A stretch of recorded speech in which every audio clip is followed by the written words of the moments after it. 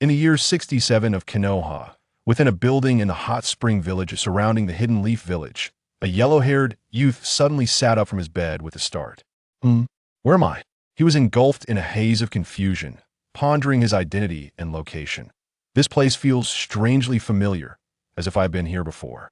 At that moment, a sharp pain pierced through his head, and as he attempted to recall the chain of events leading up to this moment, a realization struck him, rendering him momentarily speechless. What? I remember fighting that guy Sasuke at the Valley of the End. How did I end up here? Ugh, it's all a blur. He furrowed his brow, grappling with his thoughts, until suddenly he exclaimed, I remember now. This is a place called the Valley of Hot Springs near Konoha. It may not be famous, but the hot springs are incredibly soothing. Wow, I must indulge in a hot spring bath soon. With that thought, anticipation danced across his face, yet doubts soon clouded his mind. Wait, wasn't I just in battle? How did I suddenly return here? The last time I was here was when I was training with the pervy sage, on my way back to the village. That doesn't add up. As he contemplated this, the carefree Naruto, eager to soak in the hot springs, became momentarily melancholic. Covering his face, he tilted his head back and sighed. Sigh, has so much time really passed? Pervy sage. His name was Uzumaki Naruto, hailing from the era of the Fourth Shinobi World War. After a final clash with Sasuke, he inexplicably found himself in this realm, disoriented and confused. After a while, Naruto managed to untangle the chaotic memories that flooded his mind. Who would have thought I would inadvertently return to the past? I truly cannot discern whether this is a dream or reality. Earlier, he had even questioned if he had fallen victim to one of Sasuke's advanced illusions, for the notion of time travel seemed utterly implausible. Though the world of ninjas often blurs the lines of science and fantasy, he was on the verge of marveling at Sasuke's mastery of genjutsu. No matter how he adjusted his chakra, he could not break free from this so-called illusion. What was the outcome? After pinching his thigh for a prolonged moment, he resignedly discovered that this was not an illusion, but indeed reality. Moreover, it was a parallel reality where he had just completed his training and was preparing to return to Konoha. One absurd twist of fate. Naruto mused that no one could have anticipated this. He had overthought it. He regretted pinching his thigh so harshly. Ugh, if only I had known. I wouldn't have pinched so hard. Ouch, that really hurts. What a blunder. At this moment, his mind was consumed by a singular thought. Regret. A profound regret.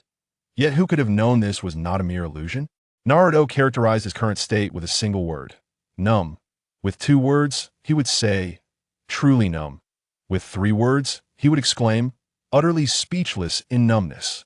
As for the precision of his word count, he insisted not to dwell on such trivialities. Uzumaki Naruto declared it to be 3 words.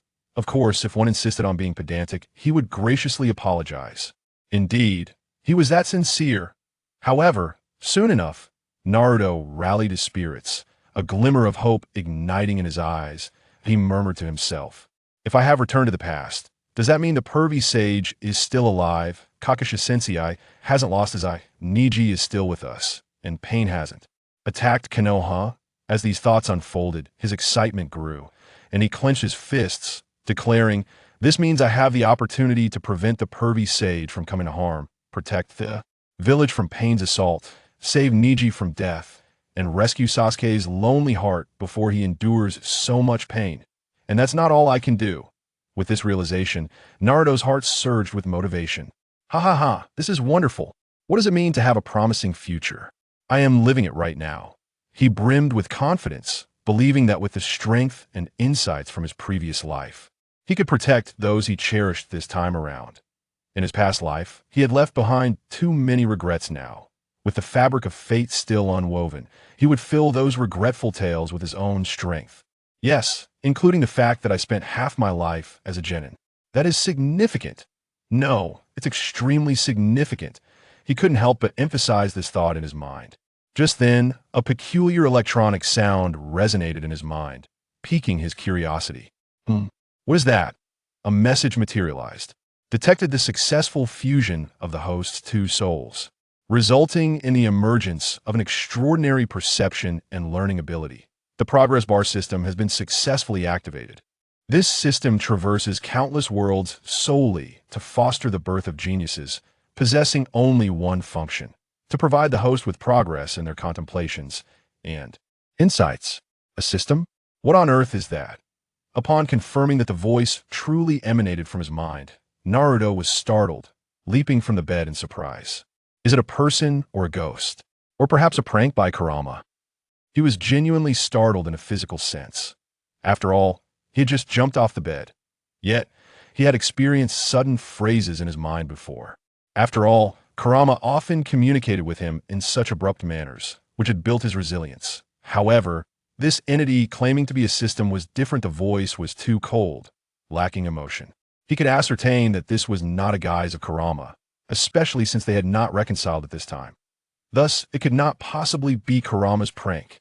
Damn it, but I don't sense any malice. In that instant of fright, he unconsciously began absorbing natural energy, transitioning into sage mode. Although he had not yet manifested the orange pigmentation characteristic of perfect sage mode, he was able to perceive some basic information. However, despite his keen awareness, he could not detect any suspicious figures around him. How strange. Is it an illusion? He pondered aloud. Or could it be a new tailed beast? A tailed beast called a system? After all, this entity could communicate with him through thought, much like Kurama. This form of communication inevitably reminded him of his dear companion, Kurama.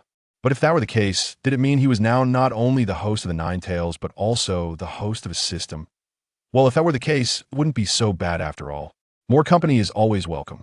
But why is all of this happening? His mind was awash with questions, considering that he had never encountered anything resembling a system in his previous life. I wonder if Kurama will mind having a new neighbor. Yet, the system offered no response to Naruto's inquiries. How truly peculiar! Naruto murmured, poised to inquire further when, suddenly, his eyebrows shot up as if he had sensed an unusual disturbance that in an instant, a familiar and powerful aura intruded upon his keen perception without warning. His heart stirred, and his gaze swiftly turned toward the entrance. There, a tall figure approached with steady and forceful strides, each step imbued with an undeniable sense of familiarity. As the distance diminished, the figure became increasingly discernible. At that moment, Naruto's eyes widened, sparkling with astonishment. That distinctive aura, that indescribable sense of familiarity. It could not be mistaken. It's the pervy sage, he exclaimed in exhilaration. Yet, amidst Naruto's elation, a strange mark began to appear in the palm of his hand, manifesting slowly without any accompanying aura. Chapter 2. Farewell to Jiraiya? The awakening of Naruto's enlightenment. The individual who once occupied Naruto's thoughts, who even became a source of regret, seemed at this moment to be within reach. As this notion flashed through Naruto's mind like a bolt of lightning, he trembled with excitement. How wonderful, how splendid. Is it truly him? Could it be? Am I dreaming? Surely not. It cannot be. He cautiously called out within his heart, fearful that this might be a mere dream, interrupted by his overwhelming longing. Nevertheless, an immense wave of exhilaration surged within him, flooding his chest like a burst dam. No, I must see him with my own eyes. Unable to contain his impulse any longer, he propelled himself off the ground, his body shooting forth like an arrow. With a thunderous crash, Naruto barreled through the heavy door, his shoulder smashing it open. The force of his momentum sent him stumbling several steps forward before he managed to regain his balance, yet his enthusiasm remained undeterred. In the next instant, he spread his arms wide, leaping towards the newcomer like an exuberant child. Perverted sage, I've missed you so much. With that heartfelt exclamation, he enveloped the figure before him in a tight embrace. The intensity of his grip suggested he wished to meld the other into his very being. As if only through this act could he assure himself of their existence and prevent them from vanishing like a fleeting illusion. How wonderful. This is not a dream. It is real. I have truly seen him. He is still here. At this moment, Naruto's heart surged with tumultuous emotion. The individual caught off guard by Naruto's fervent embrace staggered backward a few steps. Initially taken aback, his eyes reflected a mix of astonishment and confusion. Yet, in mere moments, he quickly regained his composure, retreating a couple of steps to steady himself. Finally, he emerged from his initial shock. Naruto. At this moment, the visitor, tightly embraced by Naruto, exhibited a hint of helplessness on his face. He gently raised a hand, affectionately patting Naruto's back, murmuring, "Oh dear. I saw you were asleep last night, so I didn't inform you of my departure. There's no need to think so highly of me." The newcomer, rugged and bold, with silver hair cascading to his waist and piercing eyes brimming with vitality, exuded a heroic aura. It was none other than Jiraiya, one of the legendary Sannin of Konoha. As Naruto reveled in the joyous reunion with his mentor, he suddenly felt a broad, warm hand resting gently on his shoulder. Looking up, he found Jiraiya smiling down at him, his eyes filled with love and pride. Then, Jiraiya squinted playfully, creating an air of mystery, and lowered his voice, feigning secrecy as he addressed Naruto. "Hey, little rascal, come see what treasures I've brought back for you." With a wink, he resembled a child reluctant to reveal a hidden treasure.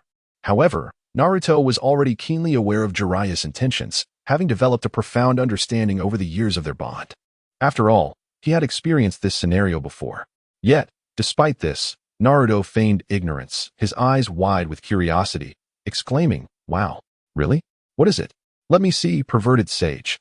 As he spoke, he leaped with excitement, his hands fidgeting as if he could hardly wait to unveil this mysterious gift.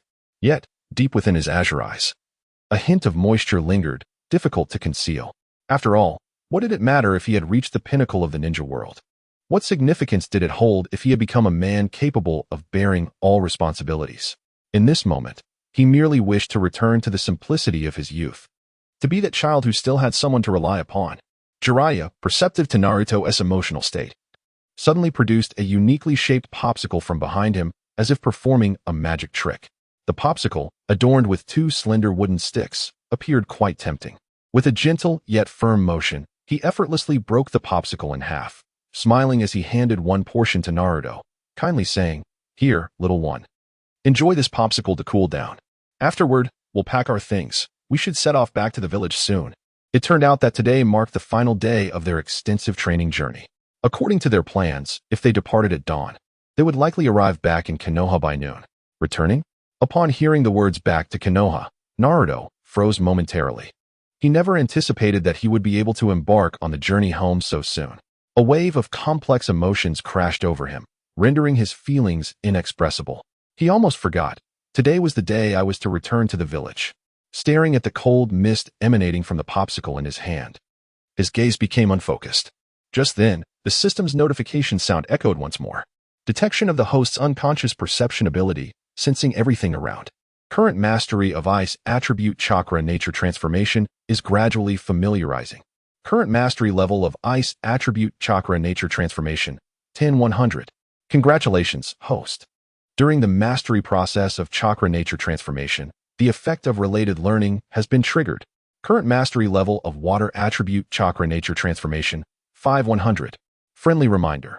When the host's progress bar reaches 100, the corresponding skill content can be fully mastered, such as the nature transformation of Ice or Water Attribute Chakra, allowing for the learning of corresponding ninjutsu skills. Naruto was momentarily stunned by the sudden notification, nearly exclaiming, "Huh? Why is the system suddenly notifying me of these things? I don't think I've mastered the nature transformations of ice and water." Generally speaking, it is quite challenging for a ninja to learn ninjutsu or nature transformations that do not correspond to their own chakra attributes. In his past, prior to mastering the Sage of Six Paths mode, Naruto predominantly utilized wind attribute chakra in his techniques. The system's abrupt notification suggested that he might expand beyond wind chakra in the future, even mastering the unique nature transformation of ice chakra. Well, isn't that an incredible opportunity? In his recollection, only a select few ninjas, like the Yuki clan, could wield ice ninjutsu, which was a bloodline limit, typically unattainable through mere training. Unexpectedly, he had unlocked a path toward becoming even stronger. This was indeed a grand avenue of possibilities. It seems that in this renewed journey of life, I have gained something extraordinary, Naruto murmured to himself. However, amidst Naruto's reflections, the lifeless mark became entirely complete, gradually turning transparent before vanishing into thin air. Chapter 3, The Swift Mastery of the Flying Thunder God. Alas, have I truly become a genius? Yet, even with my newfound understanding of so many nature transformations, it seems they hold little significance. Could it be that I must integrate the properties of ice chakra into my Rasengan? Naruto raised an eyebrow at this latest realization but quickly concluded that when in doubt, the Rasengan would suffice. However, the prospect appeared rather daunting. He stroked his chin, recalling the moment he comprehended the wind release, Rasen Shuriken, and began to delve into contemplation and imagination. It was indeed a formidable challenge. Moreover, if I were to truly infuse ice chakra into the Rasengan, what spectacle would it present? Would the entire Rasengan freeze into a massive block of ice? The thought of wielding such a colossal object to assault my foes was utterly ridiculous and exaggerated. Take this, an ice block Rasengan? Just envisioning such a scene sent shivers down Naruto's spine. No, I must not pursue this. If I were to fail, my illustrious reputation would be tarnished by this bizarre ninjutsu. Chuckling, Naruto shook his head, dismissing the absurd notion. Nevertheless, his mind, brimming with inventive thoughts, continued to churn. Perhaps in the next moment, he would conjure an even more astonishing idea to enhance his abilities. Detected the host is lost in thought, subconsciously perceiving the nature transformation of Ice Chakra. Current mastery progress of Ice Chakra nature transformation, 2100. Detected the host's associative learning. Current mastery progress of Water Chakra nature transformation, 10100. Detected the host has regained proficiency in Wind Chakra nature transformation to previous levels. Naruto was taken aback. What is this? How can my progress suddenly surge while restoring my previous proficiency? Could it be that my intuition is truly remarkable? Oh no, I seem to have genuinely become a genius. If I continue in this daze, I might even acquire the bloodline limit of ice release. He couldn't help but murmur, and the most alarming part was that he genuinely felt a spark of comprehension regarding this so-called ice release. Even formulating ideas on how to merge wind and water chakra into a unique ice chakra. This progress was astonishing. It was truly outrageous. This is beyond what one might expect. While Naruto was still enveloped in his thoughts, a broad, warm hand gently rested atop his head. Jiraiya, with a smile, ruffled his hair and teased. All right, you've been grinning like a fool and mumbling about being a genius. Do you realize you're about to drool? At the sound of his master's playful banter, Naruto snapped back to reality, somewhat embarrassed as he scratched the back of his head and grinned. No way. I was just thinking. Jiraiya gazed at Naruto, a glimmer of pride and anticipation in his eyes, and earnestly remarked, although you, my disciple, are already a prodigy. If you truly believe so, why not challenge yourself to follow in the footsteps of the fourth Hokage? Few have surpassed him, but perhaps that person is you, Naruto. With that, he gently patted Naruto's shoulder, seemingly imparting all his trust and hopes upon this vibrant young man. Indeed, it could only be you who surpasses the fourth Hokage. Then, Jiraiya's familiar roguish grin returned as he waved at Naruto, saying, all right, since you've come to your senses, go find something to eat. We're off on another adventure soon. As for me, I need to take a stroll around the village and gather inspiration before we head back. See you later. Before he could finish his sentence, Jiraiya vanished in a flash, like a gust of wind, leaving Naruto reaching out to retain his master, along with a cloud of dust in his wake. Naruto understood all too well what his whimsical teacher meant by gathering inspiration, reflecting on his master's usual antics. He couldn't help but feel a mix of exasperation and fondness as he muttered, that lecherous sage, after all these years, hasn't changed a bit. Sigh.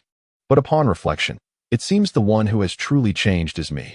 Despite his criticisms of Jiraiya's lifestyle, deep down, Naruto held immense respect for him. Moreover, as the lecherous sage had said, he was indeed the one destined to surpass his father. This declaration struck Naruto like a bolt of lightning, illuminating a new path of contemplation. At that moment, an idea surged within him, having developed such remarkable insight. Perhaps he should boldly attempt the ninjutsu that had brought his father fame, the Flying Thunder God technique. Excellent. With this thought, Naruto's eyes gleamed, as if a new world had unfolded before him. Who said it was impossible? Clenching his fists tightly, he vowed, this time, I will ensure that the name of the Yellow Flash resounds throughout the ninja world once more. Filled with confidence and determination, Naruto was eager to embark on this journey of self-challenge and transcendence. Without hesitation, he began to recall the image of his father, Minato Namikaze, executing the Flying Thunder God technique, and his childhood memories of flipping through the ceiling scrolls, once vague, but now sharpening with clarity. Let us give it a try. With resolve, Naruto seated himself in meditation, focusing his energy, appearing calm on the outside while a tempest brewed within. Commence. He began to ponder. He recalled the contents of the ceiling scroll he had glimpsed previously, even though he had only learned the shadow clone technique. He envisioned the scenes of his father, the fourth Hokage, and the second Hokage, Tobirama Senju, wielding the flying thunder god in battle. Intertwining thoughts of his dear friend Sasuke's Rinnegan abilities and the unique talents of Kakashi and Obito, Naruto felt a flurry of inspiration igniting in his mind.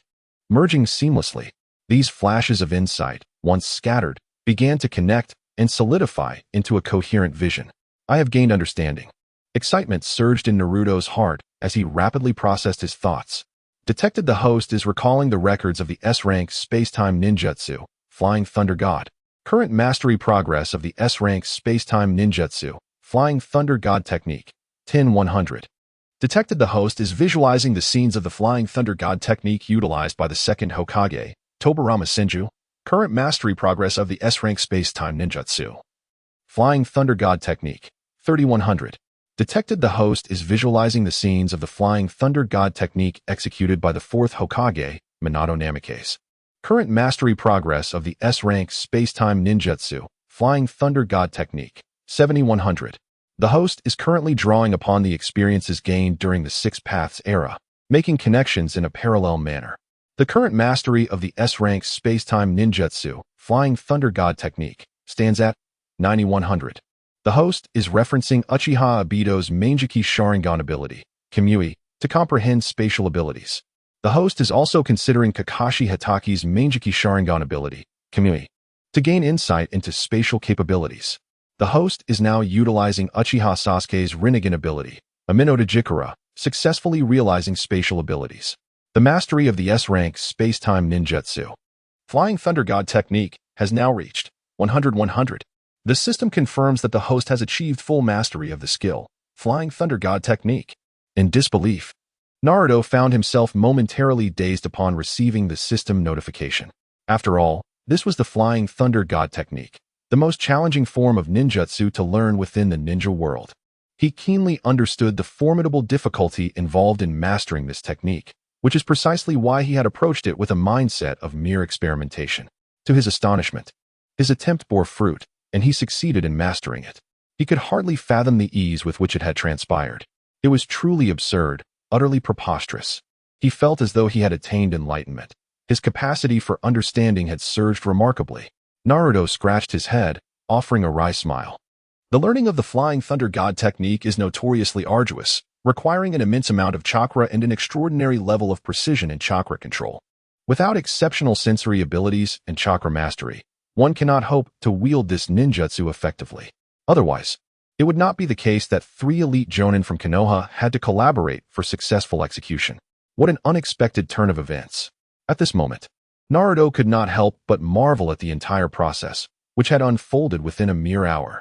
This meant that he had successfully mastered the fearsome and legendary ninjutsu, the Flying Thunder God, in just 1 short hour. He murmured, "Goodness, have I truly become a genius?" As Naruto expressed his astonishment, a dark pattern flickered briefly in his palm, unnoticed by anyone else, before fading away once more. Chapter 4. The Unique Flying Thunder God Mark of Naruto. At this moment, Naruto slowly opened his eyes and raised his left hand, murmuring to himself, "At last, I have successfully mastered my father's Flying Thunder God technique." Within him, countless insights regarding this technique converged, and his understanding of it became exceptionally clear. How wonderful! Now I possess the Flying Thunder God technique as well. Yet, it seems to differ slightly from that of my father. He noted that his version of the Flying Thunder God technique was distinct from the Flying Thunder God symbols of the second Hokage, Tobirama Senju, and also different from the Sword of Love wielded by the fourth Hokage, Minato Namikaze. Naruto's Flying Thunder God mark was a brand new symbol. In the palm of his hand, 2 intricate characters, which he had unconsciously conceived in his heart, began to materialize. If one were to write those 2 characters, their shape would be called bonds. "What are you up to, Naruto?" Just as Naruto prepared to test his newfound abilities, Jiraiya, who had returned unbeknownst to him, poked his head out from the bushes behind him, clearly having waited for a while. Upon seeing this, Naruto realized that he had been so engrossed in his training that he had lost track of time. He scratched his head sheepishly and said, "I'm so sorry. I just got caught up in my training and lost track of time." He did not anticipate that he would suddenly enter a state of flow and successfully master the Flying Thunder God technique in just an hour. It seems my level of comprehension has improved beyond my expectations, he thought to himself. In that moment, Naruto Uzumaki felt as if he had obtained a genius experience card. And it was limitless. The feeling was simply exhilarating. Upon hearing Naruto's slightly embarrassed words, Jiraiya displayed no hint of reproach on his face. Instead, he revealed a look of satisfaction and tenderness. It's a trivial matter.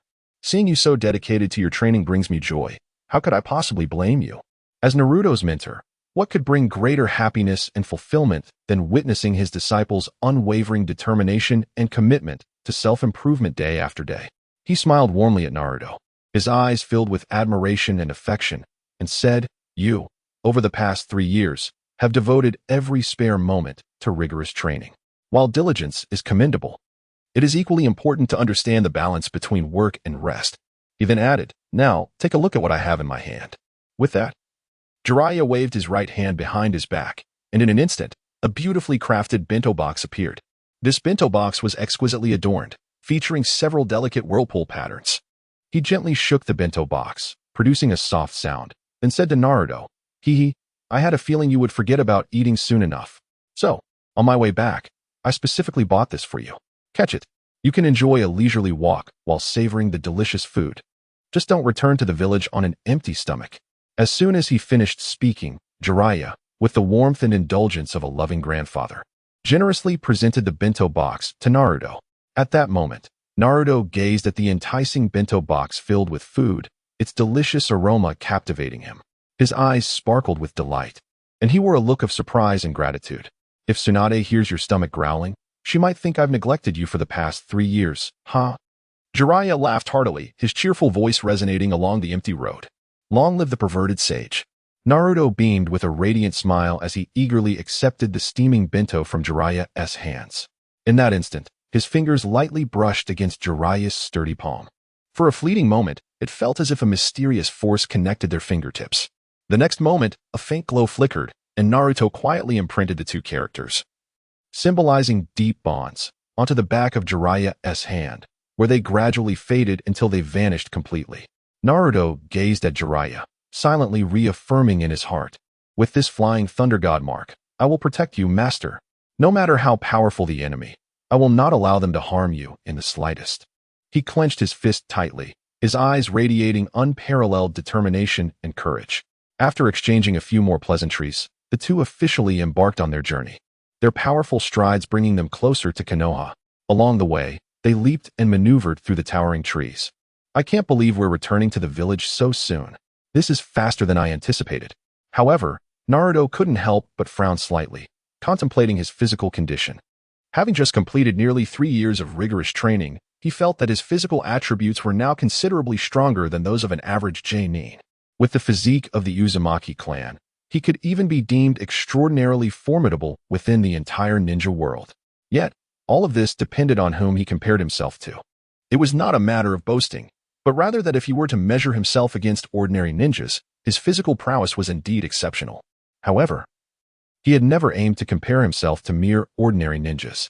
In both reality and his heart, he had always aspired to match the true powerhouses of the ninja world.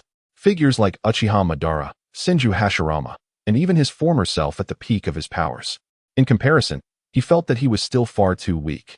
If it were not for his experience from the past, his overall combat ability, excluding Kurama, would merely be at the level of an average Jonin, unable to stir any significant waves. Of course, after merging with his past life as soul, everything changed. Now, he could be described as frighteningly powerful, especially since he had just learned the Flying Thunder God technique. Nevertheless, he still needed to find ways to further enhance his strength, particularly his physical resilience.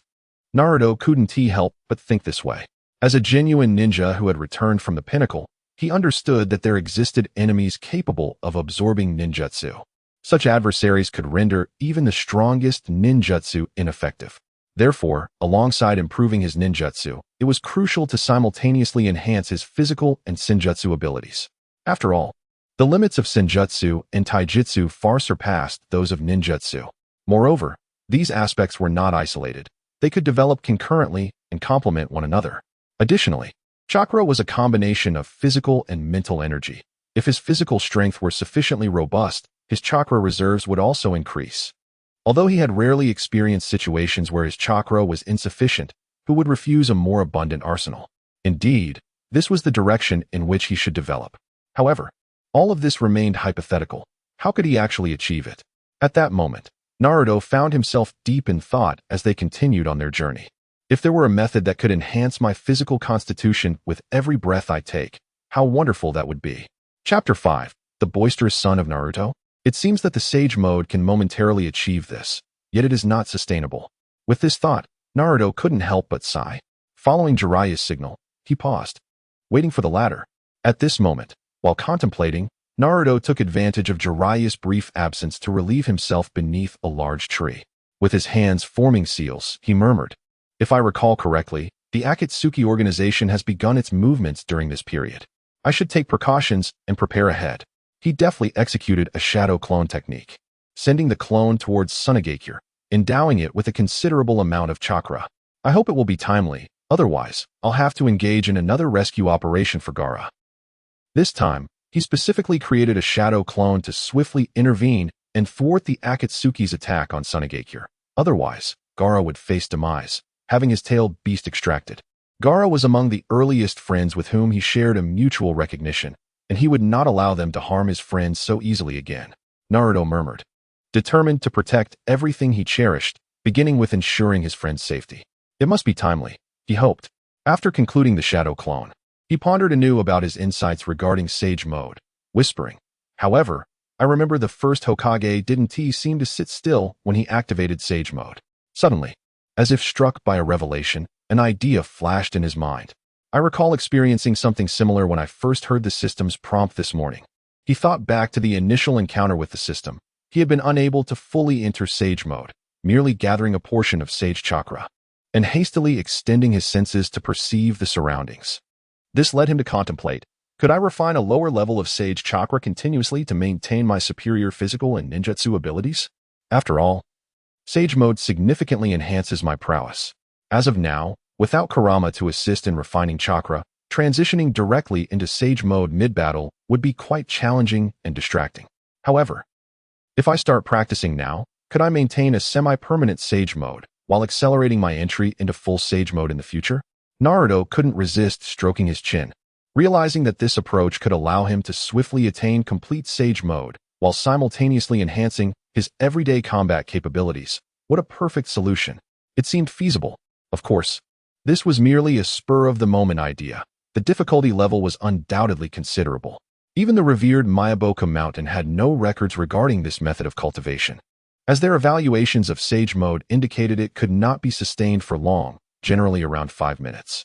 Possessing inherent flaws since absorbing natural energy required stillness, which was impossible during combat.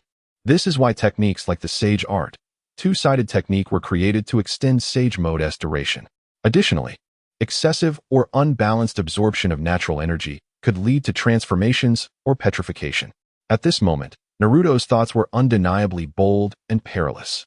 Yet, the foundation of all this lay in his mastery of the perfect Sage Mode. It can be said that he was already at the forefront of the ninja world, and seeking further strength had become increasingly difficult without mentors or references. He could only rely on his exploration. This was an unfortunate outcome. Nevertheless, it did not hinder his remarkable insight from contemplating this matter. As he continued his reflections, as if grasping some critical points, a system prompt unexpectedly appeared. Detected host's new contemplation regarding Sage Mode. Mayaboka Mountain Sage Mode breathing technique progress bar has been successfully triggered.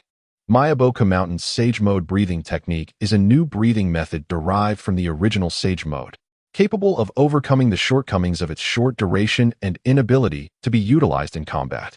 With each breath, it can refine Sage Chakra to supplement duration, enhancing the physical attributes of the user, currently being pioneered by Naruto Uzumaki of Konoha. Current progress of Mayaboka Mountain's Sage Mode breathing technique. 3-100. Detected that the host is drawing parallels, extrapolating from the experience of perfect Sage Mode. Current progress of Mayaboka Mountain's Sage Mode breathing technique. 3-100. Detected that the current progress of Mayaboka Mountain's Sage Mode breathing technique has reached 30. Congratulations, host has successfully qualified for initial trials. One could not deny that he was indeed an unexpectedly formidable ninja, having truly stumbled upon a viable path for research. Ah, this truly seems to be a feasible route, and it appears the potential is quite substantial. Upon seeing the prompt in his mind, Naruto was somewhat taken aback. He had little doubt about his ability to develop a suitable Sage Mode pathway, but he never imagined he would unlock a new method so swiftly. Does this mean I can start experimenting now? How surprisingly quick. His progress had reached 30% if this pace continued. Would he not soon be able to refine this pathway? According to the system's description, he would not only resolve the issue of Sage Mode's short duration, but also significantly enhance his physical capabilities. Truly monstrous. Ha ha ha, this is wonderful. I never expected to see results so quickly, and I remember that when I return to the village, Kakashi-sensei will assess my training outcomes. If he organizes another bell-grabbing challenge, he will surely be astonished by my current prowess. Ha ha, Naruto couldn't help but feel excited. Kakashi, unfortunately, at this moment, he was oblivious to his beloved student's thoughts. Otherwise, he would surely remark, I have taken you as my student, and you intend to use your newly researched Sage Mode against me? That is simply outrageous. Naruto was eager to witness Kakashi's astonishment at his remarkable progress. It was decided, upon returning, he would certainly demonstrate his newfound strength to Kakashi-sensei, who had been so lackadaisical. Merely observing, it was unacceptable.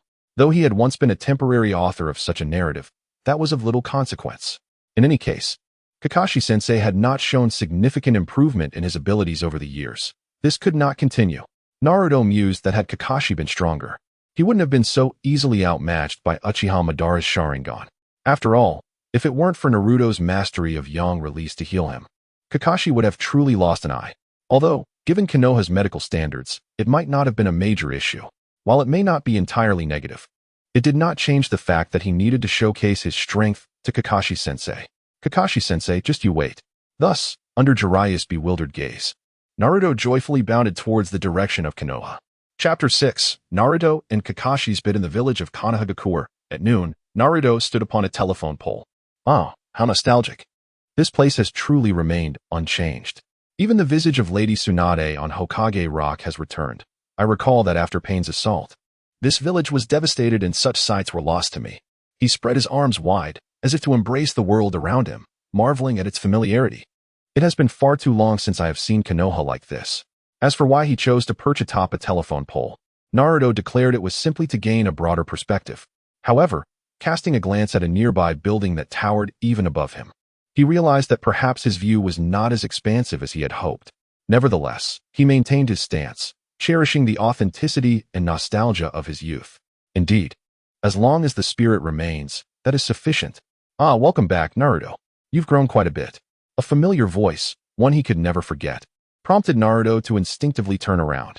There stood Kakashi, a smile gracing his face as he held his beloved Ika Paradise. Naruto's heart leaped with joy, a smile blossoming on his face. Yes, Kakashi-sensei, it has been so long. You remain just as you were, unchanged.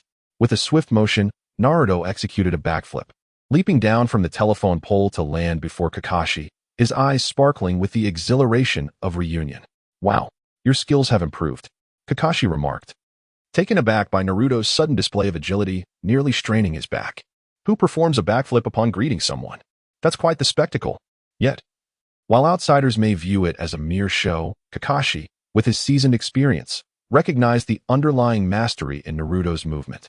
Despite appearing casual, the grace and control embedded in his actions spoke volumes of Naruto's remarkable physical prowess, reaching an astonishing level. Kakashi couldn't help but ponder. I doubt I possessed such extraordinary control over my body at Naruto's age. Unbelievable. And to think he has progressed to such an extent in this short time. What kind of rigorous training has he undergone? I hope he hasn't surpassed me already. At this moment, Kakashi felt a twinge of insecurity, sensing that his position as mentor might be in jeopardy. Yet he remained calm, for it seemed he still had a chance. However, he couldn't shake the feeling that there was an inexplicable energy surrounding Naruto, pulsating like a breath. No matter how hard he tried, he could not discern the precise nature of this energy, nor could he confirm its existence. What an odd force. It resembles chakra. Yet it is not chakra. Kakashi was perplexed, unable to articulate his thoughts. Thus, he suppressed his curiosity and smiled at Naruto. I suspect your strength has grown significantly over the years. At this moment, Jiraiya, who had been leaning against the wall below, preparing to witness their joyful reunion, was equally astonished by Naruto's display. What is this? Jiraiya, like Kakashi, noted the lightness in Naruto's movements, which starkly contrasted with his previous abilities. It was a seamless execution, devoid of any wasted muscular effort. Such mastery could only be achieved by one who had perfected the control of their physical power. Moreover, as a master of Sage Mode, Jiraiya sensed that Naruto might have begun to tap into natural energy. Incredible! When did this child? But he appears to be unharmed, which eases my worries slightly. This led Jiraiya to contemplate, could it be that Naruto has grasped this in recent days? Observing the subtle currents of natural energy around him, it seemed the time had come to advance his teachings on Sage Mode. Alas, with the Akatsuki becoming increasingly active, I must temporarily entrust Naruto's care to Kakashi and depart the village to gather intelligence. Otherwise, I would gladly seek out the sages of Mount Myaboku. Jiraiya's thoughts were complex, yet he felt a sense of helplessness. For Naruto's safety, certain lessons would have to wait. In the meantime, Naruto, noticing Kakashi's recognition of his progress, smiled and responded, "Oh, not at all. I've merely improved just a tad more than you, Kakashi-sensei." As he spoke, he playfully pinched his fingers together, indicating a minuscule difference. Kakashi, however, did not take Naruto's words to heart, viewing them as a typical jest from his student. He feigned laughter, saying, "Oh, have you truly progressed that much? I shall look forward to it. But since you are so confident, let us test your ability shortly. Just don't end up in tears if you lose." With that, he jingled the two bells hanging from his waist, clearly preparing for a bell-stealing contest. I'm certain I'll win," Naruto declared confidently. He was unperturbed by Kakashi's skepticism, fully aware of his own capabilities. Kakashi simply lacked an understanding of his current strength. There existed an information gap between them, one that Naruto saw as an opportunity to push his teacher to grow stronger. After all, Kakashi-sensei wouldn't he want to be bested by his own student, would he? With that thought, Naruto felt a surge of anticipation. "Since you doubt my words, how about this? If you lose, you treat me to a month's worth of Ichiraka ramen," Naruto exclaimed, lamenting that he hadn't tasted the ramen from the village in nearly 3 years. How could one live without it? The absence of Ichiraku ramen felt akin to dwelling in perpetual darkness. Right now, he craved a bowl of ramen, and not just any bowl, but one with extra noodles. "That has settled then," Kakashi agreed, seemingly unfazed by Naruto's wager. After all, by conventional standards, Naruto had indeed changed significantly. Yet to surpass an elite J-nin like himself was still a considerable challenge. Kakashi, being one of Konoha's long-standing powerhouses, was not easily outdone. If it were that simple, he wouldn't have been entrusted with the role of Naruto's mentor. Though he may have become somewhat laid back, Kakashi was never a weakling. On the contrary, he is formidable, truly deserving of his reputation. "Kakashi-sensei, what brings you here?" Suddenly, a pink figure burst into view like a whirlwind, catching everyone's attention. The figure blinked in surprise, gazing suspiciously at Naruto, who stood beside Kakashi. Then, as if a realization struck her, her mouth slightly agape, she displayed an expression of incredulity and exclaimed, "Oh, is that you, Naruto? My goodness, you've returned. What a delightful surprise." Without missing a beat, she hurriedly approached Naruto in a flurry of excitement. Looking up, she scrutinized Naruto closely before glancing down at herself, her eyes widening in astonishment as she remarked, "Wow, Naruto, you've grown taller than me by quite a margin. It's simply unbelievable." After this, she gestured to illustrate the height difference between them. "Hey, it's been a while, Sakura." Naruto responded warmly upon seeing his old friend. Although he recalled their recent encounter, it seemed she was a different person now. Sakura's curious gaze shifted between Kakashi and Naruto as she inquired, "By the way, I overheard you mentioning some sort of trial. What kind of trial is it? It sounds rather intriguing. I'd love to participate, if possible." With that, she clasped her hands together in anticipation, looking at them earnestly. "Of course, but first you must witness my duel with Kakashi-sensei." With that, Naruto struck a pose, hands on his hips, gazing dramatically at the sky, embodying a lonely yet resolute spirit. Chapter 7, Naruto Uzumaki 1 vs 2. What? Naruto, are you seriously challenging Kakashi-sensei to a duel? At that moment, Sakura Haruno's eyes widened in disbelief, her mouth agape as if it could accommodate a whole egg. She could hardly fathom the words that had just emerged from Naruto's lips. How could this be? Kakashi-sensei is an elite jonin of the Hidden Leaf Village. His reputation is known far and wide, renowned as the copy ninja Kakashi Hitaki, who has replicated 1,000 jutsu. His strength is unfathomable, and he holds a formidable status in the ninja world. Yet, Naruto dares to entertain the notion of challenging him alone? The age gap between Naruto and Kakashi is significant. This left her in utter disbelief as she gazed at Naruto, pondering, what on earth is he thinking? Is he not aware of Kakashi-sensei's prowess? Or has his recent training led him to become blindly confident? With such thoughts, Sakura furrowed her brow, her face etched with deep concern. Naruto, have you lost your mind? Do you even comprehend how powerful Kakashi-sensei truly is? Perhaps we should tackle this together. After some internal conflict, she called out to Naruto, her voice filled with urgency and confusion. At this moment, her heart was laden with doubts about Naruto, convinced that he must be out of his mind to make such a preposterous decision. However, even Kakashi, who was typically calm and composed, experienced a flicker of surprise and bewilderment upon hearing Naruto's resolute words. Naruto, are you serious? Kakashi squinted slightly, fixating intently on the boy who usually exuded a carefree demeanor. His original plan was to have Sakura and Naruto face this arduous trial together, as both were part of Team 7 and had been nurtured under his guidance. Moreover, their combined strengths might better equip them to handle the forthcoming challenges. Yet, Kakashi never anticipated that Naruto would boldly propose to confront this trial alone, seemingly disregarding Sakura's presence entirely. This sudden decision caught Kakashi off guard, leaving him momentarily at a loss for how to respond. Could it be that this seemingly reckless Naruto harbors an extraordinary courage and confidence deep within? Or perhaps he simply spoke in a moment of fervor? Regardless of the truth, Kakashi found himself reassessing this familiar, yet unfamiliar disciple before him. Of course, Kakashi-sensei and Sakura, you two just watch closely. My current strength will surely astonish you. What do you say? Shall we see if you can team up and give it a go? Haha. Naruto laughed heartily, raising an eyebrow at the two. Oh no. A sneak attack. Just as he finished speaking, Naruto tilted his head slightly, astonishingly evading the swift assault from Sakura, who had stealthily approached him from behind. In the next instant, Sakura's punch, imbued with immense force, struck the ground with a resounding crash. The earth trembled, dust erupted, and a colossal, bottomless crater emerged. TSK, TSK, TSK. Sakura, why must you be so impulsive? It would be better to be a bit gentler, Naruto remarked, glancing at the shocking pit before him, marveling at Sakura's uncharacteristic aggression towards him, a mere teenager. However, Naruto Uzumaki, adept in sage techniques, easily evaded her assault thanks to his newly acquired sensory abilities derived from the sage mode breathing technique. At this moment, Kakashi furrowed his brow tightly, several lines of tension forming on his forehead, contemplating that his female disciple seemed to have undergone a remarkable transformation. He couldn't help but mutter under his breath, "Oh dear. Tsunade, what incredible skills have you imparted to Sakura?" Undoubtedly, both Kakashi and Naruto keenly sensed that Sakura had not unleashed her full power in her attack. Had she done so, the force of her strike would have been far more devastating. Clearly, being in the hidden leaf, she still harbored reservations. However, unlike them, Sakura was overwhelmed with astonishment and confusion. How could this be?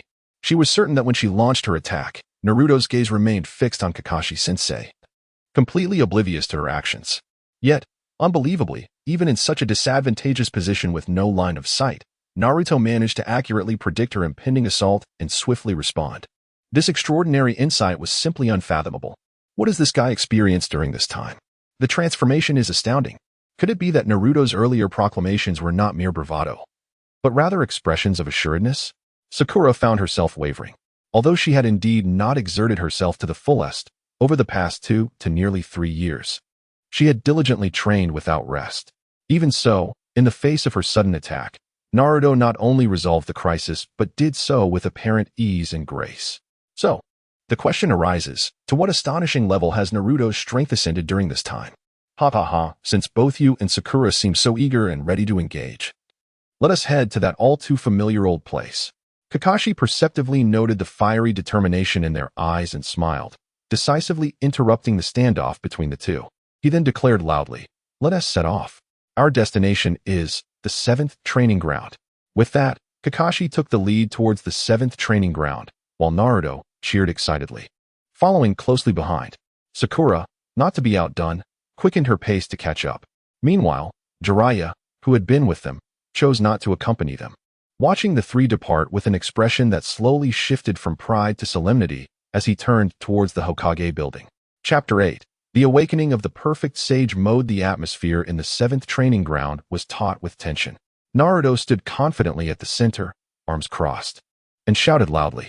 Sunlight cascaded upon him, adorning him with a golden radiance, rendering him imposing.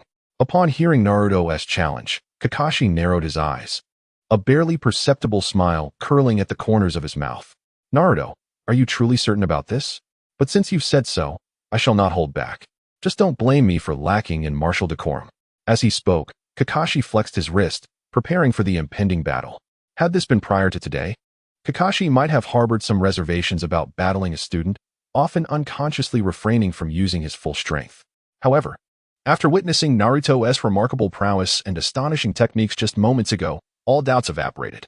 He felt no burden in joining forces with Sakura against Naruto. Instead, he was filled with anticipation and curiosity.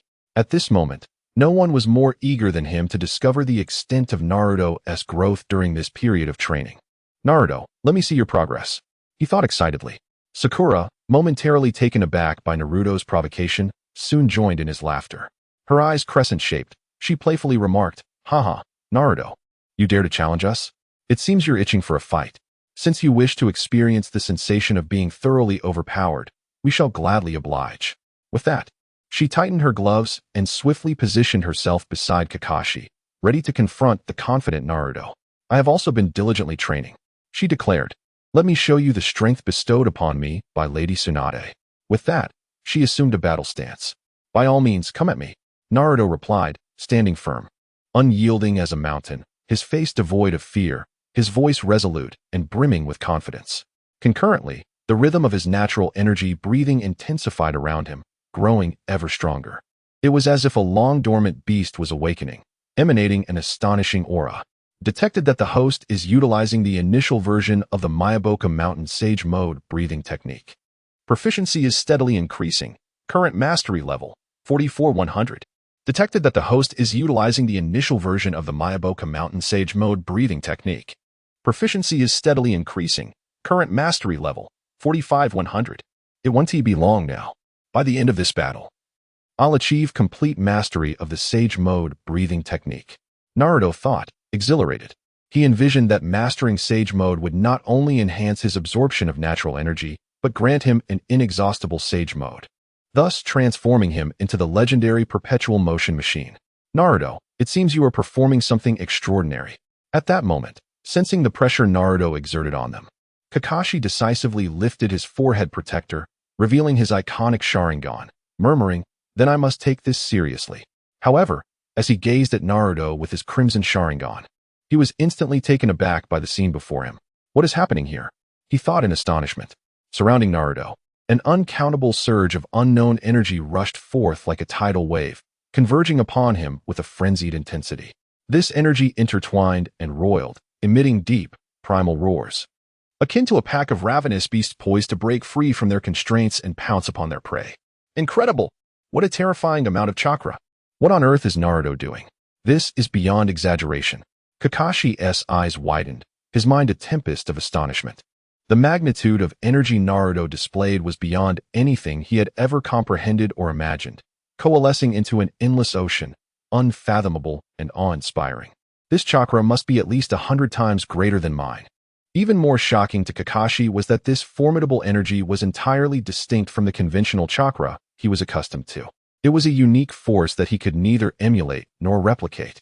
After a brief moment of swift contemplation, Kakashi discerned that there was physical energy, spiritual energy, and a mysterious energy he could not identify. Could it be the legendary natural energy? This thought burgeoned wildly in his mind. Just then, Naruto smiled confidently, as if reading Kakashi's doubts. He nodded slightly, affirming, and explained with a grin, Haha, that's right, Kakashi-sensei. This is indeed natural energy. Upon receiving Naruto's confirmation, Kakashi felt as though he had been struck by lightning, utterly astonished. So it truly is natural energy. That means, you have mastered. Before Kakashi could finish his thought, Naruto interrupted. Indeed, Kakashi-sensei, I have now activated Sage Mode. As soon as the words left his lips, the faint markings on Naruto's face began to transform rapidly, an orange hue indicative of Sage Mode gradually emerging. Simultaneously, an invisible pressure emanated from him, imbuing the atmosphere with solemnity. Moreover, this is not just any sage mode. It is the perfect sage mode. With the final word spoken, Naruto's aura surged to unprecedented heights, as if he had merged with the surrounding nature, each movement radiating boundless power. Could it truly be the legendary super ninjutsu, said to be wielded only by Jiraiya? How is this possible? Such a powerful and mysterious technique has already been bestowed upon Naruto. Kakashi remained engulfed in disbelief, as if petrified in place. Yet, before he could fully process this astonishing revelation, the next moment left him utterly speechless. Kakashi, relying on his prized Sharingan to observe Naruto's every move, suddenly saw Naruto's figure flicker like lightning and seemingly vanish from sight. Oh no, my Sharingan, which is said to perceive all, cannot discern Naruto's movements at this moment.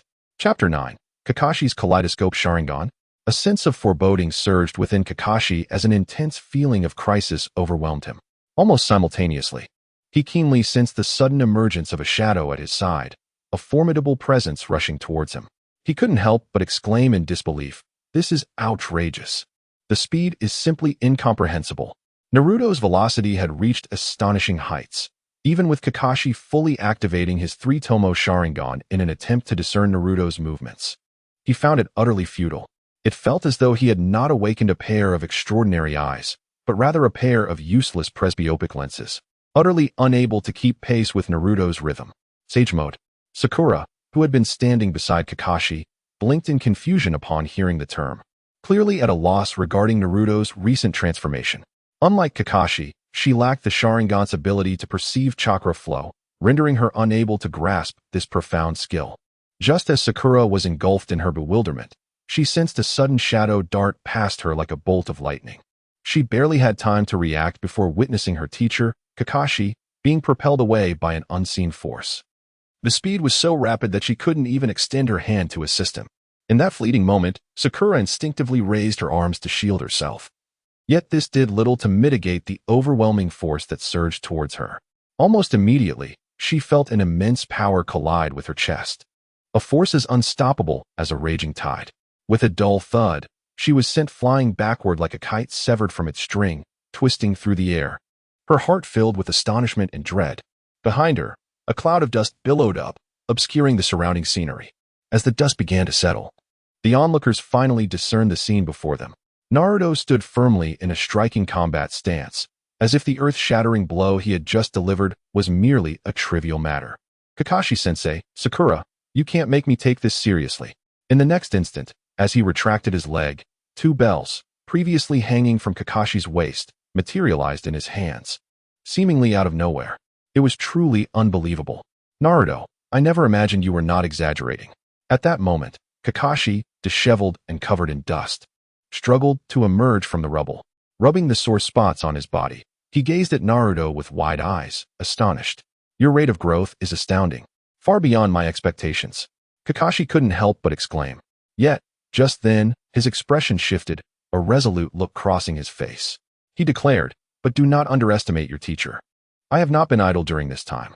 As his words fell, Kakashi's left eye, which had been inexplicably closed, suddenly opened wide. The tomo within his ordinary Sharingan began to whirl at an astonishing speed, almost imperceptible to the naked eye. In an instant, amidst a dazzling burst of light, the three tomo merged into a complex and mysterious pattern, the Kaleidoscope Sharingan. Do you see this, Naruto? This is the power I have newly acquired, the Kaleidoscope Sharingan. This is the fruit of my diligent training. Kakashi proclaimed with pride, a powerful aura erupting from him. Ah, Naruto gasped in surprise, his face alight with astonishment as he regarded Kakashi. I almost forgot that you have made such significant progress. It seems you haven't been completely idle. A knowing smile graced Naruto's face. However, he quickly shifted his tone, teasingly remarking, but, Kakashi-sensei, this little improvement is far from sufficient. You still need to continue honing your skills. At that moment, an astonishing sight unfolded at Kakashi's forearm, which he had just used to block Naruto's kick. The characters for Bond appeared prominently. Instantly, a familiar aura washed over Kakashi, sending a tremor through his heart as his expression changed dramatically. This familiar aura. Oh no. In a heartbeat, he realized the situation had turned dire. The energy emanating from this mark was identical to that of his teacher, the fourth Hokage, Minato Namake's Flying Thunder God technique. Before Kakashi could fully process this revelation, Naruto's figure materialized behind him like a phantom. Before he could react, Naruto unleashed a powerful grip, forcefully pressing Kakashi's recently upright form back to the ground. With a resounding crash, Kakashi was thrust down once more. Meanwhile, Naruto triumphantly declared, "Haha, that's right. This is the Flying Thunder God technique." Chapter 10, Kakashi's Resignation and the Emergence of a New Crisis. Faced with such a rapid onslaught, Kakashi found himself utterly helpless. Despite the clarity with which his Manjiki Sharingan captured Naruto's movements, his body could not keep pace with his thoughts, leaving him to watch helplessly as Naruto effortlessly defeated him. Kakashi could hardly fathom that Naruto not only mastered Sage Mode, but had also acquired the Flying Thunder God technique. This revelation was almost beyond his comprehension. It was a ninjutsu that even his own master, the fourth Hokage, had not mastered. The Flying Thunder God technique, while perhaps not inherently flawed, became exceedingly formidable in the hands of its users. For an ordinary individual, the standard execution of this technique is complex, often requiring 3 people, making it exceedingly difficult to perform. Moreover, the average practitioner would need several attempts to succeed, as locating the target posed significant challenges. The target must possess a marking, and the practitioner must have exceptional spatial awareness. Otherwise, the teleportation could result in catastrophic consequences. Kakashi recalled how his mentor had executed the Flying Thunder God, a mere instant to mark a target, teleport, eliminate, and return, totaling less than a second. With most of that time spent marking, regardless of when or where the mark was placed, the execution was unfailingly swift, taking no more than 0.2 seconds. The choice of target was solely in his hands, a testament to his unparalleled skill. Astoundingly, this technique had not diminished in potency over the years. During the Third Shinobi World War, it could have easily facilitated an infiltration to assassinate the leaders of the other 4 great shinobi villages. Yet, Kakashi's mentor, Minato Namake's, had been a man of integrity. Recognizing that those who opposed him had to possess the strength of a Kage or possess reflexes swifter than his own to even stand a chance. Now, witnessing Naruto's mastery of this skill, Kakashi could not help but feel that his pupil had become another 4th Hokage. His eyes widened in disbelief. A look of astonishment painted across his face as he stared at the spirited Naruto before him. A tumult of emotions surged within him, and he silently wondered, "Teacher, can you see this? Your son Naruto has grown into a true ninja capable of standing on his own." The tide of battle had become undeniably clear. With victory now a foregone conclusion, Sakura struggled to rise from the ground, her frail body seemingly unable to withstand the earlier assault, each attempt appearing laborious and futile. Meanwhile, Kakashi's situation was no better. He had been thoroughly subdued by Naruto in the blink of an eye, left without any means of resistance. They had lost, defeated by Naruto. The one-sided nature of this encounter left him in a state of shock and dismay. Yet, he could not deny the fairness of their defeat. As Naruto released his hold, Kakashi managed a rueful smile, shaking his head in resignation. His voice was laced with self-deprecation and bitterness. The pride and confidence he once held had vanished. Reflecting on the accolades he received within the village, Kakashi felt a wave of nostalgia wash over him.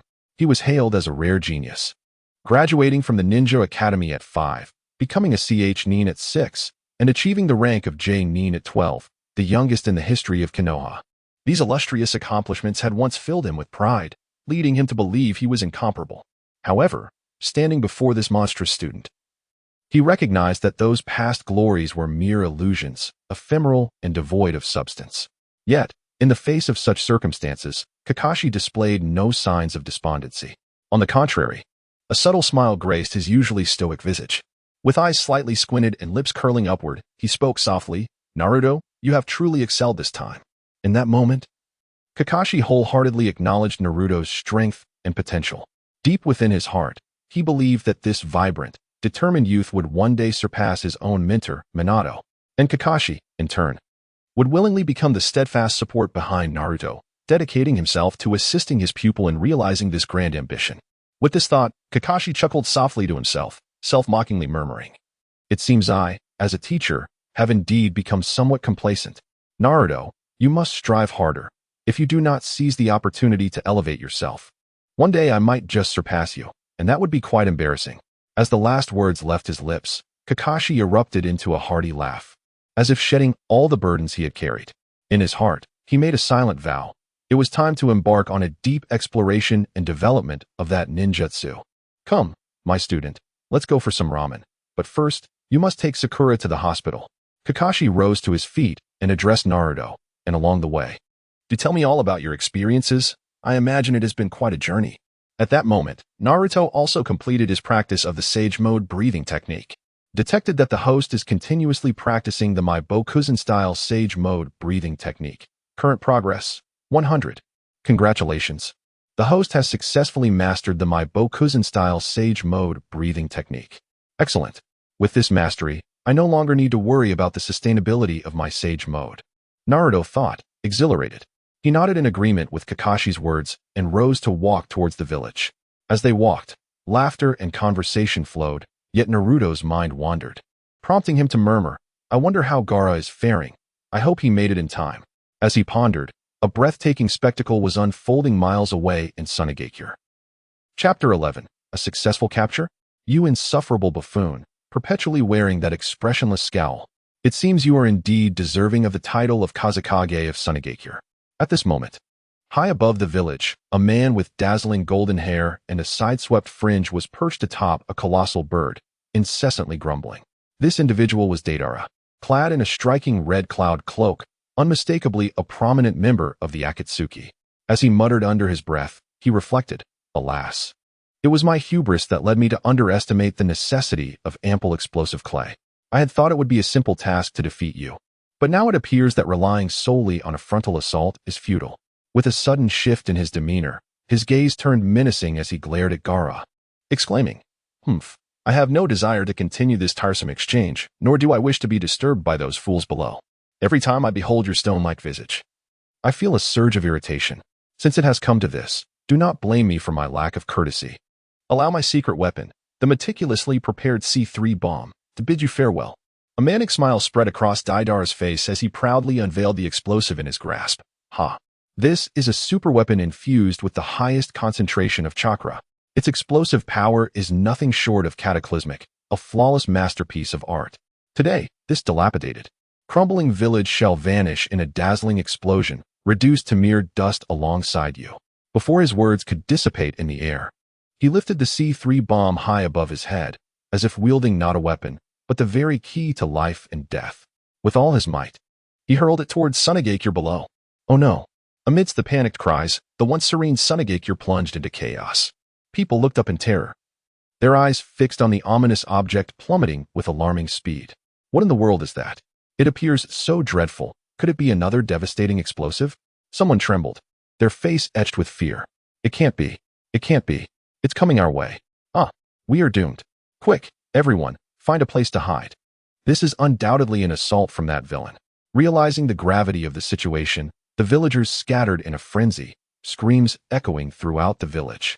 In an instant, the orderly streets transformed into a chaotic throng, individuals jostling one another in their desperate search for safety. Yet, faced with such an unexpected calamity, many were left paralyzed by fear, running aimlessly in panic. I shall not permit you to revel in your arrogance. Suddenly, a lithe figure sliced through the sky, like a refreshing breeze in the desert, bringing a glimmer of hope to the anxious Sunagakure. Look, it is our Kazekage descending. Is he going to intervene once more? But will it be in time? That monstrous object, should it explode, the consequences would be unimaginable.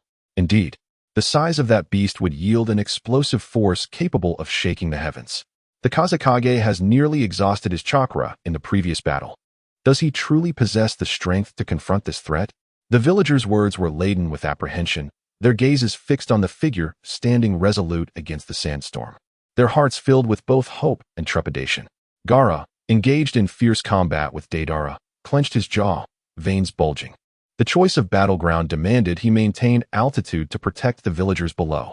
However, the higher he ascended, the more chakra surged from him, as each attack necessitated drawing sand from hundreds of meters below. After each strike, he could not let the sand fall freely. He had to restrain its potential energy, keeping it suspended in the air, thus drastically depleting his chakra reserves.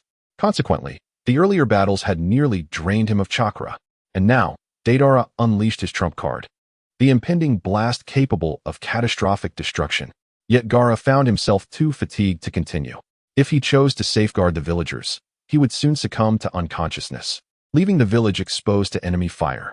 But if he withdrew, what would become of the innocent lives below? Would he not then be guilty of dereliction of duty as their Kage? What would you choose? Naruto. In that moment, Naruto's image flashed through his mind, and his expression hardened with resolve. Indeed, if it were Naruto, he would undoubtedly choose to protect everyone without hesitation. Summoning every ounce of strength, he pressed forth the last vestiges of chakra, channeling all his power to his fingertips to shield those below. He vowed to utilize this remaining strength to guard the innocent lives beneath him. Explosions are art. Boom! A deafening roar echoed, as if threatening to rend the very fabric of the heavens. The villagers looked up in astonishment, witnessing an expansive canopy of sand enveloping Sunagakure like a colossal shield. The C3 bomb detonated midair, unleashing a cataclysmic force. The terrifying shockwave tore through the sand curtain, creating a gaping, unfathomable pit in the protective barrier. The villagers gazed in horror, their hearts racing, grateful that the bomb had not landed within the village, for the consequences were simply unimaginable. Thank goodness. It is Kazekage-sama. He has shielded us from that lethal strike. Truly a narrow escape. Without Kazekage-sama, we are saved.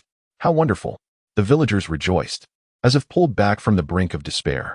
However, at that moment, a vigilant villager spotted an ominous sign, shouting in terror, "Look! Is Kazekage-sama falling?"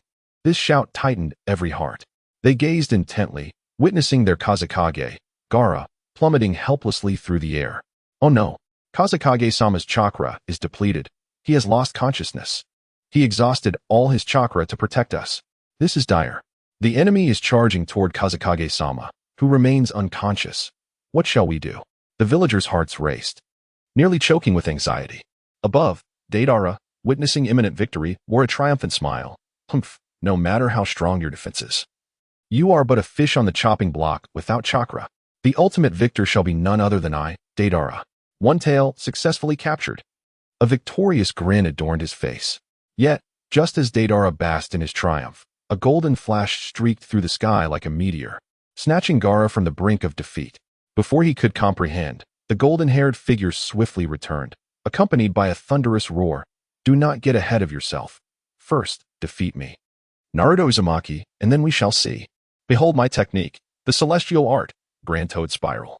At this moment, Naruto makes his grand entrance. Chapter 12, Naruto vs. Deidara. Who is this fool that dares to disrupt my plans? Deidara, brimming with confidence and vigor, was abruptly taken aback by the sudden appearance of Naruto, nearly losing his composure. This is bad. If things continue like this, I may not escape this disaster. That brat clearly lacks the ability to fly. Yet he moves through the swirling sands in the sky as if walking on clouds, his speed astonishingly swift. If I do not act swiftly, I fear I will be struck in an instant, meeting my demise here. With this thought, Deidara was gripped by terror, as he observed the colossal super-large Rasen shuriken barreling toward him with an unstoppable force. He could no longer afford to hesitate and leaped from his clay giant bird in a panic. Get down here. Just as he leaped from the clay giant bird, Naruto's super-large Rasen shuriken struck the bird with the ferocity of a rampaging dragon. A resounding explosion ensued, shattering the clay giant bird into countless fragments. Damn it! I didn't even have the chance to detonate it. That insolent wretch who dares to defile my art. Deidara seethed with rage. He had intended to explode the clay giant bird as a final strike against Naruto, but before he could act, Naruto's assault had utterly obliterated it. The sheer power of the attack left him shaken. What kind of formidable technique is this? If I were to be hit, I would surely be reduced to mere pulp, with nothing left. As Deidara watched the massive Rasen shuriken dissipate, a wave of dread washed over him, turning his complexion ashen. He then recognized the newcomer and furrowed his brow in confusion. Why is a Leaf Village ninja here? Regardless of where you hail from. You have successfully provoked my ire by defiling my art. You shall pay for it with your life. In the next moment, he reached for the clay pouch at his waist with his remaining hand, determined to use it a few more times to subdue this intruder. He would then rendezvous with that brat Gaara and brother Sasori, escaping this wretched place. Just as he had steeled himself for this plan, a shuriken flew through the air, striking his clay pouch and causing it to fall. What? Deidara was horrified. He had never anticipated someone would attack his clay pouch so swiftly. This is utterly dishonorable. He cursed under his breath. Before he could utter another complaint, he saw Naruto holding the unconscious Gaara, using the shadow clone technique to create 3 shadow clones in midair. What is the purpose of this? What does it mean to use shadow clones in the air? If it weren't for my clay pouch being ambushed, I would have surely turned his clones into living targets. At this moment, Deidara gritted his teeth.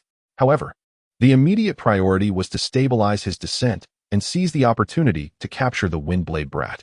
Now, with the clay pouch knocked loose, he could still use the clay he had gathered to create a flying apparatus. Since the opponent lacked flight capabilities, the advantage in aerial combat was his. He murmured to himself, chewing the clay and molding it into shape. Meanwhile, having used the shadow clone technique, Naruto was momentarily stunned, exclaiming, "I never expected to gain new insights even while using shadow clones." Because he was holding the unconscious Gaara, he had to pay extra attention to the flow of chakra within him while using the technique. To his surprise, this newfound focus led to an enhanced understanding of the shadow clone technique, even triggering a progress bar in the system. Detected that the host's comprehension of the shadow clone technique has improved, with progress reaching an astonishing 100%. Congratulations, host. You have successfully unlocked the ability to use the shadow clone technique and multi-shadow clone technique without hand seals. Using shadow clones without hand seals? To be honest, Naruto was somewhat bewildered by this newly acquired skill. After all, the hand seals for his shadow clone technique hardly took any time. Otherwise, he would never have learned it in the first place. The simplicity of his previous mastery made this new skill seem somewhat unnecessary, eliciting a wry smile from Naruto. As he pondered over this, he suddenly recalled his battle with Sasuke at the Valley of the End, when he had attempted to perform hand seals for the shadow clone technique, only to be interrupted several times by Sasuke's Sharingan. Not only did he fail to succeed in casting the technique, but Sasuke had used his own hands to cast a great fireball technique against him. How outrageous. Just the thought of that scene made Naruto furious, though he still managed to maintain a smile. If he hadn't suddenly remembered, he might have almost forgotten to add that incident to his list of grievances. This is intolerable. How could I allow that Sasuke to have the upper hand over me? Absolutely impossible. However, it seemed this skill might not be entirely useless, at the very least. It could allow him to deliver a sound thrashing to that arrogant Sasuke when the opportunity arose. With this thought, Naruto's spirits lifted. He chuckled to himself. Next time, I'll do just that. I remember the time until I see Sasuke again is approaching. This time, I will make him pay. With these thoughts swirling in his mind, Naruto felt a surge of anticipation. He then shook his head, dispelling the chaotic thoughts, murmuring, "Now, let us proceed according to plan. Everyone, let this imitator of our hair color taste our might." With Naruto's rallying cry, his shadow clones began to cooperate. One of the clones assisted the others, grasping their hands and spinning, launching the 2 clones toward Deidara. Charge! Deidara, momentarily bewildered by Naruto's declaration, thought, "Why does this brat claim that I, Deidara, am imitating his hair color? Could it not be that you, Naruto Uzumaki, are merely a counterfeit version of me? Look at your disheveled hair. It pales in comparison to my meticulously crafted artistic flair. This is sheer nonsense." Yet, amidst his grumbling, Deidara's expression turned serious. This guy is using the shadow clone technique to maneuver in the air. What a twisted idea. Isn't he afraid of crashing? As he observed Naruto's unexpected actions, Deidara felt a flicker of surprise but quickly regained his composure, for he was a seasoned warrior unfazed by such antics. With a smirk of disdain, he remarked, "Ha ha ha, kid, while your courage is indeed commendable, do you truly believe you can contend with me in aerial combat without any mobility advantage?" With that, he expelled clay from his mouth, shaping it into a slightly smaller flying dragon, halting his descent. "I have regained the ability to maneuver through the skies. Now, without any footholds above, what can you possibly do against me?" He taunted Naruto. However, just as Deidara's words fell, Naruto suddenly wore a mysterious smile, exuding confidence as he declared, "That may not be the case." Following this, an astonishing scene unfolded. 2 shadow clones, previously sent flying by Naruto, astonishingly reversed course at an incredible speed. Even more unexpectedly, these clones, in a fleeting moment, utilized the shuriken they had thrown earlier to successfully execute the Flying Thunder God technique, teleporting behind Deidara like a bolt of lightning. Swift as thought, one of the shadow clones unleashed a powerful punch, striking Deidara squarely in the back with a force akin to thunder. Whose advantage are we speaking of? The wind was too loud just now. I couldn't hear you clearly.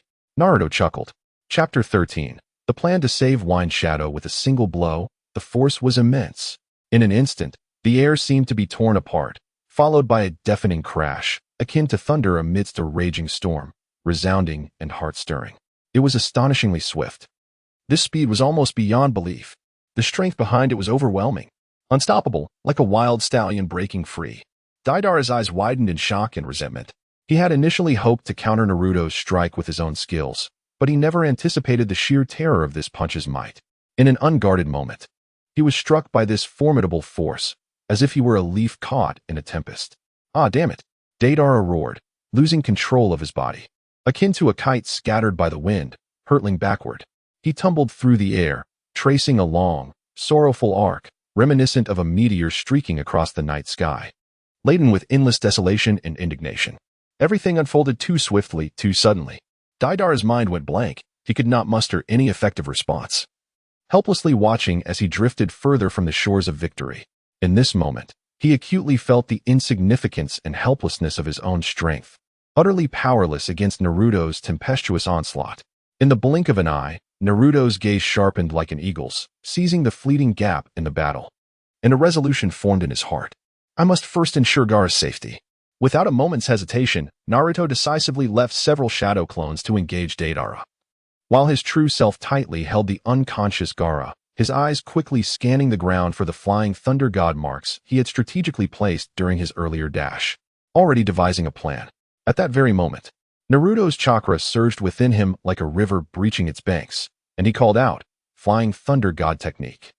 Accompanied by a distortion of space and a fleeting disorientation, Naruto and Gaara's figures vanished from their original position, leaving only a lingering shadow and Deidara's astonished expression. In the next second, as clarity returned, the two appeared silently like phantoms on the distant ground, far removed from the perilous battlefield. Gently placing Gaara down, Naruto's gaze was resolute, inwardly relieved. Thus, Gaara was temporarily safe. With Gaara's safety addressed, I shall make the Akatsuki members pay for this. At that moment, witnessing Gaara's shattered form ignited a fire of fury within Naruto, burning fiercely, threatening to erupt at any moment. Simultaneously, the sky erupted with a series of deafening roars, flames shooting toward the heavens. Evidently, Deidara had unleashed another formidable attack, engaging in a fierce struggle with Naruto's shadow clones. Naruto glanced upward, a faint smile playing on his lips. It matters not. As long as I can hold him off for a moment, it will suffice. His thoughts were entirely focused on the fierce battle, for he understood well that the crux of this confrontation lay in how to rescue the critically endangered Gaara. He had instructed his shadow clones to entangle Deidara precisely to buy precious time for himself and Gaara, lowering his gaze to the unconscious Gaara in his arms.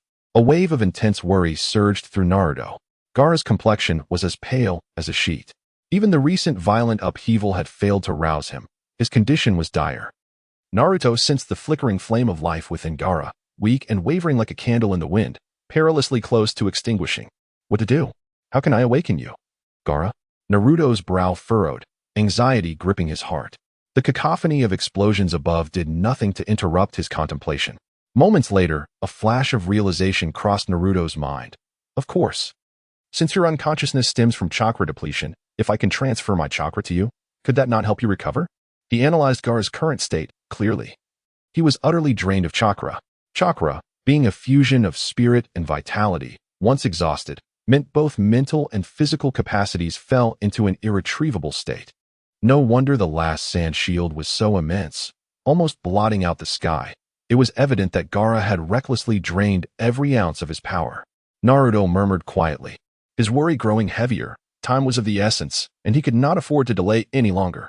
He even suspected that Gaara's current survival was not solely due to his resilience, but relied heavily on the sealed Shikaku within him. The occasional trickle of chakra from that tailed beast had become his lifeline. Resolute, he took a deep breath, beginning to gather his chakra, preparing to infuse this strength into Gaara, hoping to reignite that flickering flame of life. However, as Naruto contemplated directly transferring his chakra to Gaara, he hesitated. Each individual's chakra is unique. My chakra differs entirely from Gaara's. An impulsive transfer could yield adverse effects, unless... A spark of insight illuminated his mind. Yes, If I utilize the chakra of the Nine Tails, that would pose no problem. The Nine Tails chakra is devoid of elemental properties. It had previously shared its chakra with the Ninja Alliance, which proved this point. Yet, he soon furrowed his brow again, but the Nine Tails is still sealed. I must obtain the key from the perverse sage to unlock it. What a troublesome dilemma. Rubbing his temples, feeling a headache coming on, he quickly devised a temporary solution. Humph. In that case, I shall purify the tailed beast chakra that the Nine Tails occasionally leaks, and use it as an emergency measure for Gaara. Later, I will find a way to deconstruct and restore the essence of chakra for him. Having made up his mind, he sprang into action. With his control, a stream of purified Nine Tails chakra, free of malice, flowed gently into Gaara's body. Detected that the host is observing and comprehending the essence of Nine Tails chakra and the technique for chakra transmission. Current progress for learning the technique to convert chakra into a non-elemental form for others. 33-100. Detected that the host is observing and comprehending the essence of Nine Tails chakra and the technique for chakra transmission. Current progress for learning the technique to convert chakra into a non-elemental form for others. 66-100. Detected that the host is observing and comprehending the essence of Nine Tails chakra and the technique for chakra transmission. Current progress for learning the technique to convert chakra into a non-elemental form for others. 99-100.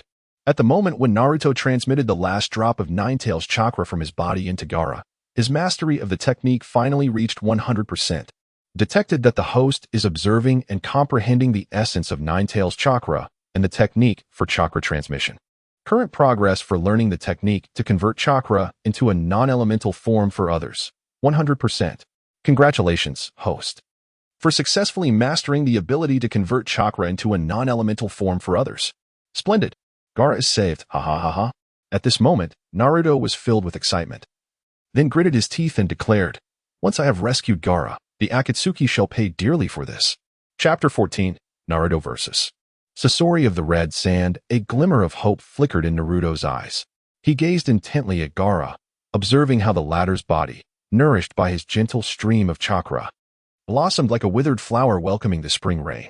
At this moment, every cell in Gaara's being seemed to open its tiny mouth, desperately drinking in this rare nectar, as if striving to extract every last drop of power. A ripple of emotion surged through Naruto's heart as he softly mused. What has this guy endured to treat his own body with such harshness? If I hadn't arrived in time, who knows what would have happened? His voice was low, tinged with an almost imperceptible pain and fear.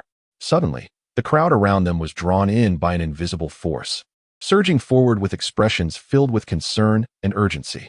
Shouts erupted like the tide. Kazekage-sama. How do you feel? Kazekage-sama. Was it that leaf ninja who saved you? Wonderful. Kazekage-sama is safe. An excited villager exclaimed, tears shimmering in his eyes. But how could he have returned with the Kazekage when he was still fighting the enemy? Could it be that the one battling the Akatsuki was merely a shadow clone? Another person gasped in disbelief, as if witnessing an extraordinary miracle. Naruto's arrival indeed warmed the atmosphere of the entire ninja world, and as he listened to these words, a warm current surged within him. He turned to Gaara with a smile. You've grown quite a bit in my absence, it seems. Look at all the care and support you've gathered. Naruto realized that the once solitary figure was no longer fighting alone. A genuine circle of supporters had gathered around Gaara.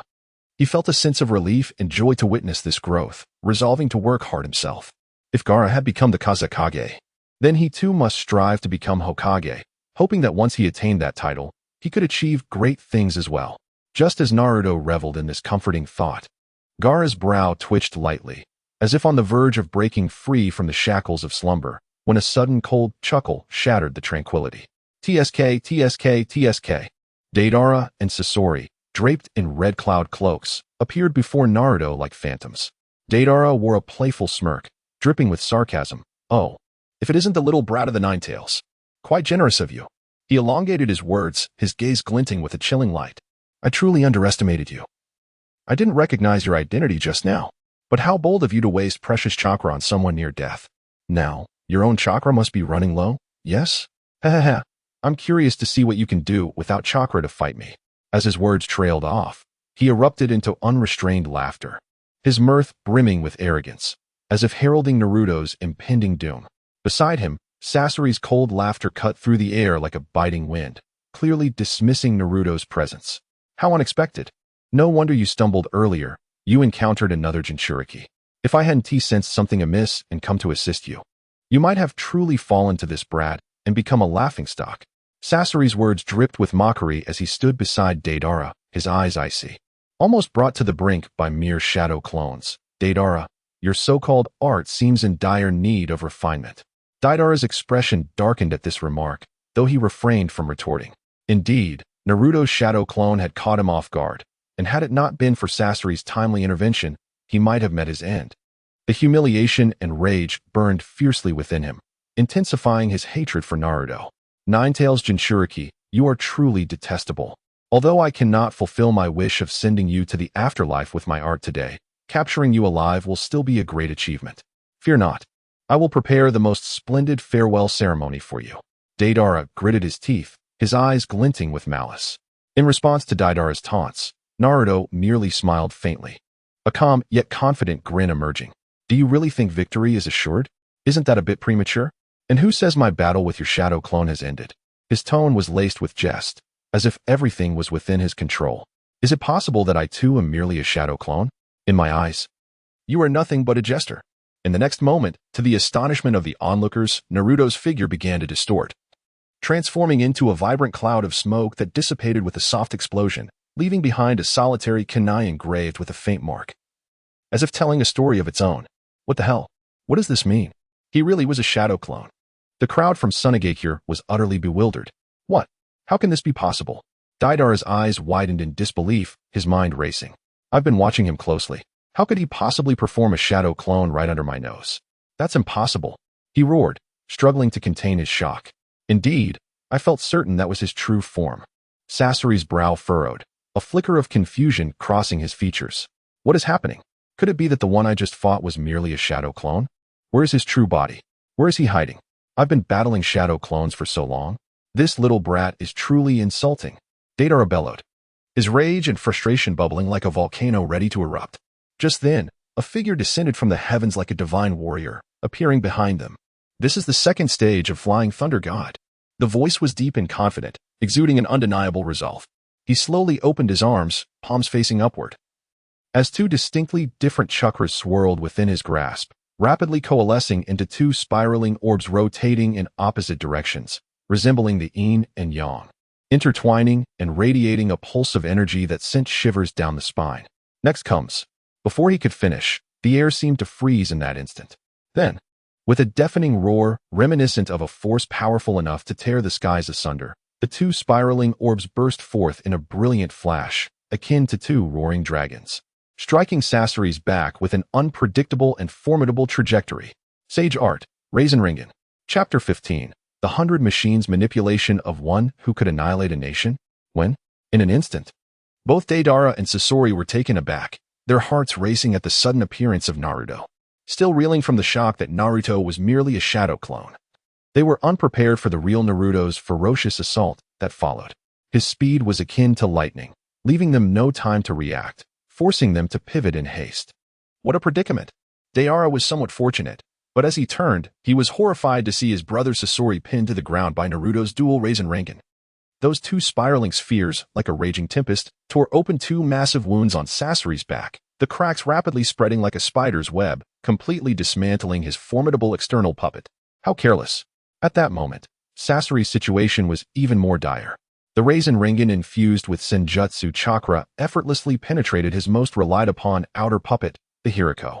The Hiriko, a powerful puppet crafted from the essence of a living person, often concealed Sasori's true self within, compensating for the shortcomings of a puppet master in close combat. Its defensive capabilities had always sufficed, yet now, under Naruto's relentless assault, it shattered in an instant. The tremendous force slammed Sasori down, rendering him unable to rise.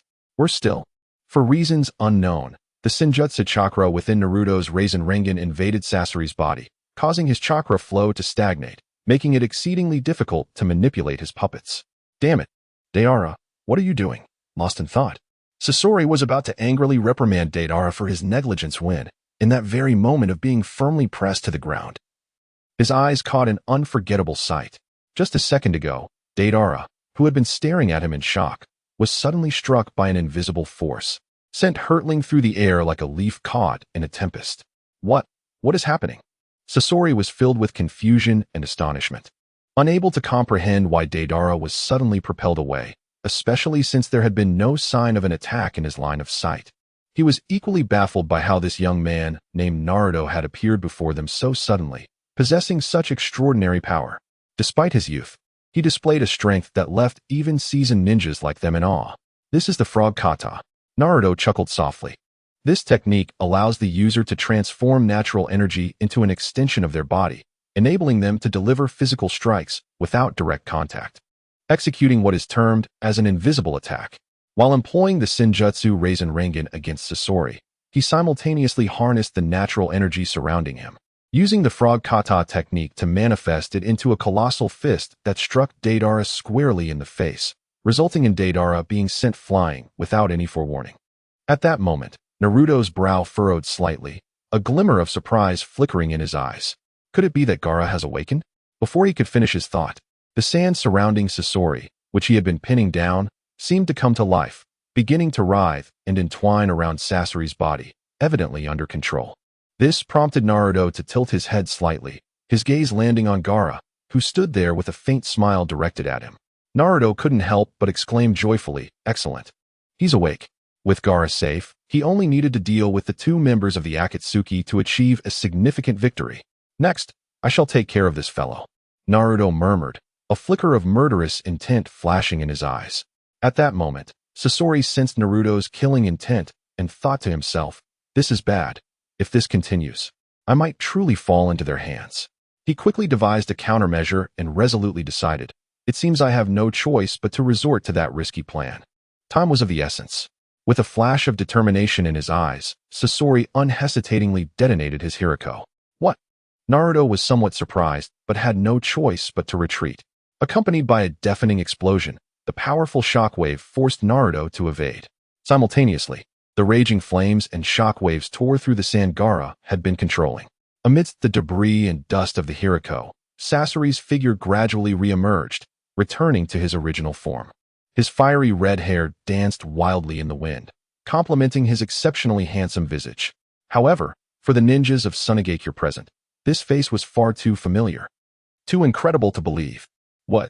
How is this possible? He is Sasori," one Sunagakure ninja exclaimed, his voice filled with shock and disbelief. "Sasori, the Red Sand Scorpion, Chiyo's grandson, a once genius puppet master of Sunagakure," another ninja added, his eyes flickering with complex emotions. "Isn't he the pride of Sunagakure? Why did he betray the village and join that mysterious Akatsuki organization?" The crowd buzzed with confusion and heartbreak. Sasori's betrayal was undoubtedly a tremendous blow to them, a stain on the history of Sunagakure that would be hard to erase. "You are all quite noisy," Sasori coldly dismissed, and then his icy gaze flashed with resolve. With a gentle flick of his finger, an ancient scroll slowly unfurled in his palm, revealing his terrifying trump card, the 100 Machines Manipulation. In an instant, the air seemed to freeze, a suffocating aura enveloping the battlefield. As Sasori intoned softly, the scroll erupted in a blaze of crimson light, and hundreds of puppets clad in scarlet robes materialized as if summoned from the shadows. Each puppet bore a unique form, but radiated an undeniable strength. From his right chest, chakra threads shot forth like invisible chains, instantly linking to the meticulously crafted puppets. Under Sasori's masterful control, they swiftly arranged themselves into formation, resembling a vast sea of red, casting an ominous hue over the battlefield. Each puppet seemed an extension of Sasori's will, moving in perfect harmony while engaging in their own battles, weaving an impenetrable net that closed in on Naruto. This was not merely a numerical advantage, but a tremendous psychological pressure on the enemy. After all, the 100 Machines Manipulation had once made an entire nation tremble beneath its iron grip, showcasing Sasori's unparalleled puppet mastery and destructive prowess. A playful smile curled at the corners of Sasori's mouth, a mixture of disdain and confidence in his impending victory. "Humph, you little nine-tailed brat. Don't you rely on shadow clones, taking advantage of numbers? Today, I shall see if you still have the audacity to employ your shadow clones under the siege of these hundreds of puppets." His voice pierced through the battlefield, each word laced with a chilling coldness and mockery. Chapter 16. Could it be that you are resorting to a strategy of sheer numbers, just like Naruto? What is this? Are you, in your current state, Too timid to contest with me in terms of strength and numbers? Huh. How utterly childish and ridiculous. Scorpion's laughter reverberated through the vast expanse, akin to the grim pronouncement of death, instilling a chill in the hearts of onlookers. Without granting Naruto a moment's respite, Scorpion's fingers twitched ever so slightly, and the hundreds of puppets sprang to life as if summoned by a silent command. They leaped, dashed, and launched a simultaneous assault from all directions, completely engulfing Naruto in a crimson tide. At that moment, Naruto found himself ensnared within layers upon layers of puppets, tightly encircled. Feel the despair, you insignificant leaf ninja. Scorpion, for reasons unbeknownst, seemed to be in high spirits, his taunts becoming more frequent. With each word he uttered, the puppets moved with deadly precision, surrounding Naruto as if performing a meticulously choreographed dance, making him the sole spectator and prey. Why are you silent now? What other tricks do you have up your sleeve? If you have none, then today shall mark your downfall. Scorpion mocked. Yet, just as his derisive words hung in the air, a glimmer of cunning flashed in Naruto's eyes. He smiled softly, as if responding to Scorpion's provocation while simultaneously concocting a monumental counterattack. Who said I am afraid? I merely find this amusing. After all, you wish to compete with me in numbers? Huh. I must say, you truly are the foremost ninja in this realm. A proud smirk danced on Naruto's lips, his words dripping with uncontainable confidence and defiance, as if he were imparting the simplest of truths to a naive child. He shook his head lightly, a hint of mockery in his gaze. Honestly, it's the first time in all these years that I've encountered someone bold enough to challenge me in such a manner. You are the first to so creatively provoke me, and you shall undoubtedly be the last. As soon as he spoke, the smile on Naruto's face broadened, as though he had recalled something exceedingly amusing, his eyes even narrowing slightly in delight. It was then that an astonishing spectacle unfolded before them. What? How is this possible? Scorpion's exclamation shattered the silence, his eyes widening in disbelief. In an instant, it appeared as if an invisible force had torn apart the space surrounding Naruto, and countless clouds of smoke erupted, morphing into innumerable identical figures. Each was a perfect replica, from the golden hair and bright eyes to the unique aura and overwhelming chakra that belonged to Naruto.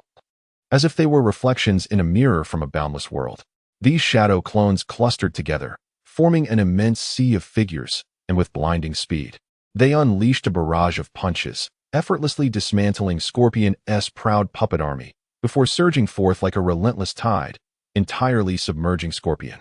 What is this monstrosity? Scorpion's complexion darkened, realizing he had gravely underestimated Naruto's capabilities to summon such an astonishing number of shadow clones in the blink of an eye. He had initially believed that his advantage in puppet numbers would secure him victory, but now it felt like an insurmountable shackle. Oh, it seems I need to remind you of something. Naruto's voice echoed from the multitude of clones, tinged with jest and pride. You see, my specialty is not merely the shadow clone technique, it is the multiple shadow clone technique. As his words fell, at least 1,000 more shadow clones lined up precisely behind Naruto, each eager and ready, as if poised to launch a fresh wave of attacks. In that moment, Scorpion's puppets appeared pitifully small and impotent, utterly overwhelmed by Naruto's strategy of sheer numbers, leaving Scorpion standing alone, isolated in an empty expanse. A stark symbol of solitude and helplessness. This world harbors such a monster. Moreover, he hasn't even performed hand seals. Scorpion inhaled deeply, attempting to quell the tumult of shock and panic within. His expression was complex, a blend of reluctance and a newfound respect for Naruto's strength. It appears I have indeed underestimated you. O Jinchuriki, you are far more formidable than I imagined. He murmured, his tone reflecting both resignation and a hint of admiration. Finally, he took a deep breath and slowly withdrew an ancient scroll from his waist. With a gentle wave of the scroll, a radiant light flashed, and a figure cloaked in black robes, with a stern visage, materialized before all, revealing itself to be the puppet of the third Kage. What? This face is so familiar. Could it be Lord Third Kage? A Sand Village ninja gasped, his eyes widening in disbelief, his voice trembling with incredulity. How despicable. He has turned the body of Lord Third Kage into this cold puppet, a grave insult to our ancestors of the Sand Village. Another ninja clenched his fists, fury igniting in his eyes, nearly bursting forth in flames. Indeed, this is intolerable. Such an act is simply outrageous. I am so furious my teeth are chattering. Other ninjas echoed in agreement, their collective outrage boiling over as if they were ready to unleash the fire burning within them. Today, whether this young leaf ninja wishes it or not, we shall fight side by side to utterly vanquish this unfilial wretch, an elder ninja proclaimed, his voice fervent and resolute, instantly igniting the fighting spirit in everyone present. Even the usually composed Gaara revealed a rare flicker of anger. His eyes locked onto Scorpion, as if trying to pierce through him. At that moment, Naruto slowly raised his right hand. Fear not, for I shall be the one to defeat this vile creature. He began to gather a formidable wind chakra in his palm, gradually forming a swirling raisin shuriken. His gaze was resolute and fierce, his voice low yet brimming with power. I cannot abide by those who desecrate the deceased. Before his words had fully escaped, Naruto abruptly swung his arm, the wind-infused raisin shuriken hurtling towards Scorpion like a stampede of wild horses, accompanied by a howling gale. Prepare to meet your end, he bellowed. Wind release, raisin shuriken.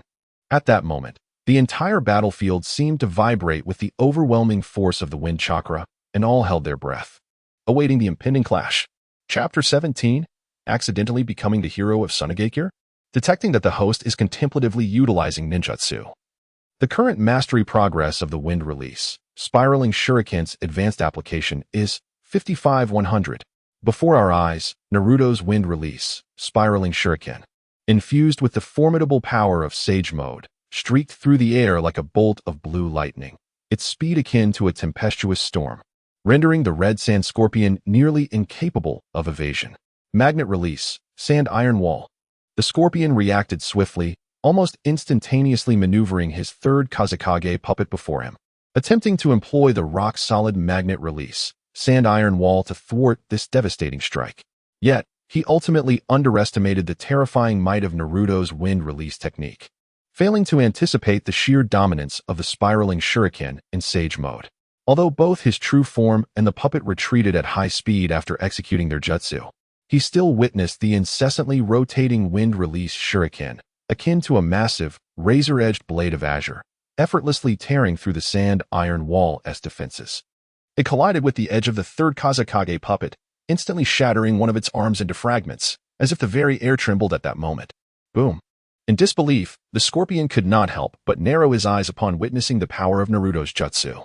It is crucial to note that Naruto's wind release, spiraling shuriken, is already a pinnacle creation within the realm of wind release ninjutsu, possessing the capacity to shake mountains and rivers.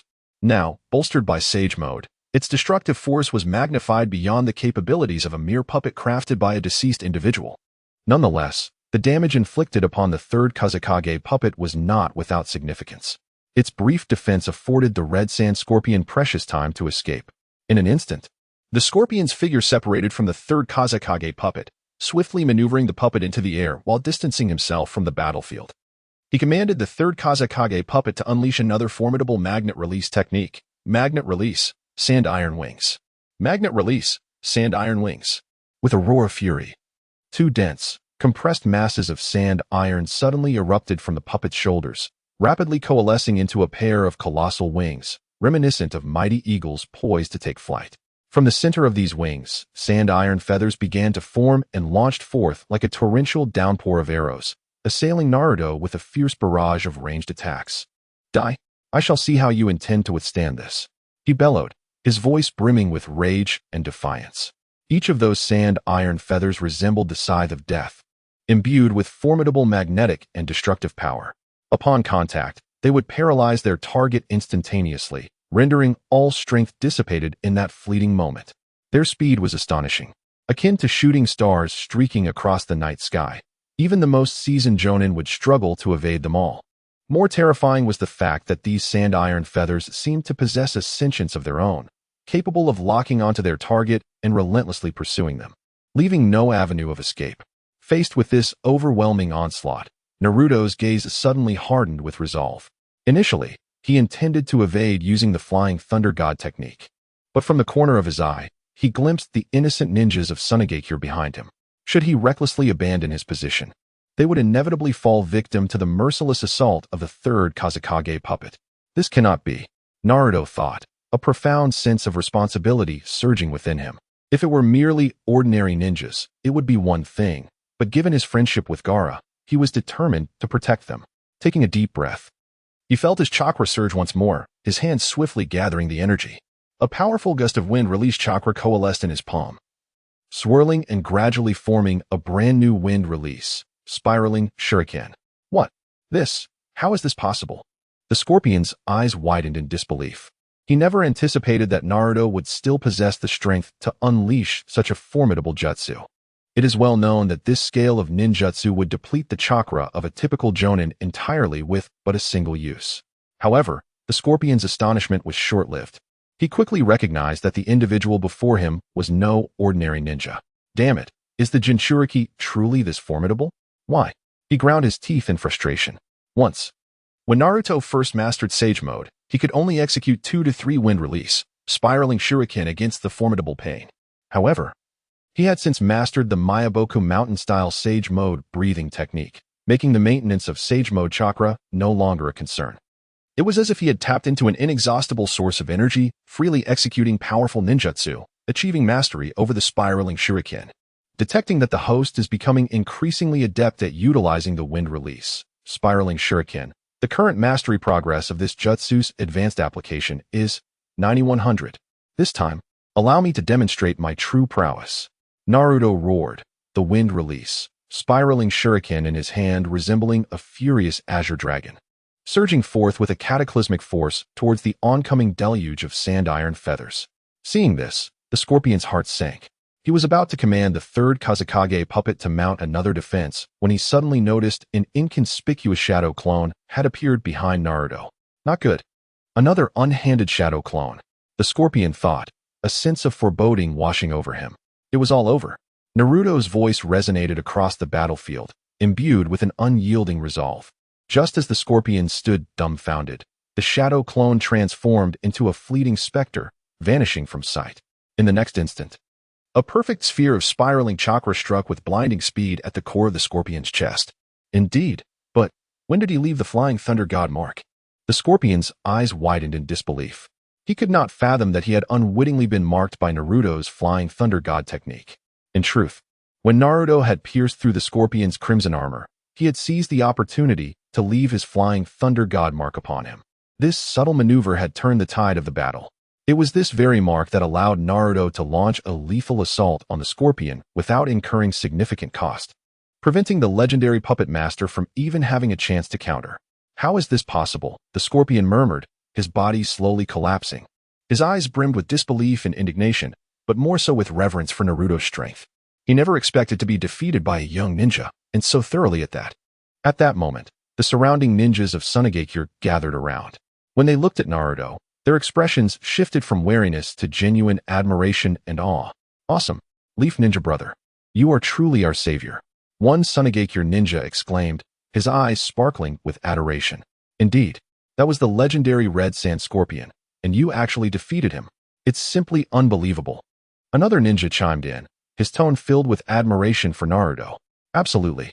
And that member of the Akatsuki you knocked out cold, what was his name? Deidara or something. The name isn't important. In any case, we owe you our gratitude. A ninja remarked, clapping Naruto on the shoulder appreciatively.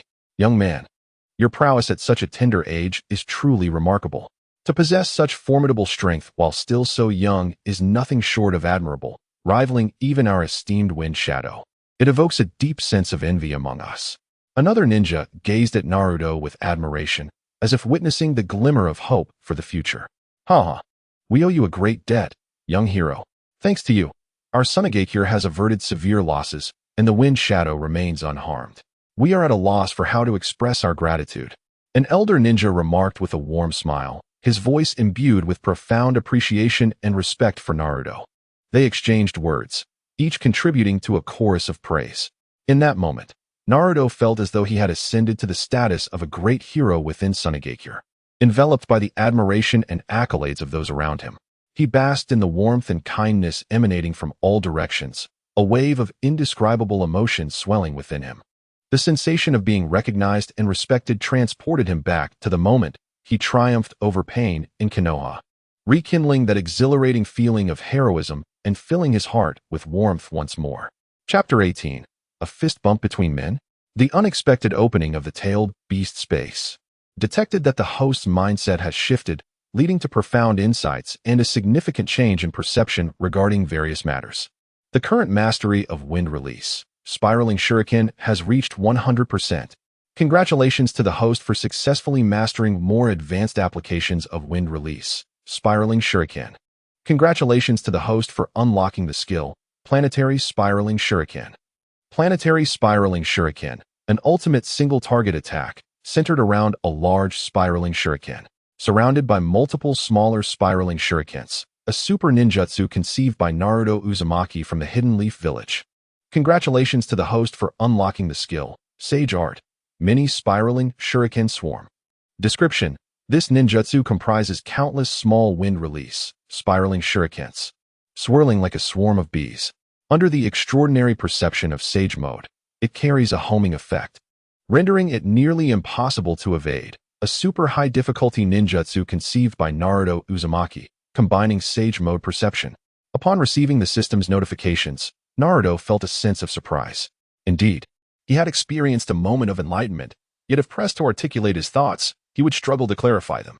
However, the system had vividly materialized his mental journey and insights, which undoubtedly bestowed upon him immense satisfaction. With the conjunction of the system's prompts and his heightened comprehension, Naruto experienced a multitude of positive feedback, instilling in him the belief that it would not be long before he surpassed his former self, and even outpaced that guy Sasuke. He recalled that during his youth, Sasuke's strength had been slightly ahead of his own. But now, the tides had turned. While Sasuke could grow stronger, he could become even stronger still. The roles of offense and defense had shifted. Now, it was his turn to shine. He hoped that their next encounter would leave Sasuke utterly astonished, granting him a glimpse of true transformation, one that would bring a touch of shock to Sasuke. Haha. With this thought in mind, Naruto chuckled heartily, his laughter brimming with confidence and anticipation, as if he could already envision that moment. At present, he need not worry about Sasuke surpassing him. However, that was not enough. He must strive even harder. Meanwhile, as Naruto mumbled to himself, the Sand Village ninjas surrounding him noticed a smile creeping onto his face and assumed he had been infected by their exuberance. Consequently, they became even more excited. Following one individual's gesture, they all rushed in unison. Naruto. Eh. The chorus of exclamations echoed as he was suddenly lifted by the crowd and tossed into the air. Oh dear, please stop messing around. Despite being accustomed to grand spectacles, Naruto felt a tinge of embarrassment in this moment. After some playful antics, Gaara, wearing a smile, urged everyone to calm down and set Naruto back down. Naruto, you have once again aided me in our sand village. I scarcely know how to express my gratitude. Gaara said, his expression a mixture of complexity and joy. Such matters between men need not be elaborated. Naruto, understanding the sentiment, did not feign modesty. He had long regarded Gaara as a friend, which was why he had come to rectify the near miss of a past regret. Lifting his hand into a fist, he slowly extended it toward Gaara, smiling. We are friends, are we not? Gaara, taken aback, hesitated momentarily before retracting his hand, which he had intended for a handshake. After a brief pause, he altered his gesture to a fist, meeting Naruto's in a friendly bump. He thought to himself, who understands familial bonds? I was preparing to muster the courage to initiate a handshake, yet before my hand even reached out, Naruto was already going for a fist bump. This is hardly following the script. However, in that fleeting moment of their fist bump, time seemed to freeze. The tailed beast space of Kurama and Shikaku astonishingly overlapped, as if two worlds had suddenly merged. Hey, you foul fox, it has indeed been a while. Your appearance still evokes a sense of disdain. The first to speak was Shikaku, who resided within Gaara, its taunting tone reverberating in the air. Kurama, the nine tails within Naruto, scoffed at this remark, retorting, "Tch. You wretched raccoon, you are hardly in a better position." Then Kurama flashed a sly grin, deliberately asking, "So, were you frightened just now?" Shikaku responded with a haughty snort, though a barely perceptible tremor betrayed its underlying fear. Despite its bravado, it retorted, Do you think I, the great Shikaku, would be intimidated like a timid mouse? It was merely a human host's demise. In a few decades, I will be reborn and reclaim my status as a force to be reckoned with." Yet, in truth, the recent harrowing events had indeed terrified Shikaku. Had Naruto not arrived in time to offer assistance, Shikaku would have faced dire peril. What was more frustrating was being sealed away, unable to showcase its own strength, nearly falling into enemy hands. The sensation of possessing formidable power, yet being rendered powerless, was infuriating beyond measure. However, after simmering anger, Shikaka spoke gravely. "You foul fox, you must have sensed it too. Your host." Kurama fell silent for a moment before responding slowly. "Indeed, that is so, but..."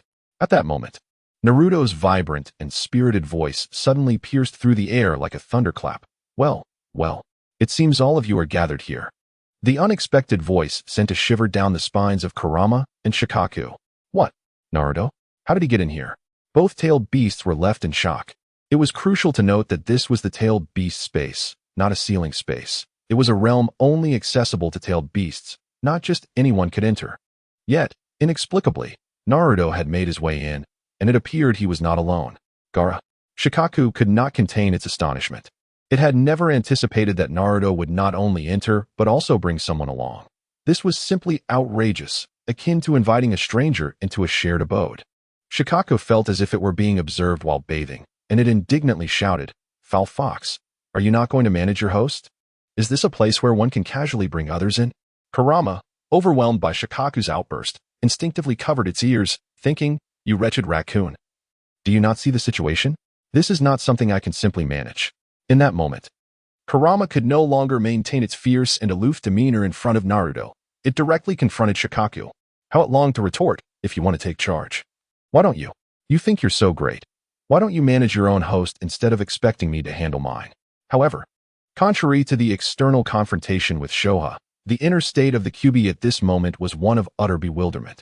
Although it expressed its confusion and lack of understanding regarding the situation, it did not hinder its retort towards Shoha.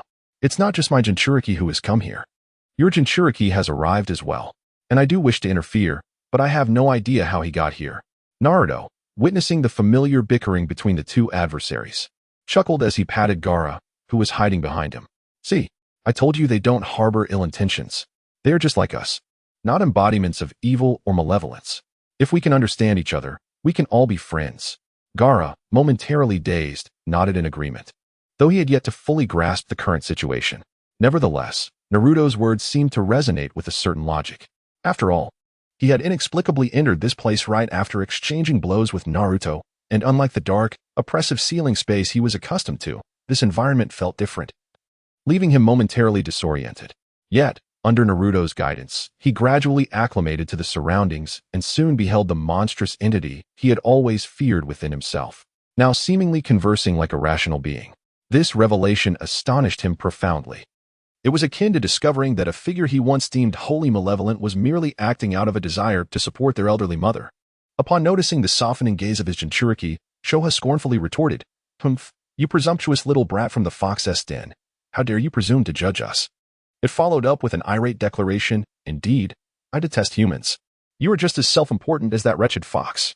Kyuubi, displeased by Shoha's remarks, shot back. "What do you mean by my little brat? What are you implying, Shoha?" Just then, an astonishing scene unfolded. From Kyuubi's gaping maw, an immense and terrifying energy began to coalesce, forming a colossal sphere of brilliant light, the legendary tailed beast bomb.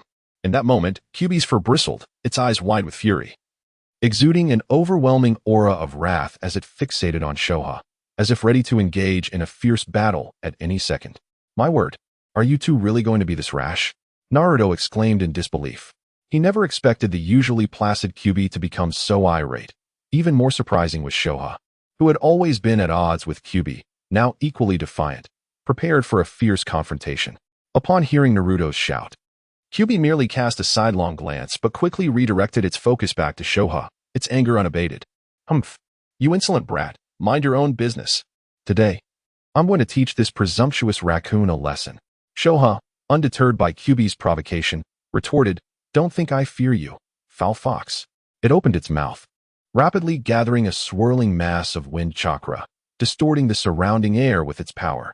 Clearly, Shoha was fully prepared to unleash its signature wind release, Vacuum Sphere, aiming to strike before Kyuubi could unleash its tailed beast bomb, thus gaining the upper hand. As the two formidable beasts prepared to clash, Gaara swallowed hard, feeling a pang of uncertainty. Should we intervene?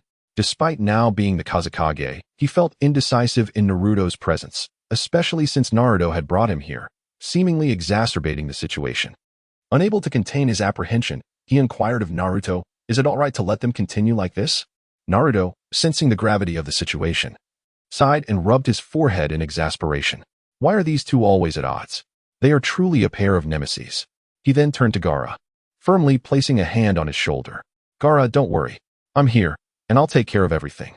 Though Gaara felt a flicker of unease, he chose to trust Naruto.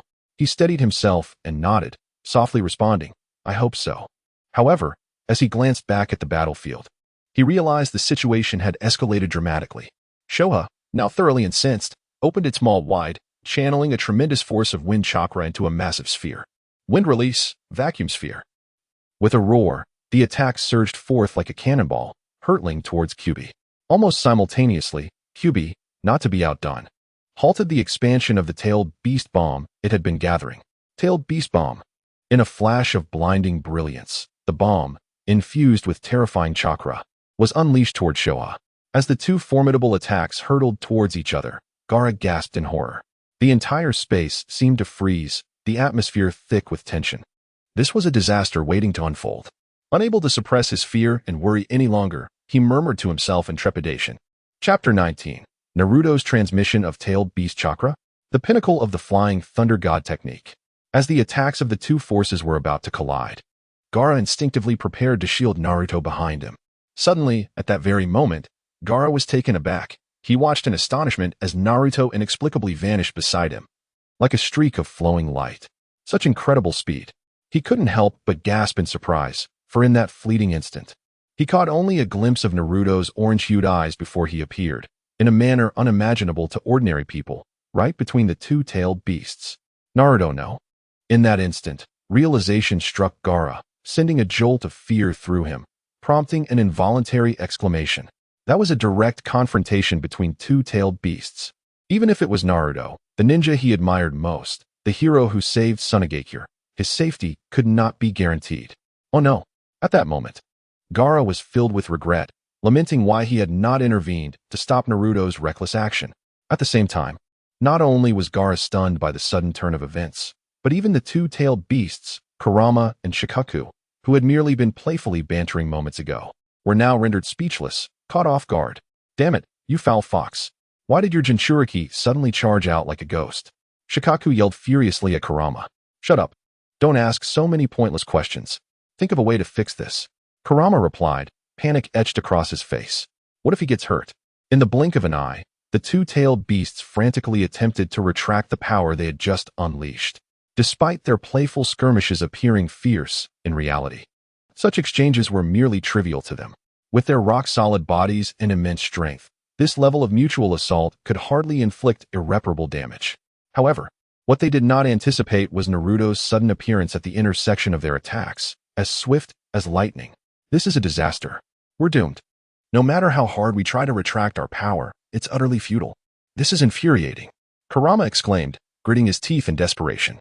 Simultaneously, Shikaku stomped his feet in agitation, echoing, "Exactly. My situation mirrors yours. Our speed was far too great, and by the time we noticed Naruto, our attacks were about to collide. It's far too late to retract now." In the next instant, a faint smile appeared on Naruto's face, as if the cataclysmic force of their combined attacks was inconsequential to him. In a relaxed tone, he reassured, "Kurama, Shikaku, don't be so agitated. Trust me, I'm perfectly fine." As soon as he finished speaking, an astonishing spectacle unfolded. Behind Naruto, in the blink of an eye, without even the slightest sign of hand seals, a perfect shadow clone materialized. What? How did that shadow clone appear so suddenly? It seems like he didn't even perform hand seals. Both Kurama and Shikaku were momentarily stunned, only to see the shadow clone closely adhering to Naruto's back, as if they shared an unspoken connection. In that moment, each held a kunai inscribed with the word bond, shimmering with a mysterious light. They positioned the kunai firmly across their chests, exuding an aura that commanded respect. Then, Naruto quietly commanded, Flying Thunder God Technique, Double Transmission. With his declaration, countless mysterious and ancient inscriptions surged forth like a tidal wave, enveloping the entire space. These inscriptions glowed with an otherworldly light, forming a colossal vortex of energy that swiftly absorbed the ferocious assaults unleashed by the two-tailed beasts.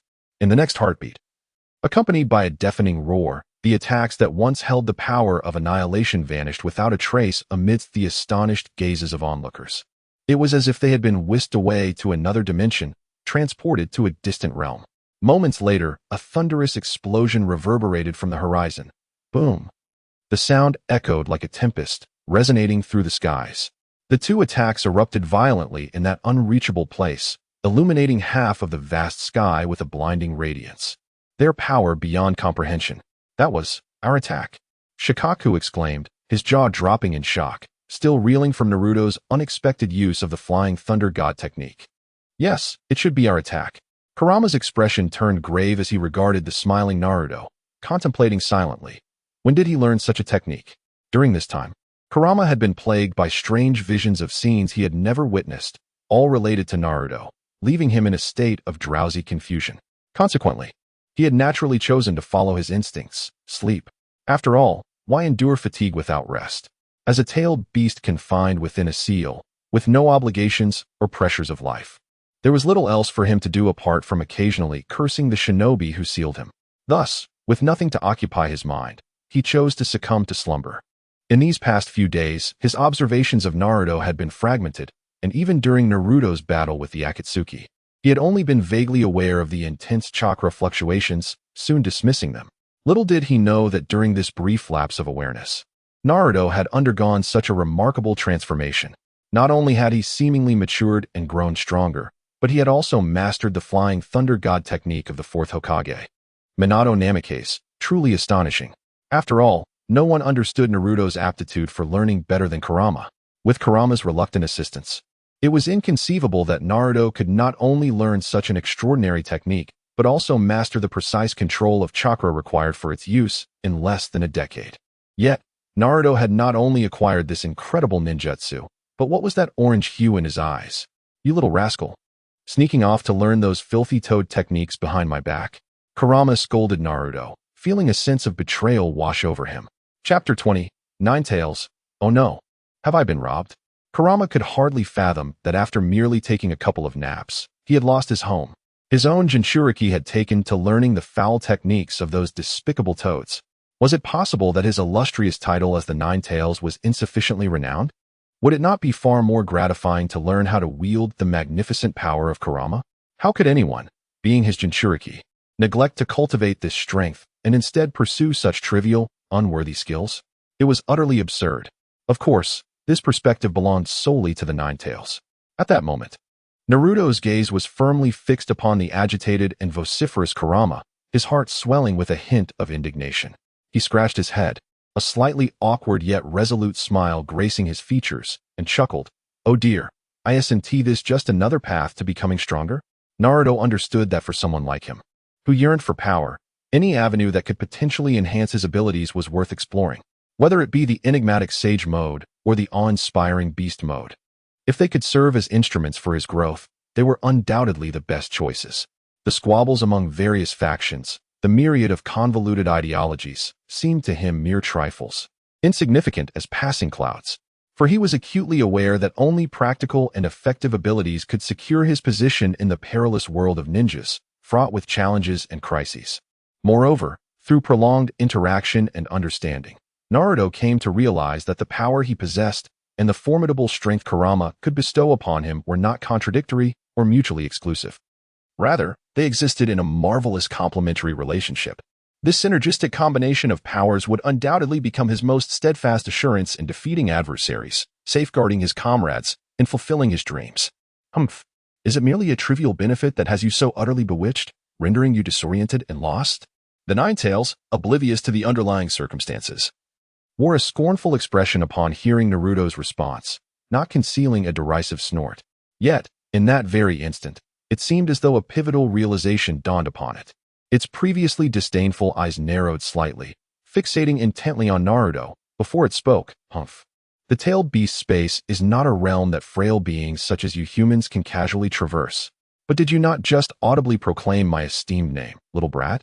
Very well, since I am in a relatively good mood today, I shall graciously bestow upon you a rare opportunity to experience the terrifying power that resides within my formidable being.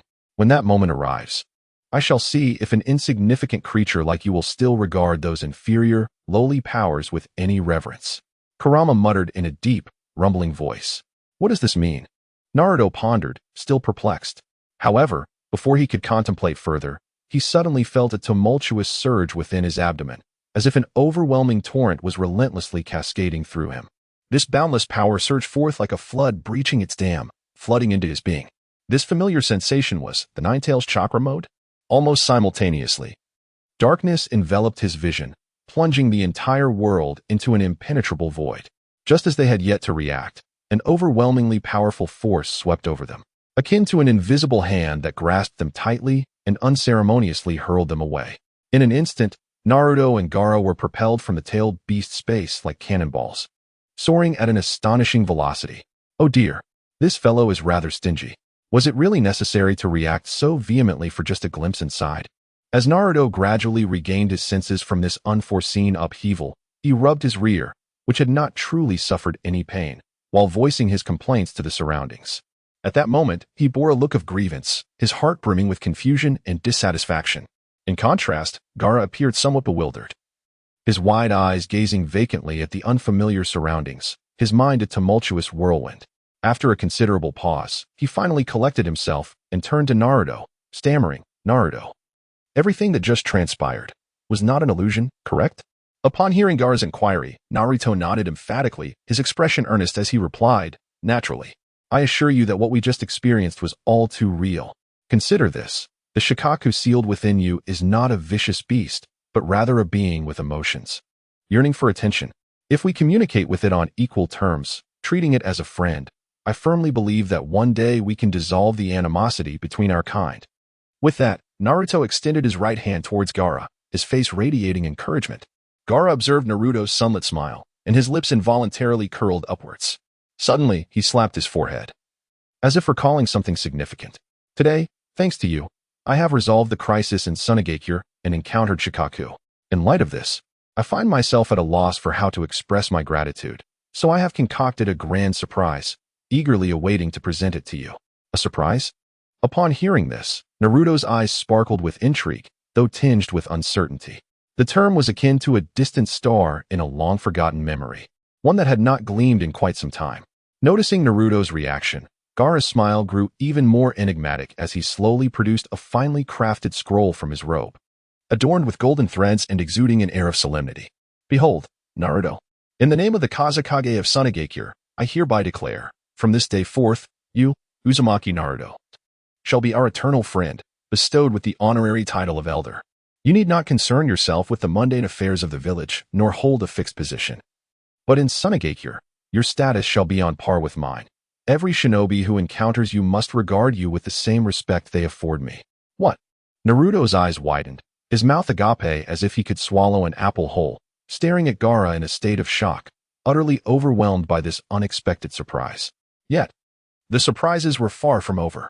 Gaara's smile grew even brighter as he gently patted the scroll and continued, moreover, Naruto, all the wind release techniques treasured by Sunagakure are now open to you. You may learn whichever you desire. How about that for a grand gift? Haha. Naruto was left utterly speechless, his heart swelling with warmth, even as tears glimmered in his eyes. Gaara, you are truly the best of friends. Chapter 21. The Future Master of Wind Release Ninjutsu? Enter Uzumaki Naruto. Naruto was utterly astonished that Gaara would extend such a grand surprise to him. One must understand that ninjutsu is traditionally one of the most confidential aspects of a village. Not only was he an outsider from another village, but even the elite ninjas of Sunagakure typically needed to undertake missions and accumulate contributions to earn the privilege to learn. Yet, unexpectedly, Gaara, with a wave of his hand, granted himself the honorary title of Elder while simultaneously bestowing upon Naruto the right to study wind release ninjutsu. This encompassed the entirety of Sunagakure's wind release techniques, a truly monumental gift. However, Naruto had matured since his younger days. He understood that such matters could not solely rest on Gaara's word, as it could potentially tarnish Gaara's reputation as Kage. Thus, amidst his gratitude, he cautiously inquired, "But is it truly all right? Although we are friends and our villages are allies, I am ultimately a ninja from Konoha." Upon seeing Naruto's apprehensive expression, Gaara chuckled reassuringly, "Rest easy, my friend. If I am able to offer you these opportunities, it indicates that the decision has already received the approval of the council. You deserve this honor as an elder, he added with a smile. Moreover, your status as a Konoha ninja only emphasizes Sunagakure's commitment to our alliance, does it not? Of course, these ninjutsu are for your personal learning and cannot be imparted to outsiders. This is a gentleman's agreement. Naruto, feeling somewhat bashful, scratched his head. Indeed, as Gaara pointed out, the village's consent to his request was not merely due to Naruto's significant contributions, but also because of his exceptional strength and boundless potential. To overlook such a talented ninja would truly be short-sighted.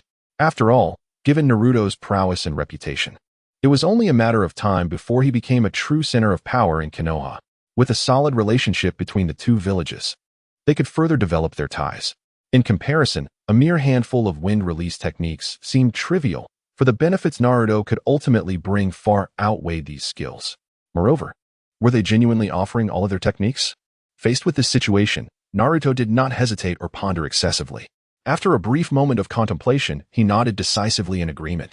Following a period of self-reflection, he realized that despite wielding the powerful wind release, Raisen Shuriken as his signature technique, he had mastered very few wind release ninjutsu. While the Raisen Shuriken sufficed for many combat scenarios, it merely catered to a version of himself that was comparatively weaker and whose talent had yet to fully blossom. Now, with a newfound clarity akin to a sudden enlightenment, Naruto understood that for a ninja, the more ninjutsu one possesses, the better. By continually expanding his repertoire of techniques, he could effectively draw upon them in various situations, thereby cultivating unprecedented abilities and diversifying his tactical options in confrontations with adversaries. At this moment, Naruto recognized that apart from his signature jutsu, his knowledge of other ninjutsu was woefully limited, a reality he found difficult to accept. Thus, he resolved to set himself a modest goal, to surpass Kakashi-sensei in the number of techniques mastered. This thought delighted him, and he couldn't help but murmur joyfully to himself. Unfortunately, Kakashi remained blissfully unaware of his student's grand ambitions. If he were to discover Naruto's lofty aspirations, he might very well feel a sense of impending crisis. Surely, he would silently curse Naruto for his audacity, thinking it excessive for him to aim for the same heights as the esteemed Hatake Kakashi. Nevertheless, it must be said that both Kakashi and the legendary third Hokage, Sarutobi Hiruzen, possessed an astonishing repertoire of ninjutsu, making it quite a challenge for Naruto to surpass them. However, this would not hinder Naruto from developing terrifying forbidden techniques that neither of them could even fathom. The creation of such formidable jutsu was precisely why Naruto was so eager to learn an array of techniques. At this moment, Naruto walked alongside Gaara, furrowing his brow in deep thought as they made their way toward a hidden, mysterious chamber within Sunagakure. Along the path, enthusiastic villagers gathered, cheering and praising Naruto with exuberance. The young man from Konoha, you were incredible just now. I hope my son can become a powerful ninja like you one day. Another exclaimed, would you care to try some of our fruits? They're exceptionally sweet due to the temperature variations here. The chorus of cheers and accolades filled Naruto's ears, lightening his previously heavy heart. Gradually, as he politely declined the villagers' offerings, their numbers began to dwindle, and the clamor receded like a retreating tide, ultimately fading into silence. In this tranquility, Naruto quietly reflected on the recent battle and the plans he needed to devise moving forward. After an indeterminate period, he found himself in a dimly lit underground chamber. Gaara halted his brisk pace, turning to face Naruto with a grin. You know, your reputation is nearly eclipsing mine as Kazekage Naruto. Haha, as your friend, I am genuinely happy for you. He then explained softly. This is where Sunagakure treasures all its wind-release ninjutsu scrolls.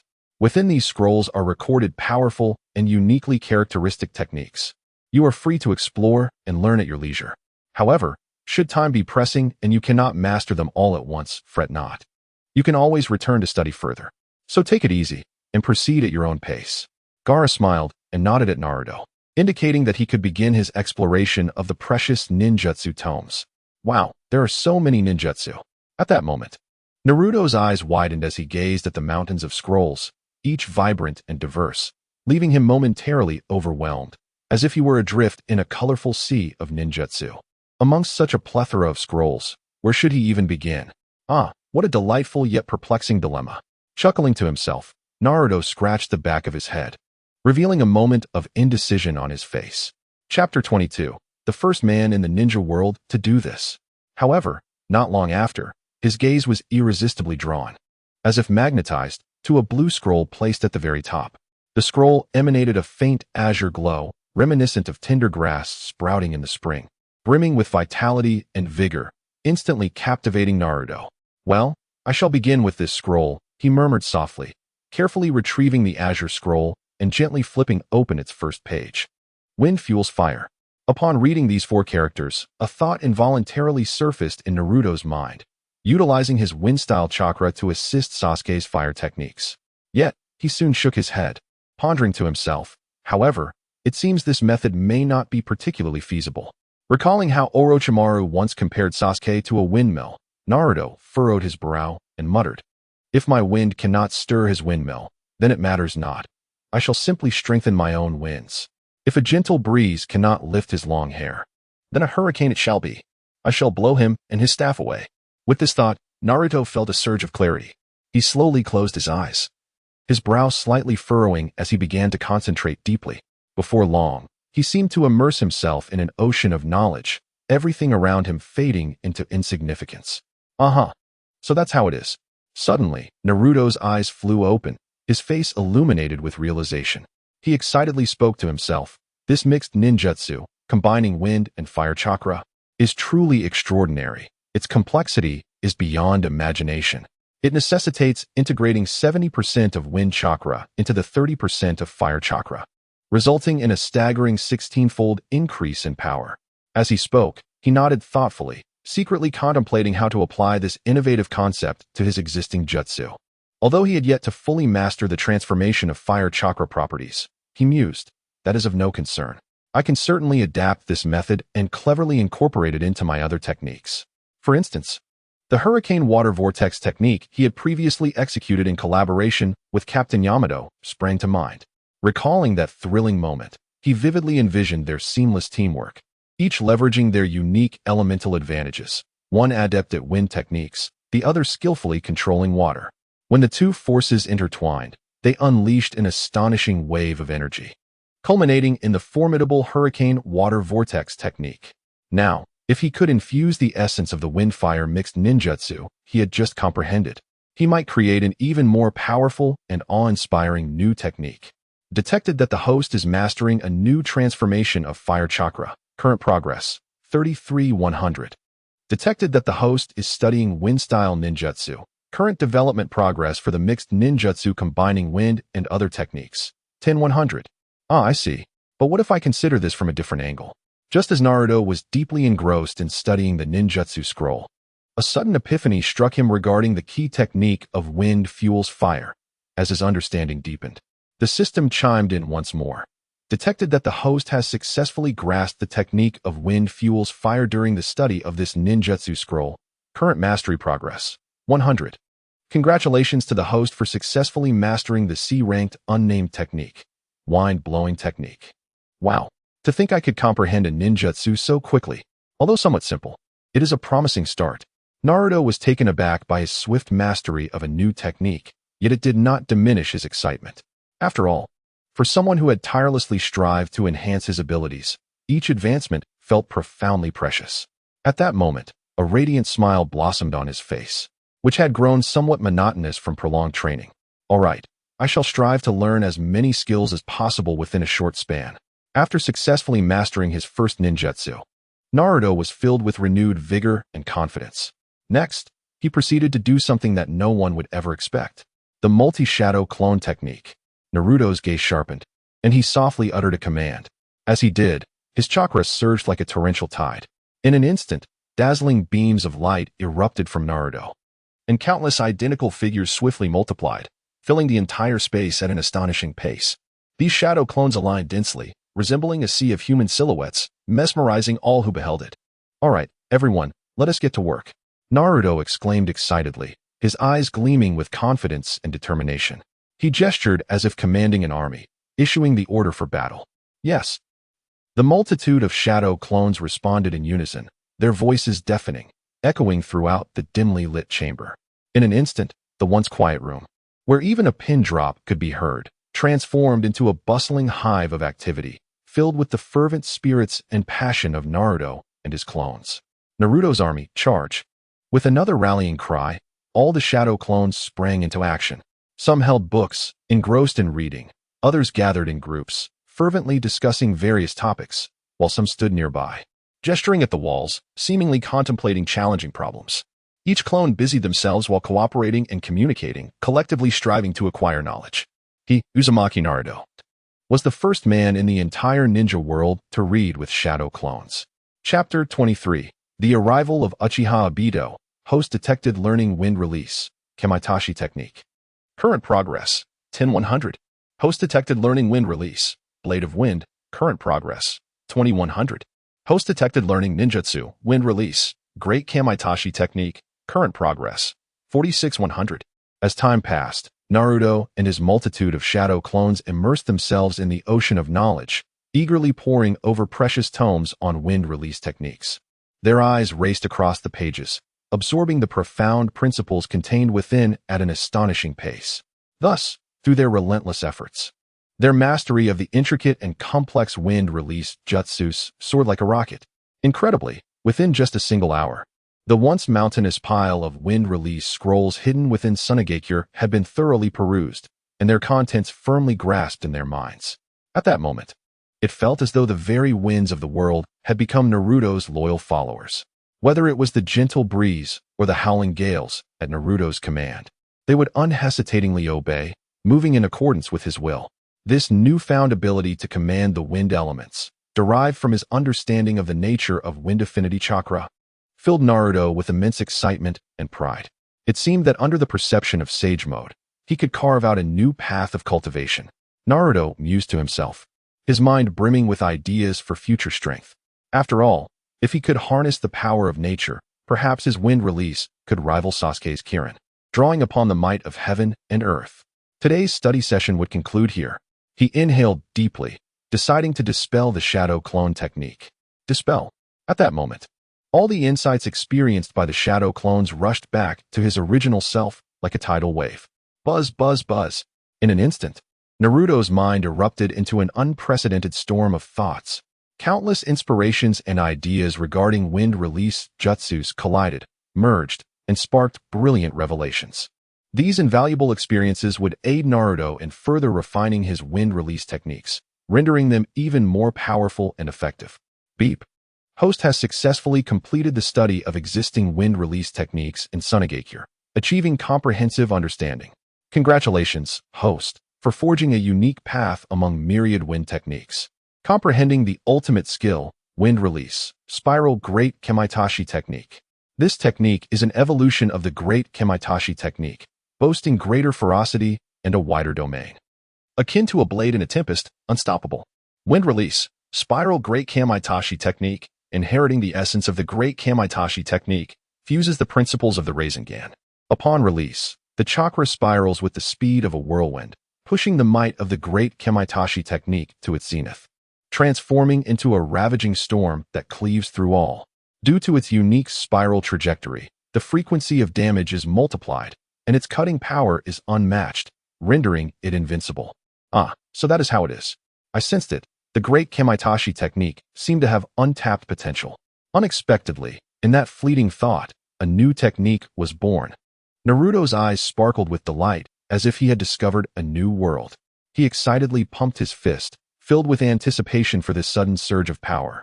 Previously, in the face of numerous foes, while Naruto possessed formidable jutsus, he lacked a group attack method that balanced both range and might. Now, mastering wind release, spiral great Kamaitachi technique undoubtedly bestowed upon him a sharp sword, enhancing his adaptability on the battlefield, allowing him to navigate both solo confrontations and group battles with ease. This spiral great Kamaitachi technique would surely become another potent tool for protecting my comrades and safeguarding the village. Naruto silently vowed, his eyes shimmering with determination, as if he could already envision himself sweeping through enemy ranks in future battles, safeguarding peace with this new technique. Exhaling deeply after his excitement, he released a breath as if to expel all the exhilaration from within. Slowly, he stood up, gently brushing off the dust from his hands and clothes. It's time to bid farewell, he murmured, gazing into the distance, seemingly reminiscing about something significant. I remember that soon. There will be news regarding Orochimaru in the village, and at that time, I should have the chance to meet that good brother, Uchiha Sasuke. At this thought, Naruto's gaze involuntarily sharpened. Memories of the breathtaking battle with Sasuke at the Valley of the End flooding his mind. That fierce confrontation remained vivid, yet it ended without a clear victor, leading him to this moment. Humph, this time, I will absolutely not grant you the opportunity to surpass me. Naruto clenched his fists tightly, silently swearing an oath within. He then turned and walked towards the door, preparing to bid farewell to Gaara and the others. Just as he stepped outside, an unusual sensation surged within him. With his honed perception developed over years of training, Naruto immediately sensed an unsettling atmosphere surrounding him. Indeed, within his perception range, an unfamiliar yet eerily recognizable presence abruptly emerged. This is bad. That aura does not belong to anyone from Sunagakure. In that instant, Naruto's heart felt as if struck by a thunderbolt, alarm bells ringing in his mind. His feet felt as though they were glued to the ground, unable to move forward even an inch. At this moment, all his attention was focused on that mysterious and foreign presence, acutely attuned to the subtle fluctuations in the air around him, leaving no potential clue overlooked. Simultaneously, he silently summoned his chakra, allowing it to flow swiftly through his veins, preparing to unleash powerful ninjutsu at a crucial moment. Oh, have you noticed? Such keen perception. Truly worthy of being the host of the Nine Tails. Just then, a deep, slightly astonished voice resonated from not far away. The voice echoed through the empty space like a specter, sending chills down one's spine. No wonder Scorpion and Deidara faltered in this operation. It seems their defeat was well-deserved. Naruto swiftly turned his head, his gaze piercing as he focused on the source of the voice. Emerging slowly from the shadows was a figure wearing an orange whirlpool mask, concealing their face entirely, save for a single eye glinting with a chilling light. The Sharingan with 3 Tomo. That voice belongs to Uchiha Obito. Naruto recognized the visitor, a weight settling in his heart. Chapter 24. An Unexpected Turning Point? Over a decade of interaction, Uchiha Obito, clad in his enigmatic mask, slowly uttered, "Your expression suggests you harbor no excessive fear regarding my arrival, do you?" "Indeed, it is true. After all, you possess the formidable power capable of vanquishing the Akatsuki duo, which undoubtedly affords you a substantial sense of pride." His voice, deep and raspy, resonated like an echo from the depths of the underworld, chilling to the bone. After delivering this statement, Uchiha Obito stood still, akin to an omnipotent sovereign, fixating his gaze, concealed behind his mask, upon Naruto, exuding an aura of inscrutability. At this moment, he embodied an air of profound mystery, difficult to decipher. However, after a brief pause, Obito continued, "Since you have defeated both of them here, I must reclaim some interest from you today. The Nine-Tails Jinchuriki shall be captured by me." Upon finishing his words, he strode forward without hesitation, heading directly towards Naruto. Naruto raised an eyebrow, observing that Uchiha Obito advanced without adopting any defensive posture, nor displaying even the most basic signs of vigilance. He walked boldly, his body riddled with vulnerabilities, seemingly inviting scrutiny. Yet, despite this, Obito pressed on with unwavering steps, his face devoid of fear, as if he were utterly confident that Naruto would not dare to strike. Faced with Obito's seemingly arrogant demeanor, Naruto narrowed his eyes slightly, pondering. Is he ready to employ that technique called Kimui at any moment? Humph, what a penchant for theatrics he has. After all these years, he remains unchanged. Internally cursing his misfortune for encountering the troublesome Obito at such a joyous moment, Naruto reflected on their past connection, forged through countless experiences, which had once allowed him to empathize with Obito. Yet now, attempting to persuade this version of Uchiha Obito through mere words seemed utterly futile, lacking any prerequisite conditions. There was no way to dispel the darkness that enveloped his heart. It appeared inevitable that a conflict would ensue. With a resigned sigh, Naruto resolved to confront the issue with strength. Despite his complaints, he swiftly adjusted his mindset, fully concentrating on the fierce battle that awaited him. Contemplating Obito's exasperating Kimui ability, his mind raced, searching for a strategy. Recalling past encounters where Kakashi-sensei's Sharingan had served as a potent ally, adeptly countering Obito's intangibility and providing effective strikes, he lamented Kakashi's absence. Alone, how could he combat Obito's troublesome techniques? He had to admit, Obito's ability was remarkably challenging, akin to a demonic skill designed to torment opponents. Regardless of a ninja's experience or prowess, facing it would likely induce considerable distress. Nevertheless, the greater the adversity, the more it ignited the fighting spirit and courage hidden deep within him. Suddenly, as if struck by lightning, Naruto's body stiffened, immobilizing him in place. His eyes widened in shock as he murmured, "What is happening?" In his keen perception, he discerned a mysterious flying thunder god mark concealed upon Obito's seemingly ordinary form. This revelation astonished Naruto, and a flurry of thoughts raced through his mind. Could this mark truly be left by my father? Yes, it must be. He recalled that his father had indeed inscribed a flying thunder god mark on Obito long ago, but circumstances had prevented its timely use. How ironic that his father departed this world with that regret. Yet, fate is often peculiar. Now, amidst this pivotal fourth great ninja war, the long-dormant flying thunder god mark finally found its purpose. Furrowing his brow in contemplation, Naruto pondered why he could perceive this mark, which was supposed to be activated solely by its caster. Logically, unless operated by the original user, others could not trigger or sense its existence. Could it be because I am my father's son? Perhaps our blood connection, coupled with my chakra's resemblance to his, allows me to sense this mark he left behind. If so, that would explain everything. With this thought, a wave of indescribable excitement surged within Naruto. He had never anticipated that the flying thunder god mark his father had inscribed over a decade ago would become the key to unraveling his current predicament. As long as this mark exists, he would be virtually invulnerable, posing no threat from Obito's intangibility.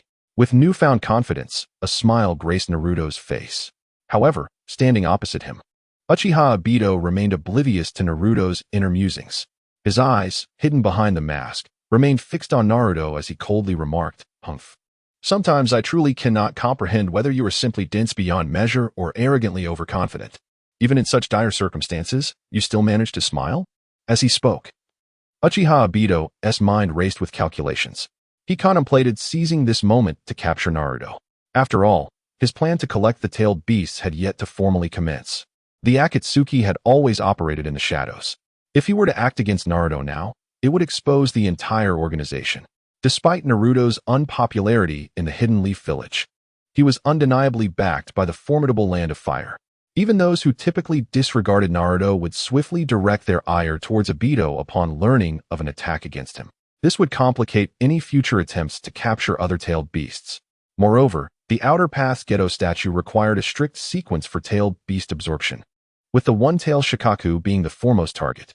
Yet, this was manageable, as Gaara, one of their targets, remained securely in his village. The real challenge lay with the nine tails, typically absorbed last. If Naruto were captured prematurely without the means to assimilate the nine tails' power, the situation would become rife with uncontrollable variables, potentially leading to unforeseen consequences. Since events have unfolded to this extent, it would be prudent to capture him first, and then use Jinjutsu to keep him firmly under control. After all, Naruto is merely a brash youth, hardly a challenge. As Obito gradually approached Naruto, he had already made up his mind. Chapter 25, Naruto's Display of Skills? The Head Pack Kill. Remember, my name is Uchiha Obito, the man here to send you on your way. Uchiha Obito's countenance darkened as he advanced step by step towards Naruto, secretly accumulating chakra like a predatory beast poised to pounce. Yet, his lips moved as if to intimidate the naive youth before him with words. "Very well, Uchiha Obito," Naruto replied, his expression unperturbed, devoid of any trace of fear. With arms crossed and a slight smirk curling at the corners of his mouth, he scoffed, "Stop with the theatrics. Who doesn't he know that Uchiha Madara has long since perished? Now, only you, this counterfeit, remain to deceive the world." Naruto boldly confronted him. He recalled the fourth great ninja war, when he had shown mercy upon seeing a flicker of conscience in Obito, granting him a chance at redemption. However, the man before him now was nothing but pure malice, devoid of any psychological burden regarding his actions. With this in mind, Naruto felt a surge of formidable energy coursing through him, intensifying and absorbing power. If any ninja capable of sensing natural energy were present, they would notice the surrounding air quivering in response. What? At that moment, upon hearing Naruto invoke his true name, Obito's eyes widened in disbelief. How could he possibly know my identity? After all these years, since donning that mask, no one had ever seen through his disguise. He could not fathom that Naruto could pierce his veil and expose him without hesitation. In that instant, a tidal wave of shock surged within Obito, leaving him at a loss for words. Just then, as he remained enveloped in astonishment, an unexpected scene unfolded. Naruto, who had been standing before him, suddenly closed his eyes without warning. A wave of confusion washed over Obito. What is he trying to do? Is he surrendering, choosing to await death with closed eyes? The very thought seemed absurd, for Naruto was a formidable opponent, renowned as the Scorpion of the Red Sand and Deidara's ally. How could he so easily choose to give up? Yet, there he was, seemingly offering his neck for slaughter. Though he found it hard to believe, the reality before him was undeniable. A smirk crept onto Obito's lips as he thought, if that's the case, it appears I can finally capture the Nine Tails. As this thought took root in his mind, the tension within him eased, and confidence surged through him. But just as he relished this moment, he was struck by a blinding flash of golden light. The radiance was as swift as lightning, leaving him no time to react. Suddenly, an astonishingly powerful force slammed against the mask on his face, like a mountain pressing down on an egg. The impact was so rapid that before Obito could comprehend it, his body was propelled like a cannonball, soaring far beyond the outskirts of Sunagakure. With an earth-shattering boom, bang, Naruto had hurled Obito into the ground with tremendous force, causing the land to tremble violently as if an earthquake had occurred. Accompanying the thunderous sound, Obito's mask shattered under the overwhelming impact, fragments scattering in all directions. What is happening? The series of events had unfolded so abruptly that Obito found himself engulfed in shock, his mind blank, unable to employ his mastery of the Kimui technique. In a state of unpreparedness, he had been thoroughly struck by Naruto's assault. After a moment, Obito slowly emerged from his stupor, coughing and tasting blood at the corner of his mouth, his previously relaxed demeanor now transformed into one of grave seriousness. I underestimated him. At that instant, Obito suddenly lifted his gaze, locking onto Naruto not far ahead. In that moment, Naruto was enveloped in a dazzling golden chakra aura, radiant as the sun. Additionally, the vivid orange eyeshadow around his eyes added an air of mystery and authority. Witnessing this spectacle, Obito gasped in astonishment. What an extraordinary stance. The speed is simply unbelievable. The power exhibited by a mere throwing attack surpassed even that of those who specialize in taijutsu. In the depths of his heart, Naruto felt elated and fulfilled by his successful ambush. He had ingeniously utilized the Nine Tails chakra mode as a solid foundation to acquire astonishing speed. Furthermore, he had deftly employed the Flying Thunder God technique for rapid advancement, complemented by the enhanced perception of Sage mode. What seemed like an ordinary surprise attack was, in fact, a grand demonstration of his mastery. Consequently, in Obito's eyes, Naruto had shot forth like a bolt of lightning, leaving him no time to mount an effective response. Meanwhile, within the sealing space of Naruto's belly, the Nine Tails observed this unique application of its chakra and was left utterly flabbergasted, exclaiming, "What? I can use my chakra like this?" Chapter 26, Izanagi. One cannot help but marvel at the astonishing swiftness afforded by the Nine Tails chakra mode combined with the Flying Thunder God technique. The speed is simply astounding. Were it not for my Sage mode perception, I would be unable to maintain control over my own body. At this moment, Naruto, with his eyes firmly shut, reflected on his circumstances. His actions were a precaution against inadvertently falling into the illusionary traps meticulously laid by Obito Uchiha. Recalling the days when he was the quintessential Jinchuriki, Naruto had once possessed an unwavering fearlessness towards Jinjutsu. However, times have changed. He is not yet the perfect Jinchuriki he aspires to be, thus necessitating a more cautious approach. Fortunately, despite his closed eyes, his Sage mode endows him with an extraordinary sense of awareness, allowing him to perceive every subtle movement in his surroundings and any minute changes in his adversary. Thus, even in the throes of a fierce battle, his performance remains unimpeded. Damn it, how is this guy so strong? His strength far exceeds my initial expectations. I cannot afford to delay any longer. This operation must cease immediately, and a hasty retreat is the wisest course of action. At that moment, Obito, having just endured Naruto's powerful strike, felt an unsettling chill wash over him, making him increasingly cautious. In that instant when Naruto forcefully pressed his head down, Obito genuinely experienced a terrifying sense of imminent death. Were it not for the multitude of Hashirama cells within him granting exceptional regenerative abilities, it would remain uncertain whether he could even rise from the ground at this moment. It is no exaggeration to say that Naruto's recent throw, akin to a tempest, truly frightened him. Its speed was such that Obito couldn't even react in time to employ his intangibility skill. Moreover, had Naruto's strike not merely been a simple throw, but rather infused with a formidable ninjutsu, it would imply that Obito Uchiha had already met his demise, his soul consigned to the afterlife. Contemplating this, beads of sweat began to form on Obito's forehead, and his complexion paled from fear. However, all these worries stemmed from his own overthinking. Under such incredible speed, if Naruto intended to land a blow, there were no other feasible options. The only strategy available to Naruto was to launch an attack with the utmost swiftness, because even a slight delay in chakra gathering would grant Obito sufficient time to react. At that point, Obito, wielding the Kamui ability, would become an infuriatingly elusive target, nearly impossible to select and lock onto, thereby rendering Naruto's attempts to inflict genuine damage futile. Thus, that earth-shattering strike was the best response possible under the circumstances. Just then, Naruto, who had been closely observing Obito's every move, keenly detected his barely perceptible attempt to discreetly retreat from the battlefield. Raising an eyebrow, Naruto's face broke into a slight, sardonic smile. What? Planning to flee so soon? A flurry of thoughts raced through Naruto's mind. If he allowed Obito to escape without consequence, given his cunning and relentless nature, it was highly probable that he would regroup and strike again. By then, not only would Naruto struggle to cope, but his close friends would also be ensnared in a perilous vortex of danger. Such an occurrence must be averted at all costs. Naruto pondered deeply, his gaze hardening with resolve. He swiftly made up his mind. Obito must receive a severe lesson, one that would instill fear in him, at least for the foreseeable future. Very well, let us use you to test the new ninjutsu I have recently mastered, Naruto murmured softly, and before he could finish his words, his figure flickered like a phantom, appearing instantaneously behind Obito. This is a parting gift. With a confident smile, Naruto slowly spread his palm. A surge of powerful chakra swirling within it like a tempest.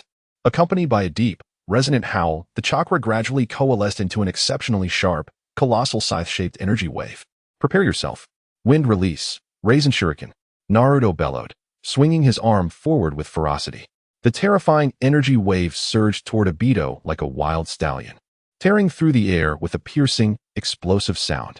This time, he intended to make this childhood acquaintance feel the weight of his strength. In the next instant, the wind release, Raisin Shuriken descended like a violent hurricane, engulfing the entire battlefield in a tempest of fury. The howling wind whipped up a storm of dust, creating a suffocating sea of wind. Concurrently, Naruto unhesitatingly executed the Flying Thunder God technique, vanishing from the battlefield without a trace. In the blink of an eye, he found himself safely in Sunagakure, reuniting with Gaara and others, preparing to bid them farewell. Such an intense assault. At that moment, Obito Uchiha, left behind on the battlefield, gazed in horror at the storm enveloping him. He hastily activated his Kamui, attempting to evade this lethal strike through intangibility. However, the might of Naruto's technique was overwhelmingly formidable, its area of effect far-reaching. Damn it, why is the duration so long? He growled hoarsely, and despite his utmost efforts to maintain intangibility, 5 full minutes passed, and he had still not escaped the attack's range. Finally, as the dreadful assault began to wane, a staggering 9 minutes had quietly elapsed. Obito's figure re-emerged, panting heavily, utterly exhausted as if he had endured a life-and-death struggle. To make matters worse, he realized that his remaining Sharingan had inexplicably lost its light, dimmed to a shadow of its former self. Izanagi, Obito silently lamented. He could hardly fathom that he had been forced to resort to the forbidden ninjutsu of Izanagi. It is known that while this technique is immensely powerful, it exacts a harrowing toll, consuming one of the user's Sharingan as a price. Now, he was left with only one intact eye. Naruto Uzumaki, I will remember you. Obito ground his teeth, seething with rage and resentment, his eyes filled with an intense loathing for Naruto. Chapter 27, Wind Release, Chakra Mode. At this moment, in stark contrast to the gritting teeth and seething anger of Uchiha Obito, Naruto was surrounded by laughter and joy, basking in a warm atmosphere. Their journey to Sunagakure had finally come to a close. With a relaxed expression, Naruto stood at the village's entrance, his gaze sweeping over each familiar face. His heart filled with emotion. It was hard to believe that one day he would be so well received in Sunagakure. A gentle smile graced his lips as he addressed them. This journey has been truly delightful, and I shall miss you all dearly. As soon as he finished speaking, Naruto strode towards Gaara, extending his right hand in friendship, which Gaara grasped firmly with his somewhat rough, yet powerful hand. In that moment, time seemed to stand still, the surrounding clamor fading away, leaving only the silent exchange of two hearts. It was as if an innate understanding and profound bond existed between them, one that required no words to define. This sentiment was akin to an invisible thread that tightly bound them together. Just then, a voice called out from the crowd, "Remember to come back and visit." Following that, a chorus of pleas echoed throughout the village. "Sunagakure will always welcome you back." An enthusiastic villager stepped forward, saying, "Yes, yes. I'm opening a new ramen shop at the village entrance. I've heard that you have a fondness for ramen, Naruto. You must come and taste it. It's on me." Faced with such heartfelt invitations and the bonds of friendship, Naruto felt deeply moved, nodding earnestly. "I certainly will." He elaborated. "With the Flying Thunder God technique, I can mark my way, and my speed will depend solely on my sensory range. Returning to Sunagakure will be remarkably swift." Then, amidst the warm embrace of the villagers, Naruto turned to Gaara and the others, signaling his departure before setting off on his journey home. As he distanced himself, the villagers' sincere blessings and reluctant calls lingered in the air. After leaving the visible range of Sunagakure, Naruto quickly formed hand seals and uttered a chant. In the next instant, a brilliant light surged forth as he sped away towards Konoha using the Flying Thunder God technique. At this moment, his mind was solely focused on one desire: seeing Sasuke as soon as possible. As for Obito, who was cursing him in the shadows, Naruto had long cast him aside. In the blink of an eye, as he traveled, Naruto called out and decisively activated the Nine-Tails chakra mode. Instantly, a dazzling golden light erupted like a rising sun, illuminating the entire sky. Within this radiant glow, the imposing and majestic figure of Naruto re-emerged, commanding awe. Indeed, this was the speed he sought. With the Nine-Tails chakra mode and the Flying Thunder God technique at his disposal, he could now be considered the fastest ninja in the world. He rejoiced. However, as he continued on his path, Naruto gradually fell deep into thought, realizing the advantages of the Nine-Tails chakra mode. He pondered, since the Nine-Tails chakra possesses such unique and formidable effects, might I draw inspiration from it and explore its profound principles? As this notion crossed his mind, he stroked his chin, feeling a surge of excitement. If I could merge the sensations of the Nine-Tails chakra mode with the chakra I harness in Sage mode, perhaps I could create a chakra mode that is entirely my own, unparalleled in the world. Wind release chakra mode. The thought ignited a fervor within him, filling him with boundless anticipation for the future. Thus, he continued on his journey, lost in contemplation. Beep. Detecting the host's aspirations for ninjutsu development. Current progress on wind release chakra mode. 10-100. Detecting the host's integration of Nine-Tails chakra mode characteristics and chakra application. Current progress on wind release chakra mode. 2100. Detecting the host's exceptional mastery of wind release and understanding of chakra nature transformation, resulting in rapid advancement of wind release chakra mode development. Current progress, 3100. Noticing significant progress in the development of wind release chakra mode. Congratulations to the host for successfully achieving a foundational level, allowing for initial practical attempts. Oh, Naruto was taken aback. He hadn't anticipated such swift progress in his understanding. He glanced at the system's description to gain further insight into what he had comprehended, which read, Wind Release, Chakra Mode, Basic Version, a powerful ninjutsu currently being meticulously developed by the genius ninja of Konoha, Naruto Uzumaki. The essence of this technique lies in the exquisite mastery of wind release power, enabling the user to deftly reduce air resistance around them, allowing for swift movement across the battlefield like a gale. When this mode is activated, the user is enveloped in a layer of light azure wind release chakra, which seems to meld with the very forces of nature, rendering their form light and agile. Additionally, with the enhancement of wind release chakra, the user can instantly alter their direction of movement and respond with utmost agility to the ever-changing winds. Prerequisites for mastering this ninjutsu. Requirement 1. Must be a fully realized Sage Mode ninja.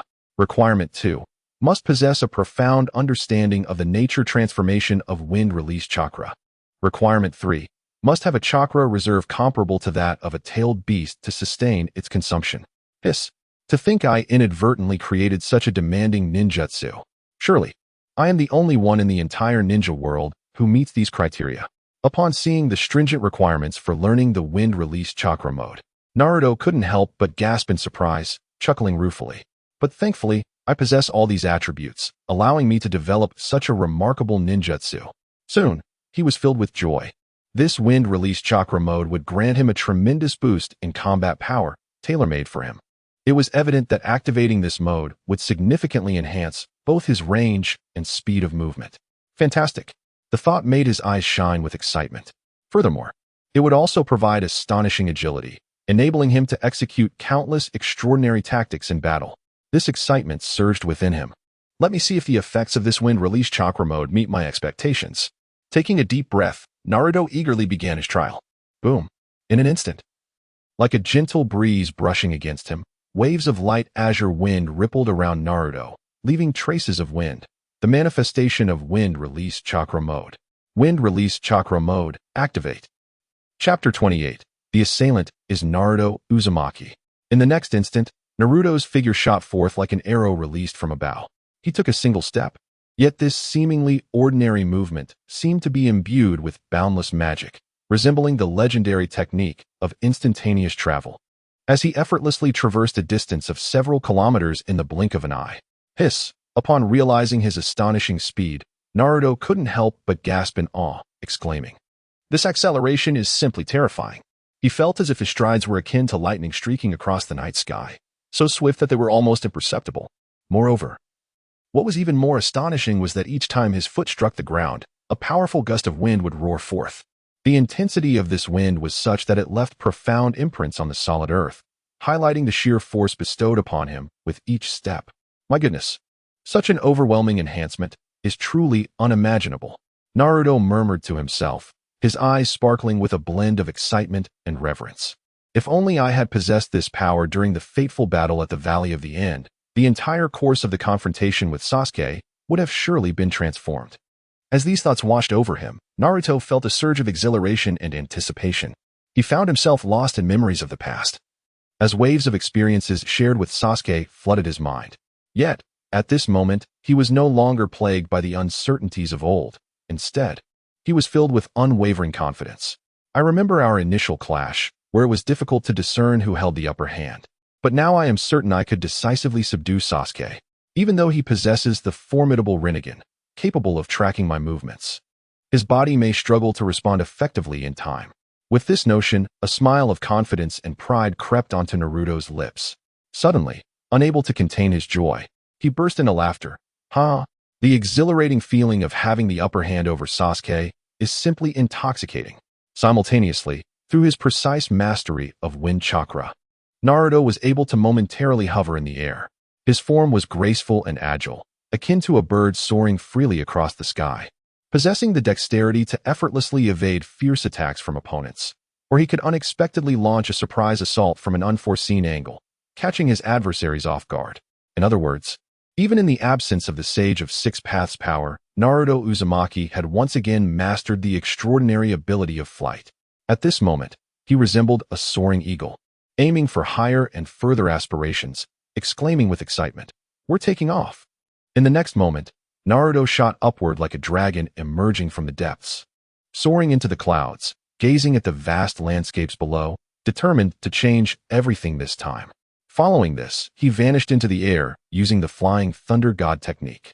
By noon the next day, sunlight poured over the majestic structure of the Hokage building, shimmering brilliantly. At this moment, Team 7, Naruto Uzumaki, Kakashi Hatake, and Sakura Haruno were marching in unison towards the Hokage building. They had come to receive a new mission issued by the 5th Hokage, Tsunade. Soon, they entered Tsunade's office. Naruto, with a look of exasperation, clutched his head, muttering incessantly like a child trailing behind Kakashi. Beside him, Sakura stood in solidarity. Discontent flickered in Naruto's striking blue eyes. "Hey, Kakashi-sensei, take a look at this mission. It's so dull. We've become so powerful now. Why are we still being assigned such mundane tasks?" Even the usually composed Sakura seemed to be affected by Naruto's sentiments. Since witnessing Naruto's astonishing prowess last time, the embers of ambition had ignited fiercely within her. At this moment, she too felt that the task before them was overly simplistic, a sheer waste of their capabilities. Thus, she echoed Naruto's sentiment, exactly, Kakashi-sensei. Team 7 has faced countless hardships. This trivial task of merely moving bricks for money is a waste of our precious time. Is there no more challenging mission that could further enhance our skills? Upon hearing this, Kakashi couldn't help but smile wryly, shaking his head gently, his tone tinged with resignation. Everyone, we've just reformed our team, and we still need time to familiarize and blend with one another. If we were to confront extremely dangerous individuals right away, it could easily lead to unforeseen circumstances, potentially resulting in irreversible consequences. So, I hope you can appreciate Tsunade's good intentions. Meanwhile, Tsunade, seated on the Hokage throne, nodded slightly in agreement with Kakashi's words. Her serious yet authoritative gaze swept over the group as she solemnly stated, "Indeed, as Kakashi mentioned, do not be overly ambitious or reckless. Once you successfully complete the familiarization phase, I will naturally assign you a significant mission that will astonish you. However, the prerequisite is that you must demonstrate your strength and abilities through tangible actions. Only then can you earn my recognition and trust." Upon hearing this, a look of surprise crossed Sakura's face, her beautiful eyes sparkling with excitement, as if brimming with anticipation for what was to come. Meanwhile, Kakashi, standing aside, appeared somewhat taken aback. He furrowed his brow, his expression reflecting doubt and contemplation, evidently surprised by this sudden turn of events. However, unlike the two of them, Naruto, upon hearing about the mysterious mission mentioned by Tsunade, already had an inkling. A smile crept onto his lips as he softly mused to himself. It seems this mysterious task is most likely related to the intelligence regarding Orochimaru's whereabouts. His gaze was steadfast and confident, as if he had already unraveled the mystery.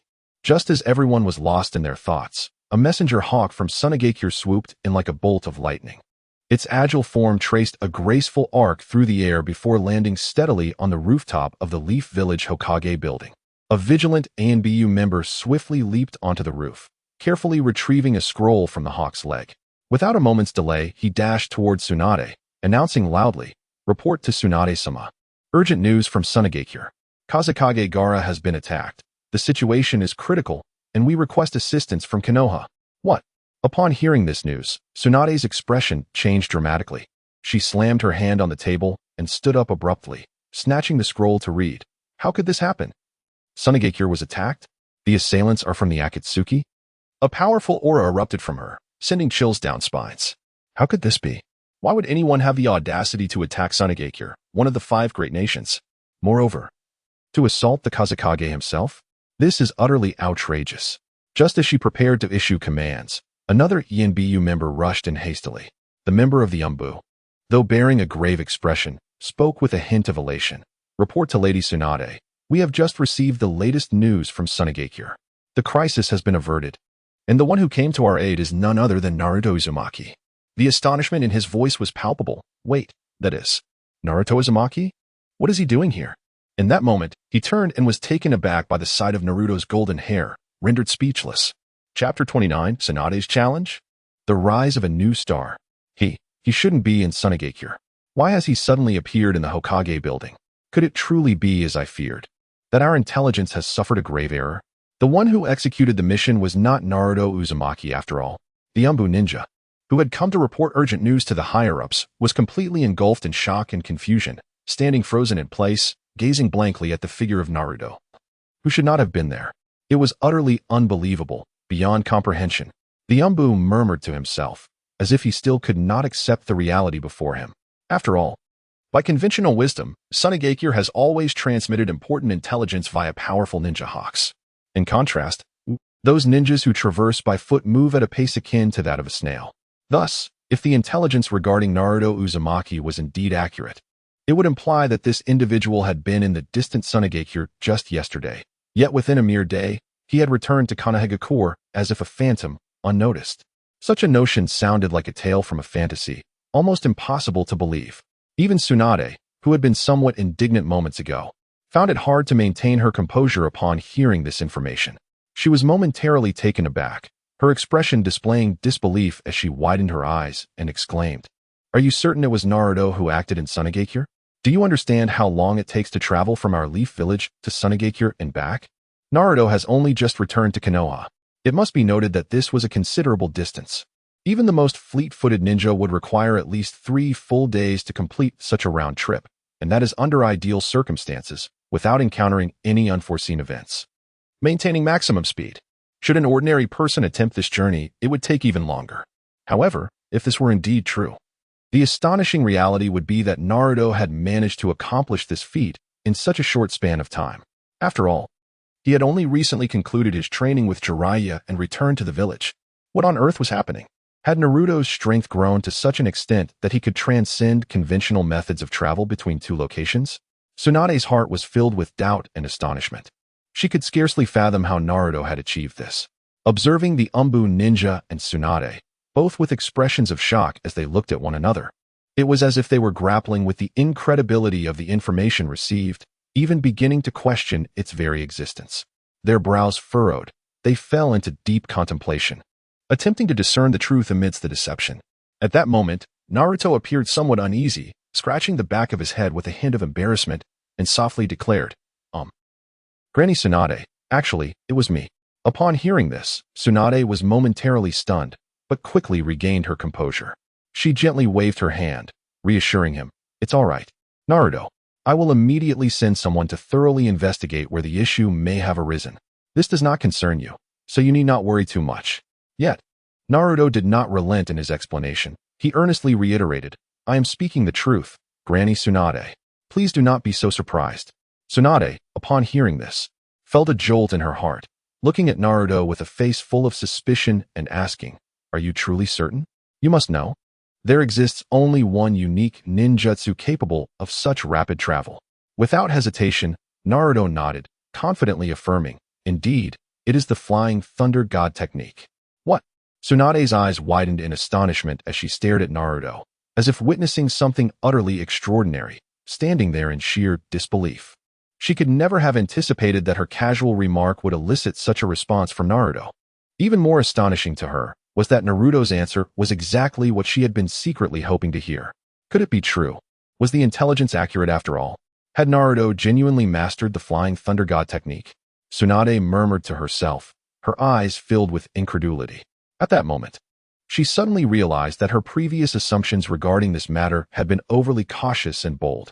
She had thought she had sufficiently overestimated Naruto, but it now appeared she had vastly underestimated the potential and capability of this young man. This was a problem. Her perspective had been too narrow. That wretched Jiraiya. How could I have trusted him so much, only to find out he hadn't communicated such crucial intelligence with me? The more she thought about it, the angrier she became. Just the thought of that carefree and seemingly irresponsible Jiraiya made her fists clench involuntarily, vowing silently, The next time I see him, I will seize the opportunity to interrogate him thoroughly, to see just how much he has withheld from me. At that moment, Kakashi stepped forward to corroborate Naruto's assertion. Lady Tsunade, Naruto indeed mastered the Flying Thunder God technique while training with Jiraiya, and he has also delved deeply into the legendary ninjutsu, Sage Mode.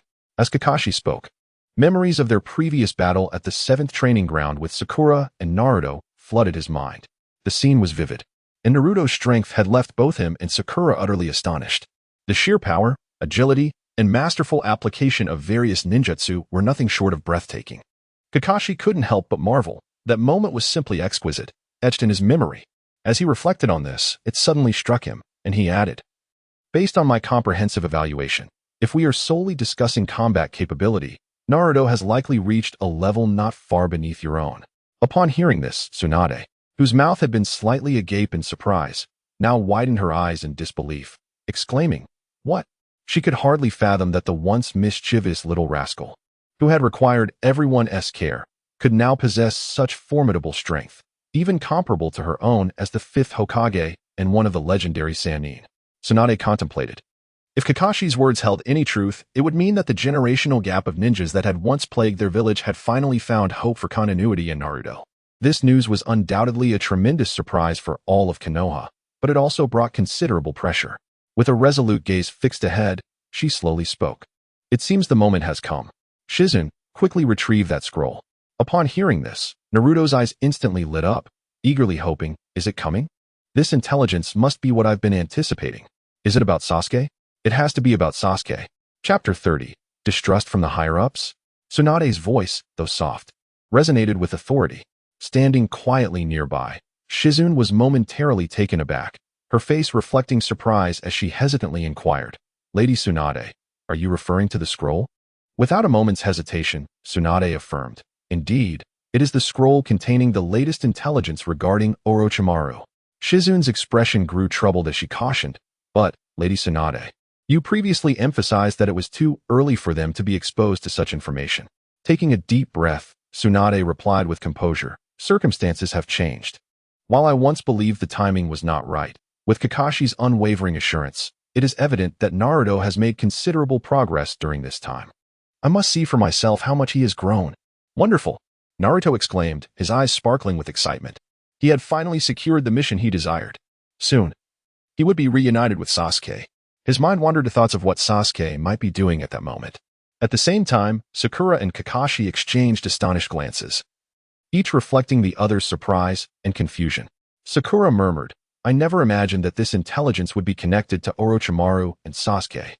No wonder Lady Tsunade seemed hesitant earlier. It appeared she was contemplating entrusting this mission to us but struggled to make a decision.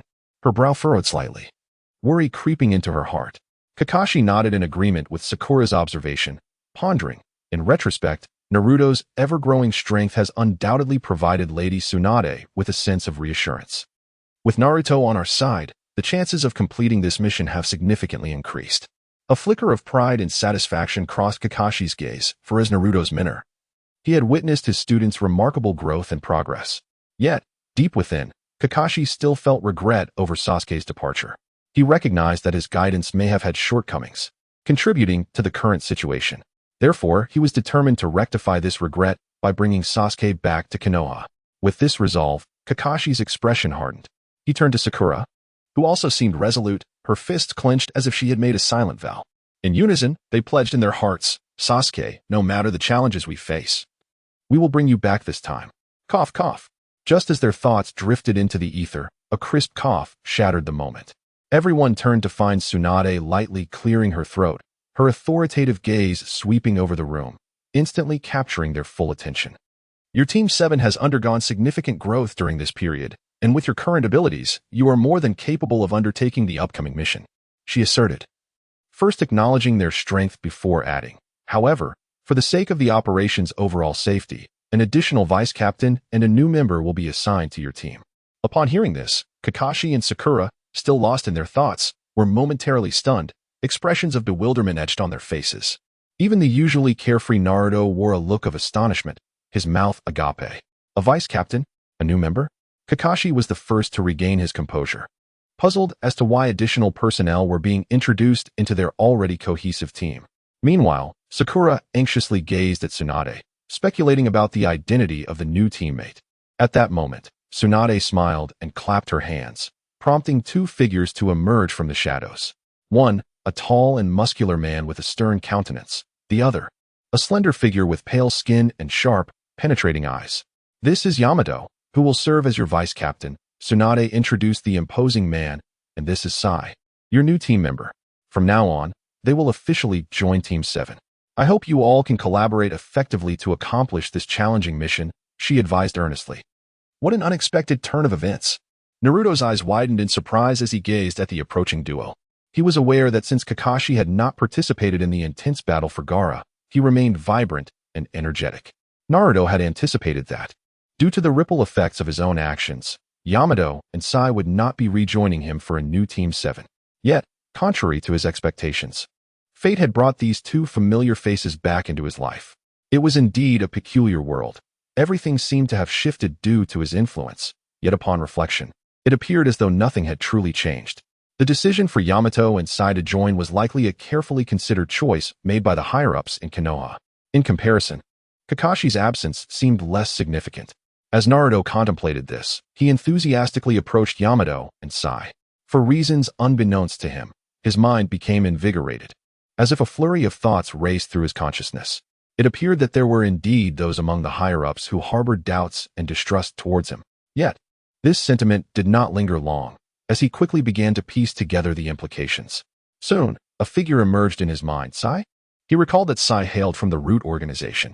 And speaking of Root, One could not overlook the cunning Danzo, the very man who had instilled hatred in Sasuke. With this realization, Naruto's eyes narrowed, a subtle glimmer of coldness surfacing. He understood all too well the darkness that Danzo and his faction had cast over Konoha. As the saying goes, if one cannot keep their own house in order, how can they govern the world?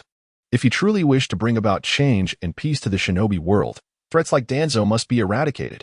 Although Naruto and Sasuke diverged in many principles, he had attentively listened to and contemplated Sasuke's revolutionary theories. Who could say he lacked independent thought? Presently, he was skillfully extracting beneficial elements while discarding unsuitable views, gradually forming his own ideas and plans. Danzo, perhaps he could provide some surprises before Naruto encountered Sasuke. With this thought, Naruto's resolve solidified. Chapter 31. The Decayed Roots. As Naruto pondered, Tsunade's instructions to the gathered crowd were drawing to a close. The situation unfolded as such.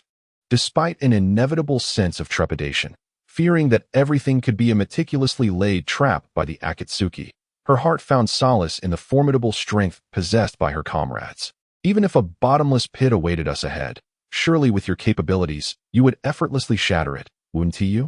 Upon finishing her words, she smiled gently. Her gaze fixed directly on Naruto. Though she did not explicitly name him, everyone present understood that her speech was undeniably directed at Naruto. Upon hearing her words, Naruto was momentarily taken aback, but he quickly regained his composure. Standing tall and resolute, he stepped forward without hesitation, his voice resonating with confidence. Rest assured, Lady Tsunade, leave the mission entirely to me. I am destined to become the future Hokage of the Hidden Leaf. At that moment, an unparalleled aura of self-assurance radiated from Naruto, as if no obstacle in the world could hinder his advance.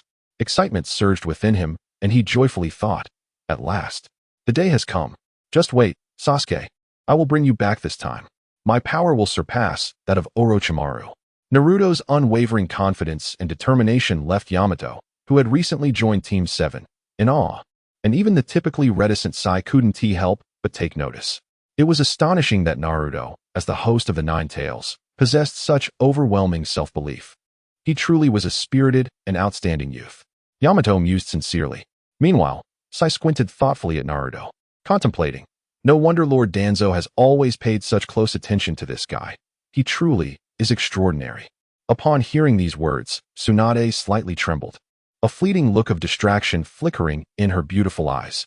In her gaze, Naruto's steadfast and vibrant figure seemed to merge with the memory of her brother, Nawaki. Memories of warmth and heartbreak surged forth, prompting Tsunade to softly murmur, "Indeed, this boy possesses a remarkable magic that effortlessly inspires hope in those around him." As this thought crossed her mind, a gentle smile began to grace Tsunade's exquisite face, radiating warmth akin to the spring sun. This time, she resolved to pave the way for him. She then parted her lips, speaking softly. "Since you all possess such confidence, I shall no longer hinder you. The mission will convene at noon tomorrow at the village entrance. I sincerely hope you can accomplish this task splendidly and present me with a report that astounds." As her words fell, the crowd responded in unison. "We guarantee the completion of the mission." However, as they dispersed, Naruto did not head straight home. Instead, like a nimble cat, he silently slipped into a quiet, deserted alley, unnoticed by others. "Come out." His voice was calm as a still pond, yet it carried an undeniable authority. He slowly turned, his gaze sharp as a hawk's, piercing into a seemingly empty corner. In that moment, time seemed to freeze, enveloped in an eerie silence. Yet, amidst the suffocating atmosphere, a faint sound of footsteps broke the stillness. The newcomer finally revealed himself, emerging slowly from the shadows. Clapping his hands lightly, a bemused expression adorning his face. Indeed, the newly minted hero of Sunagakure possesses an extraordinary intuition and perceptiveness. However, I am curious, as a ninja of Konoha, what are your thoughts on carrying the title of Sunagakure? The visitor watched Naruto with keen interest, seemingly eager to glean insights from his expression. Naruto shot back a cold glare, retorting without hesitation, "What I think is none of your concern. Do I need to report my every action to you?" His words dripped with disdain and provocation. The newcomer, unfazed by Naruto's demeanor, merely smiled and continued, "Ah, the youth certainly has a strong personality. However, your actions have drawn too much attention, leading to doubts about your loyalty to the village. Thus, under the directive of a certain esteemed individual. We must ask you to come with us for a discussion. At this moment, a glimmer of cunning flickered in the visitor's eyes. The roots? Danzo? Does he even have the right? And you, lurking in the shadows, dare to issue such commands? Naruto scoffed, his face a mask of contempt. Surprising indeed that a rookie like you, fresh to the ninja world, has heard the thunderous name of Lord Danzo. Your channels of information must be quite extensive. Nevertheless, today, whether you wish to or not, you have no choice but to accompany me.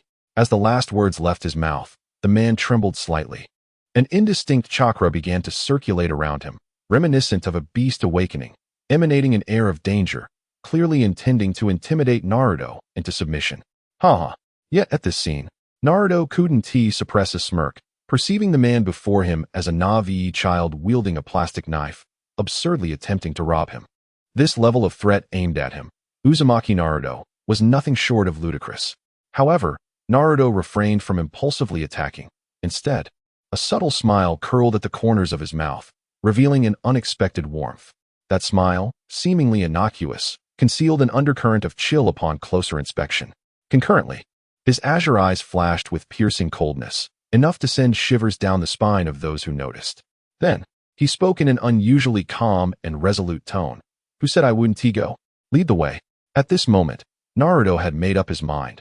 This time, he would eradicate all the decayed remnants in one fell swoop, leaving them no chance to breathe. The roots? Such rotting elements must be uprooted.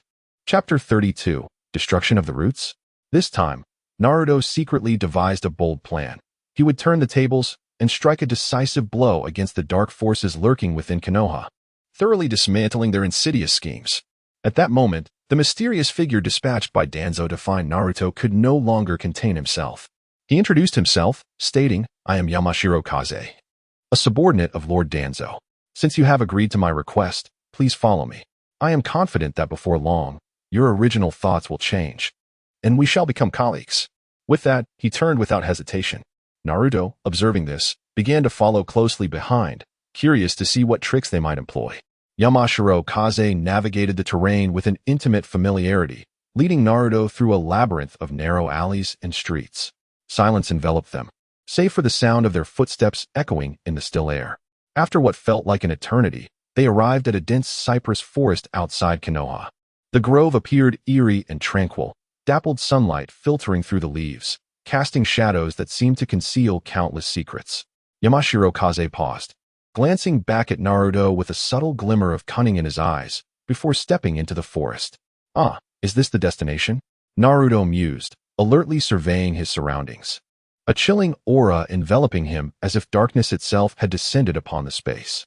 He inwardly lamented the audacity of these shadowy figures, akin to rats hiding in sewers, managing to locate such a covert and sinister place. Were it not for Yamashiro Kage's guidance, he would have expended considerable time and effort to find it. Thus, despite harboring wariness towards Yamashiro Kage, Naruto restrained his impulse to strike and opted to accept the invitation, eager to witness the infamous leader of Konoha's underground forces. After all, it would save him considerable time, and he was curious about the methods his adversaries might employ against him. However, just as Naruto stepped into the woods, a rustling sound erupted, and dozens of root ninjas clad in black, their faces obscured by masks, emerged like phantoms from all directions, encircling Naruto in an instant. Was this their decision? Observing his predicament, Naruto merely raised an eyebrow, feeling somewhat indifferent. To confront him in such a manner was indeed an overestimation of their capabilities. The encircling ninjas moved swiftly and silently, their hands gripping sharp shurikens, glimmering blades poised to strike at Naruto's vital points. The atmosphere grew taut with tension. Be compliant. Immediately discard your weapons and place your hands behind your back. Do not attempt any hand signs. Otherwise, do not blame us for our lack of courtesy. The leader of the root ninjas, Oil Woman Toryun, shouted sternly at Naruto. Toryun, tall and robust in his black attire, emanated an invisible pressure with his stern visage. He was a prodigious ninja from the Oil Woman clan, possessing a rare and formidable special ability. The nanoscale poison bugs he commanded were terrifyingly potent. Since childhood, he had been groomed by Danzo within the Roots organization, making him one of Danzo's most trusted and loyal subordinates, alongside Yamashiro Kage. Upon hearing this, Naruto furrowed his brow, a flash of anger crossing his eyes as he retorted, Is this your way of treating guests? These individuals truly lacked appreciation for the opportunities presented to them, resorting instead to intimidation. The root ninjas, taken aback by Naruto's audacity in such a dire situation, momentarily froze. Yet, after a brief pause, one of the ninjas regained his composure and coldly replied, "This is all for security reasons. Please cooperate. Now, close your eyes. We will blindfold you with cloth, allowing us to swiftly escort you to Lord Danzo." A faint smirk appeared on Naruto's lips, laced with sarcasm. He replied, almost disdainfully, "Oh, he certainly has a grand sense of self-importance. But what if I say no?" These simple words reverberated through the air like a stone cast into a tranquil lake, sending ripples of tension throughout the scene. The atmosphere ignited, becoming so oppressive that it was nearly suffocating, as if an explosive confrontation were on the verge of erupting. At that moment, a figure emerged from the shadows. It was Yamashiro Kage, who had led Naruto to this place. Clapping his hands with a sinister grin, he taunted, "Since earlier, you've been spewing arrogance, disrespecting our esteemed Lord Danzo. I've long found you irksome and have yearned to teach you a lesson, you impudent brat. Now, the opportunity has finally presented itself." Ha! With that, he rubbed his hands together vigorously, the joints cracking ominously, clearly prepared to strike at any moment. Truly, they were a group of ignorant, arrogant fools, seeking their own demise. Had they grown so emboldened by their daily abuses of power that they had become this brazen? At this moment, disappointment surged within Naruto as he gazed upon this organization steeped in decay. He could scarcely fathom that within the village he cherished and protected, Konoha, such scoundrels lay hidden. Their grotesque visages alone were enough to incite nausea, and the extent of their misdeeds was unfathomable. Perhaps coercing the innocent into servitude was merely the least of their transgressions. With this thought, a fierce rage welled up within Naruto. Perhaps it would be best to annihilate them all. Memories of past injustices surged forth, especially the recollection of his own childhood suffering and the tragic fate that befell his dear friend Sasuke, who lost his entire clan overnight. Now, it seemed that all these events were intricately linked to this dark organization. Perhaps with a single spiral shuriken, none among them would be innocent. As Naruto surveyed his surroundings, a rare ferocity flashed across his typically bright demeanor. Indeed, it must be the Nine-Tails' doing. The Nine-Tails, perplexed, remarked that while observing the scene from the ceiling space, he had suddenly received this unexpected turn of events. Eliminate them all. A relentless tolerance will not usher in change within the ninja world. A cold determination settled on Naruto's face as he anticipated the moment when he would present the head of the instigator to Sasuke, eager to witness his reaction. Chapter 33, Naruto vs. Root. Utterly arrogant. Upon hearing Naruto's words, the root ninjas encircling him were instantly engulfed in a fiery rage. Over the years, they had undertaken countless arduous missions, instilling fear in every adversary they faced. Yet, Naruto was the first to dare openly provoke and belittle them. Within this village of Konoha, we, the root, stand as the most formidable force next to the Hokage, akin to his second shadow. To defy us is to defy heaven itself. For a disobedient Jinchuriki like you, replacing you would be but a trivial task. Attack. With the menacing roar of Kamizuki Izumo and the cold command from Oil Woman Torian, dozens of root ninjas lunged at Naruto like famished wolves. The distance to the core area of Konoha was considerable, and the lack of nearby witnesses left them unconcerned about the fierce battle being detected or interrupted. However, when Naruto saw the pack of ferocious root ninjas charging at him, his face betrayed no fear. Instead, it revealed profound disappointment and disdain. He gently shook his head and sighed. Is this what they call evil being born from the depths of cowardice? Truly pathetic. While annihilating you would inadvertently weaken the village's overall strength, given your insignificance, losing you would hardly be a significant blow. After saying this, Naruto took a deep breath and slowly raised his head. His eyes suddenly sparkled with brilliant light, and a faint golden aura enveloped his body. In that instant, he simultaneously activated Sage Mode, Nine-Tails Chakra Mode, and Wind Release Chakra Mode. Instantly, Naruto's aura surged to an unfathomable strength as he leapt into the air, soaring like a rocket. From above, he looked down upon the panicked root ninjas below. Impossible. This Nine-Tails Jinchuriki can fly.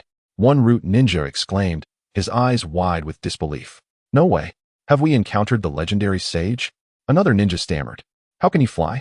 If so, we cannot encircle him. A third shouted anxiously, "This is bad. If he escapes, it will pose a tremendous threat to us. We must do everything to capture him." The leader, oil woman Toryun, decisively ordered, "Someone, hasten to report to Danzo-sama." As Kamizuki Izumo shouted, a ninja swiftly turned and dashed away into the distance. Meanwhile, Naruto in the air wore a confident smile, glancing at the cacophony of root ninjas below with a flicker of disdain. "You lot think you can obstruct my path? Today, I shall use you to hone my skills in this youthful version of Six Paths mode," he murmured softly. No sooner had he spoken than a massive fan materialized behind him, entirely composed of Ninetales chakra, shimmering with a celestial blue-golden glow, appearing immensely powerful. Wind release, great sickle weasel technique.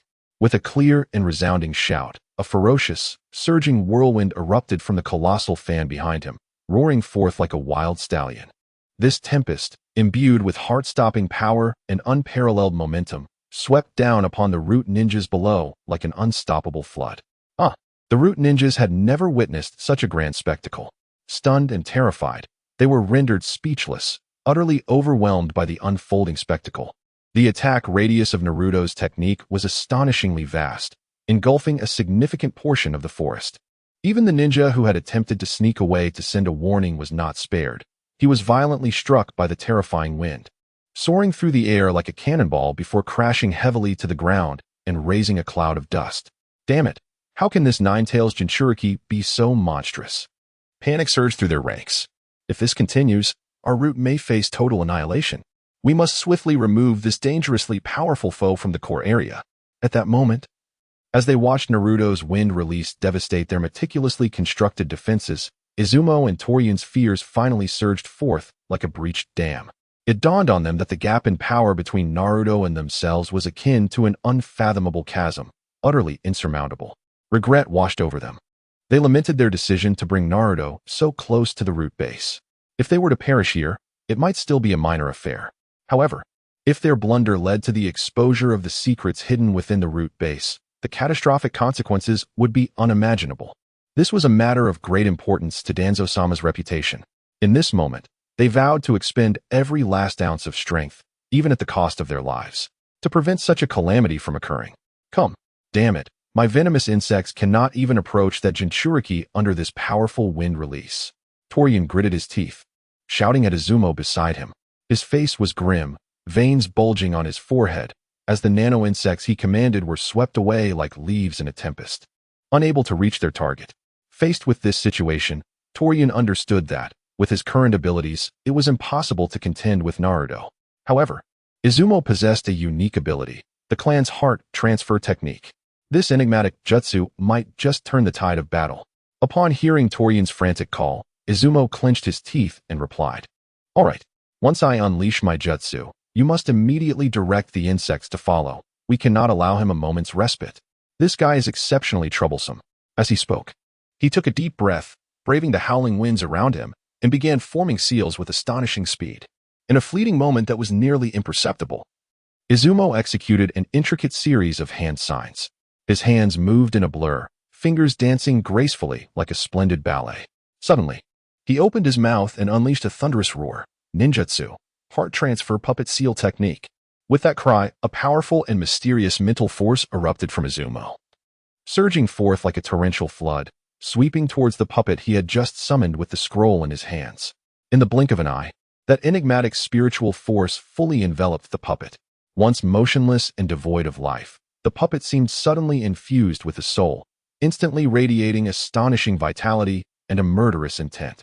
However, before anyone could fully comprehend the situation, Naruto's wind release surged around him and violently struck the puppet. With a resounding bang, the puppet was propelled through the air like a cannonball. Yet, an unexpected turn of events unfolded. At the very moment the puppet was launched, another equally terrifying force surged forth like lightning, its speed akin to a meteor, utterly unstoppable. This force shot forth like an arrow released from its bow, hurtling directly towards Naruto in the distance. How splendid! At this moment, the Ninetales Jinchuriki seemed poised to secure victory. Both Oil Woman and Yamashita Fu, witnessing this spectacle, felt a surge of exhilaration within their hearts. Chapter 34, The Lockhead Naruto, The Appearance of Danzo. However, just as oil woman Tsukine and Yamanaka F were filled with joy. Believing that they had the situation completely under control, an unexpected turn of events unfolded. At this moment, although Naruto had not directly witnessed any attack aimed at him, he instinctively sensed something amiss, thanks to his keen perception and years of combat experience. His brow furrowed slightly as he pondered. What is happening? I have an unsettling feeling that danger is approaching. Could there be hidden enemies? While Naruto was still contemplating, an imperceptible mental attack surged toward him with lightning speed. For an ordinary person, there would be no time to react. They would surely be struck by this sudden assault. Yet, Naruto was no ordinary individual. In that critical moment, he merely leaned back and tilted his head. Astonishingly, the invisible attack whizzed past him, propelling itself into the distance. What? Impossible. He actually dodged it. Yamanaka F was left dumbfounded, for this was a long-standing secret technique of the Yamanaka clan, one that had never been evaded successfully before. This technique was renowned for its unpredictability, and anyone caught in its grasp would instantly lose control over their own body, becoming mere puppets. It had never missed its mark. Yet, Naruto had effortlessly evaded this lethal strike, relying solely on his instincts and agile movements. It was utterly unbelievable. Moreover, he appeared to do so with such ease, as if it were a trivial matter. This is disastrous. There are truly no means of counterattack left. Yamanaka F felt a sense of despair, while Tsukine, witnessing his expression, felt a pang of unease. Had they failed? He was momentarily taken aback, for he had never seen Yamanaka F's technique fail. At this moment, Naruto muttered to himself, Did something just zip past me? But never mind. Since it didn't hit me, I won't dwell on it for now. It must not be significant. He did not linger on this thought and swiftly redirected his focus to the battlefield before him. Quite resilient, indeed. They have not been obliterated by the storm. And it seems I must eliminate them myself. However, it is time to resolve this. Naruto firmly decided. In the blink of an eye, he shifted his stance, seemingly performing a miraculous spell, shrinking the distance between them. In an instant, he appeared like a phantom right between oil woman Tsukine and Yamanaka F. What is this? One of them exclaimed in sheer terror. Oh no, it's that accursed Jinchuriki of the Nine Tails. The other gasped, his complexion paling, his voice trembling.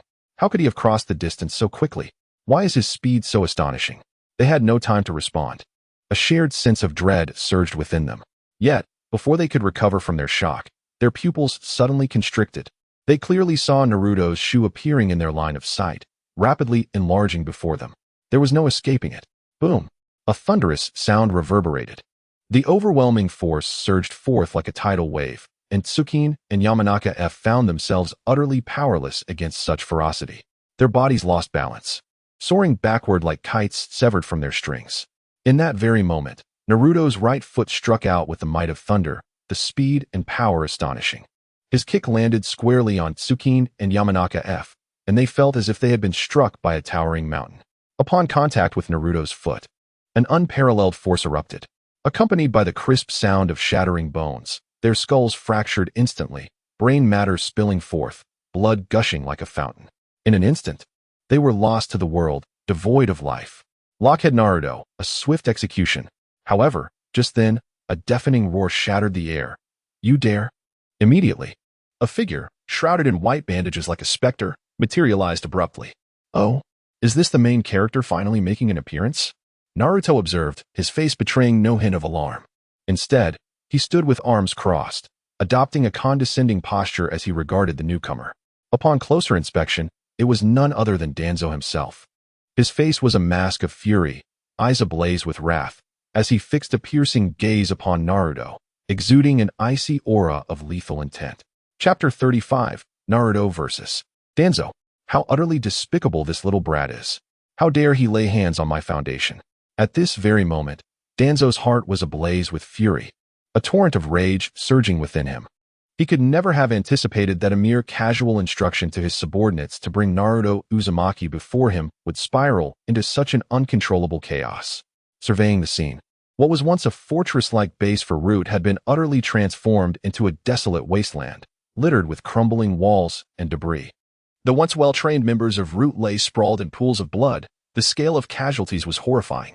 To Danzo's profound sorrow, even his most trusted aides, F and Torian, had succumbed amidst the turmoil. Such a grievous blow was enough to shatter his composure. They were supposed to be his allies in achieving his dream of becoming Hokage. That brat of the Nine Tails, this time, I will ensure you pay dearly. Danzo felt as though his aspirations of becoming Hokage were on the verge of collapsing. His eyes widened in rage, bloodshot and fierce, veins bulging on his forehead. Breathing heavily as if he were a ferocious beast roused from slumber. At that moment, he cast aside his cane with disdain, striding forward with the speed of a tempest. Intent on annihilating Naruto. The air crackled with tension as he bellowed, wind release, vacuum wave. In the blink of an eye, Danzo unleashed his attack. A spectral blur racing toward Naruto with astonishing velocity. Clearly, his previous reckless display had been a mere ruse. A cunning ploy to deceive his adversary before launching a lethal strike. However, Naruto was no easy prey. As the prodigious ninja of Konoha, he had endured countless life and death trials and would not be so easily fooled by Danzo's seasoned deception. Humph, truly a cunning old fox, attempting to ambush a mere teenager. How laughable. Naruto silently scorned as he swiftly adjusted his stance, contemplating his response. This jutsu didn't seem overly complex. He formed hand seals and focused intently on the flow of chakra within him.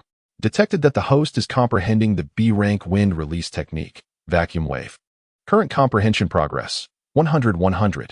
Congratulations to the host. You have successfully mastered the jutsu, wind release, vacuum wave. Wind release, vacuum wave. A B-rank technique that expels a gust of wind from the mouth, releasing several cutting winds capable of severing both flesh and chakra. With a cry, Naruto unleashed, wind release, vacuum wave. A tremendous force erupted from his mouth, far surpassing the scale of Danzo's attack. Resembling a roaring dragon that surged forward with ferocity. In an instant, it suppressed Danzo's vacuum wave and reversed the tide, hurtling straight toward him. As Naruto's assault neared Danzo, the latter's countenance turned ashen, his heart racing with terror. He stared incredulously at the unfolding chaos before him. Never before had he imagined that Naruto could also wield wind release. And what shocked him further was that Naruto's mastery appeared to eclipse even his own renowned prowess. Impossible. How could this brat possibly wield such a technique? Could it be he possesses the Sharingan, capable of copying jutsu like the copy ninja? Thoughts raced through Danzo's mind, leading him to question whether he faced a mere child or the formidable copy ninja himself. After all, he had just unleashed his technique, only for Naruto to replicate it in an instant and counterattack. The most infuriating part was that his jutsu was outclassed by this rookie. Damn it. Yet, regardless of how Danzo racked his brain, he could not alter the imminent reality. Naruto's attack had fully materialized and was barreling toward him at breakneck speed. In a life-or-death moment, Danzo felt the specter of death looming closer than ever. Evade this attack. Without a moment to spare, he decisively expelled a torrent of wind chakra, propelling himself backward like an arrow released from its bow. At that very instant, Naruto's vacuum wave collided violently with the spot where Danzo had just stood, unleashing a cataclysmic sound that shook the earth as if an earthquake had struck. The once level ground was blasted into a vast crater. Surrounding trees toppled like matchsticks, leaving a scene of utter devastation. Amidst the swirling dust, the landscape lay utterly transformed, and Danzo had vanished without a trace. Wind release, vacuum sphere. With a thunderous shout, a formidable gust coalesced into a massive vacuum sphere, hurtling toward Naruto with the force of a tempest. As the sphere swept through, dust billowed and winds howled, threatening to tear everything asunder. Wind release, vacuum great sphere. Before the dust could settle, an even larger and more terrifying vacuum sphere streaked through the air like a meteor, infused with an alarming force aimed directly at Naruto. This assault was fierce and rapid, swiftly closing in on Naruto, dispersing the surrounding smoke momentarily. Oh, still fond of ambushes. I see. Faced with such a fierce offensive, Naruto remained unfazed, raising an eyebrow with a hint of disdainful amusement. In the next heartbeat, he swiftly gathered his energy, his chakras surging like a turbulent sea. Wind release, spiraling shuriken. With a low roar, a brilliant blue chakra sphere rapidly coalesced in his hand. The sphere spun at incredible speed, emitting piercing sounds that resonated with immense energy. In the blink of an eye, Naruto hurled the fearsome wind release, spiraling shuriken toward the oncoming vacuum great sphere. The moment they collided, an earth-shattering explosion erupted, filling the air with vibrant energy and light that made the very space quiver. In the midst of this fierce clash, Naruto's spiraling shuriken tore through Danzo's attack, maintaining its momentum as it surged toward Danzo's position. Witnessing this, Danzo stood aghast. To withstand such a powerful blow was already an impressive feat, let alone for Naruto to effortlessly dismantle his technique and counterattack. An unfathomable spectacle in the annals of history, the likes of which had never been seen before. It is only Danzo who dares to showcase wind release before Naruto. Chapter 36. The True Wind-Style Ninja. At that moment, Danzo's eyes widened in disbelief as he gazed at Naruto's spiraling, brilliantly glowing Raisin Shuriken hurtling towards him. An overwhelming wave of fear and shock surged within him. How could this be? Until now, if Naruto had merely replicated his jutsu, Danzo could have feigned composure and dismissed it as a poor imitation. However, the moment Naruto unleashed the wind release, Raisin Shuriken, everything changed. Danzo felt as if he were witnessing an apocalyptic storm approaching him. What kind of wind release technique is this? It has reached the pinnacle of wind manipulation. He could not help but exclaim in astonishment. It is well known that Danzo, as a seasoned ninja, held himself in high regard, believing that among the vast ninja world, few could rival his mastery of wind techniques. He thought that besides himself, hardly anyone could truly be called a master. Yet today, he witnessed Naruto's wind release, Raisin Shuriken, a display of unparalleled power that left him utterly stunned. He had never anticipated encountering a prodigy like Naruto in his lifetime. Such a jutsu is something I could never hope to replicate or develop. Danzo mused inwardly, a glimmer of greed flickering in his eyes. If only I could acquire this technique after defeating that nine-tailed brat. At that moment, his desire for Naruto's jutsu surged, an intense yearning to possess and master it. However, the most pressing matter at hand was not his covetousness for Naruto's technique, but rather the urgent need to evade the onslaught of the fierce attack that approached like a tempest. In a moment of distraction, Danzo noticed the wind release, Raisin Shuriken closing in. This is bad. The speed of the attack is far too swift to evade. It seems I must resort to that forbidden technique. Determined, Danzo gritted his teeth and resolved to utilize Izanagi. He swiftly formed hand seals, chanting incantations, before unleashing it. Izanagi. In an instant, an invisible, extraordinary light enveloped Danzo's body, rendering his figure indistinct. Just then, Naruto's thrown Raisin Shuriken whistled towards him. My strongest illusion technique. What can your formidable wind release attack do against me? Danzo sneered inwardly. An astonishing scene unfolded. As Danzo activated Izanagi, the wind release, Raisin Shuriken briefly struck him, only to pass through his form as if he were a mere phantom, devoid of any tangible sensation. Boom! With a thunderous roar, the wind release, Raisin Shuriken that Naruto had unleashed erupted like a nuclear explosion. A torrent of violent energy swept across the surroundings, disintegrating everything in its path, be it solid rock, sturdy trees, or other objects, into molecular fragments, thoroughly vanishing from existence. Yet, an astonishing spectacle emerged. In the center of the cataclysmic explosion, Danzo emerged unscathed from behind a distant tree, as if the horrific attack had merely been a gentle breeze brushing against him. Remarkably, he bore not a single scratch, as though the chaos surrounding him was utterly inconsequential. Incredible. At that moment, Naruto hovered in midair, his eyes wide with disbelief as he stared at the unharmed Danzo below. His mind was filled with confusion and uncertainty. What is happening? How could this man emerge unscathed from my attack? Logically, my previous strike had clearly hit him. With the power of wind release, Raisin Shuriken, you should have had no chance of survival. Naruto furrowed his brow, racing through various possibilities in his mind. Yet he could not comprehend how Danzo had so effortlessly withstood his ultimate attack. Could it be that this man possesses some unknown, formidable jutsu or defensive measure? With this thought, Naruto heightened his vigilance, preparing himself for the next move. At that moment, his enhanced Sage Mode perception detected a subtle movement on Danzo's arm, akin to a barely noticeable blink. Normally, such a minuscule motion would escape anyone's notice. However, magnified by his Sage Mode, the slight action became strikingly apparent. Could it be related to the changes in his arm? Naruto raised an eyebrow, but there was no time for further contemplation, as Danzo had already begun to launch another assault. Summoning technique. With a thunderous shout, Danzo bit into his fingertip without hesitation, swiftly waving his arm while chanting incantations.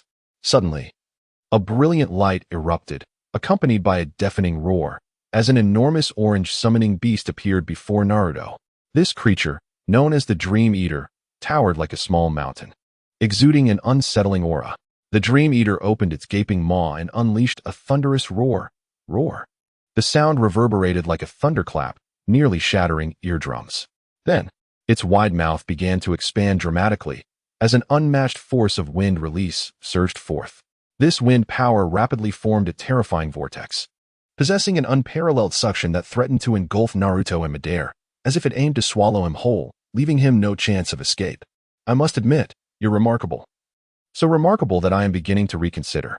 However, in the face of my summoning beast's terrifying suction, what can you, Vortex Naruto, do to maintain your aerial advantage? At that moment, Danzo smirked coldly, as if the next moment would see Naruto firmly within his grasp. Meanwhile, Naruto, suspended in midair, raised an eyebrow at Danzo's words, muttering to himself, "What is this guy babbling about? Does he think I will be sucked down?" In his wind-release chakra mode, he felt no semblance of the supposed suction. After all, the suction from Danzo's summoning beast was merely a result of its massive maw devouring air, creating negative pressure, and his wind-release chakra mode is particularly adept at countering such phenomena. You think you can ground me with wind techniques? How amusing, Naruto thought to himself, confident that no one understood wind release better than he did since mastering wind release chakra mode. With calm composure, he slowly raised his right hand and casually snapped his fingers. Snap! In that instant, it was as if time itself had paused. Then, an astonishing scene unfolded. The air that had been fiercely devoured by the colossal Dream Eater suddenly froze, coalescing into countless razor-sharp wind blades that glistened with a chilling light.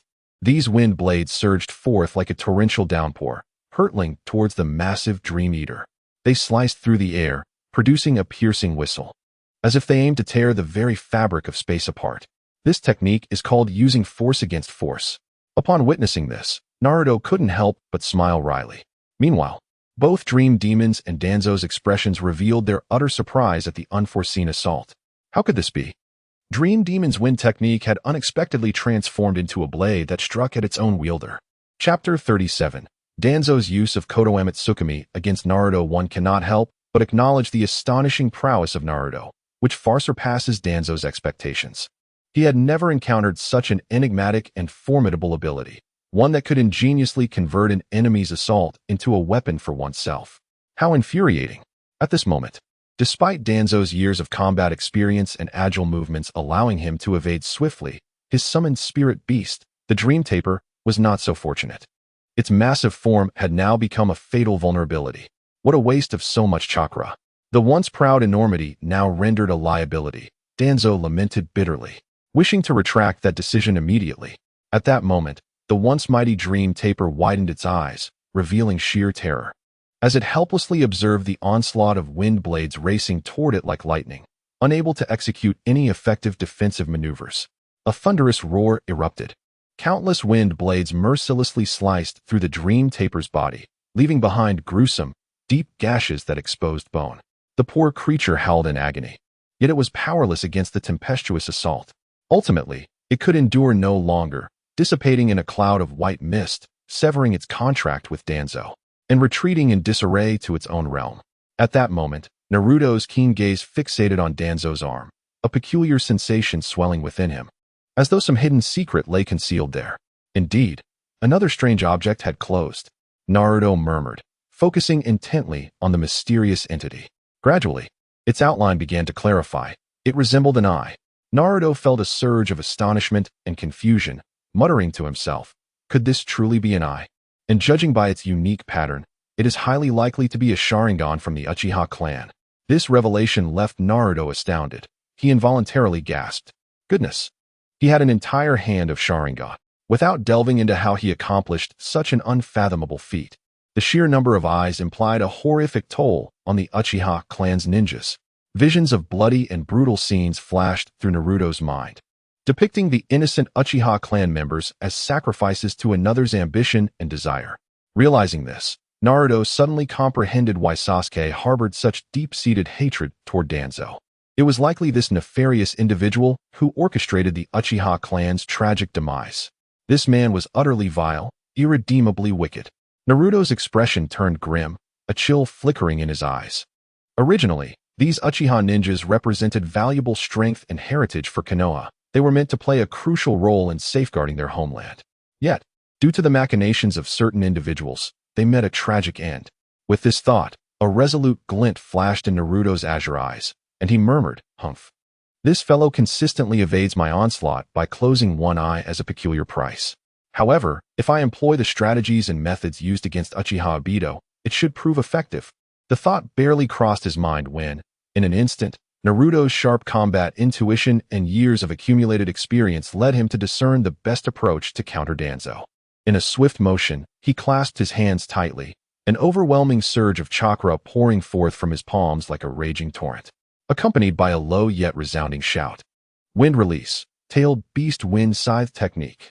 Naruto thrust his arm forward, unleashing a formidable force that erupted with heart-stopping intensity.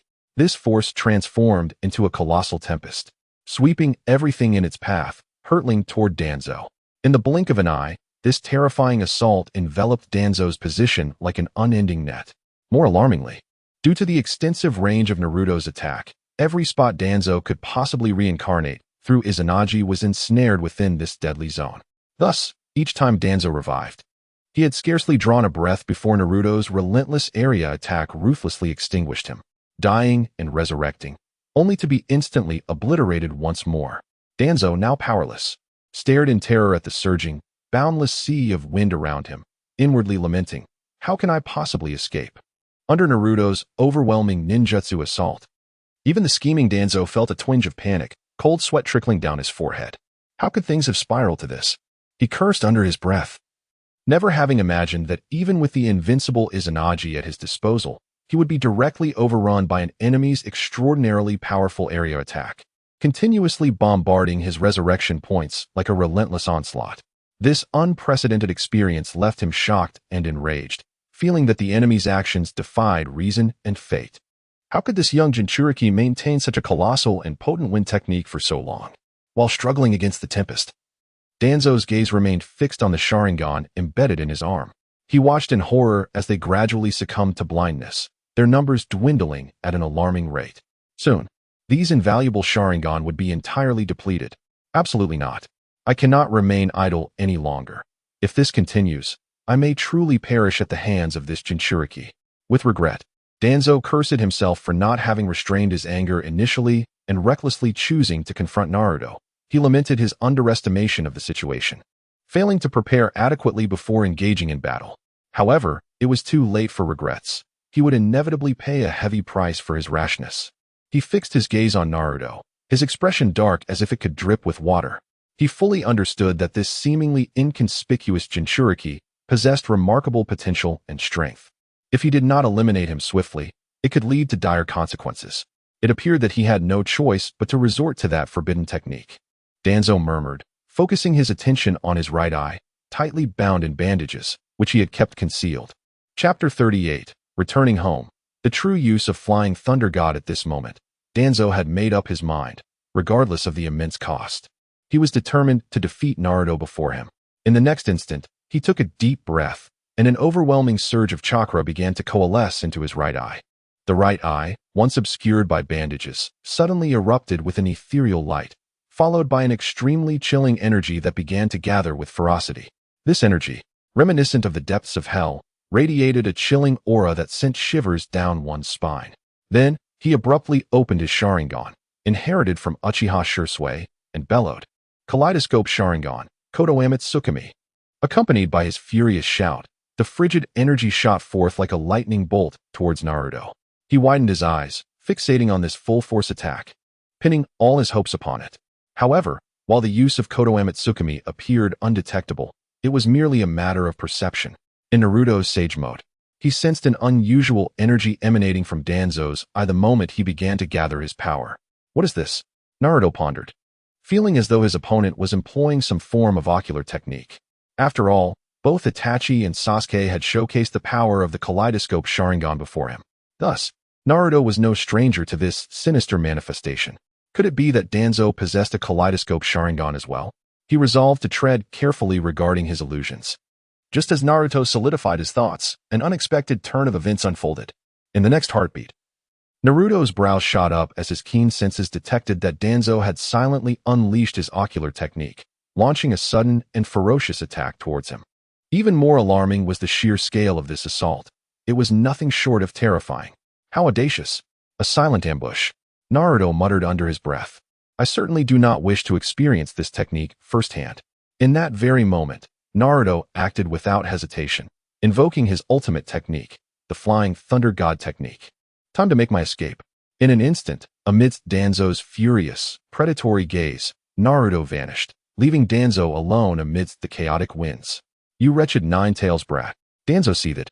Yet before he could fully articulate his curse, the spiraling gust of wind release, tailed beast raisin shuriken, once again surged forth with devastating force towards him.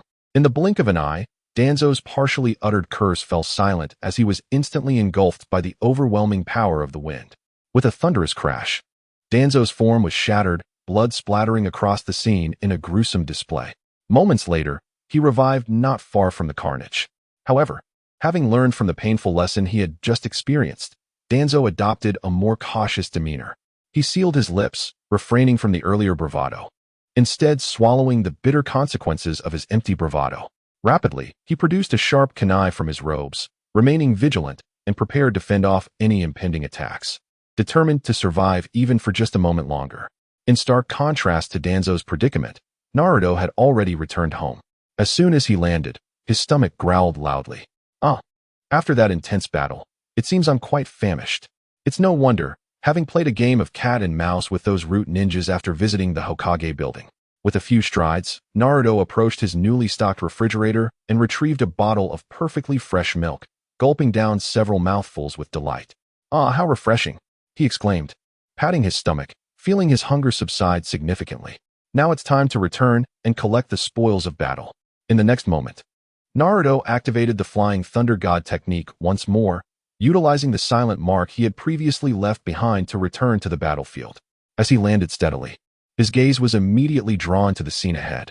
There stood Danzo, covered in blood and grime, looking utterly defeated and forlorn.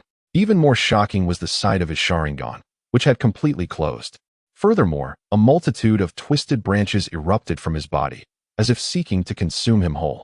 Clearly, Danzo had overexerted the power of the Senju cells, losing control and resulting in this horrifying state. Observing this spectacle, Naruto couldn't help but marvel. I never imagined this man could implant so many Sharingan through the power of the Senju cells. No wonder he possesses such extraordinary strength. Naruto found this revelation hard to believe and couldn't help but reflect on the legacy of the first Hokage, whose essence seemed to linger on in a unique form of immortality. You insufferable brat. At that moment, Danzo's gaze locked onto Naruto, his already dark expression twisting into a grotesque mask of fury. He realized he had been mocked by this seemingly insignificant youth. For one who prided himself on control and superiority, this was a profound humiliation. Without a moment's hesitation, Danzo swung his blade, fiercely severing his own uncontrollable arm. The sound of cracking echoed as the limb fell, blood spurting forth. Yet he did not cease his actions. Strange lights began to flicker around him, revealing a complex and mysterious sealing pattern. As the seal fully manifested, Danzo charged at Naruto like a frenzied beast, driven by a singular thought: even in death, he would drag Naruto down with him, refusing to let this detestable youth escape unscathed. In the face of Danzo's furious onslaught, Naruto remained remarkably composed. A smirk graced his lips as he replied, "Return whence you came." Without delay, he casually waved his arm. With a simple gesture, he unleashed a wind release, Gale Palm. In an instant, a powerful, unparalleled tempest erupted, roaring forth towards Danzo with cataclysmic force. The whirlwind surged like a roaring dragon, sending debris flying and uprooting flora in its wake. Seeing this, Danzo was seized by shock. Yet at this moment, his sealing technique had already been activated, rendering him unable to halt its course. With a resounding crash, Danzo was sent hurtling away like a kite severed from its string, crashing heavily to the ground dozens of meters away. Subsequently, the four-symbol seal was activated, sealing a significant portion of the surrounding air. In an instant, the dust-laden space was purified into a vacuum sphere, appearing exceptionally luminous. Danzo met his demise. Chapter 39, Exploring the Root Base? An unexpected reunion with an old friend. With a dull thud, Danzo's lifeless body collapsed to the ground. It was only after sensing the flicker of his life force extinguished completely that Naruto felt a profound sense of relief wash over him. He exhaled deeply, as if he had shed an immense burden, feeling significantly lighter. His gaze gradually settled on Danzo's motionless form, a mixture of emotions swirling within him. He murmured to himself, "Finally, I've dealt with this troublesome foe. I wonder how Sasuke managed to defeat him back then." His tactics were truly endless and varied. As Naruto reflected on their battle, he couldn't help but feel a deep sense of awe. The sheer number of tricks Danzo employed had prolonged their conflict for an astonishing 10 minutes. Given the disparity in their strengths, such a duration seemed utterly ridiculous. With his prowess, he could have easily triumphed over other ninjas of the same caliber from different villages without expending nearly as much time. This man was simply outrageous, particularly his use of his Izanagi, which had dramatically elevated the difficulty of their fight. Shaking his head in disbelief, Naruto muttered under his breath, "This guy is nothing short of a monster. It's utterly absurd."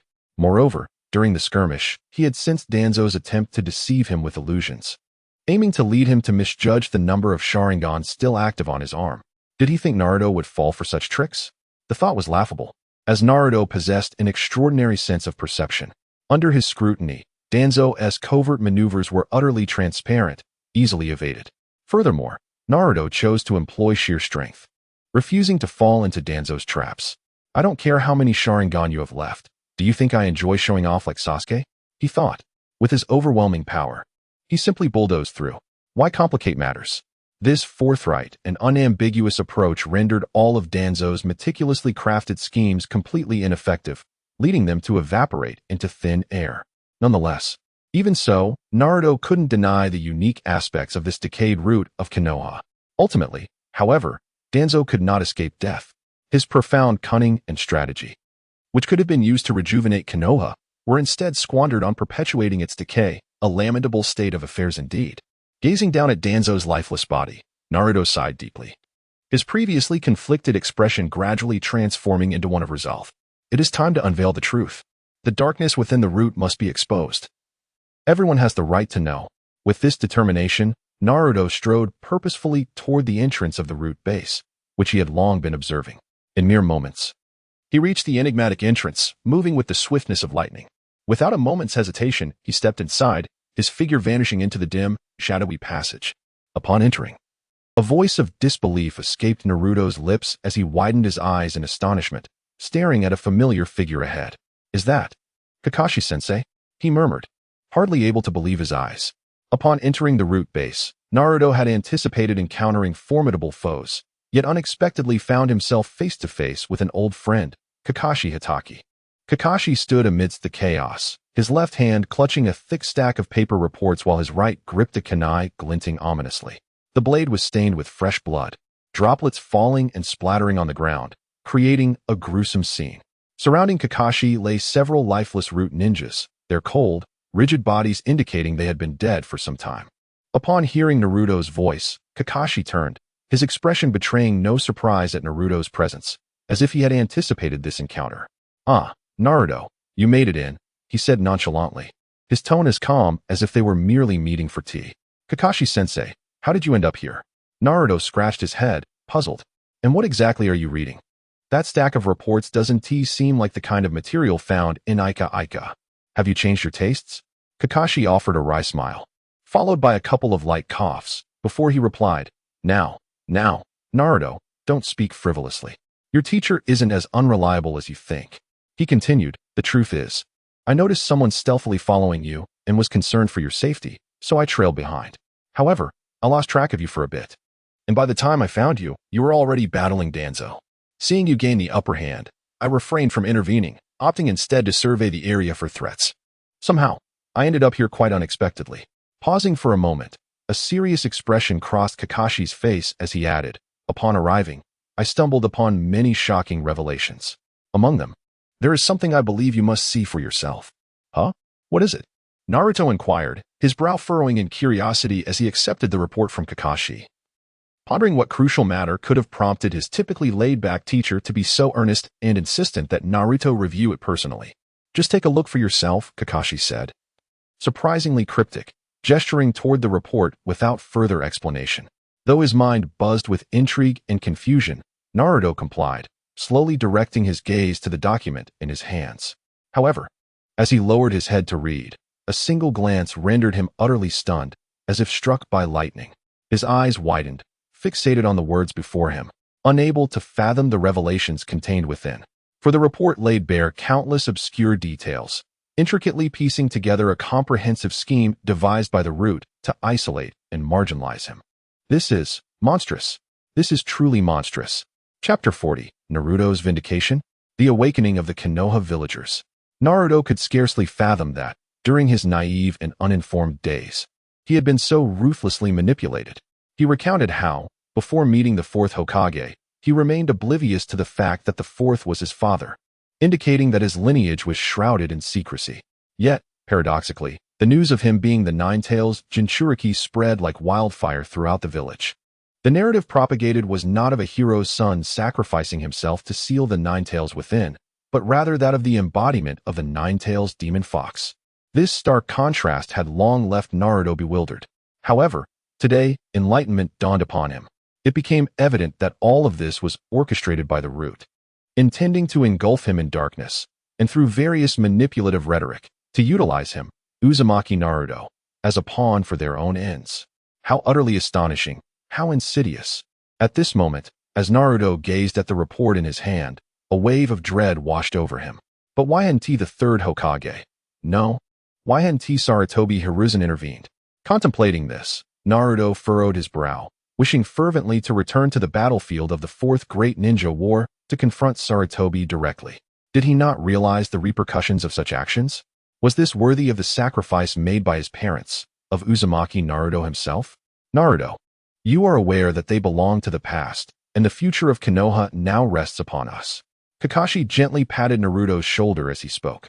At this moment, Naruto's brow remained tightly knitted, his mind swirling with myriad thoughts. Yet, when Kakashi's warm hand rested on his shoulder, it felt as if a soothing current flowed through him, gradually clarifying his tumultuous emotions. Indeed, they had become mere memories. Why should he continue to dwell on them? Naruto exhaled slowly, releasing a heavy sigh of relief. At least, he had avenged this grievance himself. The instigator, Danzo, had already met his end by his own hand. As for the third Hokage, although he often consumed the fish Naruto painstakingly caught without notice during his childhood, it is undeniable that he had also offered Naruto considerable care and support during that time. Perhaps this seemingly random old man he encountered in the wilderness was merely timid in nature. Overall, he was not entirely unacceptable. Reflecting on this, Naruto couldn't help but sigh once more. Sigh. Naruto let out a deep breath. At that moment, Kakashi consoled him, saying, "Rest assured, Naruto, I will ensure justice is served in this matter. Trust me." With that, Kakashi gazed at Naruto with utmost sincerity, the concern in his eyes palpable, causing a warmth to swell within Naruto's heart. "Then, I shall entrust this to you, Kakashi-sensei." The following morning, sunlight filtered through the leaves, casting dappled shadows that illuminated the winding paths of Konoha. The members of Team 7 marched forward with renewed vigor, adorned with their distinctive forehead protectors, heading towards their mission site. Along the way, the villagers murmured amongst themselves, their voices rising and falling like the tide, filling Naruto's ears with a cacophony of whispers. Though these discussions were as faint as the buzzing of flies, Naruto's keen perception allowed every word to resonate clearly in his mind. "Did you see? This morning, I noticed new notices plastered everywhere," a middle-aged man said in a hushed tone to his companion. "Of course I did. The notices are everywhere, as if they fear someone might miss them." Another man replied, astonishment evident on his face. Who could have predicted such a turn of events? For so long, we believed that child was the incarnation of the Nine-Tails, only to discover the complete opposite. He is the son of our Konoha's hero. A woman lamented. "Ah, I never considered it that way before. Now I feel utterly foolish and ignorant." Another elder murmured, shaking his head in regret. "We owe the fourth Hokage and his wife an apology for their noble sacrifice. They gave their lives to protect the village, yet their child has endured such unjust treatment." What were the higher-ups thinking? Indeed, they deliberately disseminated false information to mislead us ordinary folk, causing us to misjudge him. Now that the truth is revealed, we realize we have wronged this child for years. We owe him a profound debt. The voices in the crowd grew louder, expressing their guilt and questioning the decisions of those in power. They lamented, "Damn it! How could I have been so dense? The signs were so obvious. That dazzling golden hair, the surname representing the Uzumaki clan. How could I have overlooked them? Such foolishness. The villagers of Konoha were filled with remorse, their hearts heavy with regret. Another villager hurriedly reassured, "Don't blame yourselves, my friends. This was all orchestrated by that despicable Danzo, who spread lies to cloud our judgment. If it weren't for his interference, we wouldn't have viewed Naruto in such a biased light. Yes, others may share some blame, but none rival Danzo's fault. Thankfully, the true instigator has been brought to justice, which offers us some solace." At that moment, someone excitedly chimed in, "Indeed. Who would have thought our beloved fourth Hokage not only protected the village, but also bequeathed us a new hero, Naruto? This is wonderful. From today onwards, I shall find every opportunity to make amends with Naruto. If he visits my shop, everything will be free of charge." Others quickly echoed, "I feel the same way. I treated Naruto so poorly over the years. Reflecting on it now, it feels inhumane. No matter what I do, it will never fully express my deep remorse." Suddenly, a voice rang out from the crowd. "Hey, do you remember? Naruto seems to be single. I happen to have a sweet, understanding daughter. How about I introduce her to Naruto? Who knows, it might blossom into a beautiful romance. Get out of here, don't be ridiculous. If anyone should introduce someone, it should be me." As the crowd erupted into lively banter, Naruto, alongside the members of Team 7, arrived at the village entrance. "So what do you think? Are you satisfied with this resolution?" Kakashi asked with a smile, looking at Naruto. Chapter 41, The Gentleman of Konoha, Kakashi. After uttering those words, Kakashi gazed at Naruto with a look filled with concern and anticipation, as if awaiting an affirmative response from him. His inquiry regarding satisfaction with the proposed plan revealed the depth of Kakashi's commitment to the matter at hand. At that moment, Sakura and Yamato, realizing that the plethora of posters adorning the village had been orchestrated by Kakashi himself, were struck with astonishment. "I can't believe it. It was actually you, Kakashi-sensei." They had initially speculated that the situation might relate to some bizarre folklore of Konoha, never imagining the mastermind behind it all would be Kakashi. "Kakashi-sensei, does this mean that everything described in those sudden posters from last night actually occurred?" Sakura gasped, her mind racing. It was inconceivable, considering the vastness of Konoha. It was remarkable that Kakashi, even with his commendable stamina as a J-nin, could have executed such a task in a single night. Moreover, they had crucial missions to undertake early the next morning. How absurd. Yet, under such pressing circumstances, Kakashi resolutely chose to work through the night. A testament to his dedication that was simply unbelievable. "Indeed, it is true," Kakashi affirmed, acknowledging the reality of the situation. "And it couldn't be more genuine." It was essential to understand that all of this was made possible through Kakashi's relentless efforts, sleepless nights, and detailed reports to the fifth Hokage, Tsunade. Throughout the night, he had been tirelessly engaged, ensuring that every detail was meticulously attended to, leaving no room for negligence. For Kakashi, no one desired to see Naruto vindicated more than he did. After all, Naruto was not merely his student, but also the beloved son of his esteemed mentor, the fourth Hokage, Minato Namikaze. Reflecting on past days filled with his own despair and negligence, Kakashi felt responsible for allowing those with ill intentions to inflict such harm and injustice upon Naruto. Thus, he resolved to take action. Now, having recognized his errors, Kakashi was determined to exert all his strength to support Naruto, compensating for the mistakes of the past. Even the smallest effort would suffice. Upon hearing this, Sakura's eyes widened in disbelief, her mouth agape as if she could fit an egg inside. After a moment, she murmured in astonishment, "I never imagined it would be like this. It's too hard to believe." The memory of the poster detailing Naruto's heroic deeds and the astonishing truths behind the events flooded her mind. The realization struck her, intertwining fear and anger. How despicable. So, Naruto silently uprooted the malignant force lurking within Konoha last night and unveiled the hidden secrets? This was outrageous. Truly, Naruto had effortlessly accomplished what she herself had only wished to achieve. Sakura's admiration for Naruto surged as she recalled the various rumors and misunderstandings surrounding him. Clenching her fists, she seethed, "How can there be such heartless and inhumane wretches in this world? They even targeted the naive Naruto, attempting to tarnish the reputation of this son of a hero. It was utterly intolerable." In Sakura's eyes, the true embodiment of evil lay with those shameless individuals who spread lies and sowed discord. Their malicious slander had subjected Naruto to unjust treatment and suffering. A gross injustice indeed. Furthermore, even Sasuke's troubles were intricately linked to that vile individual. She could hardly bear it. At that moment, Naruto, upon learning that he had transformed overnight from the reviled Nine-Tails to the revered son of a hero, felt a wave of astonishment wash over him. This sudden shift in his identity felt surreal, akin to an unexpected dream, leaving him somewhat disoriented. After all, in the previous timeline, he had spent considerable time earning the people's recognition during the battle with Pain. Yet today, with Kakashi's assistance, he had achieved this remarkable turnaround in such a short span. It was almost overwhelming. Thus, today he could be said to have finally been vindicated, thanks to Kakashi-sensei. A warmth enveloped him as he deeply felt the love and support from Kakashi and others, gradually dissipating the gloom that had long weighed upon his heart. "Thank you so much, Kakashi-sensei." His voice brimmed with heartfelt emotion, and he could hardly contain his excitement and gratitude. Without hesitation, he threw his arms around Kakashi in a tight embrace, wishing to convey his appreciation through that heartfelt gesture. Recalling his childhood, when everyone had treated him with disdain and harsh words, Irika-sensei had shone like a ray of sunlight, guiding him back to his lost self. Yet, fate had its own twists, for just yesterday, as he sank into despair, Kakashi had appeared like a beacon of hope, illuminating his path forward.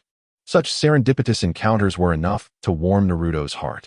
Between men, there's no need for excessive words, is there? Kakashi said with a smile, lifting a hand toward Naruto. This statement, like a gentle spring breeze, swept away the last remnants of doubt from Naruto's heart.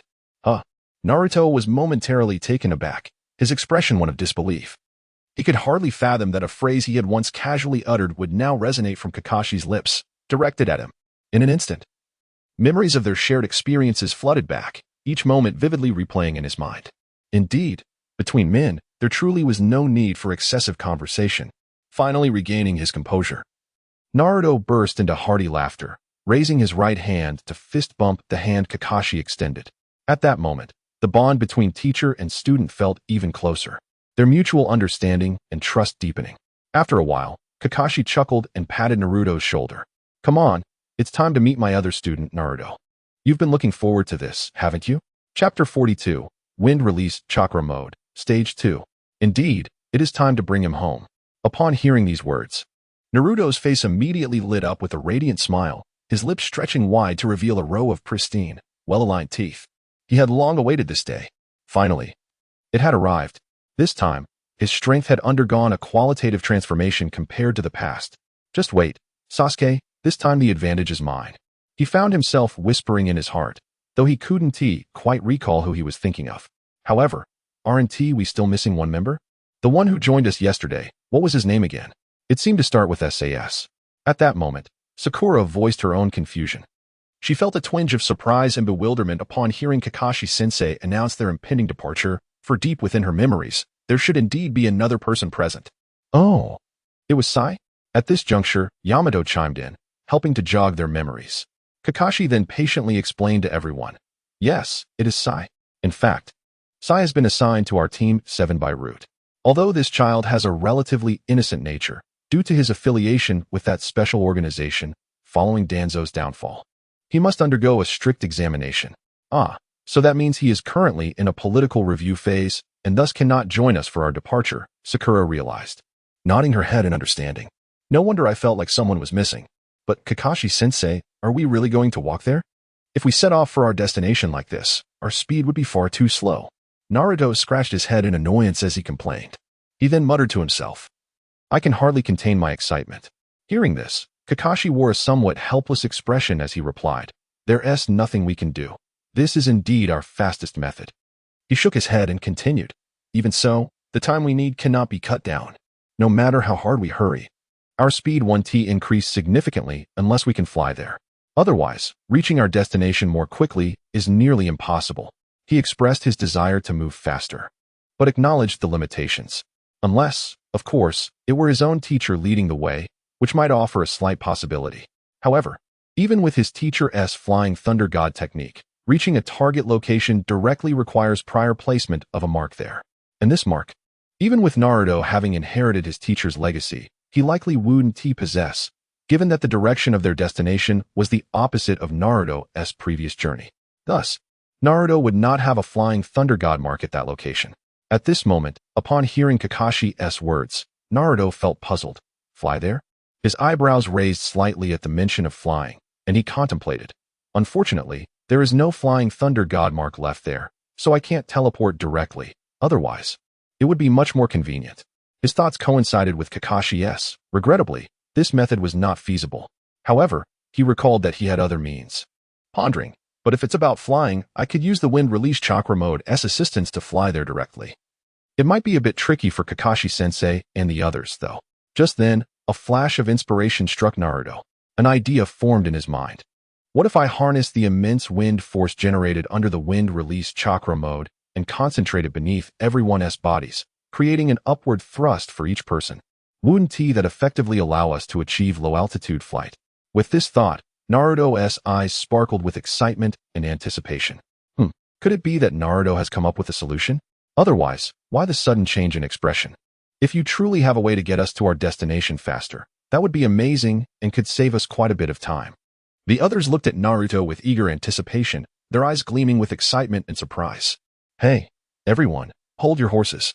Just be patient. You'll soon see what I'm planning. A mysterious smile adorned Naruto's face as he faced the eager and yearning gazes of the crowd. Unperturbed by the barrage of questions thrown his way, showing no intention of revealing his idea just yet.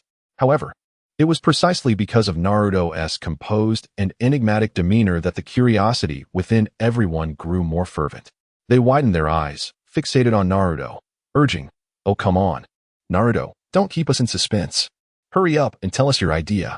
Especially Sakura, who was almost beside herself, cried out, "Come on, Naruto. What brilliant idea have you come up with? I'm dying of impatience."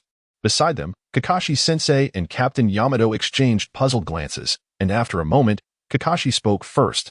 "Honestly, I can't think of any other method that would allow us to reach our destination faster. But seeing your confidence, Naruto, I'm certain you've devised an incredibly ingenious and unexpected plan that will undoubtedly bring us immense surprise." No sooner had he finished speaking than Naruto smiled and said, "Kakashi-sensei, you'd better pay attention." In the next instant, he swiftly formed hand seals, and the vast chakra within him surged forth. In an instant, a powerful gust erupted around him, forming a colossal wind vortex. Amid the astonished gasps of the group, they found themselves gently lifted into the air by Naruto's wind release chakra mode. Their bodies began to leave the ground, floating above it. Wow, we're actually flying. This is unbelievable. It's my first time experiencing this, yet I feel no sensation of weightlessness. Is Naruto holding us up? Amidst the exclamations, the group looked in disbelief at the ground receding beneath them, then turned to gaze at the relaxed Naruto, their hearts brimming with astonishment. Yamato couldn't help but exclaim, "What incredible chakra manipulation skills. Even after leaving the ground, he can control it so flexibly, as if it were an extension of his own arm. He manages to steadily lift everyone's weight, while precisely controlling the force to ensure no one is harmed. This is simply miraculous." Sakura's eyes widened in disbelief as she exclaimed, "Yes, Naruto, your application of this jutsu is truly refined. I always thought that as a medical ninja skilled in chakra manipulation, I was impressive, but compared to you, I'm nothing. This is simply astounding." She spoke with admiration for Naruto's exceptional chakra control. Kakashi, who knew more about Naruto's situation, couldn't help but marvel. "I can hardly believe it. You're barely past 16, and this is astounding.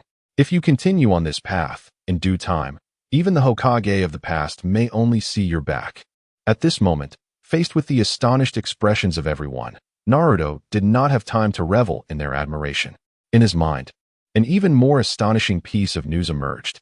Detected that the host's progress in wind release chakra mode training has reached 6100. Congratulations to the host for having ascended to a higher level of comprehension in wind release chakra mode, now attaining the second stage, resulting in a significant enhancement of its potency. Wind release chakra mode, stage 2, the culmination of further refinement beyond the basic version of wind release chakra mode, possessing an even more formidable wind release power. In addition to inheriting all abilities from stage 1, the meticulous control over wind release energy has been significantly advanced, enabling the manipulation of external wind release forces to achieve various remarkable effects, such as flying with others, wind release chakra armor, and Gale Wind Barriers, among others. Chapter 43, Wind Release Chakra Armor. A Naruto radiating with villainous charisma. The second phase of the Wind Release Chakra mode, Flying with Others, Wind Release Chakra Armor, and Gale Barrier? At this moment, as Naruto comprehended the specifics of his newfound abilities, he was filled with astonishment. He had unlocked an impressive array of new capabilities. He never anticipated that a fleeting moment of inspiration would yield such immense rewards. What a delightful surprise. Initially, he merely aimed to save some time, but unexpectedly, this led to a deeper understanding of the Wind Release Chakra mode. Now, his proficiency in this mode permitted him to devise numerous combat strategies. It was simply marvelous. As Naruto soared through the skies with his comrades from Team 7 towards the Heaven and Earth Bridge, he contemplated the applications and nuances of this new phase. The ability to fly with others was a given. He had already put it into practice. However, if he could manifest the Wind Release Chakra Armor or the Gale Barrier during battle, wouldn't that yield extraordinary results? Speaking of the Chakra Armor, Naruto's mind immediately drifted to his experience during the partial Tailed Beast transformation, where his body was ensconced in a dark red Tailed Beast chakra, forming an impenetrable outer layer. This Tailed Beast armor bore unimaginable defensive strength, particularly evident during the harrowing battle at the Heaven and Earth Bridge, where he faced Orochimaru's ferocious Kusanagi sword. Thanks to the protection of the Tailed Beast armor, Naruto bravely confronted the attack without fear. Despite the sword's incredible sharpness, it could not pierce through the Tailed Beast armor enveloping Naruto. If the Tailed Beast armor in its four-tailed form could withstand such assaults, then the Wind Release Chakra mode he now wielded was entirely different. This mode utilized Sage Chakra as its power source, augmented by the vast reservoir of chakra within him. Once condensed into a tangible form, its durability would undoubtedly surpass the meager chakra that the Nine Tails had previously released. Meanwhile, as Naruto pondered, deep within him, the Great Fox suddenly let out a loud sneeze. Who is speaking of me? In hushed tones. Little did he know that one day, he would become a unit of measurement. Among the many powerful figures, another example stirred Naruto's thoughts. The fourth Raikage of Kumobikure, A's mastery of the Lightning Release Chakra mode was unparalleled. This unique ability significantly enhanced his speed and defense. Its sheer power was astonishing. A careful comparison revealed numerous similarities between A's Lightning Release Chakra mode and Naruto's Wind Release Chakra mode, both exhibiting remarkable parallels. However, today, Naruto had successfully advanced to the second phase of the Wind Release Chakra mode, experiencing a meteoric rise in strength. In contrast, while A was formidable, he had evidently been left far behind by Naruto, the gap in their abilities almost unfathomable. It must be said that Naruto's Wind Release Chakra mode shared many similarities with both of these modes, yet it possessed substantial advantages, creating a vast chasm between them. He mused that A's Lightning Release Chakra mode, when juxtaposed with his Wind Release Chakra mode, resembled a dilapidated thatched hut, utterly crude in comparison. With this thought, Naruto smirked, delighted by his ability to grasp such powerful ninjutsu. In a world of ninjas where defense often lagged behind offense, he had acquired his own absolute defense. What a splendid development! With this in mind, Naruto felt a surge of excitement. He envisioned that if he could fully leverage his extraordinary sensory abilities in Sage mode, in conjunction with the second phase of the Wind Release Chakra mode, achieving an absolute defense akin to Gaara's would be effortless. Of course, there were distinctions. Gaara relied on tangible sand for his defense, while Naruto wielded seemingly intangible yet devastating gale winds. Furthermore, if a few centimeters of gale winds were insufficient to withstand an enemy's ferocious assault, what if he thickened it to several meters? Naruto pondered. Perhaps this would significantly enhance his defensive capabilities. Even more audaciously, Naruto confidently believed that with his formidable strength and exquisite control over wind chakra, he could conjure a colossal wind wall measuring hundreds or even thousands of meters in thickness. What truly constitutes absolute defense? Naruto declared with hands on his hips that as long as he wished it, even the mightiest tailed beast bomb would find it challenging to approach him. Who else could rival him? Undoubtedly, this would augment his self-preservation capabilities. With immense satisfaction, Naruto reveled in the strength of this newly acquired skill. As he immersed himself in thought, time slipped away unnoticed, and soon they found themselves near the Heaven and Earth Bridge. The speed was truly astonishing. It was undeniable that under the powerful enhancement of the second phase, Naruto's flying speed had reached new heights. He and his comrades traversed the sky like a bolt of lightning, their velocity exceeding all expectations. Remarkably, due to his adept control over the wind release technique, Team 7 felt no discomfort during their rapid flight. Typically, when flying at such high speeds, individuals face two unpleasant issues: immense air resistance causing significant pressure on the body and the deafening noise that can induce irritation and fatigue over time. However, with Naruto activating the wind release chakra mode, a fundamental transformation occurred. The surrounding winds seemed to bend to his will, no longer obstructing their progress, but instead propelling them forward. These winds acted as loyal companions, surrounding Naruto and clearing a path for him. Consequently, throughout the entire flight, not a single errant gust disturbed their journey. In fact, they felt as though they were comfortably seated in a luxurious cabin, peaceful, stable, and remarkably comfortable. This speed was beyond imagination. They had arrived at the Heaven and Earth Bridge in no time. Captain Yamato's eyes widened in disbelief, his expression one of astonishment. Mouth agape as though he could fit an egg inside. He had anticipated that this journey would take at least half a day, yet under Naruto's guidance, they had reached their destination in mere moments. This astonishing speed left him utterly flabbergasted, prompting him to ponder. What kind of extraordinary ninjutsu was Naruto employing? Beside him, Sakura was equally stunned, her wide eyes fixed ahead, completely frozen in place. They had arrived. Unbelievable. Indeed, strength is the primary driving force. After a considerable pause, she regained her senses and murmured, "This is simply incredible. I thought this journey would be long, yet Naruto carried us here in the blink of an eye. I shall never forget this day." Reflecting on the exhilarating sensation experienced during their recent journey, Sakura felt her heart racing with fervor and excitement. How magnificent it would be if she could one day attain strength akin to Naruto's. Even Kakashi-sensei, who is typically composed and unflappable, could not suppress his astonishment. Indeed, the speed is astonishingly rapid. It is as if the surroundings are retreating like lightning. Without the use of my Sharingan, I might struggle to perceive it clearly. As he spoke, he instinctively rubbed his eyes, seemingly seeking to confirm that what he had witnessed was not merely an illusion. Deep within, Kakashi felt a profound sense of pride and joy at Naruto's astounding speed and prowess. After all, as Naruto's teacher, witnessing his students' continuous growth and extraordinary capabilities is undeniably a source of immense happiness. At that moment, just as Naruto was about to speak, his attention was suddenly captivated by a shadow lurking in the darkness. This figure, akin to a phantom, moved silently. Had it not been for Naruto's exceptional sensory abilities, its presence would have likely gone unnoticed. Wait, has someone arrived before us? A wave of surprise washed over Naruto, who had not anticipated encountering such a figure here. However, in the next instant, he recognized the newcomer. A smile crept across Naruto's face, his eyes shimmering with barely contained excitement as he exclaimed, "It seems we won't have to waste time waiting anymore. I didn't expect this fellow to come right to us." Hearing Naruto's words, Kakashi and the others exchanged puzzled glances, inquiring, Who has arrived? Naruto grinned widely, his expression brimming with eager anticipation as he declared, "It's Orochimaru." "What? You mean the legendary Sannin, Orochimaru?" The atmosphere turned tense as they realized the implications. That individual is an S-rank rogue ninja. This is perilous. Quickly, everyone, prepare for battle.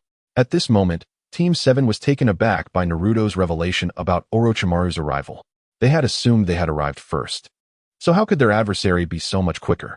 Was there a flaw in their intelligence? This was not the situation they had anticipated. It appeared to be an ambush, a colossal trap. "Do not fret. I am here." Naruto reassured them, his excitement palpable. He was ready for the challenge. Having recently perfected his second stage wind release chakra mode, he had been searching for a worthy opponent to hone his skills. Today presented an exceptional opportunity. If he could defeat Orochimaru, he would finally be able to meet Sasuke.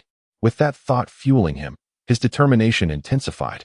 "Come, let us see what you're made of, Orochimaru. I hope you can provide me with a thrilling experience." Naruto grinned, his smile taking on a somewhat villainous flair. Chapter 44, Naruto vs. Orochimaru. A ninja from Konoha? Orochimaru's eyes widened in disbelief as he gazed at the suddenly appearing Naruto and his companions.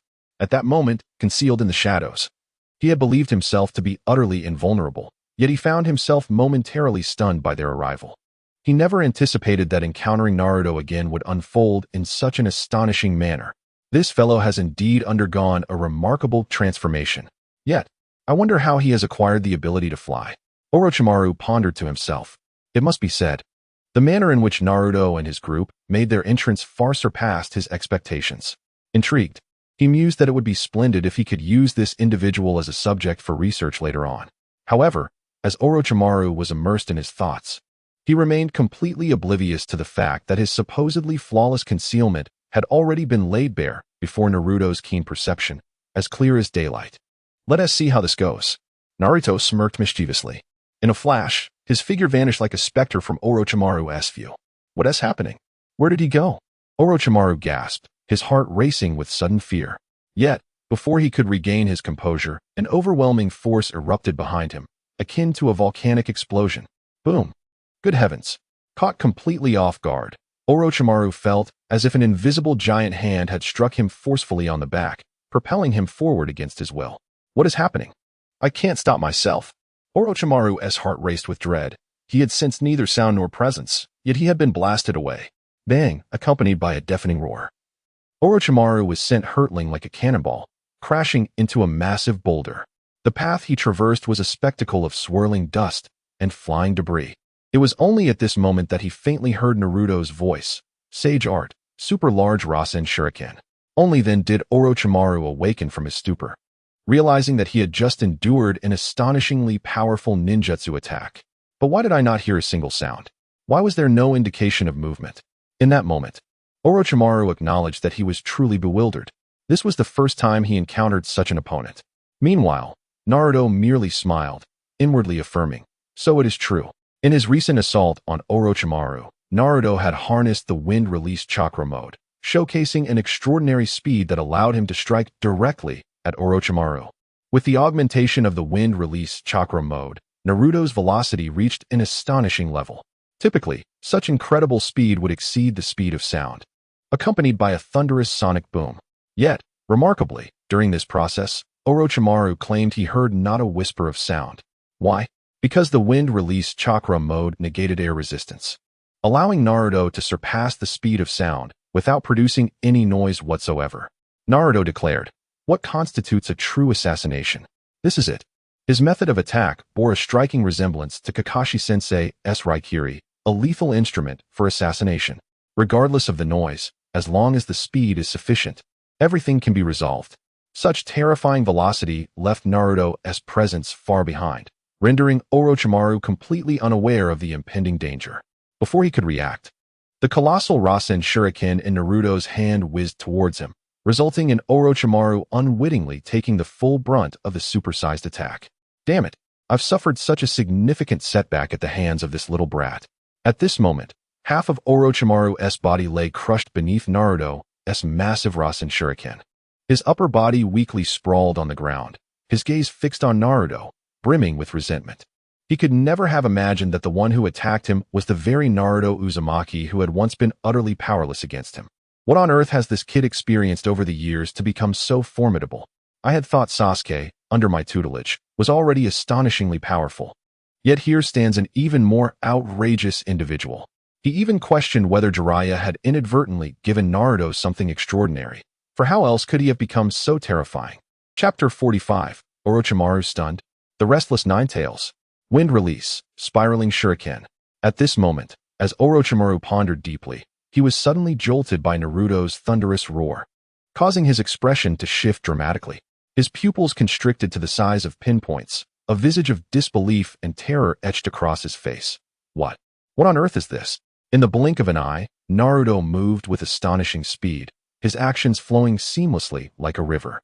Moments prior, he had unleashed a colossal Rasengan, akin to a meteor, which struck Orochimaru and sent him flying several dozen meters away. Yet now, in such a fleeting moment, Naruto managed to gather the spiraling shuriken once more and hurled it at Orochimaru without hesitation, exuding an unstoppable momentum in his assault. Faced with this sudden turn of events, an unprecedented fear surged within Orochimaru. He was acutely aware that if struck by this terrifying spiraling shuriken, the consequences would be dire. Even the snake replacement technique would require a physical form to execute. If this already battered shell were to be attacked again, it would disintegrate into nothingness, rendering him unable to resurrect swiftly. No, I must flee. At this critical juncture, he unleashed a speed he had never before achieved, rapidly employing the snake replacement technique. Simultaneously, he scrambled like a panicked beast, desperately escaping from the remnants of his half-destroyed body. The sound of frantic tumbling echoed as Orochimaru rolled several times, narrowly dodging Naruto's lethal strike. What a pitiful sight. Yet, before he could catch his breath, a cataclysmic explosion erupted. The intense shockwave instantly enveloped the spot he had just occupied. Boom. In an instant, dust filled the air and the wind howled, creating a scene that felt as though the apocalypse had arrived. At this moment, Orochimaru's heart raced in terror. He never anticipated that Naruto could follow up a ninjutsu attack with a spiraling shuriken of such magnitude. He was utterly caught off guard. Oh, did he actually evade it? Truly, Orochimaru, one of the legendary Sannin, demonstrated remarkable survival skills even with his arms sealed. Noting this, Naruto raised an eyebrow. But what about the second one? In the next moment, Naruto once again concentrated wind release, spiraling shuriken in his hand. However, this time, it was not a single shuriken, but multiple. Unbeknownst to him, 2 shadow clones had appeared behind Naruto. Unlike before, these clones did not merely assist in gathering the spiraling shuriken. Each clone independently formed a formidable spiraling shuriken of its own. It is important to note that even when Naruto was in Sage mode, the Sage chakra he possessed allowed him to perform this technique only 3 times. This was a genuine super skill. Yet, at this moment, Naruto, relying solely on his own body along with the 2 newly created shadow clones, managed to simultaneously gather 3 spiraling shurikens. Moreover, he felt no sense of burden. This transformation was indeed astonishing, particularly the extraordinary display of chakra capacity, which was nothing short of astounding. It seems that the Sage mode breathing technique I have diligently practiced during this time has greatly enhanced my chakra capacity, Naruto mused, acutely aware of the chakra within him surging like a torrential river. Notably, he had yet to tap into the Nine-Tails chakra mode granted by Kurama. Though that tailed beast chakra could allow him to utilize the mode multiple times, he had not yet begun to do so. This meant that he had already reached this level relying solely on his own strength. If he were to combine this with the fully unleashed Kurama, the chakra reserves would be boundless, transforming him into a walking perpetual motion machine, unstoppable in his endeavors. If this continues, it won't be long before my chakra surpasses even that of Kurama. With this thought, a fervent gleam flickered in Naruto's eyes. He was now prepared to launch an assault on Orochimaru, eager to let the threefold Rasen Shuriken demonstrate its true might. At this moment, Orochimaru, witnessing the unfolding scene, felt a chilling sensation creeping up his spine, akin to ice. A monster. This is undoubtedly a being of monstrous proportions. He was horrified, unable to fathom that Naruto could wield such chakra-draining ninjutsu with such ease, its power rivaling that of the tailed beasts. Orochimaru understood that the opponent before him was no longer the boy he could manipulate at will. Naruto's current strength had surpassed his wildest expectations. In the next instant, a resolute glint flashed in Orochimaru's eyes. Clenching his teeth, he slammed his palm onto the ground, a deep voice resonating in the air. Summoning technique. Triple Rashomon. Boom. With a thunderous roar that seemed to shake the very earth, 3 towering Rashomon gates erupted from the ground, forming an unyielding barrier between Naruto and Orochimaru. Each gate rose to a height of 1,000 feet, adorned with intricate and mysterious runes that shimmered with an eerie glow, as if harboring powers from an ancient hell. The first gate gaped wide, wantonly devouring all incoming force. The second gate gradually diminished the onslaught's power, grinding it down like a millstone. The third gate dispersed the remaining force into the ether, rendering it formless. These 3 gates stood tall and imposing, like 3 formidable guardians, mocking any assault that dared to breach their defenses. The heavy doors seemed forged from unyielding iron, impervious even to the mightiest of strikes. Oh, so it is this triple Rashomon ninjutsu. It seems somewhat familiar. Naruto raised an eyebrow, gazing at the towering gates before him, a peculiar sensation bubbling within him. He couldn't explain why, but upon seeing these gates, he felt an irresistible urge to take aim and fire a few shots. Indeed, Orochimaru's prowess was extraordinary. In such a critical moment, he was able to summon these Rashomon gates for support, truly remarkable. However, the defensive stance he had taken was undeniably tempting. inciting Naruto's desire to unleash an assault and test their resilience. Just as Naruto was contemplating launching 3 consecutive wind release, spiraling shurikens to probe the limits of the triple Rashomon, a familiar voice suddenly echoed in his mind like a thunderclap. Naruto, let me take over. The voice belonged to none other than Kurama, the nine tails sealed within him. Oh. Kurama, what are you saying? Naruto paused, filled with confusion, as Kurama's sudden suggestion caught him off guard, leaving him bewildered about what he meant by play. Seeing this, Kurama fell silent for a moment before explaining. Give me control of your body. I want to unleash a few blasts at that gate. His tone betrayed a hint of eagerness, for the Rashomon was a technique once deemed too dangerous by the man who had sealed him, Senju Hashirama. The intertwining of old grievances and new vendettas ignited within Kurama a fervent desire for retribution. Of course, to everyone's astonishment, Naruto unexpectedly agreed without a moment's hesitation. Chapter 46. The Complete Transformation of the Nine Tails. Huh, you actually nodded? The incredulity in Kurama's voice was palpable, as if he had just heard the most unbelievable news. Are you not afraid that I might truly seize control of your body and never return it to you? Do you not realize that I, the Nine Tails, am the embodiment of malevolence, the very nightmare that turned Konoha to ruins? At this moment, Kurama had prepared a lengthy speech to counter Naruto's potential refusal. Yet, to his astonishment, Naruto readily agreed to allow him to take control of his body, leaving the beast momentarily speechless. This acquiescence was so straightforward. It felt as if Naruto cared little for the identity of the beast, treating him instead like an old friend. I know, Kurama, you have never been purely evil, have you? Naruto's words were resolute, accompanied by a warm smile. He then extended his arm towards the Nine Tails. You. Kurama stared at the outstretched arm, a flicker of astonishment crossing his eyes. Since departing from Sage of Six Paths, this was the first time a human had spoken to him in such a manner. Humph. Do not think that a few kind words will elevate your standing in my eyes. It is merely a matter of necessity for you. Do not presume there will be another opportunity. Kurama retorted defiantly, but in the next moment, his hand slipped through the gap of the ceiling door, colliding firmly with Naruto's fist. At the moment of contact, a smile involuntarily crept upon Kurama's lips. Let me handle this. In the next instant, Naruto's aura transformed dramatically, surging like a tidal wave. In a heartbeat, the 3 wind release, spiraling shuriken he had just conjured were retracted and absorbed back into his body, thanks to his profound understanding of wind release chakra mode. Naruto's eyes then shifted, morphing into crimson beast-like orbs, blood-red and chilling. He's changed. Sakura gasped, her heart tightening. Something's wrong with Naruto. Her voice carried hints of urgency and concern. Yamato's expression also shifted dramatically as he exclaimed, This chakra, could it be the Nine Tails? Why is it suddenly leaking so violently? Without hesitation, he sprinted towards Naruto, intent on using would-release techniques to suppress the rampaging chakra. Kakashi, equally taken aback, was engulfed in confusion. Just moments ago, Naruto was in control, yet now there were signs of beast transformation? Did Orochimaru provoke him? Must we truly resort to that? Kakashi thought, instinctively reaching for the sealing tag that Jiraiya had entrusted to him, advising that it should be used to subdue the Nine Tails should Naruto exhibit signs of losing control. He had not anticipated that the sealing tag would be needed so soon. A grave expression crossed Kakashi's face. At that moment, one of Naruto's shadow clones took over the control of his body and addressed the approaching group. Everyone, do not panic. Everything is fine.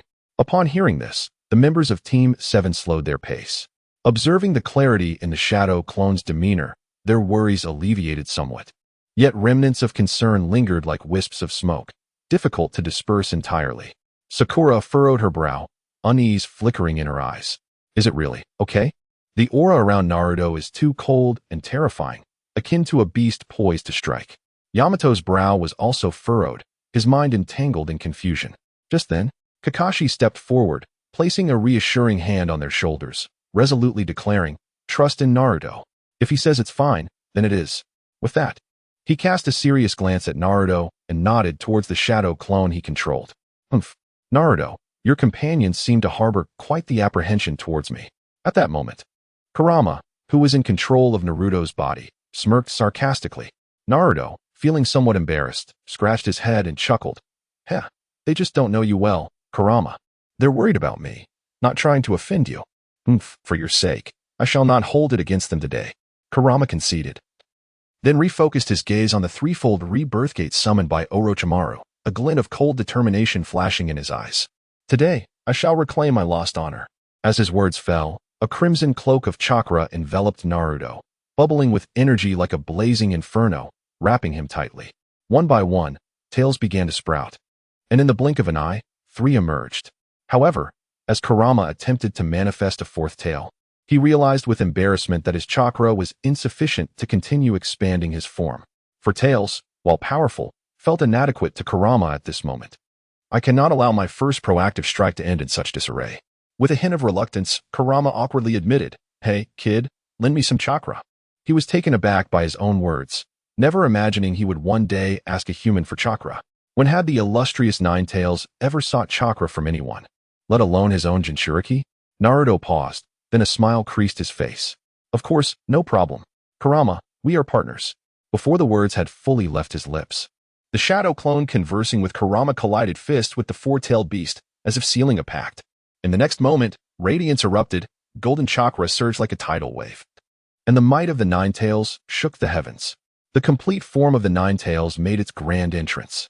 Chapter 47. The Enigmatic Nine Tails. Farewell, Sasuke. You impudent child. Have you returned to me all that chakra I once imparted, along with interest? I never expected to demand repayment for a gift. Kurama's eyes widened in astonishment. He had initially planned to merely flaunt a few of his tails to assert dominance. However, in an unexpected turn, his form transformed into its complete state with astonishing speed, leaving him bewildered. The sheer volume of chakra he had borrowed from Naruto was utterly beyond his wildest imagination. This abundance of chakra made Kurama, a tailed beast, feel somewhat embarrassed, as though he had become a miserly creditor. What astonished him even more was that the chakra Naruto provided was not merely the generous amount he had once shared to allow Naruto to experience the Nine Tails chakra mode, but also included a significant portion of exquisitely refined sage chakra. This was an unexpected delight. Humph, so this is what that boy has been experimenting with recently? It appears there is indeed some merit to it. Kurama, feeling the richness of the sage chakra, squinted his eyes, internally musing. At this moment, he felt his power had surpassed that of his former complete state, even eclipsing the pinnacle of his yin-yang fusion. This sudden surge of strength left him both elated and perplexed. I shall refrain from nagging him about his endeavors. It seems they hold some utility after all. It is truly astonishing. What remarkable feats has this little brat accomplished during this time? I must inquire further. Curiosity about Naruto's transformation filled Kurama's heart. Yet he remained unaware that the resistance and animosity he once harbored had quietly dissipated, replaced by an indescribable complexity of emotion. Why should we be divided by any barriers? Naruto flashed a grin, his smile radiating a sense of freedom and rebelliousness. With that, he narrowed his eyes, his gaze strikingly similar to Kurama's, as if a profound understanding had blossomed between them. Now, it is your turn, Kurama. Let us witness your prowess. Just as I wish. Kurama let out a low snort, his fighting spirit unmistakably ignited. In an instant, the fully manifested Nine Tails opened its enormous maw, rapidly condensing a resplendent tailed beast ball imbued with world-shattering power. Kurama exhaled gently, and the tailed beast ball shot forth like a meteor streaking across the sky, aimed directly at the triple Rashomon summoned by Orochimaru. The resounding roar echoed through the heavens, shaking the very core of existence. One strike could hardly suffice. Kurama, brimming with enthusiasm, was not about to relent. He opened his mouth once more, conjuring 2 additional brilliant tailed beast balls, each radiating a blinding light and laced with destructive potency. The 3-tailed beast balls, infused with sage chakra, descended like fallen stars, their might threatening to consume the very fabric of this realm. Not even the 10-tails tailed beast ball could compare. The thunderous crash reverberated like a tempest, deafening, as the path of the tailed beast balls tore through the air, leaving devastation in their wake. The ground was rent asunder, riddled with countless deep craters, resembling the earth's wounds. Towering mountains were flattened in an instant beneath the might of this terrifying assault, clouds of dust obscuring the sky, creating utter chaos. The power of Kurama's sage-infused tailed beast balls caused the very cosmos to tremble. As for the so-called triple Rashomon, it had long since vanished under Kurama's ferocious onslaught, leaving not even a trace. This was a thorough act of retribution, a physical obliteration, though not of the one who deserved it. Still unsatisfied, Kurama unleashed several more tailed beast balls into the sky, indulging himself fully before turning to Naruto and murmuring, "I must admit, I thoroughly enjoyed myself. I am not the stingy fox you might think. Given the ample chakra you have provided me today, I shall repay you generously in the future. Should you ever require chakra again, do not hesitate to seek me out." Naruto, beaming with joy, replied, "Rest assured, if I ever need it, I will not hesitate to ask." Kurama nodded, satisfaction evident in his tone. "Let us conclude our playful antics for today. It has been a long time since I have indulged so freely. I shall return to your body to rest. Oh, and if you have the time, you might visit the ceiling space. Shikako left you a little gift there. Hurry and retrieve it, lest I find it irksome to look at." As his words fell, the chakra surrounding Kurama surged back into Naruto, who then regained his human form. With a soft pop, Naruto took control of his body once more, the excess shadow clones dissipating. He shook his head, chuckling resignedly. That Kurama truly is tough on the outside but soft on the inside. He clearly wants me to stay and chat longer, but insists on finding other excuses. However, his brow furrowed as he murmured, while Kurama enjoyed himself, "Orochimaru has managed to escape. I had intended to capture him and bring him back to the Leaf Village, hoping to reform him. But now, he has fled far beyond my reach. Thankfully, I left a flying thunder god mark on him when I attacked with my massive Rasengan. Though I wonder if that mark will vanish with his new body." With a long sigh, Naruto pondered his next course of action. He felt a twinge of regret over Orochimaru's escape. After all, he was a formidable adversary, and letting him slip away was disheartening. Nonetheless, Kurama's enjoyment was what truly mattered. It had been far too long since he had witnessed Kurama laugh with such joy. Then, as he recalled the mysterious gift left by Shikaku, an insatiable curiosity and anticipation surged within him, the thrill of unknown surprises just within his grasp. What kind of gift could Shikaku have left for me? Just as he was about to investigate, his brow arched slightly, a look of surprise crossing his face.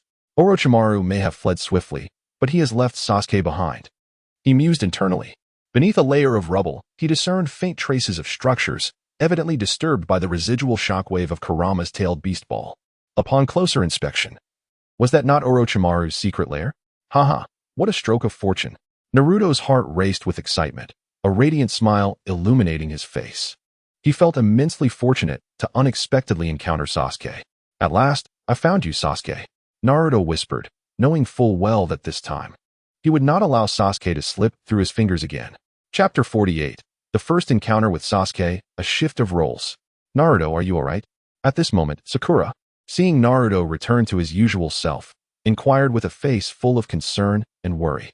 Yamato also breathed a sigh of relief. Yet questions continued to swirl in his mind. What was the reason behind Naruto's earlier state? Could it be that Naruto has truly mastered the power of the Nine Tails? It was unbelievable that even Orochimaru had been defeated. Kakashi's eyes sparkled with admiration, his words brimming with praise. "My goodness, this new card of yours is truly astounding. Naruto, you've certainly opened my eyes once again. I now firmly believe that the one who can surpass the fourth Hokage is undoubtedly you." His delight at Naruto's newfound strength was palpable. However, noticing Naruto's silence, Kakashi, filled with curiosity, followed his gaze and queried, "What are you looking at?" Yet, when his eyes fell upon the figure that Naruto was staring at, he was instantly struck dumb, murmuring in disbelief, "Sasuke." He never expected to encounter love around the corner. Suddenly laying eyes on the true target of this mission, Uchiha Sasuke.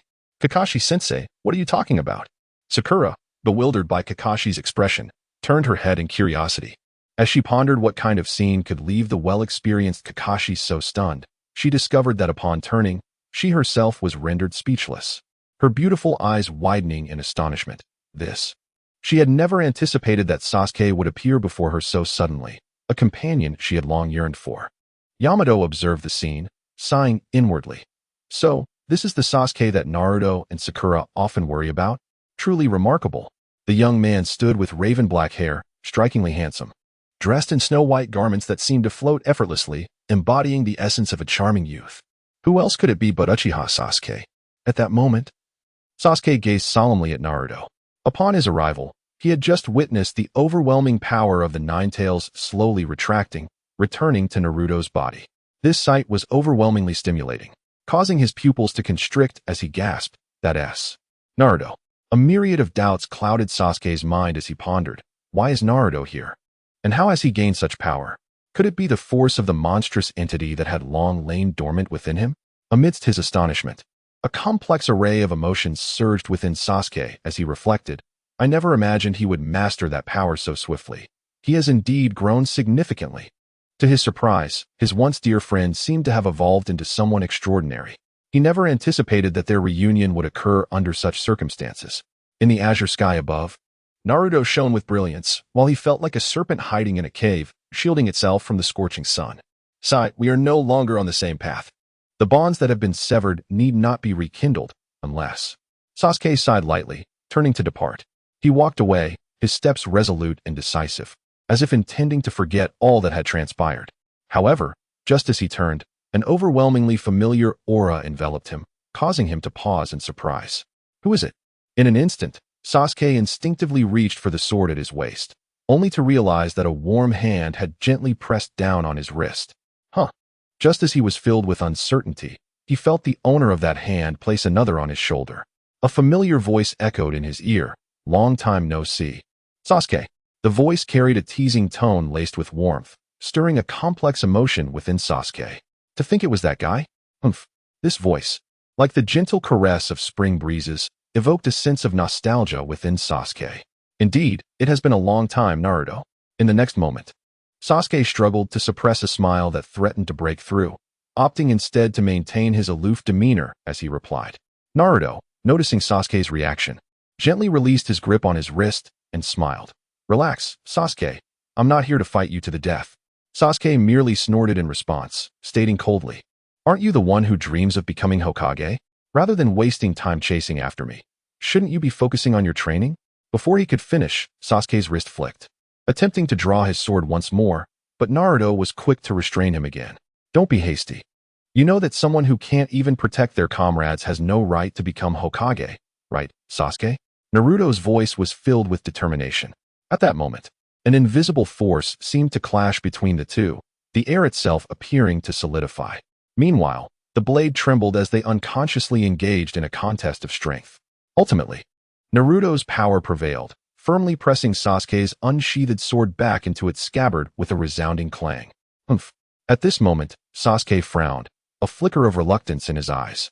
However, he understood that this Naruto was no longer the boy he could easily manipulate. You've certainly grown stronger during this time, Sasuke remarked with a hint of resignation. Suddenly, a crackling sound enveloped him as the power of lightning surged within him. But still, I must insist, stay away from me, Sasuke shouted, and with that, arcs of lightning erupted around him. With his furious declaration, a torrent of terrifying lightning, akin to 1,000 birds, exploded forth from his body. The crackling sound echoed like a deafening chorus, resonating deeply. This lightning was a manifestation of Sasuke's Chidori, a powerful technique that combined offense and defense, delivering an astounding impact. While its destructive capacity fell short of the original Chidori, its wide range was enough to incapacitate any nearby foes in an instant. Once, during their first encounter, Naruto had been repelled by this very technique. But times have changed. Naruto was no longer the same person he had been when he first met Sasuke. Around him, the air began to stir. He could easily discern the uncertainty and probing nature in Sasuke's words. Yet, this would not sway his resolve. With a grin, Naruto slowly withdrew his hand from Sasuke's shoulder, stepping back 2 paces to stand firmly before him, like an immovable mountain. You've become quite strong too. However, your lightning doesn't seem potent enough to breach my wind-release chakra mode's passive defense. I am no longer someone you can easily push aside. Naruto chuckled, feeling a sense of liberation. How can you be immune to my Chidori? Sasuke exclaimed incredulously, witnessing Naruto bask in the lightning without a hint of injury. His eyes wide with disbelief. This is also one of the fruits of my cultivation. Now, in my wind-release chakra mode, every gentle breeze that envelopes me serves as my absolute defense. Though thunder may be fierce, it struggles to penetrate the barrier of my wind release. So, what do you think, Sasuke? My new achievement in cultivation is quite remarkable, isn't it? Naruto said with a grin, his hands spread wide. Chapter 49, For We Are Friends. Incredible. Naruto's strength has advanced yet again. Indeed, although Naruto was once powerful, his defensive capabilities were somewhat lacking. Now, however, he effortlessly conjures an intangible armor from the swirling wind chakra around him, impenetrable and unyielding. Even Sasuke's Chidori, infused with violent lightning, cannot breach it. It merely sparks and crackles against the surface. The crackling of the electric currents resonates with a formidable might. Were it not for Naruto, if we had been standing there, we would certainly be in a pitiful state, the consequences unimaginable. The members of Team 7 could not help but express their astonishment. Sasuke's earlier strike was as swift as lightning, so rapid that the rest of Team 7 had no time to react, forced to watch in awe. This scene vividly showcased the power of Naruto's new mode, leaving them utterly astounded.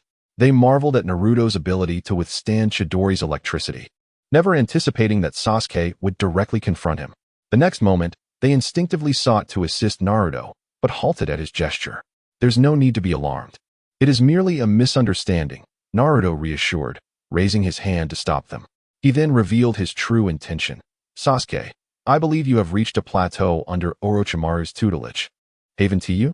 Sasuke was momentarily taken aback. He had not expected Naruto's strength to escalate to such heights, nor did he foresee this question. Naruto's words rippled through his tranquil heart like a stone cast into still waters. It was undeniable that Naruto's statement provoked profound contemplation. Indeed, Sasuke had sensed his growth under Orochimaru becoming increasingly limited, as if he had encountered an insurmountable barrier. He understood that his power had begun to surpass Orochimaru's. Continuing down this path with him would likely yield minimal advancement. After all, the time would soon come for Orochimaru to seek a new vessel. How could he allow Sasuke, this container, to grow beyond his control? As Sasuke hesitated, Naruto perceived his inner turmoil. With a gentle smile, he extended his right hand, offering an olive branch. Why not return with me? I can assist you, he added, whether it be vengeance or the pursuit of greater strength. I believe I can aid you. Sasuke, however, scoffed, turning his head to deliberately avoid Naruto's gaze. I will manage my own affairs without your interference. Focus on your own problems. Yet, he failed to notice that at the moment Naruto reached out, his fingers twitched slightly, as if an inexplicable force stirred within him, making it difficult to entirely dismiss Naruto's proposition. I knew you would not be easily swayed. Naruto sighed softly upon seeing Sasuke's reaction, retracting his hand with a flicker of helplessness mixed with resolve in his eyes. Though I wish you would not wander alone, I understand your pain. He pondered, then retrieved an ancient scroll from his robe, radiating a faint glow as if it contained the world's endless mysteries and secrets. However, I have come to realize that if you, Uchiha Sasuke, could so easily relinquish your burdens, you would no longer be the Sasuke I know. As he spoke, Naruto extended the scroll towards Sasuke, continuing, Here, take a look at this. I believe it holds the answers you have long sought. What is this? Sasuke furrowed his brow, his gaze falling upon the scroll, a flicker of surprise igniting within him. The Naruto before him was a stark contrast to the one who once vowed to drag him back to Konoha, no matter the cost. Noticing Sasuke's hesitation, Naruto's tone grew increasingly earnest. This contains information about that man and the truth you seek. I gathered these details from Orochimaru's stronghold. They are authentic. That man. At the mention of those words, Sasuke's body trembled, a chilling murderous intent surging within him, solidifying his resolve. His previously wavering heart seemed to freeze in that instant. Yes, that man has yet to be defeated by me. How can I indulge in the luxury of friendship when my mission remains unaccomplished? Sasuke thought, gripping the scroll tightly, his eyes shimmering with determination. At that moment, Naruto spoke again, his voice unwavering. In this, you must keep close. With that, he produced a kunai from his waist, inscribed with the characters for bond, its patterns swirling like a dragon and serpent, glowing with a remarkable energy. This is the Flying Thunder God kunai. With it, I can reach your side anytime, anywhere. Naruto presented the kunai before Sasuke, his gaze resolute, unyielding. Sasuke narrowed his eyes at the kunai, a playful smile creeping onto his lips, yet seriousness lingered in his expression. You, surprisingly, seem rather dependable. In that moment, the darkness that had submerged his heart felt as if it were pierced by a ray of sunlight, bringing with it a long-lost warmth. Embarrassed by Sasuke's compliment, Naruto scratched his head and chuckled sheepishly. Oh, it's nothing. I'm merely doing what I wish to do. However, it was a pity that if he had a tail, it would undoubtedly be wagging now. Sasuke gently traced the cover of the scroll he had received from Naruto, pausing in silence before once more asking the question he had posed countless times, yet still yearned to understand. Why do you go to such lengths for me? Naruto beamed, his smile radiant as the sun. Because we are friends. Chapter 50. Kakashi's eye for a moment. Very well. In that case, I shall accept your kunai. After a moment of contemplation, Sasuke slowly raised his palm and accepted the kunai from Naruto, which bore the flying thunder god mark. His movements were neither hurried nor slow, yet the hesitation had vanished. In that fleeting moment, unbeknownst to anyone, the pattern of Sasuke's recently awakened Sharingan flickered like ripples on a water surface, ephemeral and soon returning to its usual tranquility. However, Sasuke remained oblivious to the fact that the instant Naruto's hand had rested on his shoulder upon their first meeting. He had already become an integral part of Naruto's world, lost no more. After all, both Orochimaru and Sasuke had been marked with the flying thunder god technique by Naruto. This was precisely why Naruto had the confidence that Sasuke did not necessarily need to return to Konoha. With a mere thought, he could instantaneously appear beside Sasuke, jesting and bantering, having just moments ago been laboring under a task in the Hidden Leaf Village. With such convenience at hand, why would there be any concern about Sasuke straying from the right path? What does it truly mean to have a confidant across the seas? As close as if they were neighbors? Is this not the embodiment of that sentiment? Then, Sasuke gradually unfurled the scroll, and his eyes widened as the name Uchiha Itachi prominently caught his gaze, causing his pupils to constrict sharply. Indeed, to think it was truly information about that man. Naruto did not deceive me. Sasuke mused inwardly, his expression growing increasingly grave. He continued scanning the lines, each one sending shockwaves through his heart. How could this be? Until he reached the revelation that the Uchiha clan's massacre had been orchestrated by the higher-ups of Konoha, particularly orchestrated by Danzo. Sasuke's Sharingan surged with an uncontrollable fury, akin to tumultuous waves in a storm. Damn it! That wretched Danzo, those decaying higher-ups of Konoha. In that moment, an unprecedented rage erupted within Sasuke, impossible to suppress. The intensity of his emotions momentarily stunned Naruto, who instinctively wanted to comfort him. Yet, at that moment, an audacious idea suddenly struck him. Kakashi-sensei, may I borrow your Sharingan for a moment? Naruto addressed Kakashi, intending to utilize Kakashi's Mangekyou Sharingan to help Sasuke make this crucial leap. Indeed, he aimed to unlock the Mangekyou Sharingan for Sasuke. Kakashi, taken aback, stood frozen. Could the Sharingan truly be borrowed? Did this imply he was to undergo an eye transplant with Naruto? The very notion seemed absurd. After all, while the plan might not be entirely unfeasible, considering how the eye had been a cherished gift from his dear friend, he still wished to carry it and see the world in its stead. How could such a momentous decision be made so abruptly? Surely, he deserved some time to mentally prepare. Of course, this was merely his one-sided thought. Whether his dear friend still shared this sentiment was uncertain. Just then, seeing Kakashi's hesitance, Naruto grew anxious and suddenly slapped Kakashi's shoulder, enveloping him in a shimmering, bubble-like cloak of tailed beast chakra, a tail subtly visible, exuding a formidable presence. Kakashi, observing this peculiar sight, found himself at a loss, chuckling wryly, "It's not that. Naruto, you haven't yet told me how exactly this borrowing of the eye is supposed to work." Naruto, realizing his oversight, smacked his forehead and sheepishly replied, I got a bit too hasty and completely forgot." He quickly explained, "Kakashi-sensei, you only need to cast an illusion on Sasuke using your Mangekyou Sharingan. The intensity need not be too high, as I will inject my chakra at the critical moment to amplify and guide your illusion." Kakashi, taken aback, marveled at Naruto's ingenious idea, one never before conceived in the ninja world. However, upon further contemplation, the approach indeed seemed feasible. Though he was unsure why Naruto wanted him to cast the illusion on Sasuke, he chose to trust him. After all, compared to himself, Naruto would never harm Sasuke. Even if his illusion targeted Sasuke, it would be the same. In the next moment, Kakashi slowly lifted his eye patch, revealing his Sharingan, the tomo spinning rapidly, transforming into the form of the Mangekyou Sharingan in the blink of an eye. While I may not be skilled in Genjutsu, I must steel myself for this task. I hope to execute a conventional illusion using the power of the Mangekyou Sharingan. Kakashi thought to himself. Mangekyou Sharingan, Narukami no Jutsu.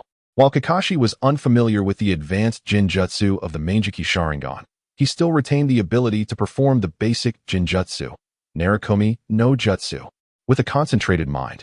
A torrent of chakra surged from his control, based on Narukami no Jutsu, rushing towards Sasuke. This Genjutsu strike, though significantly stronger than his usual Narukami no Jutsu, still paled in comparison to the innate power of the Mangekyou Sharingan's illusions, such as Tsukuyomi. Is it truly Narukami no Jutsu? This technique reveals one's deepest fears. aligning perfectly with my intentions. Naruto mused, observing the chakra unleashed by Kakashi. In an instant, he narrowly pursued the chakra attack, still suspended in the air. The next moment, he infused his sage chakra, coupled with images in his mind, into Kakashi's genjutsu attack. At that moment, Kakashi's genjutsu not only surged in power, but also began to evolve slowly in the direction guided by Naruto. May it manifest as I desire, achieving the desired effect. Naruto silently prayed. Although he was no master of genjutsu, he believed he could add his own touch to the Manjiki Sharingan's illusion through sheer exposure. In the next moment, the combined genjutsu attack of Kakashi and Naruto reached the entranced Sasuke, instantly drawing the dazed Sasuke into an unimaginable illusion. Chapter 51, Sasuke's Kaleidoscope. The true awakening ritual of the Uchiha clan. At this moment, Naruto had just added a unique twist to Kakashi's genjutsu. Feeling a wave of relief wash over him as his thoughts settled, savoring the recent events. Suddenly, it felt as though he had parted the fog, gaining a newfound clarity regarding the principles of genjutsu. It seemed that disturbing another chakra to create illusions was not as daunting as he once believed. Why was I unable to comprehend this principle before? He scratched his head, his golden hair shimmering in the sunlight, a hint of chagrin glinting in his demeanor, silently musing. He felt that previously, he had always lacked the depth of inquiry necessary, resulting in his continued ignorance of the art of genjutsu. Nevertheless, Kakashi's genjutsu was quite straightforward in its structure. He resolved to experiment with it personally, perhaps discovering new techniques in the process. A spark of eagerness flickered in Naruto's eyes. Just then, he was suddenly taken aback, for a system notification echoed in his mind once more. Detected that the host is mastering one of the three major categories of ninjutsu, genjutsu. Progress is being calculated. Please hold on. Ding. Detection complete. Current mastery of genjutsu stands at 100%. Congratulations, host. You have successfully grasped the fundamental usage of genjutsu, unlocking the ninjutsu, illusion, Naru's vision technique. This unexpected influx of information left Naruto momentarily stunned, before he sheepishly scratched his cheek, internally musing, this. It seems I have inadvertently copied the copy ninja's ninjutsu. A smug smile crept onto his lips as he felt a surge of anticipation for his future journey with genjutsu. He envisioned a time when he could merge genjutsu with his wind release techniques, transforming every gentle breeze into a domain of his illusions. With this thought, he felt invigorated. Meanwhile, Sasuke, mired in the depths of a genjutsu mire, found himself in a dire state. His mind was engulfed in chaos, as if countless small hands were tugging at his memories, forcing him to forget numerous past events. He struggled to piece together those fragmented memories, but could only grasp vague shadows. I remember. I encountered Naruto, and then, what followed? Sasuke clasped his head with both hands, his brow furrowed, as he pondered deeply, yet the subsequent memories remained shrouded in a thick fog, perpetually out of reach. At that moment, a figure appeared before him like a wraith. As soon as the figure emerged, all of Sasuke's confusion and uncertainty were instantly supplanted by a surge of powerful emotion, anger. Uchiha. Itachi. Sasuke gritted his teeth, each word seeming to be forced through clenched jaws, brimming with uncontainable fury. In that instant, rage surged like a torrential flood, overwhelming his rational mind and stripping him of composure. Without a moment's hesitation, Sasuke drew his blade, his form a streak of lightning as he charged towards Itachi. The blade shimmered, imbued with a fierce aura, aimed directly at Itachi's vital points. My foolish brother, after all this time, you remain just as you were in childhood, lacking any growth.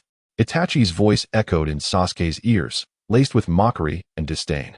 However, Sasuke could not concern himself with such taunts. His singular thought was to sever everything before him, to break the shackles that tormented him. The blade of his sword flashed as it struck fiercely at Itachi's waist. Yet, just as the blade was about to pierce Itachi's body, Itachi transformed into a flock of crows, swirling in the air, mocking Sasuke with their cries. Your eyes, it seems, are still unable to see far. That voice cut through Sasuke's heart like a blade, intensifying his raging fury. Damn it! Sasuke roared in anger, his voice a beastly growl reverberating across the battlefield. He fought with increasing fervor against his foe, each clash igniting brilliant sparks. Finally, let the thunder vanish, Sasuke bellowed, channeling all his might into his palm, as if summoning the very thunder of the heavens. As he uttered the word Kirin, a deafening bolt of lightning descended, leaving Sasuke utterly spent as he collapsed to the ground. In the moment the thunder struck, a breathtaking scene unfolded. Amidst the roaring thunder, a colossal orange figure stood resolutely, surrounded by a blazing aura, yet untouched. Susanoo. Moreover, the one controlling that giant was none other than Sasuke's most loathed adversary. Uchiha Itachi approached Sasuke step by step, his gait heavy yet resolute. Sasuke, powerless to resist, found his attacks trivial before the giant, rendering them utterly futile. Is this how it ends? He felt the chakra within him dissipate, helplessly watching as the orange giant drew nearer, despair flooding his heart, as if all his efforts had been in vain. However, just when Sasuke believed everything was coming to a close, Itachi chose not to take his eyes. Instead, he lightly tapped his forehead with his finger, a complex emotion flickering in his gaze, before collapsing to the ground. Forgive me, Sasuke, this is the last time. As Itachi uttered his final words, Sasuke was left utterly bewildered. He had anticipated a sense of satisfaction upon avenging his grievances, yet now he felt nothing but emptiness. At that moment, a phrase from the scroll suddenly resonated in his ears, delivering a profound shock. Everything Itachi did was to protect Konoha, and to protect you. He bore the burden of the clan's annihilation, enduring all suffering and blame alone. He did this because he knew that only in this way could Konoha be safe. And you could survive. He has silently guarded you in his own way. This revelation struck Sasuke's soul like a thunderbolt. The tempestuous power of his Sharingan could no longer be contained, the tomo spinning wildly, its light flickering erratically. Ultimately, the tomo blurred, transforming into the form of a kaleidoscope. Sasuke Uchiha's kaleidoscope Sharingan awakened at that moment. I truly do not know whether to thank you or to express something else. Naruto. Sasuke spoke to Naruto, his expression a complex tapestry of emotions. Chapter 52, Inyang Release. The Quest for the Tao Pearl. At this moment, Sasuke stood rooted to the spot, his eyes swirling with an overwhelming power that surged like a tempest. How could he not grasp Naruto's true intention in collaborating with Kakashi to cast an illusion upon him? Was this illusion merely a guise to provoke the awakening of his Manjiki Sharingan? Reflecting on this, Sasuke felt a tumult of emotions within him. The path to awakening his eyes was indeed bizarre and absurd, a phenomenon he had never encountered before. The Uchiha clan had always awakened their eyes through various means. Had there ever been a precedent triggered by an illusion? Yet, he had previously been utterly oblivious to the secrets of the Manjiki Sharingan, only catching a glimpse of them through Itachi's words while ensnared in the illusion. What astonished him further was that the illusion was not entirely fictitious. It wove together reality and fantasy, blurring the lines of truth. A ripple of curiosity stirred within Sasuke. How could Naruto construct such a vivid illusion that it felt as though he was truly immersed in a tangible world? Not only that, this illusion unexpectedly became the catalyst for his awakening of the Manjiki Sharingan, a testament to the capriciousness of fate. Naruto, I have come to understand the sequence of events. I shall set aside the complexities for now. Sasuke spoke with a solemn tone, laced with an almost imperceptible tremor. You mentioned earlier that you have dismantled the root organization led by Danzo. Is this true? Naruto nodded affirmatively, his expression resolute. He casually retrieved a sealing scroll from his waist, which emanated a faint glow, signaling its extraordinary nature. With a gentle flick, he unfurled the scroll, breaking the seal upon it. In an instant, a bloodied corpse materialized before them, none other than Danzo himself. Could this be? Sasuke's gaze sharpened, a torrent of indescribable emotions welling within him. Indeed, this is the very instigator, Danzo. He has met his end. Consider it a gift from me to you, Naruto said softly. Sasuke stood in stunned silence, utterly unprepared for this encounter with Naruto. Not only had he unexpectedly awakened his Manjiki Sharingan, but his greatest adversary, Danzo, had also been vanquished. A whirlwind of conflicting emotions surged within him, leaving him uncertain of how to feel. He recalled Naruto's previous invitation to return to Konoha, the impending day of Orochimaru's reincarnation, and his own vengeance plan against Itachi, all of which tangled his thoughts into a chaotic mess, making it impossible to choose a path forward. Naruto, grant me some time. I need to seek out that man to clarify a few matters. I cannot return with you just yet. Sasuke began to explain, but was interrupted as a warm hand subtly extended toward him. He looked up to find Naruto gazing at him with a beaming smile, determination sparkling in his eyes. Between men, there is no need for excessive words. Go, seek the truths you desire. Just remember, I will always stand behind you. A warmth flooded Sasuke's heart as he touched the kunai, a token from Naruto, a promise heavy with meaning. Very well, I shall remember, he replied earnestly, nodding with newfound resolve. He decided to confront Itachi and seek clarity on everything. Although he had learned much from Naruto, it was merely one perspective. He needed to see Itachi with his own eyes, to hear his thoughts and understand the reasons behind his actions. Only then could he truly relinquish his obsessions and carve his own path. In the next moment, Sasuke raised his hand to fist bump Naruto, sharing a knowing smile before turning to depart. Yet this time, alongside his desire for vengeance, there lingered a touch of tenderness in his heart. Naruto, what is the matter? You seem somewhat off. Did you sustain injuries during the battle? After Sasuke left, Naruto suddenly stood frozen, the members of Team 7 gathering around him, their concerned voices echoing. They had been mere spectators during the exchange between Sasuke and Naruto. Even Sakura, who often held Sasuke in her thoughts, could only watch in silence. However, the reason for Naruto's daze was not Sasuke's departure, but rather a strange force surging within his chest, roiling with intensity. This power. It felt remarkably similar to the sensation when the Sage of Six Paths bestowed his strength upon him. Naruto's heart raced with astonishment, disbelief flickering in his eyes. As it turned out, at the moment Sasuke's fist met his, the fateful bond between Indra and Ashura had subtly begun to unravel. A chakra from Indra, for reasons unknown, slipped through that simple touch and entered Naruto's body, merging with his Ashura chakra, resonating harmoniously. What had once drifted aimlessly like a rootless reed now seemed to find its anchor, rapidly expanding within Naruto's form, drawing upon the foundation of his Sage chakra, ultimately becoming one with Ashura's essence. Most importantly, this newly fused power drew inexhaustibly from the Sage chakra, a ceaseless wellspring that would never run dry. The complete manifestation of Ashura's power, the fabled Sage body. Within Naruto, the awakening of Indra's chakra erupted, unleashing a terrifying force. At that moment, Naruto felt an unprecedented surge of strength coursing through him, his body seemingly being remade, every sinew visibly strengthened. Surpassing even the recovery capabilities and chakra reserves of the first Hokage, Hashirama Senju. My body is undergoing an extraordinary transformation. Naruto's heart cried out, disbelief etched on his features. He had never anticipated that through this fortuitous encounter, he would unexpectedly acquire such world-shaking power. What thrilled him most was that this power resembled an eternal flame of existence, never extinguishing, never waning. Enlightenment release. The quest for the Tao Pearl. At this moment, due to the perfect fusion of Indra and Ashura's chakras, coupled with the monumental chakra of the Nine Tails, a pitch-black Tao Pearl began to coalesce behind Naruto, though it was but a single pearl. The swirling power of the Six Paths indicated that Naruto had stepped onto the threshold of that legendary realm, possessing the strength to shake the very foundations of the ninja world. Finally, regaining his composure, Naruto addressed his concerned comrades. Do not worry, everyone. I am fine. I merely feel terrifyingly powerful right now. Chapter 53. The Gift of Shikaku? The second Tao Gem. To be honest, as Naruto gazed at the Tao Gem behind him, he was utterly bewildered.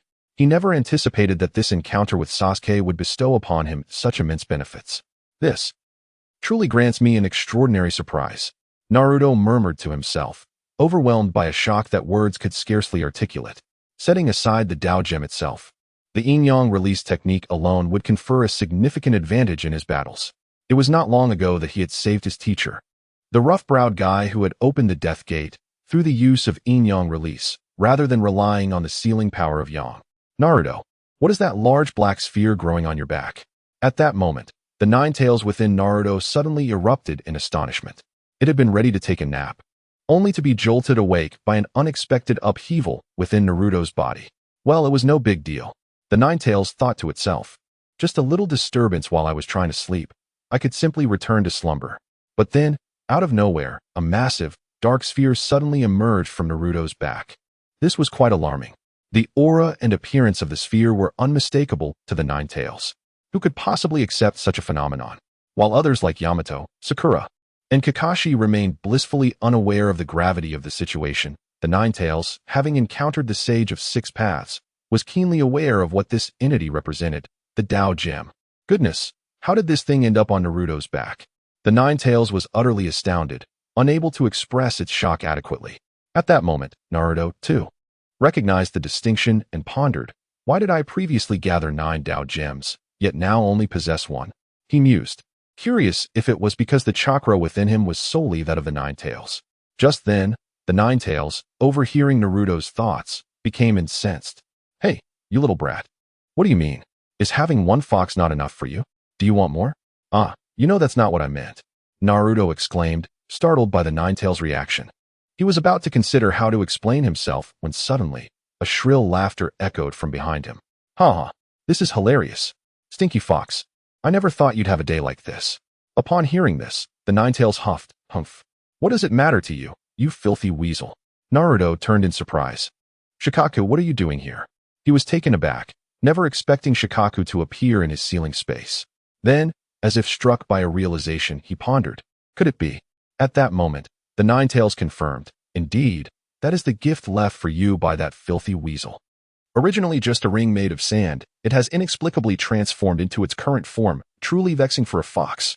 After saying this, the 9 tails turned to Shikaku and inquired, Hey, when are you going to scram? Shikaku, incensed by this remark, retorted, If you insist on saying such things, I might just decide to stay. After all, I'm merely a clone, while you, Stinky Fox, are the real deal. It would be utterly delightful to infuriate you with just a clone. How infuriating. Naruto, you brat. Quickly use that wretched sphere on your back to smash this ceiling gate. I want to go out and obliterate it. The 9 tails was thoroughly exasperated with Shikaku and yelled at Naruto. Naruto, feeling helpless, covered his face in resignation. He never expected his ceiling space to become so lively. However, he acknowledged the 9 tails' reasoning. It seemed he could unlock the ceiling technique without a key, simply by using the Dao gem. He murmured, after all, the Dao gem contains chakra of all 5 elemental natures and yin-yang power, representing a high density of all 7 attributes, capable of counteracting any ninjutsu attack, except for sage techniques and taijutsu. This sealing technique within me is evidently not beyond the Dao gem's capability to breach. Thus, if I utilize the newly acquired Dao gem to unlock the seal within me, I can unite with the 9 tails and become the perfect Jinchuriki. With this thought, Naruto felt a surge of excitement. If that were the case, it would undoubtedly enhance his combat prowess to a terrifying degree. To think he could become a perfect Jinchuriki so swiftly, his strength was nearing restoration. Once fully recovered, there would be no place in the ninja world he could not go. As Naruto contemplated this, Shikaku, who had been jesting with the 9 tails, noticed the Dao gem behind Naruto. The moment it laid eyes on it, its pupils contracted sharply. Today, it had come to remind Naruto of something and to annoy that stinky fox. Yes, indeed, it was truly for the first purpose, not merely to vex the fox. Little did it expect to encounter something so extraordinary. Stinky Fox, that thing behind Naruto. As soon as Shikaku began to inquire, the 9 tails affirmed, indeed, that is the Dao gem of the sage. Shikaku gasped in astonishment. So, the person predicted by the sage must be Naruto. In that moment, Shikaku was taken aback by its own realization. The azure-eyed youth, who called upon the names of the 9-tailed beasts with a grin, suddenly recalled something the sage of 6 paths had once said, which now seemed to be coming to fruition. Realizing this, Shikaku froze for a moment, but soon wore a relieved smile. If it were him, then it was indeed not impossible. It lifted its gaze to the dazed 9 tails and remarked, Stinky Fox, this time I won't be leaving. I'll stay and accompany you for a few days. The 9 tails responded resolutely, you wish. Ah, Shikaku, are you going to stay and play? Naruto, surprised by Shikaku's words, quickly agreed, though he harbored concerns. But Shikaku, your chakra seems a bit insufficient. You might not last long. Perhaps I should give you some more. You are the first to dare suggest that I lack chakra. Shikaku retorted, infuriated yet amused. The chakra it possessed was likely more than that of dozens of elite ninjas combined. Only this yellow-haired brat with the stinky fox would dare speak to it like that. If anyone else were to utter such words, Shikaku could easily counter them. But against this particular duo, it found itself utterly powerless to refute. How frustrating. Yet, I cannot argue against it. Shikaku sighed in resignation. Suddenly, it felt its body expanding as if being inflated. In no time, it had grown to nearly the same size as its true form. Incredibly, Naruto, your chakra is truly astonishing. You filled me up with just your own chakra. Shikaku exclaimed in disbelief. Then, with a smile, it added, since you've given me so much chakra, I suppose I should return the favor. In the next moment, an unfamiliar chakra surged within Naruto. This chakra was none other than that of Shikaku. Why is there suddenly a sphere behind me? Oh wait, it's the truth-seeking ball. After acquiring Shikaku's chakra, Naruto exclaimed in astonishment. Chapter 54. Restarting the Watergate? The dual-tailed beast Jinchuriki. To my astonishment, the chakra of Shikaku has unexpectedly granted me another seeking Tao Pearl. Naruto marveled at this revelation, his thoughts racing. Does this mean that if I gather the chakra of all nine-tailed beasts once more, I can attain the true six-path sage mode?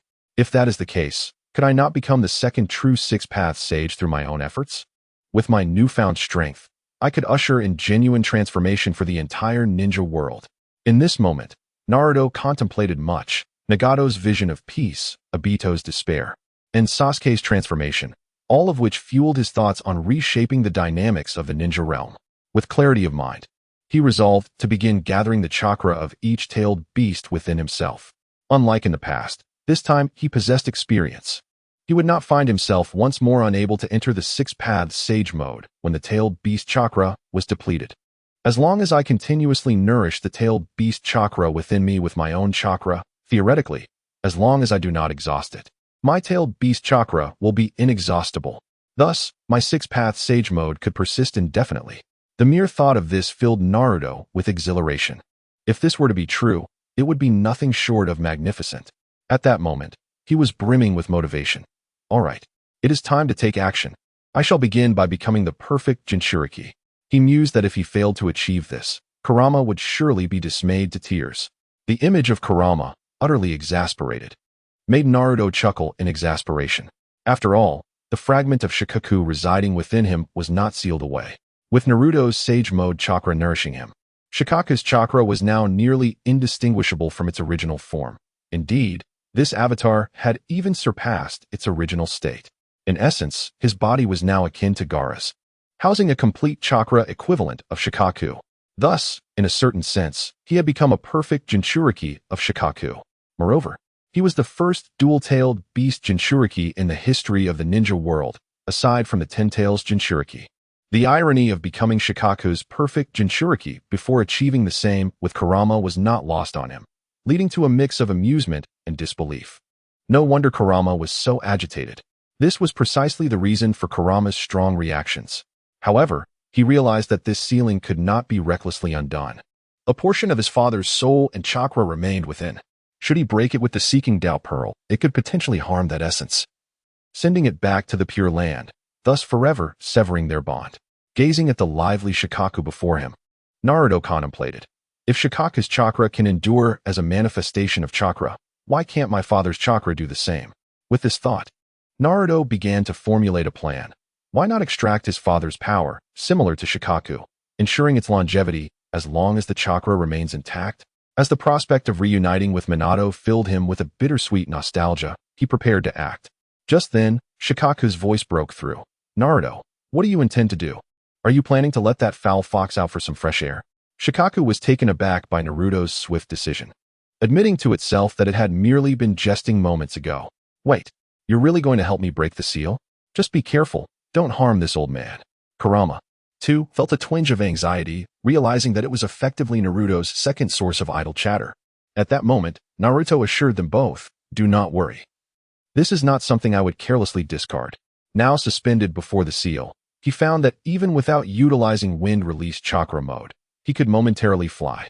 However, he preferred to employ wind release for its agility and speed.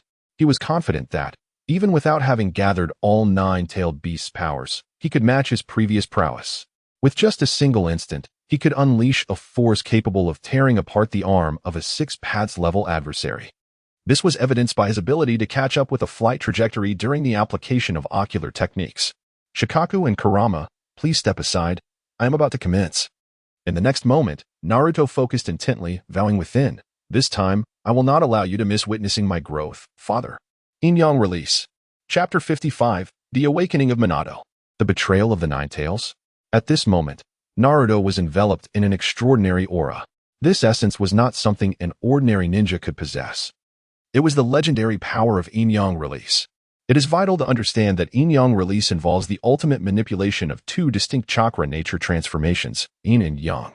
Only those endowed with both types of chakra transformations can learn and utilize this technique. Thus, most individuals lack either yin or yang chakra. And even for those who possess one, it is exceedingly rare to simultaneously possess the other, let alone merge them into one. Yet, Naruto was an exceptional prodigy among millions. Now, Naruto had fulfilled all the prerequisites, and under the amplification of True Sage mode, his mastery of yin-yang release had reached an astonishing level, approaching the ability to invert yin and yang and reshape the very fabric of existence. In other words, while he acknowledged he could not resurrect someone from nothingness, if one were to request his assistance in saving a dying individual, regardless of whether they were missing an arm or leg, or even if half their heart were gone, he could effortlessly retrieve them from the brink of death. His prowess was evident. It was nearly time. As Naruto attuned himself to the moment, his gaze sharpened with intensity. In an instant, he seemed to pierce through the barriers of space, directly accessing the elusive realm of souls. He had found it. A surge of joy welled within him, and with a mighty shout, he waved his hand. Instantly, an invisible force erupted from his palm, forcibly extracting a substantial mass of murky, yet potent soul energy and chakra from the void. This was the essence of that man. The Nine-Tails, witnessing this, was equally astonished. It had been perplexed by Naruto's hesitation to break its seal. Now, peering through the gaps of its fingers covering its eyes, it saw Naruto grasping a seemingly intangible, yet undeniably real energy. The chakra of the fourth Hokage. Minato Namikaze? The Nine-Tails was in shock, scarcely believing its eyes. It understood that this energy could not be touched or extracted without the mystical art of yin-yang release. Yet, Naruto had accomplished it. He had even retained chakra within the seal. The Nine-Tails murmured to itself, never imagining that Minato would leave such a contingency within its seal.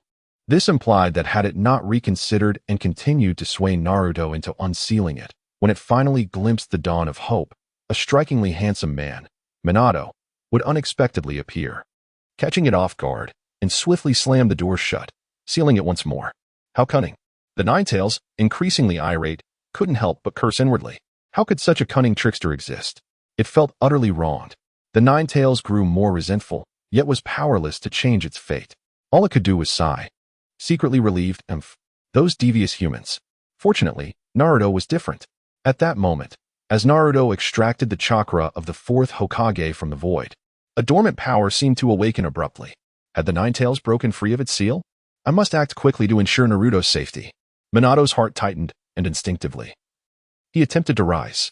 However, when he opened his eyes, he was greeted by a face that bore a striking resemblance to his own, smiling back at him. You are Naruto? Minato was taken aback. He had intended to emerge to assist, but the sight of Naruto left him momentarily flustered. No, now is not the time for pleasantries. Naruto, where is the Nine-Tails? I must help you reseal it first, and then I will explain everything. With that, Minato hastily grasped Naruto's hand, preparing to locate the Nine-Tails. Just then, a languid yet slightly mocking voice resonated. Are you looking for me? That voice. The Nine-Tails. Minato's heart raced as he turned to the source, only to find a fox lounging inside, its expression a mix of disdain and exasperation. The Nine-Tails did not seem to have broken its seal. Then why was I awakened? Minato stared at the leisurely Nine-Tails, his mind swirling with confusion. What could the reason be? Perhaps you should ask your dear son. The Nine-Tails scoffed, its disdain palpable. You were supposed to help me break the seal. Yet the first thought that crossed your mind was to save your dear old dad, leaving me behind. What? Minato was taken aback by the Nine-Tails' words. His brow furrowed in perplexity. What did this mean? From its tone, did Naruto genuinely wish to release the Nine-Tails? Yet, Naruto hadn't truly released it. He had awakened me first. Moreover, how did Naruto know my chakra was dormant within? Minato's mind felt like a tangled mess. At that moment, Naruto scratched his head, a sheepish expression crossing his face as he reassured the Nine-Tails. Kurama, I was worried that directly breaking the seal might harm my father's chakra. So I devised a cautious approach, step by step. No need to rush. Watch closely. I shall unseal you now. As Naruto spoke, the sage object behind him seemed to respond to his command, transforming into a sleek, dark rod that surged forward with fierce momentum toward the sealing talisman.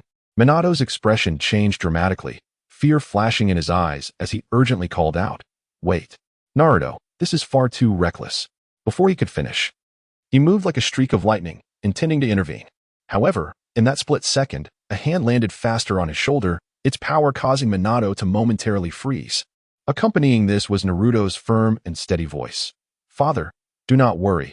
I have it under control. Trust me." Minato looked up, his gaze meeting Naruto's.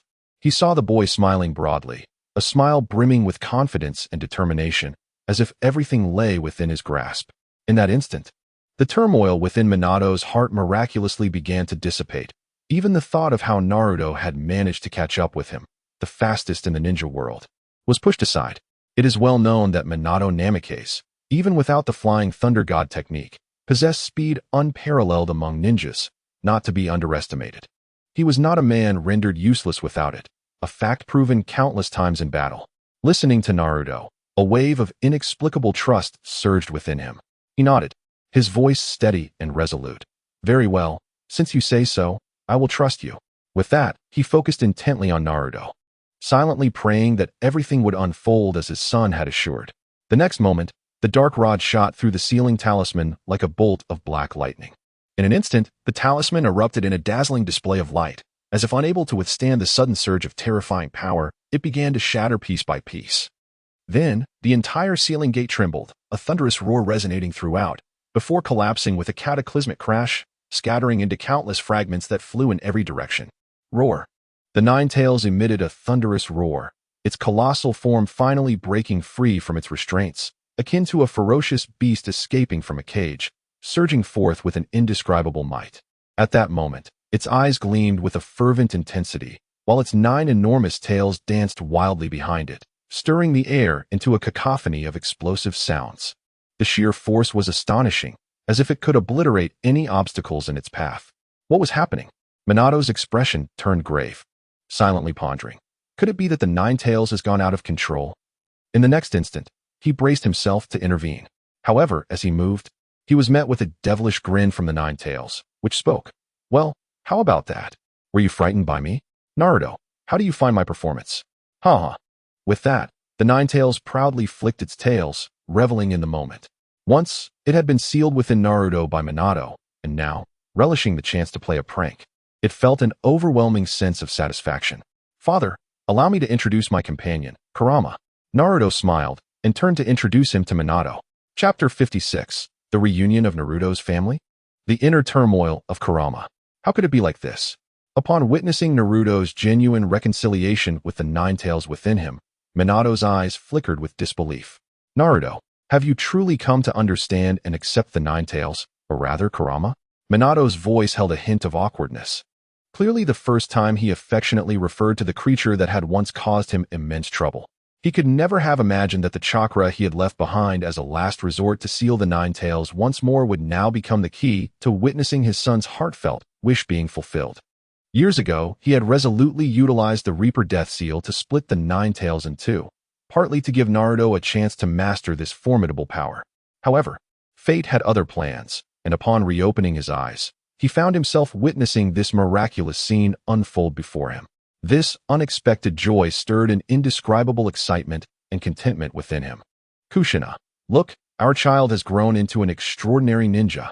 Minato's gaze sparkled with pride, as if, at that moment, all his sacrifices had finally found meaning. He took a deep breath, preparing to bid farewell. "Naruto, seeing you grow to this point fills me with immense joy. I still possess a fragment of your mother's chakra, and as my strength wanes, it is time for me to move on." With that, a gentle smile graced Minato's face. "Though our time together is fleeting, witnessing your achievements has brought me great satisfaction. Naruto, forge ahead. I firmly believe you will surpass your father and become a true man of stature." With those words, his form began to fade, a clear indication that the remaining chakra within him was nearly exhausted. He chose to leave the excess chakra for Kushina, even if it meant shortening his time with Naruto. Suddenly, he felt a surge of vitality rising from the depths of his soul, instantly solidifying his fading spirit. "Father, this time, I won't let you go so easily. One day, I shall find a way to rescue you from the clutches of death. Then, both you and Kurama shall be freed, and we will truly reunite." Naruto beamed with determination. Minato looked up at him, his eyes filled with astonishment. The infectious energy emanating from Naruto made him truly realize that his son had matured. "Excellent. Since you say so, I shall wait for you." No one wishes to return to the Pure Land, nor does anyone want to relinquish the hope of life. Minato spoke so nonchalantly only to spare Naruto further heartache. However, when Naruto uttered the word reunion, Minato understood that this was not a solution. He wanted to live, even in his current half-alive state, until the day of their true reunion. In the next moment, Minato no longer hesitated and awakened Kushina's chakra, which had been dormant just like his own. Where am I? Kushina awoke in a daze, her demeanor starkly contrasting with the proactive self she had been when helping Naruto seize the Nine-Tails chakra. Minato, why are you here? Wait, no, has our son's Nine-Tails broken free of its seal? I must hurry to help. As she spoke, she attempted to rise in the same anxious manner as Minato had in the past. At that moment, a deep voice resonated behind her. Kushina, you still have that same impatient nature, huh? You are the Nine-Tails. Kushina looked up to see a colossal figure looming over her, precisely the target she had aimed to seal with her chakra. Just as she prepared to seal the Nine-Tails again, she heard it lament. Your family is truly a headache. One layer of insurance isn't enough. You've left a backup. If it weren't for the fact that I can't keep breaking seals, I might have lost my mind dealing with you all. The Nine-Tails gazed at Kushina and Minato with a complex expression, a hint of emotion flickering in its eyes. After Minato's detailed explanation, Kushina was left in utter disbelief. Are you saying that Kurama has come to understand Naruto and become his ally? Her voice trembled slightly, clearly shocked by this sudden revelation. After all, the Nine-Tails had been a nightmare throughout her life, with endless pain and struggle, only to be told that it had become a thing of the past. Minato nodded gently, his eyes shimmering with tenderness. Kushina stared at him blankly before turning her gaze towards the now-grown Naruto, whose eyes were filled with resolve, a surge of indescribable joy swelling within her. This is wonderful. Our Naruto no longer has to endure such suffering. Tears welled up in Kushina's eyes, cascading down her cheeks uncontrollably. These were tears of joy, a relief that Naruto had finally broken free from the shackles of fate, and a proud acknowledgement of her child's growth. She wiped her tears away, yet a hint of bitterness lingered in her heart. Observing this heartwarming scene, she couldn't help but fantasize, how I wish this were real life. Alas, we are but mere manifestations of chakra, not meant to exist permanently. If only we were alive. Her voice carried a note of sorrow, yet was imbued with a longing for a beautiful life. Minato felt a pang of heartache. How he too wished for their family to be whole, sharing in the joys of life together. At that moment, Naruto suddenly burst into laughter, his smile brimming with confidence and conviction. He looked at Kushina and Minato, resolutely stating, "It's all right, you can watch over me from within. One day, I will create a world where you both exist." This declaration was like a warm current, instantly warming the hearts of Kushina and Minato. They stared at Naruto, their eyes filled with pride and satisfaction. The child who had once caused them endless worry had now matured into a capable young man, filling them with hope and anticipation for the future. Ahem. Although I know it may not be the best time to interrupt, Naruto, there is something I must tell you. Just then, a deep voice suddenly broke the tranquility surrounding them. Naruto and the others looked up to see a massive figure slowly approaching. This figure had previously been shielded by Kurama's imposing presence, unnoticed by Minato and Kushina. Upon closer inspection, it was revealed to be Shikaku from Sunagakure. Wow, such a huge tanuki! Kushina exclaimed in surprise, her eyes wide with curiosity and astonishment. She had never seen such a gigantic tanuki, and it left her somewhat taken aback. Minato, unable to help but cover his face with his hand, chuckled. Kushina, that's not a tanuki, it's Shikaku from Sunagakure. Although, I have no idea why Shikaku is inside Naruto. He spoke with a hint of confusion in his gaze. Shikaku seemed unfazed by their discussion, laboriously pushing aside Kurama's enormous tail to squeeze through, gruffly stating, "I remember why I came to find you, Naruto." Naruto looked at Shikaku's endearing demeanor, finding it amusing. He never expected that this seemingly aloof creature could possess such a charming side. He smiled and asked, "Oh, what do you need from me?" Upon hearing this, Shoha immediately adopted a serious demeanor and said, "The recent activities of the Akatsuki organization near Sunagakure have become increasingly frequent. I have come here because Gaara has dispatched me to seek your assistance." Chapter 57. The fourth Hokage, Minato Namikaze, enters the fray. What? The Akatsuki organization is stirring once more? Upon hearing this, Naruto raised an eyebrow, a flicker of surprise crossing his features as he exclaimed in astonishment to Shikaku. He had not anticipated that his previous intervention had not incapacitated Obito to the extent of preventing a swift resurgence. This was indeed a troubling development. However, why had they chosen the hidden sand village as their battleground? Naruto scratched his head, an expression of confusion etched on his face as his mind swirled in a haze, obscuring the truth. Shikaku pondered Naruto's inquiry for a moment before articulating his conjecture. If I am not mistaken, it is likely due to your previous defeat of them that they have gathered more forces around the hidden sand village. Their intent is twofold. First, to confront me, and second, to seek vengeance against you, wishing to redeem themselves. Upon hearing this, Naruto felt a headache coming on and thought to himself, this situation is exceedingly troublesome. It appears I must find an opportunity to thoroughly cleanse the Akatsuki organization to eradicate this threat. He vividly recalled that Asuma, their team leader, had tragically fallen while contending with the Akatsuki. The same fate befell the lecherous sage, who sacrificed his life in pursuit of information for Naruto's sake. Furthermore, had Nagato not experienced a moment of remorse and utilized the rebirth technique during Pain's assault on Konoha, countless ninjas from the village would have perished, including Kakashi-sensei, who might have succumbed due to chakra exhaustion. Just contemplating such a grim reality caused Naruto's heart to ache. Initially, Nagato and his companions had established the Akatsuki with noble intentions, aiming to bring about change in the shinobi world. Regrettably, their execution had veered off course. With a heavy sigh, Naruto felt the weight of his thoughts. Although Nagato was not inherently malevolent, this could not serve as an excuse for his past transgressions. Ultimately, he needed to atone for his mistakes. Naruto resolutely declared within himself, therefore, I shall initiate a complete purge of the Akatsuki, subsequently reforming it into an organization capable of fostering true peace within the shinobi world. With these thoughts solidified in his mind, a determined glint shone in Naruto's eyes as he rubbed his fists together, declaring, if that is the case, I shall make my way to the hidden sand village shortly. For the restoration of peace in the shinobi world begins today. At that moment, Naruto was brimming with vigor. Minato and Kushina, upon overhearing Shikaku and Naruto's exchange, gradually adopted a grave demeanor, as if dark clouds had gathered overhead, enveloping them in a palpable gloom. It seemed that, during the years of our absence, the shinobi world had not improved as we had hoped. Minato sighed softly, his heart a tumult of emotions akin to tumultuous waves, refusing to settle. Once the fourth Hokage, he bore the heavy responsibilities of the shinobi village and was well versed in its myriad grievances and entanglements. He fully comprehended Naruto's aspirations, the yearning for peace and the steadfast commitment to justice, which mirrored his own youthful dreams.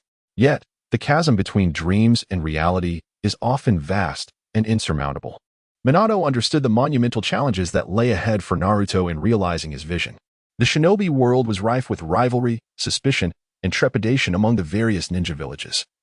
Resembling a pack of ravenous wolves, ever watchful and poised to pounce on their adversaries. How could one inspire trust and collaboration among others? And how could one ensure that cooperation would not conceal treachery? Minato contemplated these uncertainties, his brow furrowed, a flicker of concern in his gaze. Trust was a rare commodity in the shinobi realm. Why would others place their faith in you? And how could you dare to trust others so readily? These doubts loomed like insurmountable barriers between the ninja villages. Furthermore, the intricate web of interests and conflicts within the shinobi world resembled a tangled knot, impossible to sever or unravel. The quest for genuine peace amid such chaos was akin to an impossible dream, a nearly insurmountable task. Gazing into Naruto's resolute eyes, Minato felt a mixture of pride and apprehension. He recognized that Naruto's journey resembled an endless night, a path still far from its conclusion. Yet, despite this daunting reality, Minato Namikaze was willing to become the guiding light, offering his support to Naruto. But how could I assist him in my current state? Minato furrowed his brow, pondering. His existence now resembled a fleeting wisp of chakra, far from the imposing fourth Hokage he once was. Lost in thought, his gaze inadvertently fell upon the nine tails before him, and a sudden spark ignited within him, as if a current of electricity surged through his being. Indeed, although I may currently lack a solid form, I share the same vessel as the nine tails within Naruto. Chakra? With Naruto and the nine tails present, along with Shikaku, who had inexplicably entered Naruto's being, I need not worry about chakra. With this realization, a glimmer of brilliance shone in Minato's eyes as a plan began to formulate in his mind. I could remain within Naruto, utilizing his chakra to create shadow clones. This way, I could assist Naruto in managing the challenges he finds difficult to face. The prospect of alleviating Naruto's burdens ignited a fierce determination within Minato. He, Minato Namikaze, was not merely a peacemaker. He had not ascended to the position of fourth Hokage solely due to his amiable nature. Should he unleash his fury, that wrath would be enough to scorch the heavens and boil the seas. Now, for Naruto's sake and the peace of the shinobi world, Minato was prepared to reveal once more that long-buried edge. Naruto, I shall lend you my strength. No sooner had he uttered these words than a dense, impenetrable cloud of smoke erupted beside Naruto in the real world, quickly enveloping the area. Amidst the swirling mist, a figure emerged, the once mighty fourth Hokage, Minato Namikaze. Naruto, this time, I shall not allow you to fight alone. Minato's voice rang out with unwavering conviction as he stood resolutely beside Naruto, united in purpose. Chapter 58. The Legacy Between Father and Son.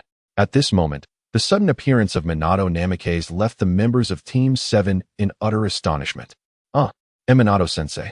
Even Kakashi, known for his composure, was taken aback, his voice nearly cracking as he almost let out a scream. He widened his eyes, staring intently at the figure, as if fearful of misjudging his sight. Meanwhile, Yamato's eyes were also wide with disbelief.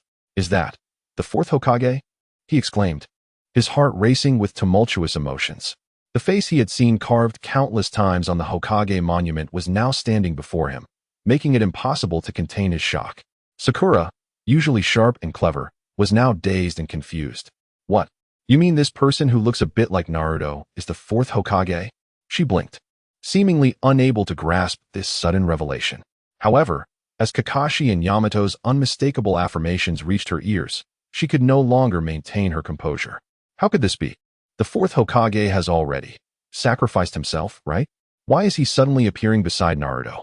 Her voice trembled slightly, filled with bewilderment and shock, as if her entire world had been upended in that moment. At that instant, Minato, stepping forth from the void, finally cast his gaze upon the group beside Naruto. Oh, Kakashi, you've grown so much. It's truly remarkable. You all are Naruto's companions, aren't you? It's wonderful to have you by his side. Minato's voice was gentle and filled with warmth, his eyes sparkling with appreciation. Kakashi, overwhelmed with questions, couldn't help but ask, Minato-sensei, why are you here? What is happening? His voice quivered slightly, clearly struggling to accept this unexpected joy. Even Naruto glanced sideways, unable to fathom that his father would choose such a way to assist him. Minato smiled softly, a smile filled with untold stories and secrets. This matter is rather lengthy to explain. However, in summary, this time, I will stand by Naruto's side and help him pursue his dreams. His tone was resolute and empowering, as if he were fully prepared. Sakura, still somewhat bewildered, couldn't help but inquire, Naruto's dream? Does that mean becoming Hokage? Or is there something else? Her eyes sparkled with curiosity, clearly eager to understand Naruto's aspirations. Minato shook his head with a smile.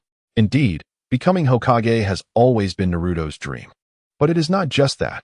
This time, I aim to help him not only achieve his dream of becoming Hokage, but also to transform the entire shinobi world, bringing about true peace. At that moment, Naruto stood up, his eyes resolute and fervent. Exactly. Just as my father said, this time, I will not only become Hokage but also usher in genuine peace for the shinobi world. His voice resonated with confidence and determination. Wait, are you saying your father is the fourth Hokage? Sakura's eyes widened in disbelief as she gazed at Naruto, as if struck by a sudden thunderbolt. She almost forgot. Suddenly, she recalled the announcement papers Kakashi had scattered throughout the village that morning.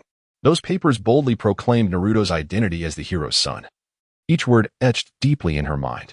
She never imagined that she had almost overlooked this fact, only to have reality shockingly revealed before her eyes. The hero of Konoha, the legendary fourth Hokage, was standing right there alongside his heroic son. An indescribable thrill and astonishment surged within Sakura. She felt as if she were caught in a dreamlike scene, everything appearing both unreal and yet palpably real.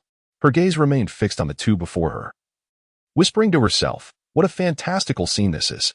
In that moment, she knew it was something she would never forget, seeing the evident admiration in their eyes. Minato returned a warm smile. He then turned to Naruto, a glimmer of determination crossing his gaze. Since Kurama mentioned that the situation has become quite dire, we cannot delay any further. We must head to Sunagakure. I believe there are flying thunder god markers along the way that I set up. Using those, we should be able to reach swiftly. Naruto, upon hearing this, grew serious, nodding in agreement. Indeed, but before that, we must ensure the safety of our Team 7 comrades and return them to the village. Minato paused momentarily, then nodded, smiling. Oh, if that's the case, then everyone, please place your hands on my shoulders. I will use the flying thunder god technique to take you back. It will be faster that way.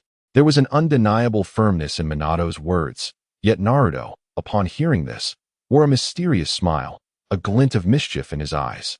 Father, I've learned a bit of your ninjutsu too. What? Minato was momentarily taken aback, unable to comprehend what kind of ninjutsu Naruto had learned. You've learned some of my ninjutsu? Could it be the Rasengan? He wondered. However, just as he speculated, suddenly, in Minato's astonished gaze, Naruto waved his hand lightly, and a gentle breeze materialized, enveloping everyone softly. Are you ready? Let's set off. Before his words could fully settle, Naruto's figure began to blur, activating the Flying Thunder God technique. The next moment, when everyone regained their bearings, they found themselves already within the village of Konoha. Is this the Flying Thunder God technique? Minato's eyes widened in astonishment as he beheld the familiar yet shocking scene before him. A surge of indescribable pride and joy swelling within him. He never expected that the ninjutsu Naruto referred to having learned would be this advanced and mysterious space-time technique. Minato's gaze sparkled with pride and reflection. He looked deeply at Naruto, as if, in that moment, he saw his younger self, the same boy filled with dreams and passion. This is wonderful. I never imagined that the Flying Thunder God technique would be passed down to Naruto. Our bond as father and son truly runs deep, intertwined by blood. Minato thought excitedly within his heart. At that moment, Minato felt a greater sense of reassurance for Naruto. With the Flying Thunder God technique, there were virtually no threats left in the shinobi world that could endanger Naruto. Naruto, this time, I shall accompany you in this grand endeavor. Chapter 59. The death of Asuma let Kakashi and everyone else rest in the village for now. I, on the other hand, need to make another trip to Sunagakure.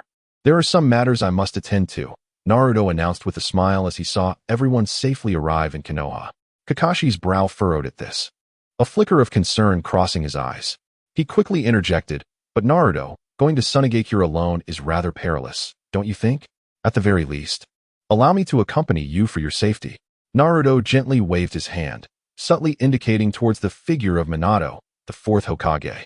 Kakashi followed Naruto's gaze, and, upon recognizing his former mentor, he momentarily froze before realizing, with Minato-sensei present, my company might indeed be superfluous.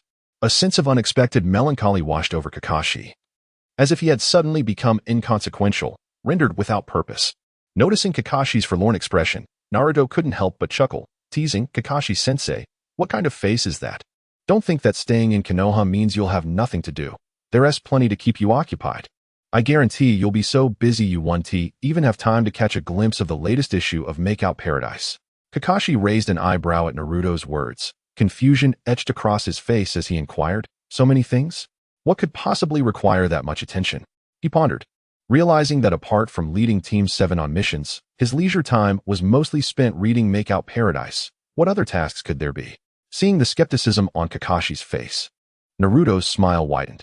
He lightly patted Kakashi's shoulder, lowering his voice to a conspiratorial whisper, Kakashi-sensei, head over to the Hokage building shortly.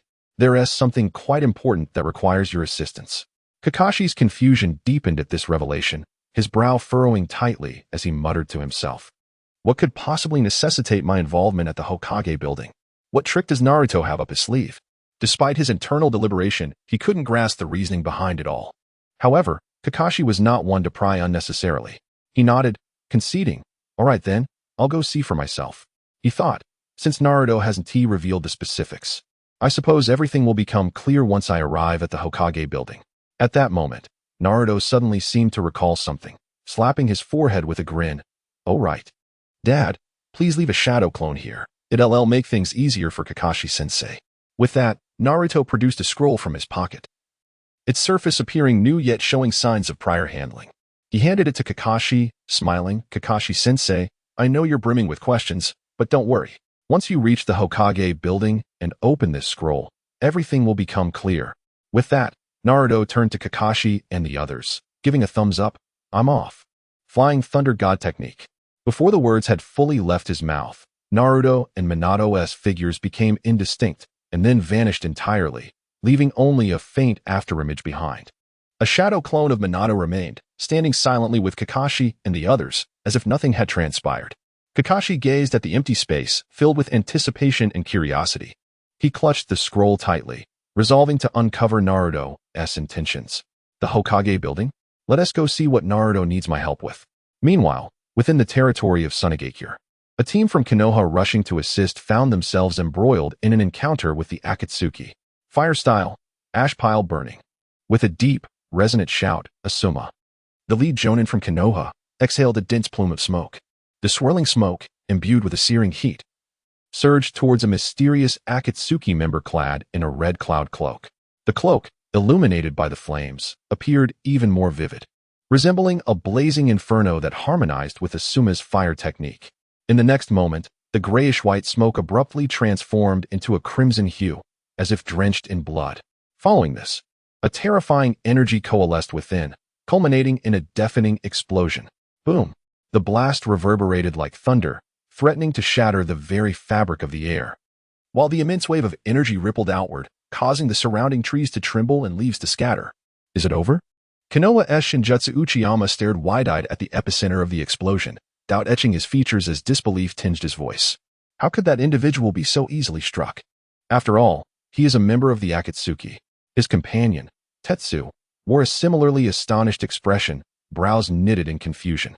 However, just as they began to process the situation, a chilling voice shattered their thoughts. Be cautious, there may be a trap. Shikamaru, the strategic mind among Naruto's contemporaries, surveyed the scene with hawk-like intensity. Sensing that everything was proceeding too smoothly, and that hidden schemes were undoubtedly afoot. Yet, just as everyone assumed that the Akatsuki member would surely be unable to withstand such a formidable attack, a haunting laughter echoed, chilling the marrow of their bones. Ha ha ha, I didn't expect you to be so perceptive. The group turned to see the figure in the red cloud cloak standing in scathe, the fiery glow illuminating his face, yet failing to conceal the sinister smile that played upon his lips.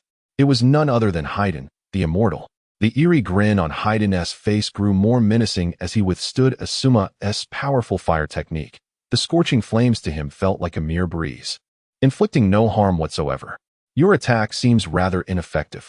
At that moment, Haiden's body was enveloped in a deep, inky blackness, akin to the darkest night, while eerie white patterns twisted across it, forming a grotesque and terrifying visage.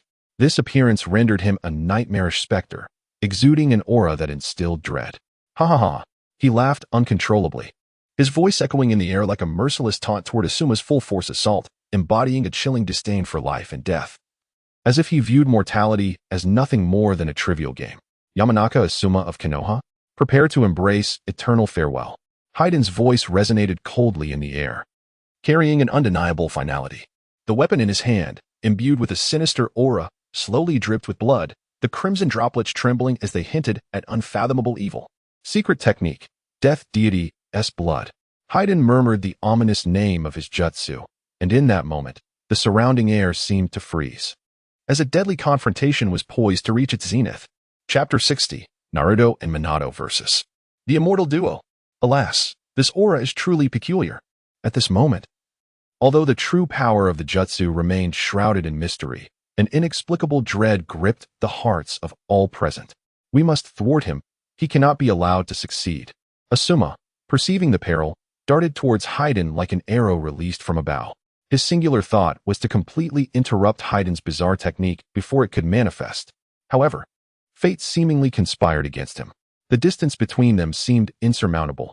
Even with all his might, reaching Haiden appeared almost impossible. Everything seemed lost. A glimmer of resolve and ruthlessness flickered in Haiden's eyes. He gripped the jet-black spear tightly, its tip gleaming ominously, and without hesitation, plunged it towards his own heart. Boom. Just at this critical juncture, two golden flashes, akin to shooting stars piercing the night sky, suddenly burst onto the chaotic battlefield. Upon landing, their forms split into two, moving with the swiftness of lightning. One appeared beside Haiden, firmly grasping the spear poised to pierce his heart, halting it in midair. The other swiftly turned, unleashing a tremendous force that sent Kakuzu flying like autumn leaves caught in a tempest. Finally, we made it. With this exuberant declaration, the onlookers beheld the true identities of the two golden flashes.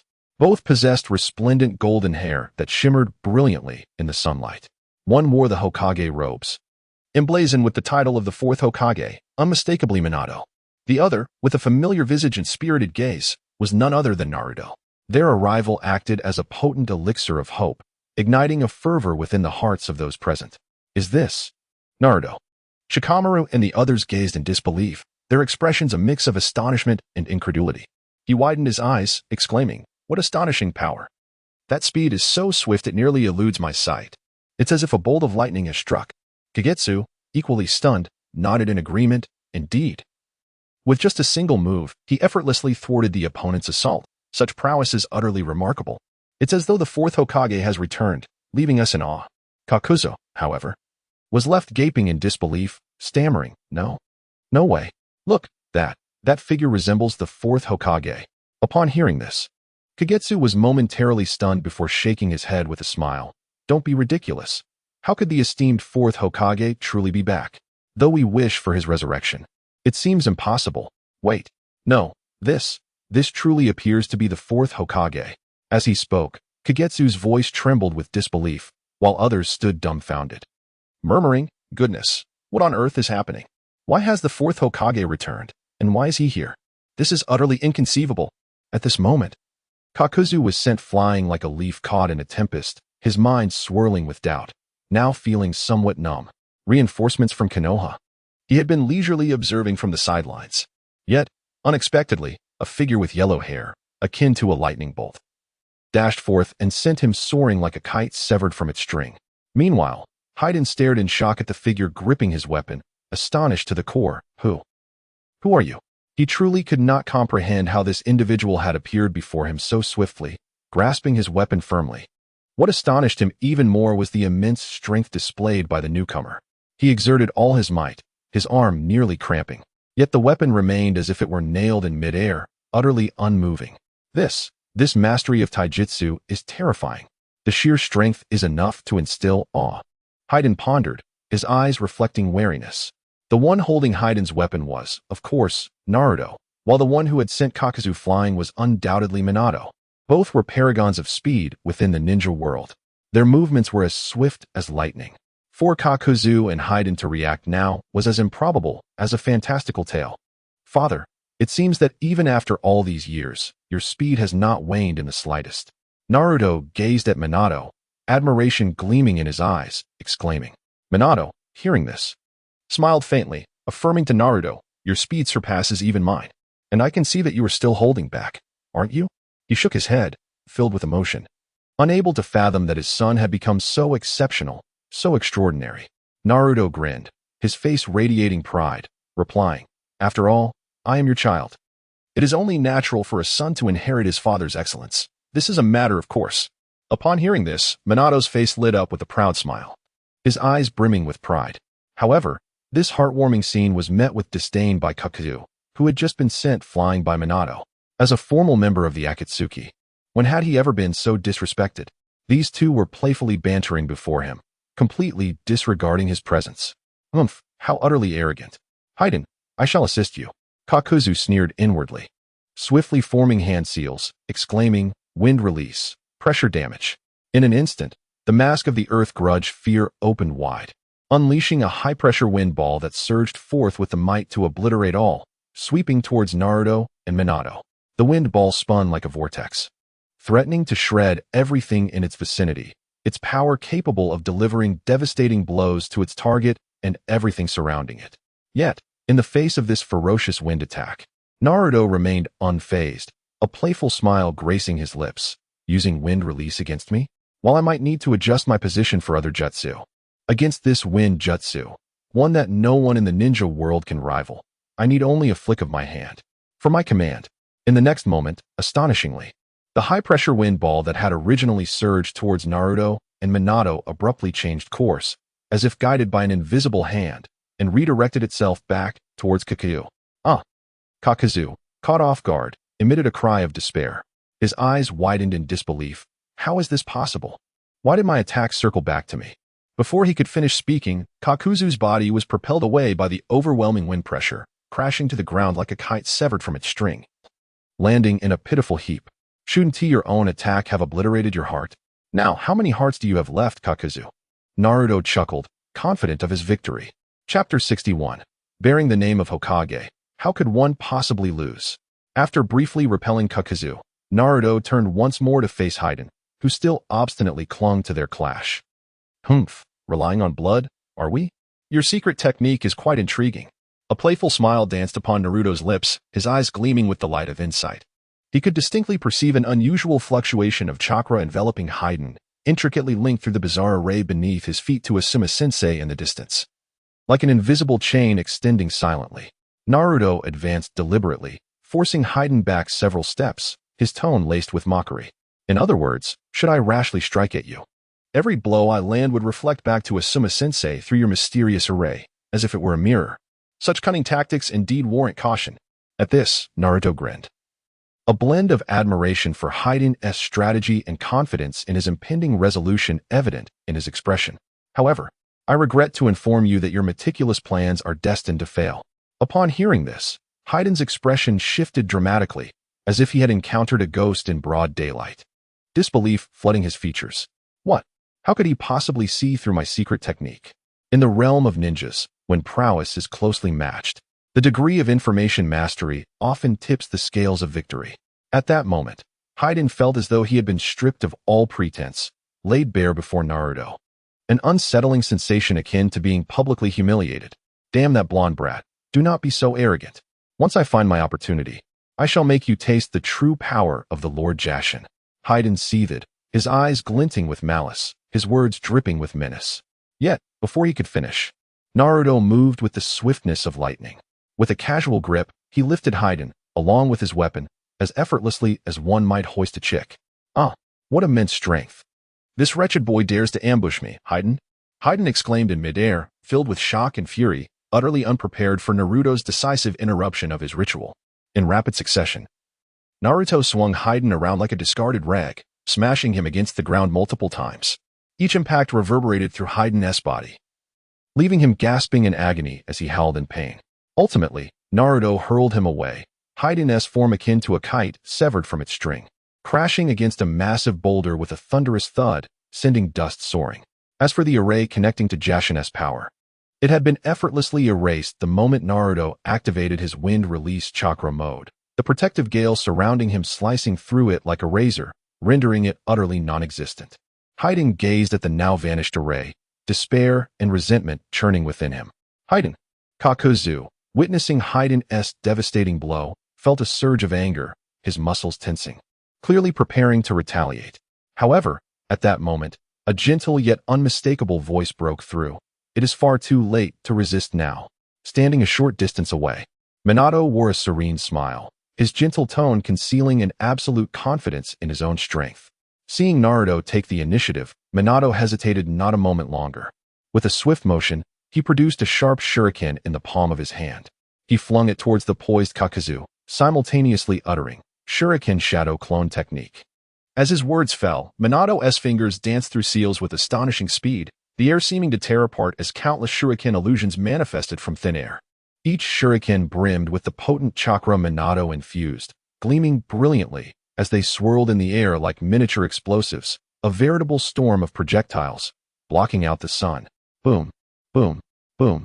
Accompanied by a cacophony of thunderous explosions, the shuriken cascaded toward Kakuzu with a ferocity that threatened to engulf all in their path. Kakuzu fought desperately to defend himself, yet as he grappled with the deluge of shuriken, a few glimmers of cold light intertwined among them. Those were the kunai laced with the flying thunder god technique. In an instant, Minato flickered, bending space as if it were mere fabric. The next moment, he appeared at Kakuzu's side. Bearing the name of Hokage, I shall not falter. Here it comes. Rasengan. Before Kakuzu could react, Minato had coalesced a Rasengan in his palm, striking fiercely against Kakuzu's grim mask. Bang! With a twist of his wrist. The Rasengan surged with newfound vigor, instantly expanding. This blow not only shattered one of Kakuzu's masks but unleashed a tremendous force, propelling Kakazu like a rag doll into the distant ruins. Is this the power of the fourth Hokage?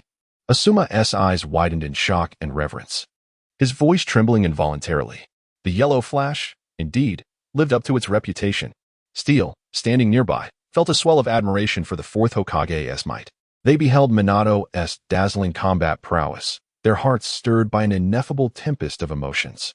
Asuma took a deep breath and slowly remarked, I now fully comprehend why other ninja villages would unhesitatingly abandon their missions upon encountering the fourth Hokage.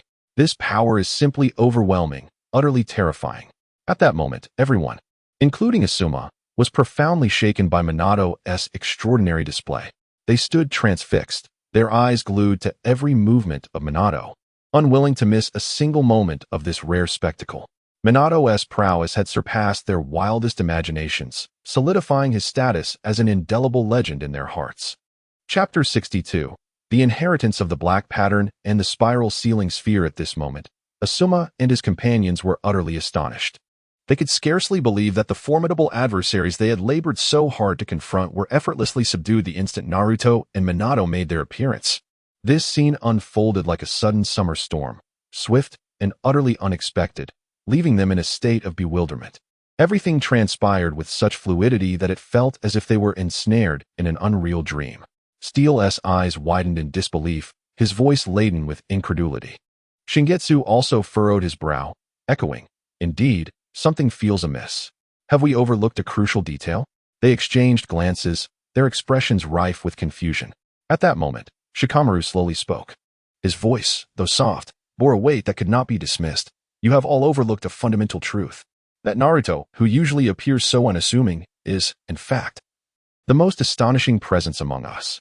His words reverberated like a stone cast into still waters, leaving everyone present momentarily speechless. Before Shikamaru, a vivid recollection surged forth, the breathtaking moment when Naruto effortlessly triumphed over Haiden, a member of the Akatsuki who had pushed Asuma to his limits, without employing any jutsu whatsoever. Have you ever witnessed someone so easily dismantle Haiden? Do not forget how he struggled just moments ago in his absence. Shikamaru mused, his thoughts racing. It seems Naruto's prowess surpasses even that of the fourth Hokage. Inwardly, Shikamaru marveled at the transformation Naruto had undergone during his time away from the village. It was astonishing how someone of his age could possess such formidable strength.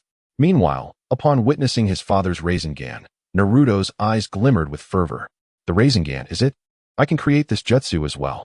Minato beheld the Rasengan in Naruto's palm, a swell of indescribable joy surging within him.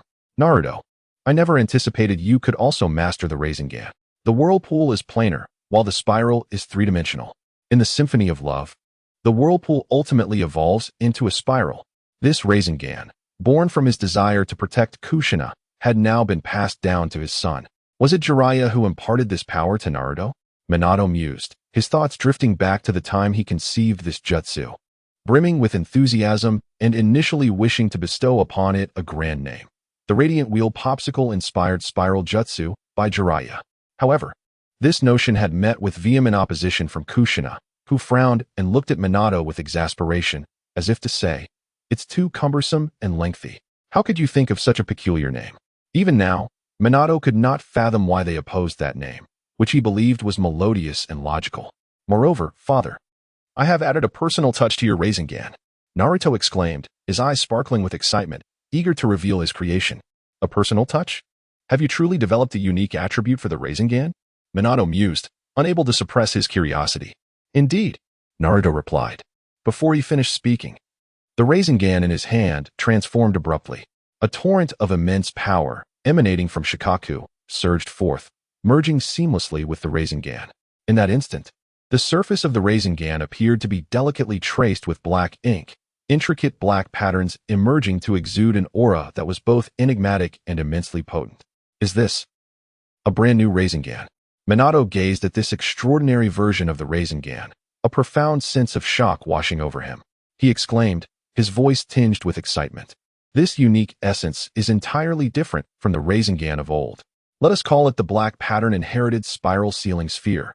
This name encapsulated both the legacy of the Rasengan and its unparalleled power and sealing properties, as though it were tailor-made for this new creation. Yet, upon hearing this name, Both Kushina within Naruto and Naruto himself seemed to share an unspoken understanding, shaking their heads in unison, protesting, "No, no, that name is far too long." Seeing this, Naruto quickly laughed, attempting to alleviate the slightly awkward atmosphere. "Father, that name is indeed too cumbersome. Let us simply call it Magnet Release, Rasengan instead." Minato paused, slightly taken aback, then nodded in agreement, a glimmer of approval in his eyes. "Magnet Release, Rasengan? That works. This name is concise and effectively conveys its attributes." In the next moment, Naruto's form flickered, akin to a bolt of lightning, as he instantaneously appeared behind Haiden. "Now, allow me to demonstrate the capabilities of this new Rasengan. Magnet Release, Rasengan." In that instant, the Rasengan in Naruto's hand became a harbinger of sealing, swiftly capturing Haiden in its embrace. Sealing. Chapter 63, The Undying Duo of Akatsuki, capture complete. In the next moment, Naruto unleashed a brilliant burst of light from his Magnet Release Rasengan, infused with the power of Shikaku, engulfing Haiden's body like a surging tide. This Rasengan, a fusion of the One-Tail's magnetic chakra, possessed formidable sealing capabilities, effectively restraining the enemy's movements. Its sealing force was unparalleled, proving extraordinary in the heat of battle, especially against foes endowed with overwhelming power. During the Fourth Great Ninja War, Naruto had utilized this Magnet Release Rasengan to deliver a significant blow to Uchiha Obito, leaving him at a disadvantage. Moreover, this technique was particularly lethal against the reanimated bodies of ninjas, capable of plunging them into a dire predicament with a single strike. At this moment, facing Haiden's undying form, the Magnet Release Rasengan proved to be exceptionally effective, truly a nemesis among nemeses. "Yield at once," Naruto commanded.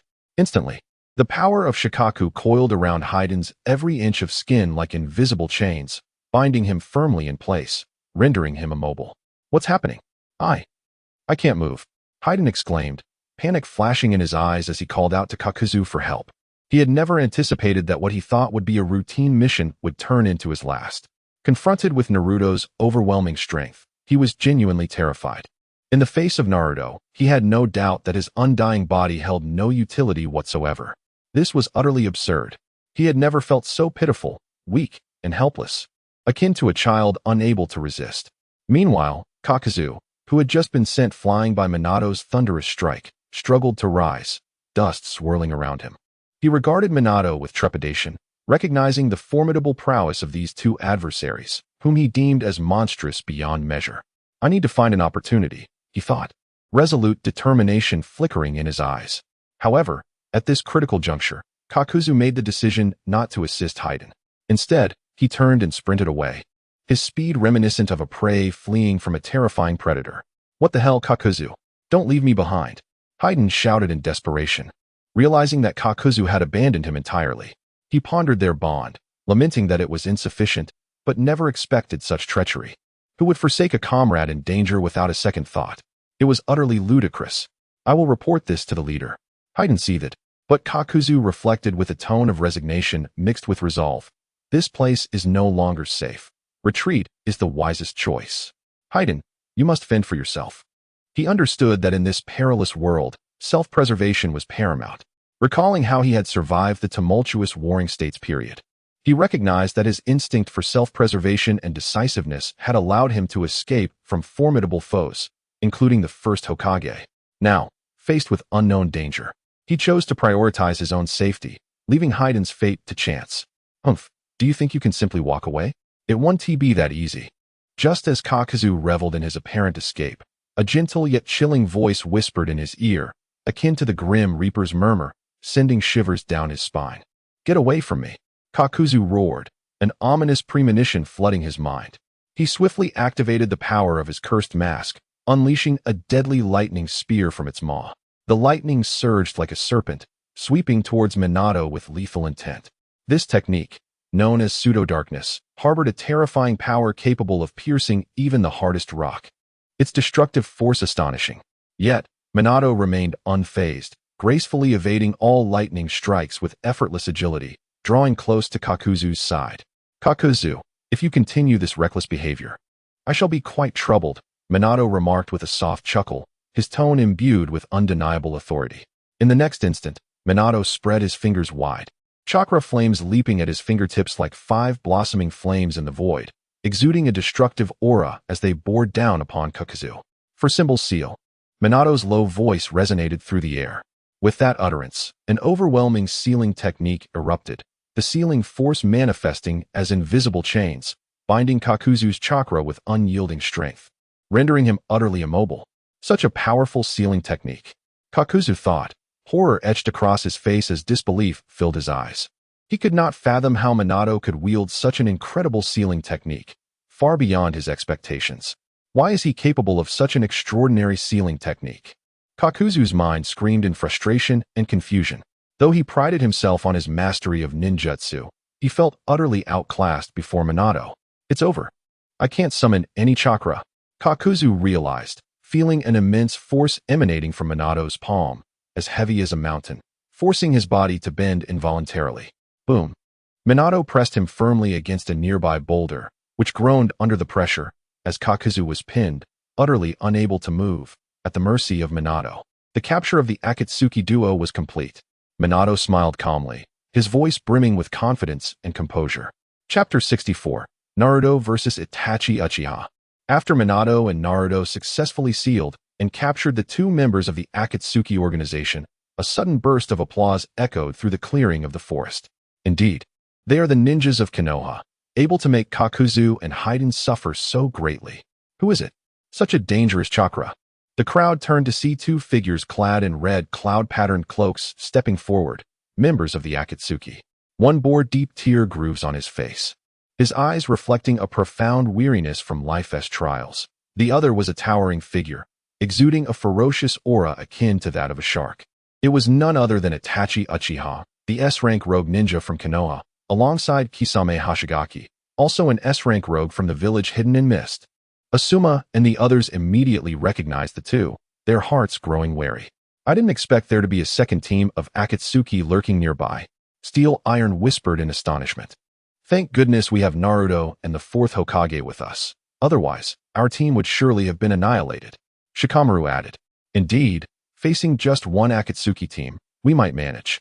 But encountering 2 or more at once would spell our doom. Steel Iron nodded gravely. I never imagined they would go to such lengths to gather here.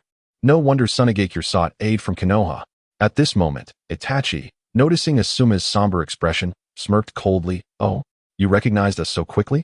It seems our names resonate throughout the ninja world. Kisame grinned, revealing his sharp teeth, though I fear that our fame may not be as glorious as one might think. With that, Itachi's demeanor shifted to one of icy resolve. He scanned the group, his voice imbued with an undeniable threat. Release Kakuzu and Haiden, and we shall let today's incident pass without consequence. Consider it as if nothing has transpired. However, should you remain obstinate, we will settle this through force. I must warn you, my Akatsuki comrades are still lurking in this vicinity. Should a battle commence, you will face certain death. Shikamaru furrowed his brow, a contemplative look crossing his face. He sensed an unusual undertone in Itachi's words, as if he were hinting at something. At his side, Asuma nodded gravely. Indeed, they need not have uttered that warning, yet it almost seems as if they wish for us to retreat. Minato straightened, his gaze piercing as he assessed the newcomers. So, we have 2 more troublesome foes to contend with? This situation is becoming increasingly precarious. He then glanced at Naruto, his eyes questioning, clearly awaiting Naruto's decision. Despite the gravity of the moment, his demeanor remained remarkably calm. Naruto, taken aback by the arrival of the Akatsuki duo, felt a mixture of surprise and anticipation. He had not expected to encounter Sasuke's brother, Itachi Uchiha, and the infamous Kisame here. How would Sasuke react to the knowledge that his long-sought brother stood before him? Naruto mused, intrigued by the prospect of Sasuke's reaction, especially now that Sasuke had presumably embarked on a quest to uncover the truth about Itachi. I can only imagine how Itachi would respond upon learning that Sasuke has awakened his Manjiki Sharingan. He chuckled inwardly. Resolute, Naruto stepped forward, addressing Itachi Uchiha. I have something to discuss with you. Itachi's brow furrowed slightly. What could this boy possibly have to say? They had little interaction aside from their connection to Sasuke. He glanced around, realizing that the Akatsuki presence extended beyond just himself and Kisame. Allowing Naruto to converse openly could be detrimental. The wind is strong outside. Speak your mind here, Itachi replied coldly. Naruto shook his head, insisting, "It pertains to Sasuke." "What?" Itachi's expression shifted, surprise flashing across his face. He had not anticipated that Naruto's message would concern Sasuke. Determined to hear what Naruto had to say, Itachi activated his Sharingan, the light shimmering ominously. "Tsukuyami," he declared, intending to ensnare Naruto in a jinjutsu for interrogation. However, at that critical moment, Itachi was astonished to find his illusion dissipating without effect, as if swallowed by the void. How is this possible? Itachi's heart raced. It felt as though an unseen force had shattered his ocular power, much like colliding with a steel meat grinder, rendering him utterly fragmented. This is the power of the Manjiki Sharingan. How could Naruto Uzumaki withstand it? Naruto stood frozen, a look of disbelief crossing his features. Did he just attempt to cast a genjutsu on me? Tsukuyami, no less. He had never expected that his wind chakra, instinctively forming a protective barrier, could so effortlessly dismantle Itachi's illusion. The strength of Tsukuyami lay in its silent approach, drawing individuals into a dreamscape without notice. However, Naruto was exceptionally sensitive to such mental attacks. Coupled with his sage mode, his chakra surged like a raging torrent, making him impervious to ordinary genjutsu. Itachi's plan had clearly backfired. Nonetheless, Naruto, quick on his feet, recognized Itachi's concern. This was not an ideal setting for their conversation. A smile crept onto his face as he resolved the dilemma effortlessly. In an instant, he moved like a ghost, appearing beside Kisame. Before Kisame could react, Naruto unleashed a dazzling flash of light from his hand, using magnetic release, spiraling sphere, sealing him in an instant. A terrifying whirlwind erupted around Naruto, obscuring the surroundings. While within the eye of the storm, tranquility reigned, an oasis amidst chaos. Uchiha Itachi furrowed his brow, his gaze fixed intently upon Naruto, his heart brimming with confusion. He could not fathom why Naruto would go to such lengths. Observing Itachi's expression, Naruto chuckled lightly, adopting a relaxed tone as he spoke. "Before I encountered you, I had already met Sasuke. Furthermore, I even assisted him in awakening his Manjiki Sharingan." With that, he looked at Uchiha Itachi with sparkling eyes, as if eagerly anticipating the latter's reaction. Chapter 65. The Turmoil of Itachi Uchiha Sasuke. He has awakened the Manjiki Sharingan. Upon hearing this, Itachi Uchiha felt as though he had been struck by an unexpected bolt of lightning. He remained silent for an extended period, during which the very air around him seemed to solidify. Inside, tumultuous waves surged, as he could hardly fathom that Naruto had brought such a staggering revelation. The Manjiki Sharingan. A power so rare and formidable, how many among the vast Uchiha clan could claim to have awakened it? How could it sound so effortlessly spoken from another's lips? If it were true, would all his painstaking efforts over the years simply culminate in a grand jest? Would he not become the greatest laughingstock of the ninja world? The ultimate fool? Such thoughts were overwhelming, rendering him momentarily unable to accept the reality. At that moment, the corners of his mouth twitched slightly as he endeavored to maintain his usual indifference and composure, yet the tremors within his heart were impossible to conceal. He stubbornly retorted, "Humph, my incapable little brother has finally shown some promise. You seem quite concerned for him, don't you? I wonder what stroke of luck he has encountered to awaken the Manjiki Sharingan."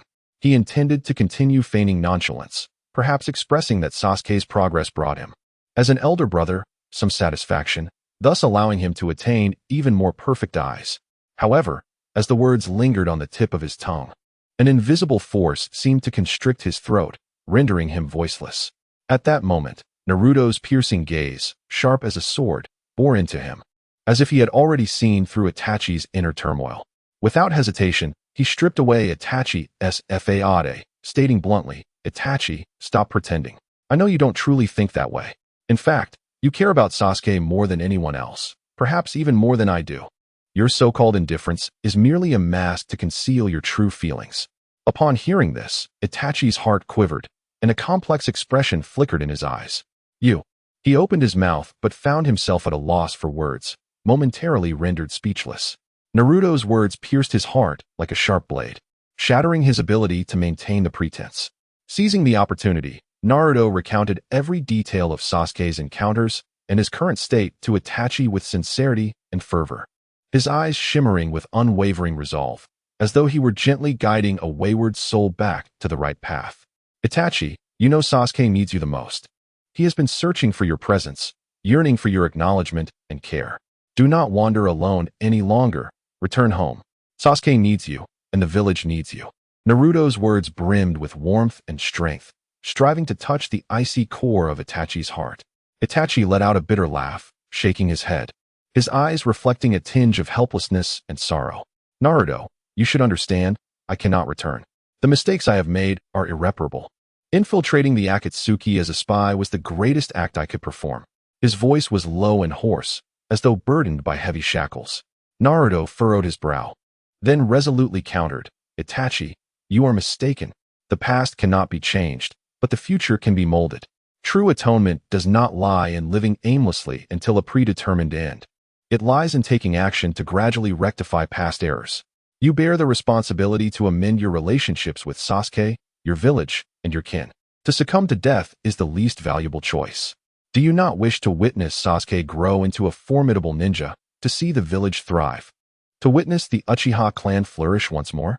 Hearing Naruto's impassioned plea, Itachi felt for the first time a tremor of uncertainty within himself. He stared blankly at Naruto, his eyes alight with conflicting emotions. Could it be that I have truly erred? He pondered, almost as if questioning himself and Naruto simultaneously. At that moment, Naruto continued, I will handle the village's upper echelons. The mastermind, Danzo, has already been dealt with by my own hand. I will find a way to restore the honor and status of the Uchiha clan. Even bring them back. Itachi, you are no longer alone. Upon your return, you will have my support, Sasuke's support, and the entire village standing with you. Naruto's words fell like a mighty hammer upon Itachi's heart, dismantling the last remnants of his composure. A flicker of emotion and gratitude crossed his gaze, as if he glimpsed the glimmer of hope. Could it be true that I can return? But will my kin truly forgive me? Can they truly come back? Itachi's voice trembled, and even with his maturity, he could no longer hold back, tears of blood streaming from the corners of his eyes. After half an hour, the rampaging winds gradually subsided, as if they had never existed, restoring tranquility to the surroundings. Those present wore expressions of bewilderment, unaware of the profound exchange that had transpired between Naruto and Itachi during that brief moment. Their gazes remained fixated on the spot where the winds had dissipated, filled with curiosity and speculation. As Itachi, clad in his red cloud cloak, turned to leave without a trace of hesitation or a backward glance at his Akatsuki comrades, he seemed to whisper Sasuke's name in parting. The onlookers watched Itachi's retreating figure fade from view, their hearts churning with mixed emotions, an indescribable blend of feelings surging within. Shinra Kutsuki exhaled deeply, as if releasing a heavy burden from his heart, acknowledging that this encounter had come to a definitive end. Phew, that was terrifying. The tension was so palpable it felt as if my heart would stop. He shook his head in disbelief, reflecting, these recurring surprises are akin to walking a tightrope. They challenge my nerves to their limits. I feel as though my mind is nearing its breaking point. Next to him, Steel Iron nodded in agreement, adding, if not for the timely arrival of the fourth Hokage and Naruto, we would have suffered a tremendous defeat. Itachi's strength is beyond our capacity to contend with. Upon returning, I will find a place to rest for a good 10 or 15 days. No tasks for me in the near future. I need to recuperate. At this point, he abruptly shifted the topic, a look of confusion crossing his face. But why was the fourth Hokage here? It defies comprehension. His words prompted the attention of the group to converge on Naruto and Minato, their eyes brimming with curiosity and inquiry. After the fierce battle, they finally had a moment of calm, allowing them to ponder the lingering question that had been on their minds. Why had the fourth Hokage appeared here? Had he not sacrificed himself? What could possibly be the explanation? A cloud of uncertainty enveloped the group, their gazes fixed upon Naruto and Minato, as if seeking answers from them. Chapter 66, A Reunion with the Masked Man? I trust everyone is safe and sound. With a bright greeting, Naruto's figure flickered like a gentle breeze, swiftly leaping from a seemingly distant position to the side of his companions. His movements were light and agile, leaving the onlookers astonished, their gazes revealing a mix of shock and curiosity regarding Naruto's prowess. Naruto, just how strong have you become? Steel Iron could not help but inquire, disbelief evident in his tone. After all, they had just witnessed the formidable strength of the Akatsuki member, which was truly astounding, yet Naruto had effortlessly dealt with him. With a chuckle, Naruto scratched his nose and replied, I'm just a tad stronger than Tsunade Baba at the moment. His tone appeared nonchalant, Yet it stirred ripples of astonishment among the group. How is that even possible? Naruto, you must be joking, Steel Iron exclaimed, his eyes wide with disbelief as he stared at Naruto. Shinazuki echoed in agreement, nodding fervently. Indeed, while you are powerful, Lady Tsunade is the 5th Hokage. She is one of the legendary Sannin. Her strength is no trivial matter. Asuma burst into laughter, clapping Naruto on the shoulder. You should be thankful she didn't hear you. Otherwise, you'd be in for a beating. Lady Tsunade has quite the temper. If she caught wind of your words, the consequences would be dire. At this, everyone shuddered, envisioning Tsunade's wrath and the terrifying punch that would surely follow, sending chills down their spines. Seeing their reactions, Naruto simply smiled. Well, Tsunade Baba can't hear me, can she? By the way, Naruto, what about the 4th Hokage? One person began, curiosity lacing their voice as their gaze drifted towards the distant figure of Minato Namikaze, who had not accompanied them. Upon hearing this, Naruto paused for a moment, then thoughtfully replied, that is my father's chakra sealed within the sealing technique he left for me. The moment I released the seal, it manifested itself. Now, my father stands beside me in the form of a shadow clone. What? So that truly is the 4th Hokage? Asuma's eyes widened in disbelief, as if he had heard the most astonishing revelation. Steel Iron also appeared astonished, murmuring, I can't believe we would meet him again under such circumstances. This is simply incredible. Shinazuki reflected with a hint of nostalgia. I remember how heartbroken I was when I first learned of the 4th's demise. To see him again now feels like a closure to that sorrow. Just then, Shikamaru's voice broke through their reverie. Naruto, did you just say you released the seal? Does that mean you no longer need to suppress the 9 tails? Or have you become a perfect Jinchuriki like those from the Cloud Village? If it's the latter, your strength must be truly extraordinary. Naruto, feeling a bit bashful, scratched his head and replied with a grin. Well, you're not too far off. However, there may be a few minor unexpected surprises. Wow, so you've mastered the power of that fox? Incredible. Does Lady Tsunade know? The group reacted with astonishment, realizing that Naruto had indeed harnessed the power of the 9 tails, the mightiest of the tailed beasts. A Naruto imbued with such power would undoubtedly be one of the strongest in Konoha. They marveled at this revelation. After a while, amidst the joy, Asuma furrowed his brow, reflecting before speaking slowly. While we have captured 3 members of the Akatsuki with Naruto and the 4th Hokage's assistance, transporting them back will likely take considerable time. The journey is long, and I fear unforeseen incidents may arise. With that, Asuma turned to his comrades, his gaze piercing as he declared, everyone must remain vigilant and alert these next few days. We cannot allow the Akatsuki any opportunity to rescue their comrades. We must thwart their plans. However, Naruto merely chuckled softly, shaking his head with confidence. Actually, there's no need for all that fuss, he said quietly. What do you mean? Asuma inquired, frowning in confusion. Even if we hurry, it would take us 2 days. And with prisoners in tow, our speed will undoubtedly be affected. There are too many variables over such a long distance, Naruto explained. Yes, Uchiha Itachi mentioned that there are other Akatsuki members nearby. Returning so brazenly would be walking right into a trap, someone else concurred. At that moment, Naruto raised his hand, a familiar power gathering in his palm. With a simple wave, a gust of wind erupted, lifting everyone gently off the ground. What is this? Why am I floating? Steel Iron exclaimed in surprise. This is the ability Naruto used before. I saw him employ it against Uchiha Itachi. But why is he lifting us up now? Is he planning to fly us back? Shikamaru speculated in astonishment. Impossible.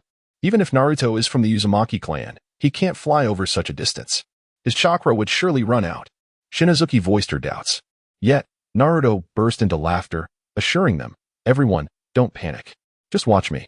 In the next instant, Naruto moved, and the group transformed into a blur, vanishing from sight.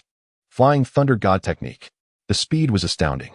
Meanwhile, from a distance, Minato, the shadow clone left outside by Naruto, had just prepared to use the Flying Thunder God technique to follow him when he suddenly paused, his brow furrowing.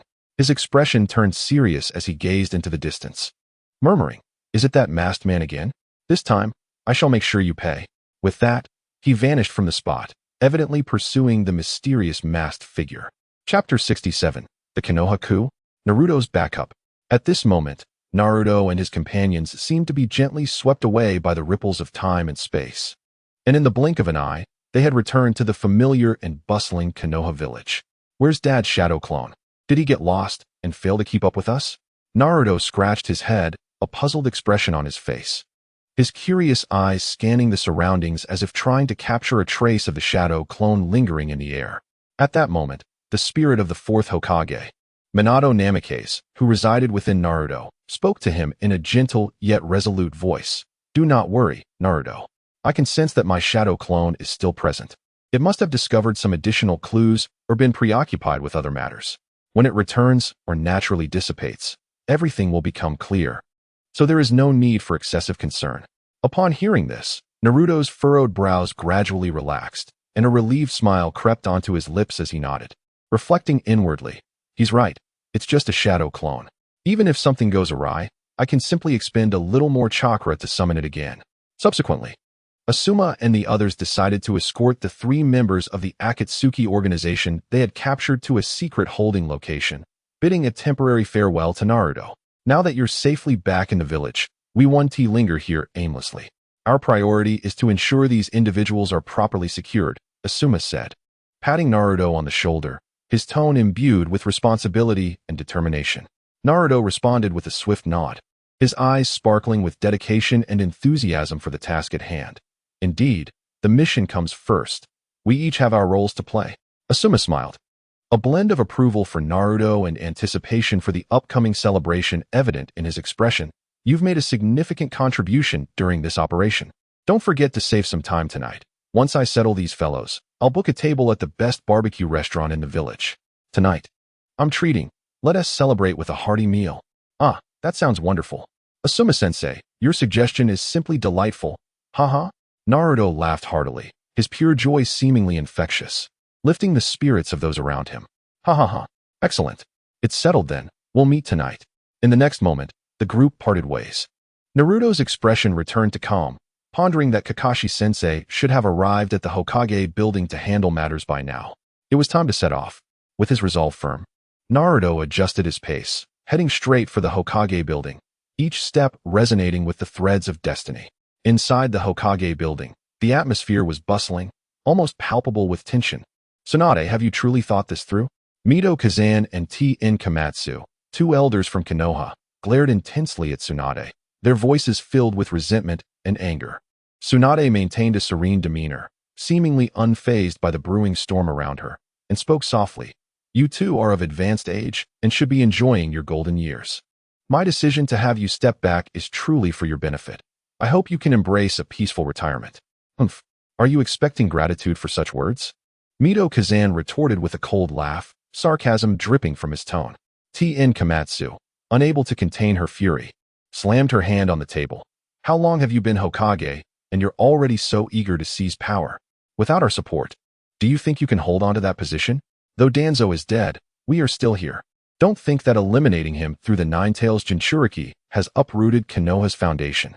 With that, she clapped her hands, intending to summon reinforcements.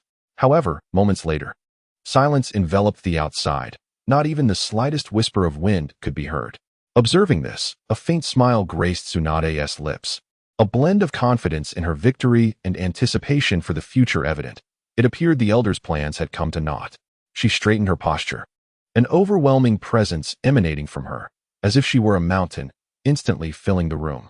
Having been too accommodating for too long, it seemed people had forgotten that she was initially renowned for her strength. Calm yourselves. Do not act recklessly. Mito Kazan and T.N. Kamatsu found themselves involuntarily stepping back under the immense pressure, their expressions shifting as they were clearly intimidated by Tsunade's unfathomable power. Elders, the respect I afford you is due to your years of service to Konoha. Do not mistake my kindness for weakness. Tsunade's voice was calm, yet carried an undeniable authority, each word resonating with a mysterious force that pained the elder's ears. Humph, remember, I am the Hokage of Konoha. Her words exuded a confidence that suggested she was in control of the situation. Her gaze, sharp as an eagle's, bore down on the obstinate elders before her. At that moment, Tsunade lightly clapped her hands. The gesture appeared casual, yet seemed to possess a certain magic. As the sound echoed, the door to the Hokage's office slowly swung open, revealing a familiar figure. Kakashi Hitaki, the copy ninja of Konoha, had appeared at the doorway, leaning casually against the frame. Holding a slightly worn book, Naruto's Ghostwritten Ika Paradise. A glimmer of amusement flickered in Kakashi's eyes, as if he were not at all surprised by the unfolding scene. Meanwhile, the remnants of root ninjas previously stationed nearby, arranged by Mido Kazan and T.N. Komatsu, now lay scattered across the floor, clearly having been swiftly dealt with by Kakashi or others. This scene undoubtedly served as the best testament to Tsunade's authority as Hokage, shattering the last remnants of hope within the hearts of the two elders. So, elders, are you now convinced? If there remains any lingering resentment, let us settle this with our fists. While I, Tsunade, may not relish conflict, I am not unfamiliar with a bit of combat. Tsunade's eyes glinted with intensity, her gaze unwavering as she confronted Mido Kazan and T.N. Komatsu, her tone imbued with undeniable strength. It turned out that from the moment Kakashi and the others had been returned to Konoha, everything had been subtly orchestrated. That night, after the root organization had been completely eradicated, Naruto did not remain idle. Within him, the flame of reform had long since ignited. Kakashi, meanwhile, had been tirelessly handling the aftermath. Tsunade, one of Konoha's legendary Sannin, arrived at Naruto's doorstep carrying 2 flasks of fragrant sake, ready to engage in a heartfelt discussion. Seated together, they shared deep conversations, and Naruto's audacious ideas gently nurtured Tsunade's heart like a spring breeze. Upon hearing Naruto's grand ambitions, the constraints that had long held Tsunade captive seemed to dissolve in an instant. No longer content with merely maintaining the status quo, she was determined to become a Hokage of progress, paving a solid path for Naruto's future reforms. Thus, under their careful planning, the Konoha coup was born. Today, power in Konoha would once again be concentrated in the hands of the Hokage. Chapter 68, The Great Cauldron? Naruto, bewildered, becomes an elder. It seems that Lady Tsunade. Everything is progressing smoothly on your end. A voice, imbued with a hint of joviality and carefree spirit, resonated at the moment when all was settled. The crowd turned to see Naruto, having casually leaned against the window, his eyes sparkling with mischievousness as he peered into the room. Upon noticing him, Tsunade's lips curved into a wry smile as she chided, "You, young man, have arrived at the perfect moment. You need not lift a finger. And yet you come to join the revelry only when it's time to celebrate." Naruto chuckled heartily, ruffling his somewhat disheveled golden locks, and replied with a cheeky grin. "But with you and Kakashi-sensei here, why should I worry? I have unwavering faith in both of you." Hee. At that moment, Kakashi also approached, his expression one of exasperation as he remarked, "Naruto, if you have any plans, do let me know in advance. Do you have any idea that as soon as I reached the bottom of the Hokage building and opened the scroll, the shocking content nearly made my heart leap from my chest?" He dramatically patted his chest, wearing a face that suggested he was too old to withstand such excitement, and continued, "My old bones can hardly endure this kind of turmoil. It's practically a script for rebellion. It nearly gave me a heart attack." Naruto erupted into laughter, clapping Kakashi on the shoulder as he said, "Kakashi-sensei, life should always have a few surprises to keep it interesting. Otherwise, it's as dull as stagnant water." Just then, Tsunade raised her eyebrows sharply, her gaze like a hawk's, suddenly captivated by a warm figure akin to a small sun standing behind Kakashi. "Minato Namikaze." A glint of astonishment flickered in her eyes, escaping her lips. At that moment, Minato noticed Tsunade's gaze, and with a gentle smile, he straightened up and greeted, "Good afternoon, Lady Tsunade. I hope all is well." Kakashi chimed in. This time, it was thanks to Minato-sensei leaving a shadow clone for me before heading to Sunagakure.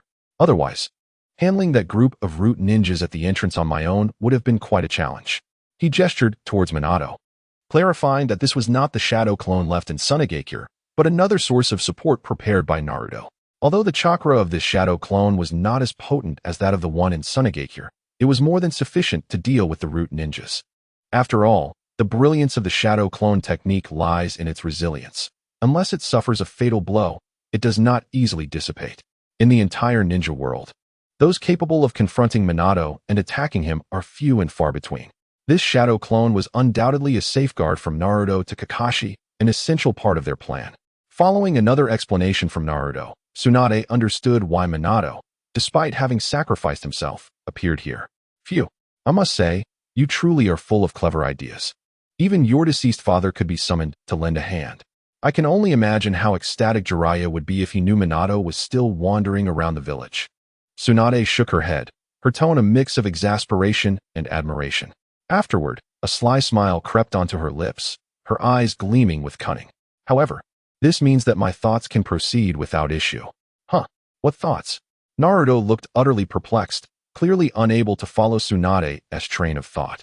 At that moment, Tsunade suddenly slapped the table and, with utmost seriousness, declared, I have decided that once Kohoryudatane and Hamura Midokado step down, you and Kakashi shall become the next elders and advisors of Konoha. What? Both Naruto and Kakashi's eyes widened in disbelief, utterly stunned. Why this sudden announcement? Naruto scratched his head, bewildered, while Kakashi wore a rueful smile, inwardly lamenting, how did this troublesome matter sneak up on us so quietly? They exchanged glances, each reflecting a shared sense of resignation and distaste. They were the last to welcome trouble, yet here they were, unexpectedly bestowed with new titles following the completion of their mission. Wouldn't that mean they'd be swamped with work? Naruto muttered, discontent etched on his face. Kakashi, too, sighed repeatedly, contemplating how to avoid this hot potato. Yet, they both understood that once Tsunade had made her decision, it was likely set in stone. Hey, don't forget we're still here. Kohoryudatane stroked his beard, wearing an expression of helplessness. Hamura Midokado also frowned, clearly displeased with Tsunade's decision. Despite their astonishment at seeing the fourth Hokage, Minato Namikaze, again, Tsunade's abrupt choice felt too frivolous to them. Do you realize their ages? We do not deny their talents or doubt their future accomplishments, but isn't it a bit premature to appoint them as elders or advisors now? Kohara shook his head, his voice tinged with concern.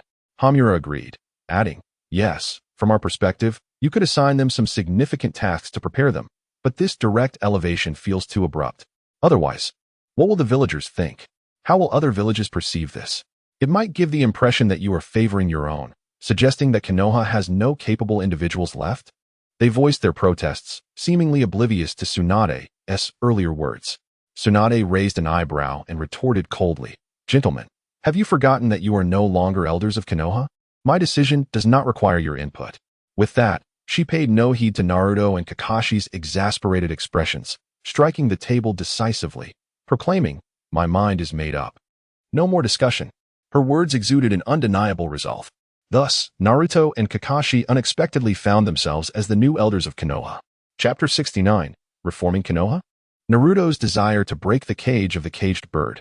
Sighing, Naruto covered his face in resignation, yet deep within, he felt a surge of joy.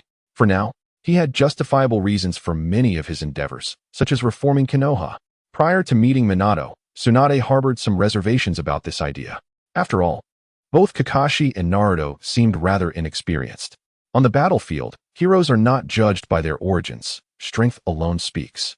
However, in governing this village, experience is an undeniable and formidable barrier.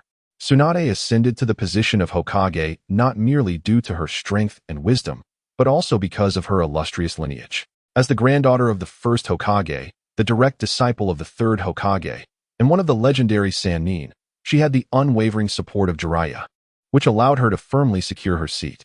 In contrast, while Naruto and Kakashi's identities are impeccable, their experiential weight pales in comparison. Promoting them directly to high positions might invoke dissent and, given their lack of experience, could lead to misjudgments in decision-making. However, now that the fourth Hokage, Minato Namikaze, stands behind Naruto, the situation is entirely transformed. With Minato, a former Hokage, endorsing Naruto, any challenges he faces can be resolved. As for Kakashi, being Minato's disciple, his role naturally becomes more coherent and beyond reproach. Today as Konoha, with Jiraiya still alive, Naruto's immense growth, and the dual leadership of the fourth and fifth Hokage, coupled with Kakashi's subtly revealed brilliance in the dissolution of the Root organization, is poised to reach unprecedented heights. Contemplating this, a smile graced Tsunade's lips as she softly remarked, Naruto, you seem to have a plan forming in your heart. Why not start with the first matter you mentioned that night? Naruto nodded vigorously, his eyes sparkling with determination. Indeed, let us commence with abolishing the Root organization, implementing sweeping reforms in the Ninja Academy, and dismantling the caged bird technique of the Hyuga clan. The declaration sent a ripple through the room. Even those prepared for it could not help but feel a stir within them when Naruto explicitly stated his intention to abolish the Hyuga clan's caged bird technique. Kakashi furrowed his brow, murmuring, will the Hyuga truly agree to this? The cursed seal, marked by the blue cross on their foreheads and the two reverse hooks, is a shackle imposed by the main family upon the branch family. It not only restricts the power of the Byakugan until death, but also allows the main family to destroy the branch family's brain structure at will. This is a unique technique of the Hyuga clan. Tsunade's expression grew serious as she slowly nodded. Persuading them to relinquish this cursed seal would not be an easy task. Although this seal is undoubtedly a heavy burden for the branch family, it also serves, to some extent, as a safeguard for the Byakugan. Naruto, sensing their hesitance, replied with confidence, "True, but circumstances have changed. According to our plan, the era of each ninja village fighting alone will soon be over. At that point, the need to protect the Byakugan will diminish significantly. As long as we can provide them with sufficient protection and present them with an irresistible reason. What prevents us from breaking this caged bird?" With unwavering conviction, he proclaimed, "For all those who possess the Byakugan but are not of the Hyuga clan, let them be pursued relentlessly. I shall act decisively, leaving no trace behind, ensuring that no one dares to covet the Byakugan of the Hyuga clan ever again." Excellent. Since you possess such steadfast confidence, let us approach the Hyuga clan and negotiate, Tsunade responded, her words imbued with determination and support, as if fueling Naruto's lofty ambitions with a blazing fire. Naruto's words served as a potent tonic, instantly inflating the confidence of Tsunade and the others. Their eyes sparkling with unprecedented vigor. She struck the table with conviction, asserting, however, "We must first address the initial two decrees, abolishing the root organization and thoroughly reforming the Ninja Academy. This is of paramount importance for the future of Konoha and cannot be treated lightly." As her words echoed, the very fabric of Konoha seemed to tremble, akin to an earthquake, as the news spread like wildfire, rapidly permeating every corner of the village. In the streets, citizens buzzed with chatter. "Have you heard? Our two elders are being replaced," an anxious ninja hurriedly conveyed to a companion. "Replaced? By whom? But does it matter? We common ninjas seldom have the opportunity to engage with the core leadership. We are merely cannon fodder on the battlefield." Another ninja shook his head in resignation. "No. This time, it might truly be different." An ostensibly well-informed ninja mysteriously interjected. "Oh, how so?" The surrounding crowd suddenly became intrigued, gathering closer. "I've heard that the new elders are none other than the hero's son, Naruto Uzumaki, and the copy ninja, Kakashi Hitaki." The ninja beamed with pride, as if he possessed a monumental secret. "What? How can it be them? They are far too young." The crowd reacted in disbelief, their faces awash with astonishment at the unexpected news. Moreover, upon assuming their positions as elders, it is said they intend to initiate a grand reform. What kind of reform? A curious ninja inquired, leaning closer to learn more about the rumored changes. "I've heard they have completely abolished the root organization, and there are other significant alterations." The informed ninja teased, tantalizing the crowd. "The root has been abolished? That's splendid. Tell us, what other reforms have been made?" Another ninja eagerly pressed, his eyes glimmering with anticipation. "It appears they are reforming the Ninja Academy. They plan to implement compulsory ninja education, allowing any child of suitable age, regardless of their family's ninja status, to attend school. Furthermore, the curriculum will be greatly expanded, no longer limited to the rudimentary three-body technique. They will teach advanced techniques previously unattainable. More importantly, there will be a stronger emphasis on practical training, preparing ninjas for real combat and enabling them to slay enemies." The informed ninja spoke at length, causing the surrounding crowd to nod in agreement. "That sounds promising. This means we common ninjas will have the opportunity to learn techniques previously inaccessible. Yet, in comparison to the next reform, it seems somewhat underwhelming. What could possibly be more thrilling?" A bystander inquired, intrigued. "I've heard that the newly appointed elders have plans to reform the caged bird seal of the Hyuga clan. They aim to dismantle the shackles that have bound the Hyuga clan for years." The ninja lowered his voice, wary of being overheard by anyone from the Hyuga clan. Upon hearing this, the crowd collectively gasped, even Hyuga Niji, who happened to pass by. Could it be true? A complex expression flickered across his face, a blend of anticipation and concern. The caged bird seal, the nightmarish constraint that had plagued the branch family of the Hyuga clan for years. Could it truly be broken within his lifetime? Chapter 70, Hinata and Niji. At this moment, Niji's heart felt as though it had been struck by a colossal boulder, stirring up waves of tumultuous emotions within him. He had never anticipated that this seemingly casual pause would lead him to such a staggering revelation. Naruto, the once derided underachiever, had now ascended to the esteemed position of a new elder in Konoha. Moreover, He intended to challenge the entrenched and oppressive bird-in-a-cage seal system that had long shackled the Hyuga clan, seeking to instigate reform? Could there be an intricate connection between these two developments? Niji's thoughts surged like a tempest, compelling him to intertwine these two matters tightly in his mind. The image of Naruto's resolute and fervent gaze surfaced, a flame of unwavering defiance against injustice and constraint. Not too long ago, in that fierce arena, Naruto had clenched his fists, his eyes gleaming with undeniable brilliance as he declared, "Niji, I will change everything. The unreasonable systems, the shackles binding people's hearts. I will shatter them all. Even a caged bird, if clever enough, can attempt to unlock its cage and aspire to soar freely once more." At that time, Naruto's words, though simple, resonated with a profound power that stirred the soul. Now, what once seemed an unattainable dream appeared to be gradually materializing into reality. Was this Naruto's proposal?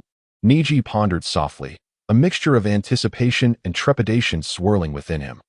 He understood that Naruto's emergence might signify a glimmer of hope to tear apart the dark cloud of the bird-in-a-cage seal that had long loomed over the Hyuga clan. This hope, akin to a precious spring in the barren desert, ignited an unprecedented warmth within Niji's heart. How wonderful! Everything seemed to be taking a turn for the better. He had thought hope was lost. Just as Niji was lost in thought, a familiar voice, as refreshing as a clear spring, rang in his ears. "That's great, Niji and I." The voice carried a note of joy and excitement. Niji instinctively turned to see his cousin, Hinata Hyuga, standing beside him. Her smile radiant and her eyes crescent-shaped as she gazed softly at him. Sunlight filtered through the leaves, casting a delicate golden glow upon her. Niji was acutely aware of the cruelty and injustice of the bird-in-a-cage system. Within the main family, Hinata was perhaps one of the few willing to step forward and advocate for its abolition. Her kind-heartedness and consideration for others instilled in Niji a profound admiration. Furthermore, the bond between Hinata and Naruto was vibrant and beautiful, their friendship deep and pure, evoking joy in all who witnessed it. Ever resolute and true to his word, Naruto's unwavering ninja way had clearly brought about significant change in Hinata's life. However, as Niji contemplated this, he felt more concern than sentiment. He furrowed his brow and gently cautioned, "Hinata, such words may not be prudent for you to express. You know well that among the main family, there are many conservative elders, with numerous eyes and ears. If this were to be reported by someone with ulterior motives, it could prove detrimental to you." His words were steeped in concern. While he felt a sense of happiness for Hinata's consideration, he recognized that this matter was still in its infancy.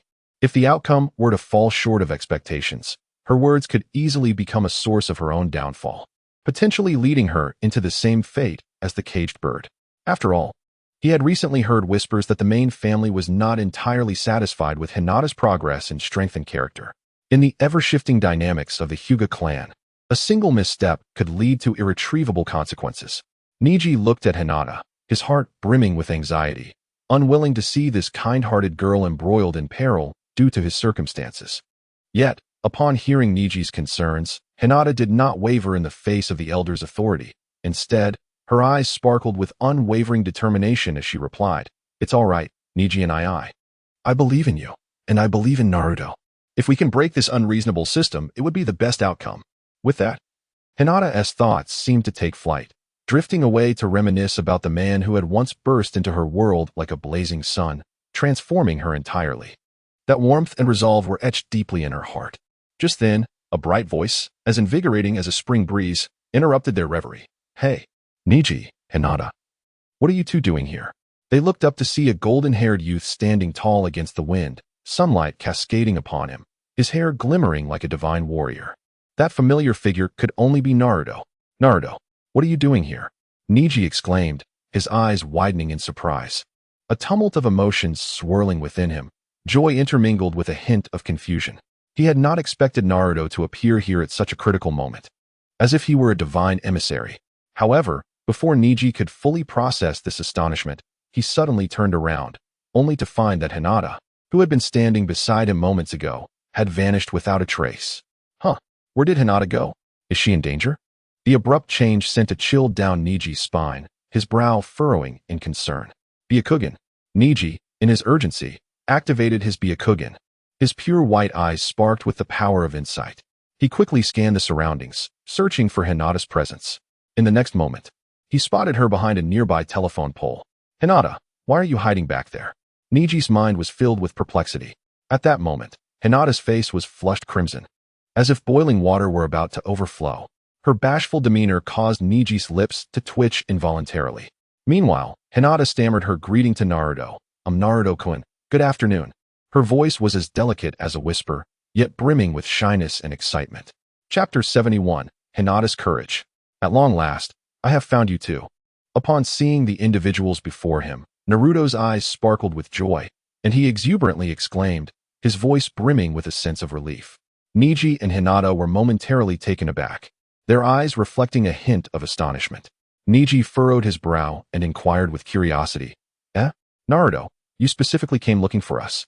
Hinata, equally perplexed, echoed softly. Why is that? Naruto, noticing their reactions, chuckled and scratched his head before he solemnly stated, you see, I've been contemplating how to abolish the caged bird seal of the Hyuga clan. However, as an outsider, it's not quite appropriate for me to handle it alone. You two, being the new generation of the Hyuga clan, are perfectly suited in both identity and strength for this task. I thought it would be most fitting to seek your assistance. Together, we can devise a plan to resolve this seal, allowing the members of the Hyuga clan to live more freely. Upon hearing this, Niji's lips curled into a bittersweet smile, tinged with helplessness. Naruto, I genuinely appreciate your concern for me. However, this matter is likely far more complex than we envision. Persuading those obstinate, traditional elders will be a challenge of monumental proportions. With a heavy sigh, he exhaled, as if burdened by an insurmountable weight. Beside him, Hinata, though equally anxious about the situation, possessed a glimmer of determination in her eyes. She gently encouraged, Niji, I understand your predicament, but Naruto is right. We cannot abandon our efforts simply because the task is daunting. Only by bravely attempting can we glimpse the light of hope. If we refrain from acting due to slim chances, we will never achieve anything. Naruto nodded vigorously, his face alight with agreement. Exactly. Hinata makes a valid point. Niji, you are being overly pessimistic. We cannot allow those challenges to intimidate us. After all, I am undertaking this task with the will of the fifth Hokage behind me. Those elders, no matter how obstinate, cannot possibly stand against the Hokage's resolve. There was a thought left unspoken in Naruto's heart. If reasoning fails, he would not hesitate to resort to force. In this world, sometimes strength speaks the loudest. As long as there were those willing to stand beside him, supporting his cause, Naruto would fight with every ounce of his strength for that trust and friendship. This was precisely why he sought out Niji and Hinata. In that moment, Naruto realized he had indeed changed. He no longer found himself ensnared in the weighty dilemmas of right and wrong, nor did he yearn to alter the entire world. Instead, he wished to assist those he believed in, to ensure Niji and Hinata could lead better lives. As for the antiquated elders, they could continue as they pleased, so long as they did not hinder Hinata, Niji, and the younger generation of the Hyuga clan in their pursuit of a more fulfilling existence. Naruto, Hinata. Niji slowly began, his voice imbued with an indescribable complexity. After hearing Naruto and Hinata's resolute declarations, he fell into a prolonged silence. Niji, the boy heralded as a genius since childhood, bore the weight of unspoken oppression and suffering within the Hyuga clan. As a branch member, it seemed his fate was sealed from birth, akin to a dim light forever overshadowed by the brilliance of the main family. His existence felt like an unyielding shackle, a life of servitude, his status within the family so low it was nearly inconsequential.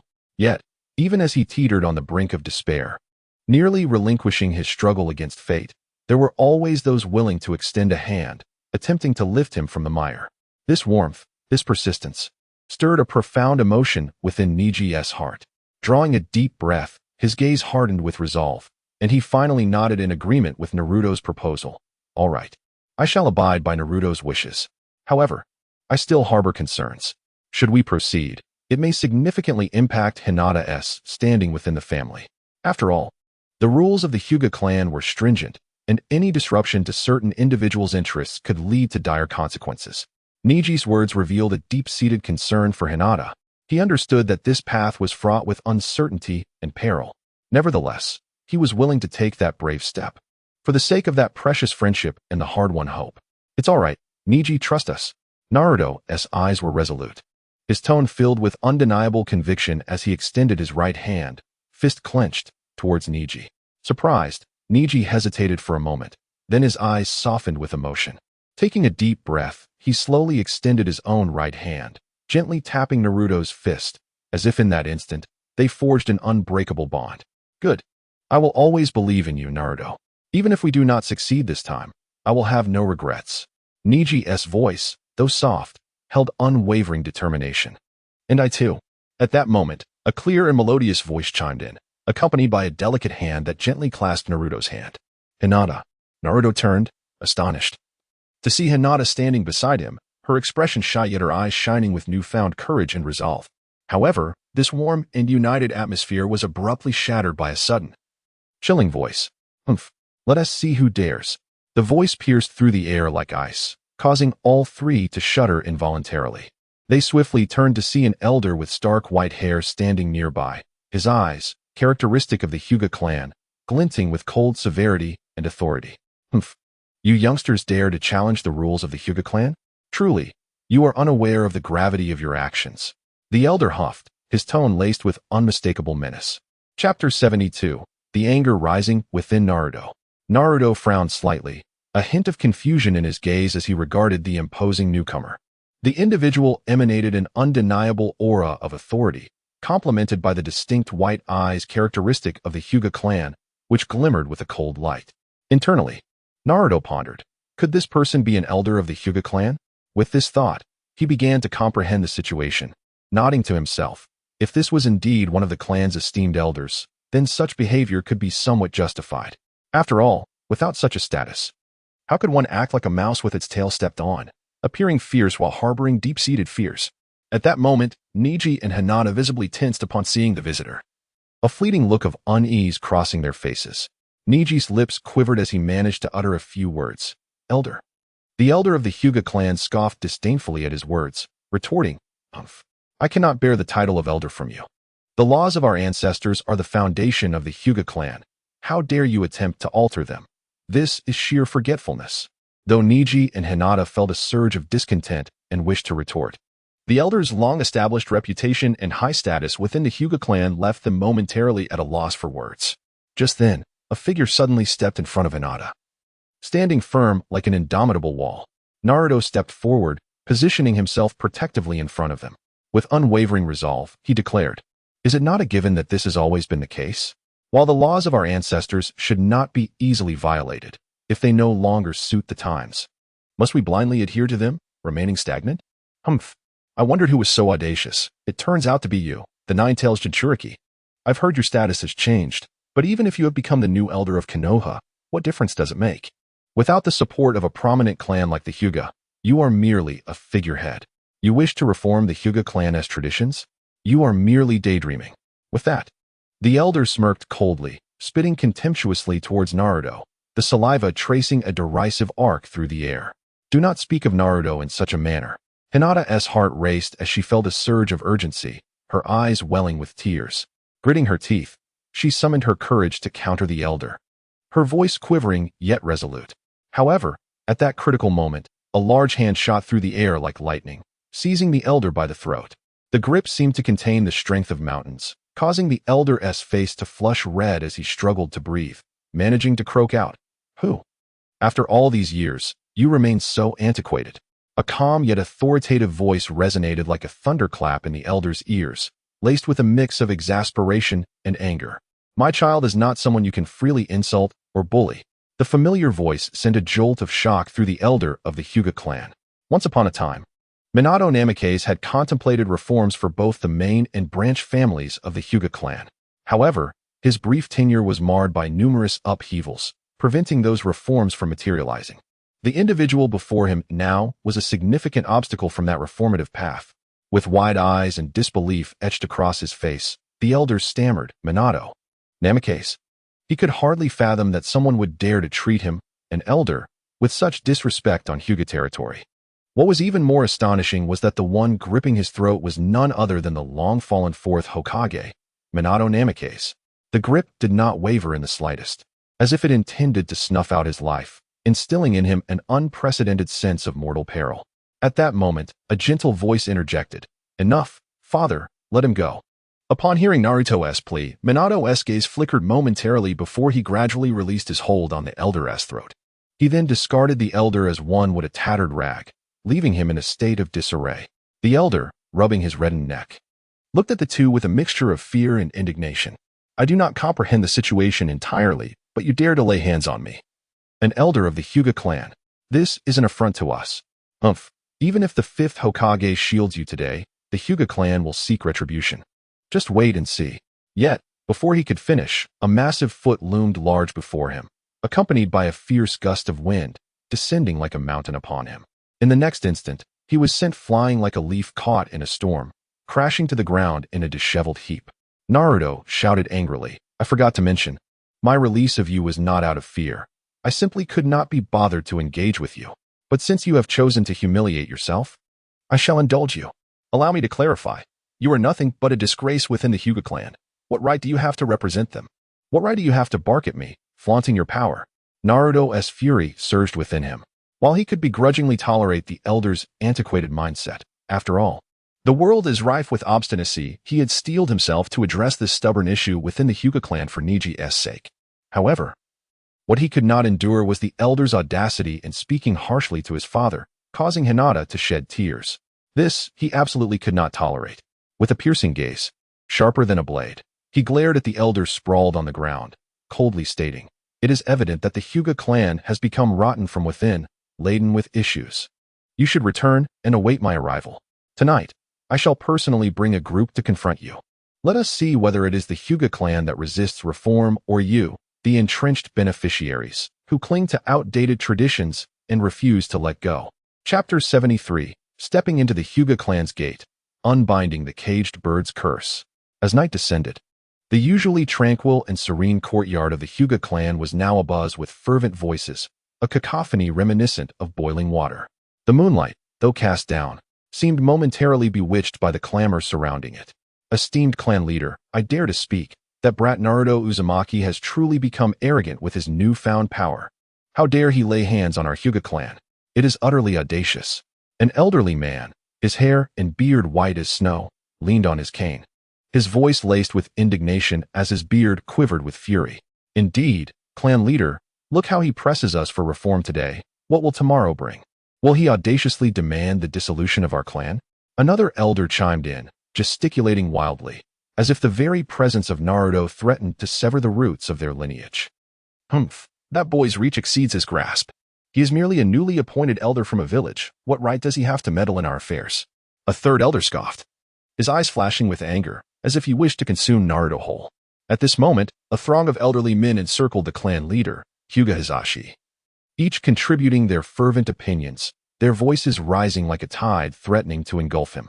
Hisashi listened in silence, his brow furrowed and expression grave, while he silently pondered the implications.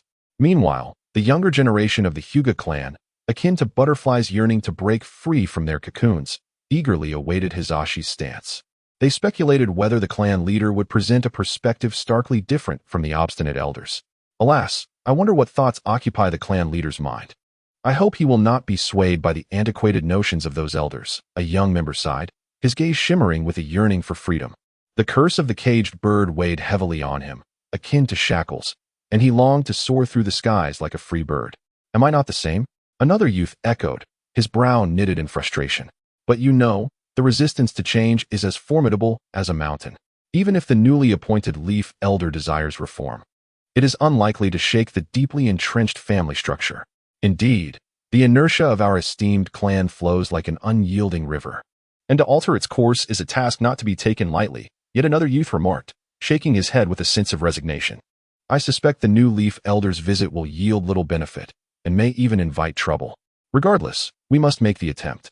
We cannot remain bound by these shackles for eternity, they whispered among themselves, each harboring a desire for change while acutely aware of the thorny path ahead. Yet, despite the obstacles, they clung to the faint glimmer of hope, for it was their only route to freedom. Suddenly, a startled cry pierced the air, akin to thunder on a clear day, abruptly interrupting the hushed whispers that had enveloped the assembly. Clan leader, Naruto Uzumaki, he has arrived, the messenger exclaimed, his voice tinged with astonishment and urgency, as if the news itself bore the weight to move hearts. At this declaration, the room fell into a momentary silence, as if an unseen force had stilled the air. Every individual, from the high-ranking elders to the younger branch members, halted their actions, their eyes reflecting a spectrum of emotions. Yet, the silence was short-lived, quickly giving way to a roaring tide of reactions, as if steam had erupted from a suddenly open pot. What? He dares to come? Has Naruto Uzumaki truly lost his mind? An elder exclaimed, his face pale with disbelief and fury, perceiving Naruto's arrival as a profound affront to their clan's dignity. Conversely, a young member from the branch family sparkled with excitement, nearly raising his voice in disbelief. What? He really came. Naruto Uzumaki is indeed bold. The dichotomy of reactions painted a vivid contrast within the hall. One side seethed with rage, eager to cast the unexpected guest away, while the other brimmed with anticipation, curious about the unfolding challenge. As they turned their gazes towards the entrance, it became clear that Naruto was not alone. Behind him surged a formidable presence, as if an army of thousands had gathered to support him. Look, is that Hinata Hyuga? How did she end up beside Naruto, standing shoulder to shoulder with him? Someone gasped, bewilderment etched across their face. And there, ASNT that Niji, hailed as our branch family's greatest genius? He stands resolutely behind Naruto. What does it mean? Another voice marveled, astonished by Niji's presence. Could it be that they all supported Naruto? This notion was unfathomable to some, who murmured in disbelief. At that moment, another keen observer exclaimed, Look, isn't that Lady Tsunade, the fifth Hokage? Has she come to back Naruto?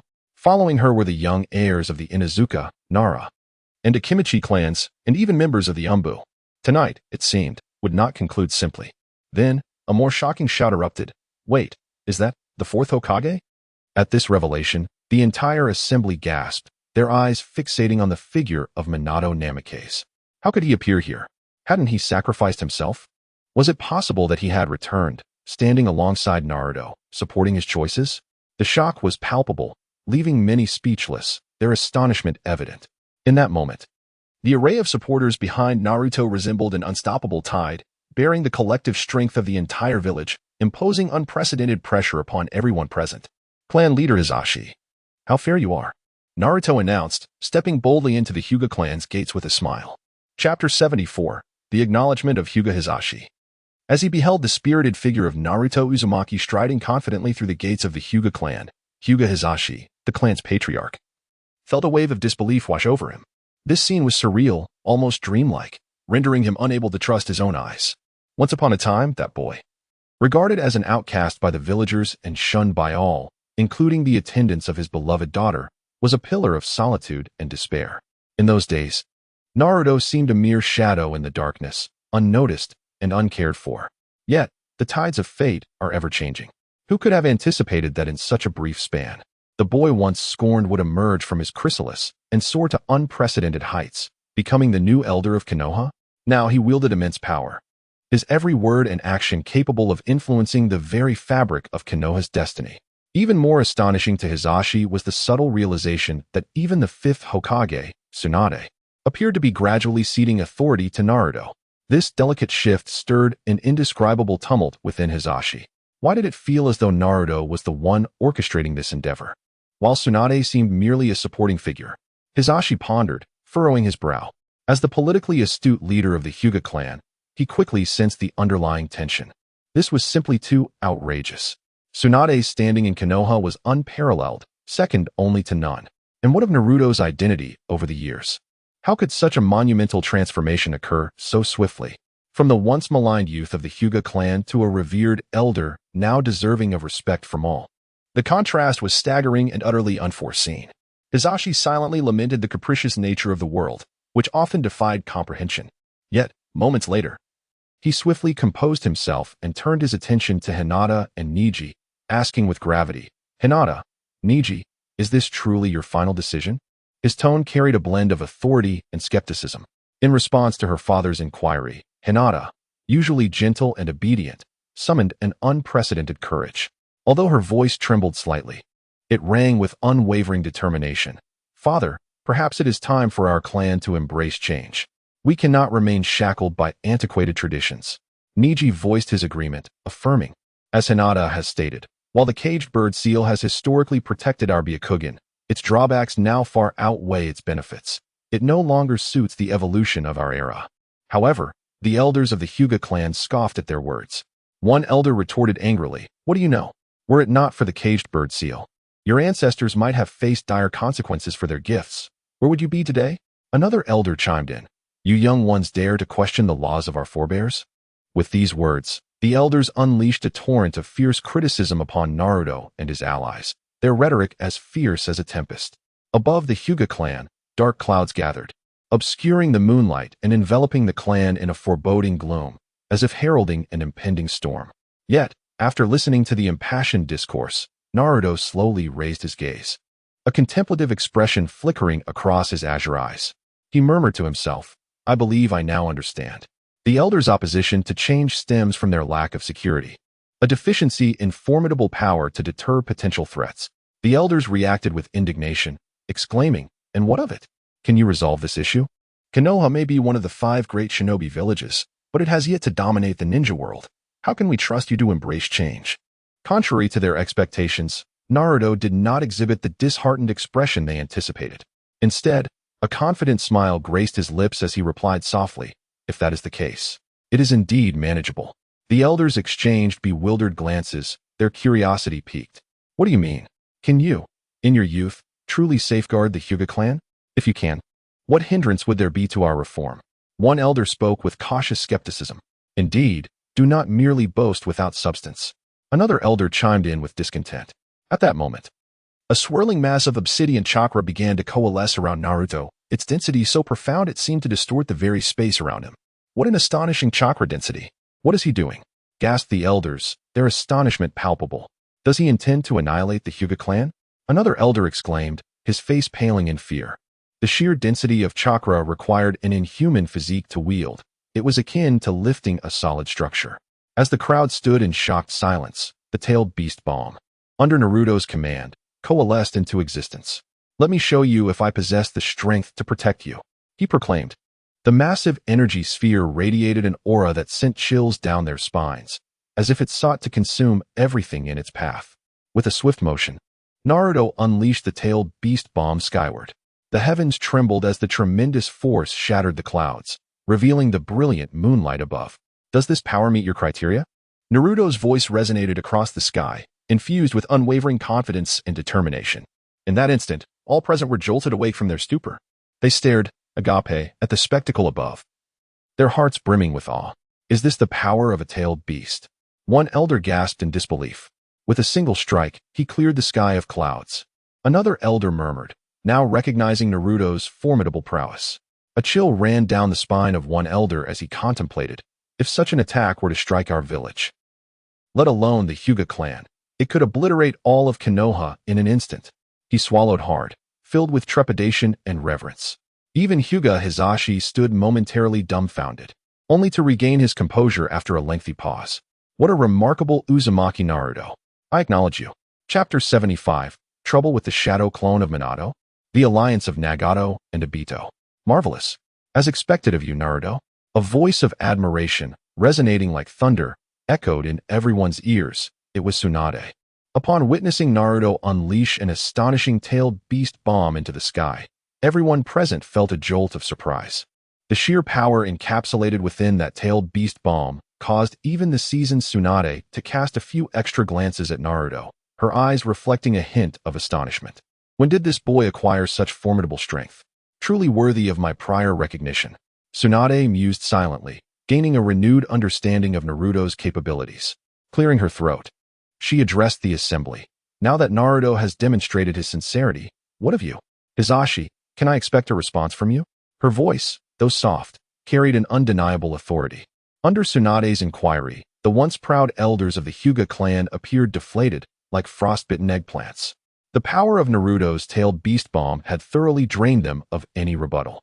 Observing this, Hisashi Hyuga smiled, surprised that his elders could indeed recognize the shifting tides. How astute they are, Hisashi thought to himself, though satisfaction graced his features. Since Elder Naruto has shown such sincerity, the Hyuga clan shall not be averse to change. We accept this reform. His voice rang out with conviction and determination. Excellent. In that case, I shall witness this resolution as the 5th Hokage. Tsunade rose, her gaze sweeping over everyone present.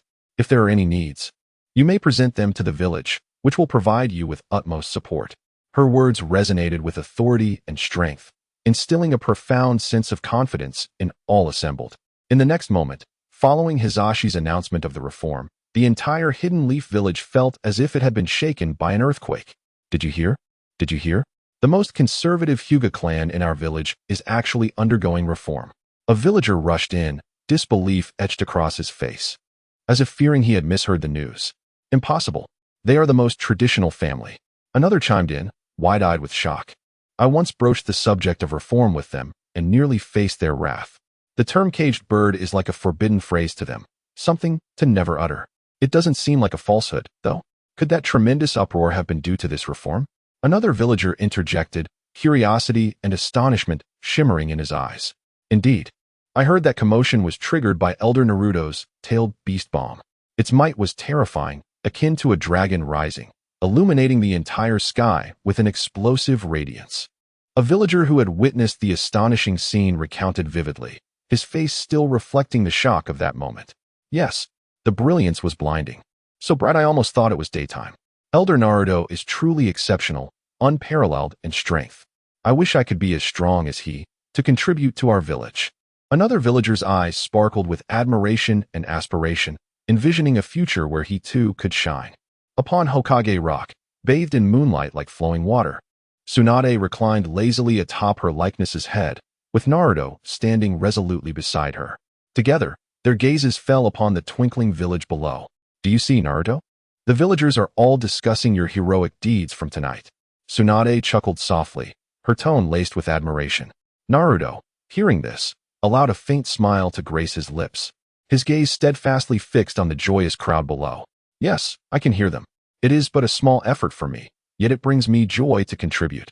His heart swelled with happiness, his resolve to serve the village growing ever stronger. In his mind, grander visions took shape. He yearned to instill this change, like a gentle spring breeze nurturing every villager's heart, liberating them from their bonds, allowing their strength to flourish. More importantly, he aspired to forge a true environment of peace and tranquility for the village, where everyone could thrive in harmony. However, on this tranquil night, an unexpected disturbance shattered the serenity. Leaning against a great tree by Hokage Rock, Minato's previously closed eyes suddenly flew open, a grave expression crossing his face. Not good. Naruto, the shadow clone I left in Sunagakure has encountered a grave crisis. Minato's voice was low and urgent, reminiscent of thunder in a storm, conveying an overwhelming sense of impending danger, as if a heavy weight pressed upon his heart. Naruto's countenance turned serious in an instant, his gaze shifting from the lively village below to Minato, asking, "What is happening?" "Father, I recall you mentioning that clone had discovered some vital clues." Minato's expression grew grave as he spoke slowly. I caught a glimpse of that mysterious masked man who attacked Konoha over a decade ago. He called himself Uchiha Obito and posed a substantial threat to the village. To my astonishment, he is still alive. Upon encountering him, I initiated a pursuit. And just as I thought I would seize him, I fleetingly saw a pair of eyes said to belong only to the Sage of Six Paths. Eyes that seemed to hold the mysteries of the universe. Then, I was ambushed by a sudden attack, a powerful repulsion that shattered my shadow clone into fragments. The masked man, connected to the Sage of Six Paths' eyes? Naruto's heart surged with tumultuous waves, fully aware of the identity of the assailant who had attacked his father's shadow clone. Father, you may find this hard to believe, but the two individuals you encountered are intricately linked to you. Naruto spoke with a complex expression. Minato's brows furrowed in confusion, appearing somewhat lost. What do you mean? Prepare yourself mentally. Naruto inhaled deeply and explained, the masked man who calls himself Uchiha Obito is actually your disciple, Uchiha Obito, who strayed onto a dark path due to his deep-seated obsessions. The one possessing the eyes of the Sage of Six Paths is your fellow disciple, Nagato, who wields the Rinnegan and is a student of the Sage of Six Paths. Both of them are profoundly connected to you and me. Chapter 76. The Village Hidden in the Rain and Jiraiya? What? Minato's eyes widened in disbelief. Are you saying that masked man is actually Obito? His voice trembled slightly, clearly shaken by this sudden revelation. He shook his head, seemingly attempting to deny this reality. How could it be? He was once the vibrant youth who aspired to become Hokage. At this moment, Minato was engulfed in profound shock, his gaze filled with complexity. He would rather believe that Uchiha Madara had truly been resurrected than accept this cruel truth. Naruto, observing his father's astonishment, felt a surge of emotion within. He explained, "It cannot be helped. This is the reality." After he gifted his Sharingan to Kakashi, he was on the brink of death, only to be unexpectedly saved by Uchiha Madara. Subsequently, under Madara's meticulous guidance, he gradually descended into darkness. Perhaps it could be said that after witnessing the myriad cruelties of the ninja world, he and Madara engaged in a tacit mutual pursuit, chasing after that elusive dark dream. Minato's expression grew increasingly grave upon hearing this. He murmured, "I never expected it to be this way. I failed to recognize his identity. As his teacher, I have been so negligent." At that moment, guilt filled Minato's heart. He felt he should have noticed Obito's anomalies much earlier. Seeing this, Naruto hurried to reassure him. "It is not your fault, father. No one could have anticipated this. Obito concealed himself too deeply. Even those of us who spent every day with him failed to uncover his true identity." Minato sighed, his guilt slightly alleviated. He then inquired, "What about the identity of the other person? Why does he possess the Rinnegan? Such a powerful ocular technique cannot be obtained casually." Naruto took a deep breath and replied slowly, "Actually, that person's eyes also came from Uchiha Madara. In his later years, after experiencing many events, he finally awakened the Rinnegan just before his death. However, his lifespan was nearly depleted, so he transplanted the Rinnegan into a war orphan from the Uzumaki clan. Coincidentally, this orphan was Nagato, one of the disciples once taken in by the perverted sage. All of this seems to be orchestrated by fate, compelling one to lament the unpredictability of life. Minato, upon hearing this, was once again taken aback, exclaiming, "I never imagined there would be such intricate tales behind this." The ninja world is truly filled with uncertainties. His eyes shimmered with contemplation, evidently processing this astounding information. Noticing this, Naruto instinctively rubbed his somewhat youthful chin, thinking to himself, "It has never been like this before. Now, both of them have appeared simultaneously. This situation is far from simple." In his recollections, these two had always moved in secrecy, never appearing together. Today's scene was indeed beyond his expectations. Could it be that they are plotting against Gaara? If so, then Gaara is in grave danger. As this thought crossed his mind, an overwhelming sense of crisis surged within Naruto. He could not simply stand by and watch his friend come to harm. Just then, Minato seemed to perceive Naruto's thoughts. He gently patted Naruto's shoulder, offering comfort. "Do not worry too much. Perhaps my presence has caused them to hesitate. At the last moment, I sensed they were quietly retreating, likely fearing that I had reinforcements behind me." Upon hearing this, Naruto felt a slight sense of relief and sighed. "I never imagined events would unfold this way. Perhaps it is a blessing in disguise." However, this relief did not last long. Suddenly, an inexplicable sense of foreboding washed over him like a tide, causing Naruto to raise his brow in alarm. It felt as though an invisible force was drawing his attention to a certain point. "What is this?" he exclaimed softly, his eyes revealing a hint of undeniable astonishment, a blend of vigilance and curiosity toward the unknown. In that moment, his senses became exceptionally acute, as if he could pierce through the barriers of space and perceive subtle movements from afar. It was an extraordinarily intense surge of chakra, and this chakra was no ordinary energy. It contained the vast power of nature, imbued with the distinct essence of sage chakra. The chakra's fluctuation indicated that someone was engaged in fierce combat using sage mode. An inexplicable sense of dread surged within Naruto, and he scanned his surroundings, striving to locate the source of this chakra. That power felt both familiar and concerning. Could it be Jiraiya? As this thought emerged, Naruto was engulfed in urgency. In the current ninja world, aside from himself, the only one capable of wielding such formidable sage techniques was Jiraiya. If it is Jiraiya, then that would be dire indeed. For Naruto, Jiraiya was not merely a mentor imparting skills. He was a figure akin to family, offering warmth and care. He could not simply stand by and watch Jiraiya fall into peril. He must immediately investigate. This resolve burned fiercely within him, unstoppable. Meanwhile, Minato sensed that something was amiss. His brow instinctively furrowed, and concern flickered in his eyes. Naruto. He understood Naruto's character well. Something urgent must be occurring at this moment. "Father, I must go check." Without a moment's hesitation, Naruto did not even set down his drink before vanishing like a specter. Flying Thunder God technique. With a deep incantation, Naruto's figure instantly arrived in the village hidden in the rain, guided by the mark left on his kunai. His gaze swept around, confirming inwardly, indeed, it is here. The scene of the village hidden in the rain unfolded before him, and the powerful sage chakra fluctuations became increasingly discernible. Naruto knew that he had arrived just in time. Nagato, this time I will not allow you to succeed. Chapter 77, Jiraiya vs. Pain. Unlike Naruto's initial arrival, Jiraiya now finds himself embroiled in a fierce battle against Pain. He had stealthily infiltrated the hidden rain village, only to inadvertently encounter Nagato returning to the village, leading to a direct confrontation with Pain. What an unfortunate turn of events. Yet, given the circumstances, he had no choice but to fight. At this moment, he had successfully stalled for time and entered Sage mode. Sage Art, Gomen. Jiraiya bellowed, forming hand seals. Release. In an instant, a terrifying torrent of oil flames erupted, amplified by the fierce wind release, roaring wildly and consuming everything in its path. This was a fearsome power capable of incinerating foes to ashes over a vast area, the scorching oil reaching thousands of degrees, as if it could devour all tangible existence, leaving naught but scorched earth in its wake. After unleashing this earth-shattering attack, Jiraiya leapt into the air, resembling a great bird, gracefully retreating several paces to evade the devastating effects of his own jutsu. Let me see how you will respond. His gaze was intense, fixated on Pain's every move. Truly remarkable, Master Jiraiya, exclaimed one of the two sages from Mount Myaboku, astonished by the sheer scale of his ninjutsu.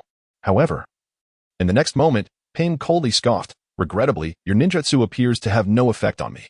Before the words had fully escaped his lips, the hungry ghost path stepped forward with great strides, unleashing a peculiar and eerie energy that seemed to consume the terrifyingly hot oil bit by bit, as if it were an unfathomable abyss. What is this? Jiraiya's eyes widened in disbelief. The two sages from Myaboku also wore expressions of shock, their wise eyes brimming with astonishment. Our ninjutsu has simply vanished? Jiraiya murmured, an unprecedented chill washing over him. After all, this was sage art. Such scale and power, how could it just disappear? The two sages were equally incredulous and dumbfounded. In that moment, Jiraiya and the two frogs were left speechless by this sudden turn of events. Yet, their astonishment was fleeting. In the next instant, Jiraiya's chakra surged like a roaring tide, gathering rapidly as determination and resolve flickered in his eyes. The opponent's abilities were undoubtedly formidable, but what was truly happening? I shall ascertain for myself. With a mighty roar, his chakra seemed to boil with intensity. Sage Art, Super Large Rasengan. Accompanied by a deafening roar, an enormous sphere, many times larger than a standard Rasengan, formed in Jiraiya's hand. The Rasengan radiated a brilliant light, akin to a dazzling star, hurtling towards the hungry ghost path Pain, who had just absorbed their attack. This should reveal the truth, he thought to himself. Yet, what transpired next left him even more astounded.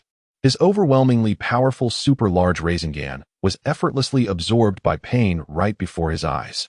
How could this be? Jiraiya's eyes widened in disbelief. Could it be an ability to absorb ninjutsu? How is this possible? An unprecedented chill gripped his heart as he struggled to comprehend this unpredictable power. Could it be the ability of those eyes? If so, it truly is monstrous. No wonder they are legendary. Jiraiya silently lamented. Despite his astonishment, his body did not falter. Years of battle experience honed his instincts, alerting him to movement behind him. Has someone arrived? He thought to himself. In the next moment, the Sage of Depths swiftly tossed a smoke bomb, enveloping the battlefield in a thick haze, obscuring vision. Jiraiya, be careful, he warned. Upon seeing the newcomer, Jiraiya muttered, what a swift ambush. If not for my Sage Mode sensory abilities, I might have been caught off guard. As the Sage of Depths deployed the smoke bomb, Jiraiya seized the moment of chaos to evade the incoming attack with the swiftness of lightning. Realizing the ambush had not gone as planned, the animal path Pain murmured, oh, quite vigilant, aren't we? Yet, unexpectedly, Jiraiya executed a swift body flicker technique, launching a counterattack. He appeared instantaneously behind the animal path Pain, delivering a powerful punch aimed directly at him. I've got you now, he thought with certainty. However, just then, the unforeseen occurred. What? Jiraiya's fist, propelled by a fierce wind, was met with astonishing accuracy by the animal path Pain, who caught his strike without any line of sight. Such speed! Pain exclaimed. I nearly couldn't hold on. Unbelievable. He shouldn't have been able to react in time. Jiraiya was filled with dread, unable to comprehend the unfolding events. which surpassed his understanding. Could it be that they possess extraordinary sensory abilities too? Jiraiya furrowed his brow, his mind swirling with confusion. Unyielding, he resolved to probe further. "Let me try again," he shouted, determination flashing in his eyes.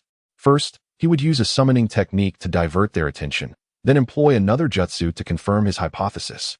With that thought, Jiraiya swiftly formed hand seals, activating the summoning technique. A frog leaped from the swirling smoke, its green figure tracing a graceful arc through the air, swiftly capturing Pain's gaze. A frog. Pain was taken aback, having expected an attack from Jiraiya instead. Why a frog? Shouldn't it be Jiraiya? Where is he? Is he still in the smoke? The sudden twist left them momentarily disoriented. Just then, a cold snort echoed from behind the animal path Pain, the chilling voice slicing through the air. This is bad. Before he could evade, Jiraiya appeared behind him in an instant. Sage art. Hair needle 1,000 strikes. As Jiraiya's voice rang out, his hair transformed into countless silver needles, shooting forth like a rain of bullets towards the back of the animal path Pain. The swift and densely packed hair attack aimed to pierce through anything that obstructed its path. However, at that critical moment, the animal path Pain managed to summon a gigantic creature behind him, effectively shielding himself from Jiraiya's relentless assault, despite having no visual contact. Realizing this, Jiraiya's seasoned instincts kicked in, and he immediately deduced the impossibility. How could he summon something to protect his back while facing away from me? This could not merely be coincidence. Could it be that there is some hidden agenda within their perspective? Or do they possess a perception I am unaware of? Jiraiya's eyes glimmered with gravitas and vigilance. As he understood, he had become ensnared in an unprecedented battle. My apologies, Master Jiraiya, but a new adversary has infiltrated the village, and it is imperative that we resolve this swiftly. Suddenly, one of the Pain figures raised an eyebrow and spoke in a tone imbued with undeniable resolve.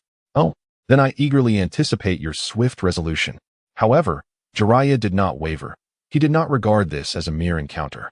He prepared to further probe, seeking to extract more intelligence from these enigmatic foes. At that moment, the seemingly silent Deva path of Pain, who had existed as if in the shadows, abruptly spoke. His voice was cold and profound, akin to a haunting echo from the depths of the abyss. Universal pull. The Deva path of Pain exclaimed, extending his hand towards Jiraiya. In an instant, a formidable force descended from the heavens, enveloping the entire battlefield. What? Jiraiya felt an irresistible power surging towards him, as if an unseen giant hand had grasped him tightly, rendering him off balance. His feet left the ground, and he was yanked forward by this overwhelming force. What is this power? Jiraiya's heart raced with terror. He attempted to resist, but the pull was far too potent, far too sudden, leaving him with no leverage to escape. Fire style. Great fireball, he initiated his jutsu, preparing to strike at the Pain that was absorbing him.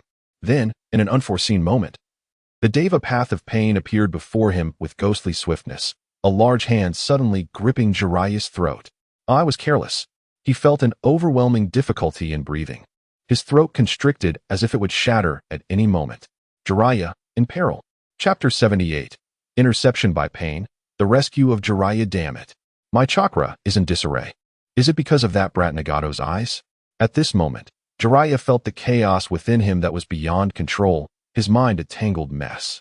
Meanwhile, Pain, who had a firm grip on Jiraiya's neck, murmured in a low voice, Teacher, it seems that even you must come to a halt today. His tone bore a hint of barely perceptible regret, but more so, it was a ruthless pronouncement. He continued, Throughout your life, you have toiled endlessly, leaving footprints across the entire ninja world, enduring countless wars, and that is something I once admired about you. Yet, for reasons unknown, you appear to me as nothing but a failure, so naive and laughable. Pain's words dripped with an indescribable coldness. His gaze was like a sharp blade, piercing into Jiraiya, as if he sought to dissect his very soul. Your pitiable ideals of peace, and your clumsy ways of guiding your disciples. Even today, you are willing to risk your life for a mere fragment of inconsequential information. Is all of this truly worth it? Teacher Jiraiya, ask yourself, does this all hold any significance? As Pain's voice rose, so did the intensity of his interrogation, his eyes growing colder, seemingly intent on shattering Jiraiya's last vestiges of faith. So, this is how you truly feel. A grim smile crept across Jiraiya's lips, yet his resolve only solidified. In that moment, his eyes became clearer as he stated, if you were to ask, I would undoubtedly tell you that all of this possesses its extraordinary significance. Jiraiya spoke slowly, Nagato. Or perhaps I should call you Pain. Do you know why? His voice carried a hint of hoarseness, yet it was as steadfast as a rock. For it is at this moment that I have come to truly understand that you are not the person I have been searching for. His words rippled through the air like pebbles cast into a tranquil lake. Upon hearing this, Pain's expression remained unchanged, though he replied coolly, "Oh? If it were the old me, I might have been curious about your words, eager to probe further." He spoke while maintaining his grip on Jiraiya's neck, his other hand slowly opening, as if trying to grasp something fleeting, murmuring softly, "It's a pity that I am no longer the person I once was." Then, his voice rose in fervor, as if engaging in a silent debate with himself. "Now, I have cast aside those childish and superfluous emotions, transforming into a deity that transcends all beings. Indeed, I am the supreme god within this ninja world, and you, standing before me, are but a diminutive human still struggling in the sea of suffering." With that declaration, the murderous intent in his eyes intensified, ready to deliver the final blow to Jiraiya. In contrast, Jiraiya smiled, affirming, "It is precisely because of your arrogant and lofty demeanor that I am assured, even with these eyes, you are not the person I seek. Yet, I must thank you for clarifying who that person truly is. Fortuitously, I have already found him. Thus, my life as Jiraiya is complete." As Jiraiya spoke, a complex flicker crossed his eyes, and he sighed inwardly. The wandering dragon returns to the sea. Today, it seems my journey must come to an end. How unfortunate that I will not witness Naruto realize his dreams. It was a sentiment of hope for the future, as well as a release from the past. Pain, upon hearing this, was momentarily taken aback. He froze, clearly not anticipating such words from Jiraiya. "You claim the person you seek is not me? What does that mean? Who then is this person you seek? What is their identity?" Pain's voice carried a note of urgency and confusion as he pressed for answers from Jiraiya.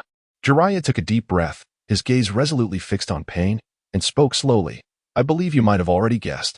Indeed, I have always believed that the child of prophecy who will bring true change to the ninja world cannot possibly be you. Nagato, your methods are flawed. Ephemeral peace will only push true peace further away, and your tactics will only incite greater resistance and upheaval." Jiraiya's voice resonated with a firm denial of Nagato's actions. After speaking, he slowly closed his eyes, his thoughts drifting far away as he silently murmured in his heart, "Naruto, it must be you, without a doubt. The child of prophecy must be you." Hearing this, Nagato's expression darkened, and he controlled Pain to snort coldly. His voice turned icy and unfeeling once more. "No matter what you say, farewell, my exceedingly naive teacher." Before the words faded, his hand tightened, choking Jiraiya's neck even further. Simultaneously, Shirado Pain activated his mechanisms, launching several missiles aimed directly at Jiraiya's position. "Goodbye." Nagato's voice brimmed with resolve. In the next instant, the missiles were fired with a thunderous roar of destructive power, hurtling towards Jiraiya. Boom! Just then, a brilliant flash of yellow light cleaved through the sky, striking with the swiftness of lightning, annihilating the missiles one by one into brilliant bursts of flame. "Who is it?" Pain was startled by the sudden appearance of a figure. The speed was so incredible that he barely registered the approach and origin of the newcomer. "Apologies, but the perverted sage is not looking for you, rather, for me." With the arrival of the figure came a voice filled with confidence and determination. That voice made Jiraiya's heart tremble suddenly. He lifted his head in disbelief, peering through the smoke to behold the silhouette. "Is it Naruto?" he murmured. Disbelief etched across his face. "Yes. It is I, the perverted sage." He continued, "Now, you rest well. I will handle everything." In the next moment, Naruto's figure moved like a specter, appearing beside Pain in an instant. "Release your filthy hands," he commanded, his movements as swift as lightning, striking with a fierce blow aimed directly at the hand that gripped Jiraiya's neck. "This is bad," Nagato thought to himself in alarm as he instinctively sought to retreat. There was no time. He tried to evade, but Naruto's speed was too overwhelming, preventing him from executing any effective maneuver. Not even the Shinra Tensei could be released in time. In the next heartbeat, a sharp crack echoed as Naruto's palm struck Pain's arm, severing it cleanly. Impossible. At that moment, Nagato stood afar, shock painted across his visage. This speed was utterly unbelievable. It was so exaggerated that even my Rinnegan struggled to capture the precise traces. Naruto's sudden emergence, coupled with his terrifying speed, left him in utter awe. He never anticipated that the second intruder into Amigakure would be Uzumaki Naruto. Furthermore, he never imagined he would be so formidable. Chapter 79, Naruto vs. Pain. In that fleeting moment of confrontation, Naruto moved with the swiftness of lightning, swiftly severing one of Pain's arms. He then pivoted gracefully, like a returning swallow, and quickly enveloped Jiraiya in his embrace, bringing him back to a place of safety. Perverted sage, are you alright?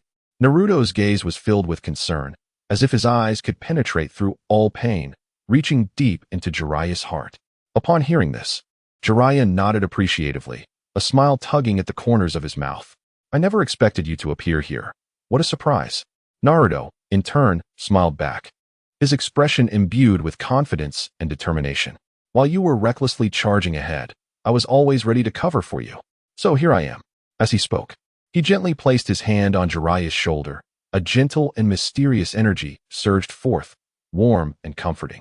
This energy coursed through Jiraiya's body, swiftly calming the tumultuous and restless chakra within him. Wait! Jiraiya exclaimed in astonishment, feeling his chakra, which had been as wild as a runaway horse, suddenly become as docile as a lamb under Naruto's soothing touch, allowing him to regain control. He looked down to find that the skin on his neck, which had been bruised and inflamed, had returned to its normal state as if he had never been injured. Incredible, this power. It resembles Tsunade's healing ninjutsu. Yet, it seems even more profound and elusive. Astonished, Jiraiya stood up, filled with surprise. Naruto, when did you? He was about to inquire further when he suddenly realized that this was not the time for questions. At that moment, Naruto, as if reading his mind, smiled and explained. What I just used was yin-yang release, allowing me to restore your condition so rapidly. Perverted sage, you should rest now. The matters ahead are for me to handle. With that, he turned, his gaze fixed resolutely upon Pain, his tone laced with a hint of reluctance and determination. I apologize, but due to the urgency of the moment, I had no chance to reason with you, so I could only sever your arm for now. Upon hearing this, a glimmer of coldness flickered in Pain's eyes as he murmured, as if engraving Naruto's name into his heart. Naruto Uzumaki? I shall remember this name. His words carried an icy tone, yet they betrayed a recognition of Naruto's strength, acknowledging him as a formidable ninja who had caused the Akatsuki organization considerable losses. However, before he could finish, Pain's tone shifted abruptly, filled with menace and resolve. Yet, what you should regret is that in your attempt to save Jiraiya, you merely severed my arm instead of completely annihilating my body. This will be the harbinger of your inevitable demise, Naruto Uzumaki. In that instant, Pain executed a remarkable maneuver. Without hesitation, he thrust the severed arm into the gaping maw of the King of Hell, summoned forth by the realm of Hell. A flash of light erupted from the King of Hell, and to everyone's astonishment, Pain's severed arm began to visibly regenerate at an astonishing pace, as if it had never been injured. Witnessing this, Jiraiya was taken aback, his eyes wide with shock and disbelief. It can actually recover? This is simply unheard of. Yet Naruto maintained a tranquil demeanor, as if such phenomena were nothing new to him. He merely cast a casual glance at Pain, his tone imbued with indifference. It seems that our brief encounter earlier did not dissuade you. Did it, Nagato? Chapter 80, Nagato, a sensation like flying. Why you know my name? Upon hearing Naruto's words, Nagato's pupils dilated, and a flicker of incredulity crossed his eyes. At that moment, a tempest of emotions surged within him. He never anticipated that his concealed identity, shrouded in darkness, would be so effortlessly revealed by this young ninja before him. It is worth noting that even within the Akatsuki, few were aware of his name. Furthermore, he referred to me as Senpai. Nagato-senpai? How ironic that title sounds. His heart was a tumult of confusion. He could not fathom how Naruto knew he was also a disciple of Jiraiya, or how he learned his name. Yet, none of that mattered now. His heart was ablaze with fury, a raging inferno threatening to consume his very soul. Naruto Uzumaki. The humiliation of losing his arm was unbearable. That severed limb belonged to Yahiko, a part of the body of his most cherished companion. In his heart, he silently roared, "Damn Jinchuriki of the Nine Tails." At that moment, beside him, Konan nodded and softly reported, "Nagato, all personnel around Amigakure have been safely evacuated." This news should have offered him some solace, yet in his current fury, it merely served as a prelude to his impending explosion. He nodded, "Understood, Konan. I shall no longer hold back." In the next instant, Pain, the Deva Path, proclaimed, "Naruto Uzumaki, surrender at once." He slowly raised his arm. Shinra Tensei. The deep roar of pain reverberated through the heavens and earth, an indescribable force of destruction coalescing within his palm. This was a terrifying ninjutsu that repelled all nearby objects and ninjutsu, inflicting damage in its wake. At that moment, the strength he unleashed seemed capable of tearing Amigakure asunder, a torrent of power surging towards Naruto. Seeing this, Naruto slightly arched an eyebrow. He quickly assessed the situation, muttering to himself, Shinra Tensei? Isn't that the terrifying technique that obliterated Konoha? To think that his opponent would initiate such a large-scale ninjutsu right away. It was evident he intended to hold nothing back. A cold smile crept across Naruto's lips. He was intimately familiar with this technique, renowned for its immense repulsive force. However, today was different. Your repulsion is no longer a threat to me. His tone was resolute, brimming with confidence. In the next moment, Naruto took a deep breath, leisurely beginning to gather chakra. In an instant, a tremendous force of wind release surged within him, as if it were about to shatter all constraints. With a fierce shout, he declared, "Wind release, great breakthrough." A terrifying gale erupted from his mouth, the winds might akin to a colossal storm, surging toward the approaching devastating repulsion. It is important to note that wind release, great breakthrough, is a deceptively simple ninjutsu, yet simultaneously, it possesses a unique quality. The power it unleashes is directly proportional to the chakra invested. At this moment, Naruto's chakra was so abundant it seemed ready to overflow. His wind release power was naturally formidable, with might that could launch bricks. Although Nagato, as a member of the Uzumaki clan, possessed immense chakra reserves, his long-depleted body could not possibly compare to Naruto's current form. In an instant, the terrifying wind release force countered and collided with the repulsive force centered around pain. Boom. How is this possible? My Shinra Tensei has collided with an infinite expanse of sky, not only failing to tear any gaps, but was instead violently rebounded by Naruto's wind release power. Shock filled Pain's eyes as he incredulously realized that his once invincible Shinra Tensei had failed. In that moment, it felt as if the world had flipped, the interaction of forces manifesting in an unprecedented manner. Pain's body resembled a spring compressed to its limit, suddenly crashing against an invisible yet indestructible wall. The repulsion that rebounded was like a surging tide, violently propelling him backward, tracing a chaotic arc through the air.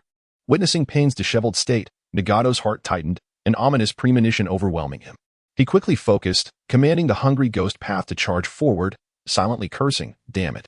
If even Shinra Tensei cannot counter this ninjutsu, can I absorb it?" However, before the hungry ghost path could advance, it faced an unprecedented challenge. The power unleashed by Naruto's ninjutsu surged like a colossal wave. Its magnitude and velocity far exceeded the absorption limits of the hungry ghost path. Despite its desperate attempts to devour the power, it found itself powerless against the tide's onslaught, akin to an ant attempting to shake a tree. "This power is too great, I cannot absorb it," Nagato silently lamented, feeling an unprecedented sense of crisis rapidly approaching. In the next moment, this sudden storm did not relent due to Nagato's will. Not only Pain, but the other paths were also swept away by this overwhelming force. They were like leaves caught in a tempest, utterly unable to control their fate, mere passengers being carried toward the unknown. In that instant, they all experienced a sensation akin to flying, an unprecedented feeling of loss of control and terror. Observing this, Naruto chuckled, "Nagato-senpai, it seems your chakra is running a bit low." Chapter 81. The Vanquisher of Pain is Uzumaki Naruto. At last, the tempest has abated, leaving behind a harrowing scene of desolation. As I gaze upon the battlefield, the structures that once stood proudly have been utterly obliterated, reduced to mere piles of rubble and debris, as if they were fragile sand sculptures ravaged by the tempest's fury. What a terrifying display of wind-release ninjutsu. In the rear, Jiraiya, having witnessed the entire spectacle, gasped in astonishment, overwhelmed by emotion. His eyes widened in disbelief, as he internally mused, "Had I not seen it with my own eyes, who could have imagined that such devastating power could emanate from a mere C-rank technique?" Surveying the area swept by the wind-release technique, it appeared as though countless sharp blades had mercilessly scoured the ground, leaving cracks and upheaval in a chaotic array. With dust swirling in the air, the residual force of the wind seemed to linger, sending shivers down one's spine. How frightful! Jiraiya's heart raced as he involuntarily compared himself to Naruto before him. In this comparison, he found himself trembling with fear. Though hailed as one of the legendary three of Konoha, could he ever hope to wield a technique of such magnitude and might? Even in Sage Mode, he doubted he could reach such heights. Meanwhile, Senjutsu Fukusaku and Senjutsu Shima, who had been drawn away by Jiraiya's encounter with pain, now stood in stunned silence, utterly captivated by the astonishing scene unfolding before them. Fukusaku turned to Shima, his eyes wide with incredulity, and stammered, Have you ever witnessed such ninjutsu? We too can perform wind release, yet even with sage enhancement, could we achieve such terrifying prowess? Shima nodded solemnly, her gaze equally filled with shock and confusion. Indeed, this is truly beyond comprehension. Moreover, this young man, I know he is Jiraiya's student, yet he has never trained in Mayaboka Mountain. How could he manifest sage chakra in such a ferocious attack? What on earth is going on? Suddenly, a cacophony of shifting stones broke the silence. From beneath the earth, a few dirt-stained, rigid hands emerged with startling abruptness. These were the pain bodies that had been flung away by Naruto's formidable wind release. Great breakthrough. Their appearance was woeful, devoid of any semblance of wholeness. Some were missing limbs, with jagged edges where the storm had torn them apart. Others lay twisted and contorted, helplessly sprawled on the ground, in utter disarray. How utterly embarrassing.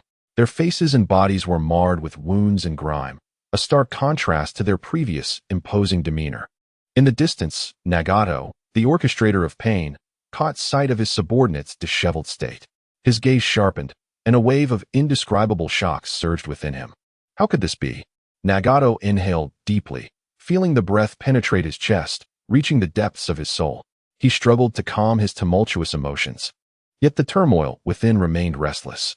Who would have thought that the Jinchuriki of the Nine Tails, Uzumaki Naruto, could possess such formidable strength? He murmured in disbelief. I have truly underestimated him. Shaking his head, he furrowed his brow, his voice tinged with bitterness, as if he had swallowed an unripe fruit. Merely a C-rank technique nearly led to the annihilation of the 6 paths of pain, despite his efforts to maintain composure. His trembling form and furrowed brow betrayed the inner turmoil he sought to conceal. Just then, his senses detected an unusual aura. The Hell Path, responsible for restoration and resurrection, remained intact. A surge of relief flooded Nagato's heart as he exhaled, feeling the weight lift from his spirit. Thankfully, the Hell Path is still functional. It can restore the other 5 pains. In the next moment, those who had once lay helplessly on the ground began to rise, as if infused with new life. Their movements were slow and rigid, yet filled with determination. Luckily, as puppets made from corpses, they were free from the frailties of life. Otherwise, under Naruto's jutsu, they would have been truly vanquished. But the dead knew no fear of pain or death. As long as their iron rods remained unremoved and the Hell Path persisted, they could rise again and again. Summoning jutsu, King Enma. Nagato intoned softly, his voice resonating with an irresistible power from the depths of the underworld. Rebirth of the King Enma. With his incantation, a fearsome King Enma was summoned forth. It opened its gaping maw, seemingly able to devour all. Harboring boundless darkness and the power of resurrection, ready to consume the pains for restoration. Yet, at that moment, a seeker's orb behind Naruto moved suddenly. In an instant, the orb pierced the air like the dawn breaking through the night, transforming into a spear as dark as ink, radiating a ghostly light. The spear shot forth with lightning speed, piercing through the menacing mouth of King Enma in an instant. Roar! King Enma let out a deafening wail, reverberating with anguish and astonishment from the depths of the abyss. It can even speak? Naruto was momentarily taken aback, realizing that this seemingly silent entity could emit such a heart-stirring sound. In the next moment, rather than being dismissed as usual, King Enma was consumed by an unseen force, disintegrating into ash and dissipating into the air. Standing resolutely, Naruto's gaze was unwavering and cold. He spoke slowly, his voice imbued with undeniable resolve. I have no desire to destroy you again, pain. With that, his eyes seemed to penetrate the barriers of space, locking onto a hidden corner in the distance. I know you are watching me, Nagato. Every movement of yours is within my perception. Let us make a choice, shall we? A playful smile graced Naruto's lips. Shall I come to find you, or will you choose to reveal yourself to me? The decision is yours to make.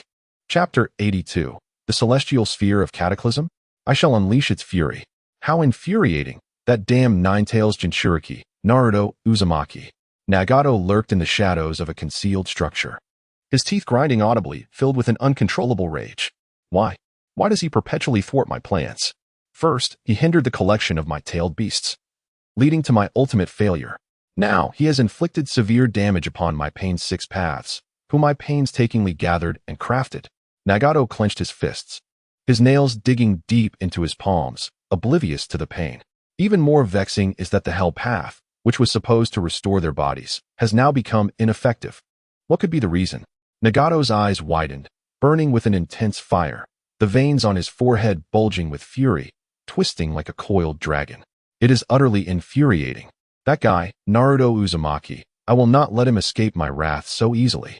At this moment, he stands as an insurmountable obstacle upon my path, preventing my progress. If I do not eliminate him, he will undoubtedly become a significant threat in the future. Nagato gritted his teeth, his tone resolute. Even my noble aspirations for peace may be obstructed by that individual. I shall never allow such an occurrence. Nagato took a deep breath, striving to quell the turmoil within. Yet the flames in his eyes blazed even brighter. Over the years, he, Nagato, has forged a domain within the shinobi world, yet he has never endured such humiliation. Even when faced with formidable adversaries like Danzo and Hanzo of the Salamander, witnessing Yahiko's sacrifice, his anger had never reached such heights. However, what frustrates him is that this Nine-Tails Jinchuriki appears to be an insurmountable mountain. He has attempted various tactics, but has always struggled to pose a substantial threat to him. Humph, it seems I must resort to that technique. Nagato huffed indignantly, the fire in his eyes blazing hotter. He understood the immense power of this technique. Once unleashed, it would demand a considerable price. Yet at this moment, he could not afford to hesitate. To cleanse this humiliation, he was willing to pay any cost. If a great price must be paid, then so be it. Today, I shall eradicate him at all costs. Meanwhile, Jiraiya remained blissfully unaware of Nagato's intentions. He was still enveloped in a state of shock, watching Naruto effortlessly defeat the 6 pains that had tormented him for so long. An unbelievable feat. His eyes widened in astonishment. You, my boy, your progress is utterly outrageous. Not even I, nor the 4th Hokage whom I have always held as a benchmark, could rival your prowess at this moment. He exclaimed, Truly, I owe you my gratitude, Naruto. I scarcely know how to express my appreciation. He then sighed deeply, his tone filled with admiration for Naruto. Upon hearing his mentor's affirmation and praise, Naruto scratched his head and chuckled. Come on, pervy sage, what are we thanking each other for? We're teacher and student. Helping one another is only natural. He waved his hand dismissively, feigning nonchalance. As he spoke, he stroked his chin, pretending to ponder, if you truly wish to thank me, then treat me to a nice pop.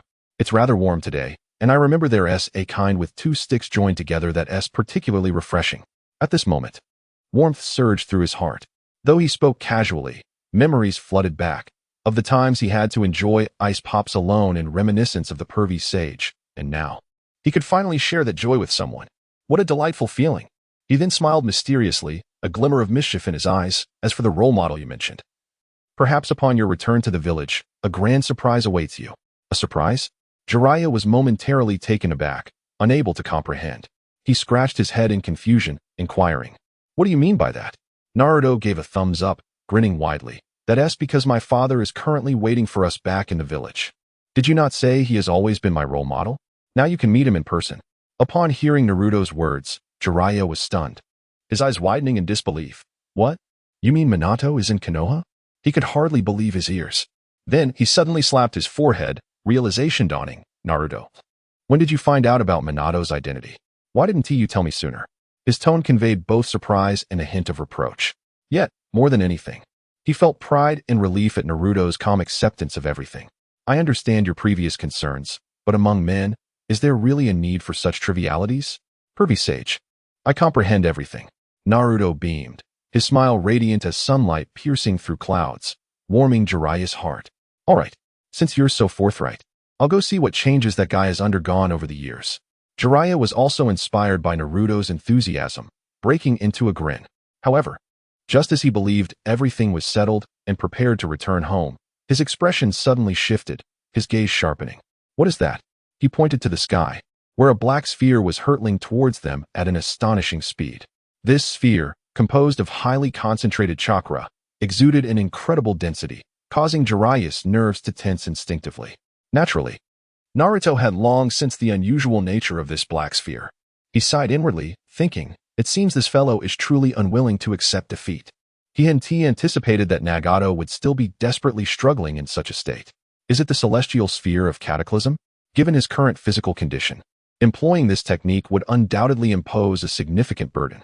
Naruto contemplated, his gaze resolute. At that moment, Nagato, as expected, was coughing blood, yet a sinister smile adorned his face, as if he had already envisioned Naruto's impending doom.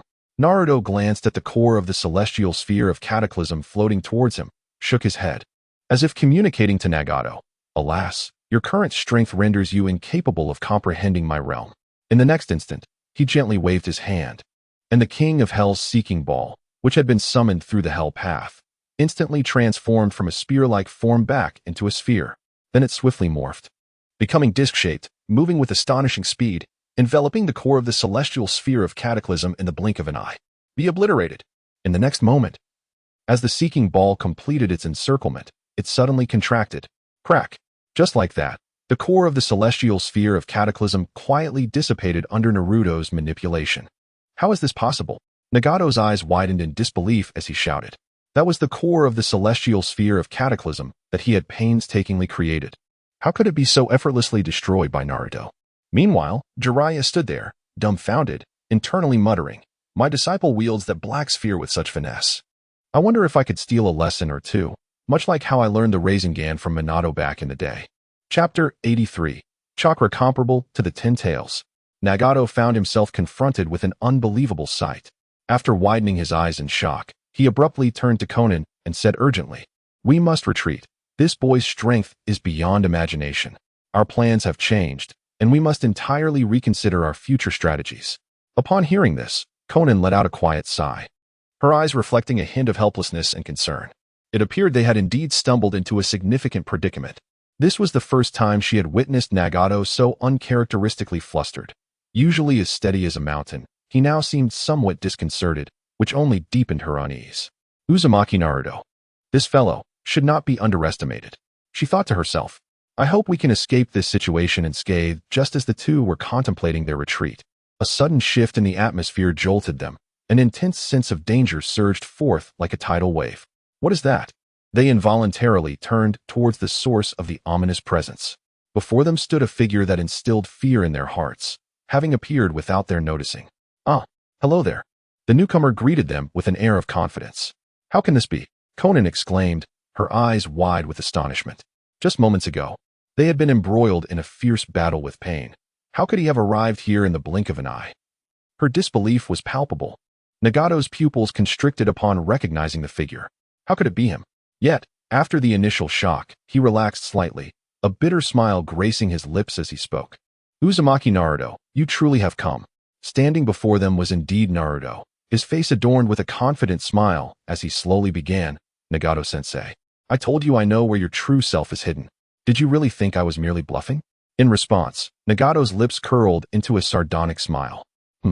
Is this the victor lecturing the vanquished? How ironic. He met Naruto's gaze directly and asked, do you hate me? Is it because I harmed Master Jiraiya? It appeared the chain of hatred had finally been set in motion. Nagato chuckled coldly, a knowing smile on his face as if he had foreseen this entire development.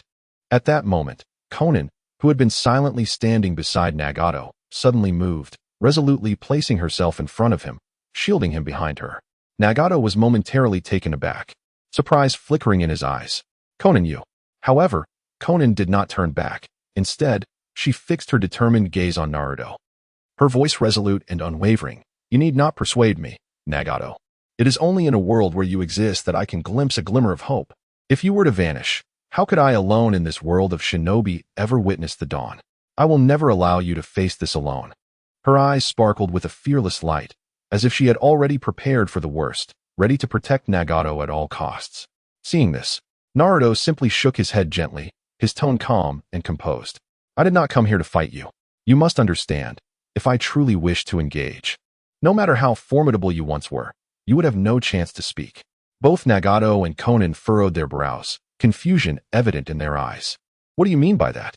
Nagato asked in a low voice. Had it been anyone else, Nagato would have deemed such arrogance outrageous. Yet, given that it was Naruto, who had just decisively defeated his 6 paths of pain, his words held a degree of credibility. This piqued Nagato's curiosity. What could possibly prompt him to set aside their differences and seek a conversation? Naruto smiled, a resolute glint in his eyes. In truth, my thoughts have always been quite similar to yours, though the paths we tread differ. He looked directly at Nagato, asking earnestly, do you remember the original intention behind the founding of the Akatsuki? Nagato paused, lost in memories of the past. They had aimed to protect the peace of Amigakure, which led to the creation of the Akatsuki. Yet, after Yahiko's death and Hanzo's betrayal, he had gradually darkened, seeking to collect tailed beasts to achieve his goals, transforming the Akatsuki into a malevolent force of invasion and plunder. Are you attempting to remind me of my original intentions? If so, you shall be disappointed. People change, and I have paid dearly for those once naive ideals. Those days are irrevocably lost. Nagato shook his head, a blend of resignation and determination in his voice. Without sufficient power, peace is but empty rhetoric. Only through formidable deterrence can true peace be forged. Naruto, however, gently waved his hand, a serious glimmer in his eyes. Nagato-sensei, I must admit, part of your perspective is correct, but it is not entirely so. Oh, what do you mean by that? Nagato inquired, his brow furrowing in confusion. Naruto slowly raised his right hand, and in that moment, it felt as though the entire world had come to a standstill. In an instant, an overwhelming chakra, surpassing even that of a tailed beast, erupted from within him. Boom! The ground quaked beneath the immense pressure of this chakra, instantly caving in as dust billowed. As if the very earth trembled, the atmosphere grew exceedingly heavy, rendering breaths difficult, as if it had solidified. Naruto's gaze burned with intensity as he looked at Nagato. Nagato-sensei, do you think that with my current strength, I cannot intimidate the entire shinobi world? Your ideals can be realized, should I choose. I can achieve them right now. In that moment, Naruto unleashed the full extent of his chakra, a relentless tide resembling a vast ocean. Over time, his chakra had continuously surged. And with the complete awakening of Sage Mode, the quantity of his chakra was now sufficient to rival even the Ten Tails. This power made everything around them tremble, as if the entire world lay within Naruto's grasp. How is this possible? This chakra level. Is he truly still human? At that moment, Nagato was left dumbfounded, finally realizing why Naruto had treated their previous battle so lightly. It turned out, he had not even used his full strength.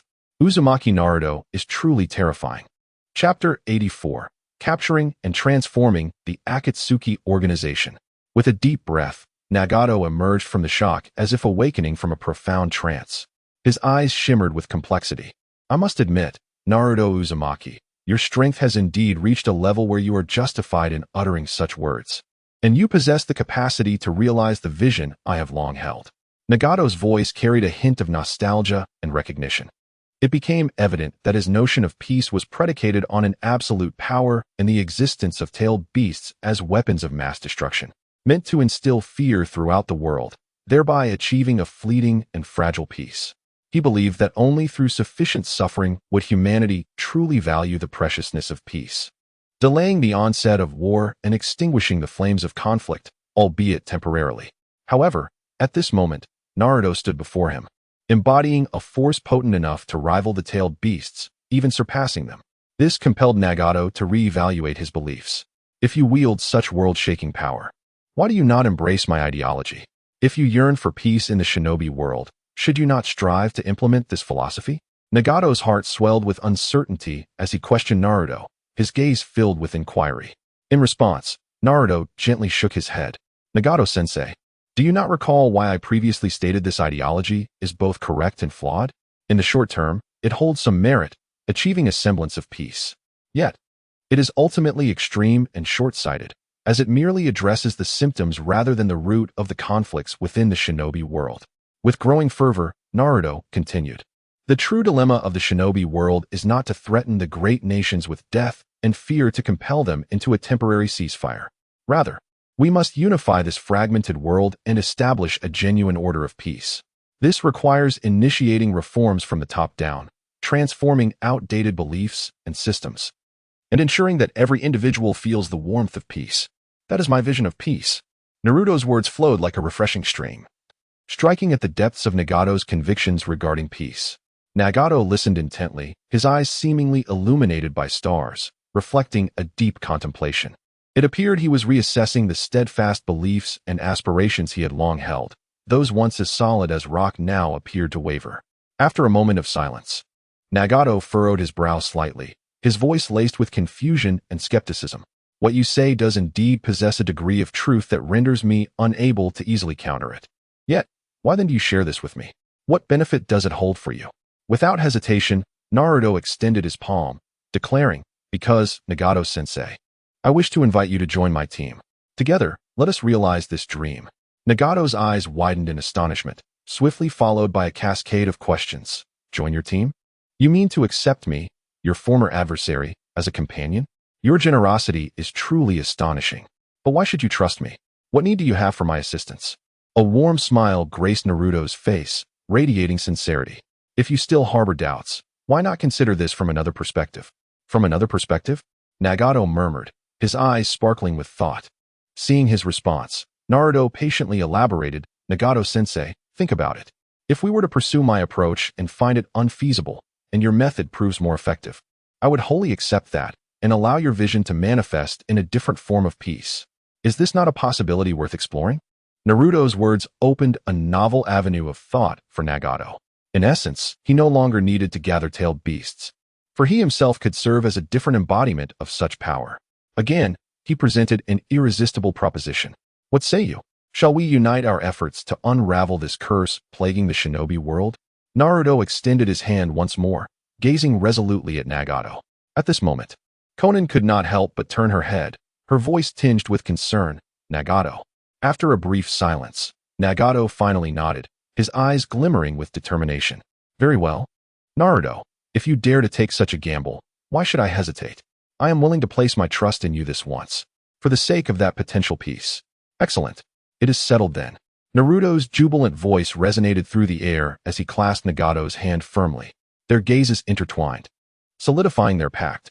Yet, there was one more detail I must add, Nagato-sensei. Suddenly, as if recalling something crucial, Naruto raised an eyebrow, his tone turning earnest. Nagato, ever affable, smiled broadly. Since I have agreed to accompany you on this brief journey, I shall speak freely and candidly. Whatever assistance I can offer, do not hesitate to ask. I shall not flinch. Feeling warmed by Nagato's affirmation, Naruto plunged ahead, stating, I require the cooperation of the Akatsuki to better implement our vision of peace.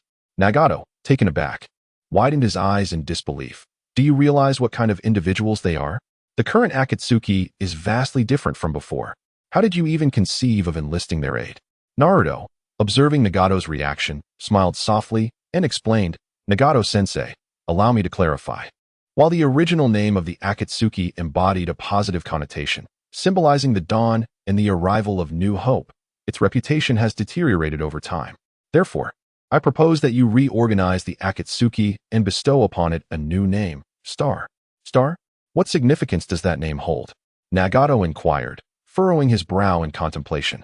In response, Naruto patiently elucidated, the dawn signifies the breaking of day, while a star symbolizes light in the darkest of nights. Even if the shinobi world resembles an interminable night, each member of our new organization can shine like a star, illuminating the darkness. Thus, we can forge a fresh force within the shinobi world, guiding everyone toward peace. Upon hearing Naruto's vision for the name, Nagato felt a surge of resonance within. The meaning aligned perfectly with his own aspirations. He envisioned a future for the shinobi world where each member shone like a star in the night sky.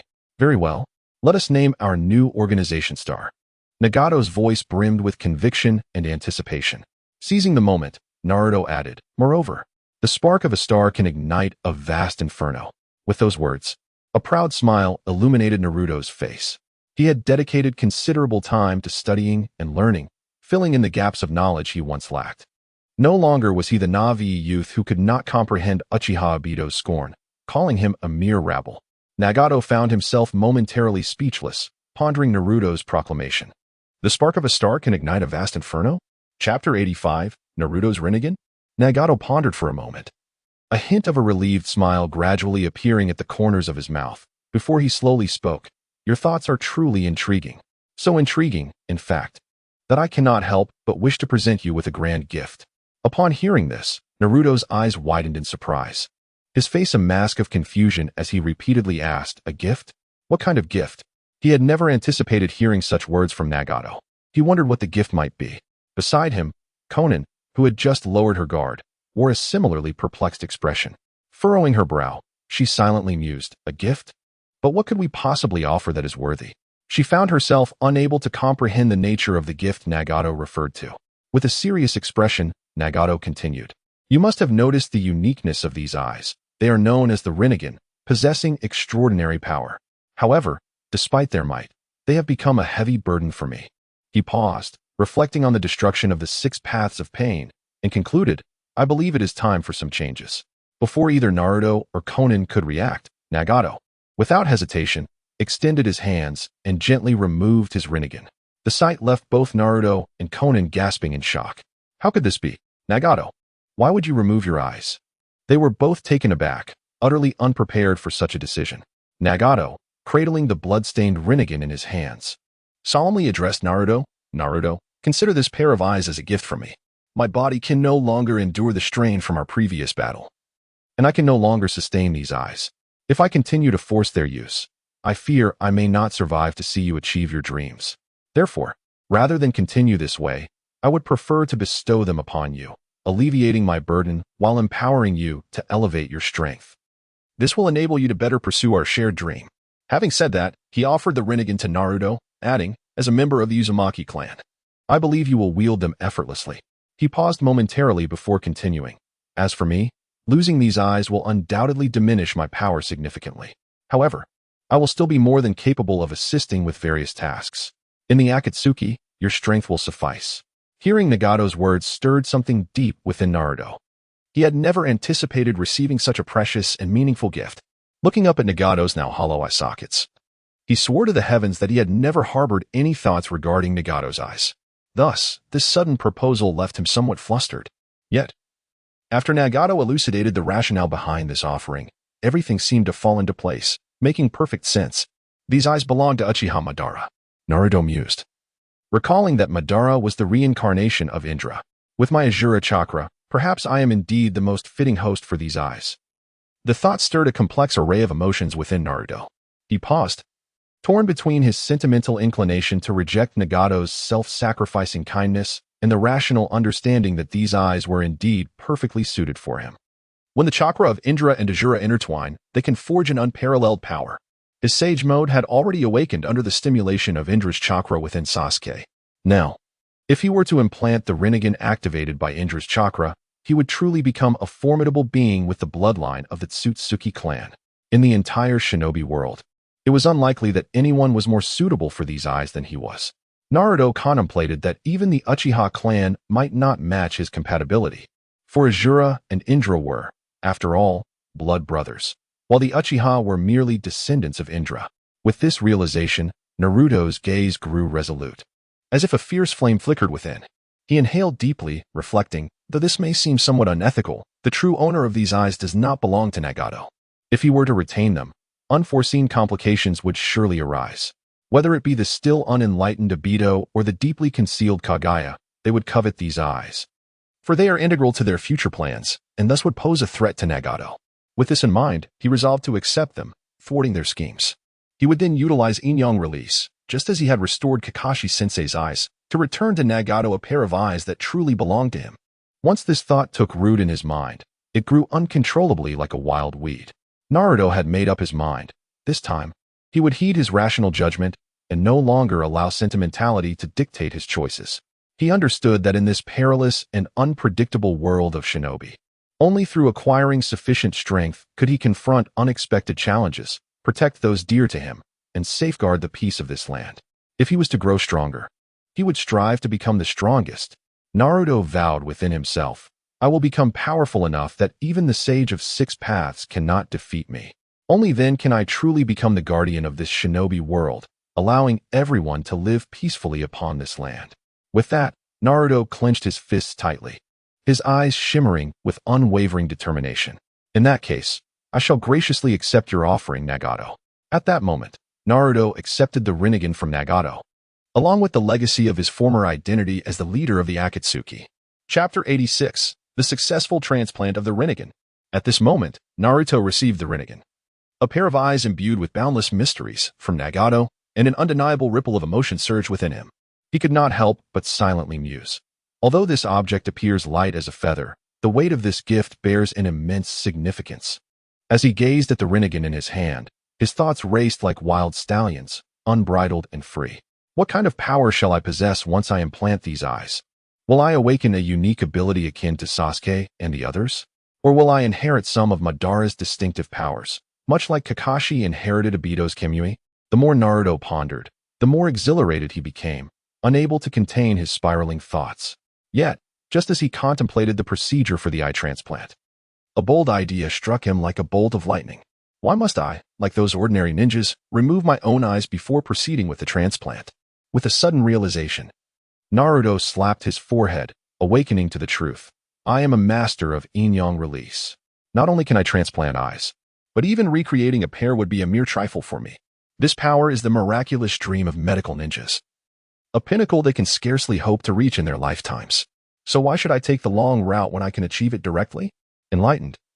Naruto considered merging Madara's Rinnegan with his own eyes, allowing it to become an integral part of him, transforming it into a true Rinnegan that belongs solely to him.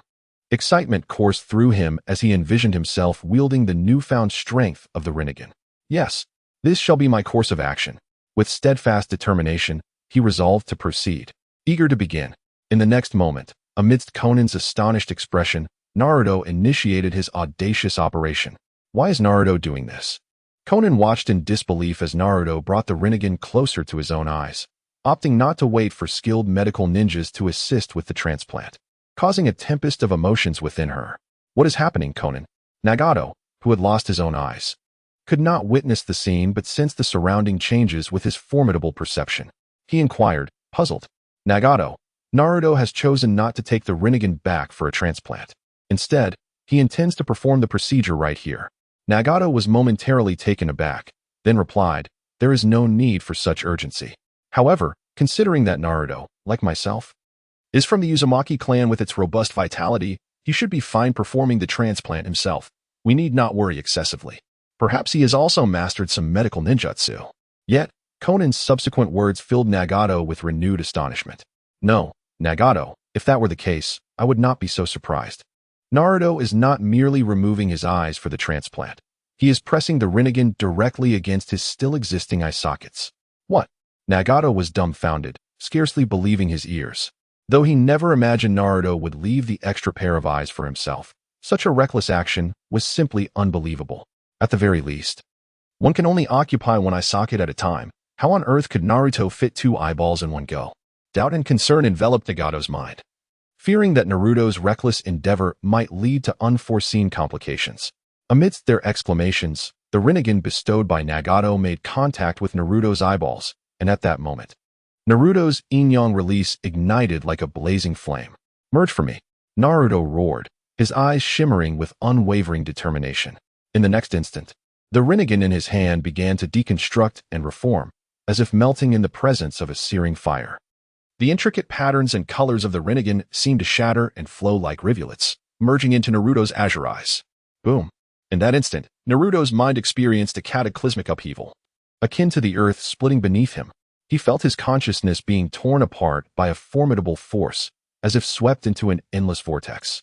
What a terrifying force! Naruto furrowed his brow. The mental impact was overwhelming. Were it not for his sage body, his very soul would have shattered in an instant. As the merging progressed, the system's progress bar activated. A mechanical yet warm voice echoed within Naruto's mind. Beep. Detecting host's self-fusion with the Rinnegan, progress bar system successfully activated. Detecting host's fusion with the basic ocular powers of the Rinnegan. Current fusion completion, 33-100. The voice continued to relay the fusion progress, resembling a precise measuring instrument. Naruto felt a warm force flowing through his mind, as yin-yang release subtly altered his body. With his actions, the voice prompted again. Detecting host's transformation of the chakra pathways in the brain via yin-yang release, please hold on. Host's transformation of the brain's chakra pathways successful. Current fusion completion, 66-100. Congratulations, host. You have successfully met the conditions to generate ocular powers through chakra. Seeing the progress of his Rinnegan fusion steadily advancing, Naruto's anticipation grew. Success was within reach. Detecting host's complete fusion of the Rinnegan's power into his eyes. Current fusion completion, 99-100. At that moment, Naruto felt the power of the Rinnegan merging with his soul, an indescribably wondrous sensation enveloping him. And then, he slowly opened his eyes. They were a pair of azure Rinnegan, brimming with mystery and strength. Beep. Detecting host complete fusion. Congratulations, host. Rinnegan ability successfully disbanded. Congratulations. Host.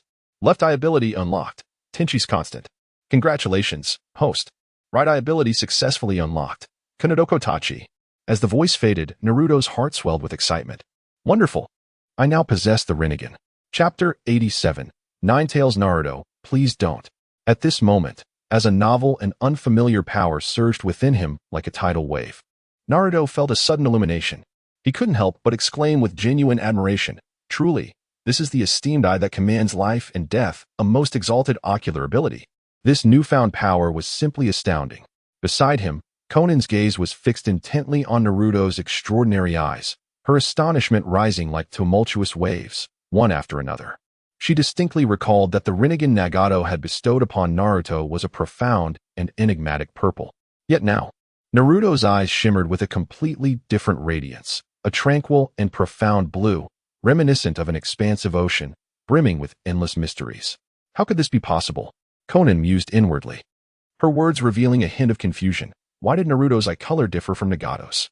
Nagato seemed to sense the turmoil within Konan and, with a hint of fatigue in his voice, questioned, What is it, Konan? Has Naruto successfully transplanted the Rinnegan? I knew he could achieve it. His words were laden with trust and expectation for Naruto. Konan's lips quivered slightly as she stammered, Yes, he has successfully transplanted it, but it seems that the situation is somewhat different. Different? Nagato furrowed his brow, a flicker of uncertainty crossing his expression. In what way is it different? Taking a deep breath, Konan endeavored to steady herself, yet her voice still betrayed her astonishment. Naruto's eyes do not entirely resemble your Rinnegan. Rather, they seem to represent a new Rinnegan born from the fusion of your eyes. A new Rinnegan? Nagato's tone brimmed with disbelief, his vacant eyelids snapping open. Why had a new Rinnegan come into existence? What on earth was happening? At that moment, Naruto finally comprehended the extraordinary abilities he had acquired. He opened his eyes and slowly explained to Nagato and Konan, The reason I could alter the power of the Rinnegan is that I utilized the secrets of Yin-Yang release, fully integrating its power into my body, rather than merely undergoing a simple transplant. Now I understand. That explains the significant transformation. Both Konan and Nagato realized the implications of Naruto's revelation, astonished that he had grasped the legendary Yin-Yang release, capable of creating life from nothing. Truly, he is the man I believed in. At this moment, Nagato felt a profound sense of admiration. Meanwhile, within Naruto, an unprecedented transformation was unfolding due to his new Rinnegan. Every cell in his body seemed to rejoice, welcoming the arrival of this newfound power. However, this joy was short-lived, as Naruto suddenly furrowed his brow, his expression shifting to one of alarm. This is bad. Something feels off. As an experienced ninja, he understood the principles of chakra storage and utilization. Typically, a ninja's chakra is stored throughout their body and is refined for circulation only when needed. Yet now, his chakra surged to an overwhelming degree, each chakra pathway swelling like a balloon on the verge of bursting, far exceeding that of an ordinary ninja. Even more shocking to Naruto was that, under such immense pressure, his pathways were continuously fracturing and regenerating. Were it not for his legendary sage body, he would have surely perished by now. Even so, a torrent of chakra continued to surge within him, erupting like a volcano, originating from his eyes, violently cascading through his limbs. Normally, this excess chakra would be absorbed and stored by the body's cells. However, the rate at which chakra was being generated far surpassed the rate of absorption, and Naruto was nearing his chakra limit, leaving him unable to process it all. If he did not find a solution, all this chakra would dissipate, wasted. Naruto's brow furrowed in distress as he pondered how he could store this excess chakra. Suddenly, a fragment of a long-forgotten text flashed in his mind. It detailed how, in the era before chakra, people sensed the natural energy around them and stored it in their chakra points. Storing chakra. Chakra points? The vessel for chakra. Inyang release. A spark of inspiration ignited in Naruto's eyes.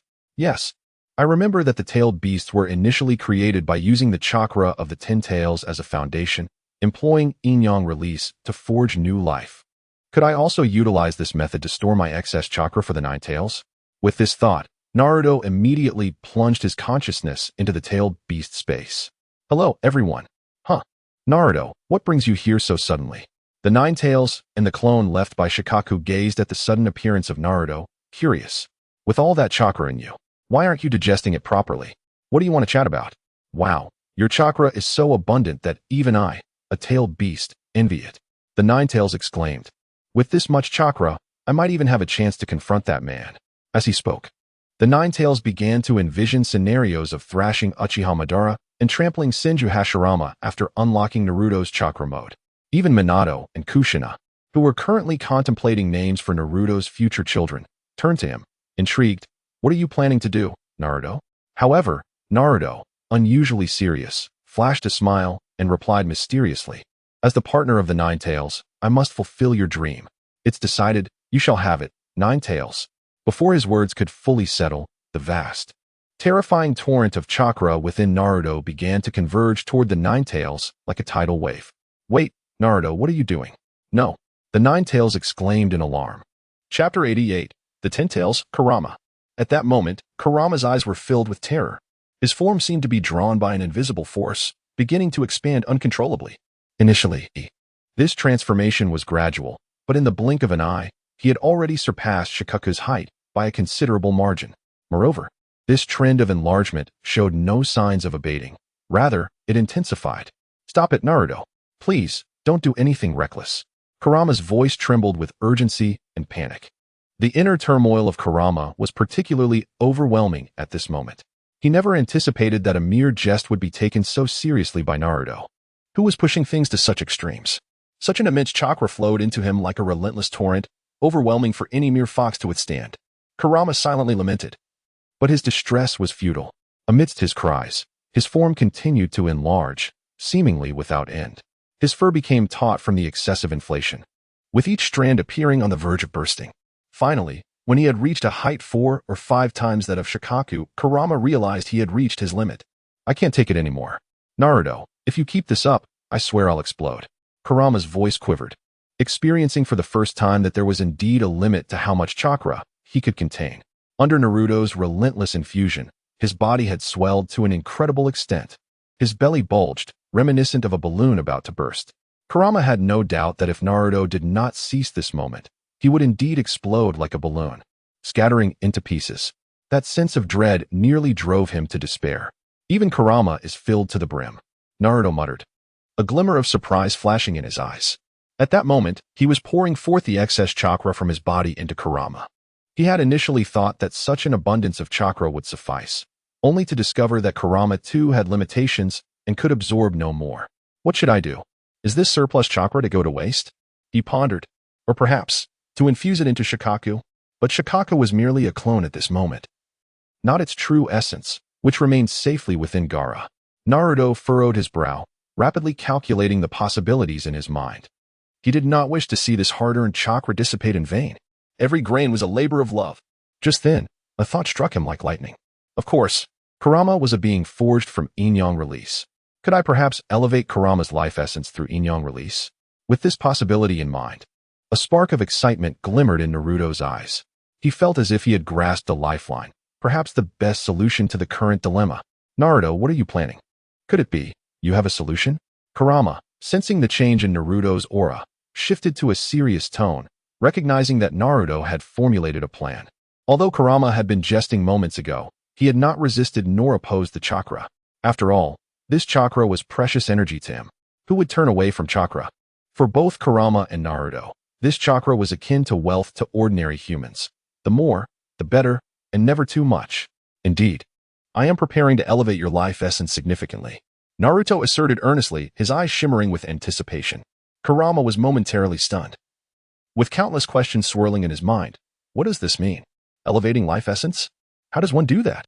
Observing Kurama's bewilderment, Naruto smiled and explained, it's quite simple, Kurama. Currently, as the infamous 9 Tails, you are already formidable. However, Since you cannot contain this excess chakra, why not seize this opportunity to transform from the 9 tails into the unprecedented 10 tails? Kurama's super evolution. 10 tails, Kurama. Naruto exclaimed with excitement, proclaiming this new title. Upon hearing this, Kurama nearly leaped in alarm. Oh no. Does that mean I have to change my name to Tenkurama? That sounds so awkward.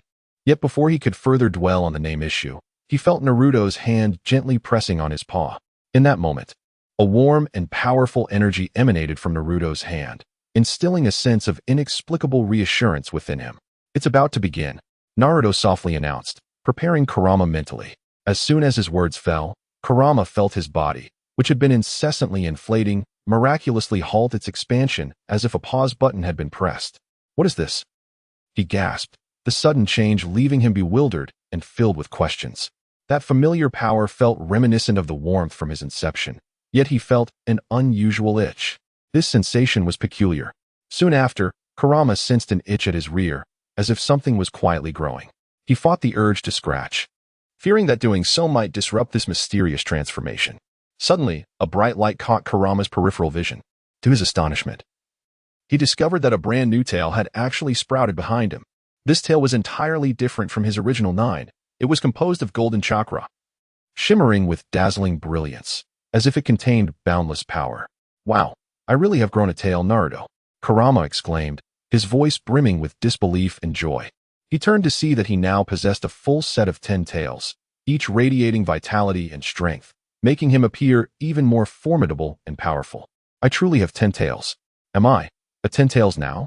Kurama gasped again, overwhelmed by an indescribable surge of exhilaration. He never imagined that with Naruto's assistance, he would undergo the transformation from 9 tails to 10 tails, something he had never even dared to dream of. At that moment, all the excess chakra within him seemed to find its destination, flowing towards the newly grown tail. Kurama widened his eyes, marveling at this new appendage. Filled with disbelief and delight, he could hardly believe that Naruto had indeed found a way to elevate his life essence, and in such a manner. This is truly magical. Kurama couldn't help but exclaim, his admiration for Naruto deepening. Naruto, smiling, inquired, how does it feel to become a 10 tails, Kurama? Chapter 89. Jiraiya meets Nagato's true form. You inquire about my feelings. Well, I must confess, I currently feel extraordinarily powerful. Kurama scratched its fluffy head, a hint of hesitation in its tone, yet unable to conceal its genuine excitement. This time, it truly believed it had reached unprecedented levels of strength. The sensation of power coursing through it filled Kurama with an overwhelming confidence, so much so that it dared to proclaim that, as long as it wasn't he ensnared by that cunning fellow's illusions, facing Uchiha Madara would be more than manageable. Haha. Upon hearing Kurama's words, Naruto's face lit up with joy. Witnessing Kurama's transformation, his sense of accomplishment surged.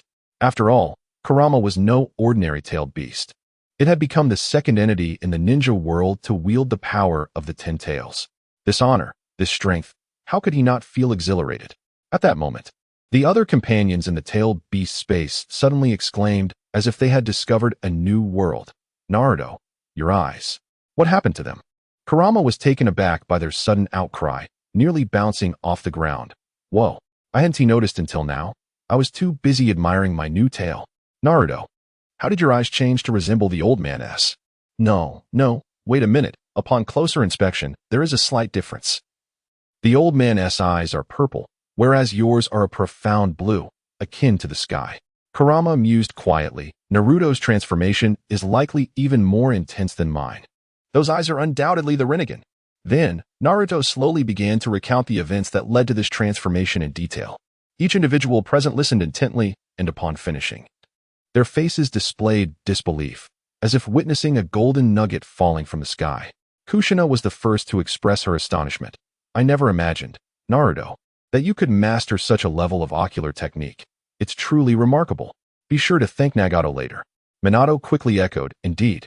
Those eyes are said to be possessed only by the legendary sage of 6 paths. Now that you possess them, doesn't that mean you are equivalent to a new sage of 6 paths in the ninja world? This is monumental news. Shikaka gazed at Naruto's eyes, a complex glimmer in its gaze, lost in thought. Suddenly, it clapped its hands and exclaimed, Naruto, could you refrain from giving all your chakra to that stinky fox next time? I would like some too. You can spare what is left for me. I'm no different from him. Realizing the difference between itself and Kurama, it quickly added, if you have concerns, I can swap my main body with my clone. As long as there's a clone, Gaara will be fine. Upon hearing this, Kurama smugly boasted, jealous, huh, you little raccoon? I am now terrifyingly powerful. Even if you and the remaining 8 brothers teamed up, you wouldn't stand a chance against me. Naruto paused momentarily, surprised that Shikaku would envy Kurama. However, he quickly smiled and explained, of course, that is possible. But Shikaku, you needn't worry, with my Rinnegan and Inyang release. Your clone and main body have little distinction now. As he spoke, Naruto placed his hand on Shikaku's shoulder, which had shrunk to human size. In that instant, it felt as though a stone had been cast into a tranquil lake, causing Shikaku's body to jolt as a warm power surged within it. Thus, your clone is essentially indistinguishable from your main body. You could even say that both you and your main body are one and the same, united in purpose, Naruto said with a smile. Shikaku was momentarily stunned by Naruto's words. This was an idea he had never contemplated.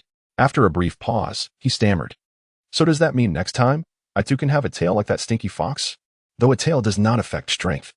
Shikaku harbored some resentment over the number of tails he had. Being known as the one-tailed Shikaku had burdened him with undue pressure throughout the years. Now, he finally had the opportunity to possess more tails like the other tailed beasts, even if only symbolically. How could he not be thrilled?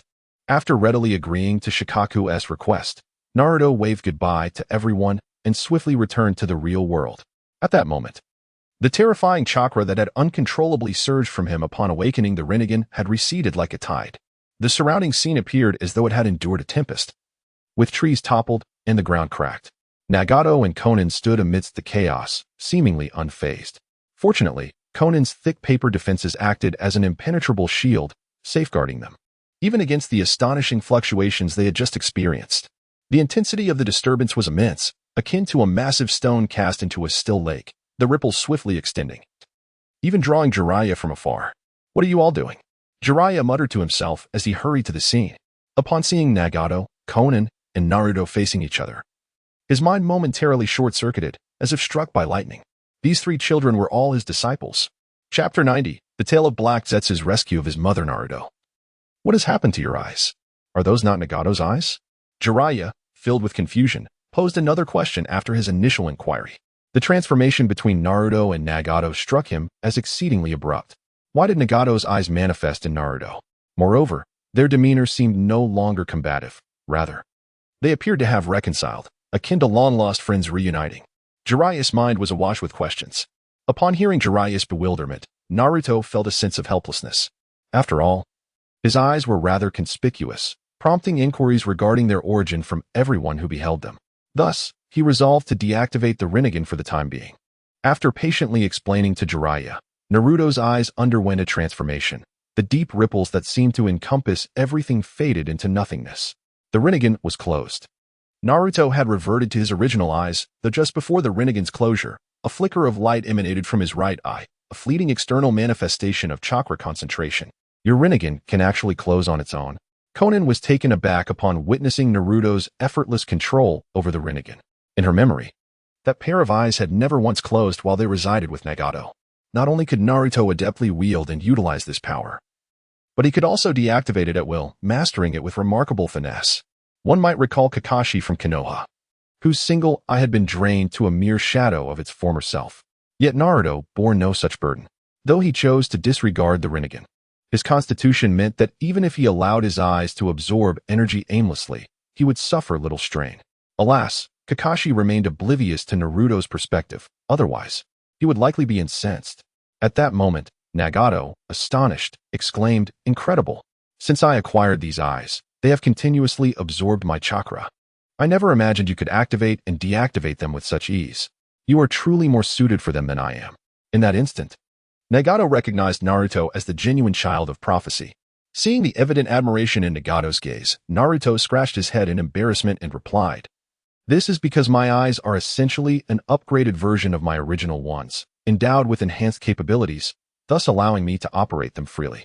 He continued, "Brother Nagato, the significant burden you experience with these eyes stems primarily from a lack of compatibility." Lack of compatibility? Nagato pondered, confused. Ever since he had unexpectedly acquired these eyes, He had attributed the subsequent strain to the awakening's aftereffects and had gradually acclimatized without recognizing the underlying issue. Naruto then elucidated, "In truth, Brother Nagato, your eyes resulted from Uchiha Obito's machinations. They were not awakened by you, but were transplanted by Obito, who intended for you to sustain them, thus imposing that heavy burden upon you. Your chakra reserves are substantial, but were it anyone else, they would likely be drained dry by these eyes in no time."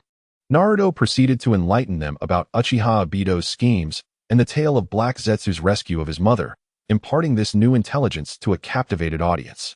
Konan and Jiraiya, upon absorbing Naruto's narrative, were left feeling unnerved.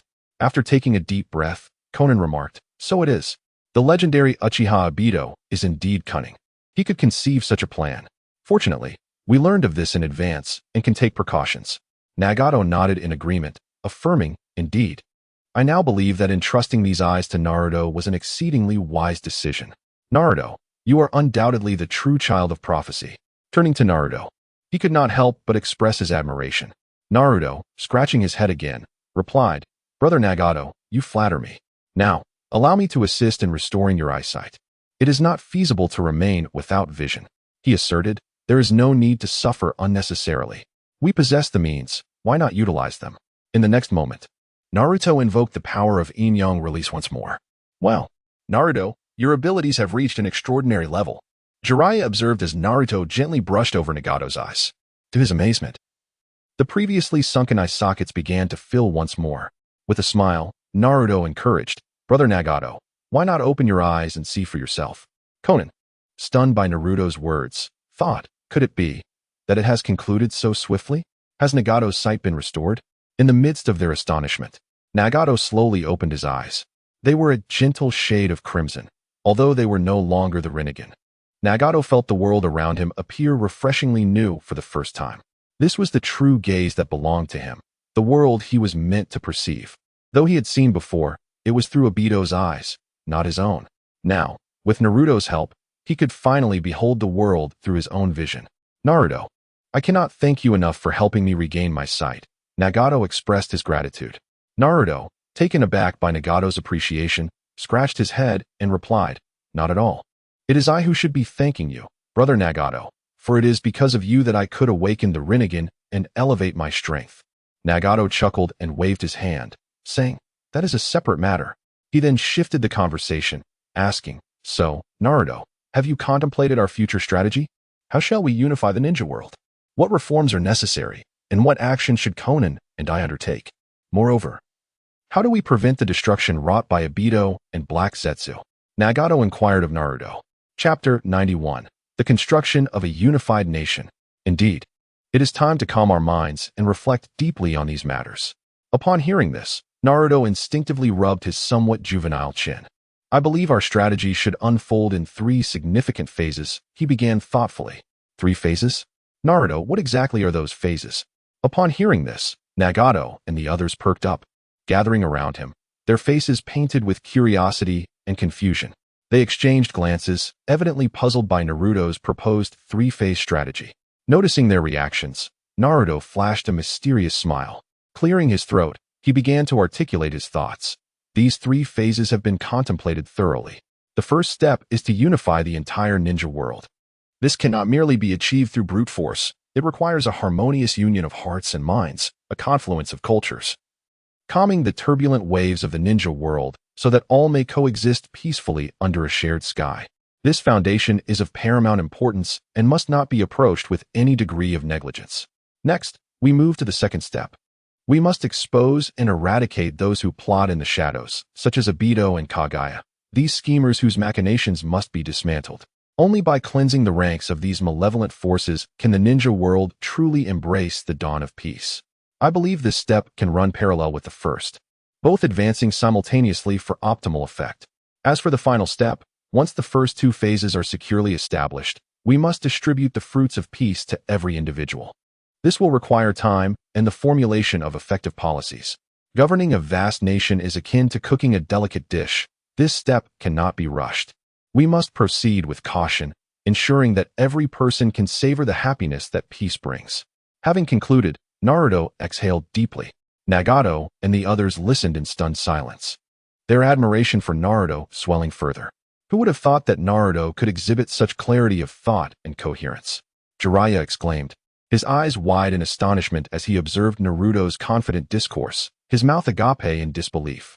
As Naruto's mentor, he had never witnessed such earnest contemplation from him before, leaving him utterly amazed. Nagato and Konan were equally engrossed. They pondered Naruto's words, recognizing that his overarching direction was indeed sound, though some finer details might require further refinement. Indeed, as expected of Naruto, your overarching direction is solid, Nagato remarked, his eyes gleaming with admiration. In the ensuing moments, the four of them ignited with fervor, their thoughts colliding like sparks. They engaged in animated discussions, ultimately solidifying their plans. Very well, let it be decided, Naruto declared, finalizing the plan. Jiraiya, Nagato, and Konan nodded in agreement. With a grin, Naruto remarked, lasting peace will surely necessitate a brief period of discomfort. However, we need not fear. We shall commence with our immediate surroundings. Nagato, you start with the Rain Village and its vicinity. As for myself and the perverted sage, we shall tackle the Leaf and Sand villages. I am confident that we will see results shortly. Nagato, brimming with confidence, replied, as long as we adhere to the plan without deviation, we shall undoubtedly witness swift outcomes. As long as there is hope, our efforts will not be in vain. Let us reconvene in 3 months to assess our progress. I promise to deliver a satisfactory report. Naruto's smile widened at this. Excellent. I eagerly await your performance. With that, he took Jiraiya's hand, utilizing the Flying Thunder God technique to swiftly depart from the Rain Village towards the Leaf Village. Filled with determination and anticipation, they prepared to undertake their ambitious plans. Now that Naruto and the others have left, shall we not remain idle and continue with our own plans? Konan turned to Nagato, her tone laced with resolute determination. Nagato nodded steadily, his eyes glimmering with resolve. Indeed, it is time to commence. Our journey is far from over. However, at this critical juncture, an unexpected twist occurred. Before them materialized a distorted space vortex, akin to a void torn by an invisible hand, exuding an eerie aura. What is this? Konan and Nagato exclaimed in unison, their gazes fixated on the swirling vortex. In the next moment, a figure leaped from the vortex like a specter, appearing before them. Dressed in a crimson cloud-patterned cloak and donning a spiral mask, it was none other than Obito Uchiha. Nagato, you truly disappoint me. Obito spoke coldly, his voice dripping with disdain and mockery. Upon seeing him, Nagato's gaze remained surprisingly calm, as if he had anticipated this encounter. We are no longer allies. Should I address you as Uchiha Madara, or do you prefer your current name, Obito Uchiha? Humph. So Naruto revealed all this to you? No matter. I am here to reclaim. Huh, where's your Rinnegan? Obito, initially intent on maintaining his composure, suddenly sensed something amiss. His eyes narrowed as he stared intently at Nagato's eyes. There, he found not the enigmatic Rinnegan he sought, but rather a pair of pale red pupils, serene and profound. Where have you hidden the Rinnegan? Speak the truth. Otherwise, today you shall witness the legendary power of the Uchiha clan. Obito roared, his tone rife with threats and malice. Yet Nagato remained unfazed, a cold smile gracing his lips. Then allow me to show you. Let us see whether your Uchiha power prevails or if my long-accumulated techniques surpass it. In an instant, the atmosphere thickened with tension, as if a cataclysmic battle could erupt at any moment. Stubborn fool. Obito seethed, struggling to extract any information from Nagato, his fury boiling over, his expression dark as if it could drip with water. His Sharingan flared to life, activating the space-time manipulation of Kamui, distorting the area around him as he surged towards Nagato, poised to deliver a lethal strike. However, just as the moment hung precariously in the balance, one of Nagato's eyes suddenly transformed, the once pale red pupils shifting to a soft blue Rinnegan, shimmering with an enigmatic glow. What is happening? Wasn't Nagato's Rinnegan supposed to be gone? Why has it suddenly reappeared, and with a different hue? Obito paused, his actions momentarily frozen, filled with confusion and astonishment. He had prepared an arsenal of Sharingan within the Kamui realm, intending to utilize Izanagi to counter any emerging threats. But in the next instant, the wind would unveil the answer. Construction of a unified nation. Accompanied by a silent roar, a surge of power emanating from Naruto's Rinnegan was inadvertently triggered by Obito's Kamui. In an instant, countless wind dragons erupted from Nagato's eyes, roaring forth with cataclysmic force, obliterating the ground where Obito stood. The wind dragons rampaged, transforming into a terrifying domain of wind, engulfing everything in their path. Whoosh! The tempest roared like a furious beast, wildly sweeping away all in its path. As time seemed to stretch infinitely in that moment, hours later, the storm finally began to subside. Yet the once formidable wall of Sharingan belonging to Obito had dwindled to but a few. I truly thank you, Naruto Uzumaki. Obito gazed at the scant remaining Sharingan. His composure shattered, on the brink of tears. Chapter 92, Jiraiya, Encountering Minato. In the depths of his mind, Obito cursed silently, utterly taken aback by the cunning sealing technique Naruto had inscribed within Nagato's eyes. This unforeseen blunder rendered his meticulously prepared wall of Sharingan useless in an instant. Akin to a beautiful dream cruelly shattered, his hopes of employing Izanagi against Naruto dissipated as swiftly as they had arisen.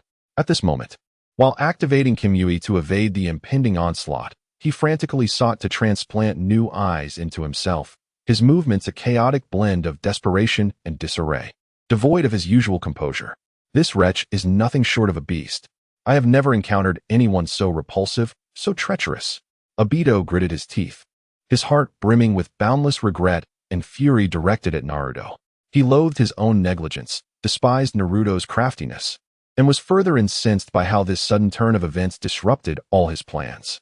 However, at this juncture, no amount of regret or rage would alter the situation. Obito understood all too well that he had lost his unwavering resolve to win. Persisting in this manner could lead to his downfall. A strategic retreat was imperative. Resolutely, Obito made his decision. After ensuring no lingering threats remained, he turned and fled in disgrace, his once formidable presence now replaced by an aura of defeat and disarray. This was one of Naruto's newly revealed abilities, Kaminari no Kuni. Harnessing the power of the Rinnegan, he commanded the forces of nature. Summoning a planetary storm that raged with terrifying ferocity, devoid of chakra and embodying the purest destructive power of nature. Nagato gently covered his now restored eye, a complex glimmer in his gaze as he marveled.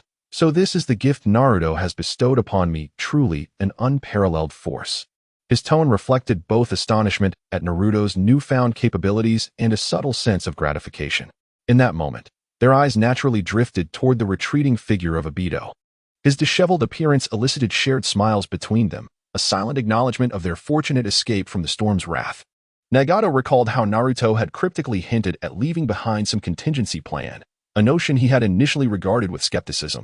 Little did he realize that this contingency was the terrifying power awakened within Naruto's Rinnegan. This ability unleashed a tempest that decimated Obito's Kimui, leaving him questioning his very existence. Nagato observed as Obito repeatedly replaced his eyes, each attempt fraught with peril, teetering on the brink of death. He could scarcely fathom how many eyes Obito had exchanged to survive this onslaught. The storm's might was astonishing. Had Obito's speed faltered even slightly, annihilation would have been inevitable. What a terrifying display of nature's wrath, far beyond my imagination. Nagato was astounded. Despite the formidable strength of his Shinra Tensei, it paled in comparison to this natural force. Yet, he took solace in the knowledge that Naruto was their ally, not their adversary. The taste of such ninjutsu was one that only Obito could truly savor. With this thought, Nagato chuckled heartily, his laughter resonating with joy, a sound he realized he had not experienced in quite some time.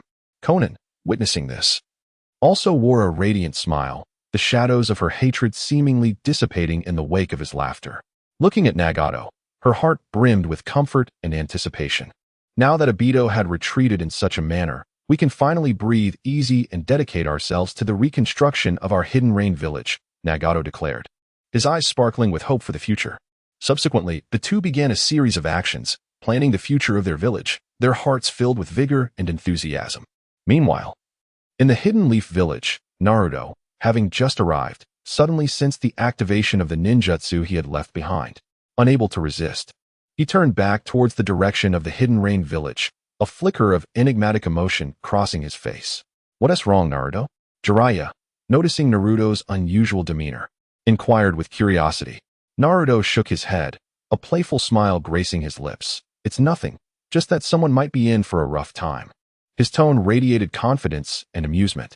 In the next moment, he grasped Jiraiya's hand, excitement gleaming in his eyes. I sensed it. Let us go. With that, He activated the Flying Thunder God technique, and they vanished from their location in an instant. When they reappeared, they stood before a man with long, flowing yellow hair. "Father, I've brought the pervy sage to see you," Naruto exclaimed, his face aglow with happiness. In that moment, he felt as though he had returned to his childhood, to a home filled with warmth and affection. "Is it really you, Minato?" At that moment, Jiraiya's eyes, long deprived of moisture, glistened with emotion. Chapter 93, The Resurrection Plan of Minato. Jiraiya had never dared to dream that he would one day reunite with Minato in this lifetime. Until today. Such a thought had seemed utterly fantastical to him. However, at this moment, as he beheld the disciple who had once filled him with immense pride and joy standing before him, he felt as though he were frozen in time, unable to grasp the reality of the situation. He had harbored slight apprehensions, fearing this might merely be a jest. Yet he was astounded to find that this seemingly absurd notion had indeed materialized. Jiraiya expressed his astonishment, exclaiming, "What a tremendous surprise! Long time no see, Jiraiya-sensei," Minato greeted. Momentarily taken aback upon recognizing Jiraiya as the one Naruto had brought to him, he tilted his head slightly, a warm smile gracing his face. Upon hearing Minato's familiar voice, Jiraiya snapped back to reality, only to scold playfully, "You rascal." Without hesitation, he wrapped a sturdy arm around Minato's shoulder, pulling him tightly under his armpit. "Ow, ow, ow," Minato exclaimed dramatically, yet his face radiated joy. The two engaged in playful banter, filling the atmosphere with laughter and warmth. Watching this heartwarming reunion of master and disciple, Naruto felt a surge of warmth within him, a smile tugging at the corners of his mouth. "It is truly unbelievable. I never imagined that this little rascal, Naruto, possessed such incredible capability to bring you back." Jiraiya reflected, his heart brimming with emotion as he contemplated the turn of events. He reminisced about his most cherished disciple, who had once had a brilliantly promising future, only to be taken from this world on that fateful night of the Nine Tails, leaving behind a profound sense of loss and regret. The sudden change had struck Jiraiya like a heavy blow, and the pain of that loss still lingered in his heart. Yet, fate has a way of playing tricks on us. Who could have foreseen that today, as if by divine orchestration, this severed bond would miraculously be rekindled? One of Jiraiya's greatest regrets in life, losing such an exceptional disciple, had finally found a semblance of resolution. Indeed, all of this was owed to Naruto. Minato, with a hint of guilt in his expression, remarked, "I owe him so much for the years I was absent during his growth. As a father, I have neglected him far too much. Thankfully, I now have the opportunity to make amends and do what I can for him." After voicing these sentiments, Minato shook his head gently and sighed deeply. He then began to elaborate on his current peculiar state. "In fact, my condition is quite extraordinary. I find myself in a rather awkward position, neither fully alive nor entirely dead. To restore normalcy, I must find a way to retrieve my soul from the belly of the Shinigami summoned by the dead demon consuming seal." Upon hearing this, Jiraiya furrowed his brow in contemplation. After a moment, he raised his head and responded, "So that is the situation. However, such matters are serious and cannot be approached hastily. We must deliberate carefully before taking any action." In the midst of their conversation, Naruto, who had been silently listening, resolved within himself that knowing his father harbored such immense regrets meant he, as a son, could not stand idly by. It was time to prepare for the retrieval of his father's lost soul. Moreover, Naruto recalled that within the Shinigami's belly resided not only his father's soul, but also the formidable power of the Nine Tails and the spirits of the first to third Hokage. Gathering this power would undoubtedly create a more favorable condition for establishing peace. With newfound confidence, Naruto declared that if he could place the first and second Hokage along the borders of the Land of Fire, there would be no opposing force capable of hindering their progress, aside from the hidden enigmatic figures. He envisioned himself comfortably seated beneath the Hokage building, awaiting news of a resolution in the ninja world, confident that within months, he would receive favorable tidings. Yet, the realization of this plan would not be without its challenges. The most pressing obstacle was the difficulty in locating the essential material, white setsu. After all, the fourth great ninja war had yet to erupt, and this unique entity had not made its presence widely known. Nevertheless, Naruto firmly believed that with determination, he could find it. "Looks like I need to capture a few white setsu," he mused. Furthermore, if he could enlist the help of brilliant scientists to replicate and clone this organism, it would be even better. As he pondered his strategy, Naruto suddenly paused, taking advantage of a moment when no one was watching. He swiftly formed a hand seal and called out, "Shadow Clone Jutsu." In an instant, a flash of light revealed another identical Naruto standing beside him. Without hesitation, the newly formed Naruto dashed towards the outskirts of Konoha, disappearing into the distance in the blink of an eye. Chapter 94. The Complete Resolution of the Caged Bird of the Hyuga Clan. Naruto, are you suggesting that you plan to expand the scale of the Konoha orphanage and make changes to the welfare system? In the Grand Hokage office of Konoha, Tsunade sat at her desk, a hint of confusion etched upon her brow as she gazed at Naruto before her. Naruto, with a serious demeanor, nodded slowly and replied, "Indeed. Granny Tsunade, I believe the time has come for significant changes here. Our current orphanage has fallen short in imparting the right values and fostering practical development. In fact, it has even served as a breeding ground for root ninjas."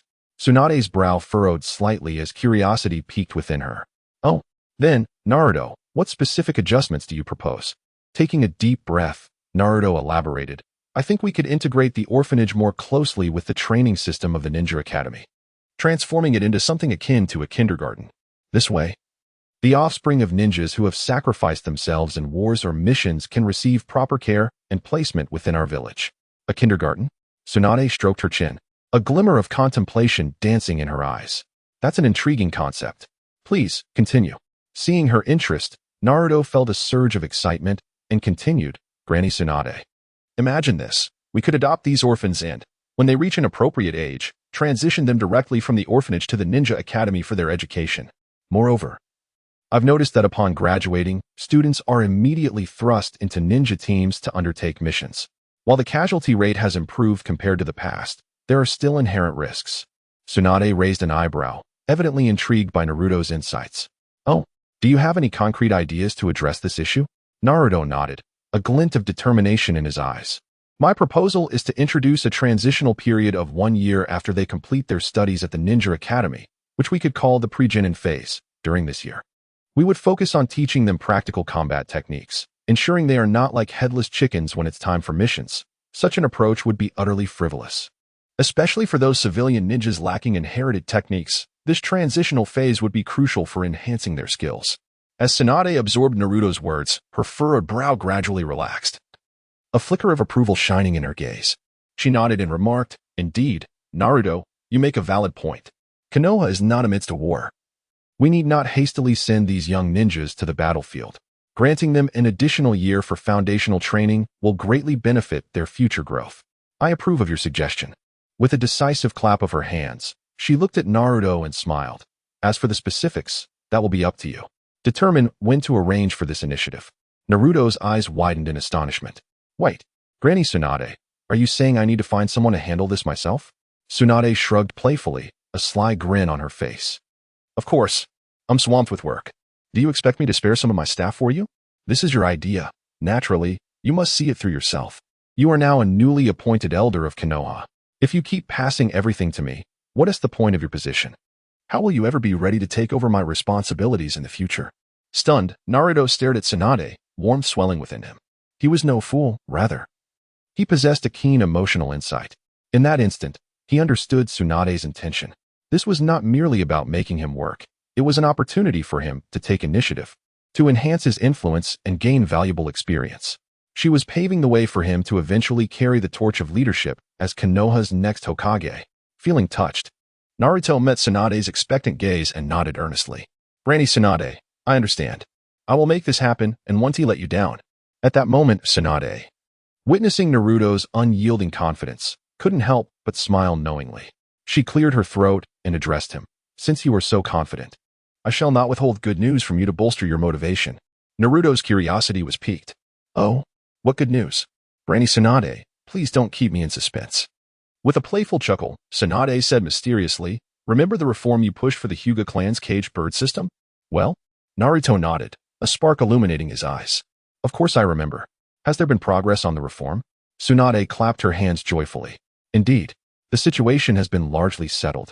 Adopting the plan you previously proposed quite a balanced approach, wouldn't you agree?" Naruto scratched his head, pondering. "So, to prevent a sudden release of the caged birds, which might expose the defenseless Hyuga members to ill-intentioned individuals, a progressive rule has been established, correct?" Tsunade nodded, her eyes gleaming with approval. "Precisely. After discussions with Hisashi, We made slight adjustments based on the circumstances. We have decided to lift the restrictions on the Hyuga clan's lives, but the mechanism for destroying the Byakugan will remain. However, once a Hyuga member advances to the rank of Jonin, the caged bird restrictions will be completely abolished, granting them true freedom. Naruto's eyes sparkled with excitement. That's wonderful. This solution effectively alleviates the oppression of the caged bird system while ensuring their safety. Granny Tsunade, you are truly remarkable. Enough with the flattery. This was your idea, and I merely executed it. Now go, attend to your matters. Don't linger here any longer. With that, Tsunade ushered Naruto out, standing behind the door. She couldn't suppress her smile. Chapter 95, The Consummate Naruto. As Naruto busied himself with a series of reforms in Konoha, one of his shadow clones had quietly located its target. Indeed, this was the place. The clone stood 1,000 meters above the ground, the fierce winds whipping his garments. Yet, his gaze, sharp as that of a hawk, was firmly fixed upon the land below. There, faint yet distinct life forces emanated, stirring a sense of urgency within him. This feeling was unmistakable. It was none other than the creatures known as White Zetsu. He whispered to himself, his tone tinged with gravity. Naruto had not forgotten these beings. During the Fourth Great Ninja War, their formidable mimicry had caused considerable strife for the allied shinobi forces. They could assume the appearance of any individual, even replicating chakra fluctuations with astonishing precision, rendering them nearly undetectable. Were it not for Naruto's unique ability to sense malice, which allowed him to detect their peculiar evil aura, distinguishing their true forms would have been exceedingly difficult. These entities were utterly abstract, akin to monsters emerging from a nightmare, unable to suppress a murmur. Naruto's clone swiftly descended toward the gathering of White Zetsu, intent on extracting them one by one, not only to prepare materials for Minato's resurrection, but also to eliminate potential threats. In the next moment, Naruto's form flickered as he entered the deep cave concealing countless White Zetsu. The cave was dim and silent, with only the soft sound of his footsteps echoing. Rows of White Zetsu were tightly arranged, their eyes closed, as if caught in an eternal slumber. Logically, there should be many more present, given their positioning. Could some have gone missing? A frown creased Naruto's brow as a flicker of doubt crossed his mind. He scanned the cave but found nothing amiss. Taking a deep breath, he rapidly extended his perception, flooding every corner of the cave like a tide. This aura.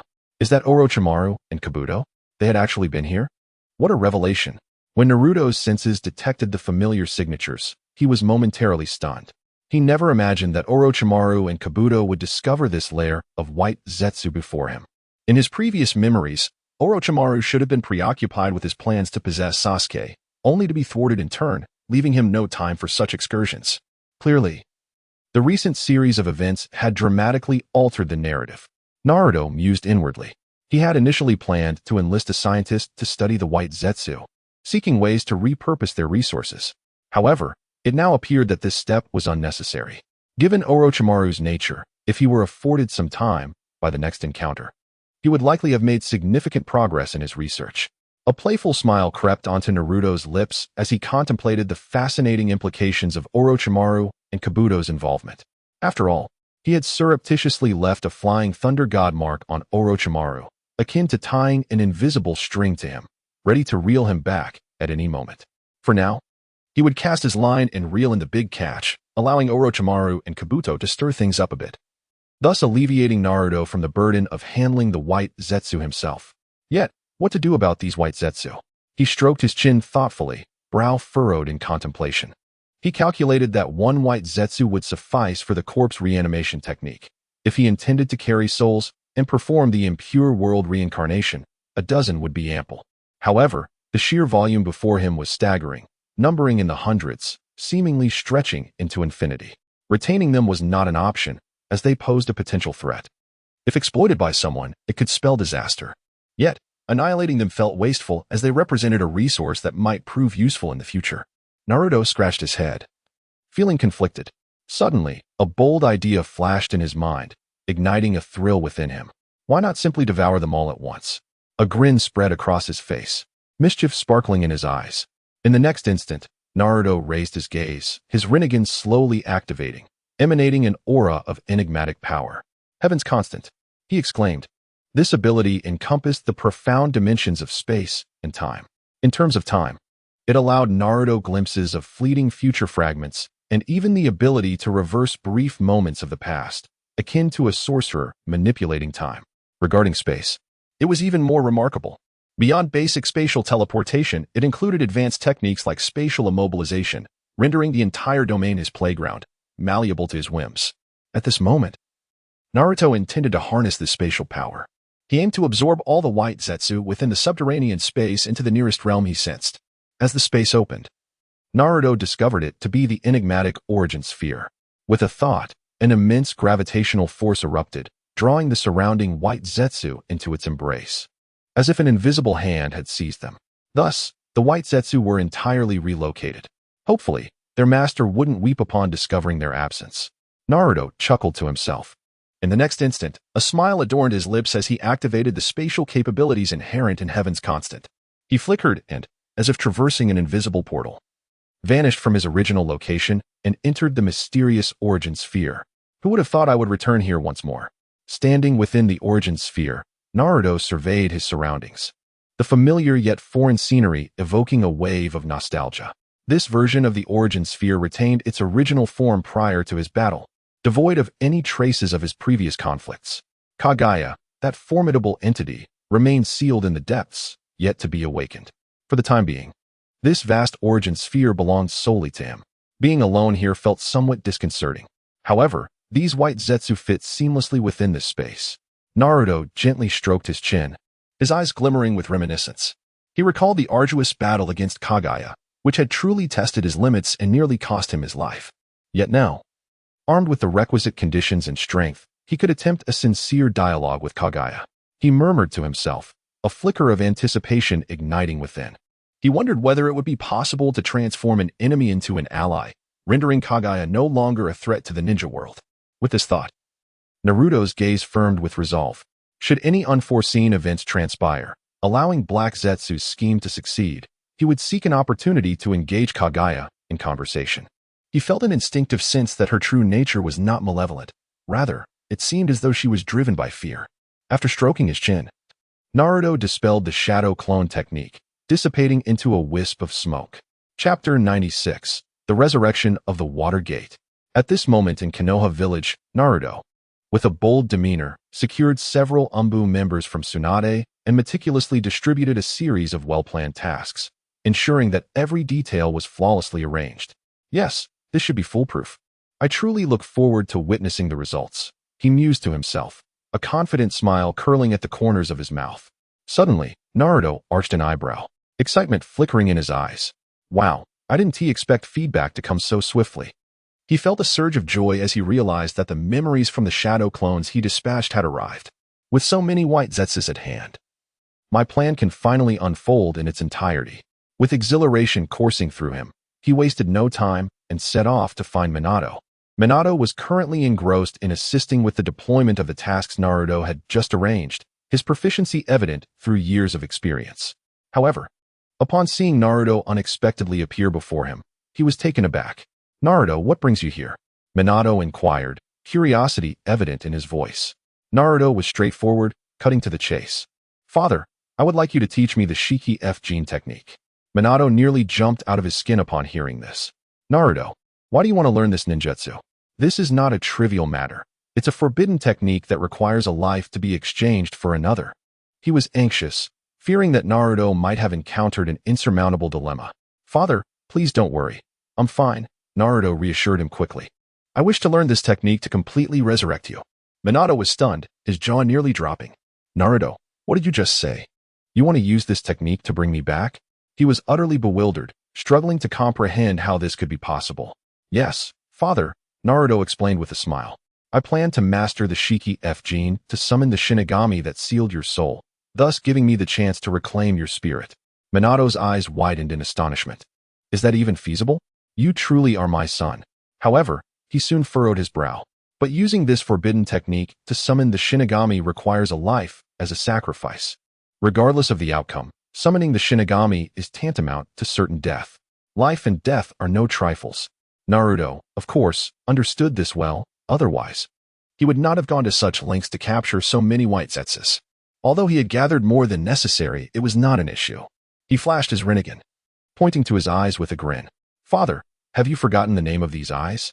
The eyes that govern life and death are the Rinnegan. I intend to utilize its unique capabilities to resurrect you. Minato paused, realization dawning upon him. So that's it. You aim to defy fate with the Rinnegan. However, such forbidden techniques typically come with a price. Whether it be the Shiki F gene or the Rinnegan, it seems one cannot escape this law, can they? Naruto beamed, a mysterious glint in his eyes. Yes, there is indeed a required sacrifice, but who says it must be my own life? In the next instant, Naruto's Rinnegan burst forth with radiant brilliance. Heaven-esque constant, open, Naruto exclaimed. This was the unparalleled divine ability within his Rinnegan that symbolized control over time and space. And at that moment, he wielded the power of space, showcasing astonishing skill. The light from Naruto's Rinnegan grew increasingly dazzling, as if to rend the very fabric of reality. In the next heartbeat, a mysterious rift slowly tore open in the air, the entrance to the primordial space that Naruto had sensed. With a determined gaze, he stretched out his hand into the rift. Space a teleportation portal? What is Naruto planning to do? At this moment, Minato could only watch in awe as Naruto executed a series of maneuvers, ripples of intrigue stirring within him. In the fantastical world of ninjas, any technique involving spatial abilities was invariably profound and enigmatic. As the master of the Flying Thunder God technique, Minato understood this deeply. He was acutely aware that manipulating space was no simple feat. It demanded not only immense chakra, but also a profound comprehension of spatial forces. Just as his thoughts were enshrouded in confusion, he saw Naruto's hand plunge into the rift, and in the next moment, a white Zetsu was yanked from the abyss of another realm, stumbling into the tangible world. Bang! The white Zetsu flailed helplessly in the air, akin to a fish washed ashore by a colossal wave, before being unceremoniously dropped to the ground, producing a resounding thud. "Father, look at this marvelous specimen," Naruto exclaimed. A mysterious grin plastered on his face. What on earth is this creature? It looks so bizarre, utterly unheard of. Minato gasped, astonishment and confusion flooding his mind. He could hardly fathom that Naruto's Rinnegan possessed such an extraordinary capability, effortlessly opening a mysterious space from which this peculiar being, neither plant nor animal, was extracted. "Naruto, what do you intend to do with this?" Minato pondered, his curiosity piqued. Observing his father's astonished expression, Naruto couldn't help but wear a triumphant smile. As if to say, "See, I am impressive." To be candid, "Father, this creature is a special existence derived from the cells of the first Hokage. It is not a life form in the traditional sense. Thus, using it as a sacrificial offering for the Shiki F gene, a technique that demands a life as a price, could not be more fitting," Naruto elucidated. Minato, upon hearing this, felt a wave of surprise wash over him. He gasped, exclaiming, "Gasp! Such creatures exist in this world? I was completely unaware." He marveled at the hidden darkness and secrets that lurked behind the shinobi world, even as a seasoned fourth Hokage. However, as he reconsidered, Minato felt a slight relief. In that case, I need not worry about Naruto getting into trouble. He thought inwardly. If that is the case, then Naruto, pay attention. The sequence for the Shiki F gene hand seals is snake, pig, sheep, rabbit, dog, rat, rooster, horse, snake. Then, join your hands together. This is the order of the seals for the Shiki F gene. While speaking, Minato demonstrated the seals for Naruto. In his final gesture, he refrained from channeling chakra to complete the technique, merely providing an illustration. After observing carefully, Naruto's eyes shimmered with contemplation. "I see. The principle is quite understandable, somewhat akin to summoning techniques, yet with its unique characteristics," he murmured to himself, gaining a deeper insight into the Shiki F gene. Ding! Detecting the host's current comprehension progress of the ninjutsu. Shiki F gene is at 100%. Congratulations. The host has successfully mastered the ninjutsu Shiki F gene. Shiki F gene, a forbidden technique that can summon the Shinigami to seal the opponent's soul, sacrificing the caster's soul. It can permanently imprison an enemy's soul within the Shinigami's belly, preventing their reincarnation. As expected, I have successfully learned the Shiki F gene. Excitement surged within Naruto, and at that moment, it felt as though the entire world lay within his grasp. Soon, he would resurrect his father. He encouraged himself internally. In the next instant, his gaze sharpened, focusing intently on the white Zetsu before him, akin to a leopard fixated on its prey. The once prostrate white Zetsu suddenly trembled, as if an invisible force had compelled it to rise abruptly. At this moment, its eyes transformed into the form of Rinnegan, the deep pupils glimmering with the symbol of being controlled by Naruto. Its movements grew rigid and mechanical, entirely obedient to Naruto's commands. Is it about to begin? Naruto's mentor.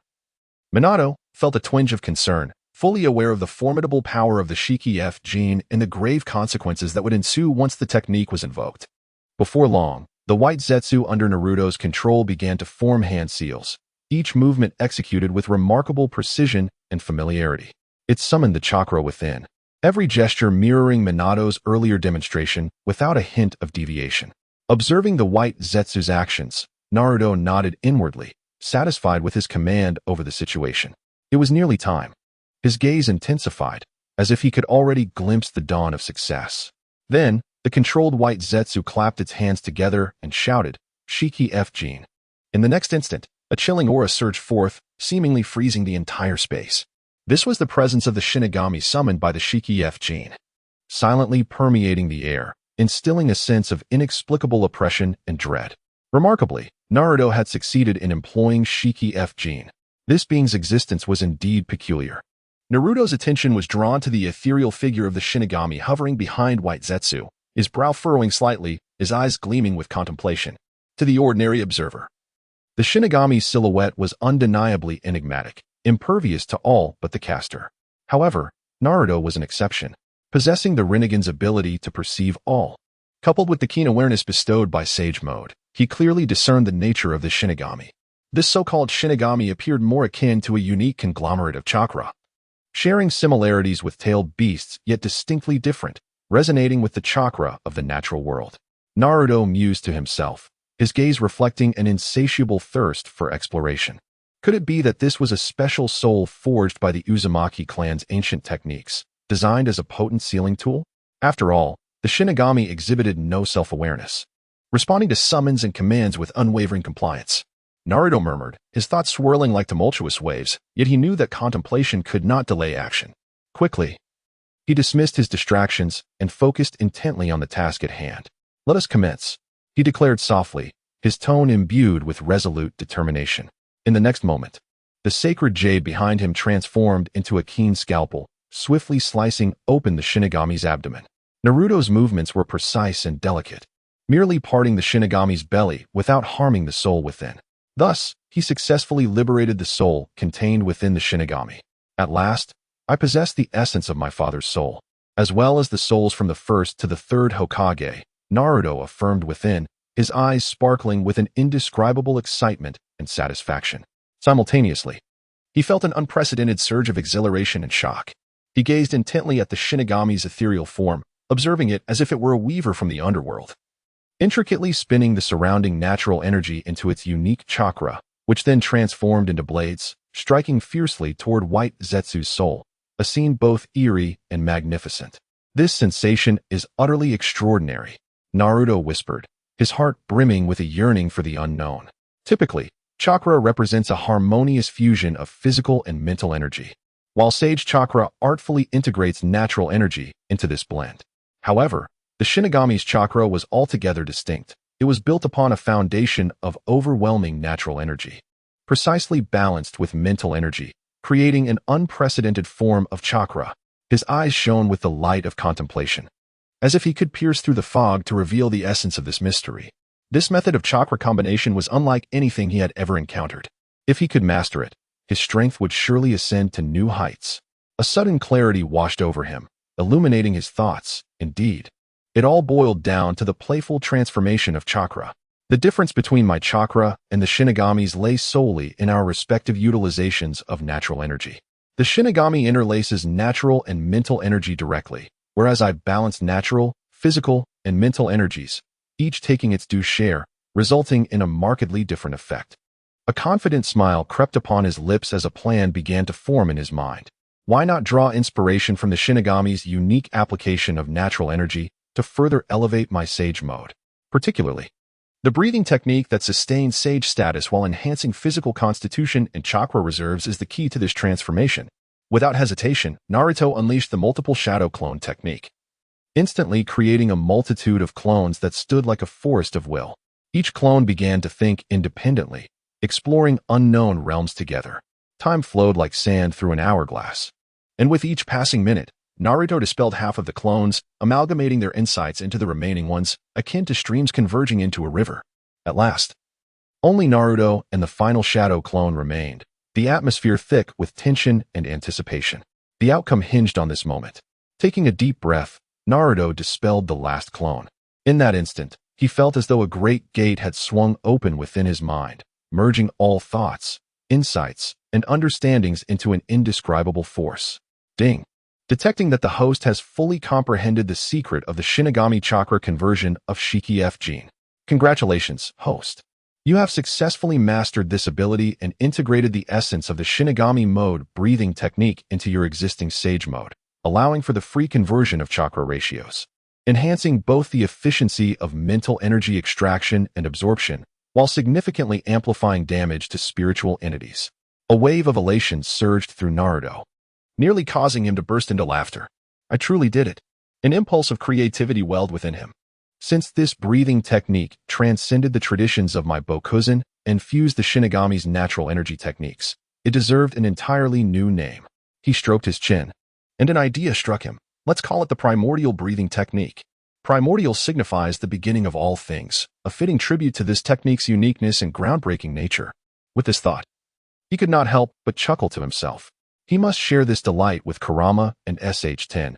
He couldn't hoard such an exhilarating practice alone. They languished in the tailed beast space, indulging in leisure, nearly growing complacent.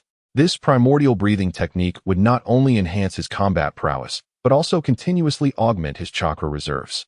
With SH-10 and Kurama as his chakra reservoirs, every moment would see him extracting chakra to its fullest potential.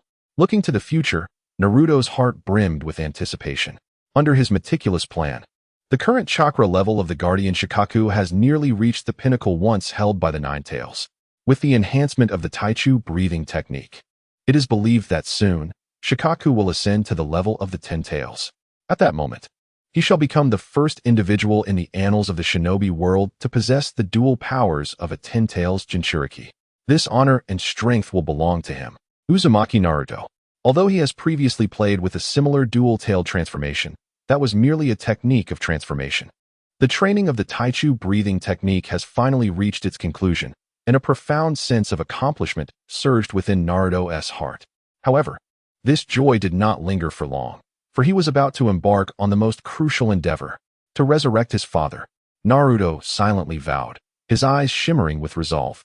If previously he had a 90% certainty in his ability to perform the resurrection, now, having grasped the power of the Shinigami, his mastery over souls had reached an unparalleled level, and his confidence was absolute.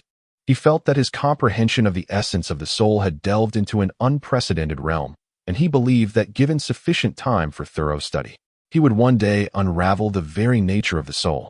Such an understanding was nothing short of terrifying. In the next moment, Naruto slowly raised his right hand, gently waving his fingertips as if an invisible force beckoned, summoning the soul of Minato from the void.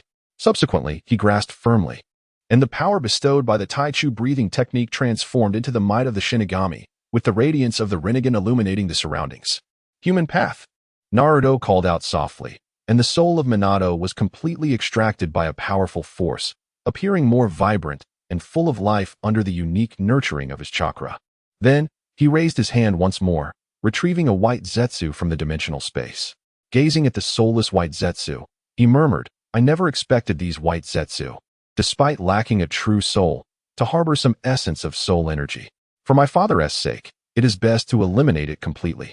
With that, he wielded the power of the human path, infusing Minato's soul into the prepared body, while the forces of the Shinigami and the human path worked in tandem to cleanse the remnants of the white zetsu's soul entirely. Next came the most critical step. Taking a deep breath, Naruto's eyes gleamed with unwavering determination. He understood that the inherent cost of the Rinne rebirth was immense. Yet if he could amalgamate the technique of Rinne rebirth with the Inyang release, he might circumvent this cost. Revive my father, Naruto fervently shouted within his heart, initiating a series of intricate operations.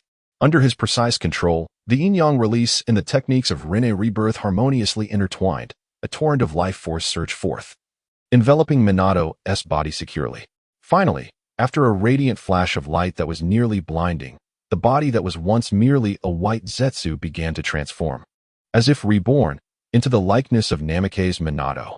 The former fourth Hokage, Namake's Minato, slowly opened his azure eyes, mirroring those of Naruto. He had truly returned to life. In that moment, the chakra of Minato within Naruto, along with the shadow clones surrounding him, surged towards Minato's body like birds returning to their nests, merging into him in a cascade of chakra. Boom! In an instant, an overwhelming amount of chakra erupted within Minato, as if a long-restrained force had finally found its release. At this moment, Minato was infused with the powerful vitality and chakra potential granted by the cells of Hashirama. Upon receiving the chakra-laden power from Naruto's shadow clones, the chakra within him surged like a boiling tide. The ground beneath Minato cracked under the onslaught of this terrifying chakra, debris scattering as if unable to withstand the impact of such power. What formidable strength! What an astonishing amount of chakra! At this moment, Minato appeared both mysterious and powerful, his chakra level approaching that of the legendary Senju Hashirama, revered as the god of Shinobi.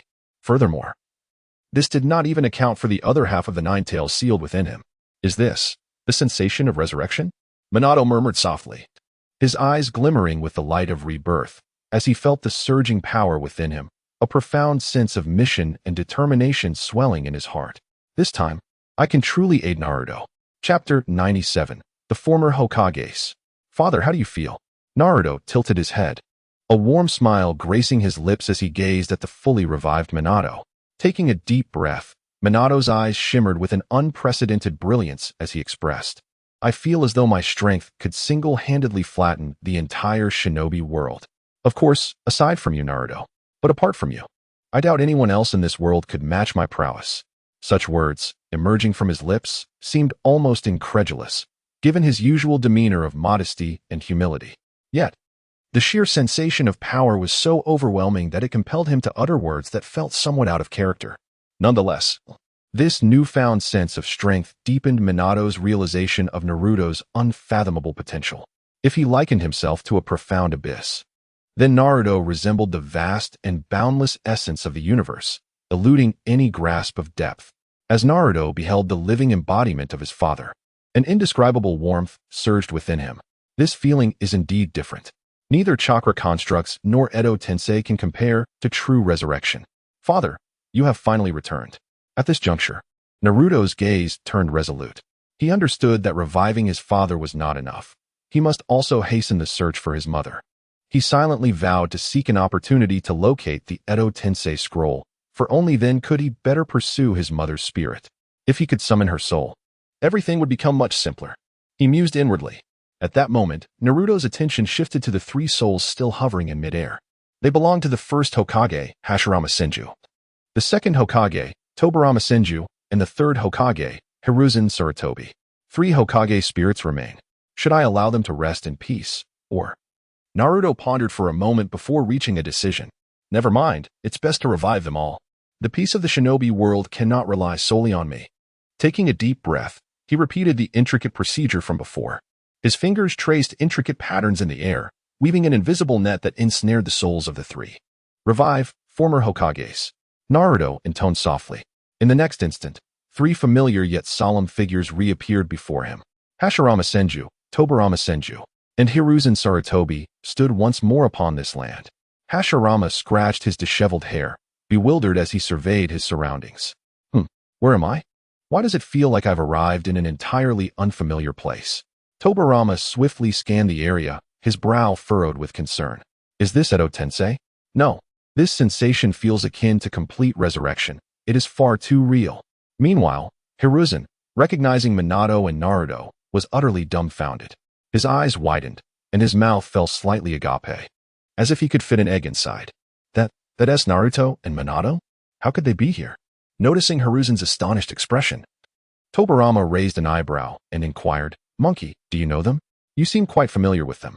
Hiruzen nodded vigorously, a hint of reverence in his gaze.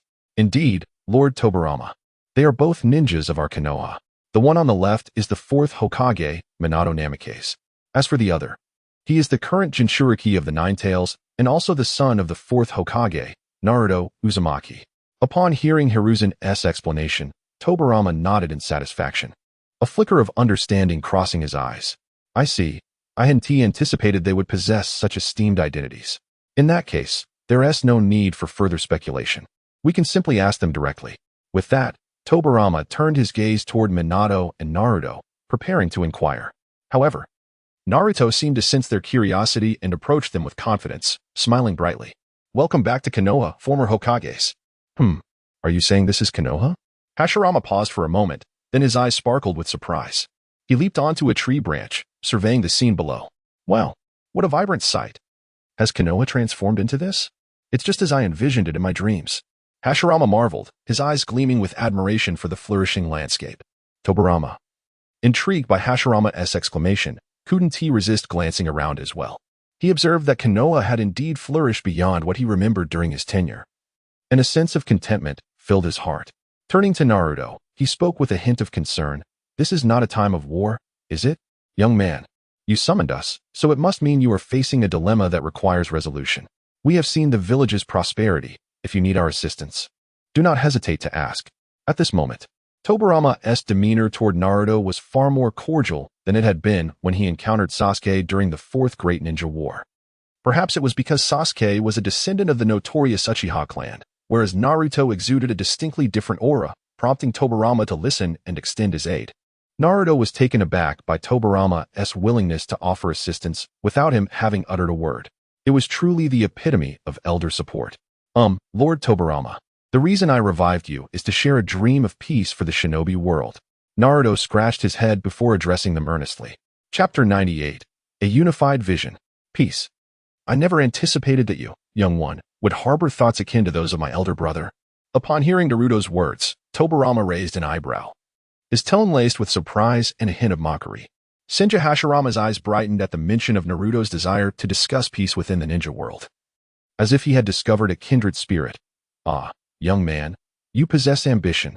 The future of Konoha rests upon the shoulders of youth like you. He clapped Naruto on the shoulder, his face radiant with approval. Sarutobi Hiruzen quietly marveled to himself. Naruto, it seems you have indeed matured significantly over the years, growing into a more composed and steady individual. His gaze upon Naruto was filled with warmth. Naruto chuckled softly before elaborating. Actually, my thoughts on peace differ somewhat from those of the first Hokage. Oh, in what way? Tobarama inquired, intrigued, as he had initially assumed Naruto would share his elder brother's singularly idealistic viewpoint. Hashirama, too, raised an eyebrow in curiosity. Do you find any flaws in my proposal? Naruto spoke earnestly.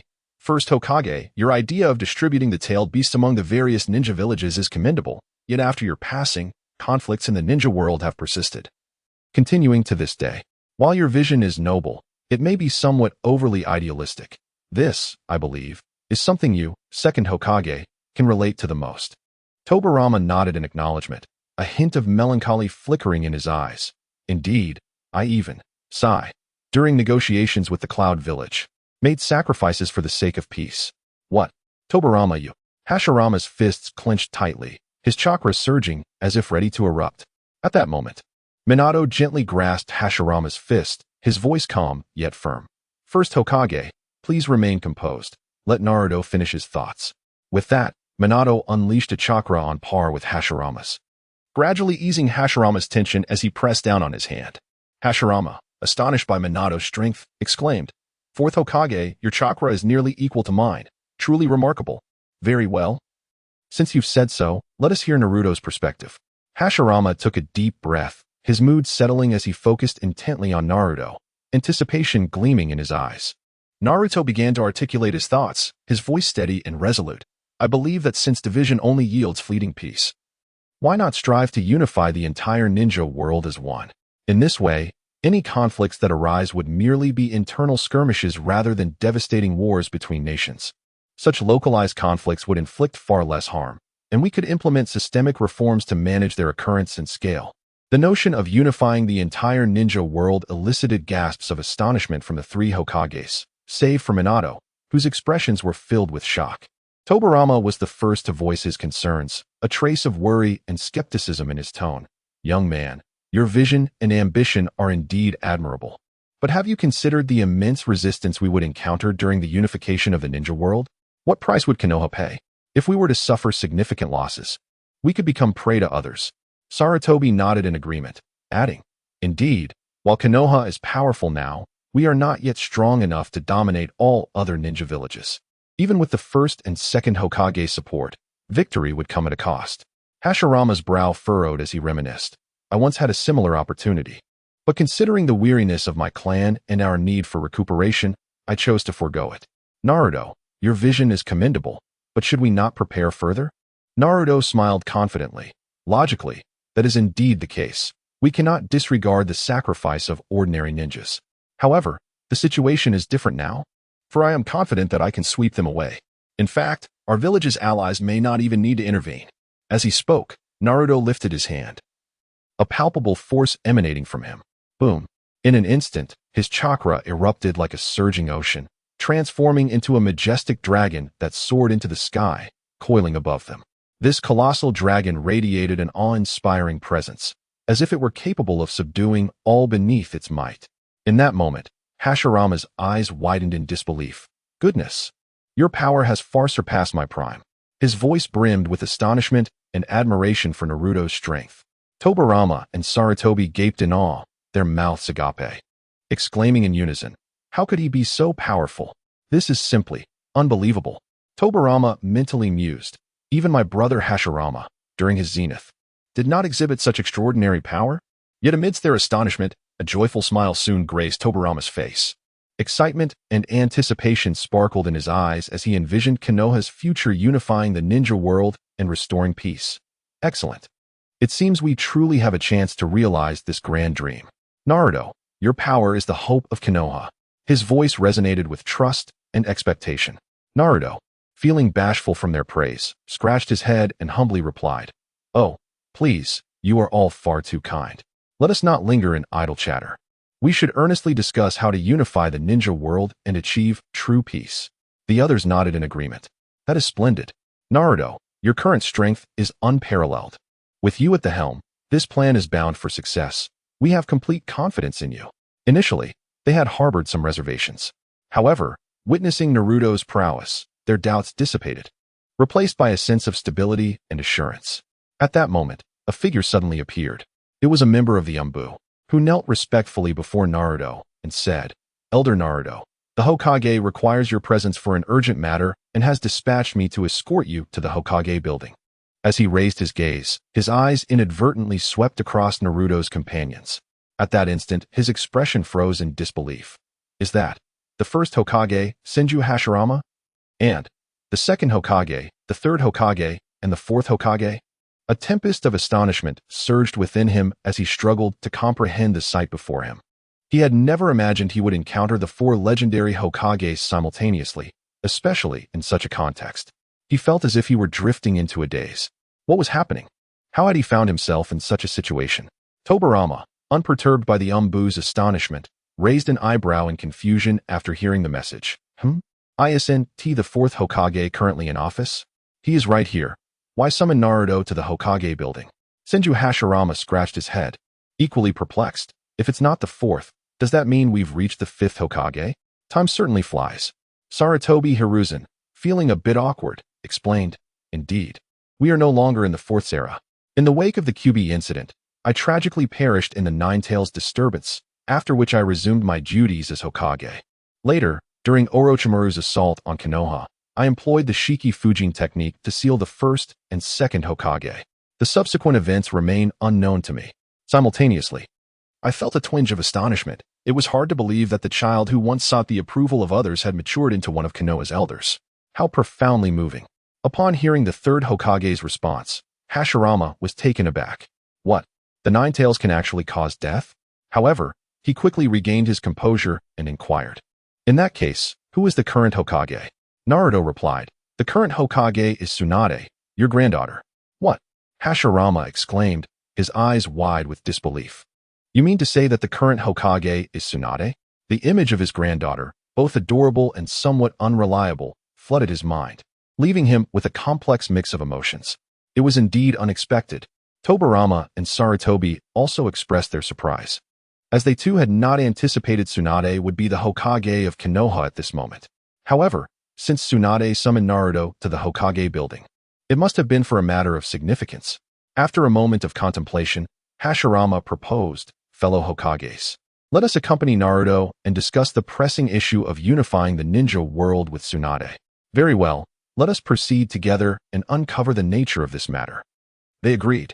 In the next moment, the former Hokages followed Naruto's lead toward the Hokage building. The sunlight bathed them, elongating their shadows. As Naruto walked alongside the former Hokages, he felt an indescribable surge of ambition. Soon, peace would grace the ninja world. He was acutely aware that tranquility was within reach. With renewed determination, he quickened his pace towards the Hokage building. Inside the Hokage office, Tsunade was overwhelmed with tasks. Her hair was slightly disheveled, clearly a result of the chaos that surrounded her. "These people are utterly outrageous," she shouted furiously. "How dare they brazenly target Konoha? Do they not fear reigniting another ninja war?"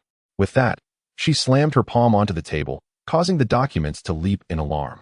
Her fury seemed potent enough to ignite the very room. Just as she was about to devise a strategy, the door swung open to reveal several figures. Tsunade looked up, stunned. "Naruto, you've arrived." Why are all of you here?" she exclaimed in surprise. She had intended to discuss matters solely with Naruto, not realizing he had brought along so many former Hokages. Former Hokages? Why are they all with Naruto? Tsunade's mind was awash with confusion. She was aware of Minato's situation, as Naruto had previously explained it to her. But what was the meaning of the first to third Hokages appearing here? The suddenness of this development left her somewhat flustered. She suddenly realized that as the fifth Hokage, she stood before so many predecessors, making her the most recent and perhaps the least experienced in their presence, which disconcerted her. "Ah, little Tsunade, you've grown well," Hashirama remarked upon seeing his granddaughter's maturity. Momentarily taken aback, but he quickly greeted her. His words served to pull Tsunade out of her reverie. Regardless, with Naruto present, anything strange seemed plausible. "Indeed, it has been quite a while," she replied. After their brief and warm exchange, Tobirama finally spoke, his tone a blend of concern and seriousness. "So, Tsunade, you called for Naruto for an important discussion. What is it?" Tsunade's expression shifted, as she seemed to detach from the warmth of the moment and return to the harsh reality. She spoke slowly, her words laden with gravity. "In truth, our borders have been quite turbulent lately. Since news of Naruto's victory over the Akatsuki spread, aside from the Sand Village, which has steadfastly stood by your side, several other ninja villages appear to be plotting against Konoha.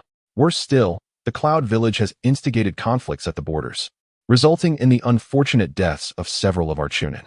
Upon hearing this, Naruto's brow furrowed, as if a storm cloud loomed above him, his heart heavy. It was shocking that matters had escalated to such a degree. He could hardly fathom that his blow against the Akatsuki had provoked such fierce trepidation and backlash from other villages. "Naruto, do not take this too deeply to heart," Minato said, placing a reassuring hand on Naruto's shoulder. The warmth and steadfastness of his father's presence seemed to pierce through the gloom. "This is not your fault. You need not bear the weight of guilt." Turning to face his father, Naruto was met with Minato's gentle smile, which stirred a warmth within him.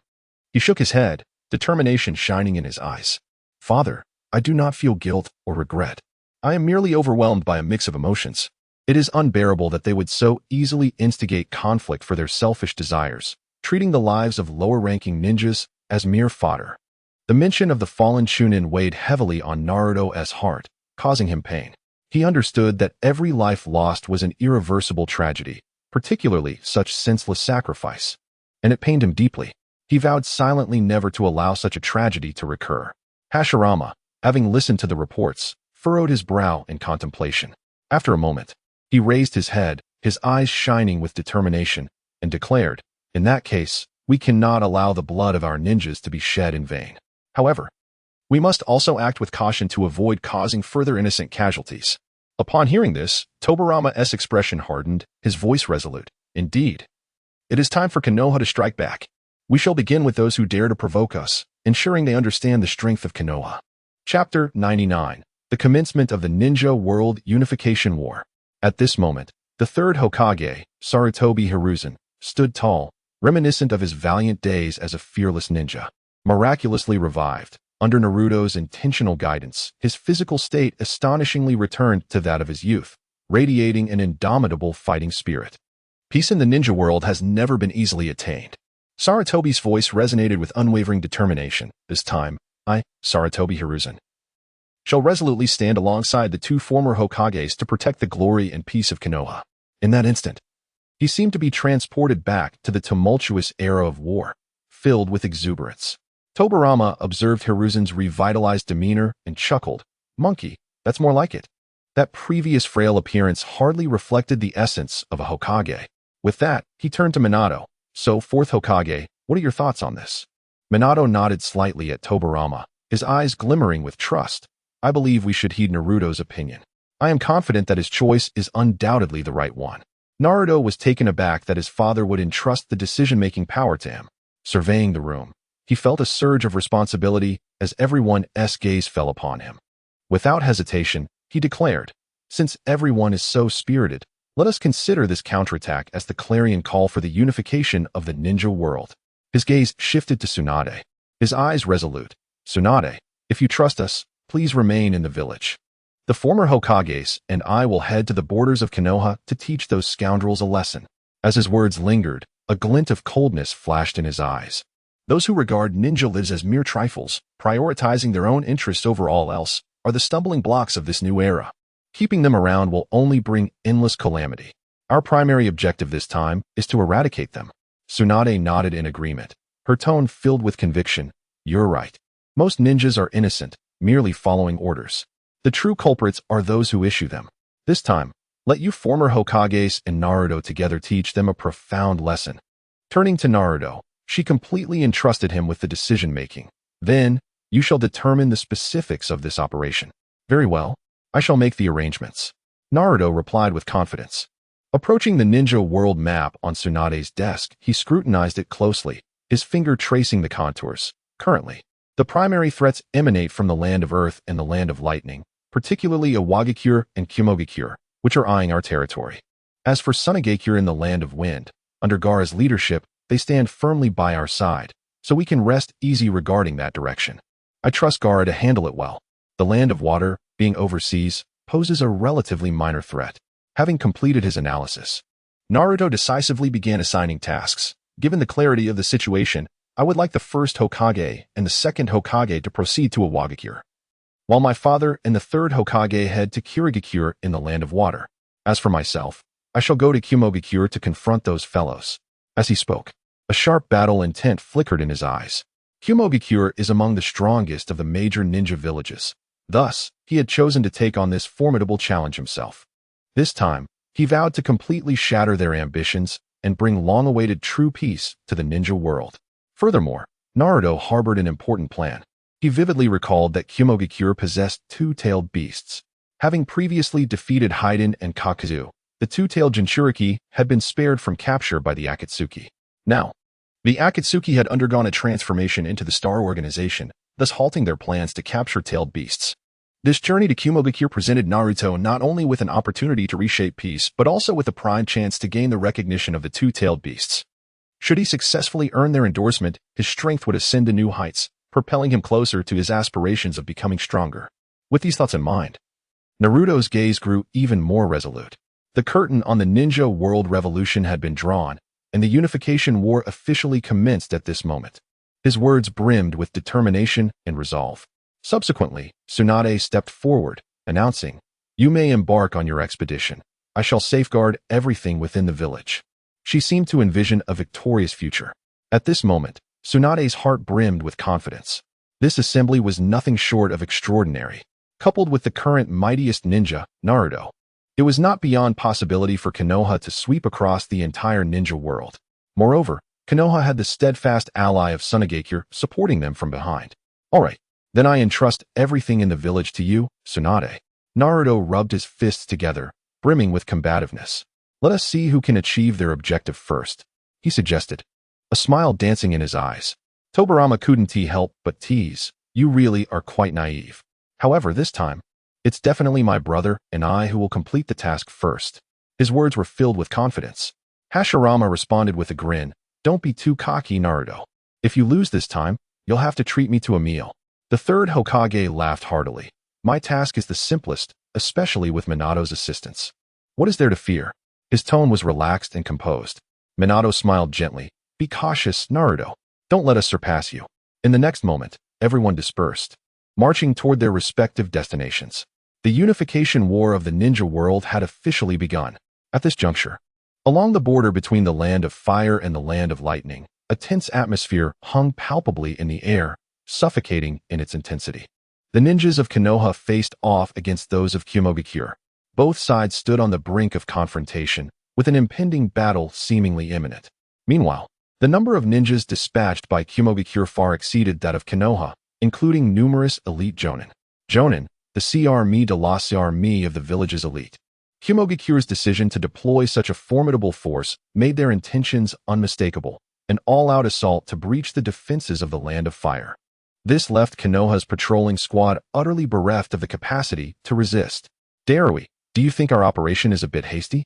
Launching a silent attack on Konoha like this seems somewhat unwise. A woman with fiery red hair and dark skin, her brow furrowed, whispered to a similarly colored man beside her, betraying a hint of anxiety.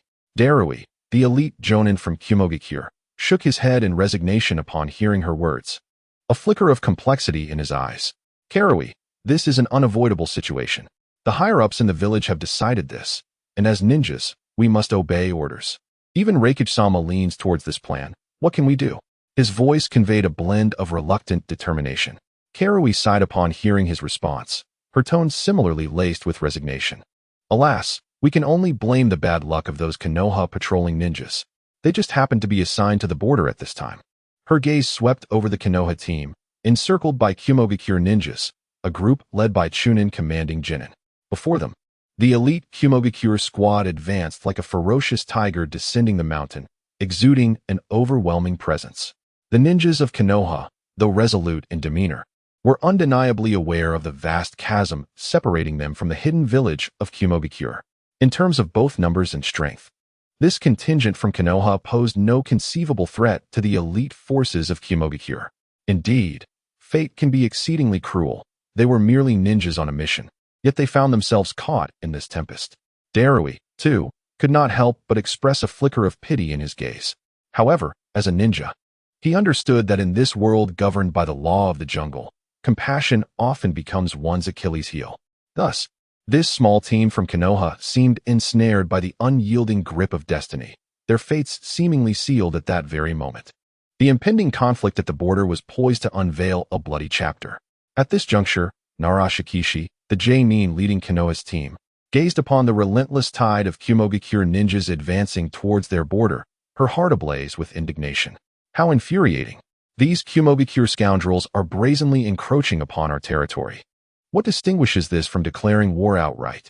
Her voice resonated with a mix of resistance and fury, her brow furrowed in determination, as if she could crush a fly with her scowl. Shikishi's eyes gleamed with resolve.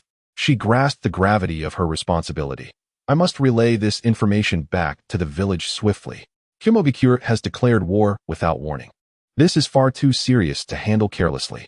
Her tone brooked no argument, yet her furrowed brow betrayed her underlying anxiety. Yet reality loomed like an impenetrable wall, thwarting all her hopes. The swarming ninjas of Kumogakure formed an invisible net, ensnaring them without any avenue for communication. Shikishi surveyed her surroundings, witnessing the Kumogakure ninjas as a dark ocean, wholly engulfing them. Surrounded and facing certain death, what could they possibly do? The nearest J-Nin was a good 10 minutes away, contingent upon the enemy recognizing their plight in time. Shikishi's heart churned with trepidation, knowing that time was of the essence. Every second of delay could exacerbate their dire situation. Her gaze swept over the Kumogakure ranks, a heavy sense of despair weighing down upon her. Amongst them were not just one, but several familiar J-Nin, each an elite warrior capable of withstanding the combined efforts of multiple Ch-Nin. How could they possibly prevail? Even if the nearest J-Nin were to rush to their aid, it would be futile against such a formidable force. The likelihood of the enemy breaching the borders of the Land of Fire was becoming a grim certainty. A wave of helplessness washed over Shikishi. She loathed her inability to multiply and withstand the onslaught that loomed before them. In that moment, a surge of rage erupted within her, akin to a volcano erupting, filling her chest with fervor. Her fists clenched tightly, nails digging into her palms, yet she felt no pain. At that moment, Only an overwhelming fury and sense of injustice filled her heart. However, she knew that anger alone would not suffice. She had to remain composed and devise a strategy to confront the crisis at hand. Taking a deep breath, she endeavored to calm the tempest within, contemplating her next move. What should I do? Shikishi's mind raced, thoughts entwined like a tangled mess. She understood that the situation had deteriorated to its worst, but they could not surrender. No. Even if I must perish, I will ensure these beasts pay a heavy price. Her eyes sparkled with determination. Yes, their audacity to wage war against Konoha placed her loved ones in jeopardy. Even in death, I will tear a piece from them. One of her teammates gritted his teeth, eyes blazing with fury and defiance. Exactly. One kill is no loss. Two would be a triumph. We cannot allow them to succeed without consequence. Another teammate echoed.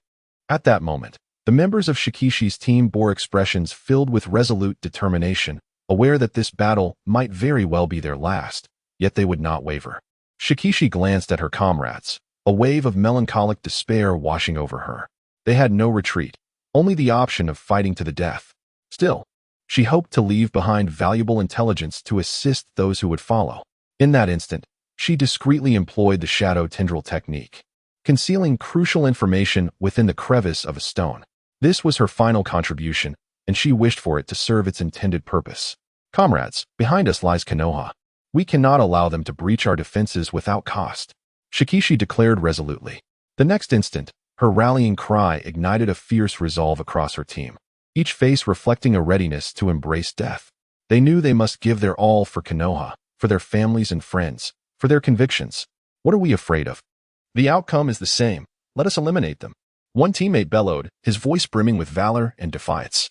Meanwhile, from the Kumogakure ranks, a chilling command rang out. Kill them all, leave none alive.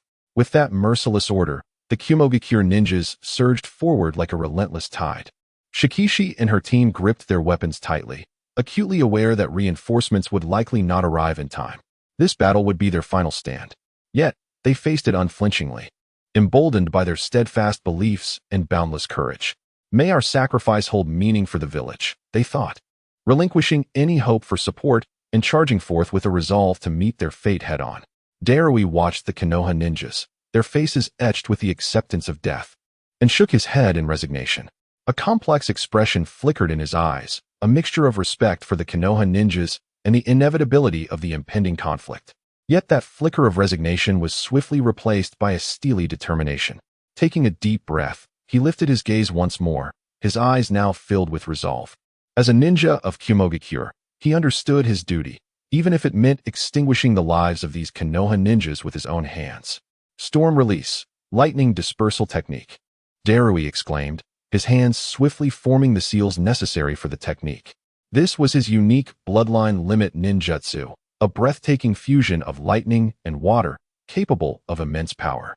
Suddenly, a barrage of powerful lightning lasers, formed from condensed water vapor, erupted between his hands, roaring forth like a dragon unleashed, aimed directly at the Konoha ninjas. The destructive force of lightning combined with the precision of water created a terrifying jutsu, formidable in both its offensive might and its guided accuracy. This is bad. The speed of the attack is too rapid. The Konoha ninjas watched in horror as the onslaught surged towards them, their faces draining of color as if swept by a chilling gale. It's Darui. He can manipulate lightning freely and has perfectly fused it with water to create storm release. Someone gasped, their voice laced with disbelief and dread. They understood that this jutsu's power could obliterate everything in its path, yet they were utterly unprepared. The shadow of death loomed over everyone like a heavy cloud, suffocating their hearts with an unbearable weight. Is this truly how it ends? There remains so much unfinished business. A ninja murmured softly, filled with reluctance and regret. Their eyes betrayed a despair as gray as ashes. Yet, in the next moment, a lethal attack, akin to the scythe of the Grim Reaper, whistled toward them. The people of Konoha could only watch helplessly, their hearts burdened with a sense of inevitability and tragic resignation. They understood that as Konoha ninjas, it was their mission to protect this land and the loved ones behind them, even at the cost of their own lives. Ultimately, they could not await reinforcements. But perhaps this was for the best. At least no one else would sacrifice themselves in vain. Nara Shikishi gazed at the approaching storm release attack, a strange calm washing over her. She slowly closed her eyes, as if accepting the hand of fate. However, at that critical moment, a dazzling golden light suddenly erupted. The golden radiance surged like a roaring tide, consuming the storm-release laser entirely. Boom! The repelled storm-release laser exploded in all directions. Giant boulders were shattered. The ground was ripped apart, revealing bottomless craters. Great trees were cleaved in two, debris scattering everywhere. Who is it? The Konoha ninjas struggled to open their eyes, peering through the slits of their eyelids towards the brilliant light. Confusion and astonishment filled their hearts. As the golden light gradually dissipated, the figure within became clearer. That familiar silhouette, that distinctive attire, instantly revealed the identity of the newcomer. It was none other than Uzumaki Naruto. The crowd widened their eyes, exclamations of surprise erupting, their eyes glimmering with uncontainable joy and disbelief. They beheld the dawn of hope amidst despair. Wonderful! It is the newly appointed Elder Naruto. He has come to save us. One ninja exclaimed, nearly jumping with excitement, his voice tinged with emotion, a testament to their relief. With Elder Naruto's intervention, we are surely saved. Another ninja clenched his fists, barely able to contain his exhilaration. In their hearts, Naruto had long become synonymous with strength, a hero who had repeatedly turned the tide in dire situations. Haha. We have finally received reinforcements. This is promising. Laughter rippled through the crowd. Those who had felt as if their spirits had been extinguished were now infused with renewed vigor and morale. Though they were newly assigned border ninjas, they were well acquainted with Naruto's legendary feats. In their village, Naruto was the hero who always rose to the occasion, proving his worth at critical moments. They believed that with Naruto present, even against enemies led by high-ranking ninjas, they could confidently fight. It is said that the newly appointed Elder Naruto possesses strength rivaling that of the Hokage. How could this mere Yinin team possibly be his match? One ninja proudly proclaimed, his eyes sparkling with unwavering admiration for Naruto. As Naruto beheld the spirited ninjas before him, a sense of relief washed over him. He had raced to the battlefield at breakneck speed, utilizing his wind-release chakra mode to arrive so swiftly. I hope I'm not too late. Naruto inquired with a gentle smile, laced with concern. He understood how crucial his timely arrival was. Had he delayed even a moment longer, this squad might have faced calamity. At that moment, observing his comrades safe and sound, an indescribable sense of comfort surged within him. A warm smile graced his lips as he reassured them. It's good to see you all unharmed. I will take care of everything from here. With that, he slowly turned, his gaze piercing as it fell upon the stunned Yunin ninjas. Are you still prepared to make a move? Naruto asked solemnly, faced with Naruto's inquiry. The Yunin ninjas found themselves momentarily at a loss, uncertainty gnawing at their resolve, hesitant to respond. They were acutely aware that the individual before them was the renowned Uzumaki Naruto, whose formidable strength could instill fear in any adversary. Silence, heavy as the clouds above, enveloped both sides. After a moment, Darui finally stepped forward, his expression grave as he spoke. You are Uzumaki Naruto, aren't you? It's no surprise that a single individual can provoke multiple ninja villages to unite against Konoha. Your strength is indeed extraordinary. With that, he paused slightly, seemingly weighing his next words. At this moment, I can comprehend why the higher-ups in the village regard you with such trepidation. Your existence is indeed like a sharp sword, potentially a threat capable of upending the order of the ninja world. Their actions, while somewhat extreme, possess their own rationale. Upon hearing this, Naruto couldn't help but chuckle in disbelief. He shook his head and replied, a threat? Why would my existence be seen as a danger to the ninja world rather than a herald of peace? His voice rang clear and strong, resonating deeply. Upon hearing Naruto's words, Karui was momentarily taken aback. He had initially only contemplated the terrifying prowess of Naruto, but had never considered that what Naruto truly sought was the very opposite of conflict, peace. He found himself momentarily stunned, a flicker of confusion and bewilderment flashing in his eyes. Peace? He murmured, as if pondering this simultaneously familiar yet foreign concept. Chapter 100, Naruto's one-on-one challenge? Indeed.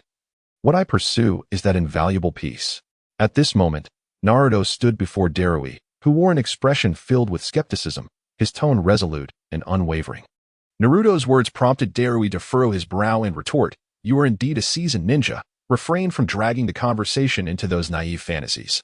However, in the next moment, Darui's demeanor shifted to one of cold severity, despite his intrigue in Naruto's statements. He could not overlook the fact that the hidden cloud and the hidden leaf were currently on the brink of confrontation. As representatives of their respective villages, they naturally stood on opposing sides, making such discussions decidedly inappropriate. It seems that my naivety in believing I could convey my ideals solely through words is misplaced.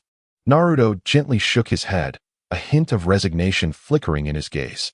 He mused that each time he sought to persuade others with reason, he was compelled to substantiate his words with strength. With this thought, a wry smile graced Naruto's lips, yet his gaze returned to steadfast determination. If that is the case, then let strength speak for itself. To be honest, I truly wish to avoid this escalation, but at times, it appears there is no other choice. He smiled broadly, a touch of self-mockery in his voice. I must teach you a lesson without endangering your lives. Mastering the balance of force is quite the challenge. However, to Darui and his companions, Naruto's remarks resonated as blatant provocation and mockery. Utterly arrogant, Darui bellowed, clearly misunderstanding that Naruto was merely stating a fact. The next moment, lightning ninjutsu surged towards Naruto like a tidal wave. Lightning release, double Black Panther strike. Two agile black lightning bolts, akin to panthers, rampaged through the surroundings before converging with cataclysmic force upon Naruto. Simultaneously, Karui seized this opportune moment to launch her own attack. Shadow thunder piercing. With a fierce cry, she transformed into a flash of lightning, charging toward Naruto with incredible speed. Yet, just as Karui believed her swift strike would surely hit its mark, her blade collided with an invisible wall of air. Clang! The crisp sound of metal striking metal reverberated. Instantly, a terrifying backlash, like a surging tide, sent her weapon flying from her grasp, akin to a kite severed from its string. Darui was momentarily taken aback. Meanwhile, the black lightning from Darui's double Black Panther strike surged toward Naruto, but just as it was about to make contact, it was effortlessly annihilated by an unseen force, as if it had never existed. How can this be? Karui's eyes widened in disbelief. What is this bizarre power? Why have our ninjutsu all failed against it? Even our taijutsu. Darui, too, wore an expression of shock, filled with confusion. In that moment, not only the two of them, but the entire audience was left dumbfounded, as if time had frozen. All gazes were fixed wide-eyed and mouths agape, staring blankly at the unfolding scene. This defies all logic. Could it be that the opponent has employed some kind of sorcery? How could ninjutsu possibly yield such results? Someone murmured, their voice filled with astonishment and bewilderment. In that instant, they began to question their own understanding of reality, grappling with the sheer incredibility of what was transpiring before them. You all are quite hasty. Naruto gently shook his head, a faint smile tugging at his lips.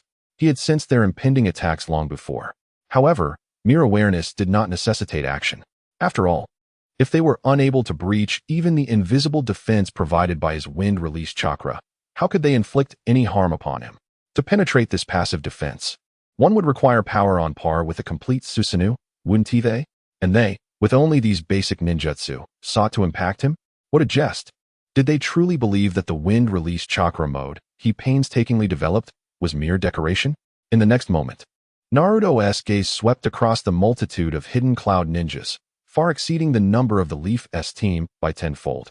A playful smile danced across his lips as he softly declared, "Since you delight in overwhelming advantages through sheer numbers, allow me to let you experience the sensation of being surrounded by tenfold, even 100-fold, foes." Multiple shadow clone technique. With a commanding shout from Naruto, hundreds, even thousands of shadow clones erupted forth like a tidal wave. The clones encircled the entire hidden cloud contingent, forming an impenetrable ocean of shadowy figures. In this way, my strength can be better dispersed and utilized. Naruto mused. Each clone, though wielding diminished power, was sufficient to make this battle far more intriguing. He then waved his hand lightly, as if orchestrating a grand battle. Vortex Naruto Army, find your opponents. The fight is about to commence. Good. The shadow clones responded in unison, their voices resonating thunderously, exuding an overwhelming aura. Soon, every ninja from the hidden cloud found themselves surrounded by several of Naruto's clones. As if ensnared in an endless vortex, the clones taunted, beckoning, "Come on, one by one. Let me see how many of my clones you can defeat." No sooner had the words left their lips than the clones sprang into action, each seeking their adversaries, engaging in fierce one-on-one duels. Meanwhile, The remaining clones waited silently like poised tigers, ready for their turn to enter the fray. How can this be? The Leaf Ninjas exchanged astonished glances, their eyes wide with disbelief. The sheer number of shadow clones was beyond description. Truly, Naruto is extraordinary. Indeed, even if divided into 1,000 parts, each clone's chakra should be pitifully thin. Yet, every one of Naruto's clones possesses a chakra level more terrifying than that of an ordinary jonin. Upon hearing this, I can only conclude that Naruto is rather monstrous. The Leaf Ninjas observed Naruto's maneuvers in awe, their remarks tinged with admiration and shock. Chapter 101. The Two-Tailed Jinchuriki as a being of wood. Naruto's prowess has transcended his former self. To him, ordinary battles now resemble a mundane routine, scarcely contributing to his substantive growth. Contemplating the ninjas of the Cloud Village, he mused that should he unleash his full power, a single wind release, great breakthrough could effortlessly sweep them away, securing a swift victory. Yet, what significance would such a triumph hold for him? His quest is for peace, not annihilation. There is no necessity to eradicate these ninjas entirely. After all, even if their complete extermination might momentarily usher in a silence resembling peace, it would be devoid of the true harmony he seeks, utterly meaningless. Thus, Naruto resolved to employ the multi-shadow clone technique, deliberately creating an abundance of shadow clones. While each clone's strength would be considerably diluted, they would engage the enemy more effectively in a battle of attrition. This was precisely what he required, he thought. He understood that through the clashes of these clones, he could amass invaluable combat experience. The experiences gained from 1 or 2 clones might seem trivial, yet the collective engagement of numerous clones would yield significant benefits upon their return to his core self. Naruto sighed, recognizing the worth of this experience. This marked one of his innovative strategies to enhance his combat experience and skills through the extensive use of shadow clones, laying a solid foundation for the path to future peace. War breeds war indeed. Before long, the conflict ebbed away as swiftly as receding tides. The people of the Cloud Village were left with flushed faces, swollen like that of a pig stung by bees, utterly disheveled. They gasped for air, their eyes filled with shock and resignation. Look at yourselves. You were all too stubborn to heed my reasoning, yet now you can finally quiet down and listen to me. Can't you? Naruto chuckled. He then glanced at his nearly unscathed army of shadow clones, shaking his head in resignation before dismissing them one by one. In that instant, a torrent of terrifying memories surged back into his mind, crashing over him like a tidal wave. Boom. It was an overwhelming mental impact, as if countless images and sensations exploded simultaneously, assaulting his very soul. Were it not for Naruto's indomitable spirit, he might have succumbed to the overwhelming flood of memories, rendered senseless and foolish. Indeed, this method proves effective. Naruto mused internally. He distinctly perceived that the defeated clones had been vanquished by the combined might of formidable foes like Darui. As for the other ninjas, they had failed to overcome even a single clone. However, this did not imply that their encounters were devoid of value. On the contrary, Naruto gleaned a wealth of insight from this battle, illuminating various combat techniques that filled him with delight. This was akin to a compendium for rapidly accumulating combat experience. Naruto exclaimed, his tone rich with admiration for this method. It reminded him of the fervor he felt when embarking on new ninjutsu research. Were it not for the slight mental fatigue he experienced after each usage, he would wish to wield it incessantly. Although the chakra required for the multi-shadow clone technique posed little burden to him, the mental strain was irremovable. This was not merely a sensation that could be offset by sheer energy. It was a profound depletion of his psyche. Despite Naruto's exceptional resilience, capable of enduring more pressure than the average individual, he still required rest. After all, even the mightiest ninja has their limits. Nevertheless, he could leverage this method to further enrich his combat experience. He contemplated, promptly refocusing his thoughts on Darui and the others before him. Now, shall we settle down and listen to my perspective? Though their faces were swollen and battered, akin to fruits struck by heavy blows, the Cloud Village ninjas were filled with confusion and disbelief. They exchanged glances, murmuring amongst themselves. Why does he not kill us? Does he intend to capture us and extract information through torture? Don't think you can squeeze any information from us. One ninja from the Cloud Village gritted through clenched teeth, his eyes alight with unwavering resolve. You think you can capture us and interrogate us for information? I assure you, Naruto Uzumaki, you are merely daydreaming. I would rather take my own life than let you succeed. Another ninja declared defiantly, brimming with unyielding spirit. Despite their defeat, The Cloud Village warriors stood upright, embodying the essence of resilient fighters. You certainly possess some fortitude, Naruto remarked with a shake of his head, impressed. He then shifted his tone. However, what if I said that I have no intention of capturing you, nor do I plan to kill you, but rather, I wish to set you free? Upon hearing this, the atmosphere fell into an eerie silence, as if the very air had solidified. After a prolonged pause, Karui finally mustered the courage to stammer a question. Why you mean you wish to release us? What exactly are you after? Is there no other objective?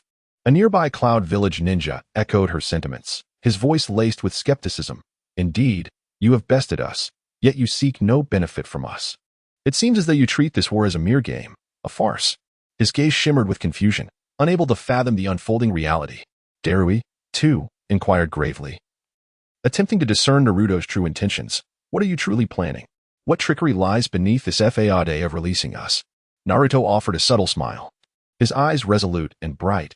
It is for no ulterior motive. I simply believe that our conflict was unnecessary. War brings only suffering and destruction, not solutions. He paused to gather his thoughts before continuing. Do you recall what I stated upon our first encounter? His gaze bore into Darui's. Upon hearing Naruto's words, Darui paused, recollecting that moment, and slowly replied, You mentioned peace? You expressed a desire for peace in the ninja world? Naruto nodded with a smile, affirming, Indeed, peace. I have never sought to defeat you, to capture you, or even to kill you. My goal has always been peace. I yearn for a world where war is diminished, replaced with understanding and tolerance, fostering genuine harmony within the ninja realm. In that moment, both Darui and the other Cloud Village ninjas were profoundly moved by Naruto's words.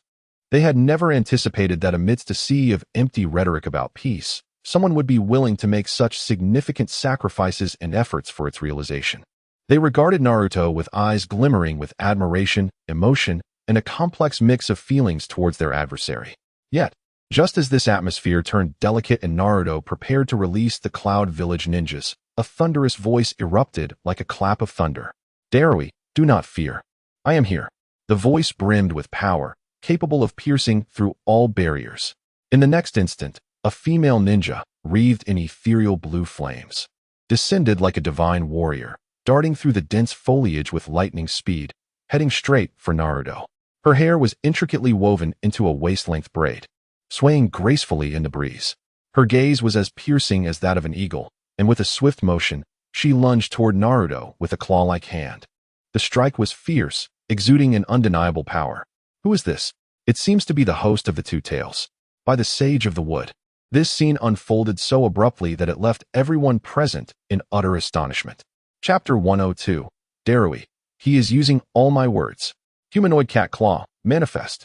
This low exclamation, accompanied by an extraordinary aura, was the unique ninjutsu of the Two Tails Jinchuriki, Kimaru. She possessed the ability to maintain her human form while unleashing beast-like, razor-sharp claws.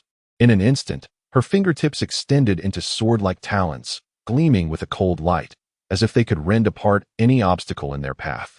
Without hesitation, she moved like a gust of wind, her lithe form leaping with remarkable speed, closing in on Naruto in the blink of an eye. Kimaru's movements were as swift as lightning, each step leaving behind afterimages, and the air was thick with a tense atmosphere, reminiscent of an impending storm. Humph. You don't evade or dodge. A flicker of surprise crossed Kimaru's eyes, quickly replaced by a chilling intent to kill. She had assumed that, confronted with her sudden onslaught, even the Konoha ninja who had defeated so many from the hidden Cloud Village would at least attempt some form of defense or evasion. Yet, to her astonishment, Naruto remained calm and seemingly oblivious to her attack. Your arrogance will be your fatal flaw, Konoha ninja. A cold smile crept into Kimaru's heart as she prepared for any potential counterattack from Naruto. However, the scene before her momentarily stunned her. Naruto stood his ground, showing no inclination to dodge, as if he genuinely intended to take her strike head-on. Then do not blame me for my ruthlessness. No sooner had she uttered these words than her form surged forward like a cheetah on the hunt, her claws shimmering with lethal intent, slicing through the air with a sound akin to lightning as they lunged toward Naruto's chest. In that moment, her eyes sparkled with resolute determination, as if the outcome of their clash, and indeed, their very lives, hung in the balance. Yet, just as her claws were about to make contact, an astonishing scene unfolded. What? This power is at wind release. An absolute defense from wind release. Kimaru's pupils constricted as her claws met an invisible barrier. The moment of impact sending a jolt of numbing force through her arm. A sensation of weakness surged from her fingertips, invading her being. Unbeknownst to her, Naruto had already activated his wind release chakra mode, a tempest of energy swirling around him, locking Kimaru's claws in place, rendering her unable to advance. What a peculiar force. It seems close-range attacks are futile. Yet, unlike the prior incident with Karui's blade, Kimaru, as a Jinchuriki, possessed extraordinary strength and resilience. In the next moment, she steeled herself and, with gritted teeth, pulled her arms back with a forceful tug. While she could not break free from the gale, she used the momentum to push off the ground, propelling herself backward like an arrow loosed from its bow, increasing the distance between herself and Naruto. Once stabilized, Kimaru swiftly formed a series of hand seals, murmuring an incantation as a searing flame coalesced in her palm, seemingly brimming with boundless destructive power. Rodent tail ball. With her melodious shout, countless blue flames resembling agile mice erupted from her slender fingers, transforming into a barrage of flickering projectiles that raced toward Naruto, intent on delivering a lethal blow. Truly, Kimaru, the Two-Tails Jinchuriki, demonstrated remarkable skill, evoking admiration. As Naruto beheld the overwhelming assault, a hint of appreciation flickered in his eyes. He understood that this relentless onslaught would be challenging even for Konoha's elite ninja to withstand. Many would have already met their demise. Yet, only he, with his astonishing defensive capabilities, could stand his ground unscathed. However, at this moment, Kimaru had yet to grasp his philosophy. In that case, I must take the initiative. Naruto mused internally, a resigned smile gracing his lips. With a deep breath, he began forming hand seals at a rapid pace, his chakra surging violently as he simultaneously harnessed the forces of lightning release and water release. Now, I can test my newly acquired ninjutsu. Excitement sparkled in Naruto's eyes as he bellowed, invoking the very technique Darui had just demonstrated. Storm release, thunderous lock. As his voice reverberated, beams akin to torrents of rushing water erupted from his palms, propelled by a thunderous force, targeting the myriad of miniature fireballs unleashed by Kimaru. The lasers collided with the fireballs, igniting a cataclysmic explosion, intertwining flames and lightning, illuminating the entire battlefield. Boom, boom, boom. In the midst of the violent explosions, Darui, witnessing the scene unfold, was filled with astonishment, unable to contain his exclamation. What the heck? He is using my ninjutsu. How is that possible? Beside him, Kimaru was equally stunned, her brows furrowing as disbelief flooded her mind. Isn't that Darui's exclusive technique? How could he replicate it so effortlessly? Chapter 103. The complete transformation of the Two-Tails, Kai. Neither of them could have anticipated that Naruto would so effortlessly unleash Darui's signature jutsu, and with such remarkable efficacy. The clash between the laser and the mouse-tail ball was a perfect counter, seamless in execution. Upon witnessing this scene, Muki's heart raced with alarm. She realized that Naruto was no ordinary adversary. This individual was indeed a formidable opponent, and she could no longer afford to hold back. In the next moment, Muki's form underwent a sudden transformation. Her hair seemed to be drawn by an invisible force, flaring up like a raging flame. Simultaneously, her eyes turned pure white, radiating an unusual brilliance. Surrounding her, blue flames surged like a tidal wave, engulfing her entirely. Complete tail beast transformation. With a low growl, Muki's figure exploded in a burst of blue flames, gradually morphing into a colossal cat demon enveloped in azure chakra flames. Two-Tails Kai. Naruto gazed intently, observing the formidable cat demon emanating a terrifying aura, the blue flames dancing upon its form as if intent on devouring everything in proximity. Let us see how you contend with my tail beast power now. At this moment, Muki was brimming with combat spirit as she addressed Naruto. It was astonishing that Muki had mastered the power of Kai to such an extent. She was likely just a step away from achieving the perfection of a Jinchuriki. Alas, fate had dealt her a cruel hand. Having fallen in her prime due to a confrontation with Haiden, she now had a chance to advance further. Naruto, witnessing this spectacle, could not help but raise an eyebrow, a flicker of astonishment flashing in his eyes. In this ninja world, those who could genuinely attain the perfect Jinchuriki state were exceedingly rare. He and the Eight Tails Jinchuriki, Killer Bee, were undoubtedly among the elite. At this moment, Gaara, due to the unique bond between himself and Shikaku, also joined their ranks as a perfect Jinchuriki. Adding to this, Minato, possessing half of Kurama's power, was another notable figure. Beyond them, perfect Jinchuriki were as rare as phoenix feathers and unicorn horns, nearly impossible to find. The fourth Tsuchikage, Yagura, could perhaps be considered one, but he had already fallen victim to fate. Thus, the fact that Muki could achieve complete tail beast transformation without fully reconciling with her beast, while maintaining her own consciousness, was indeed awe-inspiring. Even Naruto could not help but regard her with newfound respect and admiration. Upon reflection, he realized he had never truly battled against the Two Tails Kai. It presented an intriguing challenge. A thought sparked within Naruto, and a wave of excitement surged through him. His past transformations had always been in the form of Kurama. Now that he housed both Kurama and Shikaku, why not experiment with Shikaku's complete tail beast transformation? Previously, Naruto's transformations had primarily involved Kurama lending him chakra, resulting in a golden chakra version of the Nine Tails rather than the physical fox itself. As he was the one conducting the transformation, he merely converted Kurama's chakra for his own use. However, if he were to channel chakra to Shikaku or Kurama, he could manifest the actual entities. Yet, this would limit his combat prowess. Still, it would be amusing. With this thought, a smile crept across Naruto's lips, his eyes gleaming with thrill. Merely imagining it was already delightful.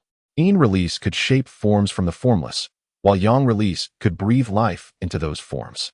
Unlike Gaara, who drew sand from his gourd, Naruto directly invoked the Yin-Yang release, conjuring something from nothing. Boom. Utilizing Shikaku's unique chakra, he transformed in an instant into a vast ocean of sand. The members of Konoha were left dumbfounded, astonished by the spectacle. Wait. Isn't this the sand manipulation ability unique to the fifth Kazekage, Gaara? Why does Elder Naruto possess such skills?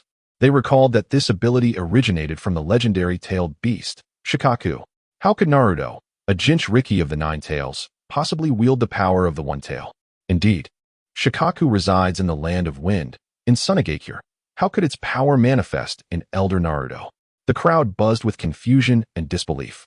Meanwhile, the ninjas from Kumogakure stared at the swirling sands above, gasping in awe. Their eyes widened in shock, exclaiming, "This sand ocean is utterly terrifying. It's beyond comprehension.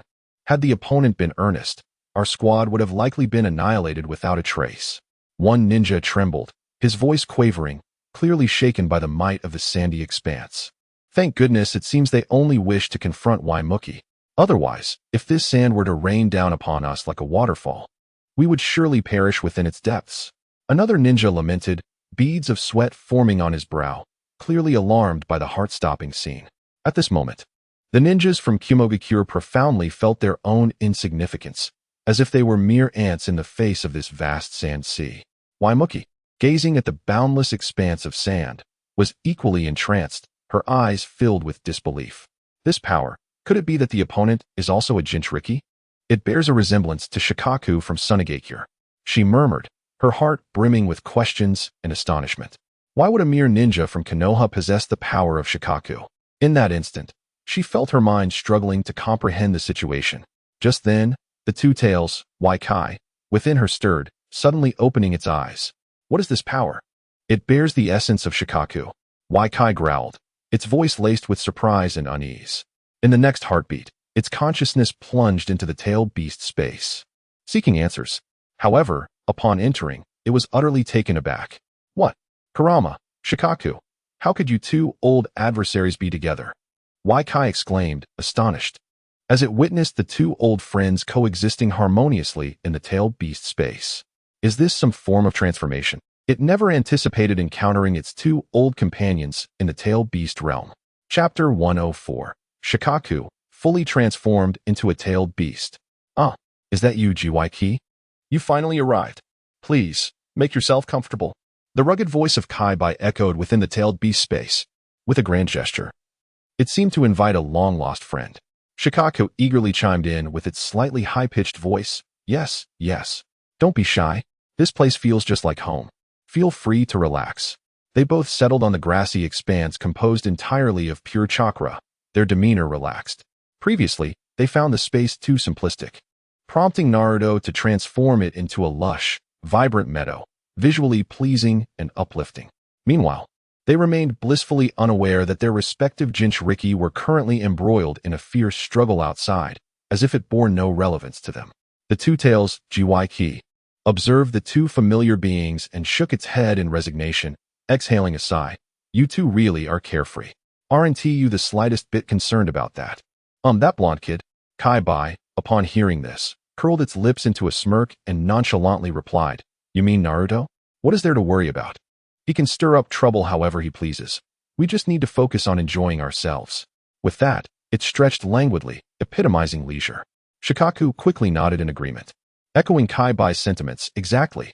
Gyuki, it's not boasting when I say that even if your Jinchuriki harnesses all of his power, he probably wouldn't be able to harm Naruto in the slightest. So why should we fret? After sharing a knowing smile, they mused that perhaps it was Gyuki who should be worried. Upon hearing their words, Gyuki felt a twinge of uncertainty. By your logic, doesn't that mean my Jinchuriki is in peril? A hint of concern seeped into its tone, and its previously calm gaze now carried an edge of anxiety. Hey, while I don't know which of you is connected to that blonde, oh no, Naruto, you must ensure he takes it easy. If he ends up eliminating my Jinchuriki, I would have to wait for resurrection alongside him. Gyuki's voice carried an urgent note of helplessness, as genuine concern for its Jinchuriki began to surface. After all, if something were to happen to the Jinchuriki, the tailed beast would inevitably be affected. They were all on the same thread of fate. Gyuki had expressed satisfaction with its current Jinchuriki and had no desire to haphazardly switch again. Haha, you're still as timid as ever. Kage laughed heartily, teasingly adding, Rest assured, if Naruto truly intended harm, your Jinchuriki would have already been dragged along to meet the Sage of Six Paths long ago, and you wouldn't be fretting here. With that, the two-tailed beasts exchanged amused glances, seemingly possessing unwavering confidence in Naruto's prowess. They then began to enthusiastically recount Naruto's exploits and philosophies, their voices brimming with admiration and respect. Gyuki listened intently, eyes wide, absorbing every detail as if fearing to miss anything. Afterward, realization dawned upon it, nodding in understanding. So that's how it is. No wonder that kid is so formidable. He has such a compelling story and belief behind him. As it spoke, Gyuki's gaze inadvertently fell upon the golden 10th tail of Kage, shimmering radiantly in the sunlight, seemingly infused with boundless power. Gyuki glanced at itself, feeling diminutive in Kage's presence, and an inexplicable surge of ambition welled within it. Kage, Shikaku, do you think there's enough space here? Gyuki suddenly inquired, a hint of eagerness and testing in its tone. Perhaps I could join you as a neighbor, and we could all enjoy each other as company? With that, it blinked expectantly at Kage and Shikaku, awaiting their response. Kage, with a knowing smile, seemed to have anticipated the question, You're welcome to come. But I must state first that the priority for additional tales is mine. Shikaku chuckled, adding playfully, But you'd better discuss it with your Jinchuriki first. At the very least, you must channel a portion of your chakra to Naruto. Otherwise, you can't stay here. Gyuki, feeling increasingly tempted by their invitation, pondered the prospect. Meanwhile, the Jinchuriki of the Two Tails, still engaged in an intense clash with Naruto, remained blissfully unaware that the little cat meant to fight alongside her had been secretly plotting to seek a new sanctuary. At that moment, the fully transformed tailed beast version of the Jinchuriki of the Two Tails resembled a ferocious beast unleashed, showcasing the sheer destructive power of a tailed beast. It unleashed a tailed beast bomb, imbued with annihilative force, which shot forth like a meteor streaking across the sky towards Naruto. Boom.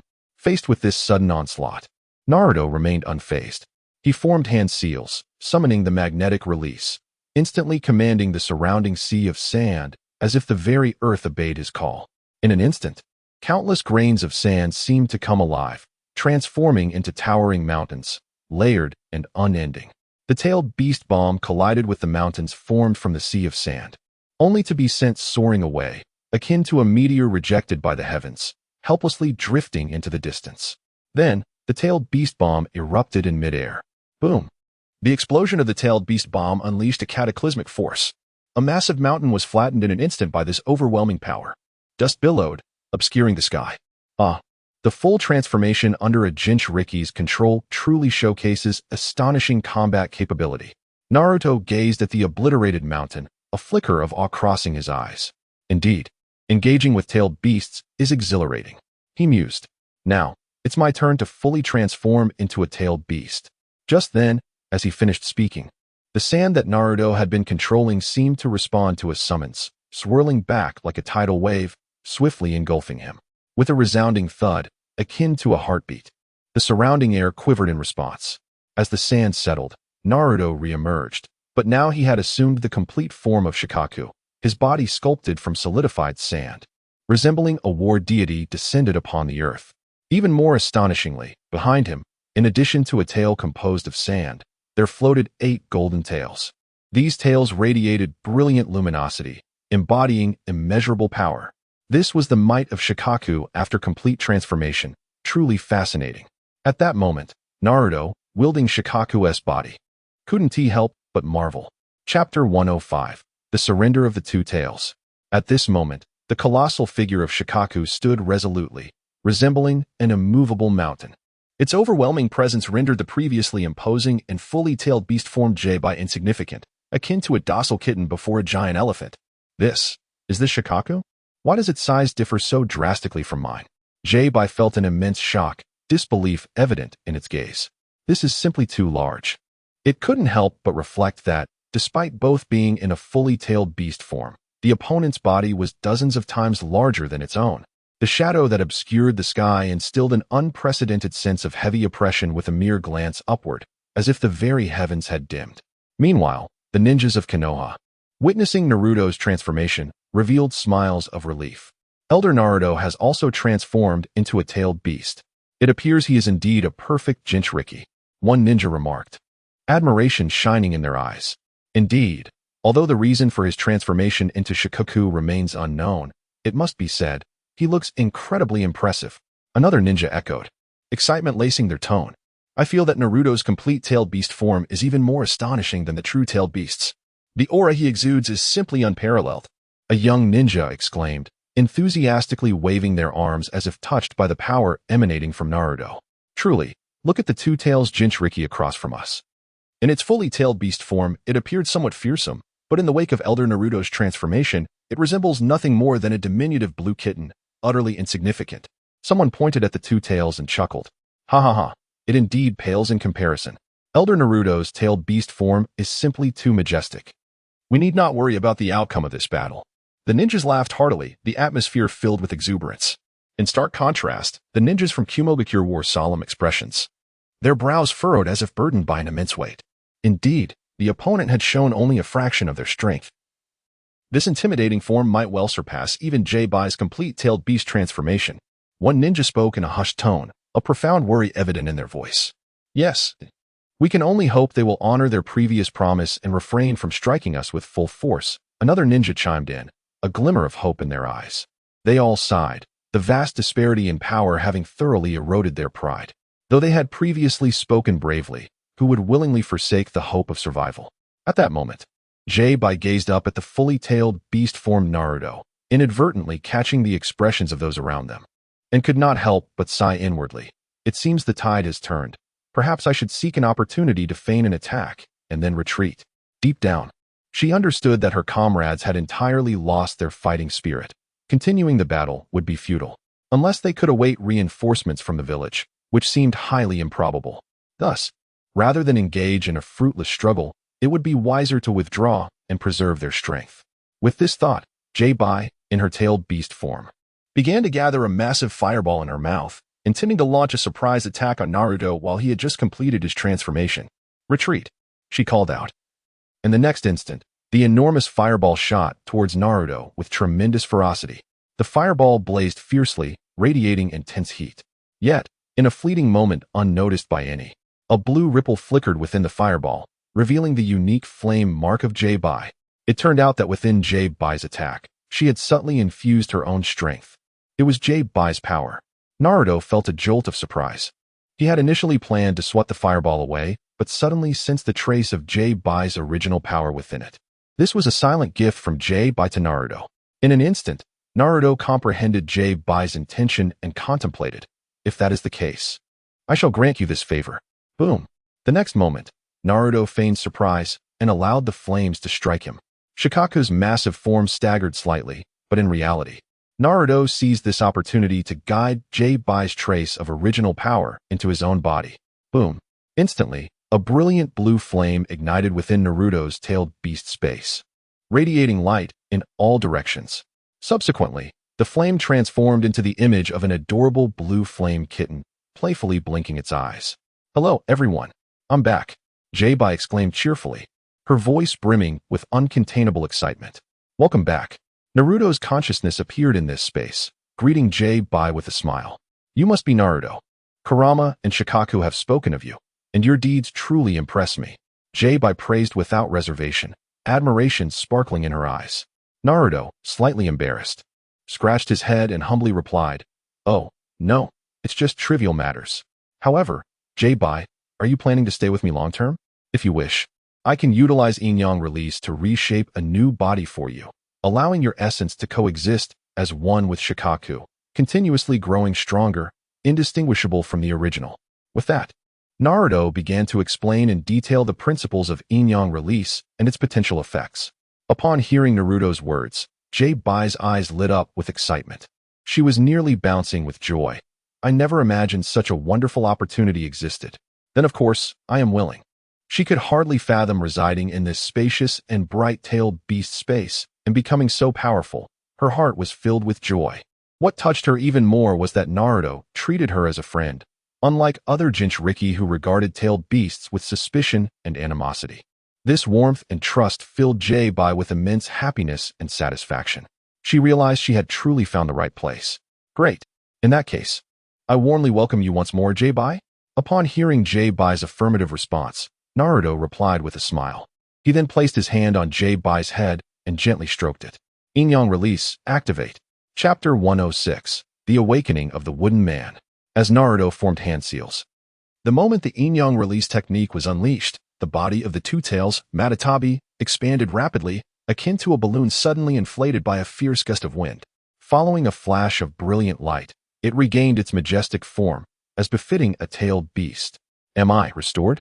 At this moment, Matatabi gazed down at its paws, momentarily lost in thought. It had not anticipated that, as merely a wisp of its essence, it could so swiftly return to its original state. This meant that it now bore no distinction from its true form within the wooden man. Thus, the first step was successfully achieved. Naruto, observing Matatabi's rejuvenated appearance, nodded with satisfaction, his voice laced with a hint of accomplishment. "I have utilized my power to restore your state to that which is appropriate for a tailed beast. When my chakra reserves are ample, I shall share some with you for storage.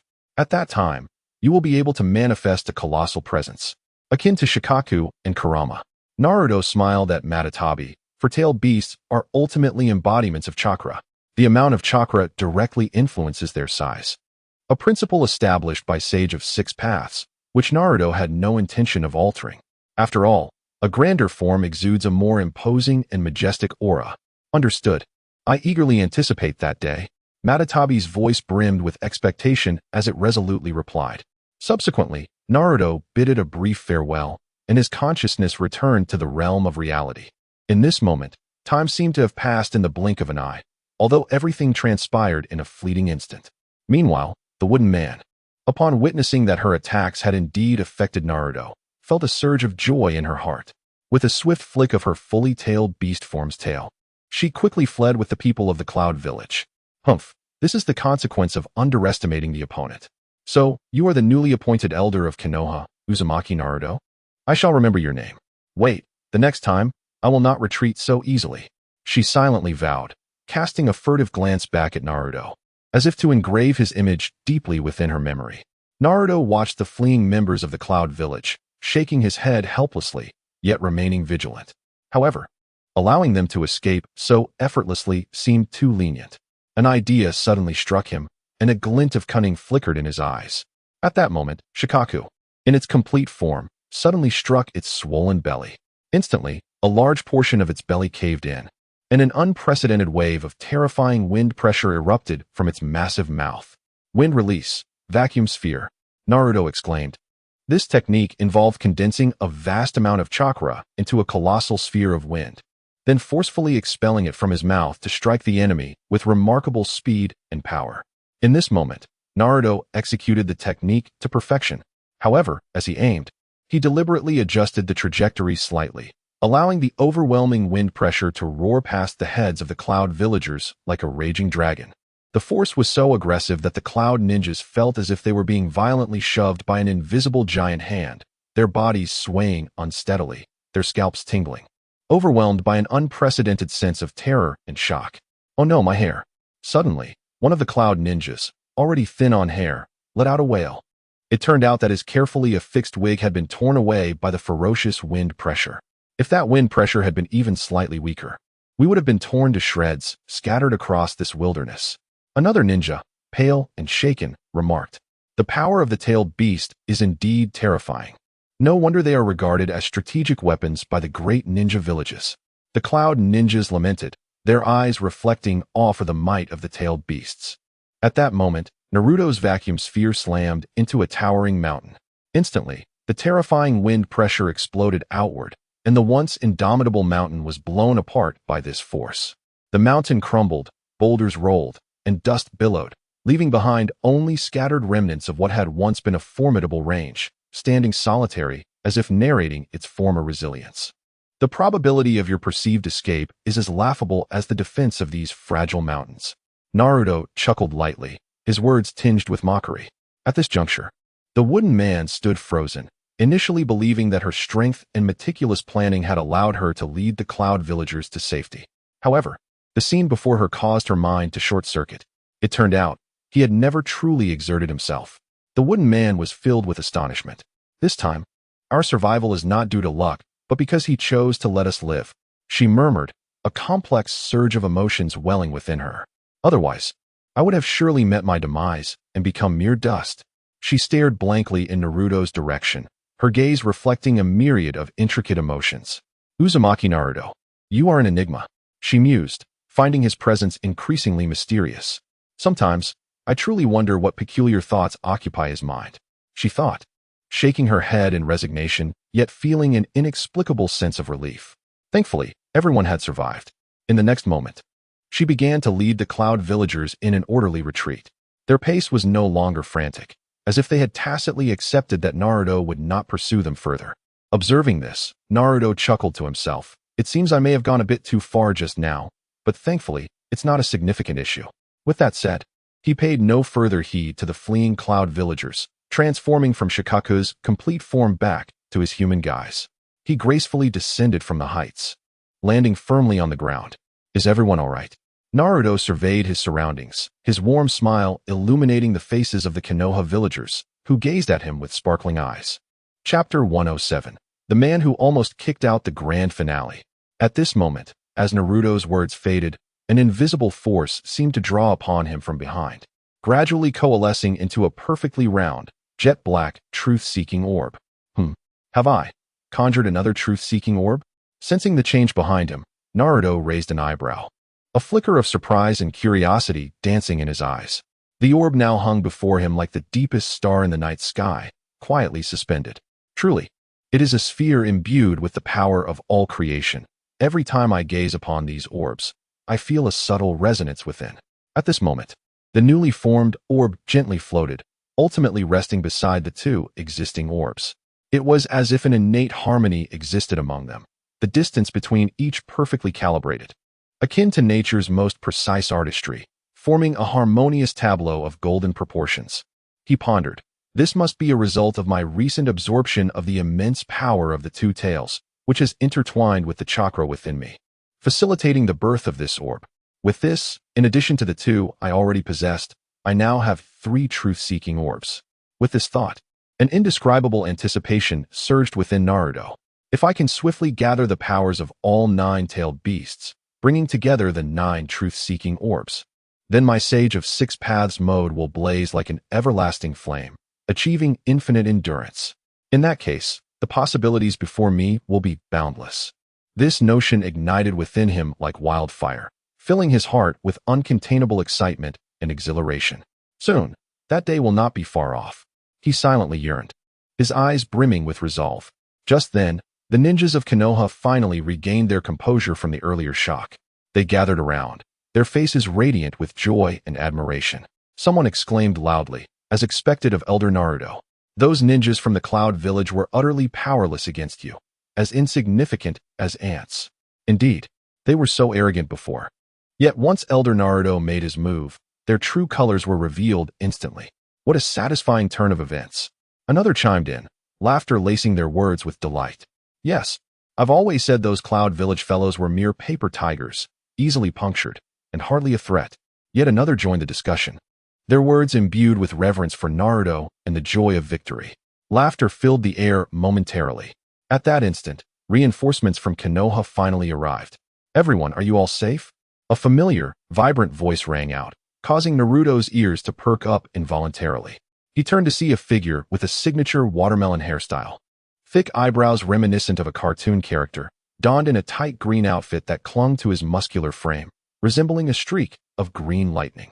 It was none other than Konoha's Jonin, Might Guy, grumpy-browed teacher. Naruto exclaimed in surprise. Simultaneously, he silently mused. I never imagined the leader of this border deployment would be this legendary figure, who could almost kick out the grand finale after opening the 8th gate. Why would Granny Tsunade send him here? Might Guy's gaze landed on Naruto, his eyes glimmering with delight. Ah? Naruto, what brings you here? Are you preparing to pour your youthful passion into safeguarding Konoha? Right behind Might Guy, a similarly watermelon-haired individual with unwavering determination in his eyes, Lee poked his head out and enthusiastically greeted Naruto. Hey, Naruto. How about we do some handstands and run 2 laps around the border of Konoha and the Land of Lightning before indulging in a feast? Upon hearing this, Naruto's lips twitched slightly, momentarily at a loss for words. Handstand running, perhaps we should stick to something more conventional. Subsequently, Naruto recounted everything that had transpired to Might Guy and Lee. Wow, is that so? Might Guy exclaimed, visibly moved. I almost didn't team make it in time.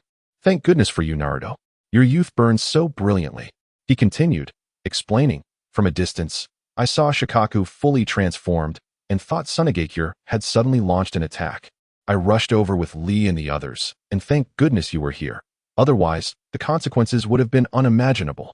I never expected the Cloud Village to mount such a substantial offensive against Konoha and even utilize the Two-Tails Jinchuriki. This was truly unexpected. I hastened here with all my might. But it seems that if it weren't for Naruto, I would have arrived too late. Now, I understand why Lady Tsunade temporarily assigned me to lead the border defense. The situation is indeed urgent. Might Guy concluded, a complex expression crossing his face. Upon hearing Naruto's courageous deeds, Lee's face lit up with admiration, his eyes gleaming with fervor. I never imagined Naruto's youth had ascended to such heights. I cannot fall behind too much. I'll do 10 laps of handstands patrolling the border and then go eat. If I fail, I'll do 30,000 push-ups. If that doesn't suffice, I'll keep squatting. Lee's rapid-fire declarations left Naruto's forehead adorned with several beads of sweat, his lips twitching in disbelief. My Uzumaki lineage, combined with the formidable recovery of a Jinchuriki, wouldn't dare push myself to such extremes. Am I the monster or is he the one who is absurdly extreme? Naruto pondered silently, both astonished and helpless at Lee's rigorous training methods. He couldn't help but imagine, if Lee continued to train this way, would he one day truly surpass his physical limits and unlock some hidden restraint, knocking even Kage into the sky with a single punch? However, these thoughts merely flitted through his mind. The most pressing matter was to resolve the conflict between the Cloud and Konoha. Naruto turned his gaze towards Might Guy and Lee, a sense of reassurance swelling within him. Grumpy-browed teacher, your arrival is fortuitous. With you stationed here, I can venture into the Cloud Village without worry. He surveyed the two, confidence blooming in his heart. With a powerhouse like Might Guy present, Konoha's defenses were as solid as a rock. After all, once Might Guy unleashed his full potential, few in the village could rival him. If even he could not hold the line, it would indicate that the situation had truly reached a critical point. Naruto's plan to scout the Cloud Village while they maintained defense was practically foolproof. However, just as Naruto was preparing to graciously decline his companion's request to join him, Might Guy uttered something completely unexpected. With a serious expression and a voice filled with conviction, he declared, very well, since you have made this decision, we choose to trust you. With that, he retrieved a scroll from his ninja tool pouch, tossing it gently into Naruto's hands. This is a family secret technique of mine. I hear your physical prowess has been advancing rapidly. If you get the chance, take a look.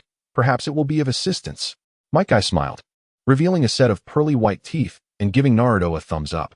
This is what youth is all about. Chapter 108. The 8 Gates of Doujia Formation. Very well.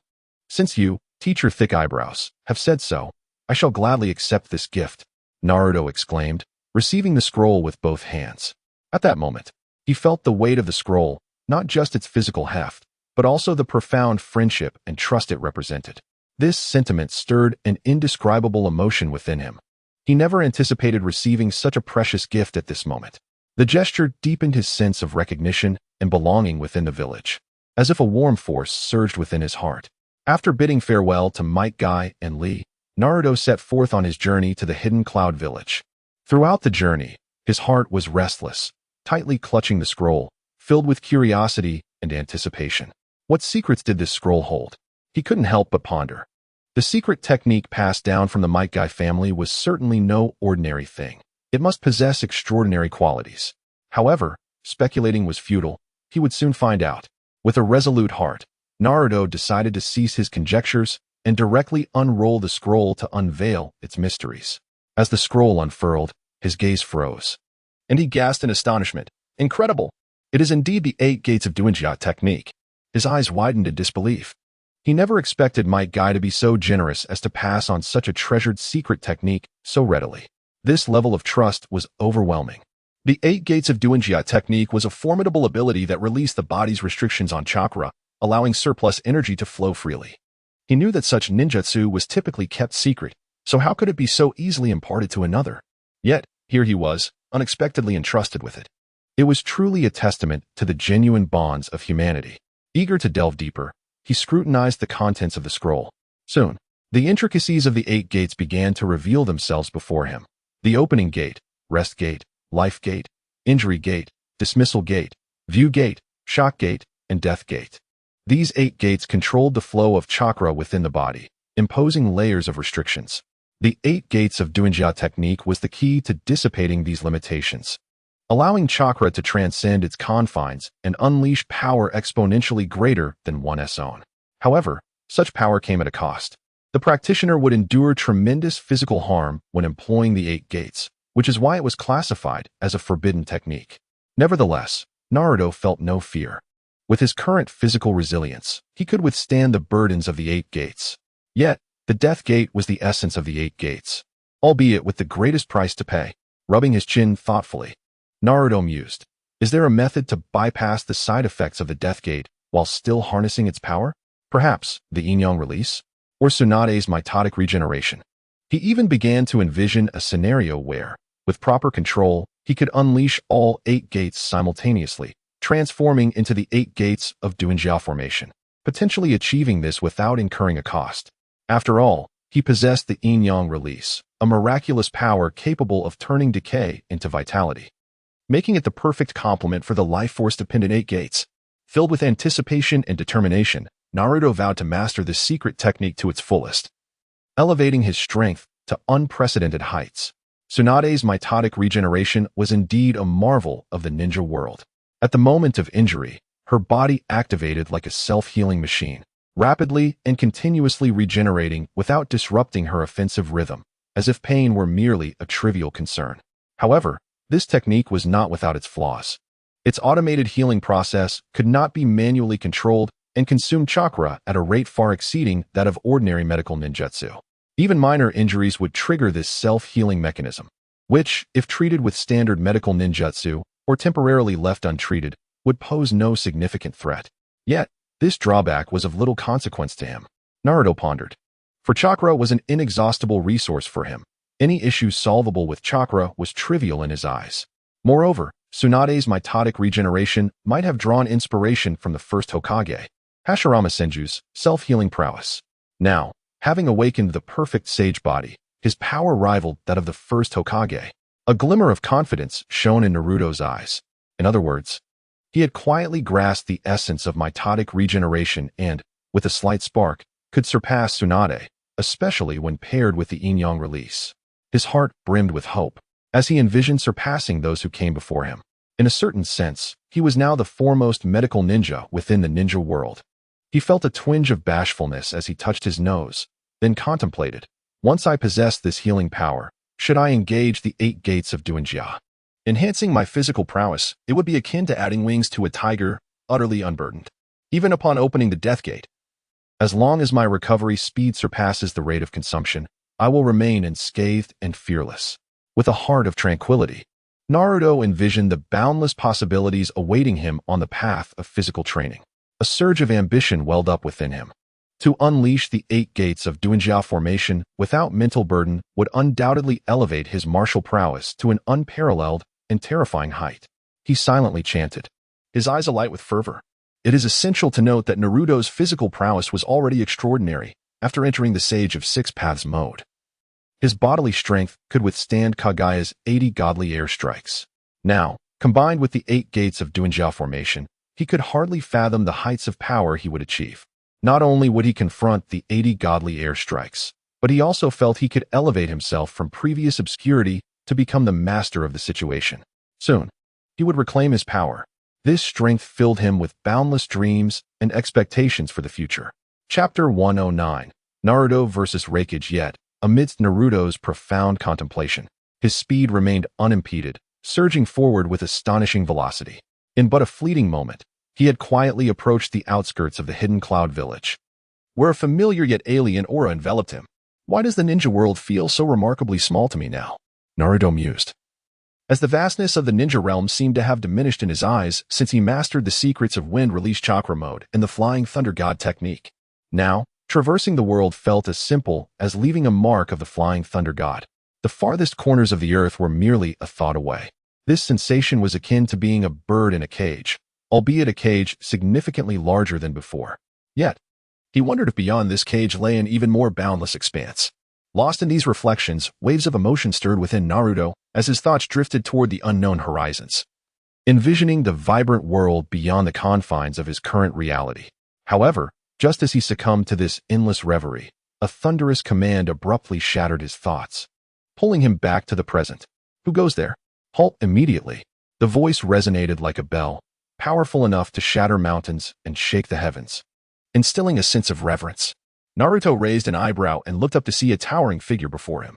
The man was muscular, his physique reminiscent of a coiled dragon, each inch of his skin exuding explosive strength.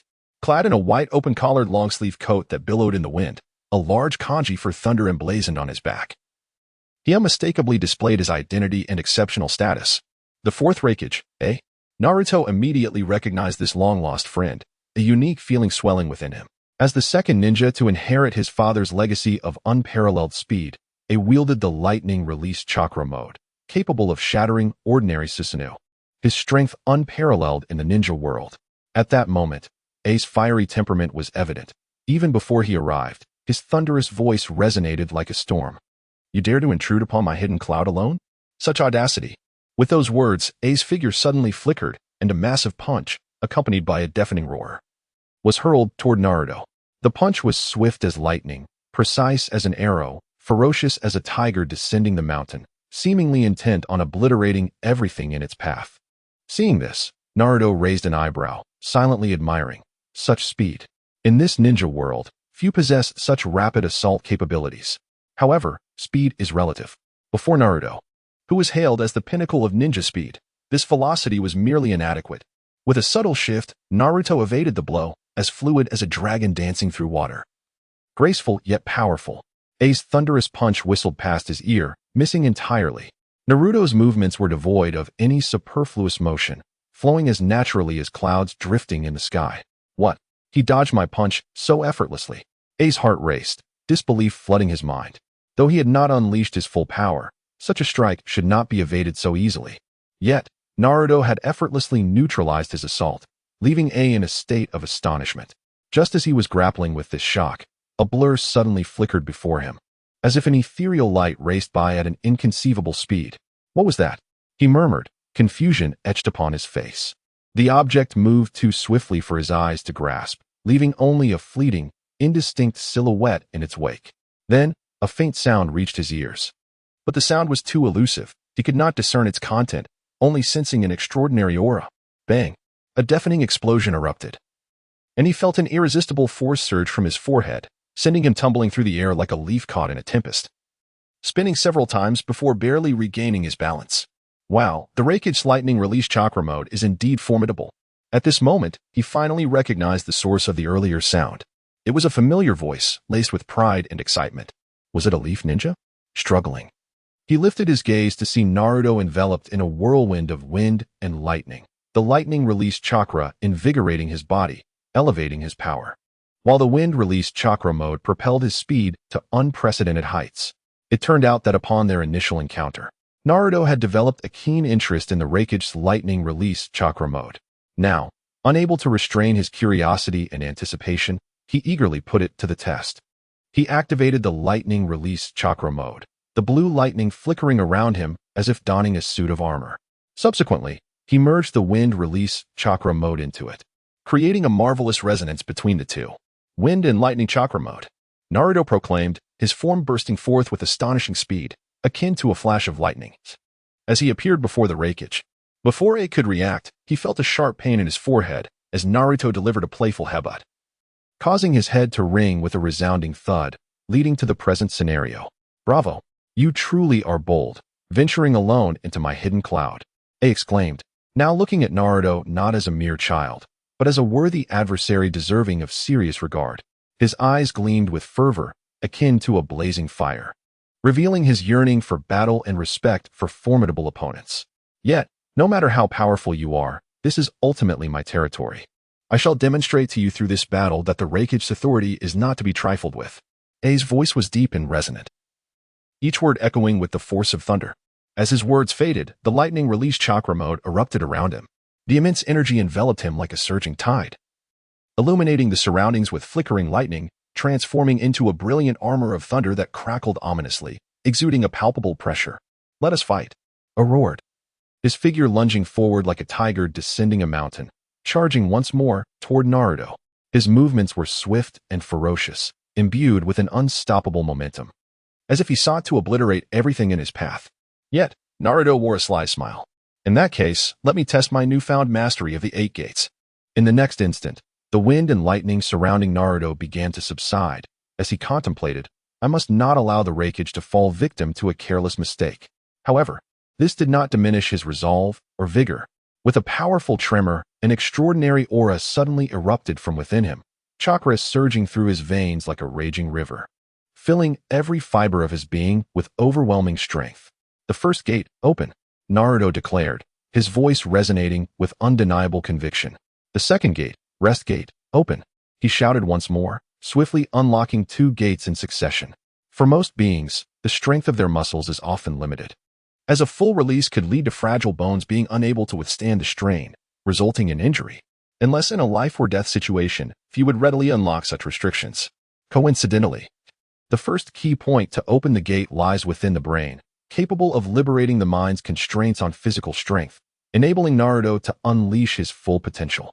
The second gate, the rest gate, complements the first, alleviating fatigue and significantly enhancing one's endurance in battle.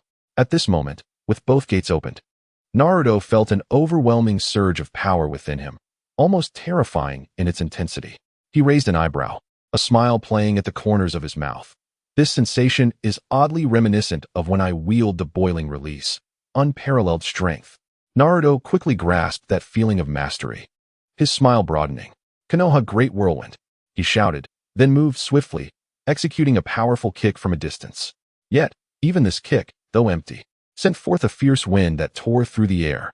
The tremendous force of his legs struck the Raikage midair, sending him tumbling helplessly through the sky.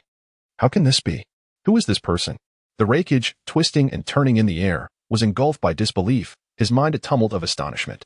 He widened his eyes, struggling to comprehend the scene before him. Someone could create a wind powerful enough to rival wind-style ninjutsu solely through taijutsu. This was utterly contrary to his understanding. It must be noted that he was currently in the lightning release chakra mode.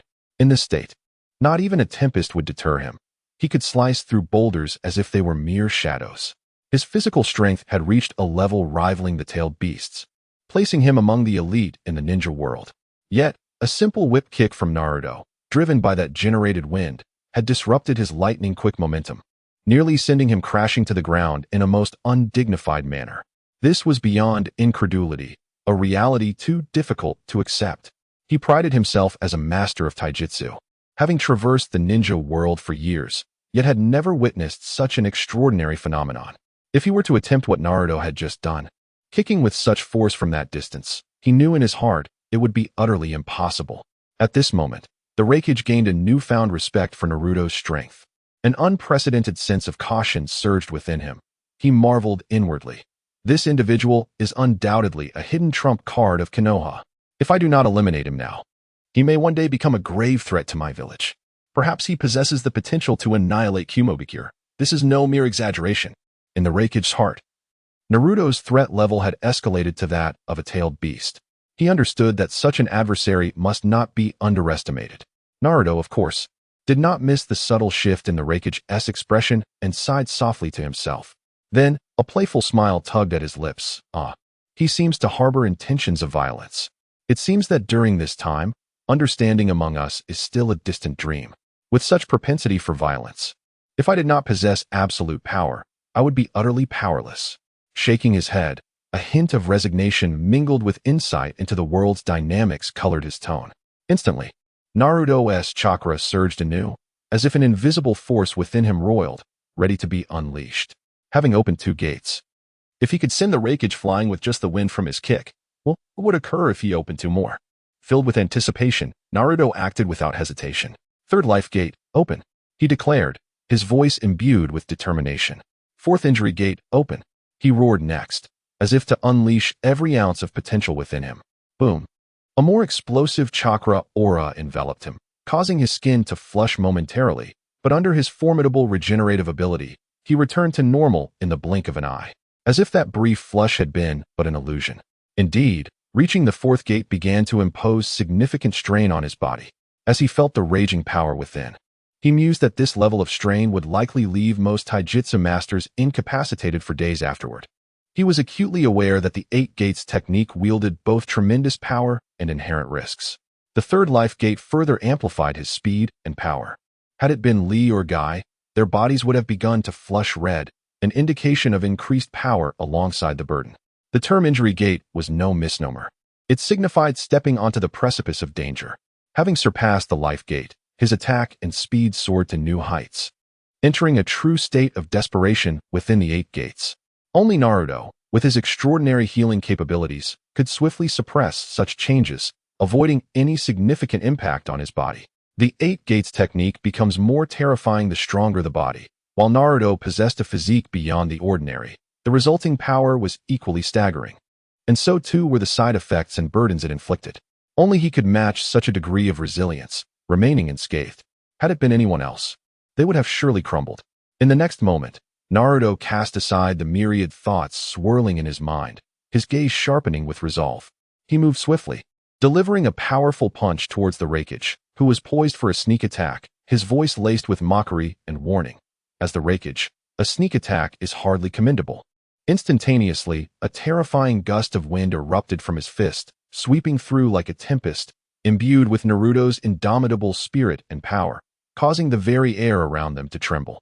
In an instant, the Raikage was sent sprawling, his body akin to a marionette with severed strings, losing all control. This time, he lacked the strength to regain his balance, crashing to the ground in a most humiliating fashion. Ugh! The Raikage gasped in pain, the violent recoil sending his insides into turmoil, forcing him to cough up blood. His eyes were wide with shock and disbelief. He could scarcely fathom that Naruto's might was so overwhelming. A single punch had brought him to this state, and this was merely the wind from the punch. Should he have been struck directly, the consequences would be unimaginable. Seeing this, Naruto mused inwardly, a glimmer of realization crossing his gaze. He took a deep breath, repressing the boiling battle fervor within, adjusting his chakra. The 8 gates technique surged once more to a new pinnacle. 5th door of death, open. With a resolute shout, an unseen power seemed to awaken within him. His muscles tautening, his aura shifting. 6th door of view open. Naruto's voice resonated with unwavering confidence as a faint steam began to emanate from him, heralding the impending eruption of power.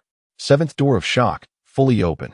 At this moment, Naruto's eyes blazed like raging flames, his body infused with an invisible force, each cell within him rejoicing in anticipation of the imminent confrontation. At last, amidst the astonished gaze of the Raikage, Naruto slowly uttered his final words, his voice deep and resonant, as if a decree had emerged from the depths of hell. The 8th gate fully opened. In an instant, crimson steam erupted from Naruto's body like a volcanic explosion, enveloping him entirely, resembling a terrifying blood dragon clawing its way out of a sea of crimson, exuding an aura that sent shivers down the spine. Now, allow me to experience the cataclysmic power contained within the full opening of the 8 gates, Naruto murmured. Memories of his teacher Gai's valiant battle against Madara during the Six Paths era flashing through his mind. The spirit of indomitable resilience and tenacity deeply etched in his heart at this moment. He took a couple of light steps, adjusting his breathing and rhythm, then suddenly propelled himself forward, his form soaring through the air like a released arrow, transforming into a streak of blood-red lightning, hurtling towards the Raikage. Night Guy. Accompanied by Naruto's deafening roar, the blood-red steam coalesced into a dragon shape, charging towards the Raikage with an earth-shattering force. The Raikage, momentarily dumbfounded, felt an indescribable dread welling up within him. I shouldn't harbor such a deep grudge against this guy, right? What? Why is he resorting to such a desperate move? He muttered to himself, eyes wide with disbelief.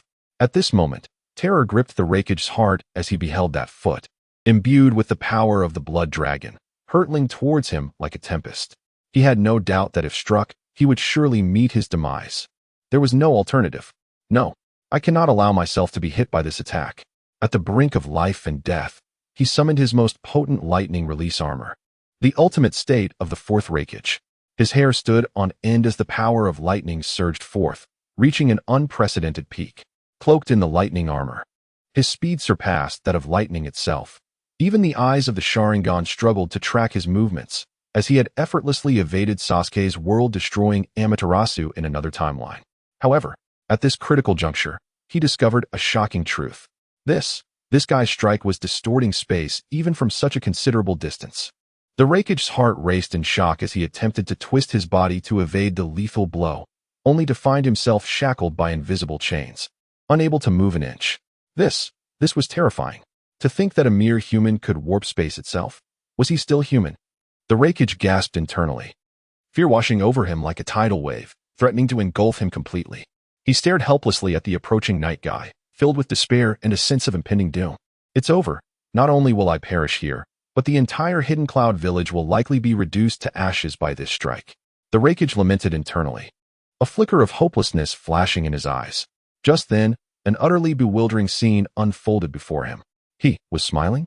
The Raikage widened his eyes in disbelief, rubbing them in an attempt to confirm what he saw. Naruto, soaring towards him, bore not a trace of ferocity or desperation. Instead, his face radiated a carefree and joyful smile. That expression was reminiscent of a friend reveling in a successful prank, utterly unlike someone intent on delivering death. What could this possibly mean? Confusion engulfed the Raikage, his brow furrowed as he struggled to comprehend Naruto's actions. Yet, amid his bewilderment, Naruto's flying kick, Night Guy, arrived as anticipated. Boom. As expected, the power of Night Guy was terrifyingly immense, capable of obliterating tailed beasts, instilling an unprecedented sense of threat within the Raikage. However, just as he braced himself to endure this lethal blow, Naruto executed an unexpected maneuver. In the instant before impact, he deftly redirected his attack. What should have been a cataclysmic strike merely grazed by, whipping up a gale that brought the chilling sensation of death's proximity to the Raikage. In the next moment, the blood dragon-like steam erupted violently, akin to a furious beast, directly obliterating the distant forest, reducing it to a barren expanse. Subsequently, that dreadful power crashed down towards the Yunlei Gorge, triggering a catastrophic landslide, with boulders raining down like raindrops. Boom. Naruto's strike with Night Guy had plunged the Hidden Cloud village into chaos. What does this mean? The Raikage stood frozen, his heart brimming with shock and confusion. Chapter 110. The Brother Complex of Killer Bee and the Shattered Raikage. Indeed, after unlocking the 8th gate, the challenge of precisely controlling the force and direction of one's attack proved to be far more formidable than anticipated. Naruto reflected inwardly, savoring the resonance and shock induced by Night Guy's earlier strike. This battle had stemmed from a spontaneous decision to employ the 8 gates of Byaku technique. His heart brimmed with curiosity and a yearning for exploration regarding this legendary forbidden technique. Especially when the 8th gate was activated, an overwhelming surge of power surged forth. As if he were swept away by an invisible torrent, experiencing an unprecedented might. However, the sheer magnitude of this power was daunting, without meticulous control. It could indeed wreak havoc like a tempest, threatening to obliterate everything in its path, including his target, the Raikage, and the entirety of the Hidden Cloud Village. Thus, in the critical moment, he summoned his indomitable will and exceptional skill to deftly redirect Night Guy's force, averting collateral damage. In that instant, it felt as though he were locked in a fierce struggle against an intangible force, with each minute adjustment demanding immense mental fortitude. Had he not exercised restraint, the impact of Night Guy's technique would have been even more staggering, and the Hidden Cloud Village could have faced eradication, reduced to mere ruins. After all, this was the most potent taijutsu he had unleashed with all his might, capable of shaking the very heavens. It was precisely due to his restraint that he could alter the trajectory at a crucial juncture, thus preventing a catastrophe. With these thoughts, Naruto was filled with exhilaration and pride. He understood that his prowess in taijutsu had ascended to an entirely new echelon. In this regard, my worries about taijutsu have been alleviated, he mused joyfully. Meanwhile, the Raikage's gaze was fixed intently upon Naruto, as the crimson steam gradually dissipated like morning mist, and Naruto's form returned to its usual state. This scene momentarily rendered the Raikage speechless, enveloped in uncertainty and confusion. How on earth did this fellow manage such a feat? To unleash such astonishing power without seemingly paying any price? The Raikage pondered, his brow furrowed. With his keen insight, he recognized that Naruto had just utilized the forbidden technique of Konoha, the 8 gates of Byaku. The crimson steam was undoubtedly the hallmark of the 8th gate's activation, signifying that the user would pay the ultimate price of life. Yet why, despite the apparent certainty of death, did he still stand here, vibrant and alive? What on earth was happening? The Raikage was engulfed in bewilderment, unable to comprehend the unfolding events. Even more perplexing was the question of why Naruto had suddenly resorted to such a powerful technique. There seemed to be no deep-seated animosity between them. Why had it come to this? I pondered. I haven't really wronged him, have I? Although I was somewhat brusque during our earlier encounter. What provoked him to unleash such a desperate attack? The Raikage grimaced inwardly, feeling as though he had been ensnared in an unwarranted disaster. He felt he was undeserving of such misfortune. Who would attack someone else right after an exchange of pleasantries? At that moment, he fell into deep contemplation. The harrowing scene from moments ago echoing in his mind. His once fiery temper had vanished without a trace. Having brushed against the precipice of death, the Raikage's perspective had undergone a profound transformation. He might now be considered one of the most understanding individuals in the world. After all, not everyone has the opportunity to personally experience the terror and helplessness of being on the brink of death. However, just as the situation reached a critical juncture, a familiar and powerful voice rang out. "Don't be afraid, big brother, I'm here." Before the words could fully settle, a crimson figure streaked through the sky like lightning, hurtling towards Naruto. Lightning release, thunderclap. Accompanied by a thunderous roar, the crimson figure surged forward, its body infused with a torrent of lightning chakra, embodying the ferocity of a raging thunder beast. It turned out that the intense battle between Naruto and the Raikage had sent shockwaves deep into the Yunrei Gorge, awakening the 8-Tails Jinchuriki, Killer Bee, from his slumber. Especially Naruto's final Night Guy strike, which was powerful enough to jolted Killer Bee awake, leaving him momentarily dazed. Sensing that his brother, the Raikage, might be in peril, Killer Bee rushed to the scene without hesitation. Upon his arrival, he beheld Naruto standing tall in midair, while the Raikage appeared dazed, his expression reflecting unprecedented vulnerability and confusion. A tightness gripped Killer Bee's heart. He had never witnessed his brother display such a demeanor. The feeling of abandonment by the world shattered his heart, as if he too were fracturing. Without hesitation, he activated his Six-Tails cloak, his body radiating with lightning, exuding an overwhelming aura. In the next instant, he vanished from sight, darting towards Naruto like a bolt of lightning, executing his signature lightning release, thunderclap attack. This technique was the culmination of his lightning chakra, propelling his body at incredible speeds to collide with the enemy. Enhanced by the beast cloak, its destructive power was significantly amplified, capable of obliterating any obstacle in its path. Killer Bee had once employed this technique against a formidable foe, Sasuke, in an alternate timeline. According to Jinchuriki, that battle had seen Sasuke's neck, chest, and internal organs sent flying, underscoring the sheer force and power of Killer Bee's assault. Now, he unleashed this terrifying power unreservedly upon Naruto, vowing to avenge his brother. Not good, brother. The Raikage had not anticipated that his brother, Killer Bee, would appear at such a moment, launching an unhesitating attack on Naruto. In that instant, his heart leaped into his throat. It was crucial to remember that he had already experienced Naruto's strength as the fourth Raikage. Although his brother's prowess was unparalleled in the ninja world, it was evidently insufficient against Naruto. Rather than feeling relieved by Killer Bee's presence, the Raikage was filled with trepidation, fearing that his brother might provoke Naruto and lead to irreversible consequences. As for Naruto, upon seeing the approaching Killer Bee, he was momentarily taken aback. I didn't expect even Uncle B to be stirred by my actions. It seems my earlier attack was indeed a bit too overwhelming. Subsequently, he seized this rare opportunity to continue honing his skills. Since that's the case, let us play a bit more. In the next moment, a tail of azure flames appeared behind Naruto. Two tails again. Chapter 111. Two tails? The eyes of Raikage widened in disbelief as he struggled to comprehend the sight before him. When the azure flames erupted from behind Naruto, his thoughts seemed to freeze in that instant. What?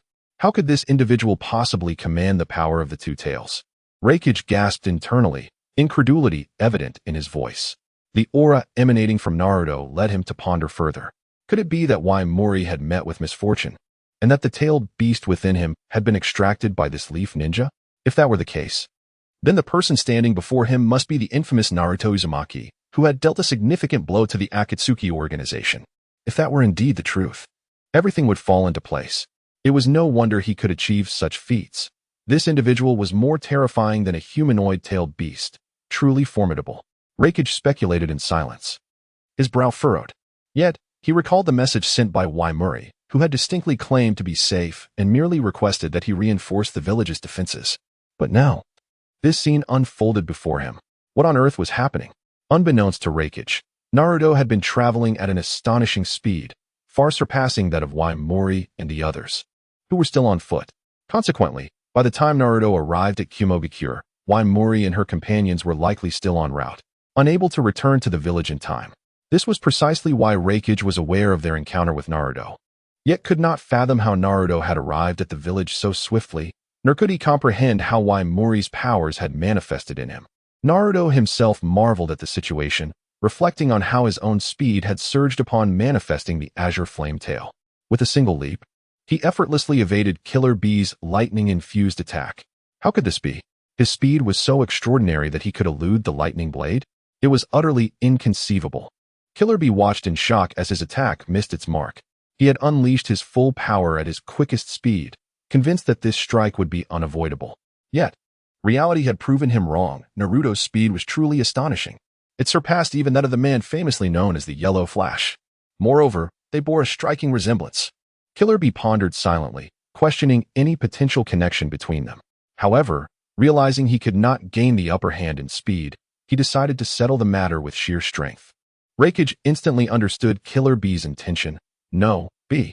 In the next moment, as Raikage attempted to intervene, Killer Bee resolutely transformed into his full-tailed beast form. Eight Tails, GYK. The immense form of the Eight Tails manifested before Naruto and the others, emanating an awe-inspiring pressure. Naruto, observing this, slightly raised an eyebrow as a glimmer of understanding flashed in his eyes. He instantly grasped Killer Bee's tactical choice. To fully transform into his tailed beast form so swiftly demonstrated remarkable battle experience. He chuckled softly, his tone tinged with admiration. Since you cannot match me in speed, you've chosen to settle this with strength? Impressive, B. But do not underestimate my current abilities. With that, a confident smile graced Naruto's lips. I am no longer the boy who merely learned to control the tailed beast's power. As he spoke, his body began to undergo a profound transformation, revealing his complete tailed beast form. However, to everyone's astonishment, he did not transform into any other tailed beast, but into the two tails, Yoru. How could this be? This was Yoru? The Eight Tails, GYK, widened his eyes in disbelief. Killer Bee was equally stunned, murmuring to himself, "Isn't that Why Murray's tailed beast? How could it appear in Naruto?" Raikage was rendered speechless, an ominous premonition washing over him. Could it be that Why Murray had truly? At that moment, a commotion erupted in the arena. A spectral blue cat, indistinguishable from Naruto's transformed self, leaped gracefully into the scene. Instantly, two tails appeared before everyone. One, the blue cat formed from Naruto's full-tailed beast transformation, and the other, the manifestation of Why Murray's complete tailed beast form. This spectacle left everyone present in utter astonishment. How could there be two tails appearing here together? Raikage's eyes widened, his voice betraying his disbelief. One was undoubtedly the manifestation of Naruto from the Hidden Leaf Village, but the other, could it truly be Why Murray? Killer Bee was equally bewildered, his mind swirling with confusion. In that moment, both Raikage and Killer Bee seemed frozen in place, their gazes locked onto the two identical two tails, filled with shock and perplexity. They could never have imagined witnessing such a surreal sight of two tails standing side by side. More critically, they found it impossible to discern which was Naruto and which was Why Murray. It would be unwise to attack blindly, lest they strike both. Raikage's brow remained furrowed, his voice tinged with resignation. Killer Bee exchanged glances with Raikage, both of their eyes reflecting uncertainty and confusion. They understood that the situation was exceedingly precarious. The dual-tailed beast posed a genuine threat, blurring the line between reality and illusion. "Girl, you must speak up. Otherwise, it will lead to ruin." "Yeah." Killer Bee suddenly broke into an urgent rap, his voice laced with anxiety. Raikage, hearing this, could only cover his face in frustration. His brother always chose the most critical moments to act out. Nevertheless, he discerned the deeper meaning in Killer Bee's words. "B, you mean to suggest that we should have Why Murray speak, to determine their authenticity through her voice?" Raikage replied solemnly, nodding inwardly. This was indeed a makeshift solution. While not perfect, it was certainly preferable to acting without knowledge. Meanwhile, Why Murray was lost in her own thoughts, oblivious to Killer Bee's lyrical musings. Her gaze was firmly fixed on Naruto, whose transformed visage was achingly familiar to her. How had he mastered the power of Yuru? Waves of unease washed over Why Murray. The aura radiating from Naruto was undeniably authentic, a true embodiment of the two tails. Yet, the question remained, how could he wield this power? The two tails had always dwelled within her, never departing. Where had the error occurred? Why Murray's mind was clouded with uncertainty as she muttered to herself. Simultaneously, the essence of the two tails, Yuru, concealed within Why Murray, felt a surge of anxiety. Beads of sweat forming on its brow. What a predicament! What should I say when they inquire? Yuru fretted internally. Yet, at that moment, Why Murray remained blissfully unaware of Yuru's distress, her thoughts racing like a wild stallion. According to the intelligence, he was clearly the nine-tails Jinchuriki of the leaf. Yet before her, he exhibited a complete tailed beast transformation, not as the nine-tails fox, but as the one-tailed Shikaku from Sunagakure. Why Murray recalled the scene vividly, her brow furrowing slightly. A bold notion flickered through her mind. Could this be a unique ability of the nine-tails? The capability to mimic the powers of other tailed beasts? Thus, after engaging with me, he replicated the essence of the two tails. Once this thought took root, it burgeoned within Yomurin's mind like wild grass, leading her to believe her notion increasingly valid, almost beyond doubt. Unfortunately, Naruto remained oblivious to the turmoil within Yomurin. Had he been aware, he would have undoubtedly praised her imaginative prowess. At that moment, however, Naruto preempted Yomurin, speaking with evident curiosity. "Stop your wild guesses. I am right here. No need for deception. I simply did not expect my sister Yomurin to appear so suddenly, which led to this misunderstanding." His words carried a hint of helplessness. Yomurin's sudden presence made his transformation into the two tails appear somewhat like a deliberate act of confusion. In truth, he merely wished to experience the sensation of complete transformation into the two tails. Having spoken, Naruto closed his eyes, carefully attuning to the surging power within him, murmuring, "The strength is indeed distinct from Shikaku's. The complete transformation into the two tails grants an extraordinary lightness to my body and a remarkable affinity for fire-release ninjutsu. Truly fascinating." In the next instant, an experimental idea quietly blossomed in his mind. At that moment, Killer Bee and the Raikage had already pinpointed Naruto's location, launching a fierce assault. Lightning release, heavy stream. The Reikage called out, his body surging with lightning chakra, concentrating at his elbow before delivering a powerful strike toward Naruto. This technique had once reverted the cursed form of Go back to normal with a single punch in an alternate dimension. Its potency was unmistakable.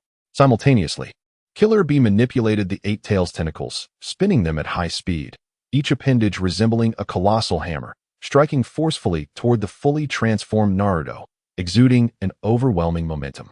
Witnessing this, Yumurin swiftly reacted, unwilling to concede. Fire Mouse Ball. She then unleashed a massive fireball resembling a mouse, blazing with intense fire, charging toward Naruto in pursuit. In an instant, the combined onslaught of the three surged toward Naruto, enveloping the battlefield in an atmosphere of tension and intensity. Upon seeing the simultaneous attack directed at him, excitement surged within Naruto, his eyes gleaming with fervor. Now this is interesting. Come on, he bellowed, his fully transformed Two-Tails body quivering as if imbued with boundless power. In that moment, a brand new ninjutsu took shape under Naruto's control, leaving Yumurin astounded. Senjutsu, Super Fire Mouse Ball, Group. Naruto roared, chakra swirling around him, resonating with the natural energies of the universe. As his body surged, countless supersized fire mouse balls materialized instantaneously, radiating brilliance akin to stars. These fireballs were colossal, each the size of an elephant, emanating a searing aura that instilled dread in onlookers. However, what was most astonishing was not just their size, but their sheer multitude. With a mere flourish, Naruto conjured over 100 of these terrifying fire mouse balls, a scene that left all present in awe. Especially for Yumurin, a fervent user of fire mouse balls herself. This spectacular display left her utterly astonished. She stared wide-eyed, incredulously observing the super fire mouse balls, each resembling missiles poised for detonation, hurtling toward the trio with devastating force. Such a multitude of fire mouse balls rendered any conventional ninjutsu incapable of complete coverage, nullifying defensive techniques entirely. Fear surged within her. At that moment, the atmosphere on the battlefield reached a crescendo, and Naruto's maneuver undoubtedly placed immense pressure on the trio. This situation has become exceedingly precarious. Killer Bee thought, his brow furrowed, a glimmer of anxiety in his gaze. Just then, the previously silent Eight Tails, Gyki, suddenly wore a smile, hinting at a deeper intention. Now is the time to unleash the Tailed Beast Bomb. The Tailed Beast Bomb? But our village lies ahead. Killer Bee exclaimed, nearly leaping in surprise. Gyki's suggestion was audacious, causing him to wonder if the beast sought revenge for the numerous seals imposed upon it by the hidden Cloud Village.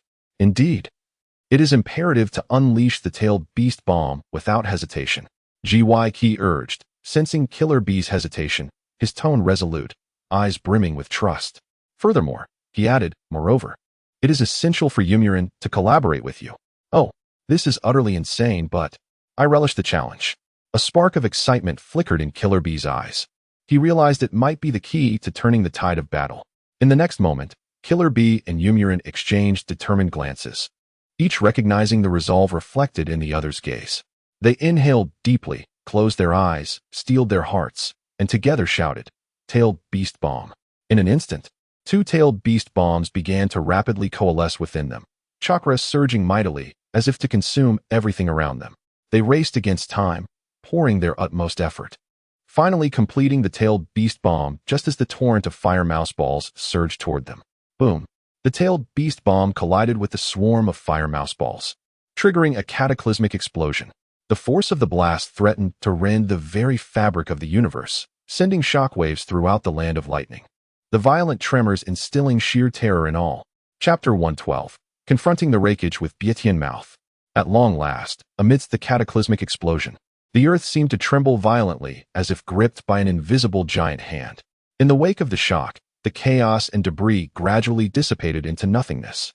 In this moment on the battlefield, both Killer Bee and the Jinchuriki were compelled to revert from their full beast transformations, their forms wavering unsteadily.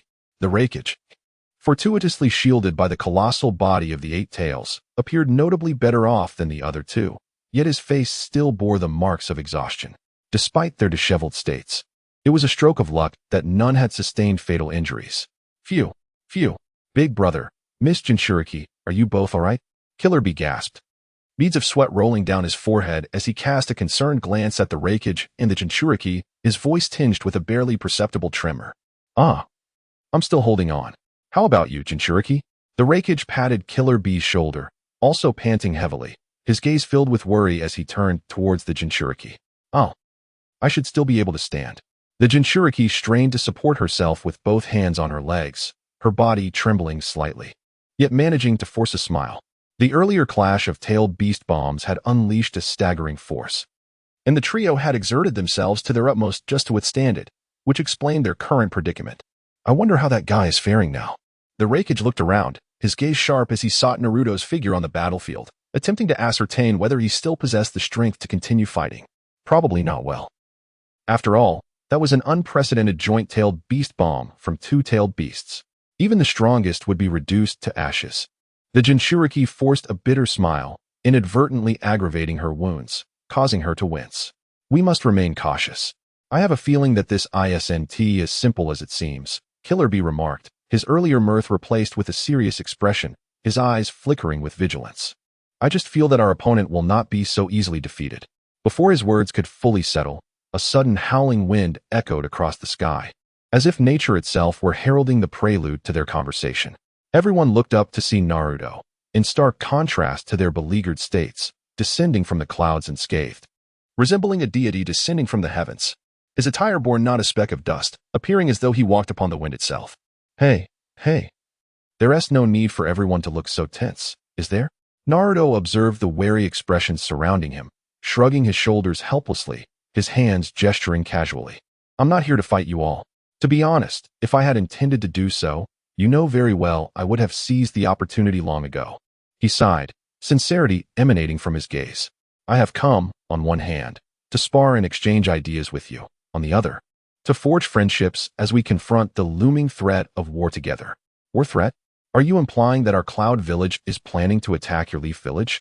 The Raikage furrowed his brow at Naruto's words, a cold snort escaping him.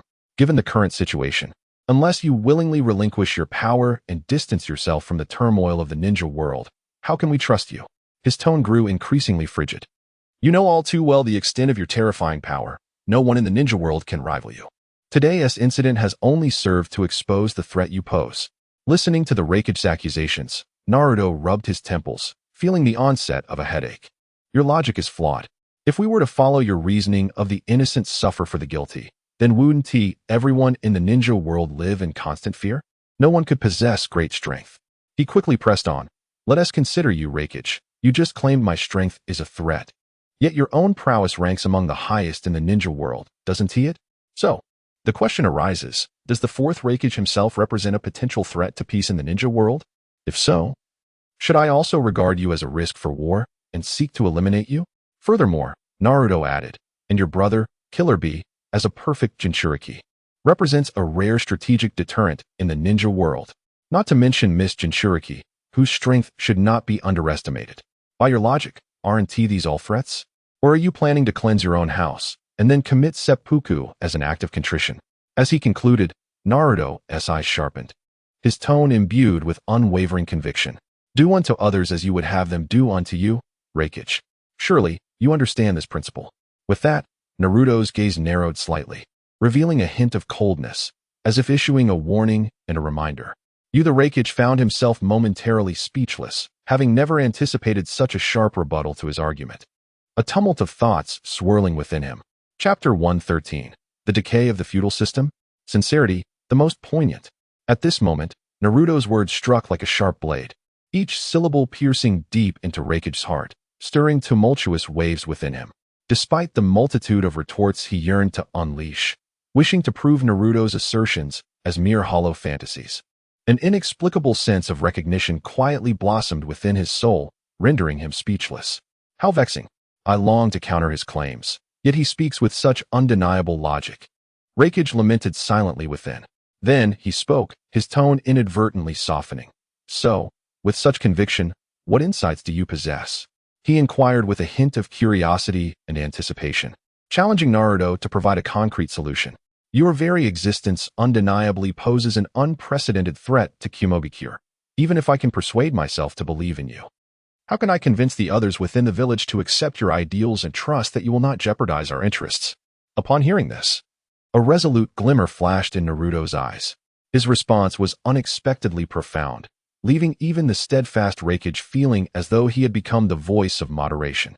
If my existence causes unease within Kumogakure, then the most direct remedy to dispel this anxiety is to liberate the concept of Kumo from its constraints. With unwavering conviction, each word he spoke resonated with an indomitable power. In essence, if Kumogakure ceases to exist in its current form, the threat will dissipate into nothingness. At this proclamation, Reikage, Killer Bee, and the third party present were struck as if by lightning, a chill cascading through them like never before. What do you mean by that? Are you suggesting that you dare to lay hands on Kumogakure?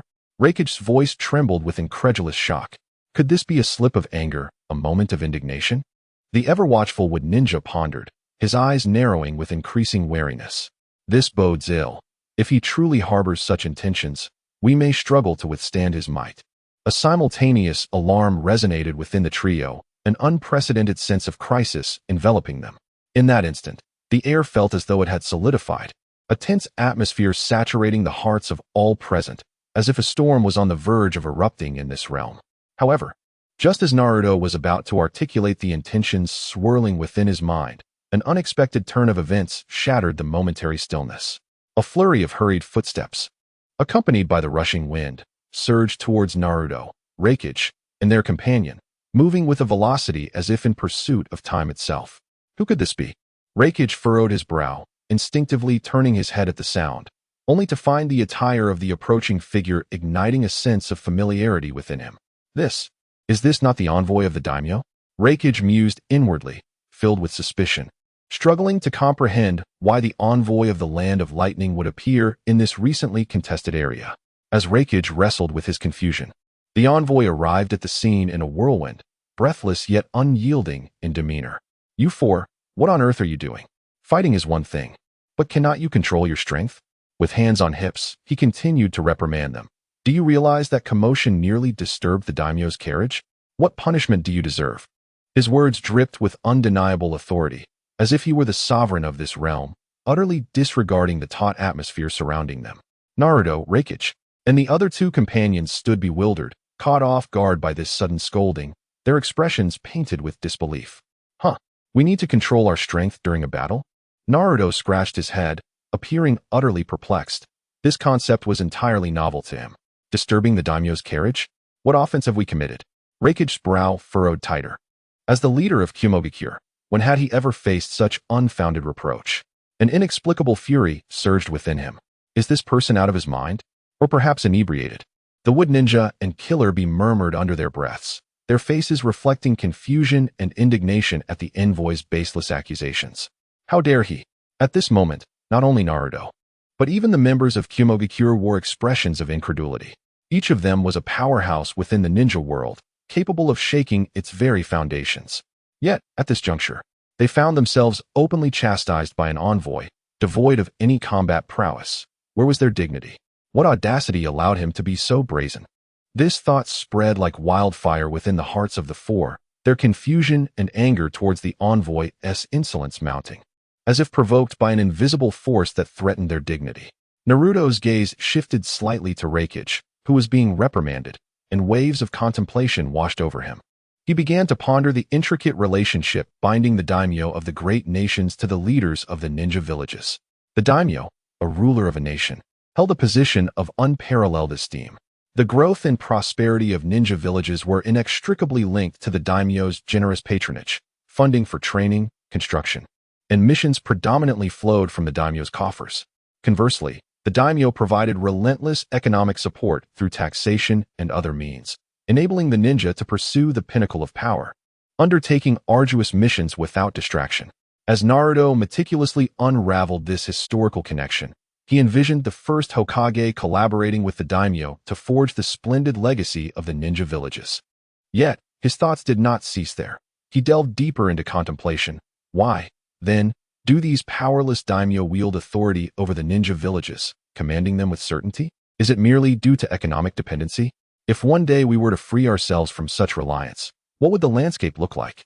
At this moment, a sharp glimmer illuminated Naruto's eyes, as he perceived the shadows lurking behind the daimyo's system, an insidious remnant of feudalism steeped in decay. He mused, if this hereditary aristocracy were to persist, How could peace within the ninja world ever be realized? What of the happiness of the common folk? Am I striving merely to enhance the opulent lives of the daimyo? This thought ignited an indescribable indignation within Naruto. He understood that the interests of the daimyo often swayed the decisions of the ninja villages, leading them astray, igniting wars, and shattering peace. This cannot stand. The current relationship between the daimyo and the village leaders, as evidenced by the haughty envoy, reveals a fragment of this distorted connection.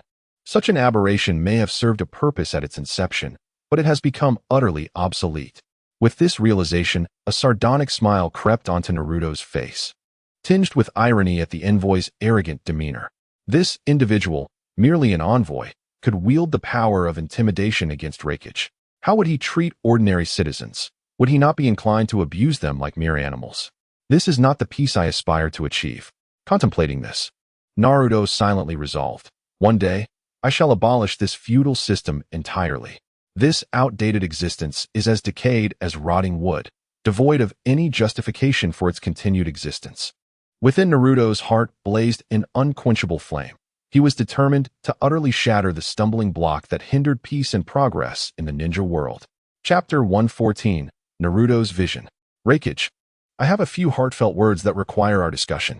At this moment, Naruto spoke, his voice steady and resolute, cutting through the surrounding clamor and reaching the Raikage's ears. The Raikage was currently being lectured by an envoy of mere Chunin caliber, whose sharp words conveyed a condescending attitude. Despite the flames of anger raging within him, the Raikage suppressed his ire, mindful of the amicable relationship with the daimyo of the Land of Lightning and the unwavering support the daimyo provided to the hidden Cloud Village. After all, in this world, one must consider the nuances of human relationships. Even when dealing with adversaries, one must recognize their masters. Oh, what words do you have? The Raikage turned, his gaze piercing as he stared at Naruto, his tone tinged with impatience and curiosity. The envoy, noticing the Raikage's apparent disregard for him as he turned to focus on Naruto, felt a surge of indignation. Raikage, how dare you ignore me? When I meet the daimyo later, I will. However, before he could finish, Naruto swiftly positioned himself between them. What? The envoy gasped in shock, utterly unprepared for Naruto's sudden appearance. He instinctively attempted to leverage the daimyo's authority to intimidate Naruto, but the moment he opened his mouth, he felt an irresistible force constricting his throat, rendering him nearly breathless. How dare you? Do you not know I am backed by the daimyo of the Land of Lightning? The envoy's heart raced with fear, unable to comprehend Naruto's audacity. The Raikage, momentarily taken aback, frowned and said, Hey, let him go. Although he shared a deep-seated disdain for this envoy, he recognized the envoy's affiliation with the daimyo, and his own ties to the daimyo were significant. Moreover, Naruto's treatment of a representative of the Land of Lightning left him feeling quite displeased. Yet, Naruto seemed impervious to the Raikage's words. Casting a cold glance at the envoy he held in his grasp, stating, Why should I not? Have you forgotten that I am a ninja of Konoha? What does your daimyo have to do with me, a shinobi of the Land of Fire? With a casual flick of his wrist, Naruto discarded the envoy like refuse, sending him crashing to the ground in a heap. The Raikage was taken aback, not expecting Naruto to act so decisively. In that moment, his emotions were a tumultuous mix of exhilaration and displeasure, a complex amalgamation of feelings. Just then, Naruto turned to face the Raikage earnestly. Do you remember what I said before? The Raikage furrowed his brow, perplexed. What did you say? Naruto's gaze was sharp as a blade, each word resonating with conviction. I said that I intend to eradicate the very concept of the hidden Cloud Village from this shinobi world. Upon hearing this, the Raikage's anger surged, his expression momentarily stunned before he roared. How dare you speak such words before me? Do you not fear inciting my wrath? Naruto, the vortex, seemed determined to extinguish the hidden Cloud Village, repeatedly testing the limits of his patience. Observing the Raikage's furious demeanor, Naruto sighed inwardly, understanding the difficulty of his acceptance. After all, anyone would feel rage and resentment upon hearing that someone sought the demise of their village. Thus, Naruto took a deep breath and began to explain, or rather, we might consider this from a different perspective. You could understand it as me, Naruto Uzumaki, not aiming to destroy the hidden cloud, but to join it. The Raikage's impending fury was instantly quelled by this statement. He stared in disbelief at Naruto. What did you just say? Are you suggesting that you would defect from Konoha and ally with the hidden cloud? The thought ignited a profound excitement within him. If Naruto truly defected from Konoha to join the Hidden Cloud, it would undoubtedly elevate the military strength of the Hidden Cloud village to unprecedented heights. With this in mind, the Raikage's gaze softened towards Naruto, as he silently considered that this could be a once-in-a-lifetime opportunity, a chance for the Hidden Cloud village to rise. Naruto, noticing the change, allowed a smile to grace his lips. I mean to join your Hidden Cloud, not to defect from Konoha. There is reasoning behind my words. Intrigued, the Raikage furrowed his brows slightly and asked, "What do you mean by that?" "I am eager to hear the rationale behind your statement." He was filled with questions about what circumstances would lead Naruto to voice such sentiments. Did the Vortex Naruto wish to play both sides, seeking favor from both parties? Such a notion would be scandalous in the shinobi world and typically deemed unacceptable. However, considering Naruto's astonishing strength and influence, the Raikage began to contemplate the feasibility of such a scenario. After all, if both the Hidden Cloud and Konoha were to have a powerhouse like Naruto backing them, other shinobi villages would be forced to exist in the shadows of these two dominant forces. Furthermore, with Naruto's presence, there was potential for the Hidden Cloud and Konoha to mend their past grievances and explore greater cooperation. Naruto could serve as a bridge, uniting two villages that were once bitter enemies. Contemplating this, the Raikage's heart stirred, and he boldly stated, "You may share your thoughts, given your strength. I believe you are a significant figure in Konoha, and your words must carry weight." He fixed his gaze intently on Naruto, awaiting his elaboration. Seeing the Raikage's interest, Naruto smiled slightly and prepared to elaborate. "What I propose is a historic alliance among the Hidden Leaf Village, the Hidden Cloud Village, and all other shinobi villages in the realm." His tone was resolute, his eyes gleaming with fervor, as if he could already envision a future where the shinobi world stood united. An alliance? The Raikage furrowed his brow, a hint of skepticism flickering in his eyes, evidently taken aback by the proposal. Naruto nodded earnestly, adding, "Indeed, an alliance. A coalition that binds all shinobi villages closely together, allowing us to advance or retreat as one." Naruto understood that demanding the dissolution of the Hidden Cloud village outright would be an exercise in futility, as it would not only face fierce opposition but also disrupt the long-standing balance of the shinobi world, potentially leading to unpredictable consequences. After all, a shinobi village represents a home for every ninja, their spiritual foundation. Attempting to dismantle such a structure would not foster peace. It would likely yield the opposite effect. Conversely, proposing a more conciliatory approach could yield entirely different results. So, how do you envision the mechanics of this alliance? The Raikage inquired, curiosity piqued regarding Naruto's thoughts.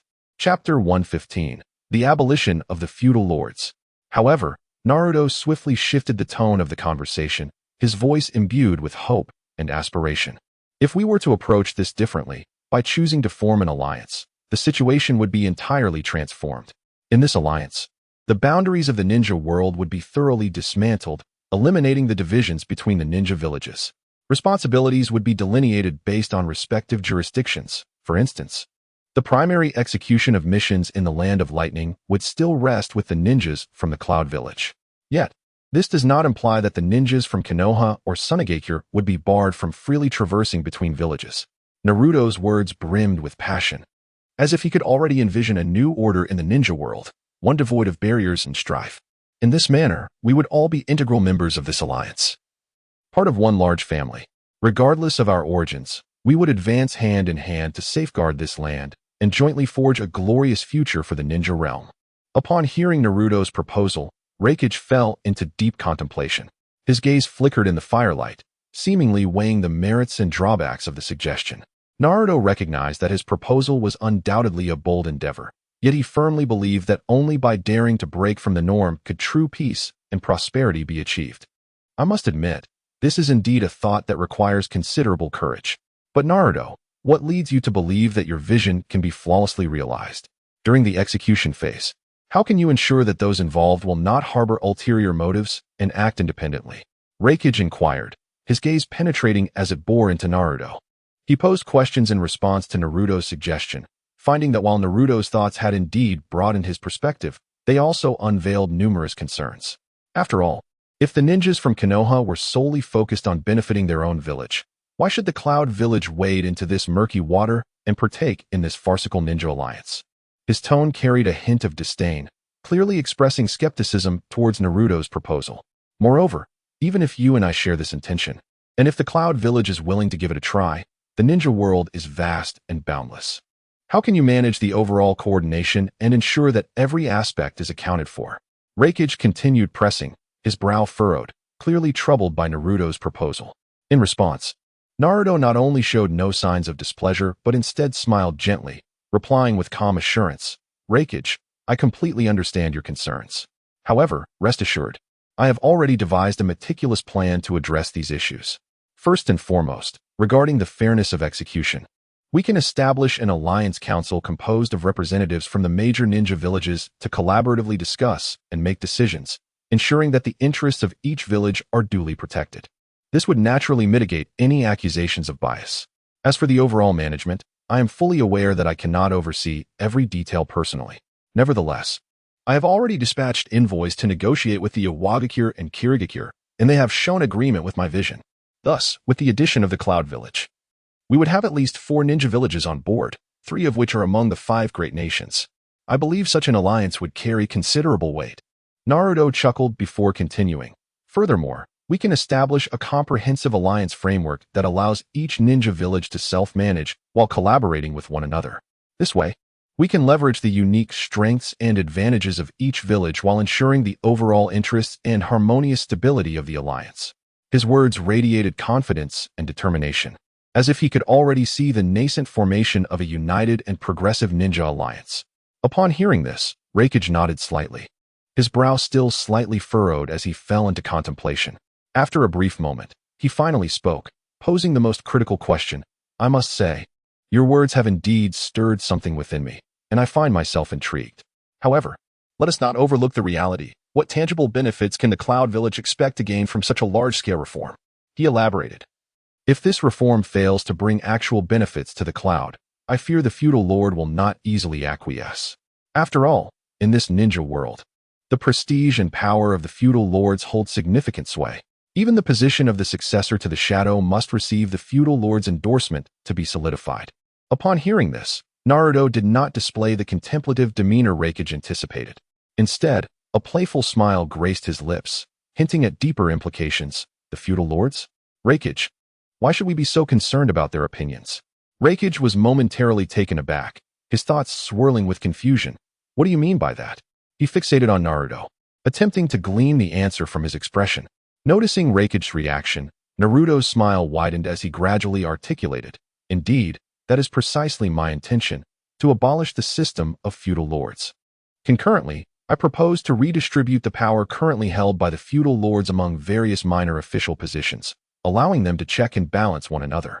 Each major ninja village would select a cadre of elite ninjas to serve as inspectors, tasked with overseeing the execution and governance of these offices." At this juncture, Naruto paused slightly, his gaze growing increasingly resolute. "Of course, we will inevitably encounter shadows of corruption and decay, which necessitates careful consideration and the formulation of a comprehensive system to preempt such issues. Nevertheless, the direction we are heading is undoubtedly correct." Clap, clap, clap. Reikage's hands instinctively applauded, the sound resonating crisply in the still air. His expression resembled that of someone suddenly struck by a spell, frozen in place. His eyes wide with incredulity. He had never anticipated encountering someone like Naruto in the ninja world, someone audacious enough to challenge tradition and propose revolutionary ideas. The feudal lords, a revered entity in the ninja realm, held a position so elevated that no one dared to entertain the notion of undermining it. Yet today, in this moment, from Naruto's lips, he heard words that could shake the very foundations of the world. In that instant, Reikage felt as if he had been struck by a thunderbolt, leaving him momentarily dazed. Once he regained his composure, he found himself applauding involuntarily, his applause mingled with astonishment, shock, and a hint of anticipation for the future. "It seems that Reikage is quite moved by my ideas. In that case, shall we delve deeper into this discussion?" Naruto remarked, tilting his head with a smile. Chapter 116. Uchiha Madara. While the course of action is indeed feasible, one cannot help but ponder whether the steps being taken are excessively ambitious. The Reikage gazed at Naruto, his eyes still reflecting a hint of disbelief, as if he were struggling to comprehend this astonishing proposal. Just as Naruto was about to elaborate, a sudden furrow of concern crossed his brow, as if he had sensed something amiss. "Wait, The flying thunder god Kanai I left for the former Hokages seems to be exhibiting some unusual activity at this very moment.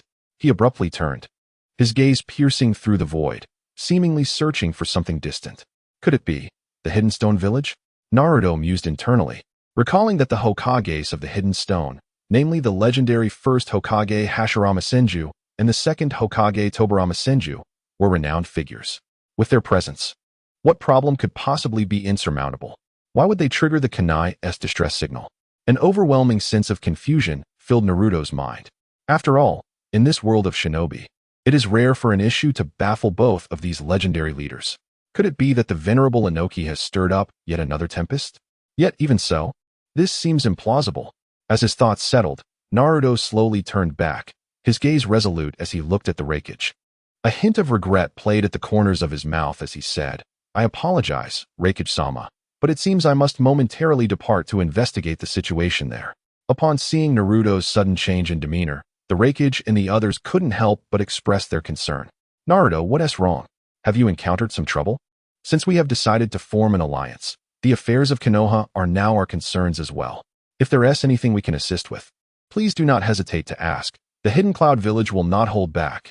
Feeling warmth in his heart, Naruto glanced at them gratefully before solemnly replying, "It's nothing too serious, just that the first and second Hokages have encountered a minor predicament over in the Hidden Stone Village, and I need to address it." The Reikage gasped in shock, disbelief flickering across his features. "What? The first and second Hokages? You mean the legendary god of shinobi, Hashirama Senju, and the master of countless forbidden techniques, Tobarama Senju?" Killer Bee echoed his astonishment, exclaiming, "I thought they were already. How could they suddenly appear in the Hidden Stone Village?" Yukimaru, too, wore a contemplative expression, softly lamenting, "Indeed, I believe they had passed away many years ago. What could possibly be happening?" The three exchanged bewildered glances, filled with confusion and astonishment, never expecting to hear the names of these two legendary figures again today. Naruto smiled faintly and explained, "They indeed sacrificed themselves in the past, but through certain extraordinary means, they have been revived to their full strength. Moreover, it is not only them. All the Hokages from the first to the fourth are now in the same condition." "What?" The Reikage, Killer Bee, and Yukimaru all exclaimed in unison, their faces a tableau of disbelief and shock. The Reikage's mind reeled, contemplating the implications. Goodness! The military prowess and foundation of Konoha must be utterly terrifying. Naruto's implication is unmistakable. There are 5 such formidable beings like him in Konoha. If the Hidden Cloud were to engage in battle, how could we possibly prevail? It would be an exercise in futility. Reflecting on this, the Reikage felt immensely relieved about his prior agreement to ally with Konoha. Simultaneously, curiosity swelled within him. If what Naruto said were true, what kind of situation could the Hidden Stone Village be facing that even the legendary god of shinobi, Hashirama Senju, found himself at a loss? Meanwhile, beneath the expansive borders of the land of Earth, a spiky-haired ninja stood resolute atop a towering rock, like a solitary peak against the horizon.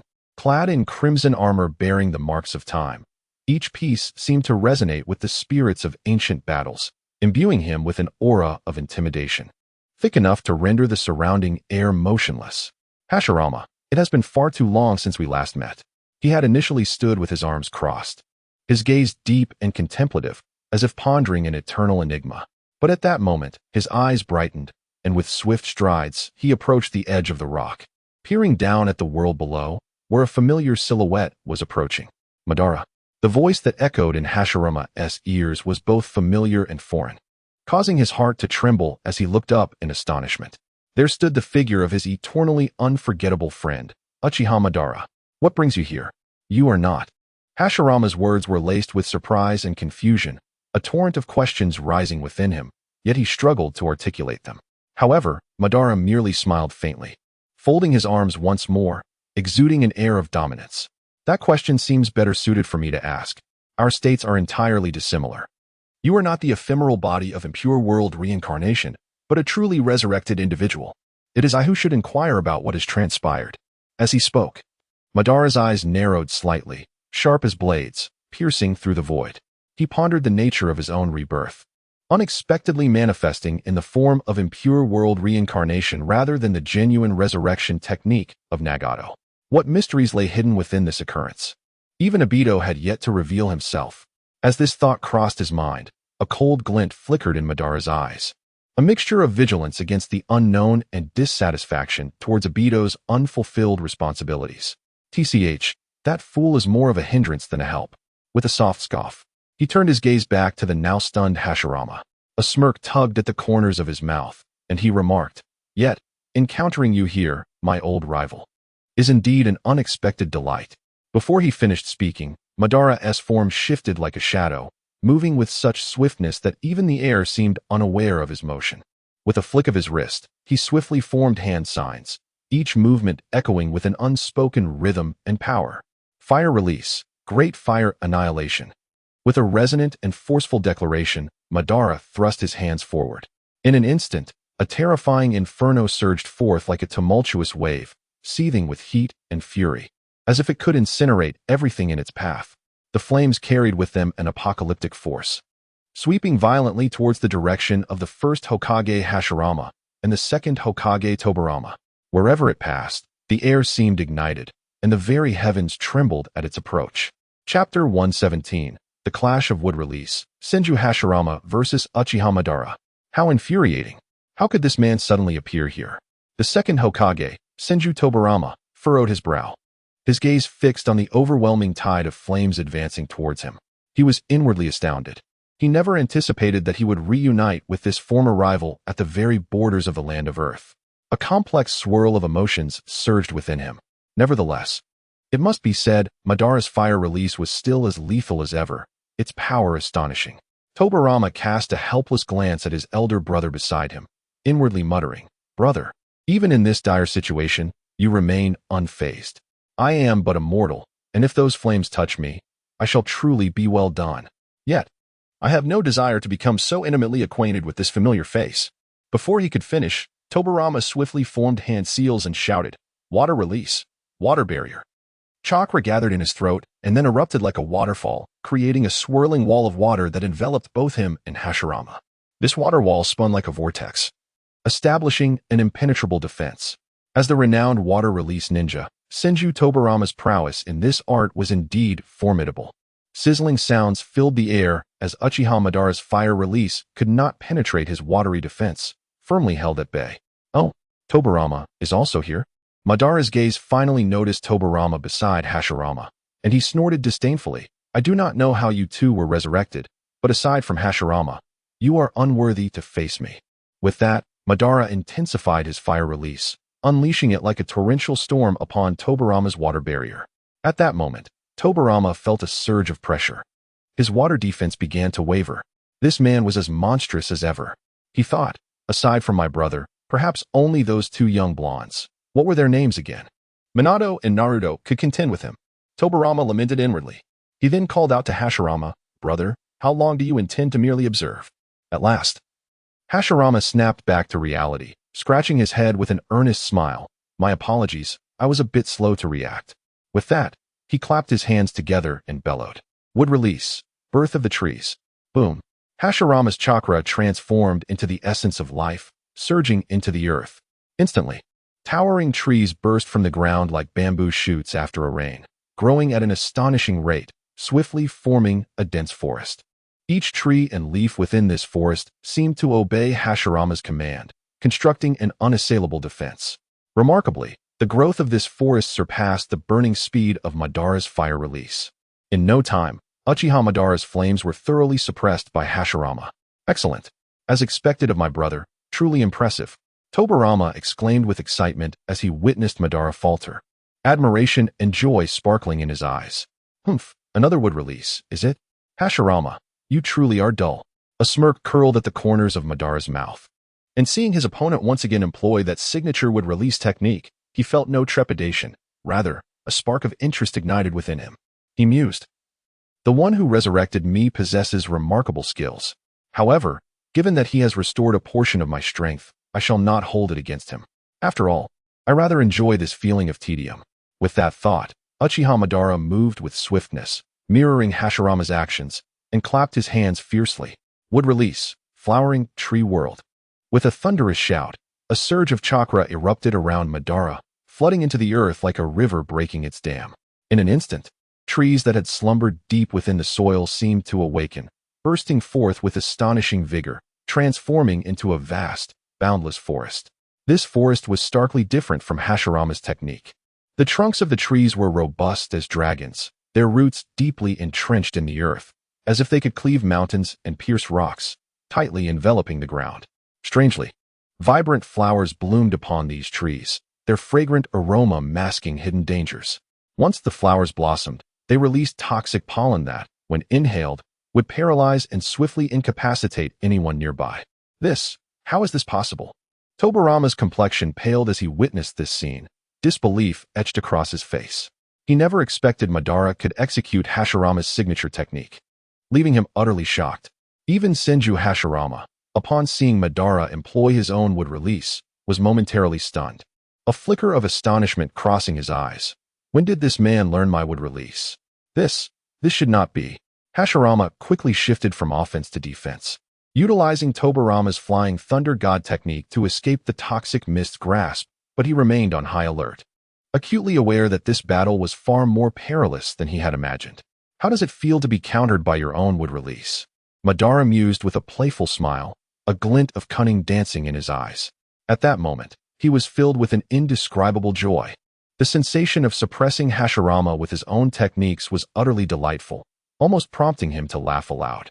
Meanwhile, Hashirama, oblivious to Madara's wicked amusement, maintained his serious demeanor, speaking earnestly with sincerity and persuasion.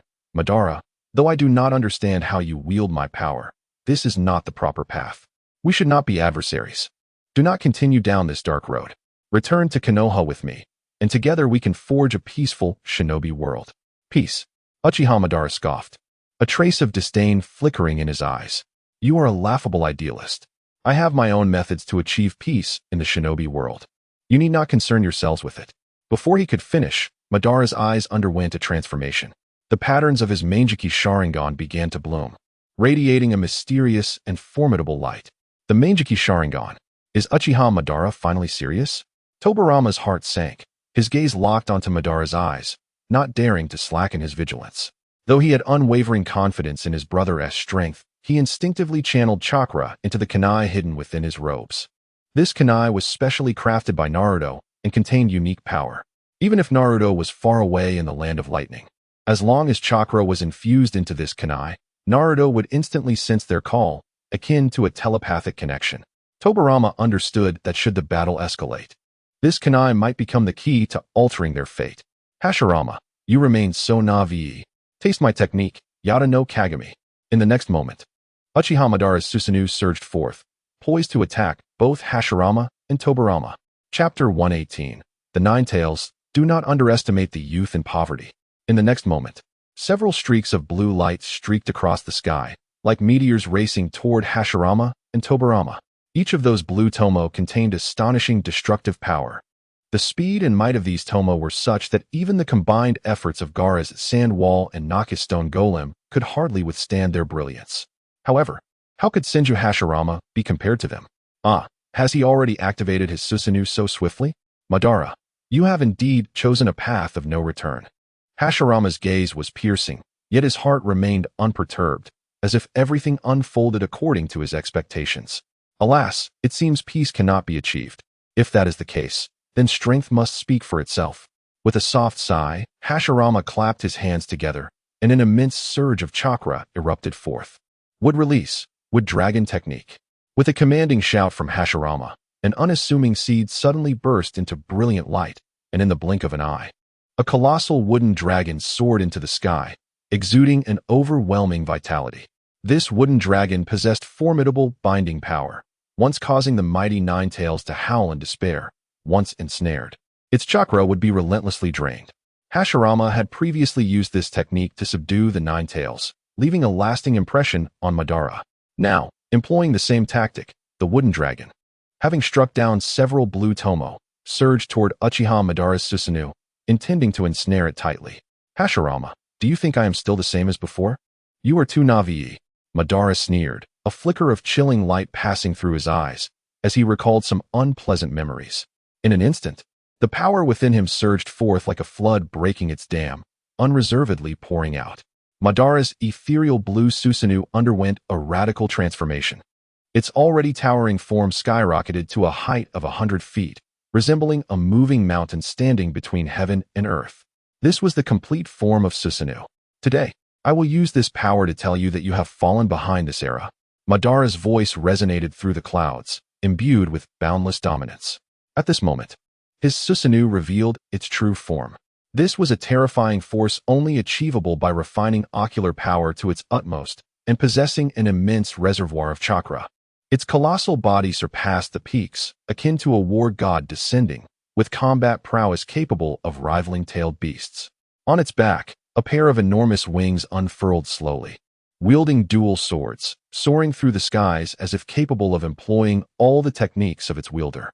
In this moment, Madara's complete Susanoo stood firm in the world, gripping two gleaming giant swords, exuding the majesty of an ancient warrior. With a gentle sweep of his arm, boom, the giant swords cleaved through a towering mountain with ease, their might echoing like thunder, instilling fear in all hearts. Indeed, although your condition may be lacking, your strength remains undiminished, Hashirama observed with a grave expression. Not daring to underestimate his opponent for even a moment, he understood that the foe before him was the most formidable adversary he had ever encountered. In this instant, his Sage Mode activated, radiating a soft glow. Clapping his hands, he called out, "Would release, would golem technique." As his voice resonated, the surrounding trees seemed to respond to his summons, growing wildly until a massive wooden figure appeared before Madara's complete Susanoo. This wooden giant emitted a robust aura, its size and combat power rivaling that of Susanoo. Not only was this wooden figure colossal, but its combat prowess was astonishing. It could catch the immensely powerful tailed beast ball with a single hand, and even use it to counterattack. In both offense and defense, it demonstrated exceptional strength, particularly excelling in physical attacks, with its massive body serving as its greatest weapon. The wooden figure nimbly advanced, catching the blade with bare hands, and clapped its palms together, clashing with Susanoo's giant sword, sparking a flurry of sparks. Once, Hashirama had relied on this technique to engage in a fierce battle against the Nine Tails controlled by Madara. Still the same old tricks. If that is the case, Madara narrowed his eyes, a glimmer of cold light flashing within, affirming a realization, summoning technique. As he declared, a powerful suction suddenly spread, attempting to summon the Nine Tails from within Naruto. The strength of this suction was such that it seemed capable of tearing apart space itself. What is this? At that moment, Kurama, who had been preparing to nap within Naruto, suddenly sensed an unprecedented spatial binding force. It opened its eyes wide, noticing an inexplicable power attempting to summon it, a force that seemed to leave no room for refusal. However, times have changed. Kurama was no longer the bullied fox of yore. 30 years in the east, 30 years in the west. Do not underestimate the fox in poverty. Now, it was filled with an overwhelming abundance of chakra. With a mere disdainful snort, the 10th golden tail flicked gently. In an instant, a powerful force surged forth, directly shattering the connection of the summoning technique. You wish to summon me? Dream on. I intend to stay with Naruto, living as his fox, dying. Well, I won't die anyway. Kurama mused, a hint of pride flashing in its eyes. Meanwhile, sensing the failure of his summoning technique, Uchiha Madara furrowed his brow, a look of astonishment crossing his face. Is the Nine Tails sealed away? This is indeed troublesome.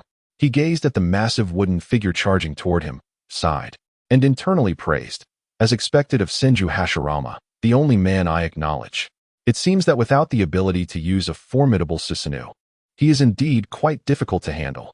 Madara had initially intended to summon the Nine Tails and equip it with the armor of Susanoo, thereby granting the Nine Tails overwhelming power and absolute defense with Susanoo's armor, while also enabling it to wield Susanoo's weapons and unleash techniques in conjunction with the tailed beast ball, significantly enhancing its combat capabilities. However, this plan was now unfeasible, as the Nine Tails was not summoned. Madara, it seems you have run out of options. Then, this shall be the final attack. Hashirama shouted, a determined glint in his eyes. In the next moment, he joined his hands together, declaring, Sage Art would release, true thousands of hands. As his voice echoed, the chakra from his Sage Mode surged into his hands, and with a mighty wave, a colossal statue of cannon with countless enormous arms appeared in the sky. This statue was unimaginably vast, several times larger than the former Nine Tails. Capable of effortlessly grasping the former Nine Tails, its size comparable to that of the legendary Ten Tails. Of course, that was in the past. The current being was terrifyingly powerful. Yet, in the next moment, the cannon statue unleashed thousands of gigantic fists toward Madara's complete Susanoo, each punch imbued with destructive power, as if intending to obliterate an entire mountain. "Submit to me, Madara," Hashirama bellowed, his eyes shining with unwavering resolve. He knew that in this battle, he must emerge victorious. "How unfortunate. Hashirama, your power is still that of a mortal, while I am the one closest to the Sage of Six Paths in this world." Faced with Hashirama's assault, which had once defeated him, Madara's expression remained as tranquil as still water, devoid of any concern. However, his eyes, those blood-red kaleidoscopic Sharingan, began to transform into concentric, profound ripples. The Rinnegan has awakened. Chapter 119, Tailed Beastball. Spiral Shuriken. How could this be possible? At this moment, Senju Hashirama and Senju Tobirama, witnessing the dramatic change in Uchiha Madara's eyes, could not help but exclaim in astonishment. Their faces were painted with disbelief. Following their gaze, they beheld Uchiha Madara, whose crimson Manjiki Sharingan had vanished, replaced by a pair of eyes as deep as a shadowy valley, emanating a faint purple glow, his Rinnegan. These eyes seemed to harbor boundless mysteries and power. Hashirama furrowed his brow, murmuring to himself, "This pair of eyes is vastly different from the Manjiki Sharingan I know. What kind of extraordinary eyes are these?" His tone was laden with confusion and perplexity. Meanwhile, Tobirama's gaze sharpened, and his expression grew unusually grave. "Brother, these eyes bear a striking resemblance to those of the legendary Sage of Six Paths. It seems we are truly in deep trouble." His voice revealed a hint of anxiety, clearly troubled by this sudden turn of events. Simultaneously, Tobirama's mind raced with questions. Why does Uchiha Madara possess these legendary eyes? What secrets lie behind this? "Ah, Tobirama, you are indeed remarkable to discern the origin of these eyes at a glance." Upon hearing Tobirama recognize his eyes, Madara's lips curled into a playful smile as he spoke slowly. "This is the ultimate manifestation of the fusion of the powers of the Senju and Uchiha clans, the power of all things. The Rinnegan of the Sage of Six Paths." No sooner had he spoken than Madara's eyes narrowed sharply, and in an instant, a colossal meteor plummeted from the sky with thunderous force. Heaven's wrath. Accompanied by Madara's furious roar, the meteor descended like divine retribution, crashing down upon the Wood Guanyin, who was poised to launch an attack. How could such a massive meteor fall so suddenly? At this rate, even my brother's ninjutsu would suffer a devastating blow, wouldn't it? Both Hashirama and Tobirama were taken aback. Just as the Wood Guanyin was about to strike Madara, the meteor, like a small mountain, crashed heavily upon its head. Boom! With a thunderous explosion, the Wood Guanyin was instantly obliterated, scattering into countless fragments. "Impossible!" Tobirama gasped in astonishment. "That was my brother's true Thousand Hands, capable of directly defeating the complete Susanoo, a terrifying sage technique. How could it be so easily shattered?" However, what shocked Tobirama even more was that from the remnants of the Wood Guanyin, a colossal force of suction suddenly surged, devouring all the fragments in an instant. "Hungry Ghost Path," Madara commanded sharply, and a glimmer of purple light flickered in his Rinnegan. The immense sage chakra summoned by Hashirama's Wood Guanyin was entirely absorbed by his Rinnegan's ability.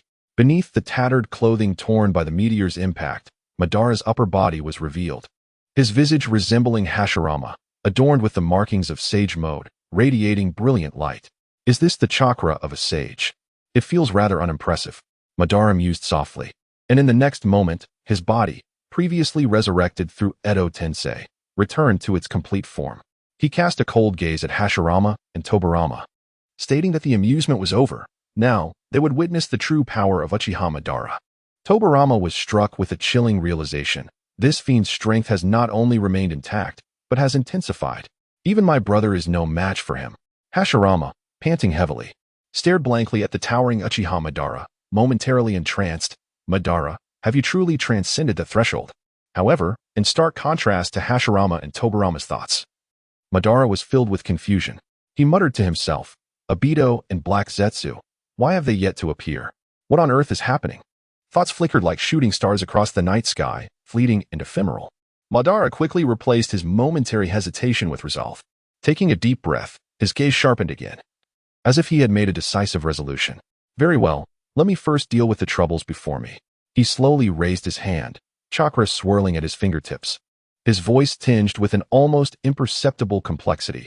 Though I am somewhat reluctant to part with you, all things must come to an end. Farewell, Hashirama. Heaven's wrath. Madara bellowed, his eyes gleaming with determination as he cast a deep look towards Hashirama's position, murmuring, How will you respond to this second meteor, Hashirama? Yet, at this critical juncture, a golden light streaked across the sky like lightning, appearing between them and Madara as Tobirama's flying thunder god Kanai flickered.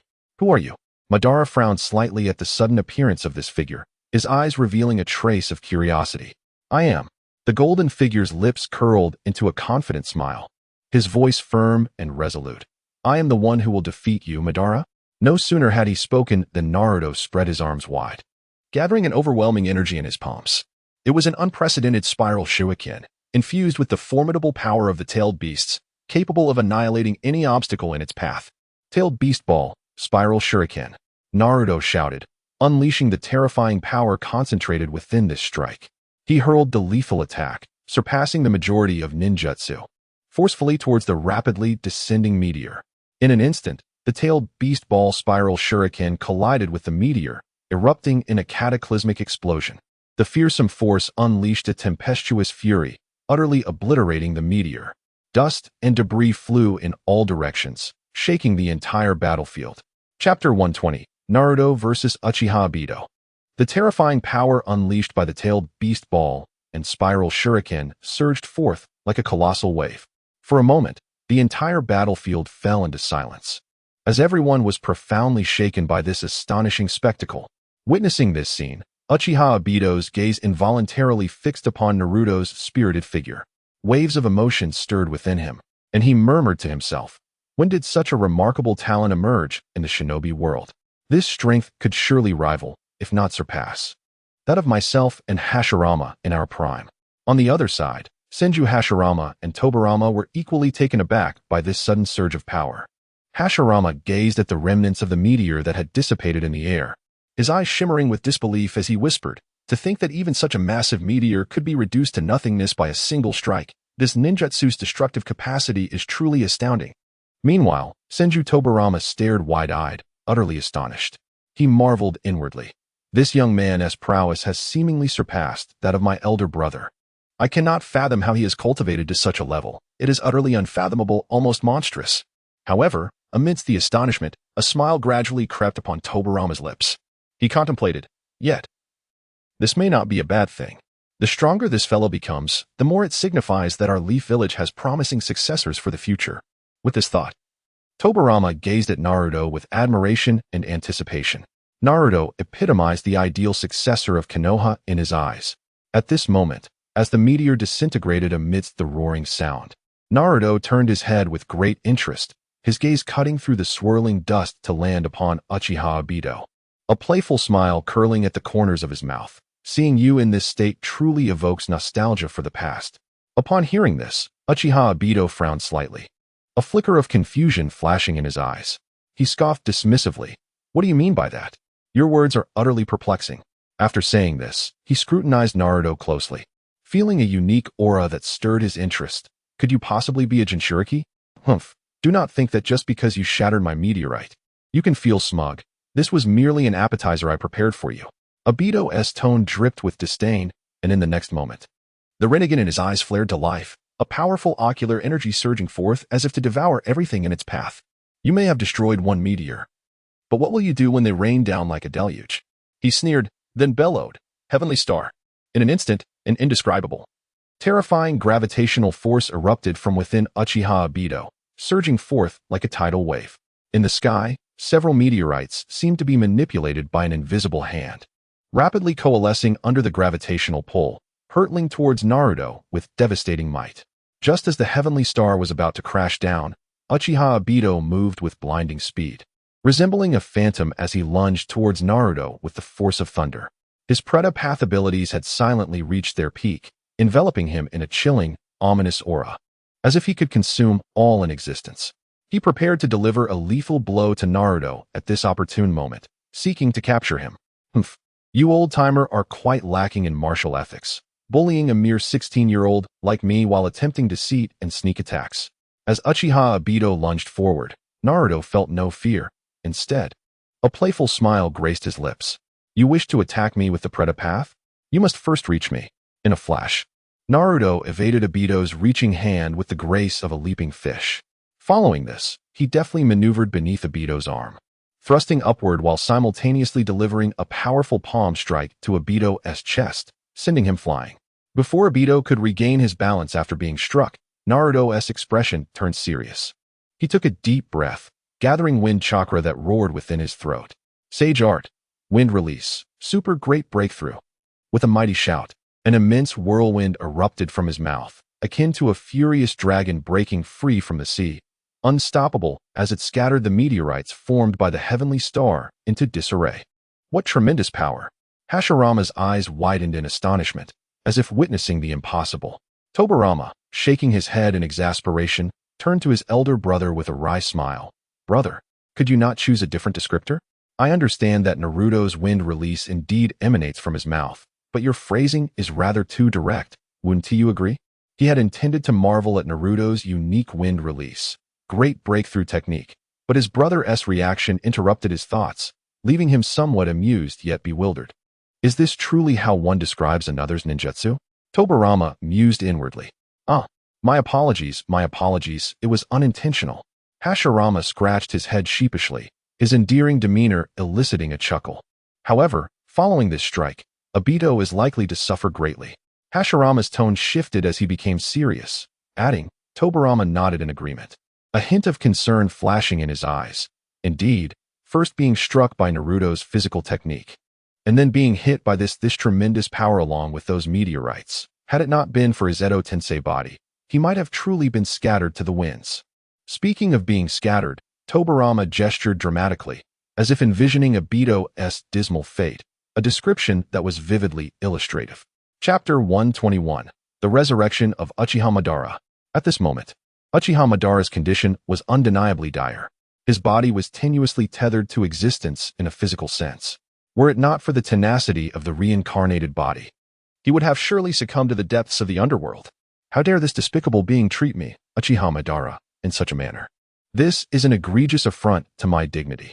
He roared in fury, his voice echoing through the skies, his eyes ablaze with rage.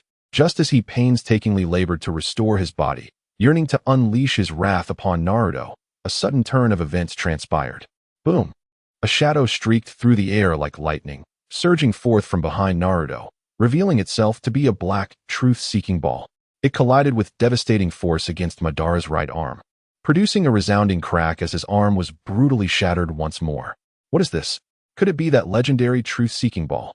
Madara's heart raced as he recalled the 4 black spheres he had glimpsed floating behind Naruto earlier. He had dismissed them as mere adornments or secret techniques. However, as he was struck by the truth-seeking ball, realization dawned upon him that these spheres were far from ordinary. They harbored terrifying power, far beyond mere decoration.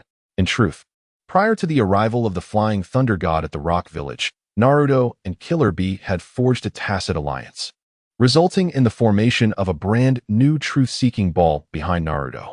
At this moment, Naruto had amassed the formidable chakra of the 8 tails, complemented by the energies of the 2 tails, 1 tail, and his own 9 tails, granting him the strength of 4-tailed beasts. This power was sufficient to alter the tide of any battle. Suddenly, a chill coursed through Madara, an ominous premonition swelling within him. He cast a glance at his arm, furrowing his brow in confusion. What has happened to my arm? Why has it not returned to its former state after such a long time? He murmured to himself, his mind awash with perplexity. It is essential to recognize that his reincarnated body was nearly immortal, capable of rapid recovery from any injury, as if reborn anew. Yet, at this moment, his arm showed no signs of restoration, prompting a burgeoning unease within him. He awaited the familiar surge of power to revive his arm. But as time slipped away, his arm remained unchanged, devoid of any indication of recovery. Just as doubt and confusion enveloped him, Naruto's voice thundered in his ears. Stop waiting. Madara, the truth-seeking ball contains yin-yang release techniques. Your arm is beyond recovery. Madara's heart sank in disbelief, and he exclaimed, What? His eyes widened. staring incredulously at Naruto, as if confronting a monstrosity. You mean to say my arm cannot be restored? How is that possible? He bellowed, his voice laced with resentment and fury. His body was, after all, a product of reincarnation.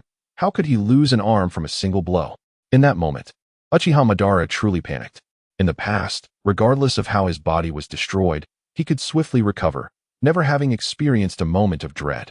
Yet now, upon learning that Naruto had mastered the fabled Inyang release, everything had changed. Fear and uncertainty gripped him, as if he were witnessing the collapse of his invincible legend. Meanwhile, as Naruto gazed upon Madara's disheveled form, missing an arm, an inexplicable sense of relief welled within him, akin to a warm current flowing through his chest. Why do I feel this way? He furrowed his brow, filled with bewilderment. This sudden exhilaration left him somewhat disoriented. In that instant, a vivid image flashed through his mind. Sharp and profound, it was the figure of his father, Minato Namikaze, boldly employing sage techniques to launch an assault on Uchiha Madara.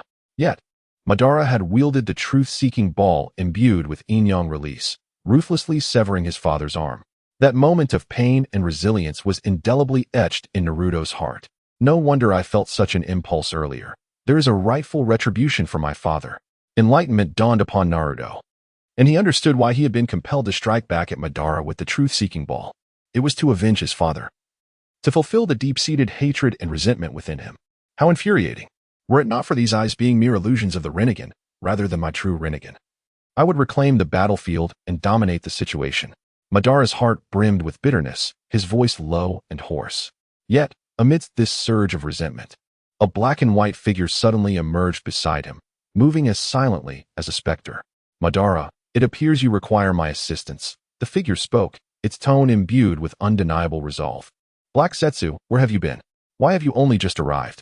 What of Obito? Madara asked, clutching his severed arm, his brow furrowed with reproach and inquiry. Black Zetsu did not respond immediately. Instead, he moved swiftly, controlling a white Zetsu to execute a technique that Naruto found all too familiar. Forbidden technique. Living reincarnation.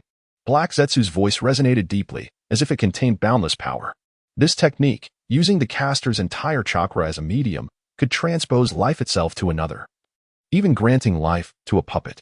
At this moment, having lost the opportunity to utilize the Rinne rebirth, they unexpectedly opted for living reincarnation to resurrect Uchiha Madara. An unforeseen turn of events.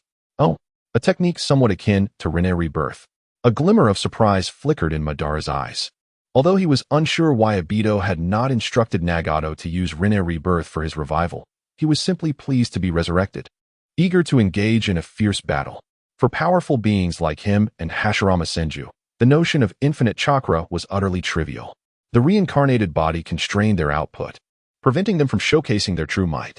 However, at this moment, he finally had the chance for a genuine resurrection, as a brilliant white light enveloped him.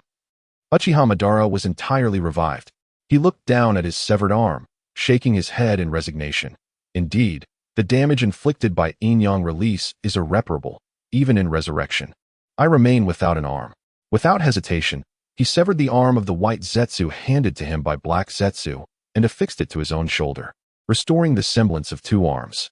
He then raised his gaze to Black Zetsu, asking in a solemn tone, "What of my eyes? Have you brought them?"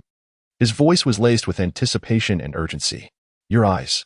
Black Zetsu faltered at Madara's inquiry, his throat constricted as if choked by an unseen force. Momentarily at a loss for words. What?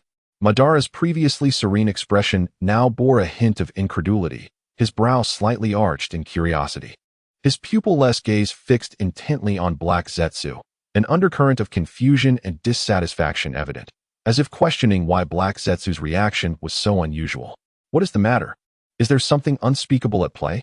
Faced with Uchiha Obito's intense questioning, Black Zetsu could not help but feel a wave of pressure wash over him. Nevertheless, he steadied himself and slowly began to speak.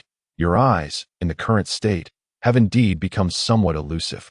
As soon as these words left his mouth, even the typically composed and confident Uchiha Obito was momentarily stunned. After a brief pause, he snapped back to reality, his face a canvas of shock as he demanded, "What do you mean? Are you suggesting that the Rinnegan I had has vanished? Was it lost due to Nagato and Tobi?" Observing the fury contorting Obito's features, Black Zetsu felt a pang of alarm. However, With the situation spiraling out of control, he steeled himself to respond. To a certain extent. One could interpret it that way. This declaration struck like a thunderbolt, penetrating deep into Obito's heart. In an instant, darkness enveloped his vision, and he nearly faltered. He understood that those Rinnegan represented a power he had painstakingly acquired through immense sacrifice. To now learn of their mysterious disappearance was a torment beyond measure. Most crucially, without the Rinnegan, how could he hope to confront the exceedingly powerful Naruto before him? It was evident that such a feat was unattainable. Just then, as the two were engulfed in shock, their gazes converged upon Naruto, who stood a short distance away. At that moment, Naruto's eyes glimmered with an unusual light, flickering like a candle in the wind, seemingly harboring boundless mysterious power. Black Zetsu was the first to notice this change, his eyes widening in disbelief as he muttered, "What? What is happening?" Simultaneously, Obito also perceived the anomaly in Naruto's gaze. Upon closer inspection, he was seized by a jolt of shock, his scalp prickling in horror as he exclaimed, How? How can those eyes resemble mine so closely?" However, he did not receive the denial he anticipated. Instead, he was met with Naruto's undeniable assertion. Pointing to his own eyes, Naruto smiled and said, "You wonder why my eyes resemble yours? That's because these Rinnegan originally belonged to you, but now they belong to me." With that, Naruto felt an impulse to erupt into laughter. As his calm yet resolute words reached Obito and Black Zetsu's ears, both were struck as if by a bolt from the blue, their faces reflecting a despair akin to mourning a great loss. "What did you say? Obito's Rinnegan has been successfully transplanted onto you?" Black Zetsu's eyes widened, staring incredulously at Naruto, his voice trembling with disbelief. The confidence and sense of control he once possessed crumbled in an instant, leaving him engulfed in confusion and helplessness. The Rinnegan was of paramount importance to the Eye of the Moon plan, embodying countless hopes and ambitions. Losing them would undoubtedly plunge the entire scheme into chaos. All the meticulously crafted strategies, the effort expended, and the sacrifices made could all be rendered futile. Yet, amidst this suffocating silence, Black Zetsu's cunning mind began to race. Moments later, a bold and audacious idea surged to the forefront of his thoughts. Since Obito's eyes have fallen into Naruto's hands, and given the current circumstances, it appears that he is actively collecting the power of the tailed beasts. Why not turn the tables and consider him as a new candidate for the Eye of the Moon plan? Wouldn't it be splendid to have him replace Obito in the mission to resurrect Mother? As this thought crystallized, even Black Zetsu felt a shiver run through him at the suddenness of such a radical notion. However, as he delved deeper into this line of thinking, he found it increasingly compelling and highly feasible. Thus, Obito would merely become a discarded pawn. Resolute in his decision, Black Zetsu wasted no time. Immediately employing the Kage main technique to escape the scene, his figure vanished like a wraith, disappearing in the blink of an eye. Black Zetsu. Upon witnessing Black Zetsu's sudden disappearance, Obito was momentarily taken aback. He has betrayed me as well. At this moment, Obito stood rooted in place, turmoil raging within him. He could hardly fathom that Black Zetsu, who had just aided his revival, would turn and flee without hesitation upon learning that the Rinnegan had fallen into Naruto's possession. What was Black Zetsu's true intention behind reviving me? Was it merely to toy with me? Anger surged within Obito, escalating with each passing thought. He mused that if Black Zetsu had not revived him, he could have relied on his undead body to struggle for survival in this world, perhaps finding a glimmer of hope. But now, Black Zetsu's arrival had not only failed to provide any assistance, but had instead plunged him into an inescapable predicament. Aside from granting him an additional arm, Black Zetsu's presence seemed to bring no substantial change. And at this moment, that arm felt utterly powerless, incapable of altering the grim fate that awaited him. Damn it! Obito's heart was a tempest of fury and sorrow as he glared in the direction of Black Zetsu's departure, wishing he could consume that traitor whole. Yet, the harsh reality was that he could only watch as Black Zetsu slipped away, rendered powerless to act. Black Zetsu, do not think I, Uchiha Obito, will simply concede. Even without your assistance, I shall seek a glimmer of hope and confront that Uzumaki Naruto. Obito silently vowed that he would not easily surrender and would strive to carve a path to survival amidst this dire strait. However, at that very instant, a hand unexpectedly came into view before Obito's eyes. What is this? Obito's heart skipped a beat. His hollow eye sockets appeared vacant as he swiftly raised his head. He perceived Naruto standing there, smiling gently, extending his hand toward him. That smile seemed devoid of mockery or disdain, instead radiating an ineffable sincerity. What is your intent? A strong person's charity towards the weak? Humph, how utterly laughable. I, Uchiha Obito, am not someone who requires the pity of others. Although Obito's heart was tumultuous, he feigned composure, disdainfully retorting, "If you think that way, then you are gravely mistaken. I have no intention of engaging in such trivial acts, nor would I undertake anything devoid of meaning," Naruto firmly asserted, shaking his head. "Then what is your true intention?" Obito's brows furrowed, his confusion deepening. At this moment, not only was Obito bewildered, but even Senju Hashirama and Senju Tobirama, standing nearby, wore expressions of perplexity, uncertain of Naruto's intentions. "Hey Naruto, that guy is Uchiha Obito. How can you so casually extend your hand to him? His wicked Uchiha hedgehog hairstyle is laden with sins. He deserves no leniency." Senju Tobirama raised an eyebrow, quietly warning Naruto. However, Hashirama shook his head in response, countering, "Tobirama, you misunderstand. Obito is not the person you envision." With that, he turned to Naruto, a flicker of surprise crossing his features, silently contemplating. I never imagined Naruto would possess such a vast heart. Could he be planning to accept Obito? Uncertain if he could accomplish what I had failed to achieve, Hashirama gazed at Naruto with anticipation, his eyes fixed upon him, eager to witness his actions. "I believe I have grasped your motivations," Naruto declared to Uchiha Madara. "Oh, how presumptuous of you. If you claim to understand me, then enlighten me as to why I would undertake such actions. Your words suggest that you are privy to many of my plans," Madara retorted with a scoff. Naruto smiled gently. "In my opinion, the genesis of your ideas has never been flawed. Rather, it is your misguided path that leads you astray.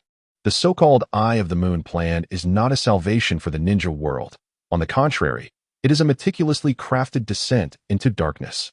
Upon hearing Naruto's words, the confident expression on Madara's face froze, his eyes widening in astonishment as if he were witnessing the most unfathomable phenomenon.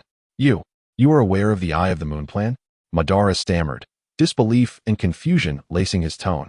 "This has been my secret scheme, meticulously crafted over the years. And you dare assert that it is the design of others? Such nonsense. I have gleaned the pertinent information from that ancient and mysterious stone tablet." In response to Madara's inquiries, Naruto merely raised the corner of his mouth, revealing a smile shrouded in enigma. He replied unhurriedly, "Do those inscriptions upon the stone tablet render them infallible truths, beyond reproach?" Naruto's retort struck Madara's heart like a hammer, plunging him into contemplation. Despite the growing doubt within him, his long-standing conviction in the tablet's authority made it difficult for him to readily accept Naruto's assertions. "What do you truly mean by that?" Madara furrowed his brow, fixating on Naruto.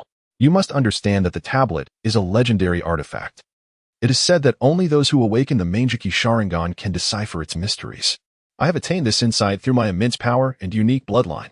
Then, Naruto, adopting a grave demeanor, elucidated, "What you perceive was perhaps accurate in its inception. You have personally experienced its benefits, as evidenced by your successful fusion of the Senju and Uchiha powers, culminating in the birth of your formidable Rinnegan." Upon hearing Naruto's words, Tobirama, engulfed in shock, trembled uncontrollably. This fellow has genuinely awakened the Rinnegan through his own ability? How is that possible? Yet, what could account for his seamless incorporation of our Senju clan's power? Tobirama found himself perplexed, filled with doubt and astonishment. Meanwhile, Madara, upon hearing this, nodded slightly, acknowledging Naruto's statement. His profound gaze remained locked on Naruto as he slowly articulated, "If this portion holds truth, then upon what grounds do you assert that the remainder is false?" Naruto's lips curled into a faint smile, and he replied, "To unravel this matter, we must delve into an ancient tale from long ago." As he spoke, he suddenly beamed, revealing a row of pristine teeth, continuing, "However, this tale is rather lengthy and intricate. Rather than laboriously recounting it to you, it would be far more enlightening for you to witness it firsthand." In the next instant, Naruto's Rinnegan, radiating a mysterious light, erupted with an overwhelming power. This force surged forth like a tumultuous tide, enveloping everyone present instantaneously. In the blink of an eye, they found themselves ensnared within the illusionary realm conjured by the Rinnegan. Now, let you experience the hidden truths behind everything, the true nature of the Eye of the Moon plan. Naruto's deep, resonant voice echoed throughout the ethereal space, imbued with an irresistible allure, guiding them step by step to unveil the long-buried secrets. Chapter 122. The The joining of Madara. As time trickled by, it felt as though an eternity had passed. At this moment, whether it was the powerful Uchiha Madara, the legendary god of ninja, Senja Hashirama, or the cunning Senja Tobirama, it took a considerable duration for the three to finally open their eyes, gradually emerging from their stupor. Upon awakening, Hashirama's face was a canvas of astonishment and disbelief. He could not help but exclaim, "I never imagined that events would unfold in such a manner." It turns out that behind the monumental happenings in the ninja world lies a mysterious puppet master manipulating the entire situation.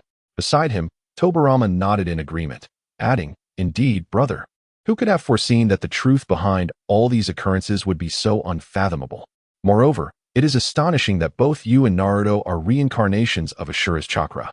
No wonder you often appear somewhat oblivious." Upon hearing this, Naruto pouted, expressing his discontent. "Hey, Uncle Tobirama, it's one thing to tease Uncle Hashirama about being clueless. But why drag me into this too?" In response to Naruto's complaint, Tobirama, with a mischievous grin, retorted, "Just look at you now. You're becoming more and more like your brother." As Tobirama's words hung in the air, Naruto stomped his feet in frustration, feeling powerless to counter. Meanwhile, Uchiha Madara was engulfed by a tempest of emotions, his mind turbulent and restless. With widened eyes and clenched fists, he muttered through gritted teeth, "Cursed. I never anticipated that Kage's Black Zetsu was not acting on my will. For all these years, I have been a mere pawn in his hands." The more he pondered, the angrier he became, and suddenly, a cold laugh escaped his lips. What a Black Zetsu! What an exquisitely cunning Black Zetsu's mother rescue plan! It has ensnared everyone in its intricate web.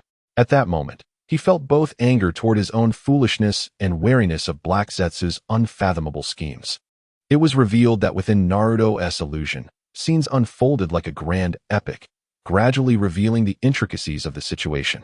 In this enigmatic and fantastical realm, Naruto appeared as an all-seeing sage, guiding everyone in the pursuit of secrets concealed in darkness. Most astonishingly, the truth of the Moon Eye plan was gradually unveiled. This ambitious and conspiratorial scheme loomed over the entire ninja world like a vast net. Meanwhile, Black Zetsu's hidden motives operated like a shadowy puppeteer, orchestrating everything. Simultaneously, the legendary Kage emerged, her formidable and enigmatic power instilling fear. Even more shocking was the involvement of the reincarnations of the Sage of Six Paths' two sons. Their fates intertwined as if destined by the heavens. Faced with such a colossal and intricate web of information, everyone found their minds in disarray, struggling to process it all. Thus, it took them quite some time to regain their composure. At that moment, Naruto tilted his head, a confident smile gracing his features as he addressed Madara. "So, Madara, I haven't deceived you, have I?" Madara, after a moment of silence, finally nodded in acknowledgement. He spoke slowly. "While I cannot entirely dismiss the possibility that you have fabricated this with your illusion, considering the coherence and depth of the narrative, I shall grant you my trust for now." With that, he crossed his arms, slightly raising his chin, his piercing gaze fixed on Naruto as he continued, "However, since you are willing to divulge such significant information, I presume you have your own motives. Now, would you care to explain why you have chosen to share this with me?"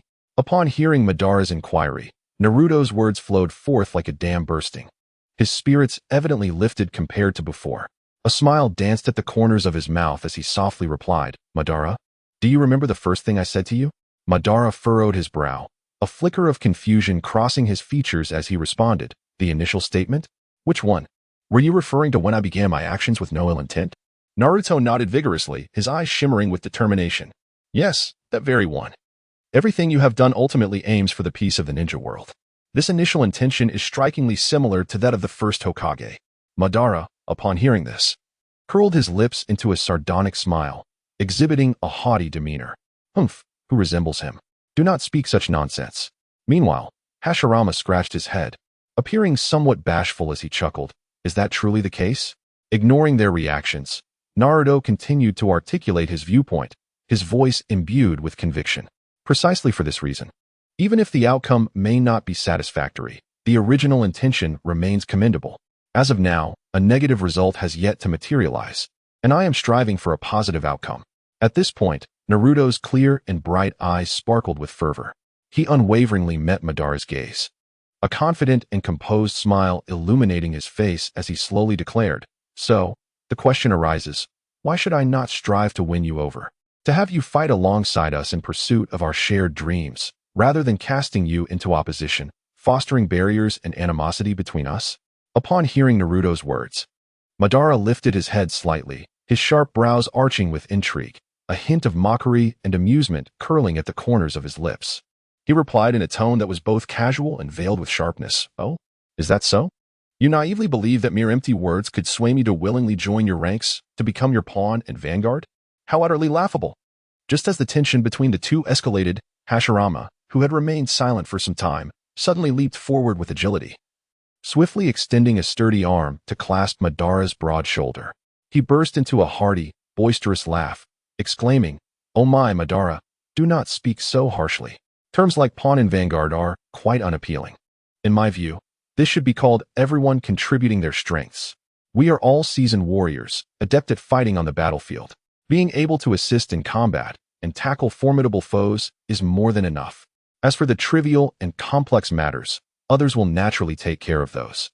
Why burden ourselves with such worries?" After his spirited declaration, Hashirama not only kept his hand on Madara's shoulder, but also seemed to purposely increase the pressure, patting him heartily. Within that gesture lay boundless warmth and anticipation. With a beaming smile, he turned to Madara, his eyes glimmering with unmistakable hope, softly inquiring, "So, what do you think, Madara?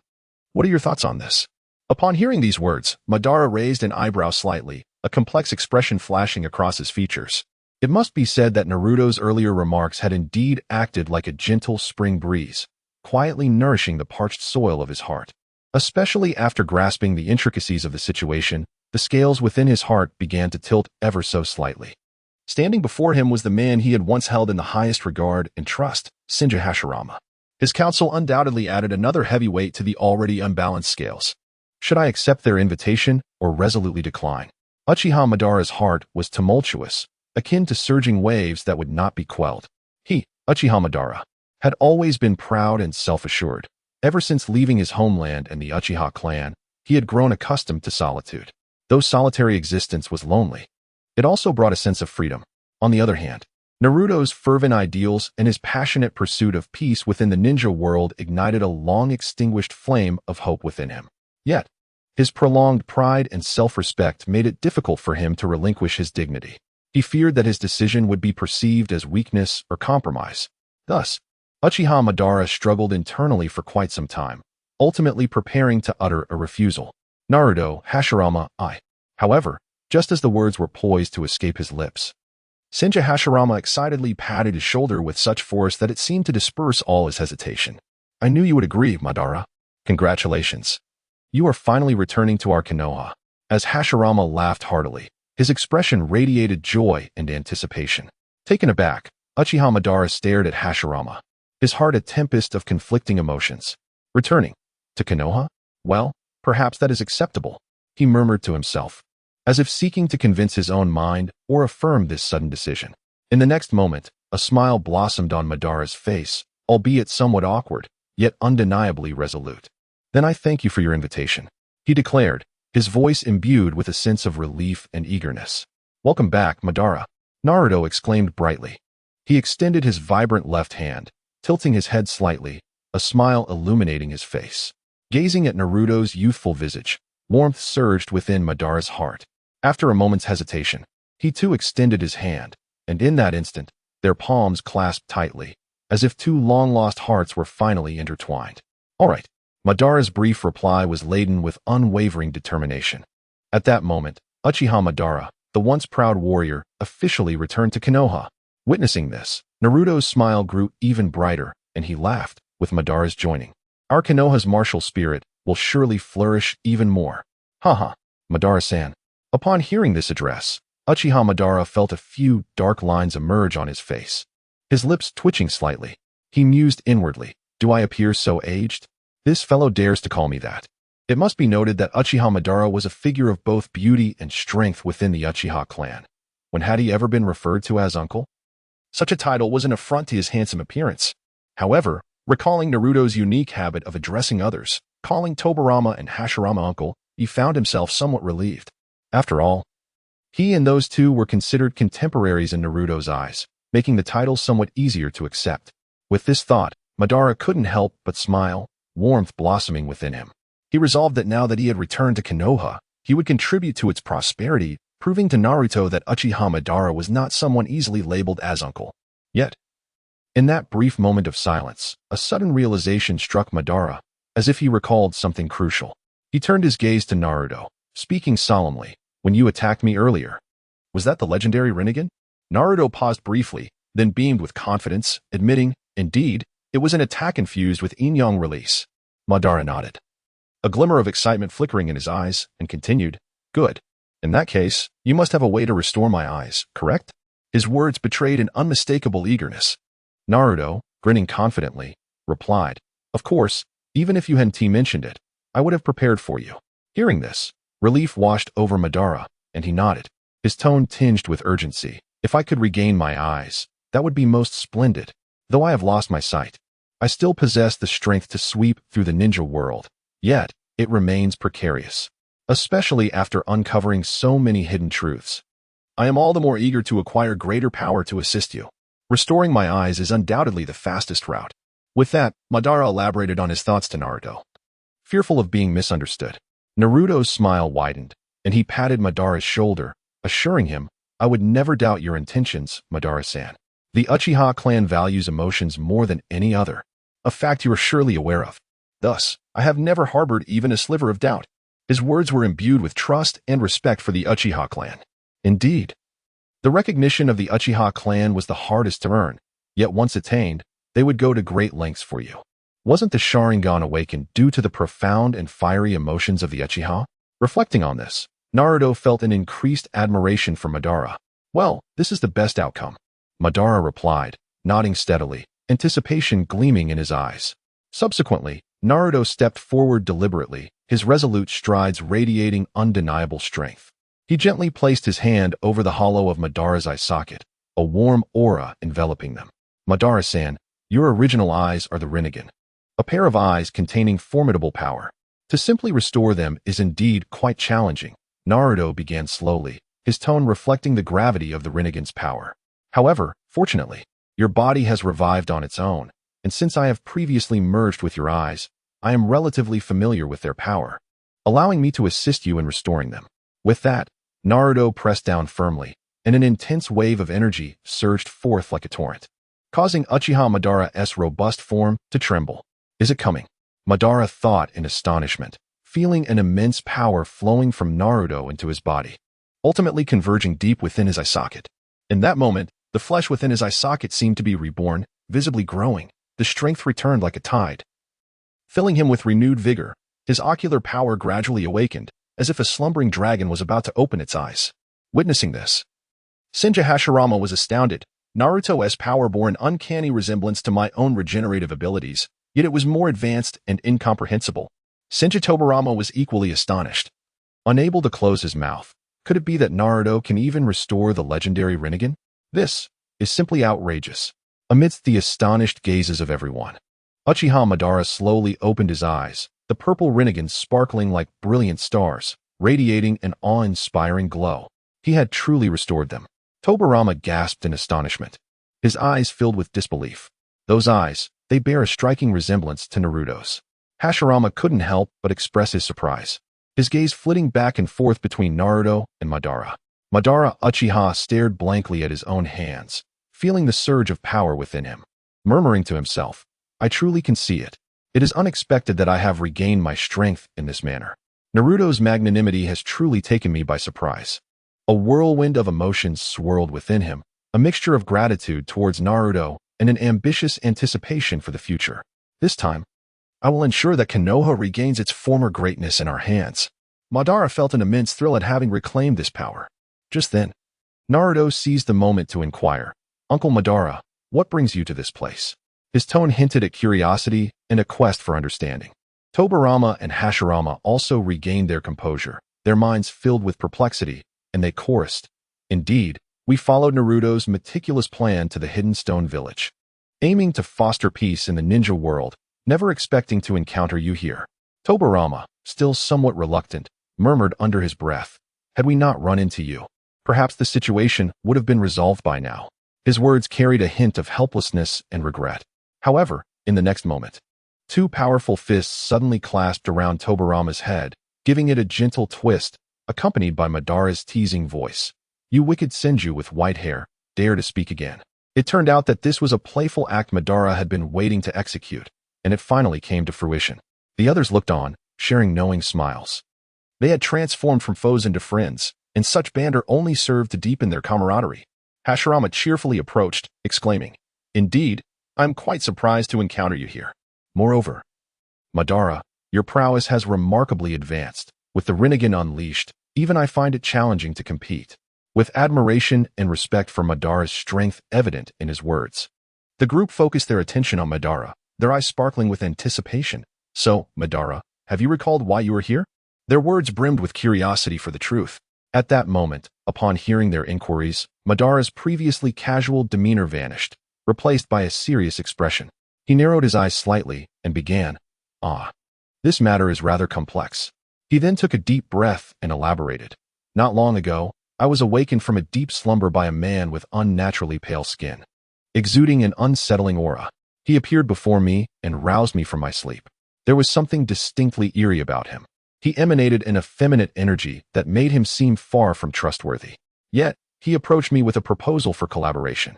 Initially, I was skeptical of his intentions, as one cannot easily trust a stranger with such a dubious background. However, after hearing his comprehensive plan, I discovered that it mentioned the possibility of encountering you here. Especially you, Hashirama. The prospect of seeing you again compelled me to accept his request without hesitation." As he concluded, Madara's gaze naturally shifted to Hashirama, who, upon hearing this account, found himself momentarily at a loss for words. On one hand, he was astonished that Madara would so readily acquiesce to a stranger's request. On the other, the realization that Madara's presence here was solely due to the chance of meeting him stirred a complex array of emotions within him, leaving him both amused and exasperated. "Oh, you agreed so readily, yet the trouble you caused us is considerable. Had it not been for Naruto's arrival, we might have suffered losses because of you," Hashirama muttered. In response, Madara felt somewhat sheepish. "I had no idea that the Moon Eye plan was a trap for me. Had I known, I would have acted differently." He then turned to Naruto and asked, "So, what have you thought about this?" Chapter 123, The Alliance Between Orochimaru and Iwagakure? If I am not mistaken, the individual responsible for resurrecting Uncle Madara is most likely our former rogue ninja from Konoha, Orochimaru.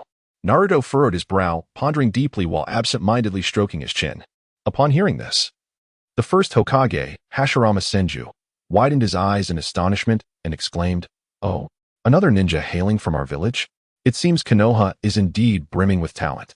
Yet, why must rogue ninjas keep emerging? It is truly vexing." With that, he helplessly scratched his head. At that moment, Uchiha Madara, who had remained silent until now, suddenly interjected. "Indeed, based on the clues we currently possess, the most probable individuals capable of using the impure world reincarnation technique to resurrect me are Konoha's ninjas. After all, this technique undoubtedly exists because it was invented by that brat Tobarama." Tobarama, mentioned by name, snorted dismissively and retorted, "Humph. The technique itself is neither good nor evil. It all depends on how the user employs it. Does a sharp sword become an evil weapon merely because it falls into the hands of a villain? Similarly, the impure world reincarnation cannot be universally condemned as a malevolent technique." Despite his firm words, deep down, Tobarama understood that the impure world reincarnation indeed possessed certain characteristics and drawbacks typical of forbidden jutsu. Thus, as he spoke, he could not help but feel a tad insecure, his confidence somewhat wavering. Meanwhile, as Tobarama and Madara continued their incessant bickering, Naruto seemed oblivious, lost in his own thoughts, scratching his head with a perplexed expression. What is going on? Why would Orochimaru summon Uchiha Madara using the impure world reincarnation? Furthermore, he even positioned him at the border between Iwagakure and our Konoha. Strangely enough, despite the passage of time, I have yet to encounter a single shadow of an Iwagakure ninja. As these thoughts swirled in Naruto's mind, a bold hypothesis suddenly struck him like a bolt of lightning. Could it be that Orochimaru has secretly forged an unknown agreement with Iwagakure? Once this notion took root, it spread through Naruto's mind like wild grass. The more he contemplated, the more he felt the likelihood of this possibility was immense. If his suspicions proved true, then their originally planned peaceful liberation of Awagakure would undoubtedly face unprecedented difficulties and challenges. The mere thought of this made Naruto's head spin and his brows furrowed tightly. It seems that to resolve the current predicament, I must find a way to confront Orochimaru. At that moment, a spark ignited within Naruto as the memory of the Flying Thunder God mark he had secretly left on Orochimaru resurfaced in his mind. That was a contingency he had meticulously arranged, and the time had finally come to put it to use. The Flying Thunder God mark I left was specifically prepared for moments like this. Naruto tightly closed his eyes, concentrating all his focus on sensing that mark. After a brief moment, thanks to his extraordinary perceptive abilities, he finally detected a faint fluctuation emanating from a deeply concealed location beneath the earth. To his surprise, Orochimaru had hidden himself so thoroughly. This was truly unexpected. Naruto murmured to himself, his face displaying astonishment. However, more surprising revelations awaited him. Upon further careful sensing, he discovered that the source of the faint aura seemed to lie within the bounds of Awagakure. Could it be that a clandestine and intricate connection truly exists between Orochimaru and Awagakure? With this thought, Naruto furrowed his brows, gently shook his head, and let out a long sigh. This matter was becoming increasingly complex and shrouded in mystery. Regardless, he had resolved to uncover the truth behind it all. Three uncles. You continue toward Awagakure to pay a visit. I shall seek out Orochimaru. With that, Naruto activated the Flying Thunder God technique and vanished from the bustling trio's sight. Seeing Naruto's resolute departure, Hashirama, Tobirama, and Madara were momentarily stunned, as if their thoughts had been swept away by a sudden gust of wind. Why did Naruto leave so abruptly? Hashirama scratched his head, confusion etched on his face, his brows knitting into a tangled mess. Tobirama, hearing this, had a ripple of contemplation cross his features, nodding thoughtfully as he added, "Indeed, brother." Naruto merely exchanged a brief greeting with us before decisively employing the Flying Thunder God technique, disappearing from our view in the blink of an eye. I suspect this is closely related to the intelligence Madara mentioned earlier. At this moment, Uchiha Madara, who had remained silent, finally spoke, nodding slightly with a glimmer of approval in his eyes. Indeed, this possibility is undoubtedly the most significant. That boy, Naruto, must have embarked on a quest to locate the one who resurrected me through the impure world reincarnation, Orochimaru, correct? It's truly unexpected that Naruto could foresee this and stealthily leave a Flying Thunder God mark on Orochimaru. Such foresight is astonishing. As Madara continued, admiration seeped into his tone. Naruto and Hashirama are both reincarnations of Ashura's chakra, yet it seems the gap between them is quite pronounced, particularly in terms of strategy. I dare say Naruto exhibits a style reminiscent of my own. With that, Uchiha Madara unabashedly praised Naruto, declaring, I, Uchiha Madara, shall refer to him as a strategic talent who stands alongside me. Hashirama, upon hearing this, felt a few black lines appear on his face. Why do I feel like he's insulting me? But I have no evidence. Meanwhile, Naruto, having utilized the Flying Thunder God technique, was completely unaware of the turmoil stirring within the minds of the three. Otherwise, he would likely be overwhelmed with joy, wagging his tail uncontrollably. At this moment, Naruto had instantly transported himself to the location where he sensed Orochimaru's aura. Upon his arrival, his brows knitted slightly at the sight before him, which left him somewhat taken aback. Surrounding him were numerous greenish test tubes of various sizes, resembling a vast ocean of verdant hue. Within several glass columns, he found the figures of the previously missing white Zetsu, quietly suspended as though time itself had frozen around them. Could these white Zetsu be the ones Orochimaru captured earlier? Naruto pondered to himself. Recalling the earlier destruction of the white Zetsu's stronghold, he remembered noticing the absence of several white Zetsu, leading him to suspect Orochimaru's involvement. Now, it seemed undeniable that this was indeed Orochimaru's doing. What he had not anticipated was that Orochimaru would swiftly integrate the white Zetsu into his research, likely having discovered their unique properties. Naruto reflected on this, his expression growing serious. Just then, a crisp round of applause suddenly erupted, shattering the surrounding silence like the tolling of a bell. Clap, clap, clap. The applause was rhythmic and powerful, laced with a hint of mockery and amusement. As Naruto listened, his gaze followed to see a figure clad in a pristine white coat gracefully approaching him, moving with the lightness and elegance of a refined dancer. Upon closer inspection, it was none other than Orochimaru. Did you anticipate my visit? Naruto inquired, a slight smirk playing on his lips as he raised an eyebrow at Orochimaru, a glimmer of amusement flashing in his eyes. In stark contrast to his previous frail appearance, having lost his hands, Orochimaru now radiated vitality and vigor, as if he had undergone a remarkable transformation. The white coat he wore added an air of mystery and nonchalance to his demeanor. Oh, it seems that when I released my soul from the clutches of death, I inadvertently returned your hands as well, Naruto mused, narrowing his eyes as he scrutinized Orochimaru, his thoughts swirling. Orochimaru, hearing this, allowed a peculiar smile to grace his lips, gently shaking his head. Oh, I did not expect you to observe so keenly, Naruto-kun. Indeed, it is because you liberated the impure world reincarnation that I regained my hands. Furthermore, I have utilized the body of White Zetsu to employ the secret art of reincarnation. Now, I possess a vessel that is nearly perfect. As he spoke, Orochimaru's smile widened, and he inclined his body slightly, gesturing for Naruto to continue. I have long awaited your esteemed presence, Naruto. He continued. Do you not fear that in a fit of rage, I might obliterate you entirely? You must be aware of my capabilities. Even with the sage art of Richi Cave, the situation remains unchanged. Naruto raised an eyebrow, his tone imbued with skepticism and defiance, his gaze sharp as an eagle's, fixed upon Orochimaru. Concurrently, he acutely sensed the natural energy emanating from Orochimaru, flowing like a gentle stream. In response, Orochimaru merely smiled serenely, shaking his head slowly. If you truly harbored such intentions, I doubt you would stand here engaging in idle chatter with me. While I have transformed from a serpent into a dragon, before you, a true dragon, I am but a false dragon. At this, a flicker of reminiscence crossed Orochimaru's eyes. After narrowly escaping from his intense confrontation with Naruto, he stumbled upon White Zetsu's hiding place. At that time, Sasuke had already departed, leaving him in need of a flawless reincarnation vessel, and thus he turned his gaze towards White Zetsu.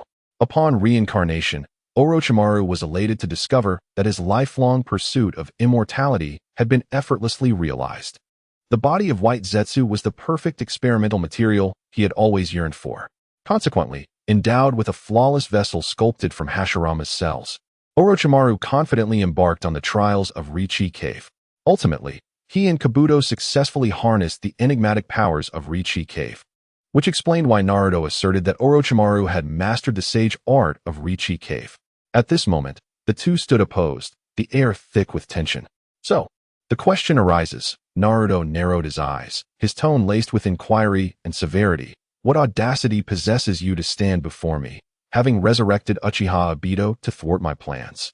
Orochimaru, unfazed by Naruto's interrogation, responded with a smile, because I believe I still hold value in this world, especially after this new discovery.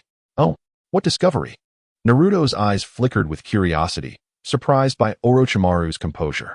Orochimaru gently gestured for Naruto to follow him, leading him into a concealed laboratory filled with an array of peculiar instruments and elixirs, exuding an aura of mystery and intrigue. After departing from the Tenchi Bridge stronghold, I reached an agreement with Inoki of Awagakure, Orochimaru elaborated. I assist him in researching certain forbidden matters, and in return, I am granted refuge and resources. As a bargaining chip, I resurrected Uchiha Obito to alleviate the border crisis. Orochimaru continued, though I was well prepared, I never anticipated your progress to be so formidable. Uchiha Obito is no match for you. A glimmer of admiration flickered in his eyes. He paused before adding, through this process, I have realized that you are the very wind of change in this ninja world. Once, I aspired to be the wind, but now I wish to be a windmill, to observe how far your gale can carry. With that, Orochimaru led Naruto to a crumbling stone tablet, inscribed with ancient symbols and patterns, exuding an aura of the arcane and the archaic. This is my new discovery, Orochimaru exclaimed, pointing to the tablet. It holds clues about the ancient secrets and powers of the ninja world, which I believe will significantly influence my future research. A mysterious tablet? Naruto raised an eyebrow, a hint of astonishment crossing his features. How is it that this resembles the tablet found in the Uchiha clan's territory? Could it conceal some unknown secret? In the next moment, as Orochimaru looked on in awe, Naruto slowly activated his Rinnegan. The eyes shimmered with profound light, as if capable of unraveling the mysteries of existence. In that case, I shall delve deeper with my ocular power, Naruto declared resolutely. Fixing his gaze upon the tablet, he discovered inscriptions detailing the Otsutsuki clan. The ancient and enigmatic characters seemed to originate from a distant era. Otsutsuki, the power to devour planets. Evolution? Otsutsuki Kage arrived. Kage's rebellion created the White Zetsu army. Naruto read the fragmented text, struggling to decipher the severely damaged inscriptions. Furrowing his brow, he endeavored to piece together useful information from the obscured words. Ultimately, he gleaned only these scattered fragments and a barely discernible spatial coordinate. This is a record of the Otsutsuki clan? Naruto's eyes widened in disbelief as he stared at the tablet. The brevity of the text belied the immense volume of information it contained, leaving him momentarily overwhelmed. Could it be that beyond Kage at Otsutsuki, the Otsutsuki clan still exists? Are they akin to the Sage of Six Paths? He pondered, a wave of unease washing over him. His gaze remained fixed on the tablet, where the final portion of the text hinted at a vague spatial coordinate. That coordinate seemed like a key to a riddle, or perhaps a signal of an impending danger. Did it conceal some undiscovered secret? Naruto couldn't suppress his curiosity, a surge of apprehension swelling within him. The coordinate appeared as a black hole, drawing his thoughts into its depths. A second Otsutsuki, an unknown threat lurking in the shadows, poised to erupt at any moment. This realization sent alarm bells ringing in Naruto's mind, amplifying the weight of his responsibilities. It seems my strength is still insufficient. I must strive for further enhancement. Otherwise, I fear I won't be able to protect everyone adequately, he resolved, his voice imbued with unwavering determination. He was acutely aware that only by becoming stronger could he confront the challenges that lay ahead. The struggle against Kage Otsutsuki had already drained him of immense energy. And now he faced the formidable Otsutsuki Ishiki, the leader of Kage. How could he not be vigilant? Taking a deep breath, Naruto slowly began to speak. I must say, Orochimaru, the value of this intelligence is exceedingly high. It could very well serve as your ticket to safety. At these words, Orochimaru narrowed his eyes slightly, a glimmer of cunning flashing within them. It appears, Naruto-kun, that you have perceived many extraordinary things that I have yet to notice, he replied softly, his tone imbued with admiration for Naruto and pride in his own intelligence. He had previously surmised that the stone tablet was no ordinary artifact, but due to his limited abilities, he could not decipher all the information inscribed upon it. He could only sense its profound significance. Observing Naruto's expression after his interpretation, he became even more resolute in his convictions and felt a twinge of respect for Naruto's prowess. You mentioned that you wish to become a windmill, eager to see how far this wind can carry you, correct? If so, I have but one question at this moment. Do you intend to maintain your alliance with the Hidden Stone Village, or will you choose a different path? Naruto inquired with an air of calmness. Upon hearing this, Orochimaru's lips curled into a subtle smile. Naruto-kun, do you truly perceive me as such a short-sighted and oblivious individual? Should such an opportunity arise, I would gladly align myself with your cause. However, I would appreciate it if you could share the contents recorded on that mysterious stone tablet with me and create the necessary conditions for my subsequent research. With that, his elongated eyes fixed intently on Naruto, as if seeking to penetrate the depths of his thoughts. Naruto felt a surge of complex emotions at this sight. He gazed at Orochimaru and slowly remarked, after successfully resolving the issue of immortality, I did not expect your fervor for research to be so thoroughly ignited. However, if this is truly your desire, it may be feasible. I must, however, earnestly remind you that, now that you are here, you must adhere to the rules and maintain discipline. You can no longer engage in those so-called cruel human experiments. Orochimaru nodded in agreement. Indeed, that is certainly the case. With the existence of these white Zetsu, ordinary humans have virtually lost any value for my experimental research. Therefore, why would I choose to transgress such taboos? A sly smile briefly danced across his face before he composed himself again. Very well, then. You are most welcome to return to Konoha, Naruto declared cheerfully, extending his firm hand to clasp Orochimaru's somewhat cold one, as if conveying a silent trust and understanding. Indeed, Orochimaru affirmed, his voice brimming with determination and anticipation. He then excitedly clapped his hands and turned to Kabuto, instructing, Kabuto, quickly gather everything. We are preparing to return. Kabuto, taken aback, asked in confusion, Lord Orochimaru, where are we returning to? Orochimaru's lips curled into a smile as he softly replied, Why? Back to Konoha, of course. Kabuto's eyes widened in surprise as he exclaimed, "But what about the hidden stone?" Orochimaru chuckled lightly, exuding confidence. "Do you believe that, in the face of Hashirama Senju, Tobirama Senju, and Uchiha Madara, the hidden stone can muster any resistance? We are merely departing early to avoid being embroiled in unnecessary conflicts." With that, Orochimaru and Kabuto began to pack their belongings with swift efficiency, clearly accustomed to such tasks. As Naruto stood by, observing the seamless coordination of Orochimaru and Kabuto, he couldn't help but feel a mix of amusement and disbelief. He had not anticipated Orochimaru's sudden decision to return to Konoha, which brought him both surprise and relief. After all, Konoha had gained an additional strength, a greater safeguard. Chapter 124. The resistance of a Wagakure in stark contrast to the ludicrous situation with Naruto. A formidable trio comprised of Senju Hashirama, Uchiha Madara, and another individual raced toward a Wagakure at breathtaking speed, arriving at the majestic entrance of the village in the blink of an eye. Uchiha Madara, arms crossed and a disdainful expression on his face, cast a sidelong glance ahead and uttered a derisive snort. Inoki, you have certainly made quite an improvement over the years." His words were laced with contempt and scorn. Meanwhile, chaos reigned within a Wagakure as its inhabitants gathered, their gazes fixed intently on the three figures ahead, whispering amongst themselves in hushed tones. "How dare he treat our esteemed Sasuke this way? Doesn't he understand the importance of respecting one's elders? This is utterly lawless," a hot-headed ninja exclaimed indignantly. However, a calmer companion quickly gestured for silence and cautioned in a low voice, "Sho, if you can't keep your mouth shut, you might attract trouble. I've seen their names in the intelligence reports." Upon hearing this, the previously outraged ninja displayed a look of confusion and inquired, "What? Are they renowned and extraordinarily powerful ninjas?" At that moment, a third ninja nodded solemnly, explaining with a hint of reverence, "Are you joking? You don't recognize them? The imposing figure on the far left is the first Hokage, Senju Hashirama. He is revered as the god of Shinobi. Next to him on the right is the equally illustrious second Hokage, Senju Tobirama. As for the one in the center, radiating a terrifying aura, he is none other than the legendary demon, Uchiha Madara." At this revelation, the ninja shuddered involuntarily. Faced with such formidable opponents, how could a Wagakure possibly mount a defense? "This is bad. Everyone, run for your lives."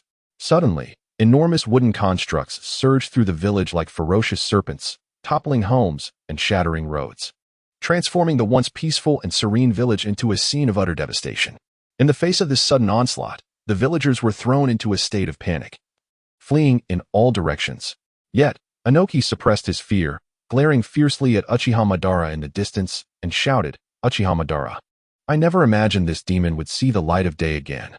Recalling the previous agreement with Orochimaru, he had hoped that the Edo Tensei would enable him to take control of the situation and deliver a devastating blow to Konoha. But who could have predicted that the situation would devolve into this? Uchiha Madara not only failed to honor the pact to attack Konoha, but instead turned his destructive fury upon his own Iwagakure. In that moment, Inoki inwardly cursed, "Damn Orochimaru, when I get the chance to catch you, I will make you suffer the most excruciating torments imaginable, rendering you unable to live or die." That young fool Inoki, do you truly intend to reject our proposal for an alliance with Konoha? Senju Hashirama observed his obstinate adversary with a furrowed brow, a flicker of discontent and concern in his eyes. He understood all too well that war brought only endless suffering and devastation, and he was reluctant to witness the loss of more innocent lives. "I have made my position abundantly clear. I do not wish for this conflict to result in further senseless casualties. Therefore, I implore you to abandon your stubbornness. Do not allow your obstinate willfulness to lead a Wagakure into the abyss of destruction." Hashirama warned, his tone grave. Standing alongside him, Senju Tobirama added, "You must realize that the current situation is evident. Unity is the prevailing trend. If this is the case, why persist in such a futile resistance? Konoha has successfully formed alliances with Kumogakure, Sunagakure, and Amigakure. If a Wagakure insists on refusing, you must consider what gives you the audacity to reject such a powerful coalition." Faced with the pressure from the Senju brothers, Inoki's eyes widened in fury, his face flushed with anger, and he retorted, "Humph. You despicable brutes who rely solely on force to resolve issues, even if it leads to our mutual destruction. The Wagakure will steadfastly uphold our will of stone and will never submit to any humiliating alliance conditions." With that, he emanated an aura of resolute determination. as if prepared to face death itself. Chapter 125. The Joint Battle of Hashirama and Madara. Oh, Inoki, you must think carefully. Uchiha Madara narrowed his eyes slightly, his gaze piercing as he regarded the stubborn Inoki, who still attempted to resist. His voice, tinged with disdain and dissatisfaction, resounded slowly. Humph. Were it not for that brat Naruto asking me to show some restraint, with your trivial tricks, I could dispatch you with a mere flick of my hand, leaving you to bark like a mad dog in vain. With that, Uchiha Madara pressed his palms together, swiftly forming a complex and arcane hand seal. Susanoo. In an instant, an overwhelming surge of chakra erupted from his being, transforming into a dazzling blue light that soared into the heavens. Immediately thereafter, a colossal blue Susanoo, reminiscent of a mountain, rose majestically, exuding an aura of sheer terror that was suffocating. This magnificent blue Susanoo loomed above, casting its gaze upon the entirety of Awagakure and its panicked inhabitants, as though the fate of all that existed lay firmly within its grasp. Standing atop the head of this titanic being, Uchiha Madara pronounced with gravity, I shall grant you one final opportunity to choose. Either surrender and submit to me, or stubbornly resist to the bitter end. But know that the consequences will be utterly unbearable. As the immense blue figure materialized before them, Iwagakure was shrouded in a palpable sense of dread and despair. The eyes of many shinobi widened in terror as they beheld this unprecedented entity, their courage evaporating into thin air. They had once been filled with fervor, ready to assist their revered third Tsuchikage, Inoki. However, upon witnessing such godlike strength, they felt their legs turn to lead, immovable as if weighed down by an insurmountable burden. Some even collapsed to the ground, trembling uncontrollably, bereft of any will to fight. What manner of monster is this? A young shinobi cried out, his voice quaking, his face as pale as a sheet, eyes filled with disbelief and profound fear. Is this truly the power of the divine manifesting upon our world? Another elder shinobi murmured, gripping his kunai tightly, though his hand trembled uncontrollably. Why is this happening? Why must they treat us, the people of Awagakure, with such cruelty? A shinobi shouted in rage, tears streaming down his cheeks. Faced with such a foe, how can we possibly resist? Awagakure is doomed to destruction today, someone lamented, as if foreseeing the tragic end of their village. Oh heavens, my legs are too weak to move. Another cried. Despair etched on his face as he attempted to rise, but ultimately succumbed to defeat. When Inoki witnessed the overwhelming Susanoo, he gasped, clenching his teeth in frustration. Cursed be this. How is this fiend's power still so monstrous? Is there truly no way to vanquish him? But soon, a glimmer of determination flashed in Inoki's eyes as he mused. No, there must be a chance.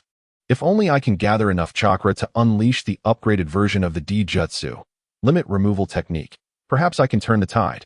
Yet, just as Inoki focused intently on accumulating chakra, Hashirama clapped his hands together, and in an instant, the visage of a powerful sage mode appeared upon his face. Simultaneously, an immense energy surged forth from his being, accompanied by a deep, resonant roar, would golem technique. In the blink of an eye, a colossal wooden figure, astonishing in its size, emerged, rivaling the complete Susanoo in stature. This wooden giant towered, unyielding as a mountain, standing shoulder to shoulder with the fully realized Susanoo. Gazing down upon the minuscule Inoki, Hashirama's gaze was icy as he regarded Inoki, issuing a stern warning. Inoki, you must consider wisely. Should you take action, the consequences will be unfathomable. At that moment, the shinobi of Awagakure were rendered speechless, frozen in place as if under a spell. Their eyes widened, mouths agape in disbelief. How is this possible? Is such power truly within the grasp of humanity? The complete Susanoo had already plunged them into despair, yet now they were confronted by another giant. A wooden colossus. What is happening? Is this truly the end for Awagakure? A shinobi cried in terror, his voice trembling with fear. Another shinobi, voice quavering, pleaded, Oh, esteemed gentlemen, why must you engage in such grandiose conflict? To deal with us mere mortals is akin to using a sledgehammer to crack a nut. If your hearts are truly so merciless, I would sooner seek out a rock to end my suffering than endure this torment. I beseech you, spare us. What shall we do now? The formidable power, once only spoken of in legends, now stood at the gates of Awagakure. They once spoke of where there is a will, there is a way, yet this situation is clearly one of certain doom, devoid of any escape. Another shinobi lamented in despair. It's over. All is lost. Everything has come to an end.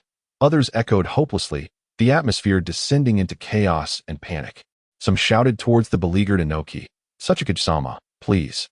Do not bear this burden alone. Accept their terms.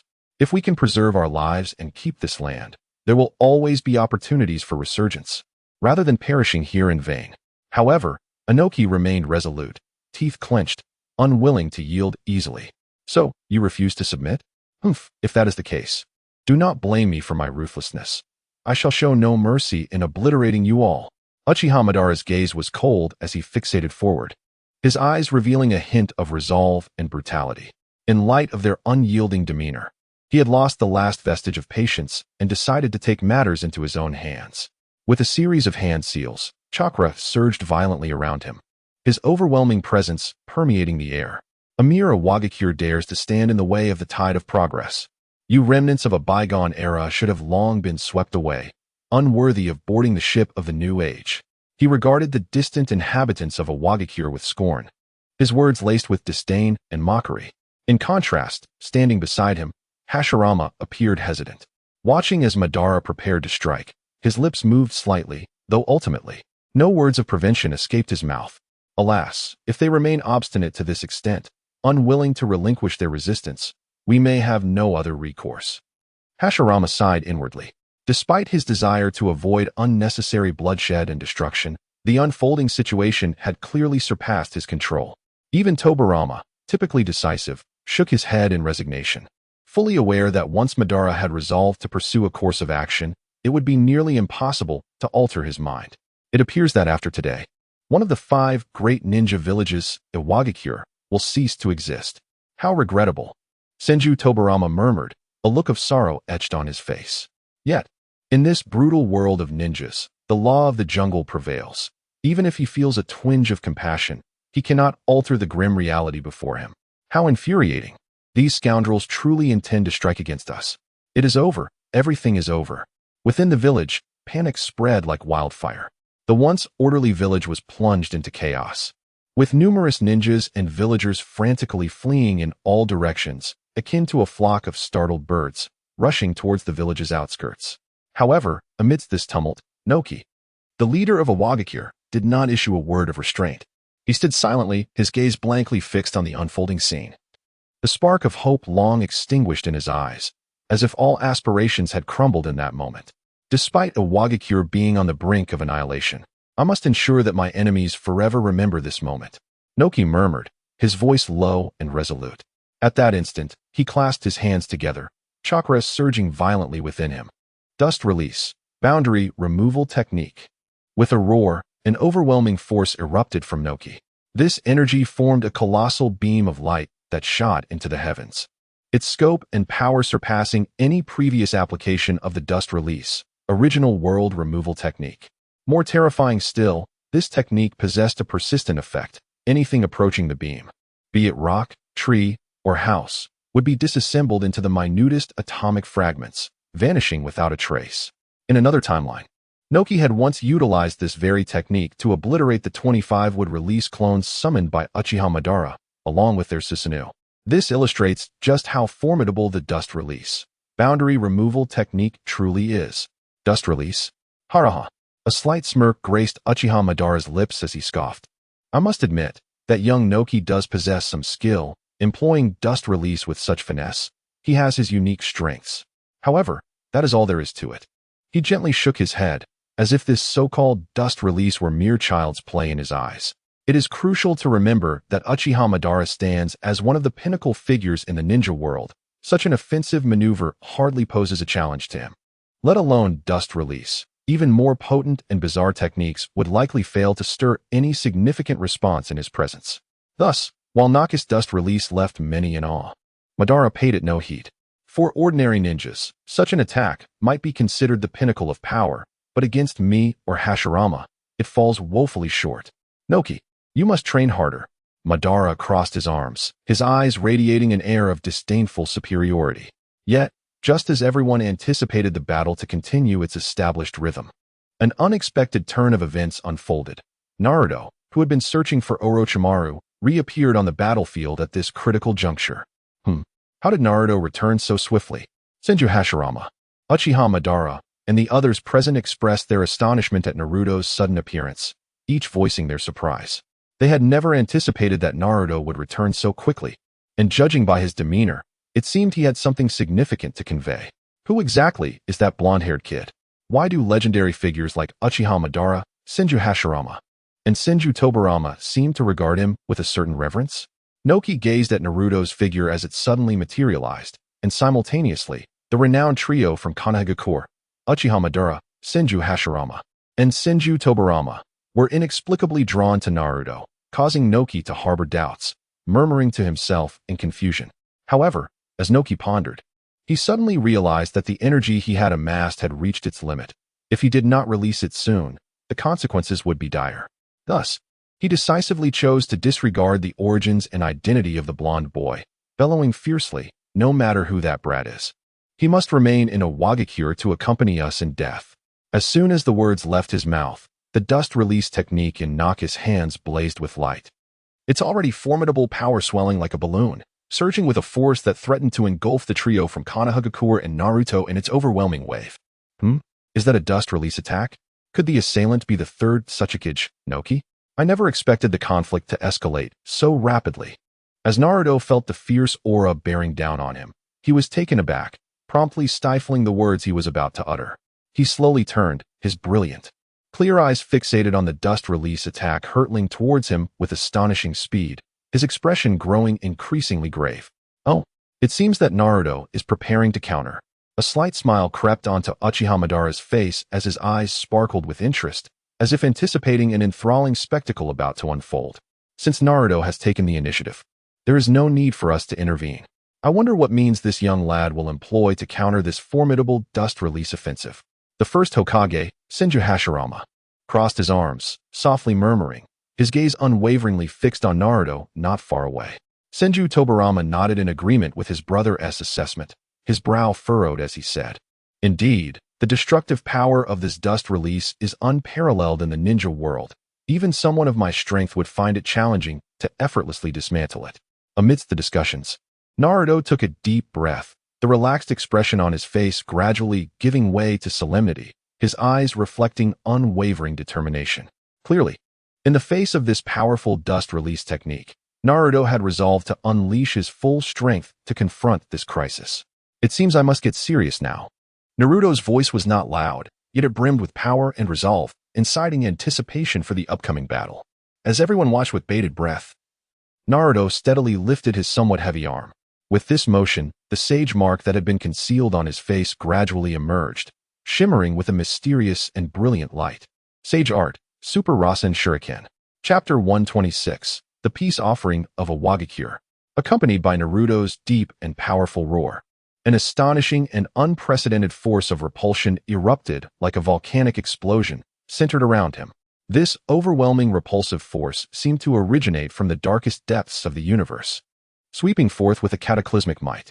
Wherever it passed, the very fabric of space appeared to warp and distort, emitting a cacophony of piercing rips and tears.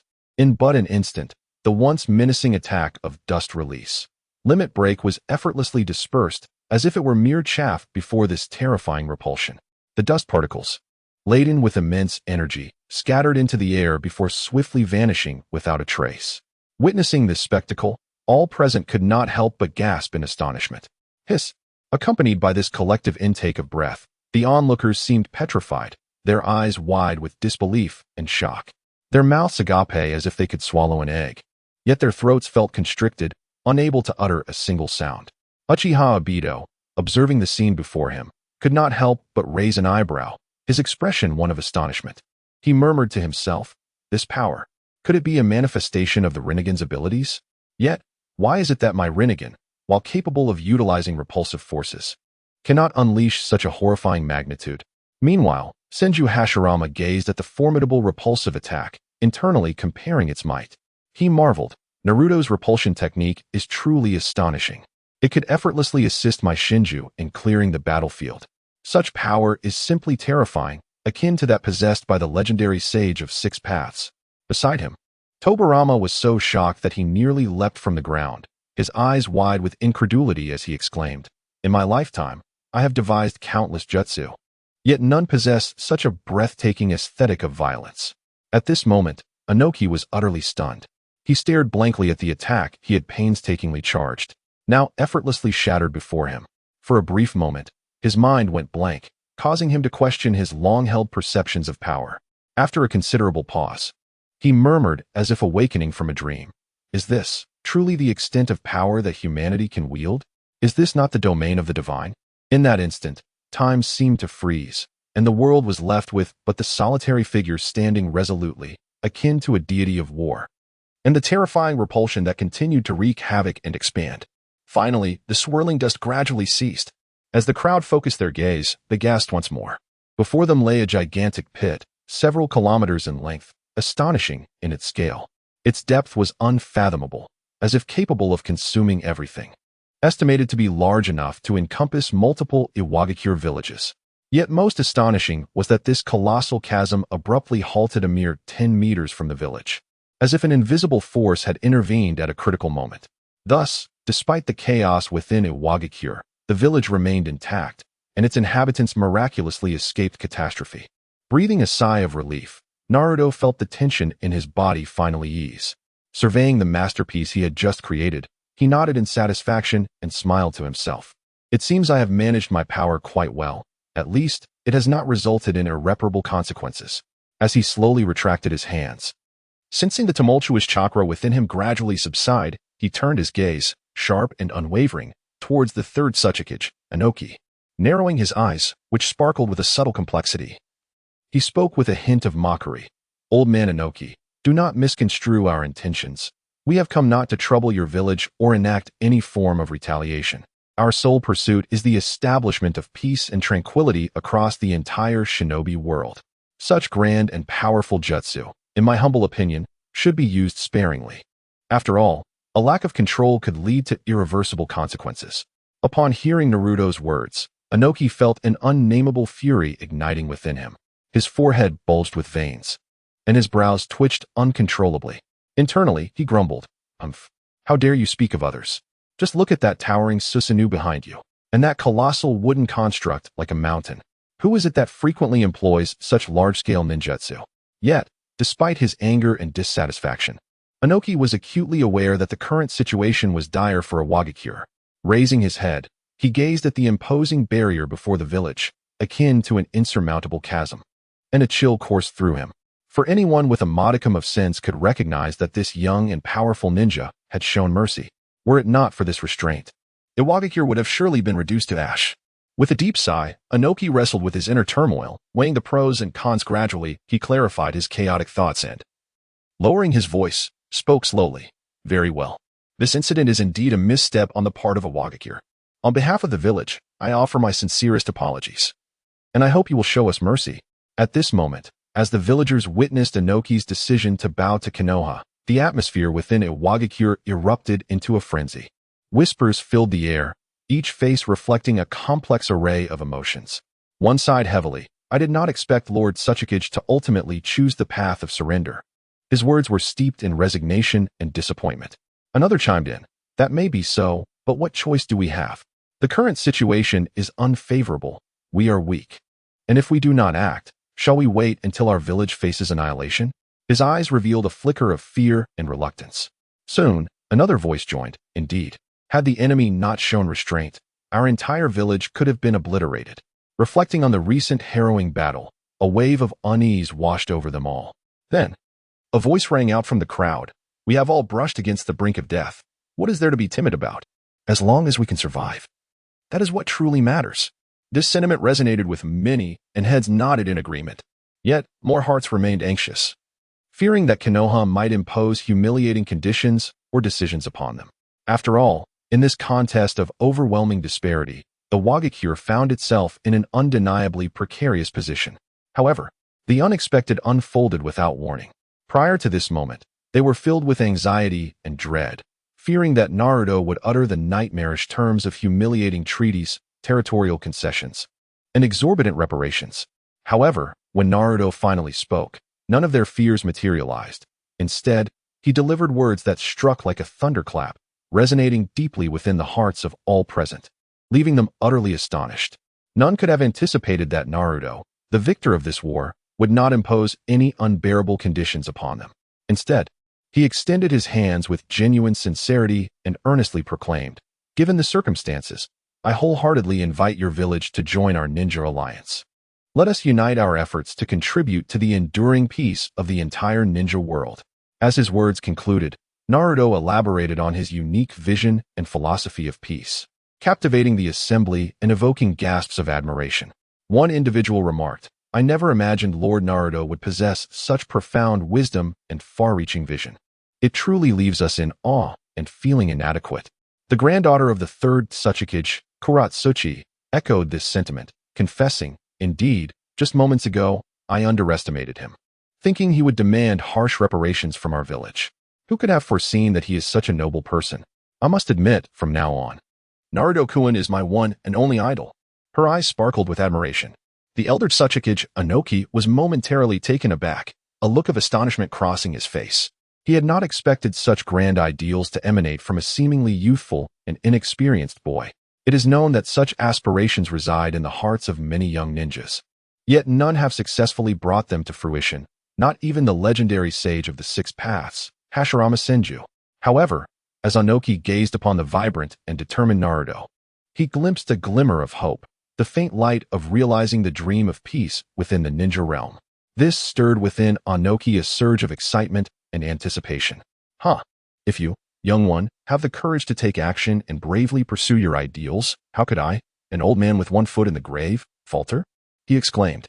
"Let us embark together on this adventure, chasing the elusive yet inspiring dream of peace in the ninja world." With that, Anoki laughed heartily, feeling rejuvenated. He extended his right hand and firmly grasped Naruto's outstretched hand. In that moment, their palms met, transmitting an invisible force between them, symbolizing the shared hopes and steadfast beliefs of two generations striving for peace. "Excellent. That is truly wonderful. We wholeheartedly welcome your participation." Naruto beamed, his face alight with joy, his eyes shimmering with excitement and anticipation, as if he could already perceive the dawn of future peace. At that instant, the realization of a united alliance among the 5 great ninja villages drew ever closer. With only the village hidden in the mist from the land of water yet to respond, just as everyone basked in the euphoria, a crisp and deliberate applause resonated through the air. Upon hearing the sound, Naruto turned to see a tall man clad in a purple tunic, sporting a red beard, steadily approaching with measured steps. This man emanated a powerful aura that commanded respect. As Naruto focused, he gasped in recognition. Was this not the legendary Four-Tails Jinchuriki? The Old Purple and the Five-Tails Jinchuriki, Han? Old Purple's weathered face revealed a hint of surprise as he squinted at Anoki, then spoke in a tone that mingled sarcasm with a touch of nostalgia. Well, this is unexpected.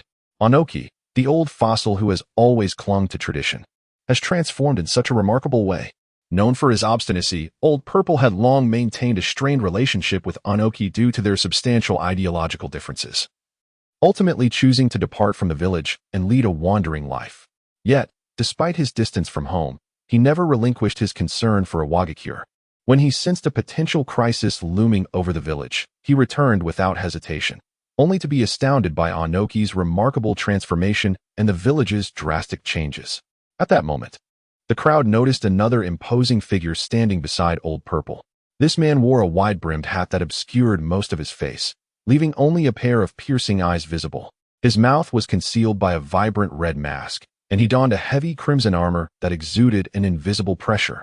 "Look, that is our village's Five-Tails Jinchuriki, Han," exclaimed a ninja from Iwagakure, recognizing his identity. What a coincidence! Han had been on an important mission when he suddenly sensed unusual disturbances emanating from the direction of Iwagakure. Concerned for the village's safety, he altered his course and hurried back. On the way, he fortuitously encountered Old Purple, who was also rushing back, leading them to decide to return together to confront the impending unknown crisis. However, upon their arrival, they found that the battle had already subsided. Soon, they drew closer to one another. Han's previously relaxed brow furrowed slightly as he lifted his gaze towards Naruto, his deep, resonant voice echoing like an ancient bell as he inquired, "Are you also a Jinchuriki? For some reason, I sense a unique aura within you that resonates with my own." Old Purple, standing beside him, nodded in agreement, taking a small step forward to add, "Indeed. Ever since I laid eyes on you, I felt my tailed beast stirring restlessly within me. This sensation is overwhelmingly intense and cannot be ignored." Surprised by their perceptiveness, Naruto initially displayed astonishment. He had not anticipated such acute awareness of his connection to the Jinchuriki. However, this surprise quickly transformed into a confident smile. Haha, I never imagined that you would be so perceptive, capable of sensing my uniqueness. Indeed, just as you have surmised, I too am a Jinchuriki, much like yourselves. In the past, we were referred to as containers of monsters. Naruto shook his head helplessly as he spoke, yet he soon straightened his posture and declared with conviction, "But those are merely remnants of the past. I am no longer the outcast, despised and shunned by others. Today, I stand as a trusted ally and a steadfast shield for my friends. By the way, allow me to introduce myself. I am Uzumaki Naruto, destined to surpass all previous Hokage." With that, Naruto beamed widely, laughter spilling forth joyfully. The sunlight danced upon his vibrant visage, rendering it even more radiant. "Oh, are you suggesting that you have reconciled with the ferocious and untamed beast within you?" Old Z inquired, his curiosity piqued, his eyes glinting with the light of exploration. He glanced at Naruto's forehead protector and remarked, "I recall that the 9 tails of your Konoha is the most ferocious and powerful of them all. You have managed to achieve harmony with it? I would be most grateful for your guidance." He understood that fostering a positive relationship with a tailed beast was no simple feat. Thus he held Naruto's accomplishment in high regard, feeling both astonished and admiring. At that moment, Old Z was but a step away from reconciling with the 4 tails within him, yet that crucial step remained elusive. Consequently, he was fervently eager to glean insights and guidance from Naruto's experiences. Meanwhile, Han, who had been silently listening, could no longer contain his curiosity and, with a respectful gesture, requested, "Might I implore you, esteemed sir, to share your wisdom and illuminate our path? I express my gratitude in advance." He thought to himself that there was no harm in listening.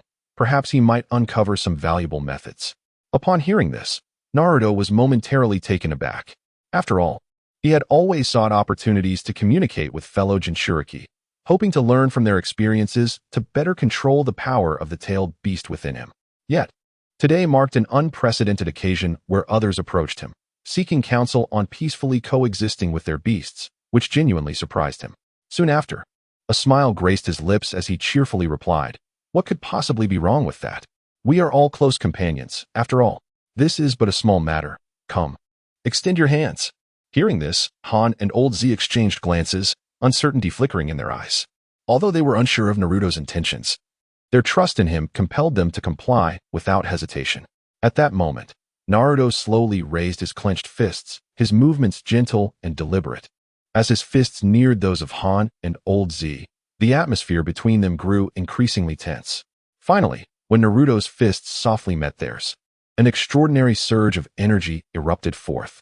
In an instant, a brilliant light engulfed them, and Han and Old Z found themselves irresistibly drawn forward by a powerful force. Their consciousness swept away. Before they could comprehend the unfolding events, they discovered themselves in a mysterious and unfamiliar realm, the legendary space of the tailed beasts.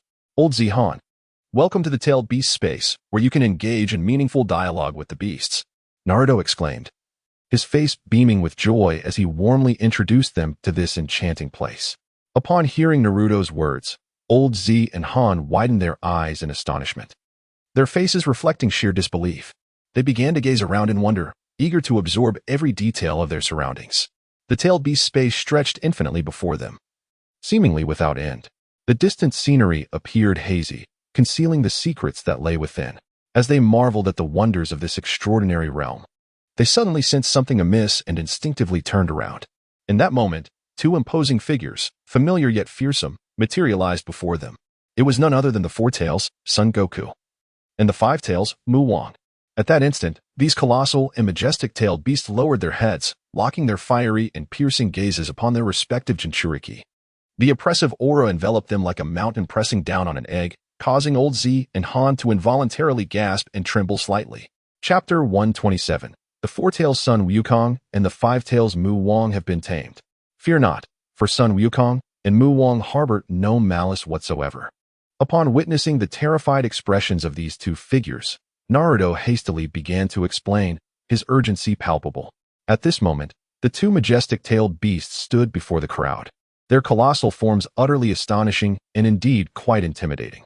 However, if one could muster the courage to closely examine their eyes, it would become evident that they bore little hostility or ill intent. With a deep breath, Lao Zi inhaled as if to suppress all his tension. He then slowly turned, directing his gaze towards the imposing four tails behind him. So, your name is Sun Wukong? I must admit, this is the first time I have learned of it. At that moment, as he listened to Naruto's words, Lao Zi pondered which tailed beast corresponded to this renowned name. After some contemplation, he finally pinpointed his focus. Just then, upon hearing these words, the deep, thunderous voice of the four tails resonated. Humph. I heard every word you spoke to Naruto. Do you truly wish to befriend me?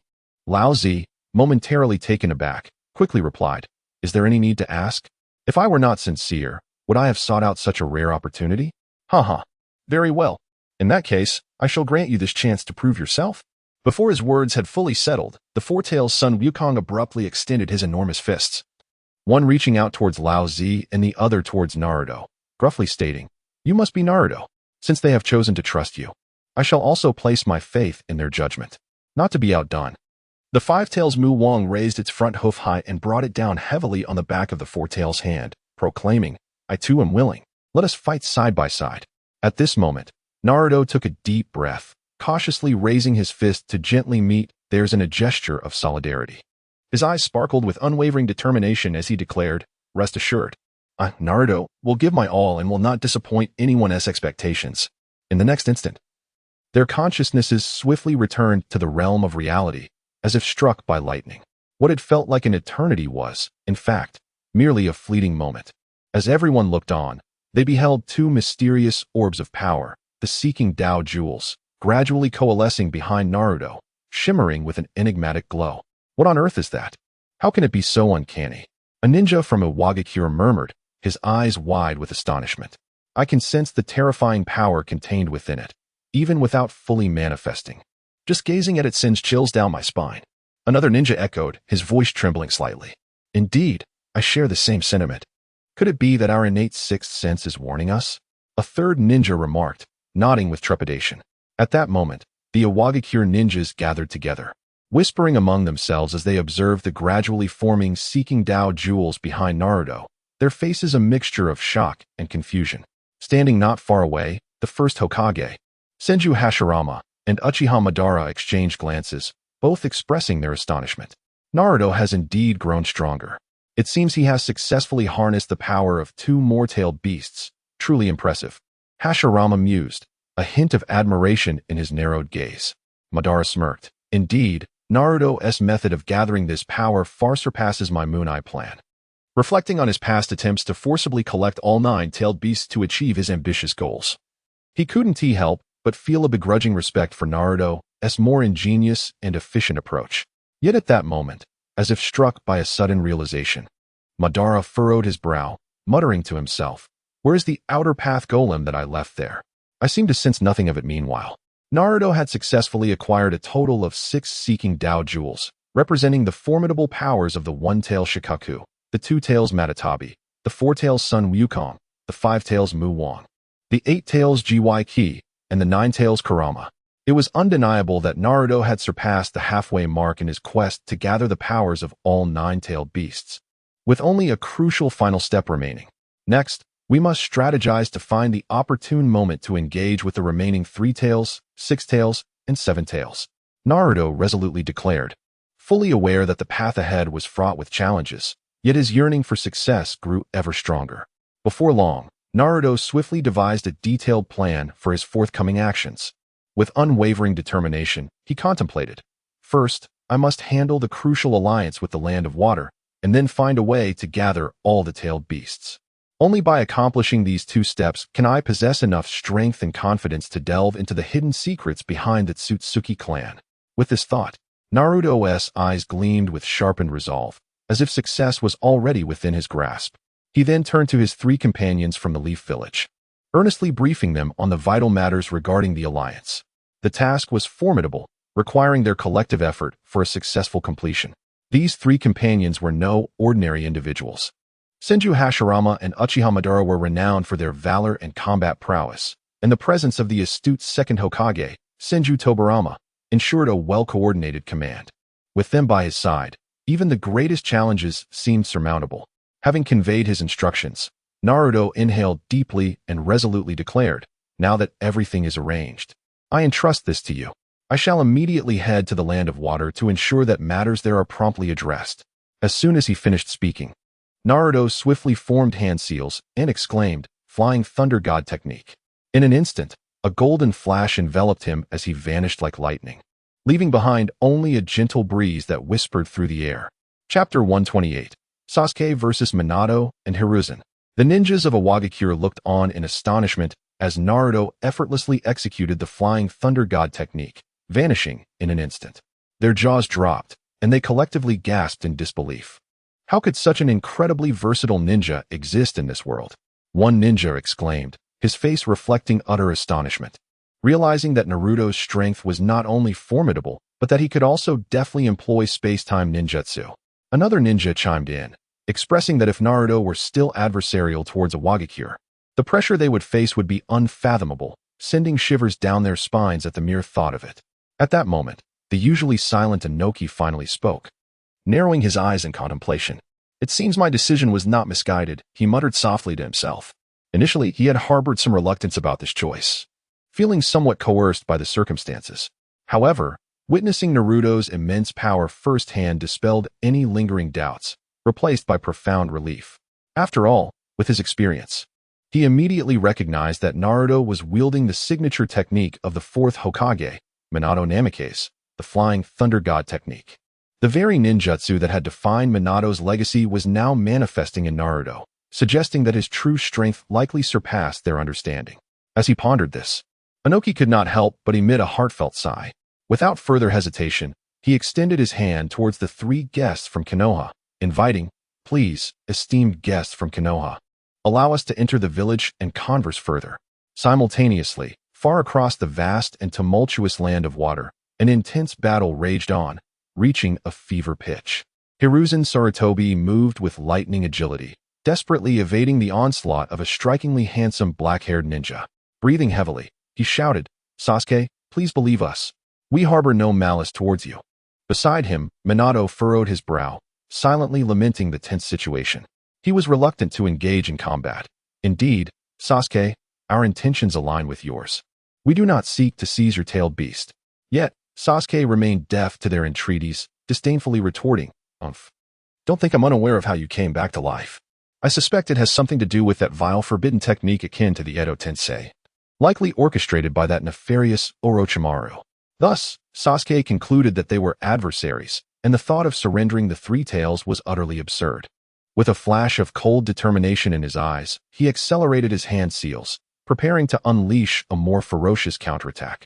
Fate had led Sasuke to an unexpected encounter with the wild Three Tails, Isabu, during a solitary training expedition.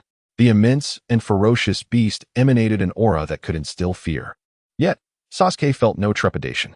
His eyes blazed with the distinctive crimson hue of the Sharingan, utilizing the formidable abilities granted by his cursed yet powerful eyes. He swiftly subdued Isabu's will. This unforeseen event sparked a brilliant idea in Sasuke's mind, to present this tamed beast as a gift to his dear friend Naruto. Having heard rumors of Naruto's quest to gather the powers of the tailed beasts, Sasuke acted decisively upon encountering Isabu, employing the might of his Manjiki Sharingan to capture it. However, just as he successfully subdued the three tails, two figures appeared in the distance, rapidly approaching: Hiruzen Sarutobi and Minato Namikaze.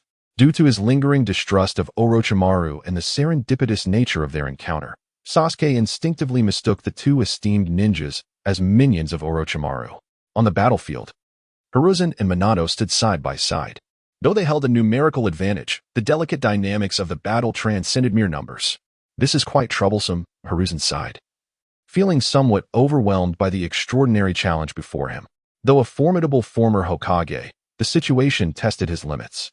Minato, upon recognizing the opponent as Uchiha Sasuke, felt a tumult of emotions. He never anticipated such a dramatic scenario would unfold before him. He shook his head, grappling with the complexity of Sasuke's situation, which imbued him with hesitation. The thought of using the Nine Tails chakra mode was fraught with complications, especially as Sasuke was someone of significant importance to Naruto. Thus, this internal conflict added a layer of subtle equilibrium to the already fierce battle. Suddenly, the balance shifted dramatically as Sasuke's form transformed. His eyes resembled deep whirlpools, the brilliance of his Manjiki Sharingan shining resplendently.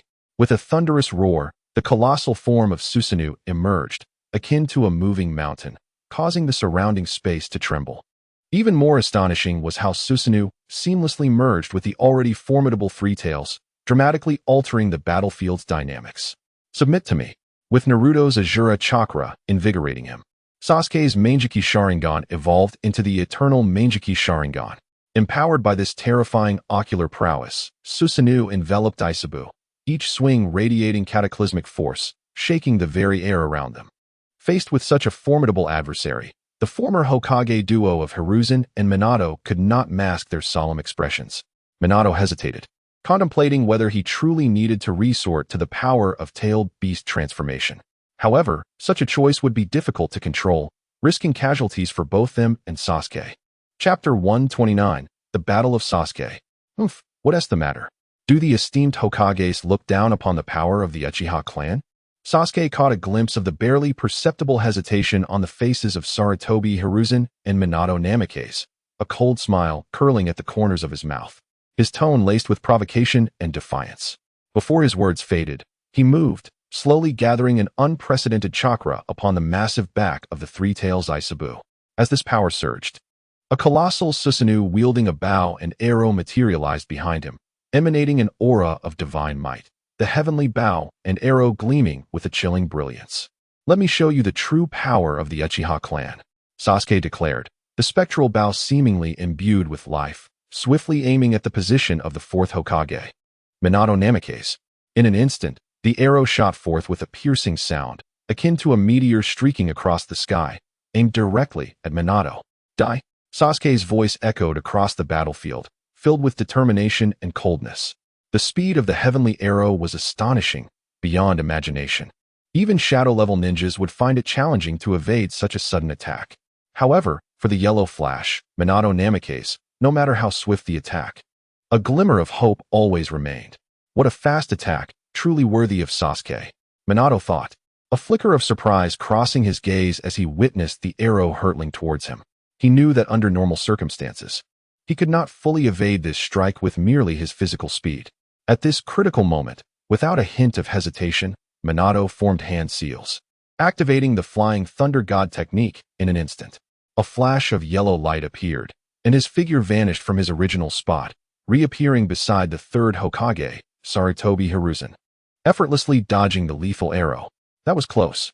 Minato sighed, still shaken, his gaze returning to Sasuke, now brimming with renewed determination. He understood that this battle had only just begun. Oh, how impressive!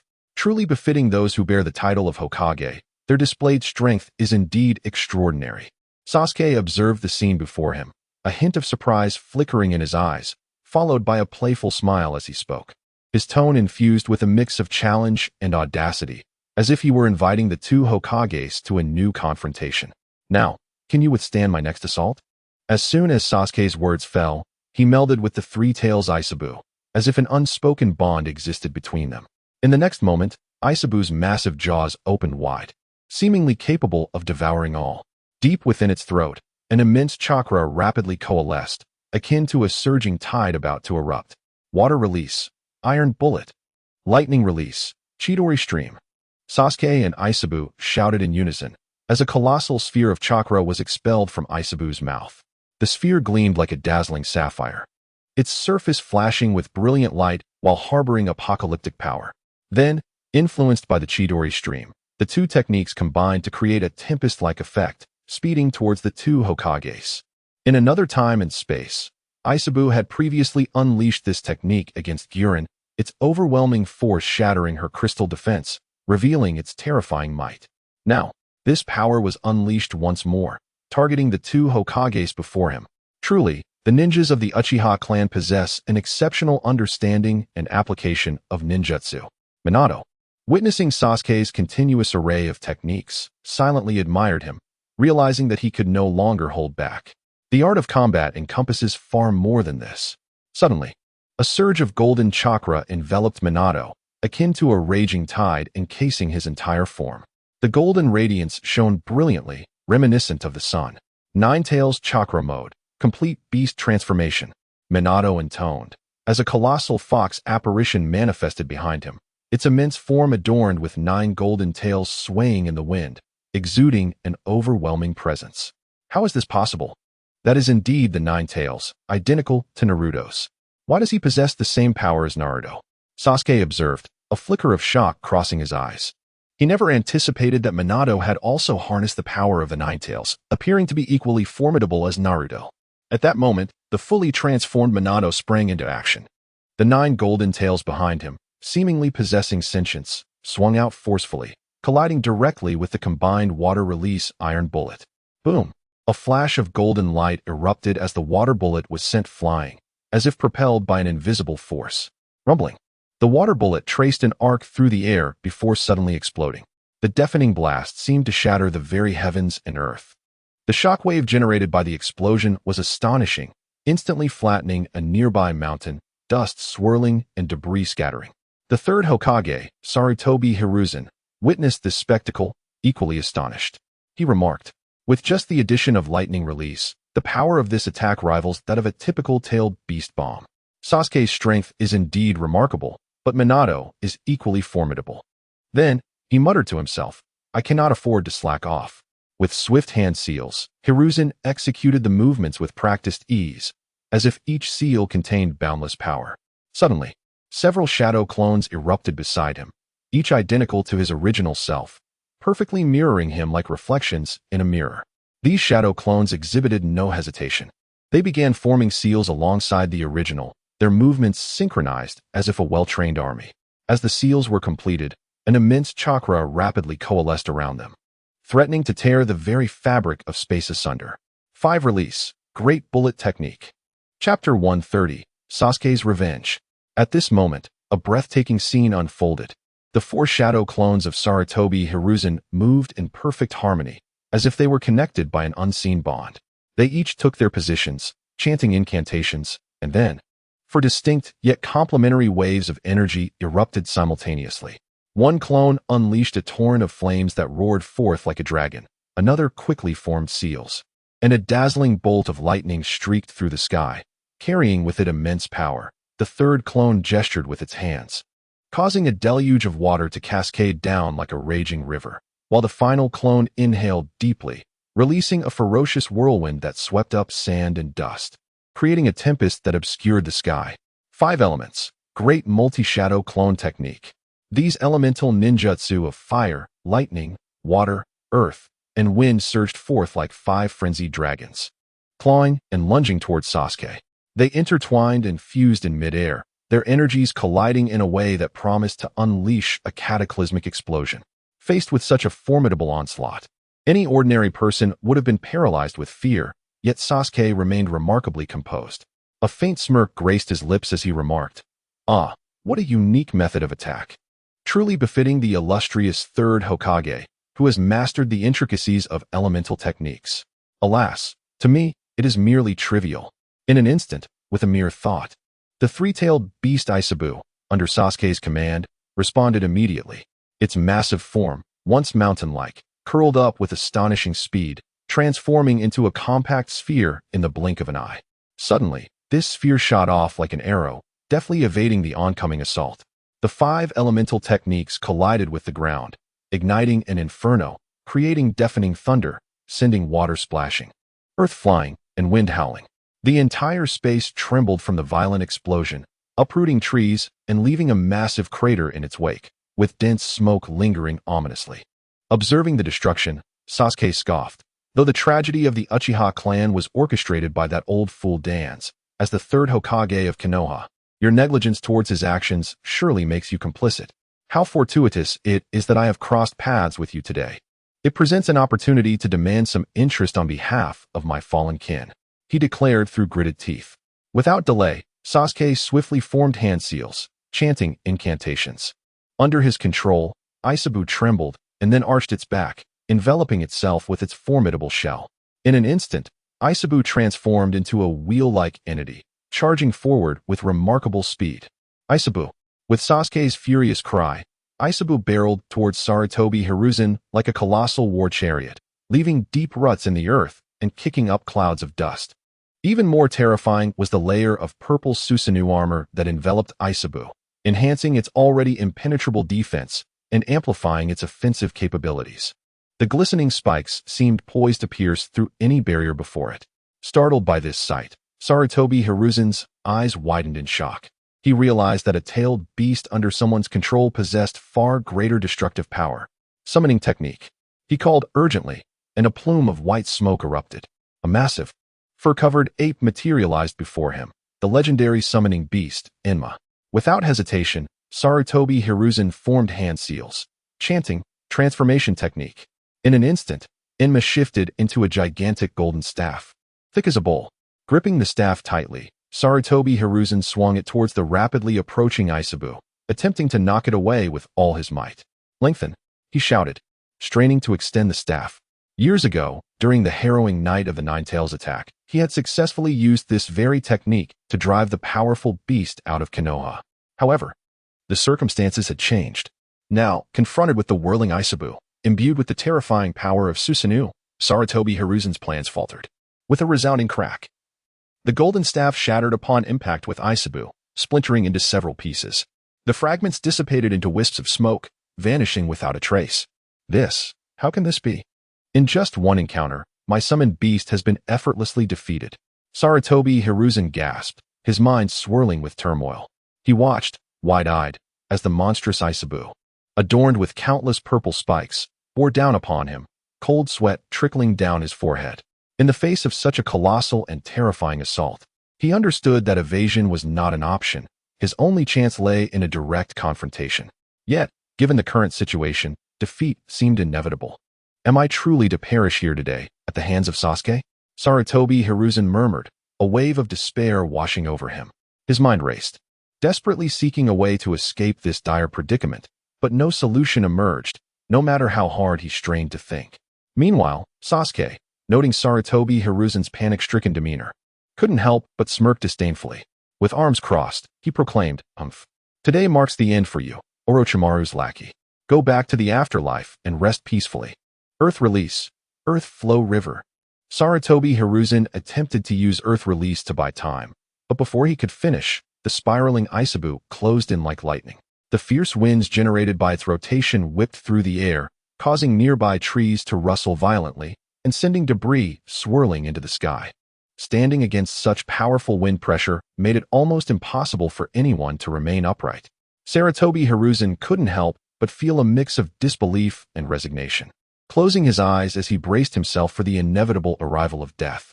Yet, in that critical moment, a figure flashed by with the speed of lightning. Upon closer inspection, it was Minato Namikaze. Unbeknownst to them, Sasuke's assault had been so swift and ferocious that Minato believed the third Hokage could handle the situation without immediate intervention. However, no one anticipated that this moment of hesitation could lead to an irreversible tragedy. With a playful smile, Minato remarked, "Third Hokage. To speak of surrender at this juncture hardly exemplifies the virtuous example we, the younger generation, ought to follow."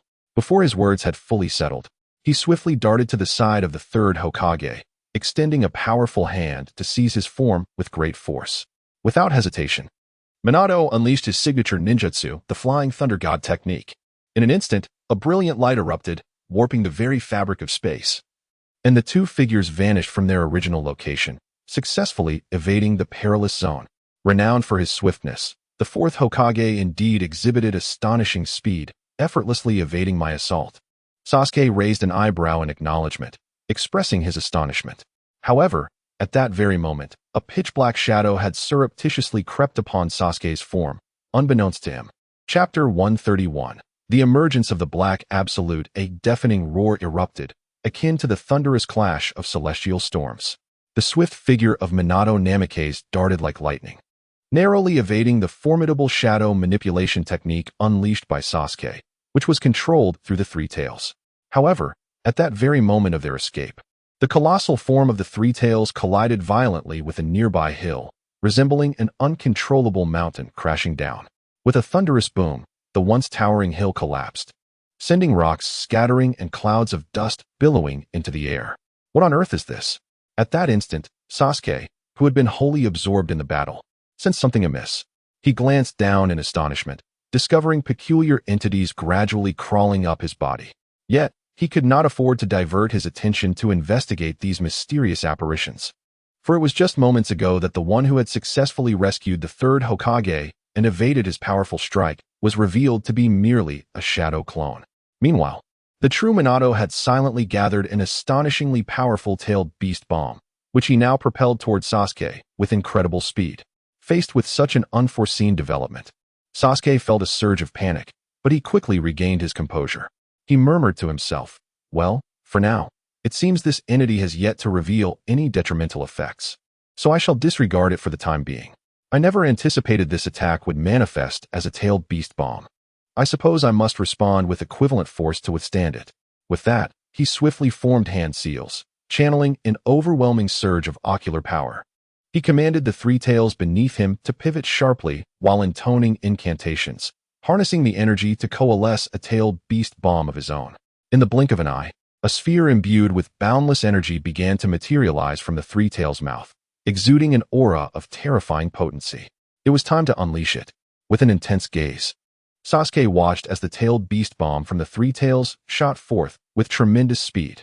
Just then, Minato's tailed beast bomb hurtled toward him, resulting in a cataclysmic clash of energies. Boom. In that instant, the very fabric of reality seemed to shift, the heavens darkened, and tumultuous winds roared as the space between them was violently torn apart by the collision of the two tailed beast bombs. The explosive sound reverberated painfully in their ears, while blinding light threatened to rob them of their vision. Crackling sounds filled the air as the surrounding mountains and trees succumbed to the onslaught of raw energy, collapsing and splintering, while the ground trembled violently as if heralding the end of days. With a heavy exhalation, Sasuke expended his utmost effort to direct the three tails in unleashing its formidable tailed beast bomb. After this strike, he felt his chakra depleting rapidly, flowing away like a burst dam. The consumption was staggering, reflecting on the preceding battle, which, although brief, had been fraught with peril. He realized the immense burden of summoning and maintaining the formidable Susanoo, alongside the precise control required to command the three tails in its assault. At that moment, following the violent clash of the tailed beast bombs, Sasuke could no longer sustain the grand form of Susanoo. He was compelled to retract it, retaining only a fraction of his remaining chakra to shield his body, no longer enveloping the three tails as before. Yet, unexpectedly, a peculiar phenomenon occurred. What? Sasuke murmured in disbelief as, at the instant he retracted his ocular power, a mysterious black substance silently spread like a wraith, gradually enveloping half of his body. In the blink of an eye, he found himself in a bizarre state. One half of his body retained its normal complexion, while the other was shrouded in an abyssal darkness, creating a stark contrast. This uncanny sight was chilling, as if he had transformed into a creature from the dark depths of despair. What is this ghastly thing? Just then, Minato and Hiruzen Sarutobi, who were engaged in a fierce battle with Sasuke, keenly sensed the anomalous transformation taking place. They observed as the eerie black substance continuously surged from Sasuke's form, as if possessing a life of its own, swiftly enveloping him entirely. This spectacle was so peculiar that both were struck with profound curiosity. "Minato, I don't know why, but I can't shake the feeling that this dark entity bears a resemblance to that black absolute, which Naruto mentioned we should be particularly wary of," Hiruzen remarked, his gaze fixed intently upon the unfolding scene, his tone laced with uncertainty after careful contemplation. Chapter 132, The Trap of Kurizetsu. Upon hearing these words, Minato was momentarily taken aback, then began to recall the pertinent characteristics of Kurizetsu. Gradually, he realized that the various descriptions of Kurizetsu were increasingly aligning with the pitch-black substance enveloping Sasuke at that very moment. Could it be that this entity on Sasuke was indeed Kurizetsu? But why had it suddenly manifested within Sasuke's body? This was utterly baffling.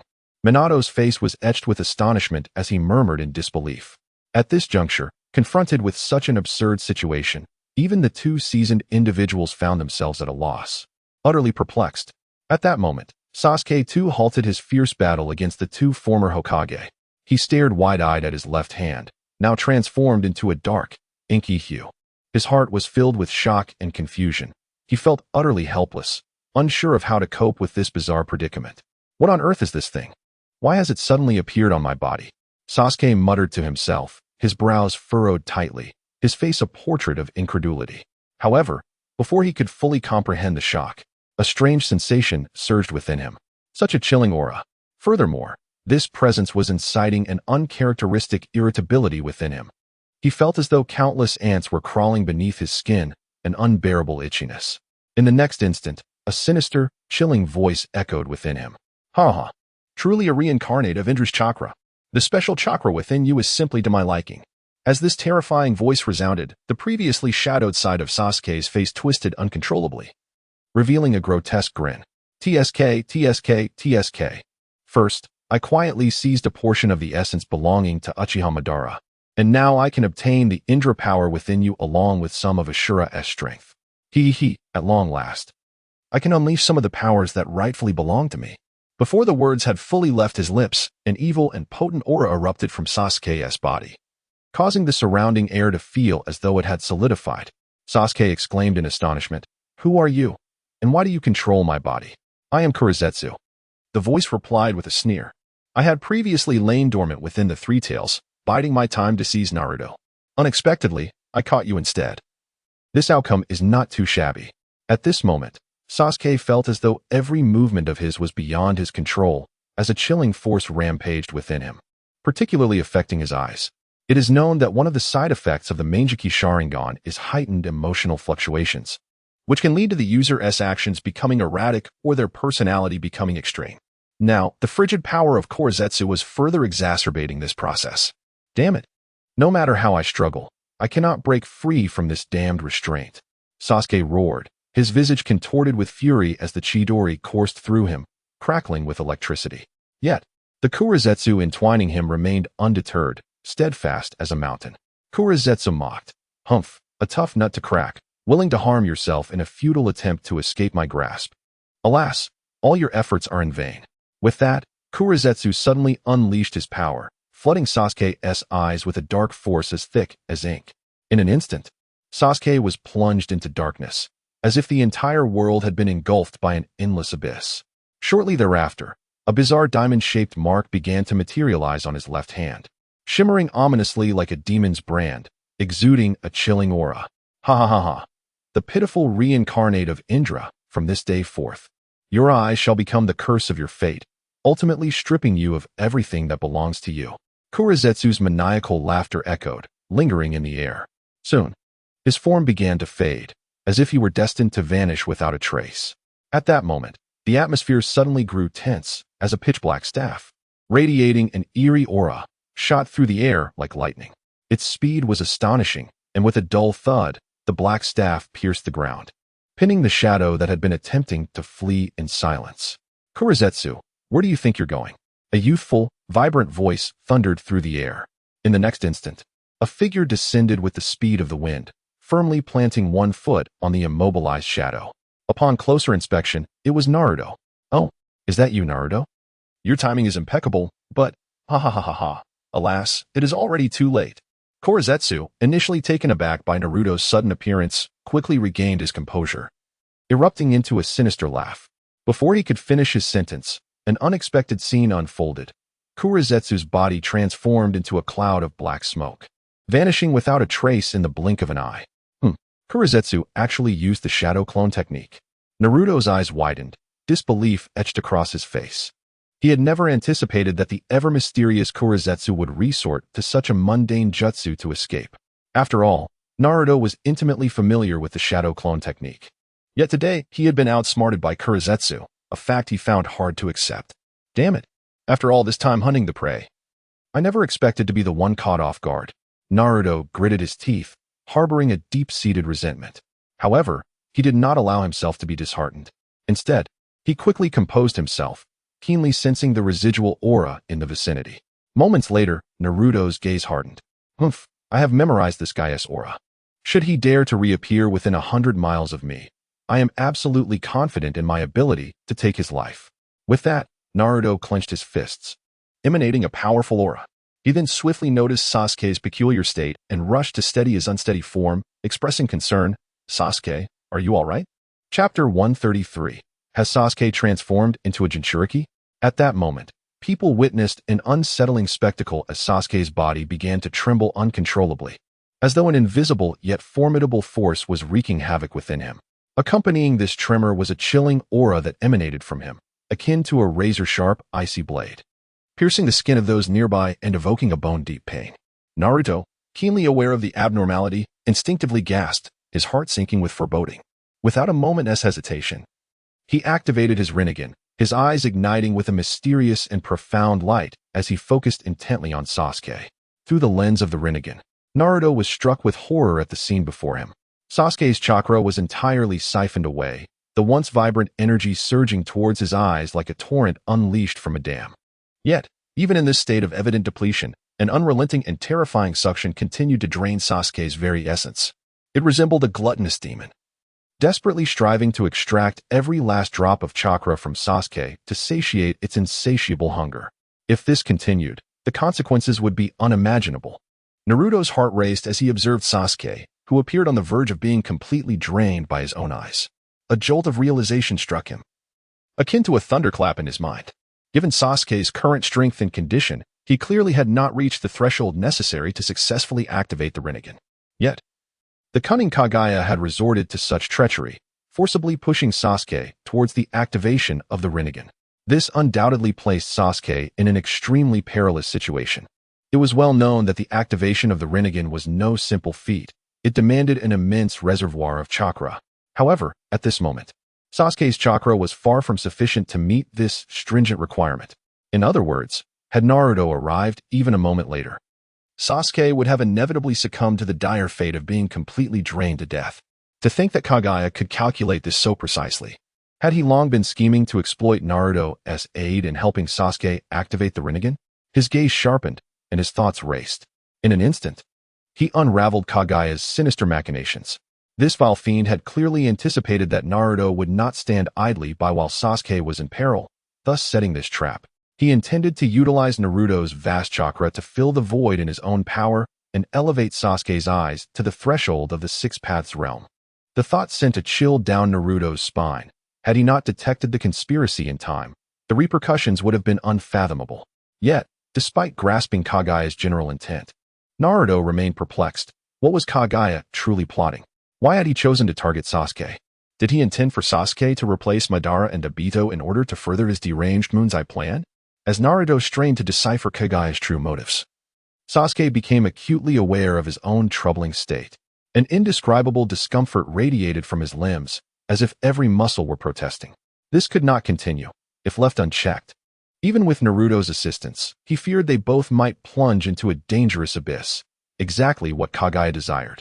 Clenching his jaw, Sasuke desperately contemplated a strategy.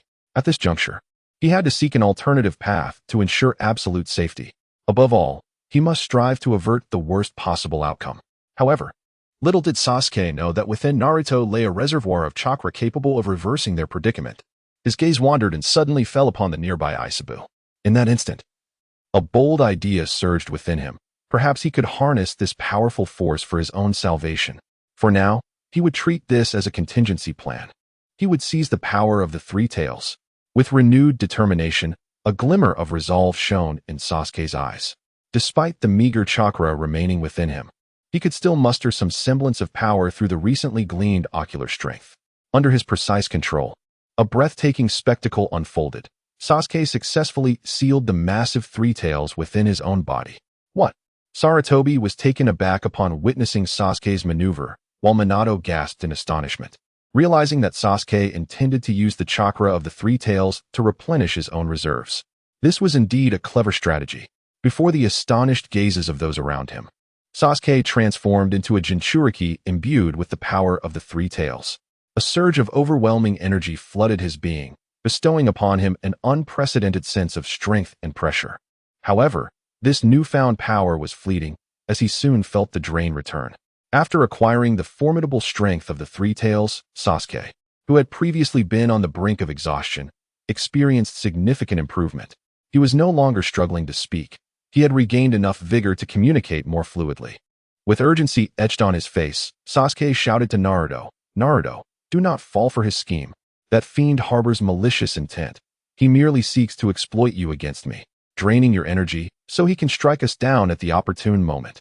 As he spoke, Sasuke recalled Kage's previous words. This cunning villain had initially set his sights on Naruto, and his confrontation with Sasuke was merely a fortuitous coincidence. Thus, Sasuke swiftly discerned the enemy's despicable plot. Yet contrary to Sasuke's expectations, Naruto showed no sign of retreat in response to this warning. Instead, he met Sasuke's gaze with unwavering determination, boldly declaring, "Sasuke, if I can forsake my duty as a friend when you are in peril, then I have no right to call myself your comrade. What kind of Hokage would I be?" Before Sasuke could process this declaration, Naruto reached out with a broad, warm hand, gently resting it on Sasuke's shoulder. Chapter 134. Sasuke's Transformation. Black Zetsu's hidden agenda. The warmth radiating from Naruto's palm caused Sasuke's shoulder to tremble slightly.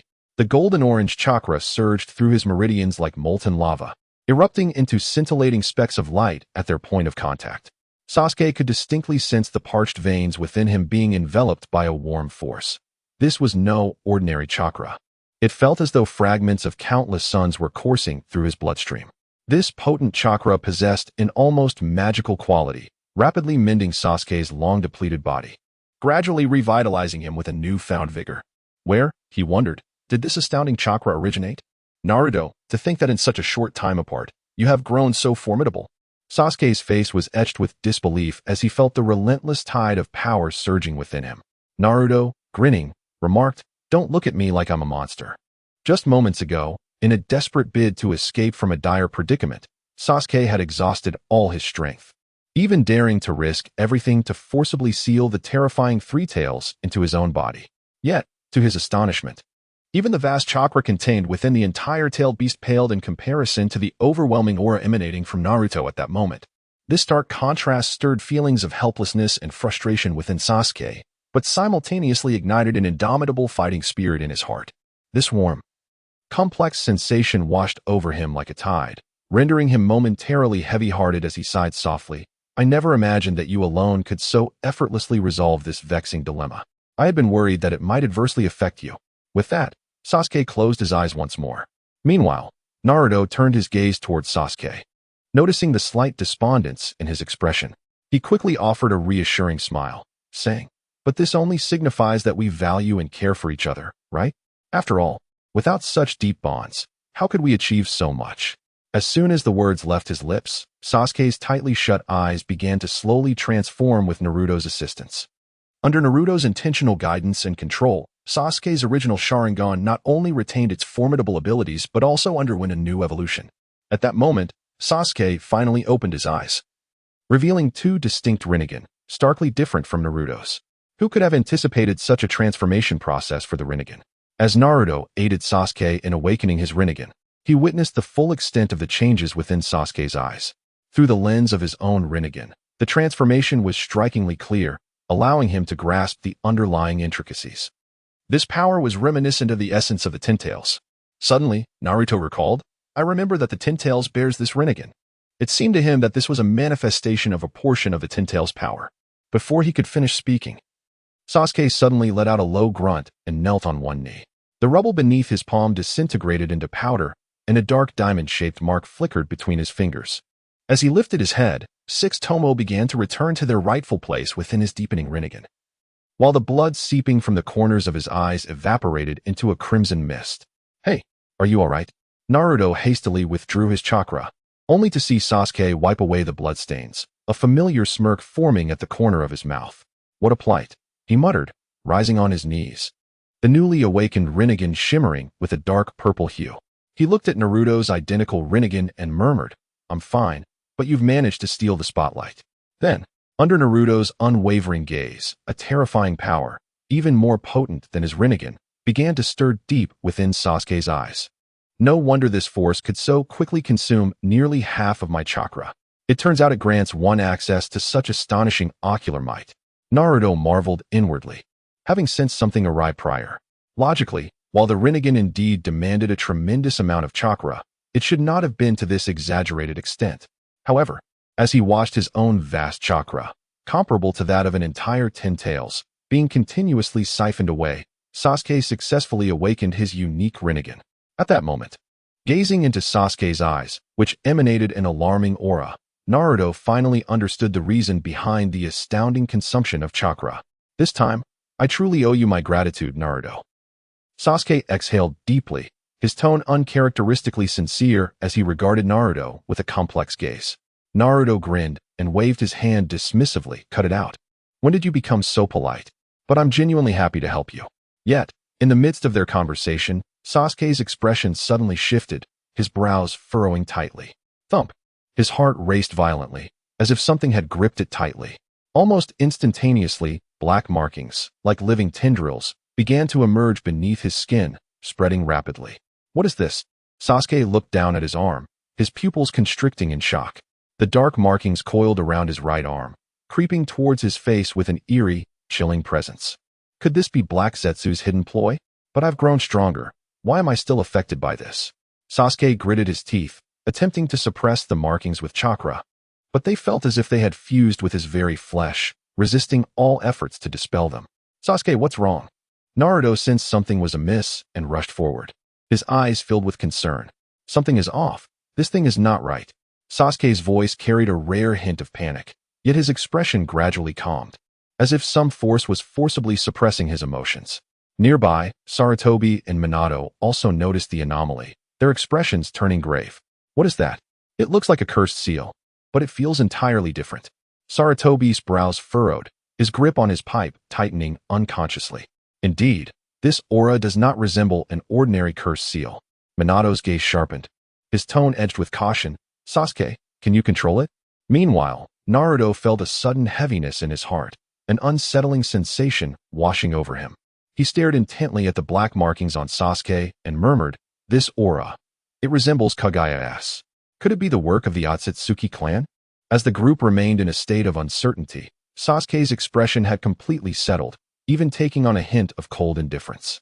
His eyes became deep and unfamiliar, as if he were a different person altogether. Sasuke, are you all right? Naruto tentatively inquired, his fists clenching instinctively, a sense of foreboding creeping into his heart.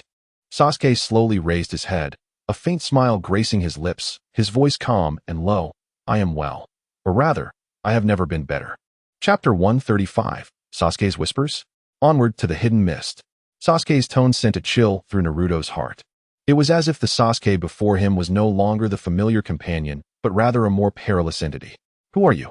Naruto asked, his voice low and laced with caution. At that moment, it was evident that Sasuke had undergone a remarkable transformation, with what appeared to be a horn faintly protruding from his head. In response to Naruto's inquiry, Sasuke remained silent, slowly raising his right hand. Dark patterns swirled within his palm, emanating a disquieting power. His gaze swept across the group before finally settling on Naruto. A hint of amusement threading his voice as he remarked, Naruto, you remain as perceptive as ever. However, some matters are far more intricate than you realize. Now is not the time for revelations. Strengthen yourself swiftly, or it may be too late. Before his words could fully dissipate, Sasuke's figure abruptly vanished, leaving behind a shadowy remnant of chakra that gradually dissolved into the air. Panic surged within Naruto as he grasped the situation. His complexion paled. It was as if he had been ensnared by some unseen force. Instantly, he maximized his sensory abilities.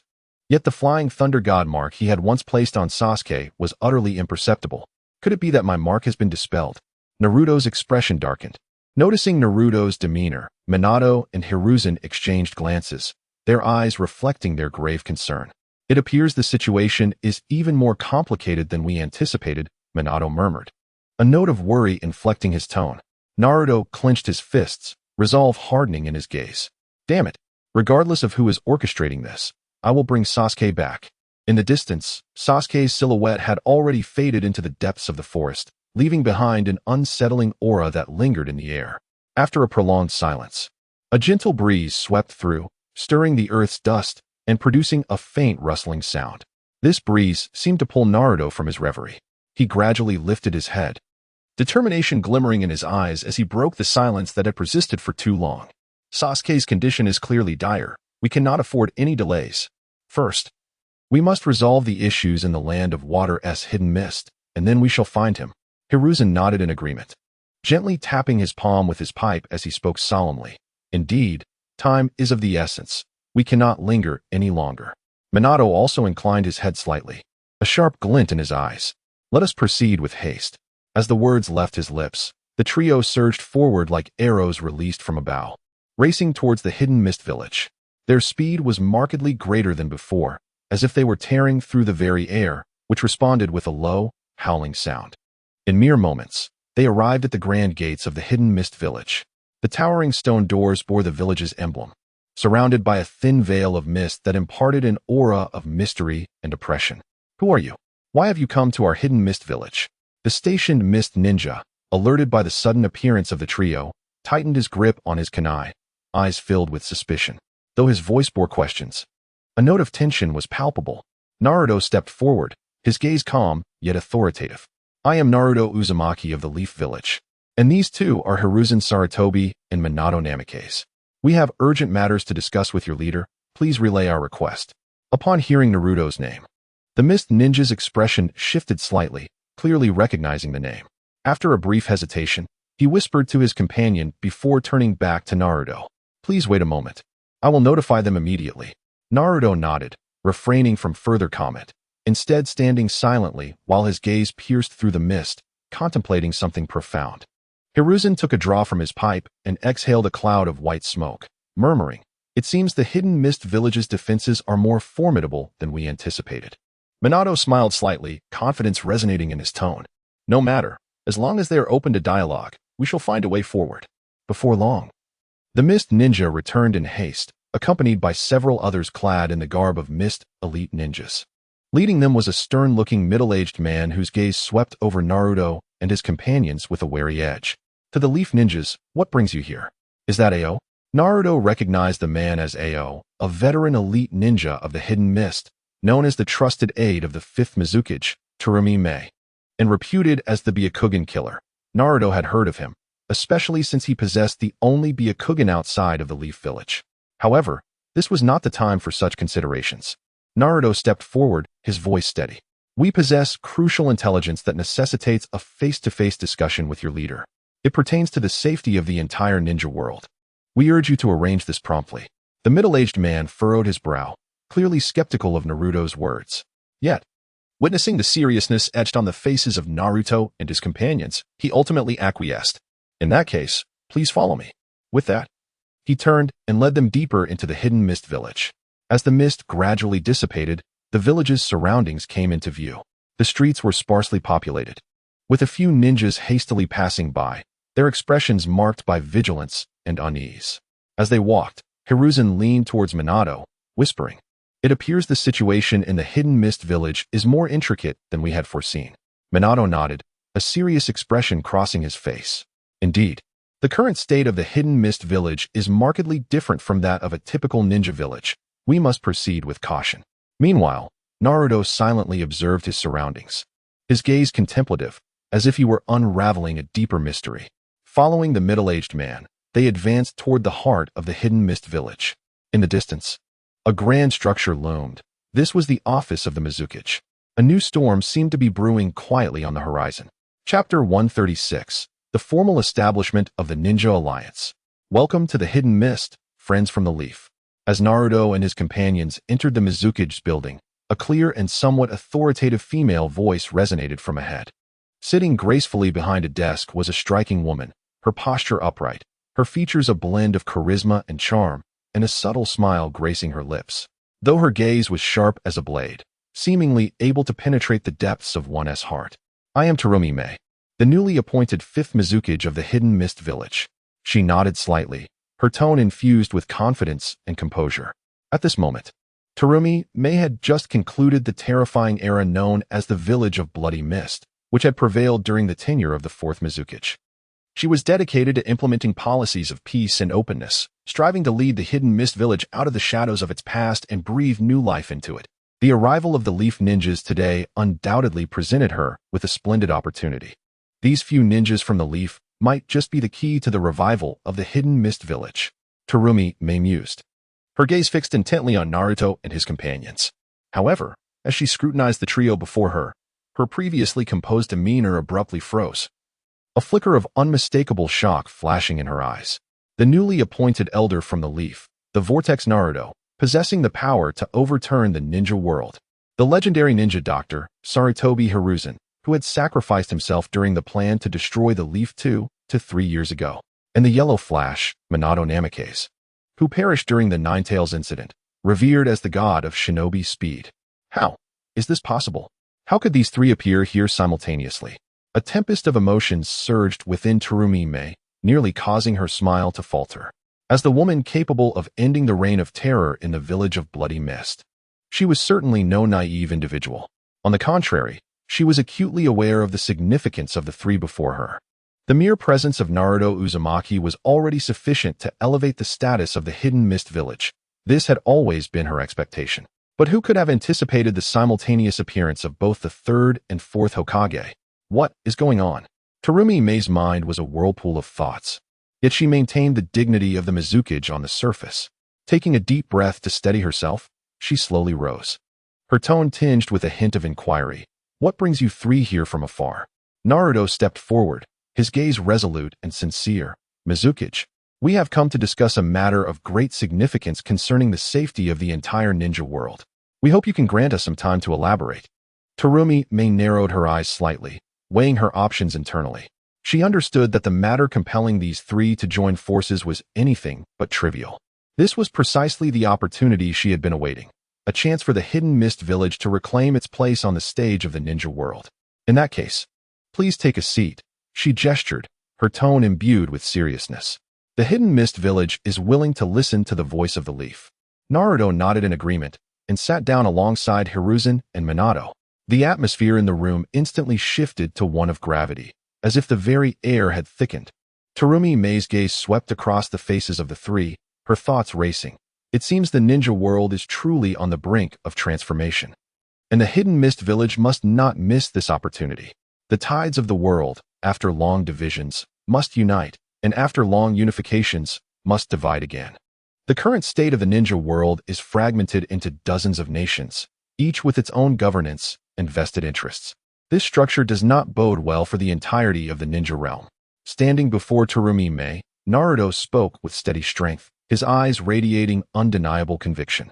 This situation not only makes peace hard to maintain, but also disperses power excessively. The oppressors go unpunished, and the exploited cannot voice their grievances. It has reached a point where change is imperative. Terumi Mei frowned slightly, her eyes reflecting a hint of surprise. She had not anticipated such grand ambitions from Naruto's opening remarks, leaving her momentarily at a loss for words. After a brief contemplation, she slowly inquired, "What do you envision for the cooperation of the Hidden Mist Village?" Naruto nodded, his voice calm. "Currently, the Leaf has begun to form a ninja alliance. The ninja villages that have joined thus far include the Leaf, the Rain, the Cloud, the Rock, and the Sand. We are here today to invite the Hidden Mist Village to join our alliance, to collectively strive for peace in the ninja world." A sharp intake of breath escaped Terumi Mei, a wave of tumultuous thoughts crashing within her. She had not realized that the other four great ninja villages had already committed to the alliance Naruto spoke of. What does this signify? If the Hidden Mist refuses to join, it would be left isolated and could even become a target.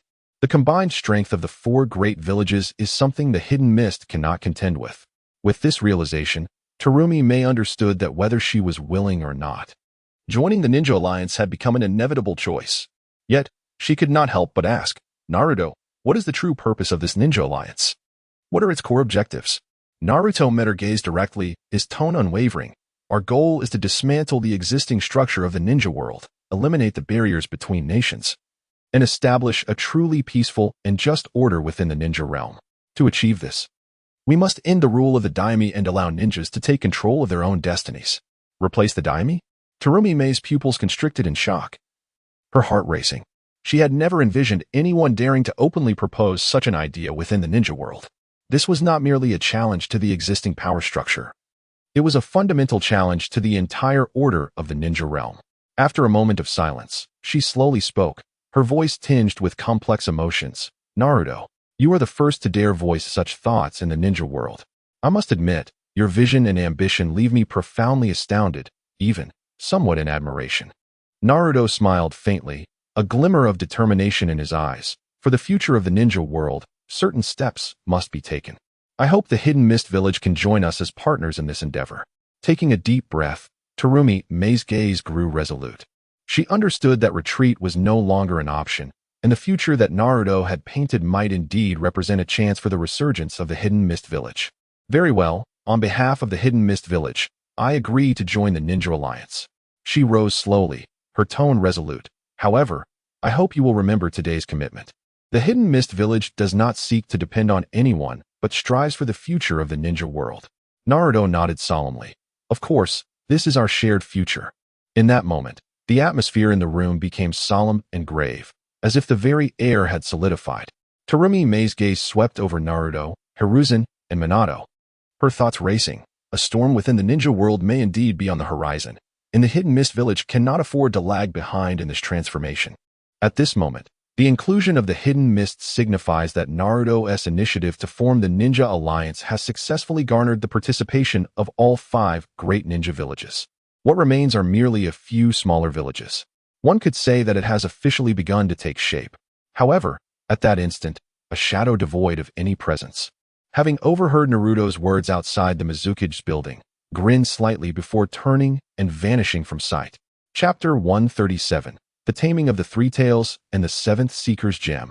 After further discussions regarding the specifics of the alliance, Naruto inclined his body slightly towards Terumi Mei, his tone imbued with a sense of ease and anticipation. In that case, we are partners now. I look forward to your guidance. Terumi Mei smiled subtly, a glimmer of admiration flickering in her eyes. Not at all. It is truly enviable that Konoha has produced a talent such as yourself. How wonderful it would be if you had been born in the Mist Village. Naruto, upon hearing this, grinned widely and waved his hand dismissively. Sister Mizuki, you flatter me. We are all part of the Ninja Alliance now. There should be no distinction between Konoha and the Mist. We are all comrades of the same organization, are we not? Terumi Mei nodded, her smile deepening. You are correct. I have indeed been somewhat bound by the past. Nonetheless, I eagerly anticipate seeing you again at the 5 Kage Summit you will organize next week. Absolutely. Naruto replied cheerfully. We have much to discuss at that time. However, just as the two were conversing, a sudden frown crossed Naruto's face, and his smile vanished in an instant.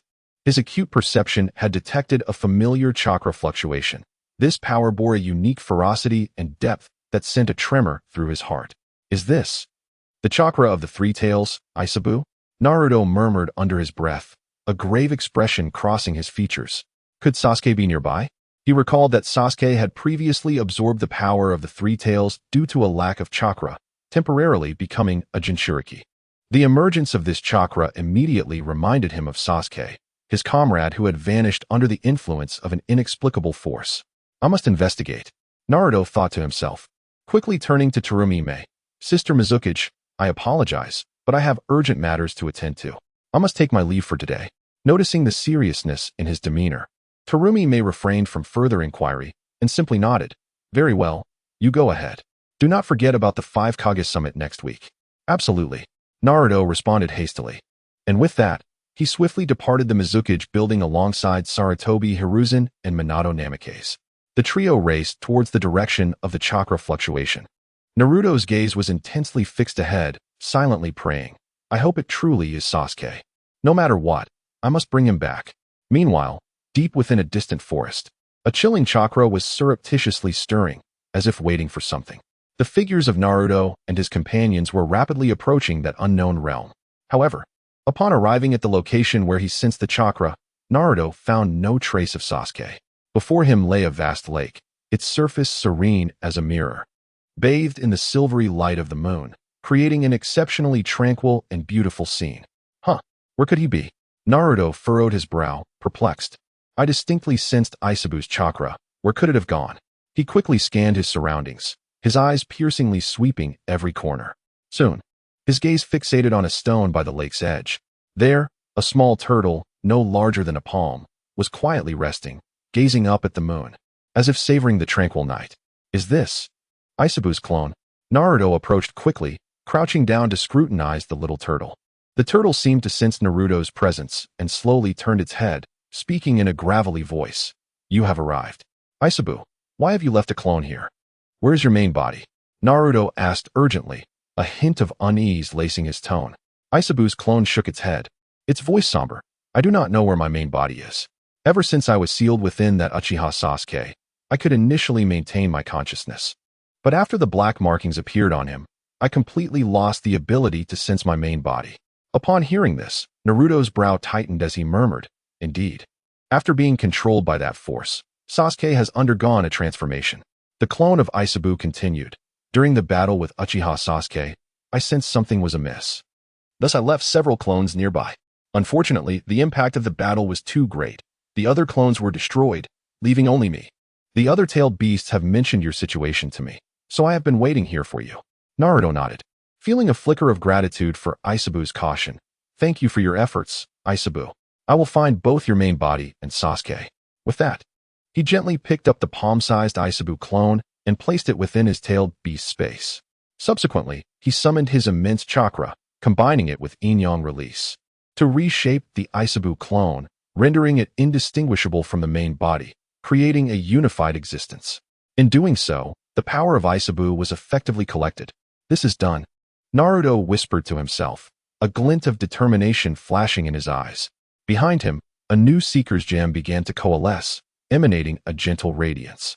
At that moment, 7 Seeker's Gems floated behind Naruto, each representing the strength of the 1-tail Shikaku, the 2-tails Matatabi, the 3-tails Isabu, the 4-tails Son Goku, the 5-tails Kokoro, the 8-tails Gyuki, and the 9-tails Kurama. Only the powers of the 6-tails and 7-tails remain. Once I gather all the powers of the tailed beasts, I will unlock the Sage of Six Paths mode. Naruto clenched his fists, his heart brimming with anticipation and resolve. He gazed into the distance, his eyes seeming to pierce through the night, reaching an unknown corner. Sasuke, since you said I should become stronger quickly, I will do so at a pace you cannot fathom, strong enough to astonish you. The night breeze gently rustled, sending ripples across the lake's surface. Naruto's silhouette appeared particularly resolute beneath the moonlight, resembling an immovable mountain. He understood that the path ahead was long, but no matter how arduous it may be, he would steadfastly continue onward. Let us go. We have more important matters to attend to, Naruto declared to Sarutobi Hiruzen and Minato Namikaze behind him, his tone imbued with undeniable conviction. The three set forth once more, advancing towards the unknown ahead. Meanwhile, the lake continued to shimmer quietly under the moonlight, as if silently witnessing all that transpired. Yet, in the shadows, a spatial vortex subtly emerged. Chapter 138. The spark of fire begins to spread. Naruto, accompanied by Sarutobi Hiruzen and Minato, hastened towards the borders of Takigakure. The landscape unfolded with rolling hills shrouded in mist, imparting an aura of mystery and profundity. They were nearing their destination. Nodding in acknowledgement, Naruto prepared to delve deeper into their investigation. At that moment, a figure emerged silently from the woods, positioning themselves before the trio. Clad in the uniform of the Star Organization, adorned with celestial motifs, the individual bore a respectful expression as they bowed to Naruto. Lord Naruto, your arrival is most welcomed.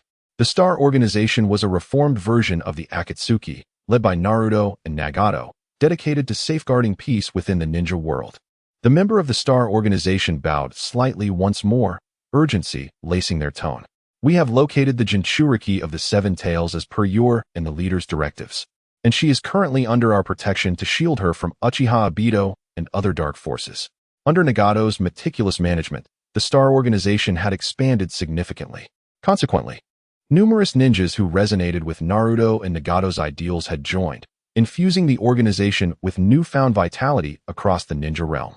Unlike its predecessor, the Star Organization was not merely a formidable fighting force. It was a movement committed to preserving peace and altering the current state of the ninja world.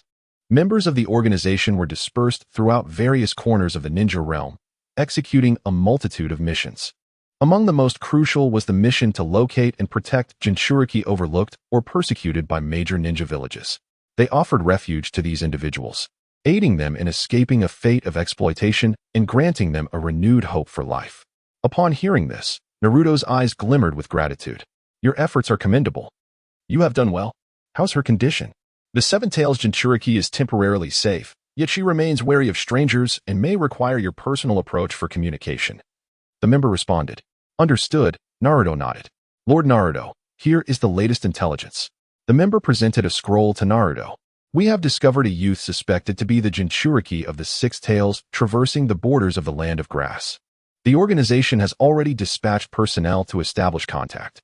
Naruto accepted the scroll, perusing its contents, which detailed information on the Six Tails Jinchuriki, Yutaka.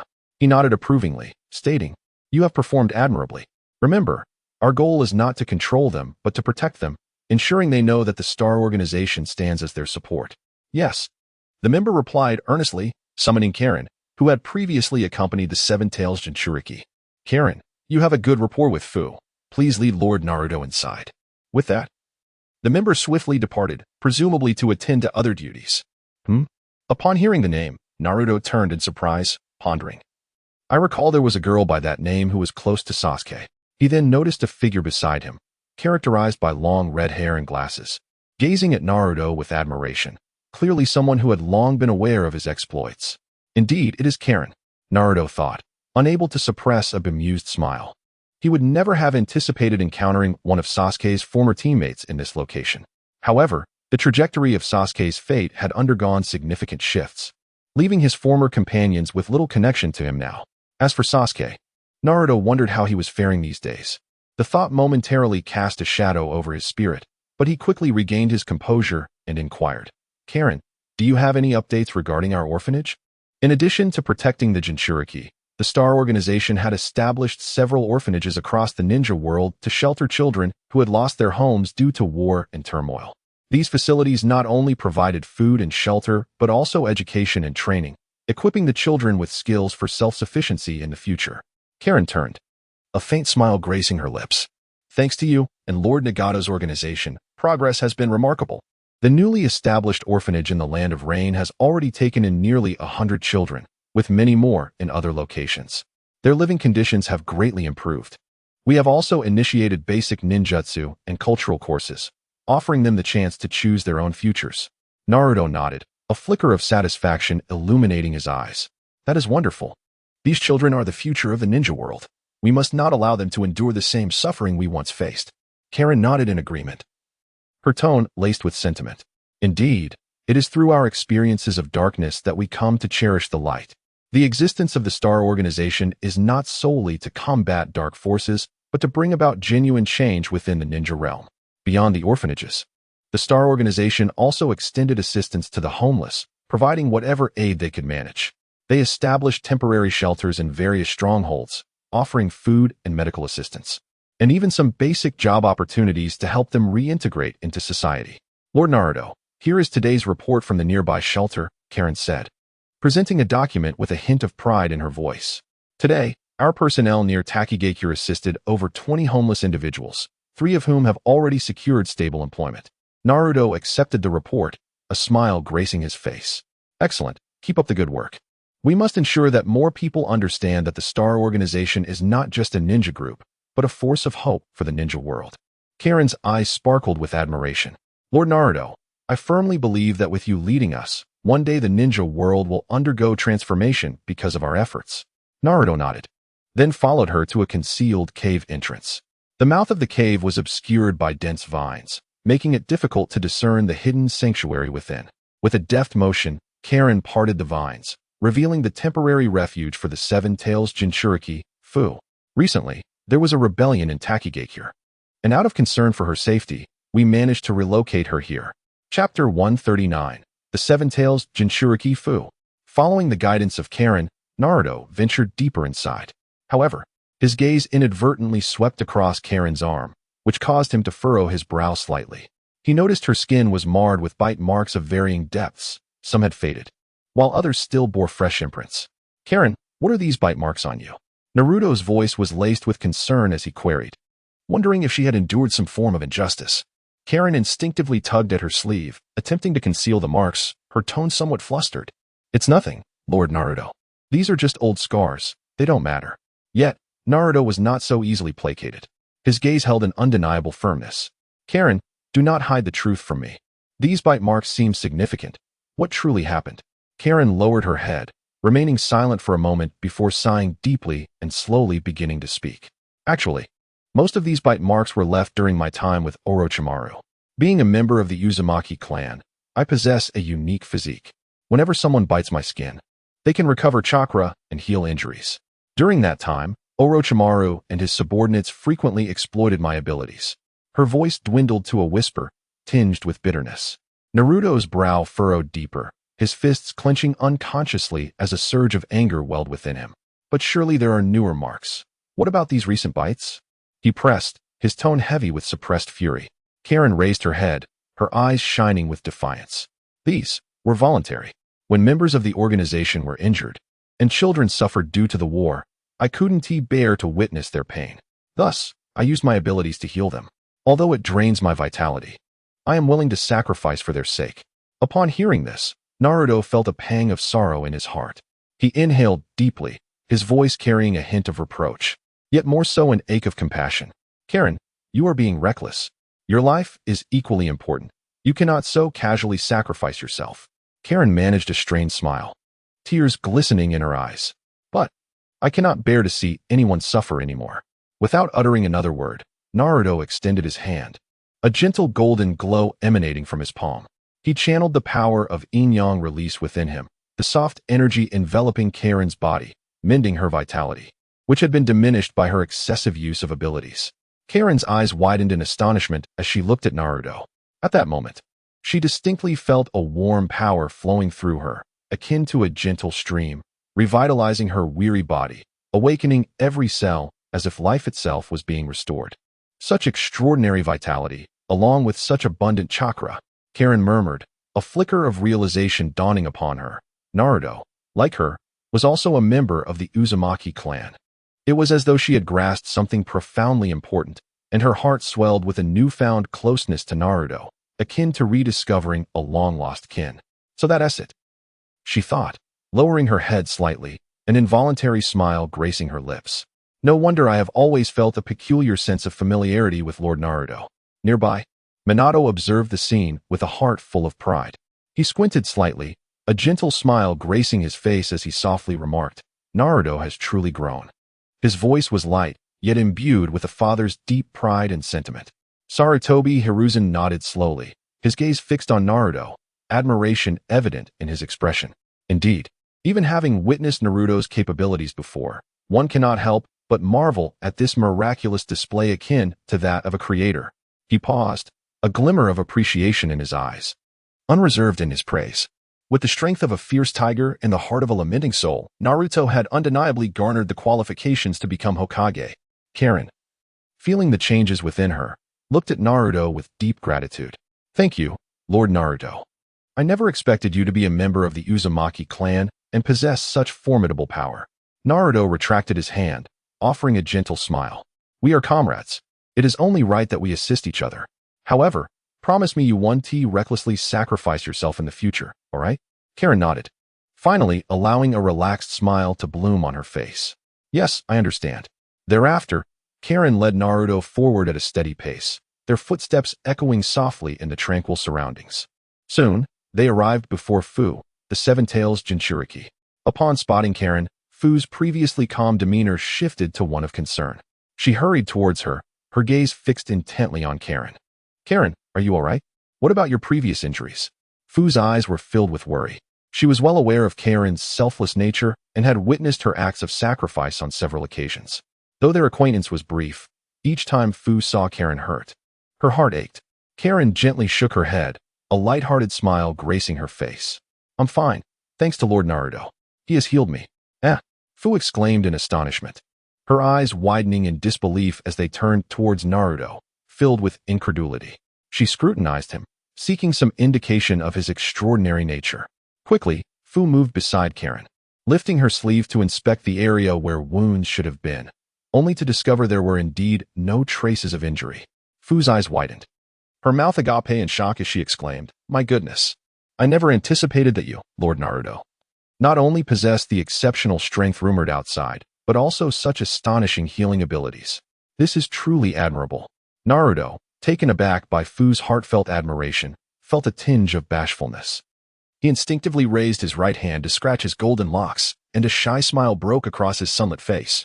In a lower voice, he replied, Oh, it's really no big deal, just something within my capabilities. With a small step forward, he closed the distance to Fu and, with a warm and friendly tone, continued, Now, let us formally introduce ourselves. I am Uzumaki Naruto, and it is a pleasure to meet a beautiful and brave girl like you, Fu. Fu, initially taken aback, quickly regained her composure. She reached out both hands and firmly grasped Naruto's extended right hand, shaking it vigorously while shaking her head earnestly. No, no, no. It is I who must sincerely thank you and the other comrades for your timely assistance. Had it not been for your intervention, I would have likely fallen victim to those nefarious individuals during the recent chaos in Takigakure. The two exchanged smiles, their bond evidently deepening. However, unbeknownst to them, not far away in Takigakure, suddenly, a violent explosion erupted once more. Boom. Chapter 140. The Anomaly of Takigakure. Boom. The deafening sound of an explosion suddenly reverberated, causing the entire cave to tremble violently, with debris cascading down. The individuals within the cavern instantly became alert, their gazes collectively drawn towards the source of the explosion. Huh. Naruto furrowed his brow, a glint of sharpness flashing in his eyes. What has happened? Fu gasped, her face a mask of shock. Karui swiftly activated her sensing abilities, her expression shifting to one of alarm. This is bad. It's coming from the direction of Takigakure. The chakra fluctuations are extremely intense. Without a moment's hesitation, Naruto's figure flickered, and he swiftly appeared beside his companions. With a single wave of his hand, a gentle chakra enveloped the fourth and third Hokages, Fu and Karui, and with a whoosh, they found themselves transported outdoors in an instant. Stay here. I will investigate the situation, Naruto declared solemnly, his tone imbued with undeniable authority. Before his words had fully settled, he shot into the sky like an arrow, soaring thousands of meters high in the blink of an eye. The fierce wind whipped around him, causing his robes to billow dramatically. Naruto stood aloft, his gaze piercing as he surveyed the direction of the explosion. In the distance, above Takigakure, thick plumes of smoke billowed and flames shot skyward. The once thriving village had been reduced to a desolate ruin. A massive, pitch-black crater marred its center, as if torn apart by some horrific force. Houses crumbled in the wake of the shockwave, debris scattered everywhere, and the air reeked of charred remnants. Takigakure, utterly devastated. Naruto's pupils constricted, his heart gripped by shock. He clearly remembered that when he had passed earlier, although the village had suffered some damage due to prior insurgencies, it should not have been reduced to this state. Could it be Obito? Or another faction? A flurry of potential adversaries raced through Naruto's mind. But he quickly shook his head. No, this level of destruction does not resemble ordinary ninjutsu. Could it be the power of a tailed beast? Just as he pondered this, Fu and Karui below also beheld the tragic scene. Fu's complexion paled instantly, her voice quaking. That's my village. How could this happen? Karui grasped Fu's hand tightly, attempting to soothe her distress, yet her own eyes mirrored shock and fury. This level of devastation could not have been wrought by an ordinary ninja. Naruto, what should we do? Descending from the heights, Naruto landed firmly before them. His expression was grave, yet his tone unwaveringly resolute.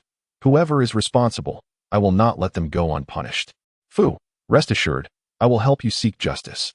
Minato stepped forward, placing a hand on Naruto's shoulder, a hint of concern in his voice. Naruto, we must not underestimate our opponent's strength. We need to proceed with caution. Sarutobi Hiruzen nodded in agreement, his gaze contemplative. Indeed, the scale of destruction indicates that they were clearly prepared. We must first ascertain the enemy's motives and capabilities before formulating a strategy. Naruto clenched his fists, a cold determination glinting in his eyes. Regardless of their intentions, anyone who dares attack an innocent village must pay the price. Fu gazed at Naruto's resolute profile, her fear somewhat alleviated. Gritting her teeth, she declared firmly, Naruto, I want to go too. That is my village. I cannot stand idly by. Karui also stepped forward, her expression steadfast. I will join as well. My sensing abilities may prove useful. Naruto regarded them both, nodding in agreement. Very well, we will act together. But remember, follow my lead and do not act recklessly. Understood. Fu and Karui replied in unison. Taking a deep breath, Naruto's gaze shifted once more towards the distant Takigakure. His fists tightened, chakra surging within him, akin to a beast poised to strike. Let us see who is behind this chaos. Naruto and Minato exchanged a glance, a silent understanding passing between them. And in an instant, they activated the Flying Thunder God technique simultaneously. The brilliant light sliced through the air like lightning, transporting them directly to the scene. In an instant, The cacophony of chaos surged into their ears, like a tidal wave crashing upon the shore. "Child, run!" A piercing cry echoed, filled with terror and urgency, as if every ounce of strength had been summoned to awaken the child's instinct to survive. "Don't worry about me, mother," a youthful yet resolute voice responded, brimming with determination and reluctance, evoking images of a stubborn and mature child. "Help! My leg is trapped beneath the fallen wall." The voice bore the weight of anguish, each word strained, recounting the torment endured in that moment. "Flee from the village. There are white monsters appearing everywhere." The cries were laden with panic, as if those white creatures were demons risen from hell, instilling dread in all who heard. The expressions of the gathered individuals turned grave, and a fierce glint flickered in Naruto's eyes as he clenched his fists, shouting, "Everyone, do not fear. I am here." Minato, remaining calm, surveyed the surroundings and said steadily, "Naruto, we must quickly uncover the origins of these creatures." At that moment, Naruto's chakra flowed through him, his powerful sensing abilities weaving silently yet swiftly into the depths of Takigakure. He frowned slightly, murmuring, "I believe I have an inkling of what this is, but—" A flicker of confusion and shock crossed his gaze. Hadn't he sent them all into the dimensional space? How could they reemerge here? Naruto was engulfed in bewilderment, his eyes fixated on Takigakure, thoughts swirling in his mind. Why had those who should have been sealed in another realm, the White Zetsu, resurfaced? Who was the orchestrator behind this chaos? Obito, wielding the power of Kimui, or Sasuke, compelled to use the heavenly hand power? This sudden predicament left him engulfed in confusion.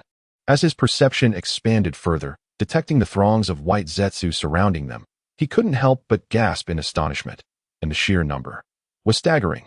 Outside and within Takigakure, white Zetsu surged like a relentless tide, seemingly endless.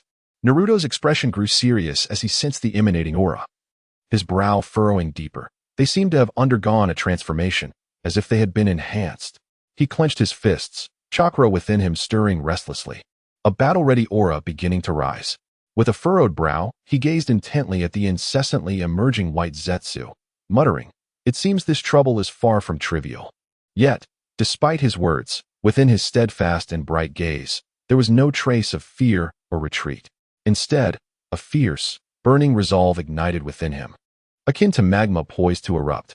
These white Zetsu were no ordinary foes. Their strength could rival that of a typical Chunin, possibly even reaching the level of special Jonin. While this posed no threat to him, for others, such formidable enemies, if Naruto could not respond swiftly and eliminate them, would bring immeasurable losses to both Takigakure and the Shinobi Alliance. With this realization, a sense of urgency gripped Naruto's heart. "No, I must devise a solution to eradicate them swiftly. I cannot allow these fiends to wreak havoc any longer." Naruto gritted his teeth in determination. He clenched his fists tightly, veins bulging on his arms, exuding an invisible aura of authority. In this moment, he had resolutely determined to resolve the crisis at the swiftest pace possible. Chapter 141, The Renowned Beginning. Boom. The battlefield was engulfed in chaos, as the white Zetsu surged forth like a relentless tide, causing the ninjas of Takigakure to retreat in disarray. The anguished cries of civilians intertwined with the sounds of collapsing buildings, creating an atmosphere reminiscent of an apocalyptic scenario. "Damn it, why are these monsters endless?" A Takigakure ninja wielded his kunai, gasping for breath as he shouted, "Hold on, reinforcements will arrive shortly." Another ninja gritted his teeth in response, though his chakra reserves had already been depleted and his movements had slowed considerably. At that critical moment, a golden light suddenly pierced the sky, akin to the dawn of a new day, illuminating the entire battlefield. "Shadow Clone Jutsu." Naruto's voice resonated like thunder, and in an instant, countless shadow clones adorned in golden chakra descended from the heavens, flooding onto the battlefield like celestial deities. What is this?" The ninjas of Takigakure gaped in astonishment, their eyes nearly popping out of their sockets, expressions filled with disbelief. They stood frozen, mouths agape, struck dumb by the astonishing scene unfolding before them. "It's the reinforcements. It's Lord Naruto of the Star Organization." Suddenly, a sharp-eyed ninja in the crowd regained his composure, shouting with fervor. His exclamation was like a bolt of lightning, awakening the others from their stupor. Indeed, upon closer inspection, they recognized that the figure was none other than the illustrious leader of the Star Organization, Naruto Uzumaki. At that moment, Naruto was surrounded by countless shadow clones, each exuding an intimidating aura akin to a war god descending upon the mortal realm. Their movements were as swift as lightning and as fierce as a tempest. Every strike infused with immense power. The white Zetsu, which had previously posed a significant challenge to the ninjas of Takigakure, now crumbled effortlessly beneath the onslaught of Naruto's clones. Each punch delivered by Naruto was as if it could shatter mountains. Every kick was sharp enough to rend the very fabric of space. Under such terrifying assault, the white Zetsu disintegrated like fragile paper, vanishing into nothingness. This is astounding. We struggled so hard to subdue these monsters, yet before Lord Naruto, they seem like defenseless chicks. One Takigakure ninja could not contain his admiration, his tone brimming with reverence. Wait, even chicks have a chance to escape and struggle. But these monsters before Lord Naruto show no sign of resistance, merely awaiting their demise. The only factor preventing Lord Naruto from swiftly concluding this battle is the sheer number of these creatures, which will require some time to eliminate. Another ninja added, his face equally marked by shock. At this moment, the ninjas of Takigakure stood frozen, their eyes glued to Naruto and his shadow clones. Moving with a speed that seemed almost unreal, their hearts filled with awe. Even more astonishing, these clones not only fought fiercely but also allocated some of their power to protect civilians, rescuing those trapped beneath the rubble. Bang! Naruto's real self smashed a white Zetsu with a single punch, then swiftly moved to a collapsing wall. With one hand raised, he effortlessly lifted the massive wall, revealing villagers trapped beneath. Are you all right? Naruto helped the villager to his feet, gently placing a hand on his wound. Golden chakra swirling as the injury healed at a visible pace. Thank you. The villager stared at Naruto, as if beholding a savior. His eyes filled with gratitude and astonishment. Quickly, seek a safe place. Naruto patted his shoulder and, in a flash, plunged back into the fray. On the other side of the battlefield, several young women from Takigakure gazed at Naruto's figure, their eyes brimming with infatuation. Look, that person is so incredible. One girl whispered, her voice trembling. He shines like a sun god. Another girl exclaimed, gripping her companion's hand excitedly. I know who he is. A boy shouted with enthusiasm. He is Naruto Uzumaki of the Star Organization, the youngest elder of Konoha. Star Organization? Is that the group that has been doing good deeds in the ninja world? Someone gasped. Exactly. Their ideals are magnificent. I've longed to join them. The boy's eyes sparkled with admiration. So cool. Thanks to him, we can be saved. A rescued civilian said, tears glistening in his eyes. On the battlefield, Naruto appeared tireless, his golden chakra coat shimmering in the sunlight.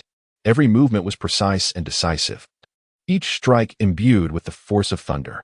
The number of white Zetsu diminished rapidly under his assault, and the ninjas of Takigakure, inspired by his vigor, rallied to join the counteroffensive.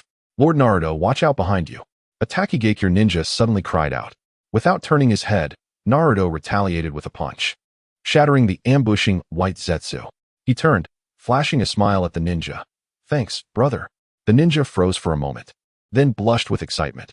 Lord Naruto just called me brother. I'm so honored. As the battle gradually reached its conclusion, the number of white Zetsu dwindled, while the cheers on the battlefield grew louder. Naruto stood atop the ruins, his golden chakra coat billowing in the wind, embodying an undefeated war god. Is this the power of the elite forces of the Star Organization? The ninjas of Takigakure gazed at Naruto's silhouette, filled with awe and admiration. Naruto took a deep breath, surveying the battlefield with resolute determination. Everyone, let us give it our all. Let us eradicate these fiends completely. Yes, the crowd responded in unison, their spirits soaring. In that moment, Naruto was not only their savior, but also the embodiment of their faith. The name of the Star Organization was indelibly etched in the hearts of every villager of Takigakure during this battle. Chapter 142, The Joining of Takigakure. The once dense and seemingly inexhaustible enemies swiftly crumbled under Naruto's onslaught, akin to fragile paper disintegrating in the wind. Before long, the outcome of the battle was determined. At that moment, as Naruto gazed upon the formidable white Zetsu, now further empowered, falling one after another at his feet, an indescribable sense of achievement and satisfaction surged within him. Haha, at last, I've managed to deal with them all, Naruto exclaimed, clapping his hands with excitement, his face radiating confidence and pride. He felt the vibrant chakra coursing through his body, a sensation of power that made him feel invincible. surveying the chaotic battlefield. His eyes fell upon the scattered corpses of the white Zetsu, yet he felt no pity. He understood that had he not triumphed over these foes today, it would have been the innocent villagers and his cherished companions who would suffer. As Naruto's battle concluded, the villagers of Takigakure gathered around him, their eyes filled with gratitude and admiration. "Thank you, Lord Naruto. If it weren't for you, our village would have perished," an elderly man exclaimed, his voice trembling with emotion. "Indeed, you are our great hero." A young girl blushed, her eyes brimming with reverence. Upon hearing their words, Naruto scratched his head, smiling bashfully. "You all needn't be so formal. It is my duty to protect those in need. When we established the Star Organization, it was precisely for this purpose. But regardless of how you view it, our gratitude is genuine." The villagers of Awagakure countered with smiles. At this moment, Minato and Sarutobi stood nearby, watching Naruto being enveloped by the crowd, their hearts swelling with pride. "This kid is truly embodying the qualities of a leader," Minato remarked with a smile. Sarutobi nodded, his voice tinged with nostalgia. Indeed, the future of the shinobi world may truly be transformed by his hands. Naruto, standing amidst the throng, was illuminated by the golden glow of his chakra, shining brilliantly under the sunset. His gaze was resolute and warm, as if it could dispel any gloom. As laughter and joy filled the air, dusk gradually descended. Boom! The towering Takigakure waterfall roared like thunder, its silver cascade breaking into countless stars under the moonlight. Suddenly, several red fireworks erupted at the crest of the waves. Thousands of lanterns floated upwards, resembling fallen stars being caught by divine hands. The aroma of wine blended with the crackling of bonfires, while the scent of grilled fish intertwined with the sweetness of candied fruits, enveloping the entire village in a celebratory tide. In the midst of the revelry, Naruto stood at the center, his orange coat reflecting the light. As he tilted his head back to drink his 7th cup of juice, the taste of overripe grapes tinged his tongue. "Uncle, another cup," he called to a villager holding a wine jar, grinning despite the fact he couldn't partake in alcohol. Before he could finish his sentence, his 7th empty cup was refilled with a deep purple liquid. Observing the drunken, joyful faces around him, he scratched his golden hair, revealing a blend of helplessness and warmth. Suddenly, the throng parted like the sea, revealing the shadow of Takigakure's leader, clad in a flowing white robe, gliding over the stone pavement. The intricate Takigakure insignia on his sleeves shimmering with a faint blue glow under the lights. Then, to everyone's astonishment, this elder, who had ruled the land of waterfalls for 30 years, knelt before Naruto, the jade pendant at his waist clashing with the stone, producing a clear sound. "Since the establishment of the ninja village system over 60 years ago, I have longed for this moment. Now that you, Lord Naruto, have established the Ninja Alliance, I humbly request that Takigakure's ninjas become vanguards of this new force." Crash! The ceramic cup held by Granny Sato shattered in her rough hands, sake trickling through her fingers onto the mossy ground. A ninja roasting mountain chicken nearby suddenly looked up, the sizzling oil spattering onto his forehead. The entire banquet fell silent, as if the waterfall's thundering sound had been absorbed into another realm. "Is this old man out of his mind today?" A girl with a red headband whispered to her companion, recalling how he had refused to show his face during the previous alliance discussions with Awagakure. "What do you know?" exclaimed a plump merchant with a flushed face. "Just 3 days ago, I witnessed Lord Naruto effortlessly shatter a dam swept away by floodwaters with a colossal hand of chakra, 10 times larger than the 3rd Tsuchikage rock fist." Suddenly, a sob echoed from the edge of the crowd. A boy with a ninja tool pouch wiped his tears and choked on his words. "My father once said, since the Second Shinobi World War, Takigakure has not participated in any alliances." At that moment, all eyes converged on the orange figure in the center. Naruto gazed at the elder's drooping white hair, his fingertips absent-mindedly tracing the remnants of grape juice on the cup's rim. The lanterns cast delicate reflections in his azure eyes, the scattered lights gradually forming the outline of the Hokage rock. "I say," he suddenly broke into his signature smile, extending a hand to support the elder's arm. "The alliance is not merely a vanguard sacrifice squad. It is meant for everyone." Before he could finish, a thunderous cheer erupted from the southwestern corner. 3 drunken men leaped onto a long table, their wooden sandals crushing pickled plums, sending juice splattering everywhere. "Did you hear? Lord Naruto," said everyone. "He said we are a family." At that moment, the sound of the waterfall became particularly clear. Thousands of lanterns spiraled up following the water's flow, casting the silhouettes of the boy and elder upon the 20-meter-high water curtain, resembling a divine contract between god and mortal from ancient mythology. Naruto looked at the drifting pieces of lanterns, a helpless yet warm smile gracing his lips. He drained the last of the grape juice, the resonant sound of the glass cup striking the stone floor enchanting to the ear. Truly, I have been spoiled by everyone. The youthful strands of his golden hair fluttered in the night breeze, his voice melting into the roar of the waterfall. Just as he was about to assist the elder to rise, feeling the coolness of the elder's robe against his palm. The moment his fingertips brushed against the elder's pulse, buzz, the Nine-Tails chakra erupted within him, sending a crimson alarm through his veins. Pain coursing through his spine as if pierced by 1,000 needles. "Everyone get down," he shouted, his voice tearing through the joyous atmosphere. Crack! From the dark fissure in the sky, a tumultuous stream of debris cascaded down, engulfing everything in chaos. The mountain chicken on the grill was torn apart, and the wine jar that Granny Sato had just lifted exploded into crystalline fragments. They looked up at the sky in confusion, mouths agape. What is happening? Chapter 143, 80 Gods Airstrike? Who exactly are you? The dark rift in the sky suddenly widened, and that terrifying gravitational force uprooted the entire square. Hundreds of villagers dangled in midair like kites severed from their strings, while Naruto erupted in a golden-red cloak of tailed beast chakra, firmly standing his ground amidst the gravitational vortex. The chakra of the seven tails indeed resides here. A mocking voice emanated from the void, the dark-robed figure rustling ominously. This is the power of Shinra Tensei. The golden fox tails rose like colossal trees, 10 tangible chakra entities staunchly supporting the collapsing sky. Naruto's knees bent slightly, the stone slabs beneath him already reduced to powder. "Sasuke, have you gone mad?" as he shouted in fury. His gaze was filled with the blood-red pupils of his opponent. The figure suspended in the void rendered the atmosphere utterly silent. Beneath his pale skin, purple chakra veins pulsed, while the Rinnegan and Sharingan twisted into a unique blood-red pattern. In an explosive surge, Naruto's sage chakra erupted, orange shadows appearing beneath his eyelids. "Bring Sasuke back." 80 Gods Airstrike.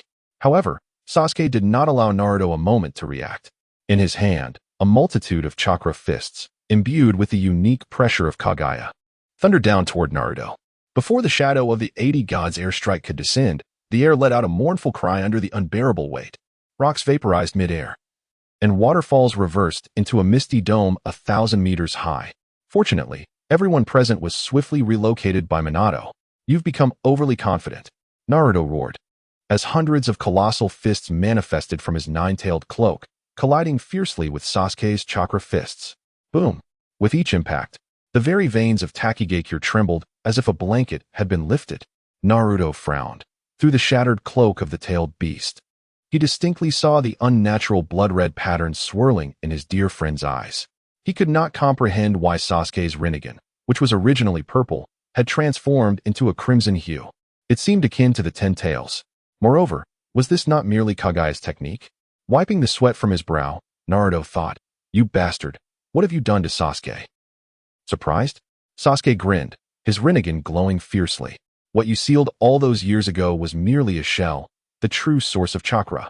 Suddenly, he pressed his hand to his temple, a pained expression crossing his face. Silence. The spirit of Otsutsuki, seizing the fleeting moment of vulnerability. Naruto's nine-tailed chakra transformed into 1,000-foot claws that came crashing down. Before he could finish his words, Sasuke had already appeared within 3 inches, thrusting a black rod entwined with yin-yang released directly at his heart. Naruto's pupils constricted. Such speed. In an instant, Sasuke had exploited a flaw through his Rinnegan. However, Naruto was no novice either. His eyes pierced through Sasuke's assault as well. Clang! In the next moment, the sound of clashing metal echoed throughout the skies. Naruto wielded a similar black rod to block the fatal strike. "I see it." The rods clashed, emitting dazzling sparks, and within Naruto's azure pupils. His friend's distorted visage reflected back at him. "The third tomo in your left eye is trembling." But as Naruto caught sight of Sasuke's back, his pupils shook violently. 10 black chakra orbs were slowly rotating, one of which contained a fragment of Kage's remains. However, the shock was fleeting with their combat experience. Their bodies instinctively reacted without thought. Naruto's sage chakra transformed into golden vines that surged along the black rod. Yet, the moment it touched Sasuke's wrist, Naruto noticed a flicker of clarity in his friend's eyes. The last one. Sasuke's hoarse voice was drowned out by the surge of blood. As his left eye suddenly erupted with crimson blossoms, 9 tomos rotating in reverse within his Rinnegan. The liquid chakra orbs transformed into a vortex that began to engulf them both, and Naruto realized the surrounding space was collapsing. Countless roots of the god tree emerged from the rifts in the void, greedily siphoning the dissipating chakra. "Welcome to the narrow path of Yomi," a strange voice echoed from all directions, as 10 orbs of chakra coalesced behind Sasuke into a pale moon. "Let the remains of my mother serve as a witness. Witness my ass." Suddenly, the foxtails behind Naruto erupted into countless golden needles, triggering a chain reaction of sage chakra in the enclosed space. Naruto formed a hand seal with one hand while gripping Sasuke's petrifying wrist tightly with the other. "Do you think being possessed by Indra's reincarnation allows you to do as you please?" The tailed beast cloak suddenly manifested the tomo patterns of the Sage of Six Paths. Though it was not yet the complete form, he could still. However, at that moment, a web-like pattern suddenly cracked open on Sasuke's forehead, and Kage's remnants let out a piercing shriek within the moon. Boom! A powerful repulsive force instantaneously propelled Naruto away. Then, under this force, the space collapsed entirely.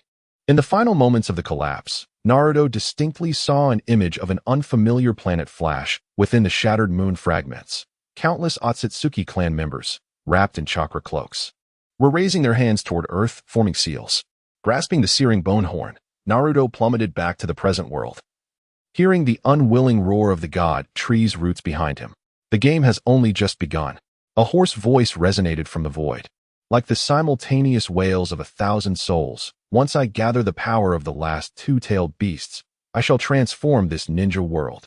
Breathing heavily, Naruto stood at the edge of the lava, tightly gripping the half-broken bone horn he had torn from his opponent. The patterns on the bone were being corroded by some dark substance, emitting a nauseating hissing sound. He suddenly recalled the stone tablet he had seen with Orochimaru. The words eroded by acid were becoming clear in his mind. When the pale moon is stained with blood, the 9 orbs return to their place. The souls of the Otsutsuki will descend upon the god tree. In the distance, he heard the groans of survivors as the young man wiped the blood from the corner of his mouth and stood tall. His chakra transformed into countless golden threads, gently lifting the injured villagers. The warmth in his palms reminded him of that day years ago, when Team 7 was on a mission, and Sasuke had turned his back to him, saying, "The last one, don't hold us back." The molten bone horn pierced his palm painfully as Naruto gazed towards the still collapsing rift in the sky. This time, he would not let that fool, who claimed to be already engulfed in darkness, fall into a deeper abyss alone. "Wait for me, Sasuke, I will bring you back." Chapter 144, The Seven Tails, Chome. To think that Sasuke would return in such a manner, Naruto murmured softly, his voice laced with a complex array of emotions. He surveyed the surroundings, and upon confirming the safety of the villagers, his taut nerves began to ease, allowing him to exhale a sigh of relief. Thankfully, there had been no casualties. Although the landscape had changed, the absence of loss of life was the greatest consolation. In the face of such a cataclysmic disaster, only space-time ninjutsu could have swiftly rescued everyone. Had it not been for Minato's presence, even he would have found it difficult to relocate everyone in such a critical moment. As he pondered in confusion, a warm and powerful hand gently rested on Naruto's shoulder, as if a wave of warmth had instantaneously dispelled the anxiety and uncertainty within him. "Do not fret too much, Naruto. Trust in Sasuke. He will not be easily consumed by that force." Minato's voice was gentle yet resolute, imbued with a reassuring magic. "Father." Naruto lifted his gaze, meeting Minato's eyes, which radiated trust and encouragement. In that moment, countless memories flashed through his mind. The first encounter of Team 7, the moment spent fighting alongside Sasuke, and the familiar words, "Don't hold us back."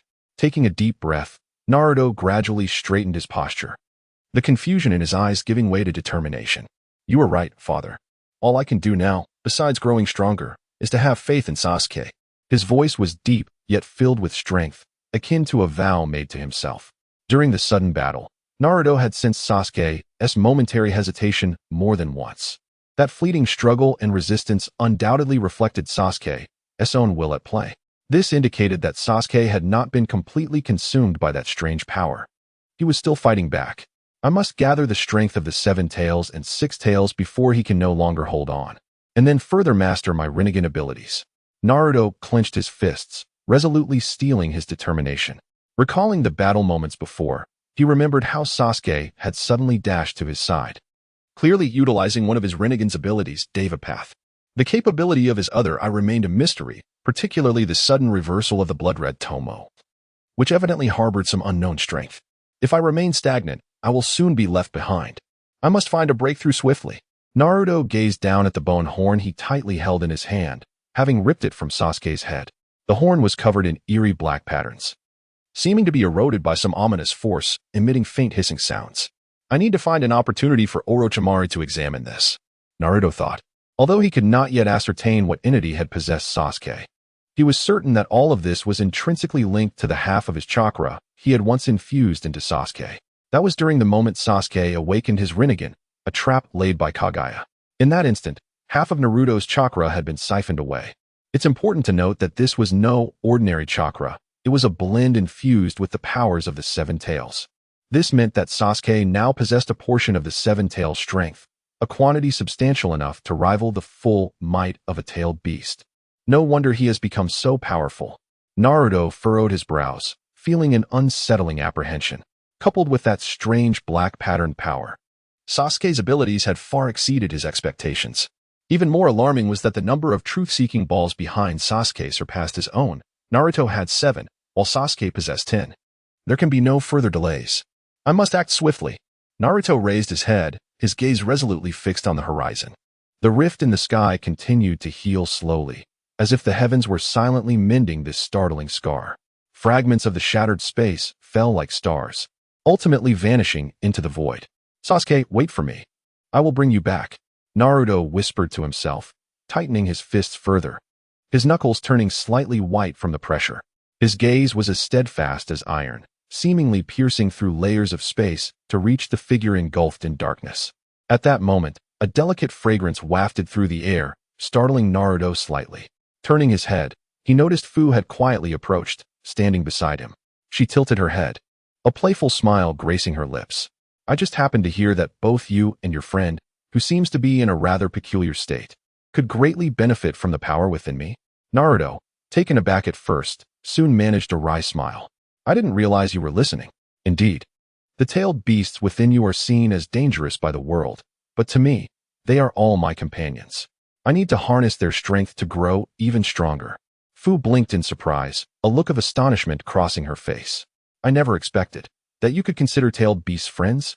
Her tone held a hint of incredulity, as if she had heard something utterly fantastical. Naruto scratched his head, his smile earnest. In truth, tailed beasts are not that frightening. If you treat them sincerely, they will respond to your trust. Fu fell silent for a moment before letting out a gentle sigh. I must admit, in your presence, even the most brilliant of individuals seem to pale in comparison. If you truly require this power, feel free to take it from me. With that, she closed her eyes, her long lashes fluttering slightly, as if awaiting the judgment of fate. It is common knowledge that a Jinchuriki would perish upon losing their tailed beast. Fu clearly had resigned herself to this fate when she spoke those words. I just hope, Naruto, that you can utilize this power to forge a new future for the ninja world, she silently prayed. However, the anticipated pain did not manifest. Instead, she felt a gentle tap on her forehead, warm and soothing. Fu opened her eyes in confusion to meet Naruto's smiling face. Who said I need to take your tailed beast so violently? Naruto chuckled, his tone lighthearted. Then how are you going to? Fu asked, somewhat bewildered. Without answering, Naruto extended his finger and lightly tapped the sealing technique on Fu's abdomen, which contained Chome.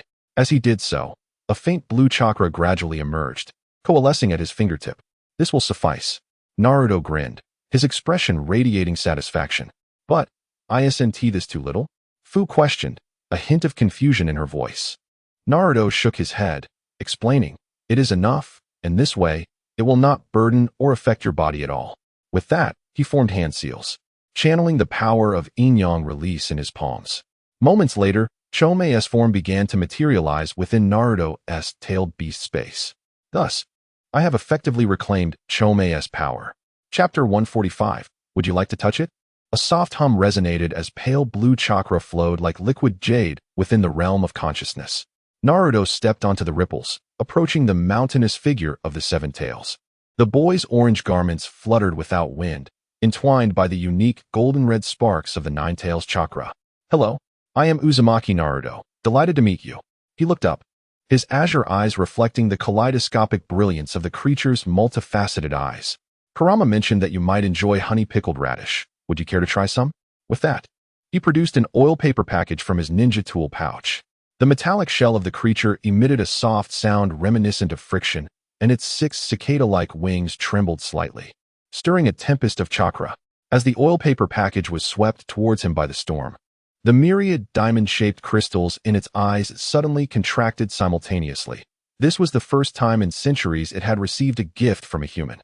"Child of humanity, your Kurama has permitted you to freely access chakra?" The voice, akin to the chirping of insects, resonated within the space.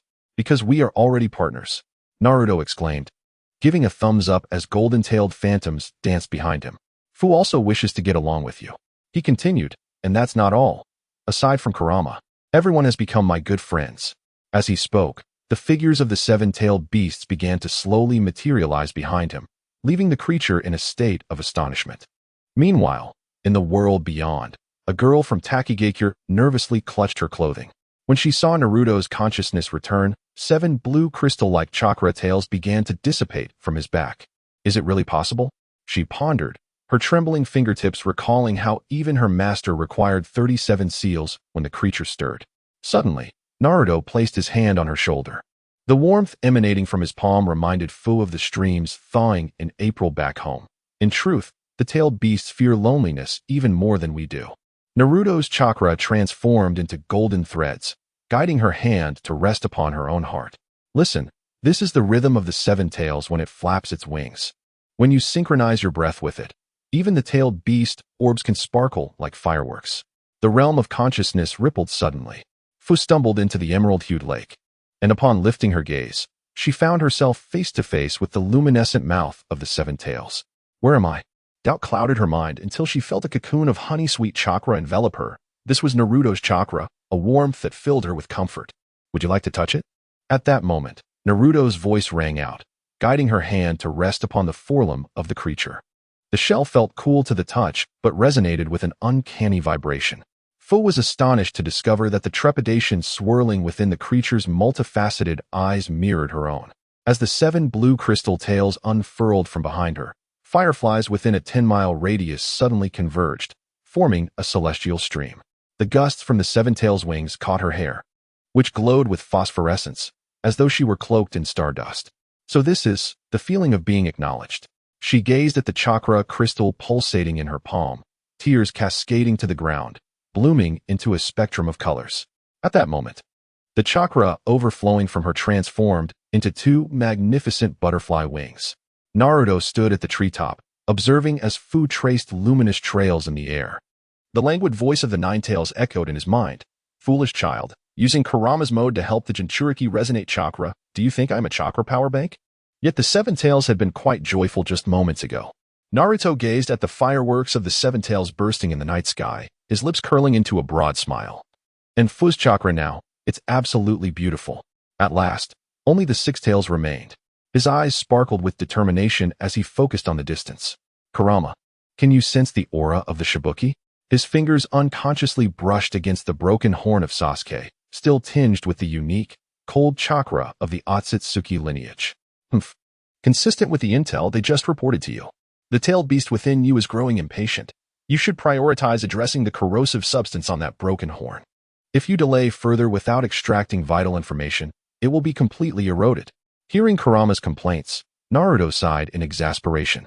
Suddenly, crimson chakra enveloped his hand, and he expertly wielded the powers of yin-yang release. Yet, despite his prowess, the dark corrosive substance clung stubbornly like a parasite, proving arduous to eradicate. It took Naruto considerable effort to cleanse it entirely. It's hard to believe how much effort it would take for anyone else to purify this horn. He sighed once more, but at least this preliminary task was complete. Now, he needed to see if he could extract useful information from it. The next moment, he shouted, "Shadow Clone Jutsu." Instantly, Dozens of shadow clones appeared beside him without hand seals, each radiating powerful chakra fluctuations. He gazed at his clones, murmuring, "I need to accelerate my pace." He began to strategize in his mind. A portion of the clones would handle the formation of a ninja alliance. Before next week's Kage summit, I must persuade the remaining small nations to join us to better coordinate the power of the ninja world for the upcoming revolutionary movement.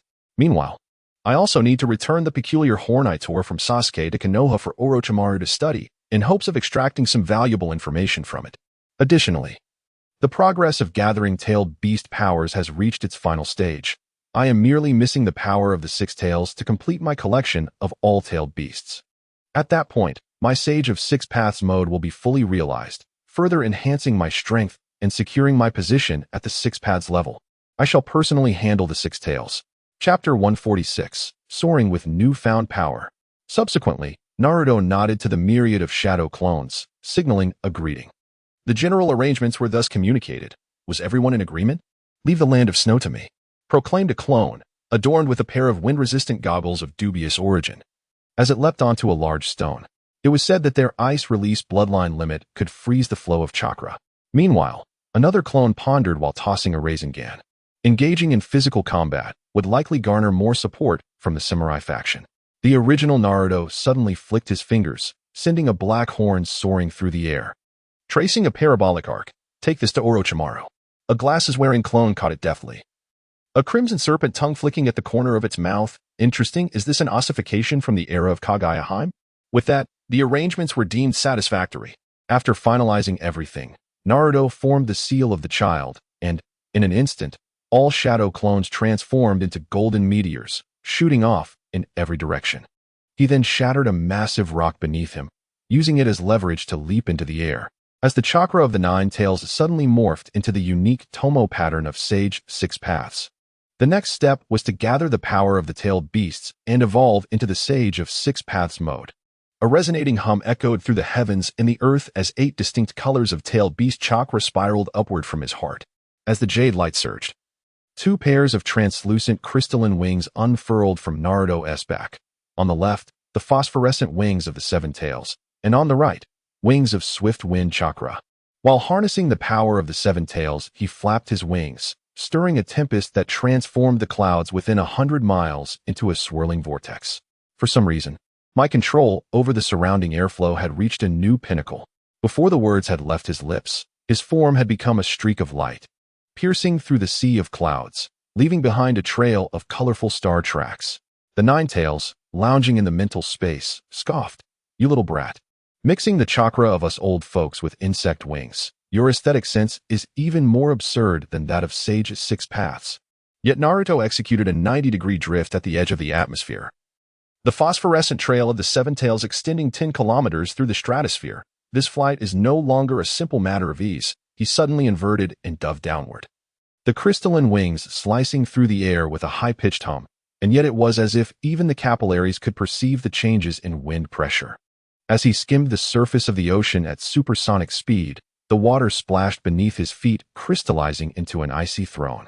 The nine tails, observing the frenzied flow of chakra within the mental realm, displayed a flicker of astonishment. The level of chakra control you possess is nearing the realm of bloodline limits? Indeed, walking had never felt this effortless. Naruto abruptly rotated to a halt, the phosphorescent powder from the seven tails dyeing the entire sea a luminous green. He spread his arms wide, allowing the raging winds to billow his divine robe, while the waves beneath parted in deference to the tailed beast's pressure. Seven tails. "Do you see?" The youthful laughter mingled with the roar of the tsunami reverberated across the skies. "This very sky beckons us to dance." Boom. The sonic boom generated as the seven tails' crystalline wings sliced through the clouds carved a 3-meter-wide vacuum passage through the forest below. Naruto hovered over the gorge as described in the intel, the golden hue characteristic of the nine tails mode rendering him akin to a radiant sun. "Let me sense where Yuhi is located." He formed the seal of the child once more, the Vortex clan emblem materializing on his forehead. An invisible perception transformed into countless strands of chakra, instantaneously penetrating 37 mountain ranges, the touched rocks revealing translucent meridian maps. The nine tails perked up in the mental space. "Kagura's mind si? When did you wait?" This isn't just an ordinary Kagura's mind SI. It focused on the crystallizing air outside. Your perception is rewriting the flow of natural energy. Naruto closed his eyes with a gentle smile. His hair fluttering without wind. What is known as Kagura's mind SI suddenly. A chakra network several miles in diameter emerged from the earth beneath him. Merely using chakra as a fishing net, his eyes flew open, and within his pupils reflected the image of a hot spring 500 miles away. And I am rewriting the laws of physics with chakra. In the scene, Yuhi found himself surrounded by 23 rogue ninjas. 3 upper ninjas from the Star Organization formed a defensive formation back to back, their faces betraying an abnormal redness, nearing overload. Strangely, although the assailants wielded ordinary kunai, their bodies were enshrouded in ripples of distorted space. Could this be the void power of the Zero Tails? Suddenly, the crystalline wings behind Naruto erupted with azure phosphorescent flames. Not quite. It was celestial iron that could obscure chakra detection. As he transformed into a streak of light and dove, his golden tail trailed like a comet. The 9 Tails noted in surprise. These humans are actually using fragments of fallen star cores from the Sage Six Paths era as weapons? When Naruto descended amidst a cacophony of sound, he found the leading rogue ninja pressing a celestial iron dagger against Yuhi's throat. What a surprise to find you here. I never expected this operation would catch such a big fish. The boiling hot spring water crystallized into a statue under the pressure of chakra. Yet the rogue ninja grinned wickedly, pushing the blade forward slightly. The hero who wishes to change the world, if you dare move. I will turn the 6 Tails Jinchuriki into swish. Golden chains suddenly erupted from the void, precisely piercing through all celestial iron weapons. The adamantine seals of the Uzumaki clan? The leading ninja was momentarily stunned as his weapon was knocked away. Then, Naruto emerged from the steam, maintaining his ceiling posture, his rinnegan rippling in his right eye. Who permitted you? His voice, imbued with sage chakra, reverberated powerfully, cracking the beams above. To treat my companions in such a manner? TSK. You are formidable, but what use is that? The rogue ninja cackled, tearing open his clothes to reveal a body covered in explosive tags. I know that hero of yours can't bear to see civilians harmed. He lunged toward a nearby hostage. Let us die together, savior. You will never be able to snap. Just as he gleefully prepared for their mutual demise, Naruto snapped his fingers, causing all explosive tags within 100 meters to instantly fade into scraps of paper. How is that possible? The explosive tags I painstakingly prepared for years are rendered ineffective? Have they perhaps expired? In the bewildered gazes of those present, Naruto casually plucked a falling maple leaf from the very beginning. I sensed all the chakra flows in this vicinity, as well as the power contained within the explosive tags. The leaf transformed into a golden form in the palm of his hand. Surely, you didn't think that 200 outdated explosive tags could threaten a being of Sage Six Paths level? The 9 Tails rolled with laughter in the mental space. Do these fools not realize that even the entire stock of explosive tags in the ninja world combined would harm Naruto? A hero should not lay hands on civilians. Naruto suddenly appeared behind the leader, his fingertips glowing with the black aura of release. Then do you know, the black rod swiftly pierced through the limbs of every rogue ninja present. Chapter 3. Section 21 of the recently drafted Ninja World Public Security Management Act. Any ninja who assaults another without cause shall be treated as armed assault. Though it had yet to be implemented, it would not pose an issue to send you to the nearby Star Organization for a few days of confinement. In the next moment, Naruto's shadow clone escorted the wailing villains into the distance, disappearing into the skies. Yugao, wiping the bubble-blowing bamboo pipe, remarked with a hint of surprise, your manner of handling these matters indeed differs somewhat from what the rumors suggest. Chapter 147, The Gathering of Tailed Beasts. The manifestation of the Sage of Six Paths. Upon hearing Yugao's assessment, Naruto could not help but raise an eyebrow, a playful smile gracing his lips. Oh, is it different from the legends? What do you think I resemble more? Yugao gently blew into the bamboo pipe he held, bubbles slowly rising, reflecting a contemplative expression on his face.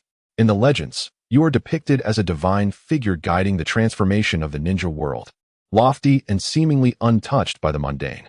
Yet, upon seeing you in person, I find you to be more akin to an ordinary youth, vibrant and lively, even somewhat mischievous. Naruto burst into hearty laughter, his voice resonating with vitality. Ha ha ha, you're absolutely right. I've never considered myself a divine being, after all. I'm merely a ninja who wishes to protect my friends and realize my dreams. Realize your dreams? Might you share what they are? A glimmer of curiosity flickered in Yugao's eyes, his tone imbued with inquiry. Without hesitation, Naruto's gaze became resolute as he declared, "My dream has always remained unchanged, to become the next Hokage who surpasses all predecessors. I wish to bring true peace to the ninja world, allowing everyone to live joyfully." Oh, Yugao was momentarily taken aback, then remarked, "I did not expect someone who appears so youthful to harbor such profound aspirations. However, I believe you are quite close to achieving your dream now. Still, there is more effort to be exerted." Naruto scratched his head, a hint of shyness in his smile. But soon his expression turned earnest. He looked directly at Yugao, his tone grave. "Actually, I've come to seek the chakra of the six tails residing within you. But rest assured, I will not harm you, nor will I forcefully take it.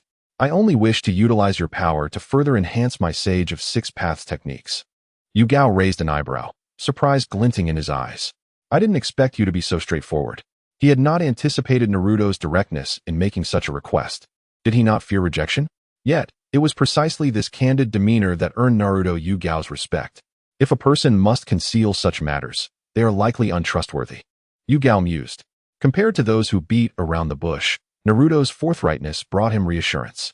Reflecting on this, Yugao nodded, his expression calm. "In that case, I shall be forthright as well. I am quite aware of your ideals and the deeds of the Star Organization." "Oh? I am surprised that you have also encountered many of the Star Organization's endeavors," Naruto exclaimed, a flicker of astonishment in his eyes.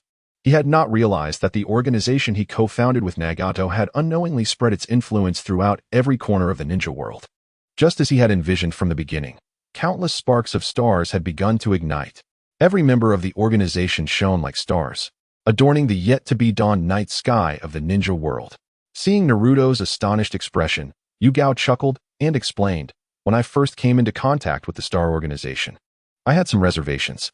I thought they were merely a group of idealists. But later, I discovered they were genuinely striving for peace in the ninja world, even at the cost of their own lives. This spirit moved me deeply, especially you, Naruto. Your ideals and actions have left me in awe. I have always been curious about what kind of person could possess such formidable charisma. Meeting you today, I find you entirely different from my expectations. Yet it makes me admire you even more." Yugao's tone gradually grew resolute. "Therefore, if it is you, I am willing to entrust this forbidden power to your care." He gazed intently at Naruto, each word imbued with sincerity. Naruto scratched his head, a hint of bashfulness creeping into his smile. "Haha, your praise makes me a bit embarrassed. However, I am truly delighted to have your recognition." The two exchanged smiles, the distance between them seemingly diminished in an instant. In that case, Naruto slowly extended his right fist, his gaze sincere and unwavering. "It is a pleasure to meet you. Allow me to formally introduce myself. I am Uzumaki Naruto, the man destined to become Hokage." Seeing Naruto's outstretched fist, Yugao smiled down, then extended his own slender, somewhat pale hand, gently tapping fists with Naruto. "It is a pleasure to meet you as well. I hope to contribute to your dream." In the next moment, their chakras officially connected. Chakra, the force that binds souls. At this instant, their hearts intertwined. A familiar energy, flowing from Yugao's body into Naruto's, was the chakra of the six tails. Naruto's eyes brightened, his heart racing with exhilaration. Now I can be considered to have fully gathered the chakra of the tailed beasts. Boom! At the moment he received the six tails chakra, the chakra of the nine-tailed beasts within him underwent a qualitative transformation. A mysterious aura awakened around Naruto. As the chakra cloak of the Sage of Six Paths gradually manifested, and the nine tomo behind him solidified completely, the ninth truth-seeking ball also began to coalesce. Soon after, a dramatic transformation overtook him. The golden chakra cloak slowly morphed into a radiant white, and the tomo behind him crystallized. The truth-seeking balls fused together, and this time, they did not form 9 but 10. At this moment, Naruto truly embodied the essence of the Sage of Six Paths, transcending the fleeting form of the Sage mode. His aura resembled the vastness of the starry sky, profound and unfathomable, as though he could shake the very heavens with a mere gesture. Yugao gazed at the transformed Naruto, his eyes filled with awe and satisfaction. "It appears my choice was not mistaken. You truly are the brightest light of this era." Naruto smiled gently, his gaze steadfast and warm. Thank you, Yugao. Now, let us fight together for the future of the ninja world. However, at that moment, high above in the heavens, a rift in space-time quietly opened. Chapter 148, The Six Paths Scepter. A sudden visitor from the Otsutsuki clan? After bidding farewell to Yutaka, Naruto strolled into a secluded corner, his gaze penetrating as he contemplated the transformation within himself. He murmured softly, "It seems that this Sage of Six Paths mode I possess now feels somewhat different from before."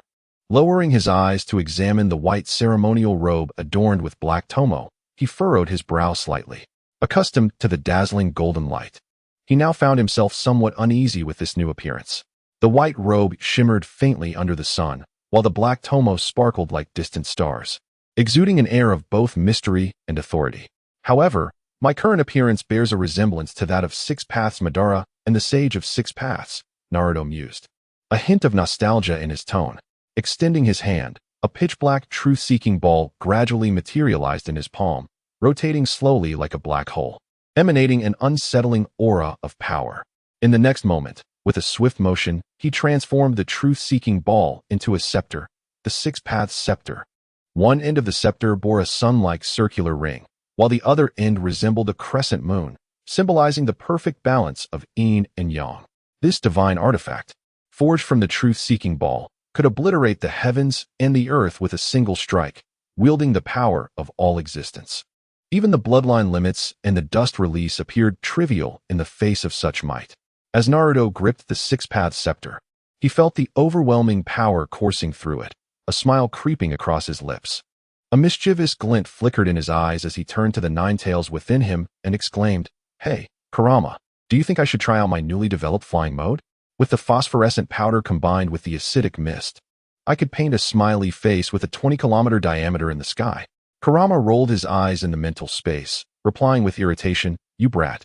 What nonsense are you concocting again? Don't waste my chakra on such trivial pursuits." Naruto laughed heartily, unperturbed by Kurama's complaints. Suddenly, the crystalline wings on his back excreted a rainbow-hued slime, and with a powerful flap, he soared into the heavens.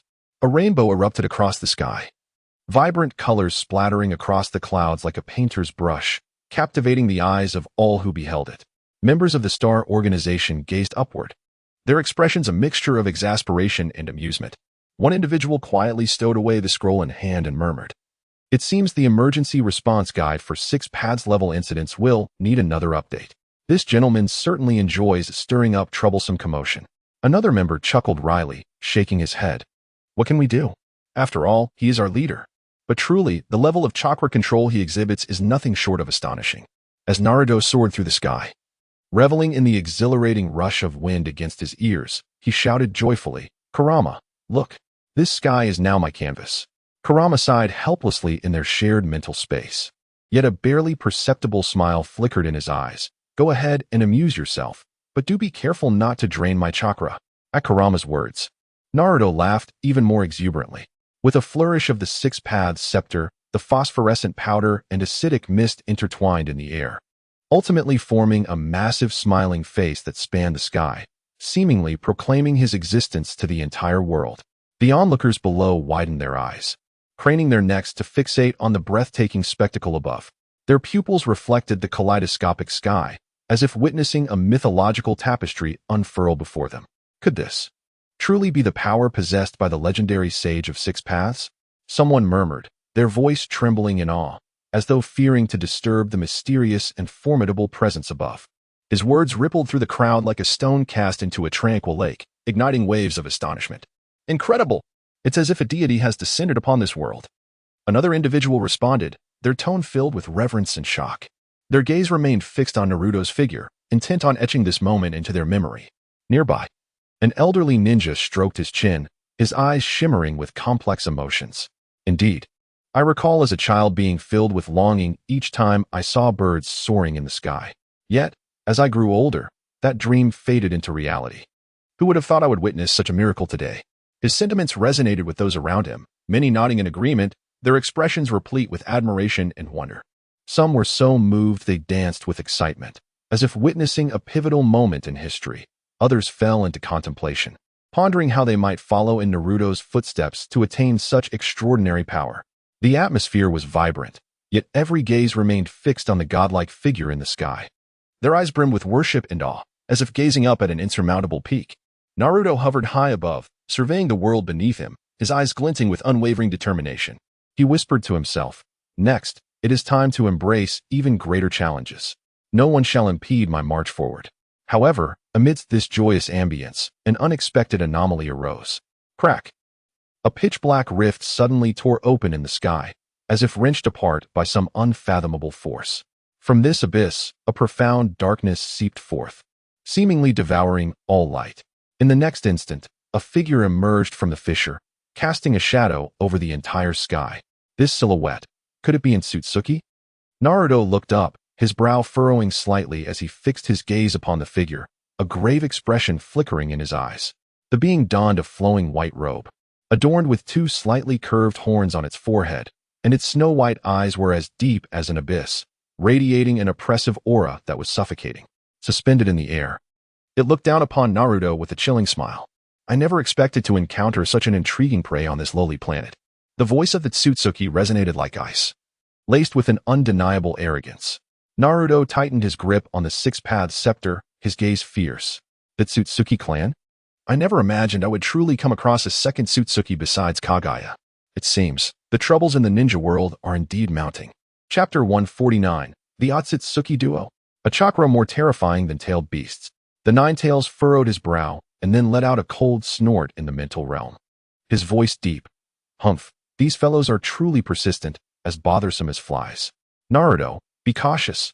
Their power is not to be underestimated. Do not let your guard down." Naruto's lips curled up slightly, his eyes brimming with fighting spirit, his fists clenched tightly as chakra surged within him. "Rest assured, Nine-Tails. No matter who comes, I will make them understand. This sky is not a place they can trample at will. Those who dare provoke me shall pay the price." However, just as Naruto prepared to engage, a figure suddenly flashed before him like a specter. He looked up to see the person forming hand seals, exclaiming, "Water style, bubble technique." Suddenly, countless transparent, colorful bubbles appeared out of thin air, light, yet carrying a unique chakra fluctuation, racing towards the lofty Otsutsuki. "Is that Mr. Yutaka?" Naruto turned in surprise to see the Jinchuriki of the Six Tails, Yutaka, wielding a bamboo tube for blowing bubbles, launching an attack at the Otsutsuki in the sky. "Do not misunderstand," Yutaka stated, a faint green mist coiling around his fingers, his eyes reflecting the characteristic crimson of a tailed beast. "I simply cannot tolerate these arrogant beings." A rare smile graced his lips, after all. "Those who can make me willingly call them comrades must not be trampled by mere fodder." TSK. Such arrogance. The Otsutsuki sneered, a flicker of disdain in his eyes. Yet soon, he was somewhat surprised. "Oh, what is this?" It appears to be a product of chakra transformation. He raised his hand and gently touched one of the bubbles. Sensing the chakra fluctuation within, a mocking smile forming at the corners of his mouth. "I must admit, your imagination is quite rich. To play with chakra in such a manner. But alas, such trivial tricks are mere child's play before me. You don't actually think this feeble chakra fluctuation can harm me, do you?" Utterly laughable. With a cold huff, the Otsutsuki's disdain was palpable. In the next moment, he merely flicked his finger, unleashing a terrifying pressure that instantly crushed the approaching bubbles into nothingness. "Is that all?" He shook his head dismissively, as though he had merely swatted a fly. "I am Otsutsuki Peach Style. Remember that name, insects? It is the name that will claim your lives." He crossed his arms, his gaze coldly sweeping over Naruto and Yutaka, his tone laced with contempt. Although he was unaware of the source of the Otsutsuki power fluctuation that drew them here, nor why Kage had not emerged to kneel and welcome, he could feel that the majority of chakra in this dilapidated world was concentrated in these two, especially the blonde-haired one. "Since that is the case, I might as well indulge you for a while." He chuckled coldly, waving his hand. "Kinsuke, the task is yours. Do not let them die too easily." As the words fell, a tall, muscular Otsutsuki emerged from the rift behind him. "Understood." Without hesitation, Kinsuke nodded expressionlessly. Then in a flash, he appeared before Yutaka, his massive fist descending with a thunderous crash. Boom. The ground shattered instantly, dust swirling into the air. What incredible speed. Yutaka's eyes narrowed as he quickly formed hand seals, a dense mist of acid swirling around him, attempting to block Kinsuke's assault. "This is highly corrosive gas. You should abandon your attack." Otherwise, your arm will not be spared. He silently observed, eager to see what Kinsuke would do next if he chose to withdraw his attack. However, something unexpected occurred. Kinsuke not only did not retreat, but his fist suddenly became as unbreakable as a blade. In an instant, it pierced through the acid mist and struck heavily against Yutaka's defenses. What? He actually disregarded my acid mist and struck me directly. Is he out of his mind? Boom. Yutaka could hardly fathom this turn of events. He staggered back several steps, the immense force causing blood to spill from the corner of his mouth, sending up a cloud of dust from the ground. How careless of me. From the dust emerged a colossal figure, standing 3 meters tall. Kinsuke grinned wickedly. Wielding a massive axe, a sacrifice must possess the awareness of a sacrifice. Suddenly, the axe blade erupted with red light, and countless chakra arrows rained down like a storm. Heavenly Feather Arrow. Faced with Kinsuke's ferocious assault, Yutaka gritted his teeth, a flicker of determination in his eyes. It seems I must give it my all. Let me try the new power I obtained from Naruto. Complete Tailed Beast Transformation.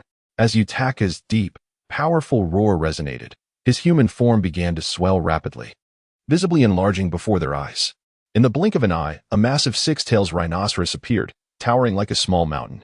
Its colossal body resembled a moving mountain, each heavy footfall causing the ground to tremble as if the earth itself quaked beneath it. Simultaneously, a pungent acid mist poured forth from the rhinoceros, quickly enveloping the space, threatening to engulf all. Sizzle. The acid mist carried a potent corrosive and toxic quality, instilling dread in all who approached. Just being near it felt like a life-threatening peril. The air was thick with a sharp odor, making even breathing a challenge. The six-tailed rhinoceros opened its gaping maw, periodically unleashing beams of green energy, resembling an ancient beast filled with boundless rage and murderous intent. Witnessing this scene, Kinsuke, who had maintained his calm demeanor, couldn't help but furrow his brow slightly, a hint of surprise crossing his face. Oh? I didn't expect it to be the power of a tailed beast. How unexpected. No wonder this guy possesses so much more chakra than those around him. However, this level of surprise did not instill fear or hesitation in Kinsuke. On the contrary, a cold smile soon appeared at the corners of his mouth. A mere tailed beast dares to act so recklessly before me? Utterly delusional. Kinsuke scoffed, a flicker of disdain evident in his gaze. He swiftly formed hand seals, the chakra within him erupting like a volcano, instantly coalescing at the tip of his right index finger. In an instant, a blazing inferno took shape at his fingertip, radiating unbearable heat and dazzling light. Divine Hammer. Kinsuke bellowed, swinging his arm decisively towards Yutaka's direction. The terrifying force sent chills down Yutaka's spine, who controlled the tailed beast form. What is this ability? Chapter 150. Naruto vs. Otsutsuki Kinshiki and Momoshiki. A blazing orb of chakra surged forth like an arrow released from its bow, cleaving through the void. It trailed along, fiery tail, as if the very air had been rent asunder, emitting a piercing shriek. Anyone capable of sensing chakra could discern the immense power it harbored. It was said that even the legendary Kage Otsutsuki, who once reigned over the ninja world, would not dare to confront such an assault head-on. This is not good. The speed of this attack is overwhelming. Yugao thought in despair. Though the complete tailed beast transformation granted the six tails a colossal frame and unparalleled strength, it severely hampered its agility. In that moment, he could only watch helplessly as the fiery chakra approached, unable to evade in time. Damn it! With a thunderous roar, the fiery chakra struck true, impacting the massive form of the six tails. Boom! The terrifying force erupted instantly, sending the six tails hurtling backward like a kite severed from its string, toppling countless towering trees in its wake and raising a cloud of dust, carving a deep trench into the earth.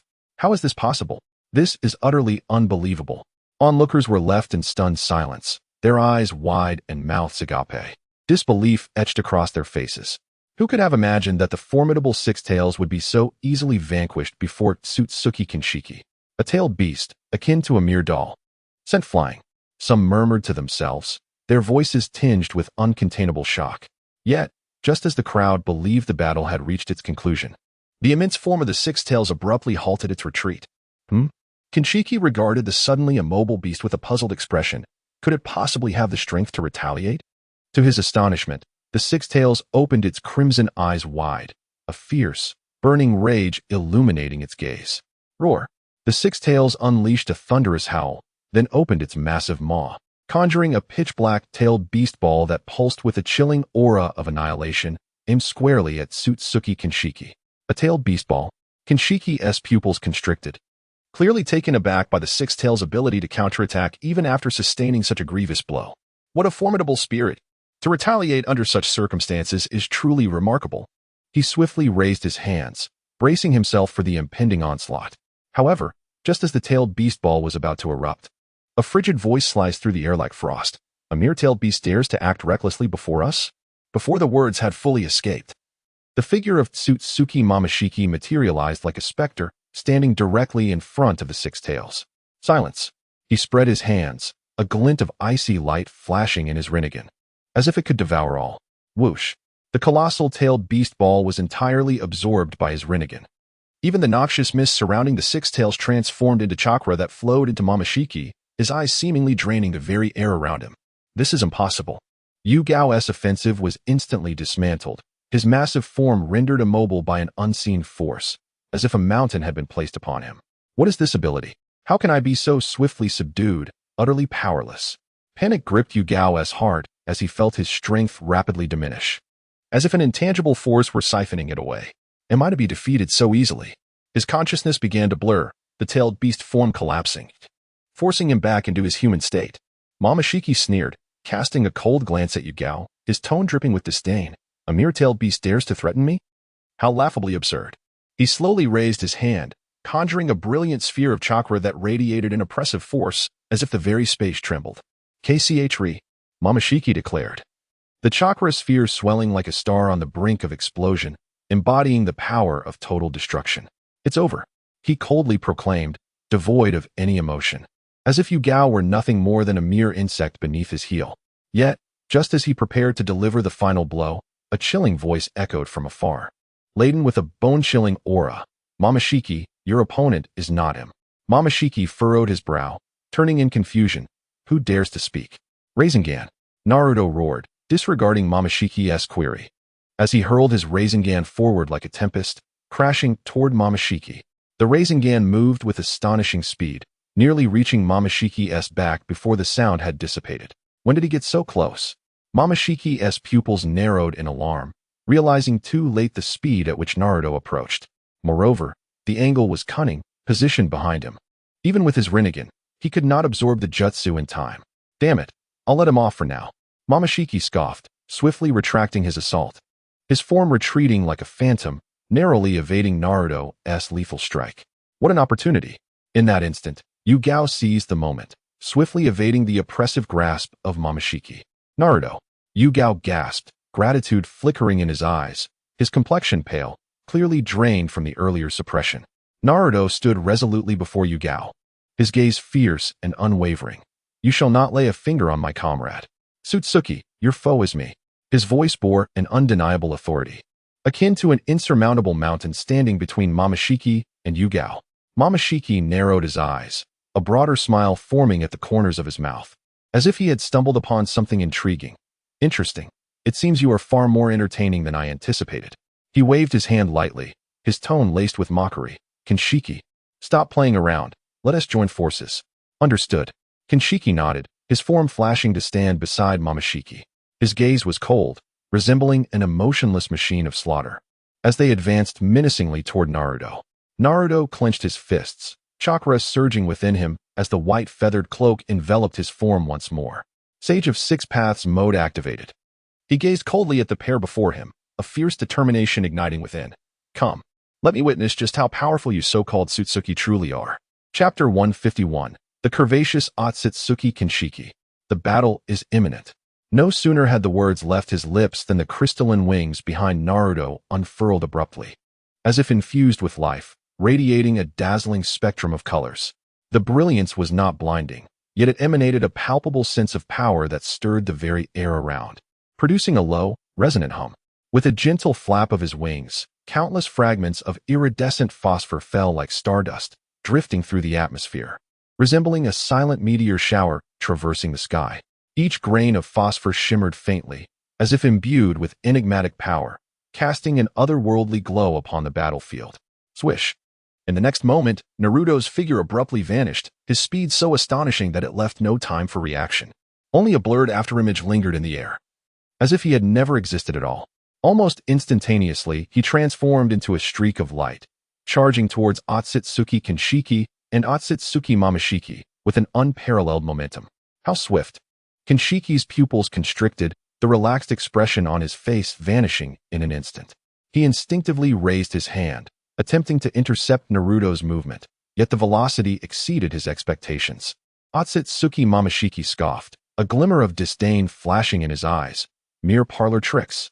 He swiftly spread his hands, a cold light emanating from his Rinnegan, attempting to confine Naruto's actions with the power of the eye. However, Naruto's speed far surpassed his imagination. Almost as soon as he raised his hand, Naruto was already upon him. Bang! With a resounding thud, Naruto's fist, enveloped in turbulent chakra, struck fiercely against Mamashiki's chest. How is this possible? Although Mamashiki raised his hand in time to block, the force still sent him staggering backward, the shockwave carving deep fissures into the ground. This fellow possesses such strength? Mamashiki glanced at his slightly numb arm, a hint of gravity dawning in his eyes for the first time. He had initially perceived Naruto as merely a slightly stronger insect, but now it was evident that his strength far exceeded expectations.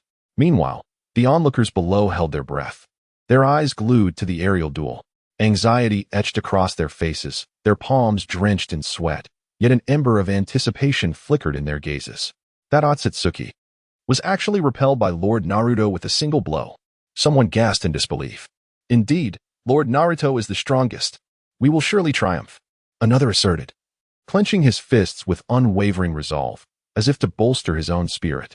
Yet, amidst the crowd, murmurs of concern arose. However, those two Otsutsuki don't seem to be using their full strength. Can Lord Naruto truly handle this? This remark pierced the hearts of many like a thorn. Despite their unyielding faith in Naruto, the oppressive aura emanating from Otsutsuki Mamashiki and Kinshiki was undeniably formidable, almost impossible to disregard. Just then, Otsutsuki Kinshiki made his move. His figure flickered like a phantom, suddenly appearing behind Naruto, his massive fist hurtling down with a thunderous roar. Don't get too cocky, kid. Sensing the imminent danger from behind, Naruto spun around swiftly, but Kinshiki's speed was equally astonishing. His fist was already closing in on Naruto's chest. What of my arrogance? Boom. A deafening roar echoed through the sky as Naruto caught Kinshiki's fist, capable of launching tailed beasts, and the two engaged in a fierce aerial clash. Their forms intertwining like lightning. Bang, bang, bang. Each collision unleashed tremendous waves of energy, rippling outwards like surging oceanic tides. These formidable forces battered the surrounding air, generating visible shockwaves, causing even the vast expanse of heaven and earth to tremble slightly under the overwhelming impact. You wish to ambush me. Naruto, with keen reflexes, executed a swift sidestep, evading Mamashiki's powerful slap effortlessly. He then swiftly adjusted his stance, thrusting his solid shoulder forward in a mighty Iron Mountain technique. Thud. The impact caused Otsutsuki Mamashiki to stagger, momentarily exposing a flaw. Mamashiki, you are no more than this. Naruto taunted, a flicker of scorn in his eyes. Yet, the battle did not cease.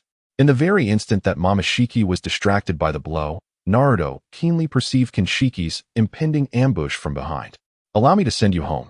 Without hesitation, he executed a precise sidestep kick that struck Kinshiki's protruding abdomen.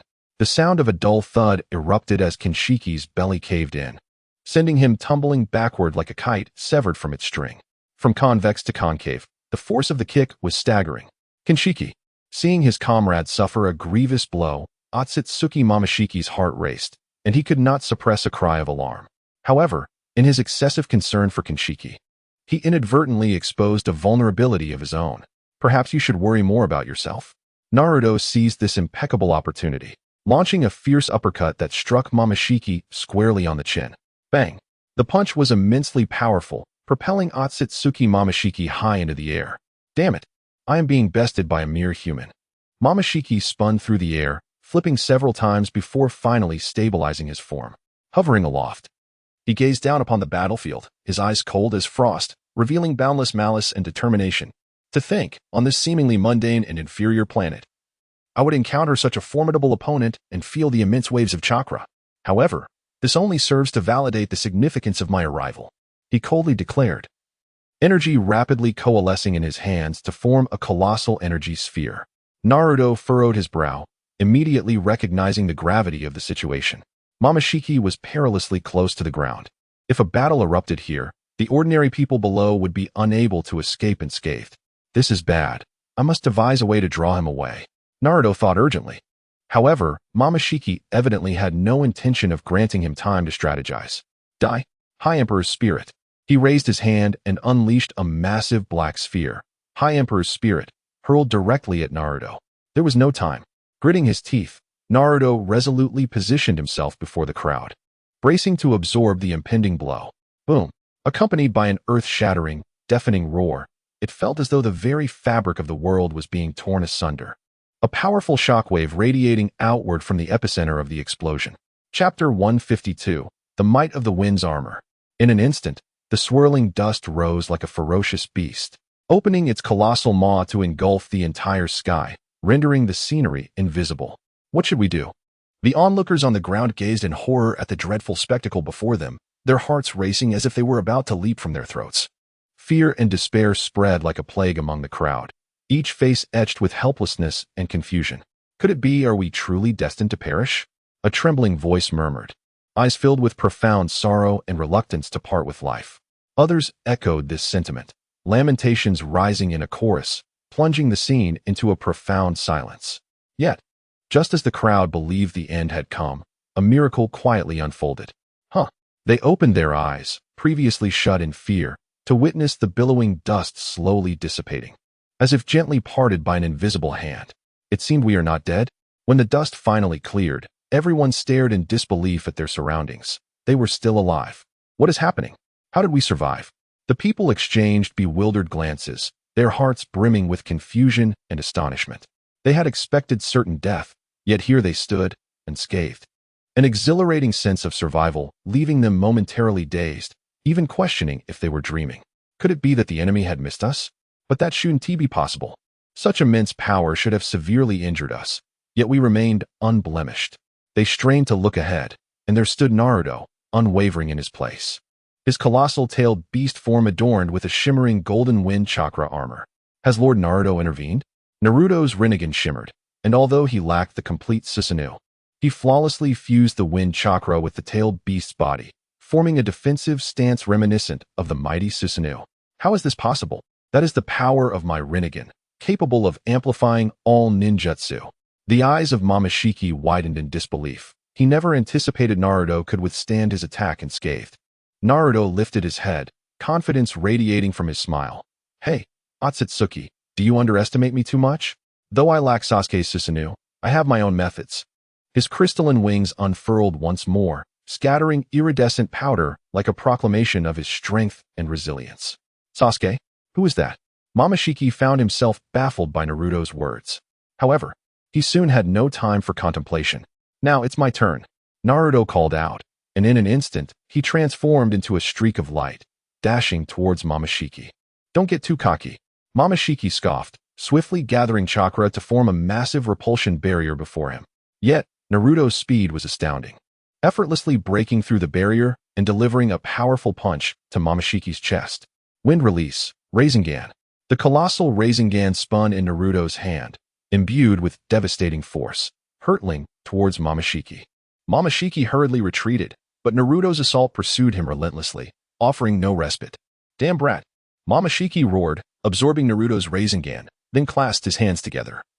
Unleashing several black rods from his palms, aimed straight at Naruto. Get away from me. A look of seriousness crossed Naruto's face as he hastily formed hand seals, conjuring a golden chakra shield before him. The black rods pierced deep into the shield, erupting in a blinding flash that illuminated the entire sky. But that's not all.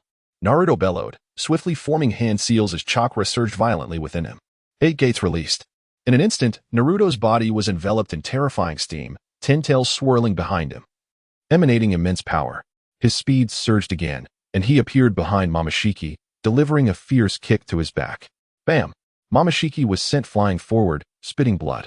He quickly steadied himself, a glint of madness flickering in his eyes. You lowly beings dare to injure me. I will make you pay. Momoshiki howled, rapidly forming hand seals. a gigantic energy sphere coalescing above his head. Rinne Sharingan, modification. The enormous energy sphere, brimming with destructive power, rocketed toward Naruto. Naruto's expression turned grave. He swiftly formed hand seals, chakra surging within him. Sage art, wind release, spiraling shuriken. The massive spiraling shuriken howled forth, targeting the energy sphere. The two powerful forces collided midair, unleashing a cataclysmic roar. Boom. The entire sky was aglow with the explosion's brilliance, dust enveloping the battlefield. Amidst the residual explosion, Naruto surged through the chaos, delivering a punch to Momoshiki's chest. "Surrender to me," Naruto shouted, twisting his fist as the surrounding power surged forth like a dragon from his fingertips. Bam! Momoshiki attempted to defend himself, but Naruto's might exceeded his expectations. How can this guy's physical prowess surpass even that of the Otsutsuki? Momoshiki was sent reeling, blood spilling from his mouth. "It's over," Naruto coldly declared, rapidly forming hand seals as chakra surged within him. Sage art, tailed beast ball raisin shuriken. The colossal tailed beast ball raisin shuriken formed in Naruto's grasp, radiating destructive energy as it sped toward Momoshiki. Boom. The thunderous explosion nearly ruptured eardrums, the battlefield shrouded in dense dust, obscuring vision. Amidst the deafening roar, Momoshiki Kinshiki, who had been sent flying by Naruto, staggered to his feet, brushing off the dust as if nothing had happened. Huh, is this guy like a cockroach? Doesn't he die? Naruto raised an eyebrow, slightly astonished. He could sense that while Kinshiki was alive, he was far from unscathed. Yet, Kinshiki's next actions left Naruto even more perplexed. Kinshiki stumbled and staggered toward the explosion's epicenter, as if drawn to it like a moth to a flame, undeterred. Hey, is this guy planning to end it all? Naruto mused. Or could it be that there's something in the explosion's center worth risking his life for? As Naruto pondered, a blinding red light suddenly flashed amidst the swirling dust. Following that, an overwhelming presence surged forth from the explosion's center, akin to a volcanic eruption. This aura rivaled the power Naruto currently wielded. What is happening? Could Kinshiki have undergone a breakthrough and transformed? Naruto's eyes widened, instinctively taking a half-step back. He could feel that while this aura was formidable, it seemed unstable, as if it had been forcibly enhanced. Could it be? A thought flickered through Naruto's mind. Could this guy have used some forbidden technique? He fixed his gaze upon the epicenter of the explosion, his Rinnegan slowly revolving, attempting to penetrate the thick veil of smoke and discern the truth of what had transpired within. A sense of foreboding quietly welled up within Naruto's heart. This battle, it seemed, was far from over. Chapter 153, The Unyielding Sasuke Uchiha. How intriguing. The Otsutsuki clan possesses a plethora of flamboyant powers. Naruto, with a spark of curiosity, stroked his chin, his Rinnegan subtly shifting, its formidable perception surging forth like a tidal wave, instantly comprehending everything transpiring before him. This process resembled the alchemical practices chronicled in ancient texts. Yet, if memory serves, such concoctions primarily served to deceive, lacking practicality. Most resulted in either gastrointestinal distress or untimely demise, with scarcely a reliable specimen among them. It seems that even the Otsutsuki clan indulges in such arcane arts, extracting chakra, severing souls, and refining flesh. Naruto murmured to himself, the ocular prowess of his Rinnegan vividly presenting three distinct energies before him, dancing like tricolored flames, each executing a unique task, remarkably organized, akin to an assembly line. The nine tails within him couldn't help but comment. Naruto chuckled, thinking, your analogy is quite apt, Kurama. Before long, the three energies converged, completely engulfing Kinshiki Otsutsuki, ultimately coalescing into a fruit radiating an enigmatic glow. This object, is it edible? Naruto regarded the so-called chakra fruit with a peculiar expression. Its appearance left much to be desired, resembling some form of biochemical weapon. Nevertheless, it matters not. I shall seize it first. A gleam ignited in Naruto's eyes, vanishing from his location in an instant. Regardless of its utility, allowing it to fall into enemy hands would surely spell disaster. For I am Uzumaki Naruto, and fear has never been part of my lexicon, whether Otsutsuki or otherwise. I shall deliver a sound thrashing first. Humph. Otsutsuki Momo's disdainful scoff echoed as he fixated on the approaching Naruto. Though Naruto moved with incredible speed, a gap still remained between them. A sufficient distance, indeed. Uzumaki Naruto, you have ultimately failed to catch up. A mocking smile danced upon Momo's lips. his eyes brimming with scorn and triumph. He raised high the chakra fruit transformed from Kinshiki, which shimmered with radiant golden light, seemingly embodying boundless power. Momo's gaze swept over Naruto, as if he were merely an inconsequential insect. Do you truly believe your meager speed can thwart me? How laughable. Momo sneered coldly, then opened his mouth wide, poised to devour the fruit. Naruto gritted his teeth, his eyes flickering with reluctance. His palm nearly grazed Momo's form. Yet a minuscule distance remained. In that critical moment, an unexpected turn of events transpired. Whoosh! A shadow darted in from the side like a specter, moving so swiftly that the air itself was torn asunder, producing a piercing shriek. In an instant, the shadow switched places with Naruto, the entire maneuver flowing seamlessly as if rehearsed countless times. Naruto felt a blur before his eyes, his body propelled away by an unseen force. When he regained his senses, he found himself occupying the position where the shadow had stood. What just happened? Naruto's eyes widened in disbelief. Have I been overtaken? Momo's expression became equally riveting. His once triumphant smile froze, replaced by shock and disbelief as he watched the shadow snatch the chakra fruit from his grasp, moving with such speed that he had no time to react. How is this possible? Momo's voice trembled, as if witnessing something utterly unfathomable. The shadow landed gracefully, clutching the crimson fruit, a devilish grin playing at the corners of his mouth. His gaze pierced Naruto, filled with provocation and mockery. It is mine. The shadow's voice was deep and arrogant, as though proclaiming his victory. Naruto focused intently, his pupils constricting. Sasuke? What brings you here? Sasuke offered no response. Merely a cold smile. His form began to distort, the surrounding space seemingly pulled by an invisible force, collapsing gradually. Subsequently, a vast vortex of time and space materialized, unfathomably deep and exuding a chilling aura of terror. This is Kamui. Naruto gasped, disbelief etched upon his features. Sasuke's silhouette was consumed by the vortex, vanishing without a trace, as though he had never existed at all. Throughout this bewildering spectacle, Naruto's mind was a blank slate, utterly incapable of grasping the unfolding events. That guy, how could he wield Tobi's Kamui? Frantically, Naruto raked his fingers through his unruly golden hair, feeling utterly perplexed. This defied all logic. This is not how the world of ninjas operates. The more he pondered, the more disconcerted he became, countless possibilities swirling in his mind. Could Sasuke have implanted Tobi's eyes? Impossible. Those are clearly Rinnegan. Did he secretly train in some forbidden jutsu behind my back? Or perhaps, some clandestine affair transpired between him and Tobi? Naruto shook his head vigorously, attempting to dispel the chaotic thoughts. Yet, Sasuke's earlier display was so bizarre, far beyond his comprehension. The energy contained within that chakra fruit, birthed from Kinshiki, was exceedingly formidable. This is a significant loss. With a heavy sigh, Naruto turned his gaze towards the equally bewildered Momo. Momo evidently had yet to recover from the recent upheaval, the shock still evident on his face. A glint of cunning flickered in Naruto's eyes as his lips curled into a sly smile. However, it seems there is still another Otsutsuki present. With this thought, Naruto's eyes gleamed with renewed hope.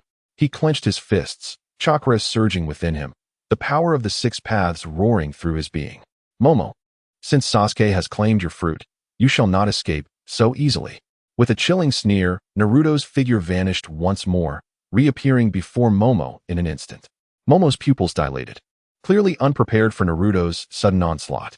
He hastily raised his hands to defend, but Naruto's speed was unparalleled, his fist crashing into Momo's chest. Bam! A resounding impact reverberated as Momo was sent hurtling backward, colliding heavily against the distant mountainside. Dust erupted, debris scattering, shaking the entire battlefield. Standing resolutely, Naruto's gaze was steely, reminiscent of a war deity. Momo staggered to his feet from the rubble, blood trickling from his lips, his eyes ablaze with fury and resentment. Through gritted teeth, he growled, "Uzumaki Naruto, you seek your own demise." The battle reignited.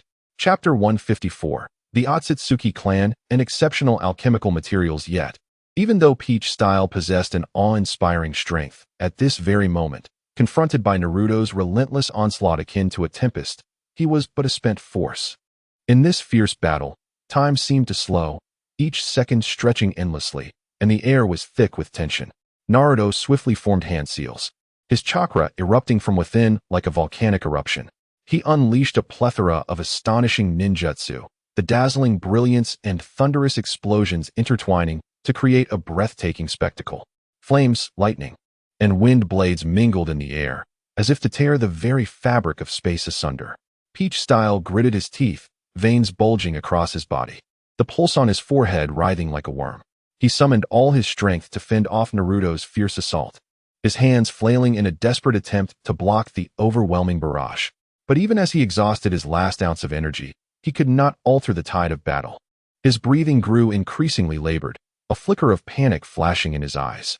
Damn it, my Rinnegan can absorb ninjutsu, yet it cannot keep pace with the sheer volume unleashed by this monster. He had never felt so speechless. For the first time, he was utterly at a loss due to his inability to absorb ninjutsu. At this juncture, victory appeared to be a foregone conclusion. It was nearly time for the finale.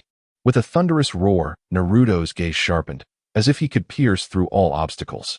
His voice reverberated across the battlefield like thunder, causing Peach Style's eardrums to throb painfully. In the next instant, Naruto's aura exploded forth, a powerful wave of energy causing the surrounding space to tremble. Though clad in white feathered attire, he was swiftly enveloped by a familiar golden chakra, resembling a war deity descending to earth. Upon fully activating the 8 gates of the body, he ingeniously integrated the combat techniques of Kage and Sasuke, executing the astonishing ultimate move, 80 God Air Strike. Die. In an instant, countless crimson beams erupted from Naruto, weaving together in the air to transform into ferocious, clawing blood-red dragons. They surged forth with a cataclysmic force, akin to a torrential flood, sweeping relentlessly toward Peach Style. Faced with this sudden and unprecedented terrifying assault, Otsutsuki Peach Style's eyes widened in horror. His pupils constricted, and his complexion paled. What is this power? His voice quivered, having never before witnessed such a dreadful technique. He could scarcely fathom that such a horrifying move existed in this world. Each chakra-formed dragon radiated an overwhelming pressure, its speed akin to lightning, its power capable of obliterating all in its path. In the blink of an eye, the blood-red dragons closed in on Peach Style. They opened their gaping maws, revealing sharp, menacing fangs, and lunged ferociously toward him. At that moment, Peach Style was utterly paralyzed by fear, unable to muster an effective defensive action. No, this is impossible, Peach Style cried out in despair. But his voice was swiftly drowned out by the raging energy storm. Boom! Amidst the terrifying explosions, powerful blows struck him, eliciting cries of pain. Before long, he was thoroughly defeated by Naruto, collapsing to the ground. His body lay limp, eyes filled with reluctance and dread.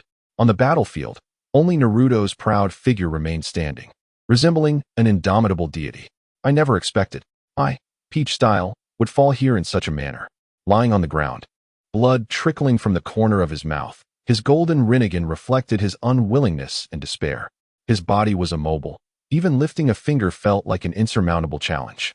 In this moment, his heart plummeted into an abyss of endless despair, cold and hopeless. If only I had not succumbed to curiosity regarding the earlier disturbance and come here to investigate Kage's disappearance. Peach Style's voice was low and hoarse, laden with deep regret. His gaze became unfocused, as if reflecting on how he had arrived at this juncture. Indeed, the whims of fate are unpredictable. He let out a bitter laugh, his tone rife with self-mockery and helplessness. Once, he stood high above, regarding all beings as mere ants, yet now he lay here like a stray dog, at the mercy of others. Meanwhile, Naruto stood coldly nearby, golden chakra swirling around him, the power of the Sage of Six Paths lending him an air of formidable authority. Yet, in his gaze, there was not a trace of pity, only profound bewilderment and contemplation. Sasuke, why did he suddenly appear? And why does he possess Obito's Kamui ability? Naruto furrowed his brow, replaying the earlier scene in his mind. Sasuke's emergence was too abrupt, especially that familiar Sharingan. How could he wield Kamui? This left him utterly perplexed. Moreover, what was his intention in seizing the chakra fruit transformed by Otsutsuki Kinshiki? Could it be he intends to absorb it? A sense of unease stirred within Naruto. Sasuke's actions were alarmingly abnormal, even feeling somewhat foreign to him. However, the alchemical pill derived from that Otsutsuki Kinshiki indeed contained remarkable power. Naruto glanced at his palm, sensing the Nine-Tails chakra within him still restless. His bloodline seemed to be drawn by some force, harboring an impulse to devour that pill. How peculiar. Why do I feel such a craving for that substance? Naruto frowned, his mind on high alert. He took a deep breath, suppressing the tumultuous emotions, then turned his gaze to the barely conscious Otsutsuki Peach Style. At this moment, Peach Style had entirely lost his capacity to resist, lying on the ground like a defeated dog, even his breath growing faint. Naruto fixed his stare upon him, rapidly contemplating his next course of action. This fellow clearly lacked the ability to fight back now. One option was to seal him away, but that would yield little benefit aside from avoiding trouble. The alternative was to eliminate him, yet that would be an abrupt end, devoid of substantial value. Naruto murmured to himself, a glimmer of brilliance flashing in his eyes. Suddenly, inspiration struck him, and a meaningful smile graced his lips. Why not replicate the method he used to transform his comrades into pills, returning the favor in kind, and condensing him into the same substance? The more he pondered, the more appealing the idea became, as it would not only resolve Peach Style once and for all, but also extract maximum value from him. With this thought, his gaze returned to Peach Style, his eyes now gleaming with anticipation, akin to a butcher eyeing a plump lamb. Peach Style, weren't you quite arrogant just now? Why are you silent now? Naruto crouched down, his tone laced with mockery. Peach Style struggled to lift his head, a flicker of anger and fear dancing in his eyes, only to be swiftly replaced by despair. He understood he had been utterly defeated, with no room left for struggle. Humph. To the victor go the spoils. Whether you kill or torture me, it's all the same. Peach Style gritted his teeth, his voice tinged with the last vestiges of defiance. Naruto chuckled softly, shaking his head. Kill you? That would be too merciful. You enjoy turning others into pills, don't you? Today, I shall let you taste this flavor yourself.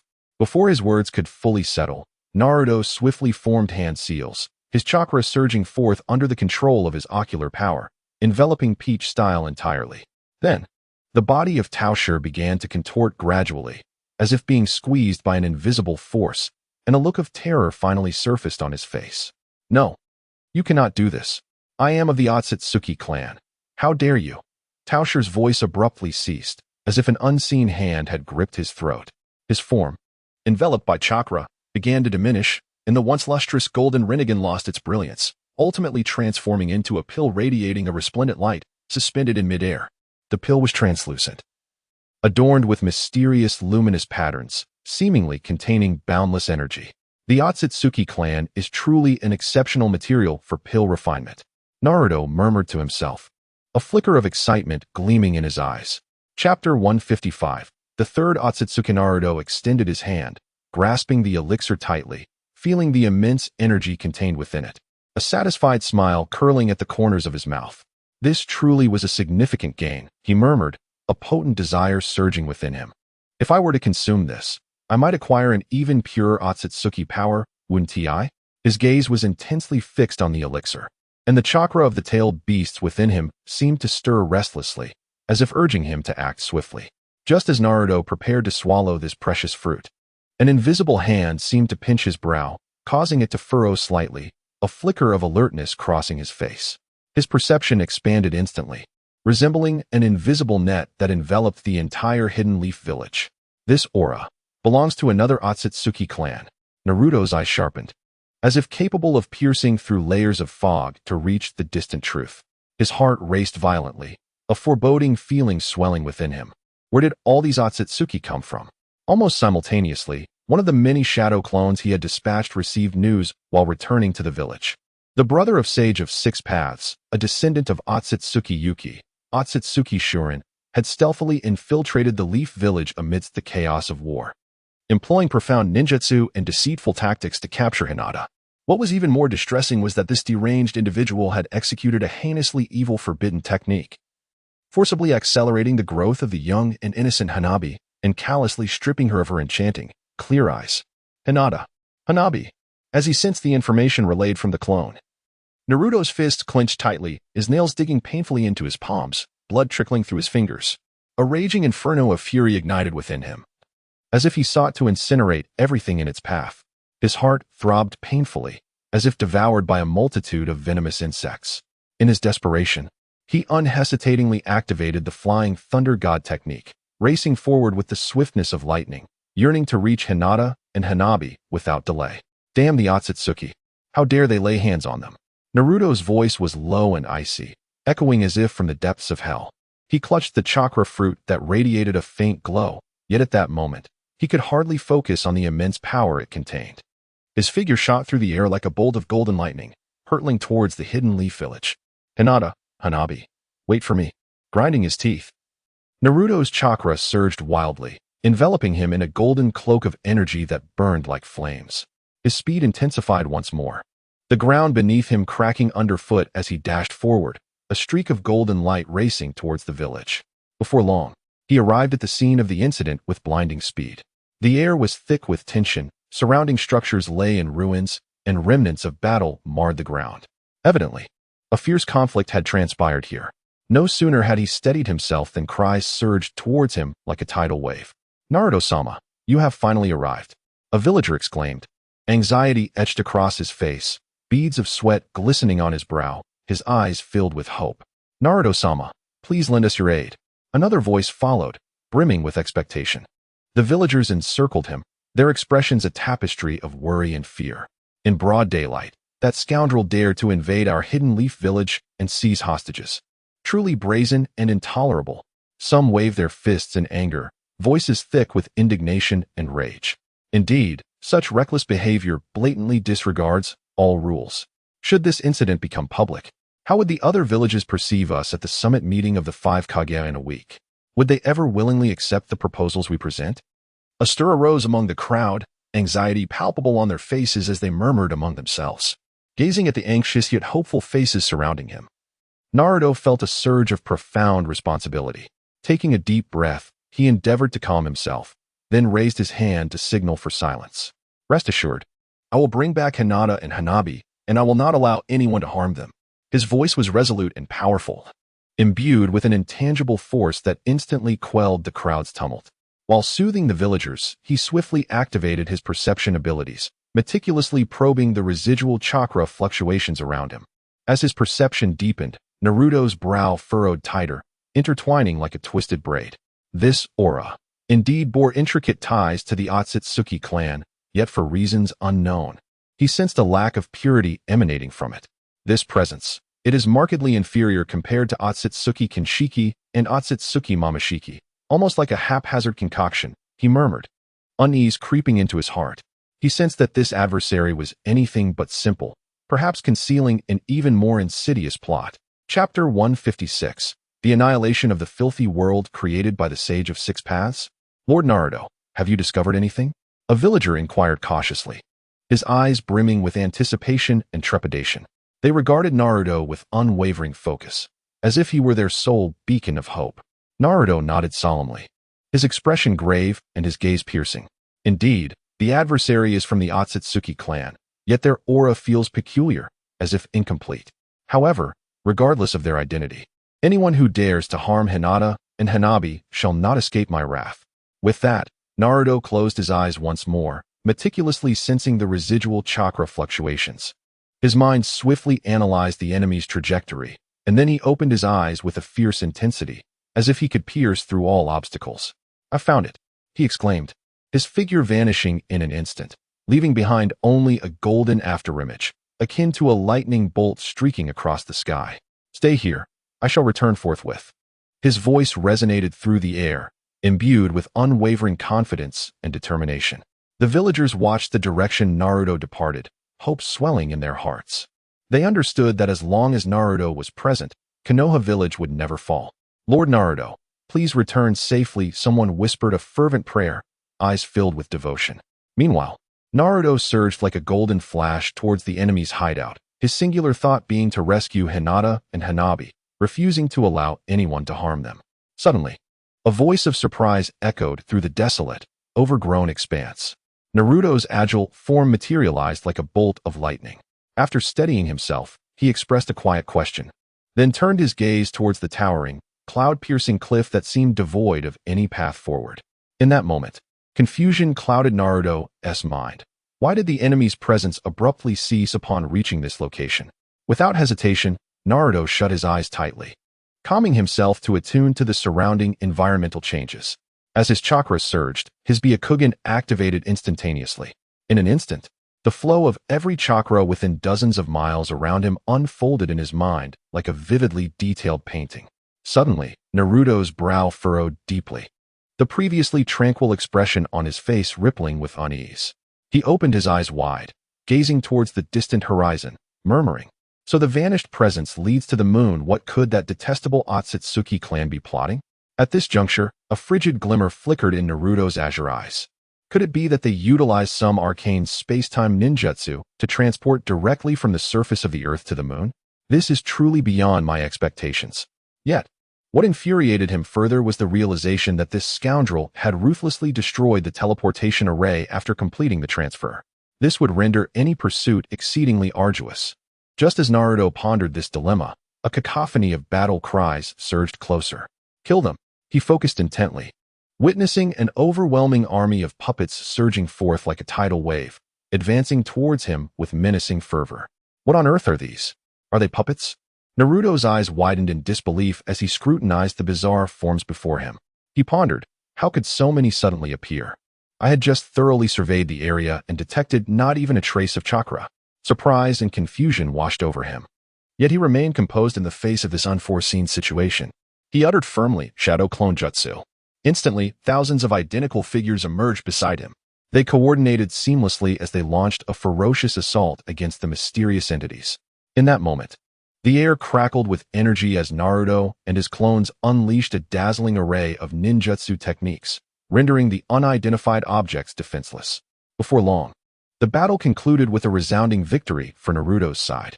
He stood amidst the chaos of the wreckage, surrounded by the remnants of shattered puppets. A gentle breeze stirred the dust, whispering tales of the fierce and valiant struggle that had transpired.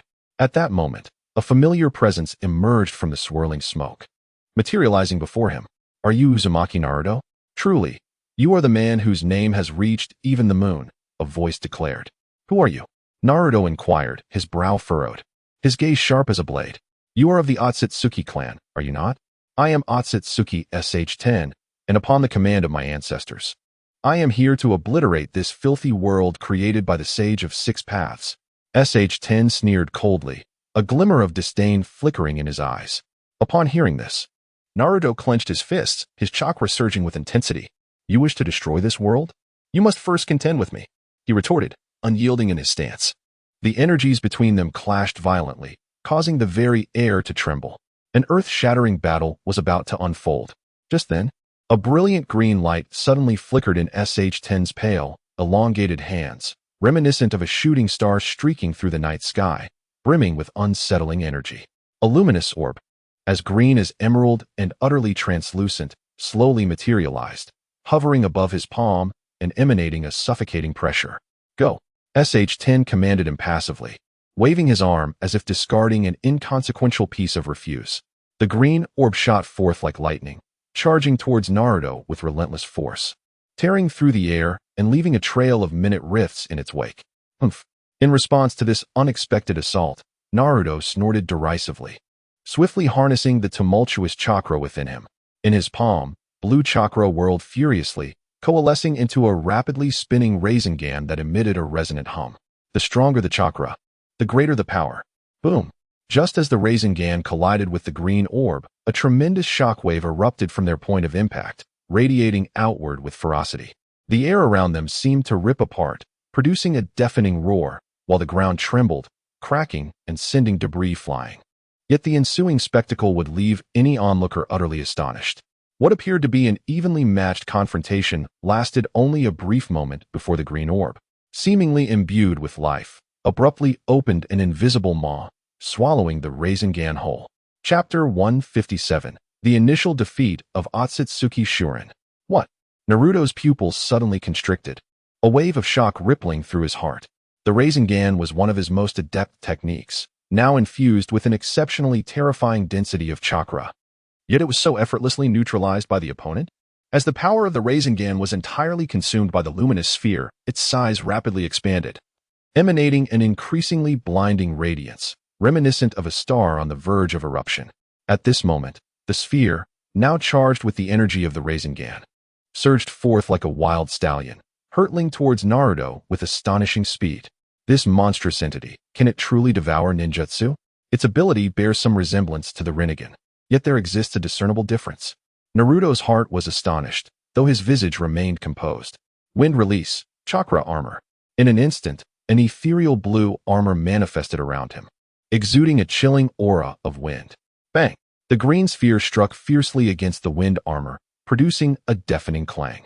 Sparks flew, and the clashing of metal echoed through the air, as if two fundamentally different forces engaged in a fierce clash. However, to everyone's surprise, despite the wind armor successfully withstanding the initial impact of the sphere, after a brief stalemate, the green sphere began to gradually erode and assimilate the chakra-based defensive armor. Crackling, accompanied by a series of crisp shattering sounds, fine fissures began to appear on the wind armor, spreading outward like a web on the verge of collapse. Not only can it consume ninjutsu, but it can also assimilate chakra, using my chakra to enhance its own power. What a clever application. Naruto's expression darkened as he spoke coldly. His gaze was fixed intently on Shuren, his eyes flashing with a hint of gravity. Meanwhile, Shuren's eyes, distinct from ordinary Byakugan, coldly regarded Naruto, as if observing an insignificant insect. This fellow's eyes are extraordinary. Naruto mused inwardly, his chakra surging once more, his fighting spirit intensifying. Vortex Naruto, your power is merely this, after all. Shuren narrowed his unusual Byakugan, his tone indifferent, as if stating an utterly mundane fact. Yet, laced within his words was a barely perceptible disdain, as if Naruto were but a speck of dust beneath his feet, unworthy of mention. Cease your empty boasts. Naruto scoffed, a look of disdain flitting across his face. His gaze burned fiercely, his fighting spirit aflame. He swiftly formed hand seals, and the truth-seeking orb behind him shot forth like a meteor, carrying with it the might of annihilation, directly crashing into the sphere radiating an eerie green light. It seems that your so-called ability to absorb chakra is futile against my truth-seeking orb. A confident smile graced Naruto's lips. However, at that moment, the green sphere, having absorbed a vast amount of chakra, swelled dramatically, its aura growing increasingly menacing, as if even the heavens and the earth were trembling before it. Its brilliance was blinding, akin to a star on the brink of explosion, wielding the power to obliterate all. Yet what transpired next left everyone in utter shock. When the green sphere collided with the truth-seeking orb, the anticipated cataclysmic explosion did not occur. Instead, the sphere, brimming with unfathomable power, vanished in an instant, as if erased by an invisible eraser, leaving no trace behind, as though it had never existed. How is this possible? Shuren's pupils constricted. Disbelief etched across his face for the first time. His voice trembled slightly, clearly struggling to accept the reality before him. From here on, I shall not grant you any respite. Naruto bellowed, and before his words had fully escaped, his figure vanished like lightning from the spot, leaving behind a dazzling golden afterimage as he charged towards Shuren with blinding speed. So fast, Shuren's heart jolted, raising his hand to defend, but Naruto's velocity surpassed his expectations. Sage art, wind release, spiraling shuriken. Naruto's voice thundered like a tempest in Shuren's ears as he formed a massive spiraling shuriken in his hand, slicing through space with devastating force, aimed directly at Shuren. Boom! A thunderous explosion echoed throughout the realm, violent waves of energy engulfing the surroundings, as if seeking to consume all. Shuren's figure was swallowed by the endless tempest of energy, while Naruto stood firmly in midair, his gaze cold, akin to an invincible war deity. Otsutsuki Shuren, your arrogance will ultimately exact a toll upon you, Naruto intoned, his voice imbued with unwavering confidence and resolve. As the dust settled, Shuren's figure gradually came into view. His garments were tattered, a trickle of blood escaping his lips, clearly having endured significant damage in their recent clash. Yet, his gaze remained icy, as if utterly unaffected. Interesting. Truly intriguing. Shuren slowly raised his head, a glint of madness flickering in his eyes, as a peculiar smile curved his lips. His voice was deep and frigid, as if emanating from the abyss. Vortex Naruto, you have indeed not disappointed me. However, this game has only just begun. Upon hearing this, Naruto's brow furrowed briefly, only to quickly relax. His gaze remained fierce, his fighting spirit undiminished, as he scoffed. Is that so? Then allow me to witness what other tricks you possess. Yet, in the very moment his words fell, Otsutsuki Shuren began to slowly disintegrate before his eyes. Naruto observed in astonishment as Shuren's body shattered like a cracked mirror, gradually fracturing into countless tiny shards, ultimately dissipating into the air. A puppet. Naruto's pupils constricted, surprise evident on his countenance. He murmured softly, "What material is this puppet made of, that it possesses combat abilities nearly equivalent to the original?" He furrowed his brow, internally vigilant. The foundation of the Otsutsuki clan is indeed unfathomable. Even a puppet can wield such terrifying power. Nevertheless, Naruto remained unperturbed, calmly surveying his surroundings. Humph, although it is merely a puppet, it is not without its uses. Naruto chuckled coldly. From the puppet, he sensed a unique aura, as if it were a key guiding him to an unknown destination. This aura, it seems there is a way to reach the moon. Naruto mused quietly, a glimmer of brilliance flashing in his eyes. I was nearly prepared to fly directly there, unaware there was an even more convenient method. Chapter 158, To the Moon. Naruto swiftly formed hand seals, and the chakra within him surged with fervor. In an instant, after locking onto the coordinates, his figure vanished like a phantom, leaving behind only a golden afterimage. Whoosh! In a flash, Naruto materialized in an unfamiliar realm. Before him lay a uniquely enchanting lake, its waters a profound blue, as if brimming with endless energy. The lake's surface was as tranquil as a mirror, reflecting the stars in the sky, casting an air of mystery and intrigue. Is this the passage to the moon? Naruto murmured softly, a flicker of excitement igniting in his eyes. He could distinctly sense the spatial fluctuations emanating from the lake, reminiscent of the aura from the puppet he had encountered earlier. Otsutsuki Shin, no matter what you are scheming on the moon, I shall find you. Naruto clenched his fist, his voice deep and resolute, as if making a solemn vow. Without hesitation, he leaped into the mysterious waters. The lake enveloped him instantly, and the surrounding space began to warp, as if preparing to transport him to another world. Wait for me, Shin. This game will not unfold as you desire. Naruto's voice echoed through the waters, imbued with unwavering confidence and determination. In the next moment, his figure completely vanished beneath the lake's surface, leaving behind the tranquil waters, undisturbed as if nothing had transpired. However, beside the still lake, a shadow with blood-red Rinnegan appeared at the shore, quietly gazing at the surface where Naruto had submerged. On the moon's surface, bleak and silent, it resembled a desolate ruin forgotten by time. Naruto landed steadily, causing the ground beneath him to tremble slightly, stirring a cloud of fine dust. He lifted his gaze, his golden hair shimmering faintly under the dim moonlight, his eyes scanning the surroundings with piercing intensity. Though the air was thin, it seemed this place had once been inhabited. Naruto muttered to himself, his brow furrowed slightly. The scene before him stirred a peculiar sensation within. The moon's surface was littered with ancient relics, shattered pillars, and collapsed structures scattered about, an eerie atmosphere pervading the air, as if concealing some unknown secret. Just as Naruto settled, his body suddenly stiffened, and his pupils constricted slightly. An extraordinarily peculiar chakra fluctuation crept upon him, as if seeping from another dimension, carrying a heart-stopping surge of power. This sensation was distinctly different from the chakra released by Otsutsuki Shin. It was deeper, more enigmatic, as if it harbored a force that transcended the ordinary. What is this? Naruto instantly became alert, the chakra of the tailed beast within him stirring. His sensory abilities heightened to their utmost. As his perception expanded, he increasingly sensed the presence of this mysterious chakra. Its magnitude was beyond comprehension, as if it possessed the power to shake the very moon itself. Moreover, Naruto sharply realized that the shape of this chakra resembled a colossal eyeball. The eye floated in the void, emitting a strange and profound glow, as if it could pierce through all, instilling fear in those who gazed upon it. This feeling. Something is amiss. Alarm bells rang in Naruto's mind as he recalled previous encounters with enemies. He remembered how one foe had exhibited a unique ability to assimilate ninjutsu and devour chakra, and the aura radiating from this mysterious force bore striking similarities. Could there be a connection between them? Naruto's brow knitted tightly, unease swelling within him. He clenched his fist, chakra circulating within him, poised to confront any impending crisis. Humph! I did not expect you to sense its presence. At that moment, a deep, authoritative voice resonated, shattering the moon as silence. Following the sound, Naruto beheld Otsutsuki Shin emerging from the depths of a shadowy palace. His snow-white hair billowed in the wind, his posture regal, his countenance stern. Each step he took seemed to cause a slight tremor in the surrounding space. Indeed, that is the formidable power radiating from the Rinnegan, a divine strength. Otsutsuki Shin's voice dripped with mockery and arrogance, his gaze piercing as it scrutinized Naruto, flickering with anger and disappointment.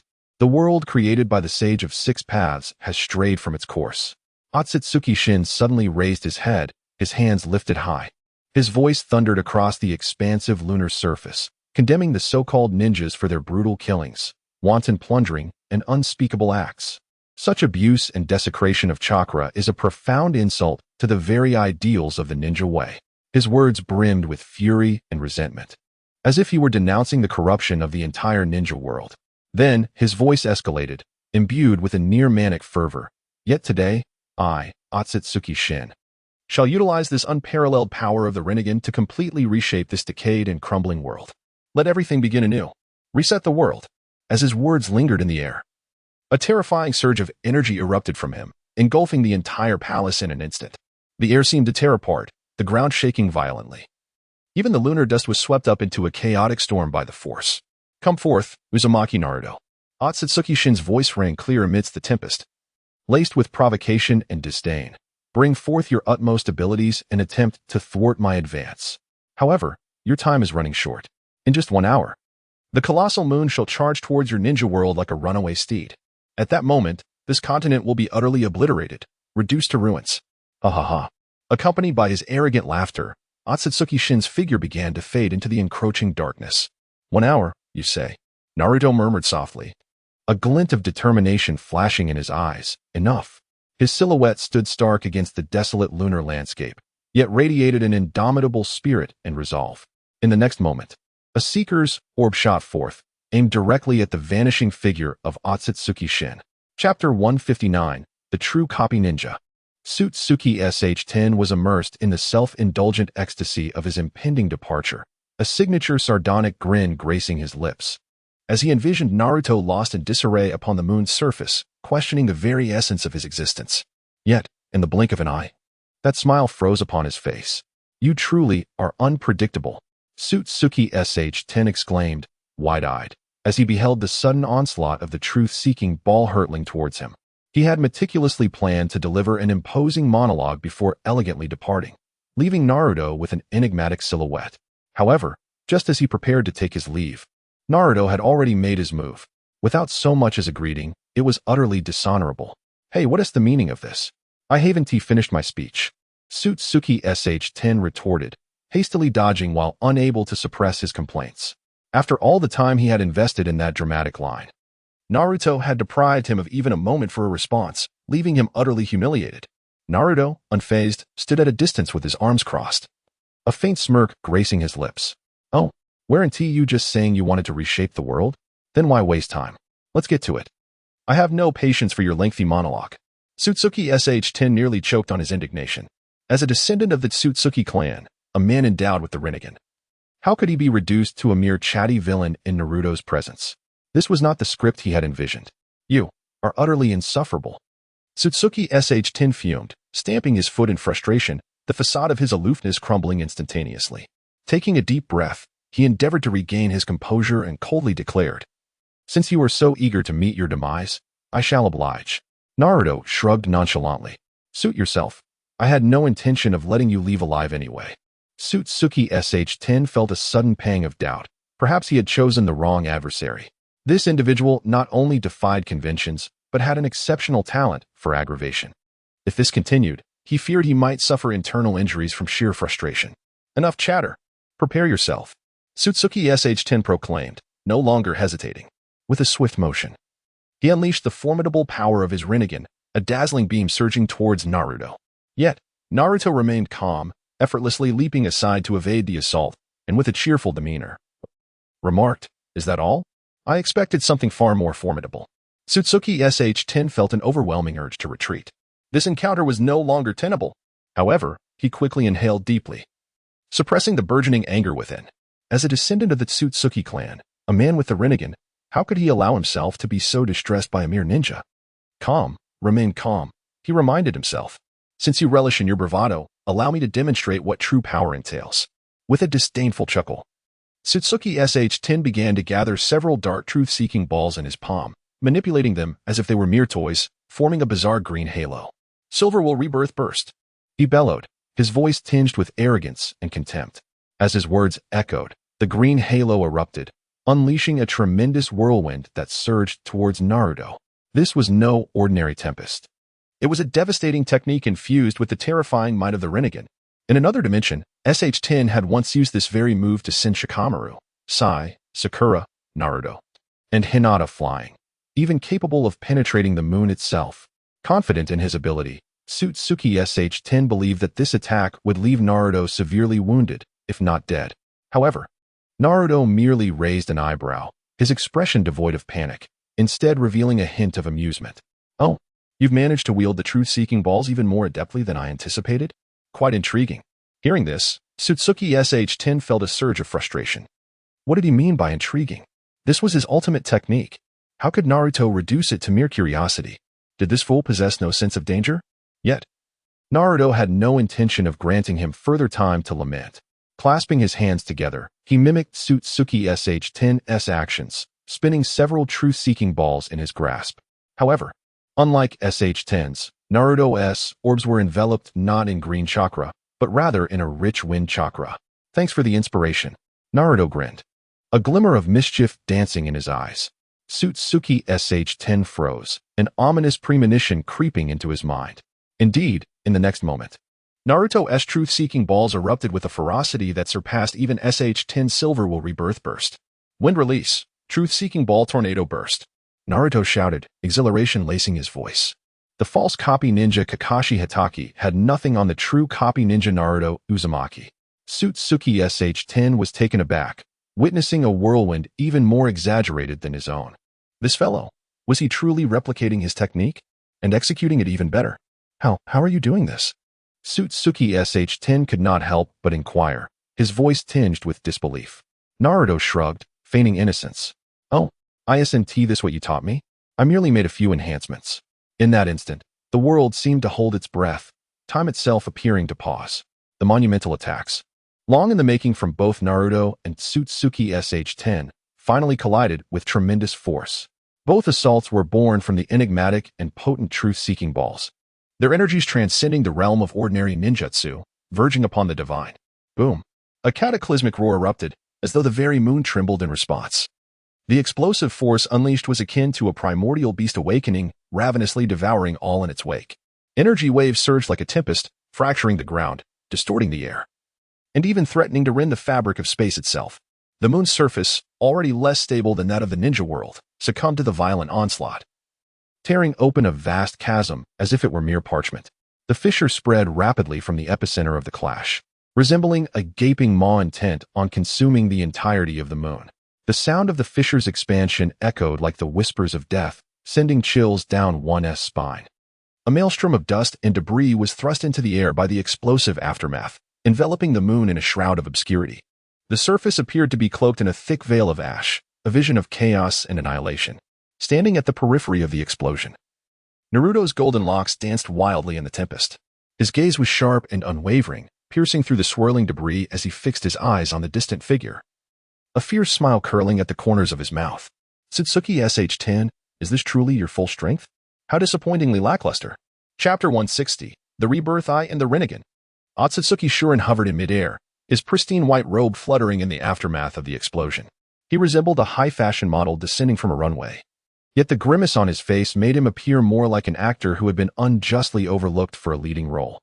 His expression was so dark it seemed capable of yielding water, with a flicker of astonishment and fury in his eyes. How infuriating! He never anticipated that Naruto, a seemingly carefree individual, could harness the power of the truth-seeking balls to such an extraordinary extent in such a brief period. It was utterly unscientific. Although his own technique was equally unscientific, it did not diminish his surprise at Naruto's sudden mimicry. "Humph, Uzumaki Naruto, you have indeed earned my respect." Otsutsuki Shurin spoke coldly, his voice laced with suppressed anger, as if to imply that Naruto should not get too complacent. He had yet to unleash his ultimate move. Upon hearing this, Naruto chuckled heartily, crossing his arms with a tone of playful mockery. "Oh, is that so? Then by all means, bring it on. I am eager to see what other tricks you have up your sleeve." His expression suggested a challenge, as if beckoning Shurin to reveal his capabilities. However, in this tense moment, an unexpected event transpired. Suddenly, a once quiet truth-seeking ball clenched in Otsutsuki Shuren's hand erupted into brilliant green light. In the blink of an eye, it transformed into a colossal green sphere, radiating light like an exquisite emerald. The brilliance was blinding, exuding a terrifying threat. Humph, I must concede, your strength is indeed formidable. Otsutsuki Shuren sneered, his tone tinged with derision, but this is entirely contingent upon the chakra coursing through your body. If I were to siphon away all the chakra you rely on, what could you possibly achieve? As his words fell, Naruto was astonished to discover an overwhelming and fearsome suction emanating from the green sphere, akin to a ferocious beast opening its maw wide, rushing toward him with blinding speed. In an instant, the terrifying pull had firmly ensnared Naruto's chakra. Such an immense force. Naruto felt an overwhelming discomfort, as if an invisible hand were ruthlessly tearing at his very being. What kind of horrifying absorption speed is this? Naruto's mind was reeling, rapidly assessing the situation. Upon a fleeting evaluation, he was horrified to realize that at this frenzied rate of chakra absorption, even a typical tailed beast would be completely drained in mere moments. Although perplexed by the means through which Otsutsuki Shuren had attained such an unfathomable ability, Naruto's keen perception detected a subtle anomaly, the faint undulation of ocular power in the surrounding air as the horrifying suction manifested. So that's it. A glimmer of understanding flickered in Naruto's eyes, and a slight smile graced his lips. It appears that this fellow's ocular prowess is the key. Without the slightest hesitation, in the next moment, Naruto's eyes ignited as if a flame, emitting dazzling brilliance. The very shape of his eyes began to rapidly transform, ultimately morphing into a pair of Rinnegan. Simultaneously, an overwhelming and awe-inspiring surge of ocular power erupted from his eyes, enveloping Naruto in an impenetrable shield. Humph, Otsutsuki Shuren, your rebirth eye is indeed impressive. But do not forget, I possess the Rinnegan as well. Naruto scoffed, confidence glinting in his eyes. Your suction is ineffective against me.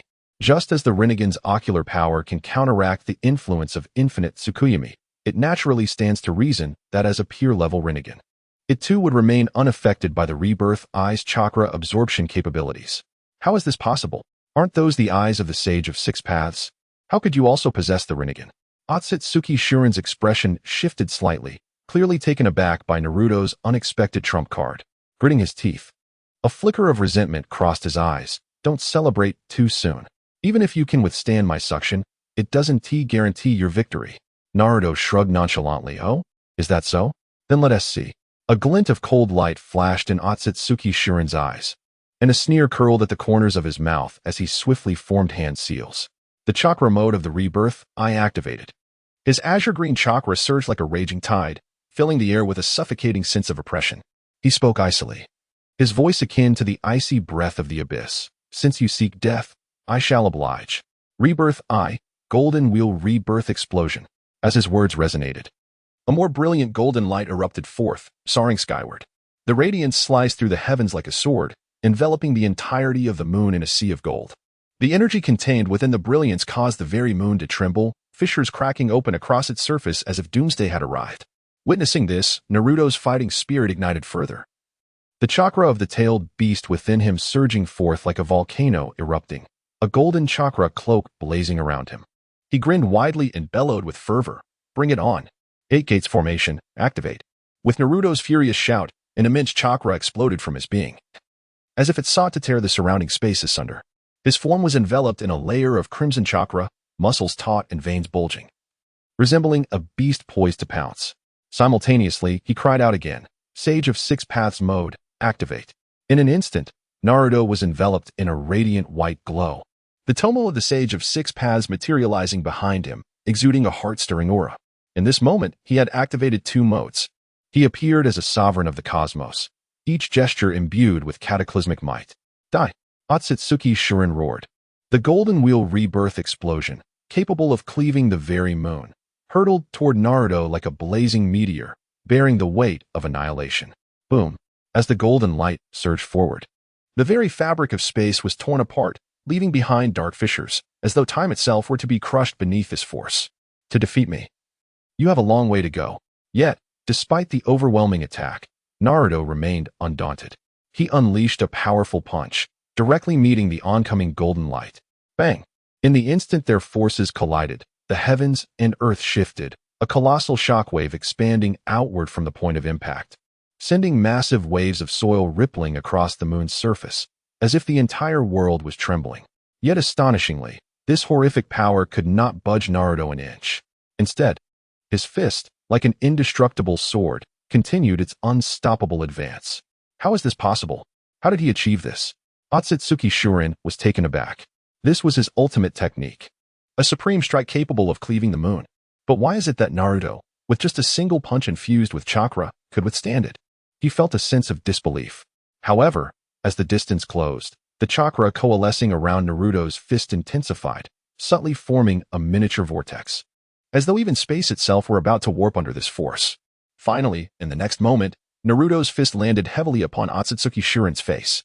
In that moment, time seemed to come to a standstill. Bang! With a resounding explosion, in the next instant, Otsutsuki Kinshiki felt an overwhelming force surge upon him. He felt as though he had been struck by a colossal mountain. His body instantly propelled backward, blood gushing from his mouth. He traced a long arc through the air before crashing heavily onto the ground, stirring up a cloud of dust. Meanwhile, Naruto stood firmly in place, his aura growing ever more formidable, resembling an invincible god of war. He slowly retracted his fist, his gaze sharp as lightning, coldly directed at the fallen Otsutsuki Kinshiki, his voice resonating like thunder across the heavens. Is this truly your full strength? Hardly impressive. Chapter 161. Hinata's reincarnation. Chakra mode. The figure of Otsutsuki Shurin trembled as he struggled to rise from the dust and debris-laden ground. He extended a hand, gently wiping away the vivid crimson stain at the corner of his mouth. However, as he lifted his gaze, a fleeting yet unmistakable glint of malice and profound resentment flickered in his once deep and piercing eyes. Gritting his teeth, he managed to utter a few words through clenched jaws. Uzumaki Naruto, you truly are an exceedingly troublesome adversary. No sooner had he spoken than a wave of excruciating pain surged through him, causing his brow to furrow in agony. At that moment, he felt as though his internal organs had been shattered by the overwhelming force of his opponent, with each breath and heartbeat sending sharp pangs of torment coursing through him. Nevertheless, Otsutsuki Shurin persevered, enduring the searing pain as he suddenly swung his arm. Do not approach. In an instant, several glowing orbs of the truth-seeking balls appeared as if summoned, swiftly hovering before him and spinning violently in midair. In the blink of an eye, these orbs merged into a formidable and colossal cage, radiating an imposing aura as it descended directly upon Naruto. In the face of this unexpected assault, Naruto remained unperturbed. He narrowed his eyes slightly, a faint smile gracing his lips as he softly remarked, "Void creation? I must admit, your utilization and comprehension of the truth-seeking balls are indeed remarkable." Yet, despite his words, Naruto's movements showed no signs of hesitation. With a casual flick of his arm, he unleashed an apparently effortless blow that concealed an unparalleled might. Clang! Accompanied by a resounding crash, the cage formed from the truth-seeking balls shattered like fragile glass, splintering into countless tiny shards that scattered into the air. The once menacing orbs lost their luster, becoming dull and lifeless as they plummeted to the ground. Observing the disheveled Otsutsuki Shurin before him, Naruto shook his head, coldly declaring, "A mere dying ember." However, just as Naruto believed victory was within his grasp, the seemingly defeated Otsutsuki Shurin suddenly erupted into a chilling, sinister laugh. Uzumaki Naruto, do you truly naively think you have already won? His voice slithered through the air like a venomous serpent, laced with mockery and scorn. Naruto's brow furrowed in concern, a sense of foreboding rising within him as he inquired, "What do you mean by that?" Instead of answering directly, Shurin slowly raised his hand and waved it, as if beckoning something. A smirk of satisfaction curled upon his lips, his eyes glinting with treachery. "You do not presume I am unaware of your true objective for coming here, do you?" As his words fell, Naruto's pupils constricted. Under his watchful gaze, a familiar silhouette emerged from the shadows. With flowing hair and a beloved visage, it was none other than Hinata Hyuga. "Hinata!" Naruto exclaimed, incredulity and fury lacing his voice. He could scarcely fathom that his adversary would stoop so low as to use Hinata as leverage against him. Shurin reveled in Naruto's shock, his smile widening as if relishing a meticulously orchestrated performance. "She no longer recognizes you," he said languidly, his tone dripping with schadenfreude. "She will only be my most loyal warrior." Before his words could settle, Shurin raised his hand, revealing a pulsating sphere of eerie light, the sphere of mental control. It spun languidly in his palm, radiating an unsettling energy wave. Clearly, he had completely subjugated Hinata's will, transforming her into his puppet. Well, Uzumaki Naruto. Sharon raised an eyebrow in provocation, taunting him with the fate of his cherished companion. Can you still bear to act against her? I am quite eager to see your choice. Naruto clenched his fists, his nails digging into his palms as inner turmoil flickered in his gaze. He fixed a steely stare upon Sharon, his voice low and icy. You, scoundrel. Sharon, however, remained unfazed, his laughter growing more derisive. Come now. Let me see how the so-called child of prophecy will choose. Will you save her, or destroy her with your own hands? Tension thickened the air, as if time itself had come to a standstill. Naruto's heart was torn asunder, caught between profound affection for his ally and seething rage toward his foe. He understood that he must make a choice that would determine everything. Yet, as Naruto's fury surged, Otsutsuki Sharon's low, chilling laughter echoed once more, as if everything lay within his grasp. His voice, sharp as ice, pierced Naruto's ears, tinged with mockery. Moreover, Uzumaki Naruto, considering your so-called child of prophecy prowess, I have prepared a little surprise for you. As soon as he finished speaking, Sharon swiftly formed hand seals, a glint of cold light flashing in his eyes. Suddenly, an overwhelming chakra surge erupted, suffocating the very space around them. Naruto's pupils dilated, his gaze locked onto Hinata. He beheld her body enveloped in a resplendent azure chakra, flames of green flickering around her, emanating a frigid yet divine aura.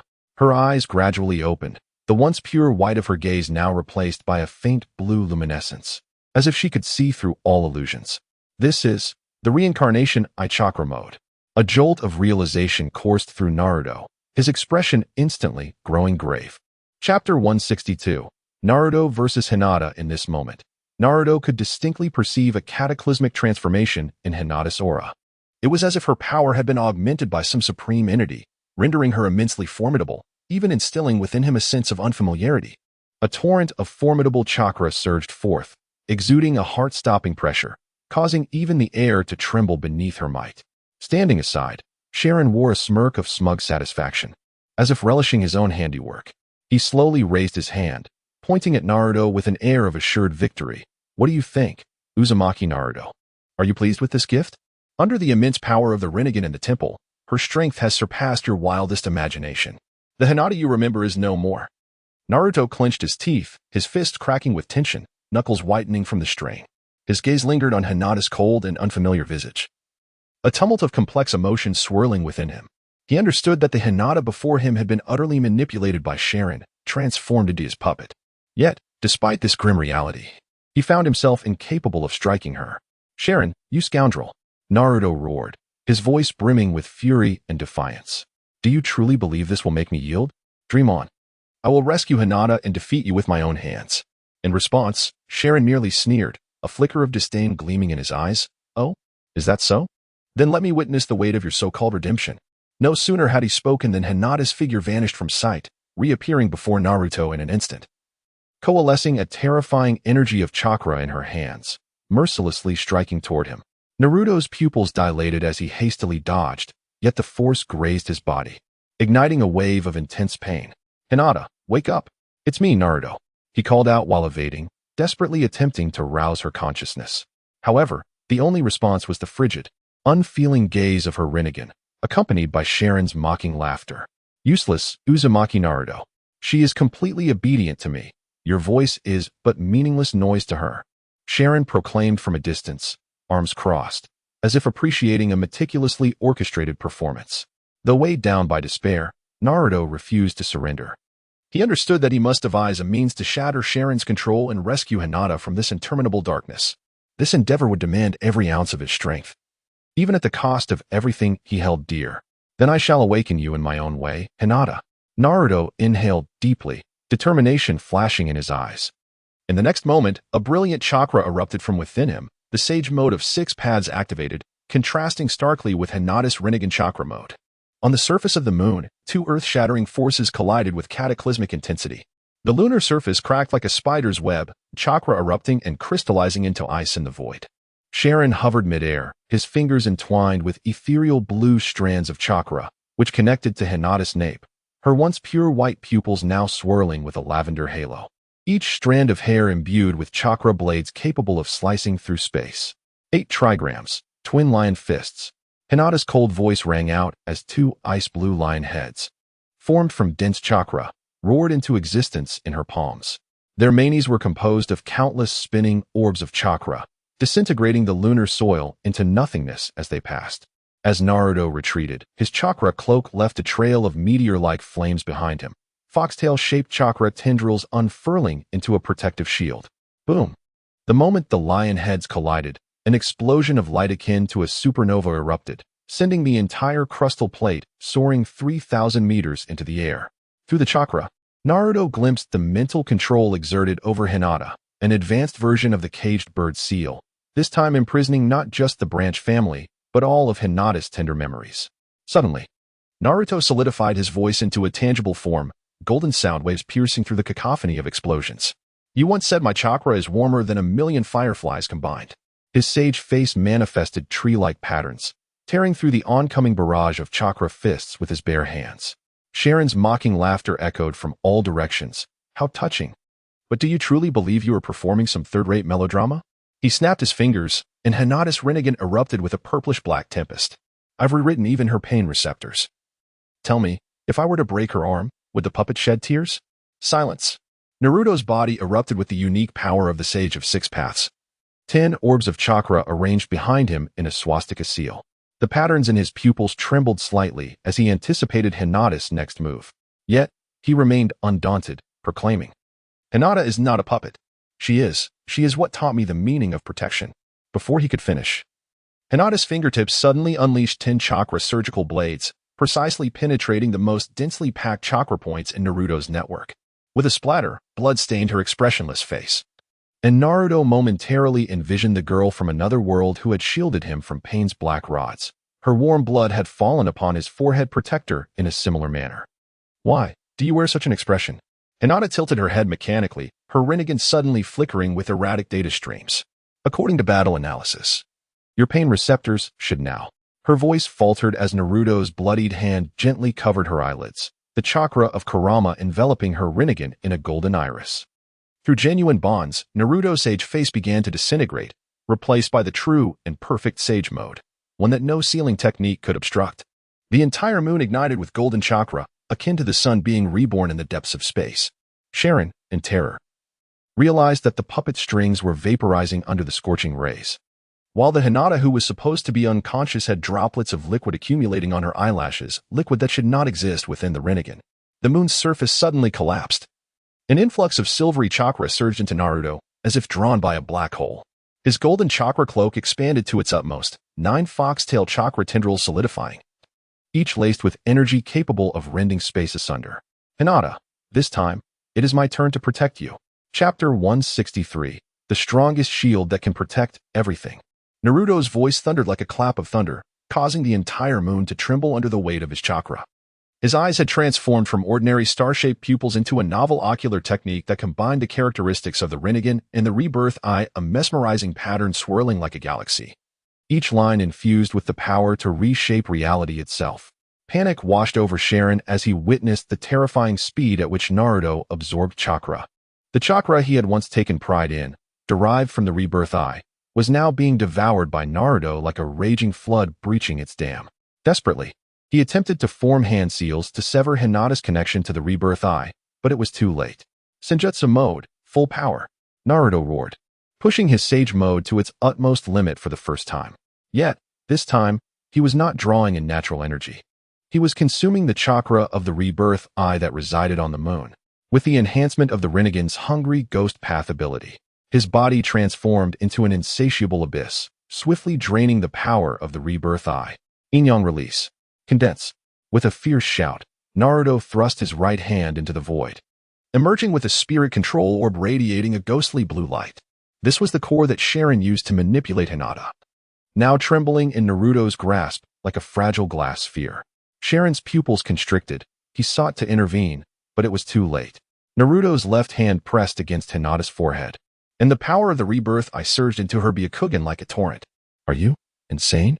Sharon screamed, realizing that without the Otsutsuki bloodline, forcibly merging with the rebirth eye would lead to her demise. Yet, Naruto smiled, his eyes glinting with unprecedented determination. You are mistaken, Sharon. This is not a forced fusion. It is the power of bonds. As Sharon stared in shock, Naruto produced a chakra fruit manifested from Kage Otsutsuki. He integrated it into Hinata's body. In the next moment, Hinata's Byakugan began to undergo an astonishing transformation. A faint blue halo emerged from her once pure white pupils, symbolizing the perfect fusion of the rebirth eye's power with her lineage. Her chakra underwent a qualitative change, each strand of hair shimmering with the brilliance of stars. How is this possible? Sharon gazed in disbelief at the scene before him. Without the Otsutsuki bloodline, how could this be? For it is the bond that constitutes the strongest bloodline. Naruto gazed tenderly at Hinata as she began to awaken. Hinata, welcome back. With the complete fusion of the rebirth eye's power, Hinata slowly opened her eyes. No longer did they hold the cold light of a puppet. Instead, they radiated warmth and resolve. Naruto-kun, this time we shall protect together. The surface of the moon fell into an eerie silence. As if the air itself had solidified, Sharon staggered backward, blood trickling from the corner of his mouth.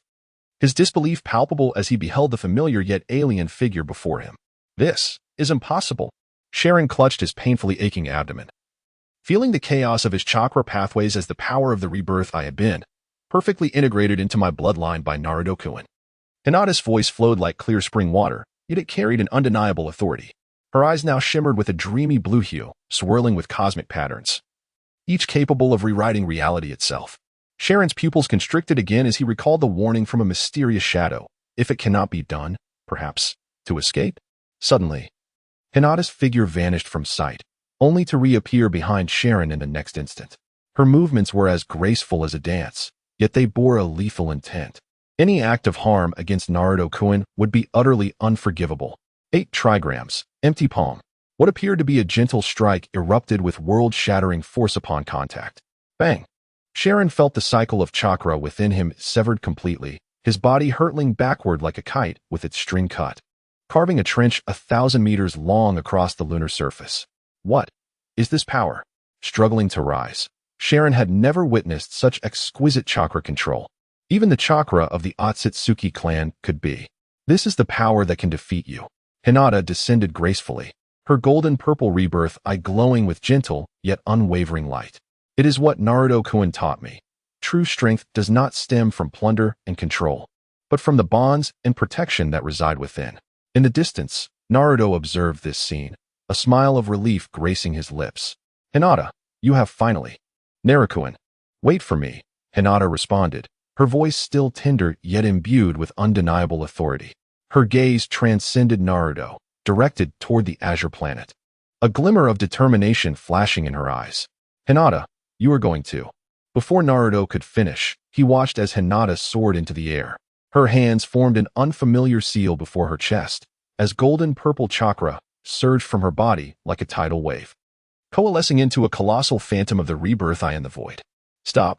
With Hinata's commanding cry, the entire moon was enveloped in a layer of pale purple light.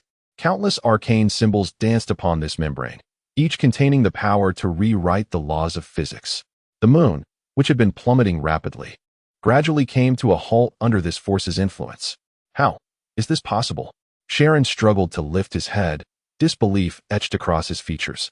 Even the Otsutsuki clan struggled to manipulate the moon's orbit, yet she. For this is not manipulation, Hinata's voice echoed from above, reverberating with a divine resonance. But protection. Her rebirth eye reflected the entire ninja world, showcasing familiar sights. The cherry blossoms of Konoha, the waterfall at the Valley of the End, the playground of the Ninja Academy. All were treasures she was willing to protect with her life. Naruto-kun, Hinata slowly descended, the golden purple glow in her eyes gradually receding, returning to the gentle pure white. Let us go home. In this moment, the Byakugan princess completed her final transformation, officially stepping into the realm of the six paths. The strength she displayed transcended merely halting the moon. It was a proclamation to the entire ninja world. Hinata Hyuga has ascended to become the mightiest shield capable of safeguarding all. Chapter 164. Rising temperature. The chakra mode of the Rinnegan wielded by Otsutsuki Sh10 was derived from the mountains of Byakugan power within the temple, supplemented by the pure Byakugan inherited from High-Ga Hanabi after utilizing forbidden techniques to mature it. In essence, it was a force cobbled together from ancestral legacies. However, the present circumstances were markedly different. Hinata, this young lady, not only fulfilled the two stringent criteria, pure Byakugan and the countless Byakugan powers from the temple, but Naruto had also executed a rather audacious maneuver. He had utilized Yin-Yang release to channel all the Byakugan power from the temple directly into Hinata's eyes. As a result, Hinata's Rinnegan power far surpassed that of SH-10's counterfeit Rinnegan. SH-10's power was merely a knockoff, while Hinata's was the genuine top-tier version. Walking side by side, Naruto boasted, "How about that, Hinata? Isn't my technique impressive? It's much stronger than SH-10's, right?" During the process of helping Hinata stabilize her Rinnegan, Naruto was not idle. He carefully manipulated his chakra while contemplating the structural intricacies of the Rinnegan's ocular power. Surprisingly, despite its complexity, Naruto, being a seasoned combatant, managed to grasp some insights after a while. Moreover, he cleverly pilfered a portion of the Rinnegan's chakra and assimilated it into his own body. He couldn't shake the feeling that something within his bloodline had been filled, having already activated the Sage of Six Paths bloodline, which was a blend of Indra and Ashura's chakra. He now found himself inexplicably infused with the power of the Y clan. What was he becoming? Another Kage? The thought left him both amused and bewildered. Among Kage's two sons, he had already amassed the powers of Indra and Ashura, and now the Y clan's strength was intertwined as well. This meant that Naruto had not only collected the powers of Kage's sons, but had surpassed them as well. In the recent battle, apart from the initial probing, he had only utilized a single decisive punch to defeat Otsutsuki SH-10. As for his skirmish with Hinata, he had refrained from employing lethal force. Thus, upon foreseeing Hinata's attack, he chose not to evade but instead opted for the quickest method to alleviate her anomaly, even if it meant drawing blood. Yet, as for his current injuries, they had long since healed. With his remarkable recovery abilities, even a grievous wound would merely cause him momentary discomfort before he was back on his feet. At this moment, Hinata had also returned to her former self. Her cheeks flushed as she softly uttered, "Thank you, Naruto-kun." Naruto laughed heartily, patting his chest. "What is there to thank? We're all comrades. Besides, what was SH-10 thinking, daring to target you? I had to show him a thing or two. However, merely comrades." Hinata felt a tinge of disappointment, but she quickly suppressed it, a determined smile crossing her lips. "Yes, together, we will surely protect everyone." Naruto nodded, his eyes igniting with fervor. "Of course, as long as I'm here, no one shall bully you." Their gazes met, and for a moment, it felt as though the entire world lay beneath their feet. After the dust settled from the battle, Naruto and Hinata swiftly located Hanabi, who had lost her eyes amidst the ruins. Her fragile figure was stark against the backdrop of destruction, hands clutching her empty eye sockets, her face etched with pain and helplessness. Hinata's heart tightened at the sight, and she rushed forward to embrace her sister gently, whispering words of comfort. "Hanabi, don't be afraid. Your sister is here." Standing nearby, Naruto's gaze swept over the now incapacitated Otsutsuki SH-10. With a cold snort, he dashed to SH-10's side, unhesitatingly reaching out to extract the once potent Rinnegan from its sockets. SH-10 could only emit a feeble groan before surrendering to oblivion. "Hanabi, do not worry. I will restore your sight," Naruto reassured as he returned to her side, his tone lightened by a hint of mirth. With hands forming seals, the power of Yin-Yang release flowed at his fingertips as if it were alive. He carefully re-implanted the eyes into Hanabi's eye sockets, his movements gentle and precise, mindful not to inflict any harm. These eyes, nourished by Rinnegan chakra, could elevate Hanabi's potential far beyond that of her predecessors. As he worked, he sought to ease the tension with playful banter. Hinata could not help but chuckle softly, her eyes shimmering with warmth. "Naruto-kun, please don't jest. Hanabi is still so young." Naruto shrugged, grinning. "What of it? Hinata, let us not forget how much mischief we caused in our youth." As the final chakra was infused, Hanabi's body trembled slightly, and her eyes gradually opened. The dullness that once enveloped them was replaced by a vibrant light, a faint blue glow reminiscent of the Rinnegan shimmering within. "Sister, Naruto and Aiken." Hanabi's voice quivered, tears welling in her eyes. "Thank you. I was so scared, unable to see anything or do anything." Hinata grasped Hanabi's hand tightly, soothingly assuring her, "It's all over now, Hanabi. Everything has passed. With us around, you will never be harmed again." Naruto patted Hanabi's shoulder, grinning widely. "Rest easy, Hanabi. Anyone who dares bully you will find themselves on the receiving end of my fist. Those eyes have been transformed by my own hands. Perhaps even your father won't stand a chance against you now. Hanabi, wiping away her tears, nodded vigorously. Yes, I will strive to grow stronger and not hold everyone back. Naruto laughed heartily, turning his gaze toward the horizon. Let us go. We have many more tasks ahead of us. The power of these eyes is not merely for your strength, but also to safeguard everything we hold dear. Hanabi clenched her fists, determination igniting in her eyes. I will. Naruto and Ayakin. Hinata looked at the two with a smile of contentment.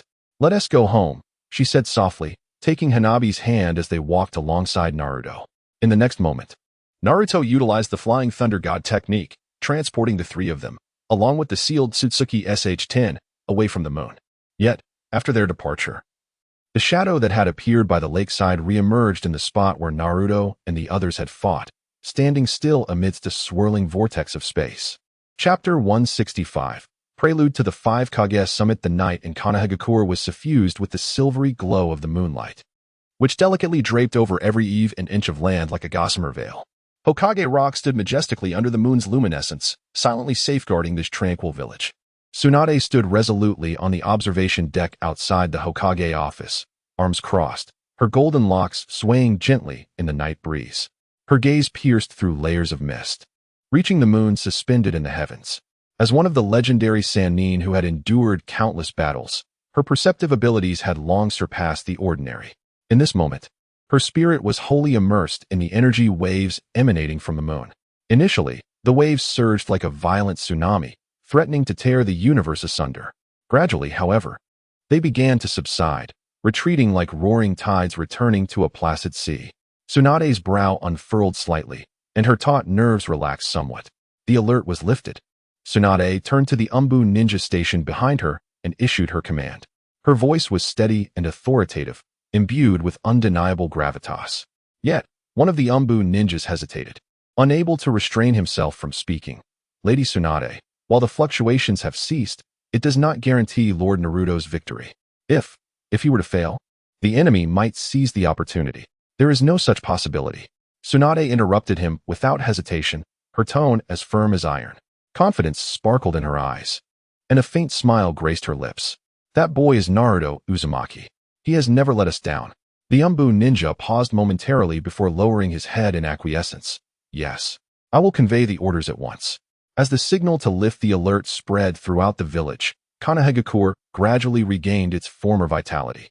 Villagers emerged from their homes, gazing up at the now tranquil night sky, their faces adorned with relieved smiles. The stalls of the night market reopened, the aroma of grilled meat wafting through the air, and the laughter of children echoed once more through the streets. Simultaneously, similar scenes unfolded in various corners of the ninja world. In Sunagakure of the Wind Country, Gaara stood quietly atop the Kazekage office, his gaze fixated on the moon in the night sky, the sand-shaped cup he had formed long since crushed in his palm. His voice was low yet resolute. Has Naruto emerged victorious? Indeed, he has never disappointed. In Kumogakure of the Lightning Country, Killer Bee stood atop the rakeage office, excitement gleaming in his eyes behind his sunglasses. He waved his arms and shouted in his characteristic rap style, "Yo, Naruto's got this. The crisis from the moon is handled." I knew he would win. Yay. In Iwagakure of the Earth Country, Inoki sat in his office chair, a cup of hot tea in hand. He gazed at the moon outside the window, a smile tugging at the corners of his mouth. Humph, that blonde kid truly has some skill. In Kirigakure of the Water Country, Mei Terumi stood atop the Mizukage building, her crimson hair billowing in the night wind. She sighed gently, a flicker of pride in her eyes. What an extraordinary junior. A week later, the 5 Kage Summit was on the brink of commencement. At the Valley of the End, waterfalls cascaded like the Milky Way, the thunderous roar of water seemingly narrating millennia of legends. Naruto sat cross-legged beneath the waterfall, allowing the icy currents to wash over him. His golden hair flowed in the water, resembling flowing sunlight. Have I finally awaited this day? Naruto slowly opened his eyes, a glimmer of brilliance flashing in his azure irises.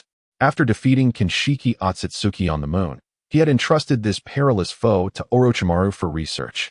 Meanwhile, he had dispatched countless shadow clones to attend to matters across the ninja realm, while his true self remained in the Valley of the End, undertaking final training.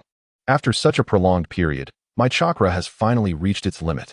Naruto felt the surging power within him, a smile creeping onto his lips. At this moment, he had not only elevated the chakra limits of all nine-tailed beasts to that of the Ten-Tails, but had also pushed his own body to once again absorb chakra at its utmost capacity. Is this the extent of my body's endurance? Naruto shook his head in resignation. He had filled his chakra capacity to the brim, even maximizing the chakra of the nine-tailed beasts. Yet, despite this, he found himself unable to store any more chakra. Sometimes, an excess of chakra could be a burden. I never imagined that would be the case. Naruto's heart was a tumult of emotions, tinged with satisfaction and a hint of regret. He gradually rose to his feet, water cascading down his robust physique, each droplet sparkling in the sunlight like countless tiny diamonds scattered across him. A gentle breeze swept by, bringing a refreshing coolness, yet unable to conceal the potent energy poised to burst forth from within him. Lord Naruto, Lady Tsunade sent me to inquire whether you are prepared. At the shore, an Umbu member knelt on one knee, bowing respectfully, his voice calm, yet laced with reverence. The mask he wore reflected a harsh light in the sun, symbolizing the coldness and order of the ninja world. Naruto tilted his head slightly, a confident smile gracing his lips. Ah, it is time. His voice was deep and powerful, each word resonating with gravity. Before he had finished speaking, his body trembled, and the water droplets surrounding him were instantly evaporated by an unseen force, dispersing into wisps of white mist in the air. Following this, he concentrated, and the six paths sage mode enveloped him, a sacred light shimmering under the sun as if draping him in a divine battle attire. Let us proceed. He stepped forward, his voice imbued with undeniable resolve, ready to draw a line under the old era and usher in a new chapter for the ninja world. His gaze slowly lifted, resting upon the statues of Hokage Rock in the distance. The towering figures stood resolutely, silently recounting the glorious history of Konoha.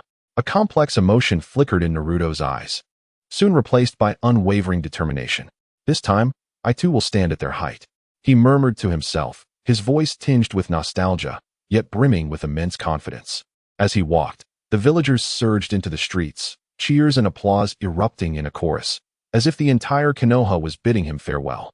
Lord Naruto, we hear you are about to attend the 5 Kage Summit. With you here, our Konoha will undoubtedly grow stronger. A young villager waved his arms excitedly, his face alight with admiration. Indeed, the prospect of war is finally coming to an end. We shall soon embrace true peace. Another villager's eyes glistened with tears, their voice trembling yet filled with hope. The entire ninja world awaits your arrival. You will surely lead us into a new future. An elder among the crowd leaned on his cane, his voice aged yet resounding with strength. Listening to these words, warmth surged within Naruto's heart. He nodded slightly, his gaze sweeping across each expectant face, the smile on his lips deepening. Rest assured, I will make this world a better place. He spoke softly, his voice though low resonating throughout Konoha. As he continued on his path, the silhouette of the Hokage building gradually came into focus. This edifice, a symbol of power and responsibility, stood quietly awaiting his arrival. Naruto took a deep breath, his gaze resolute, his steps steady, as if each stride was inscribing his own legend. In this new era, let us commence from this very point, he whispered softly, his voice imbued with boundless determination and anticipation. Chapter 166, The 5 Kages Conference, a transformation in the ninja world.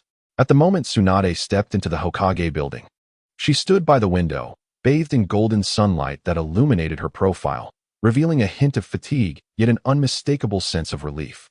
She turned to face Naruto, a faint smile gracing her lips, her voice laced with emotion. Naruto, you have truly worked hard these days.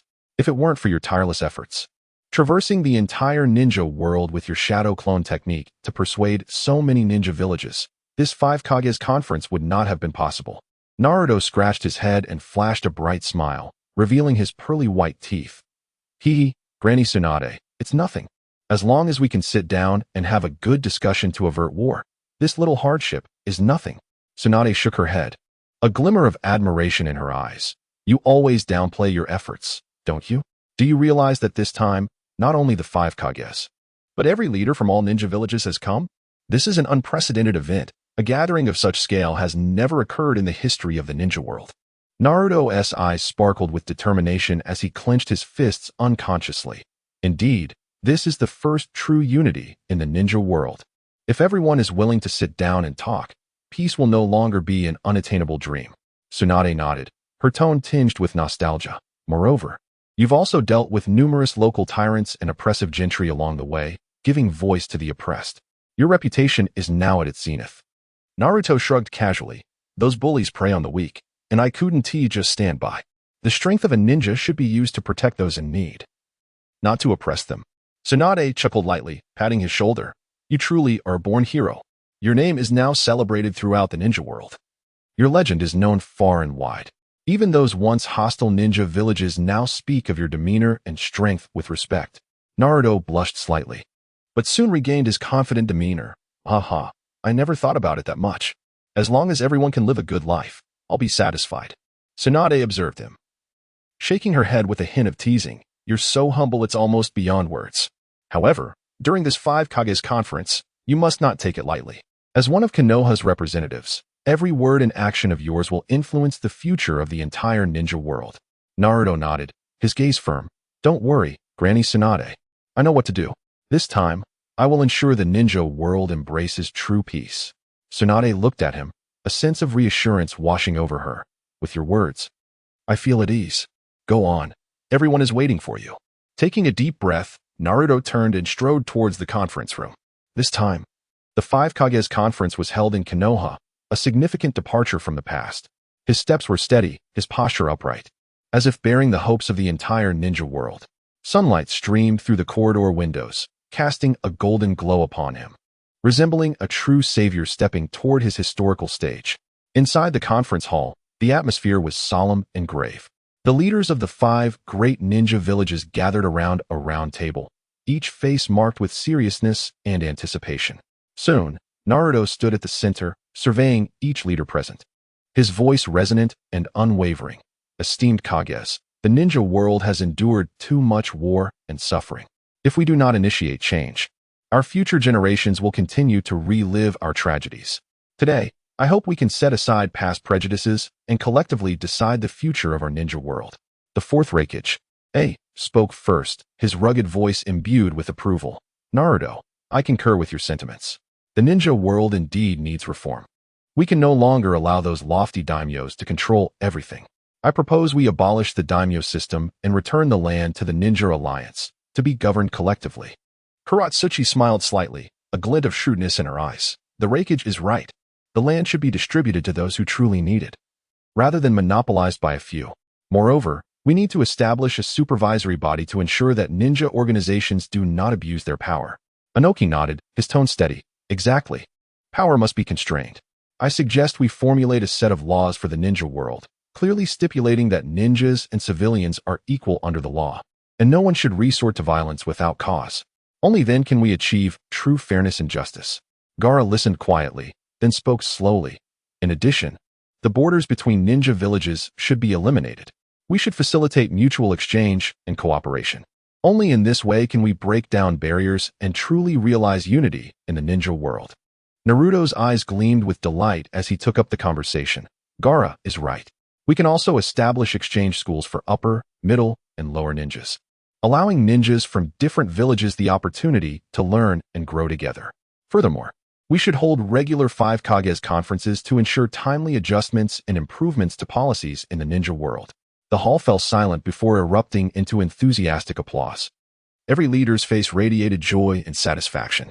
Tsunade stood, her gaze sweeping across the assembly, her voice resolute. In that case, let us proceed with Naruto's proposal and commence the transformation of the ninja world. From this day forth, we shall welcome a new era.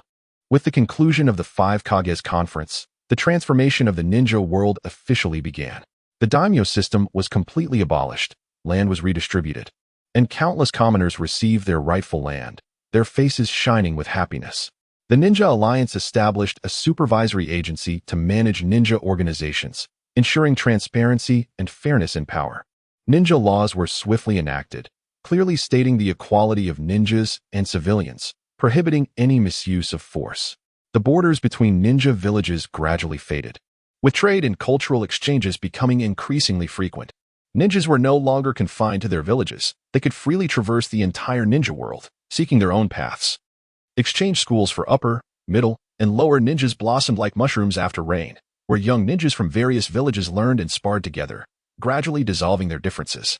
The regular 5 Kages conferences became the most crucial decision-making mechanism in the ninja world, with each meeting propelling the world toward greater peace and prosperity.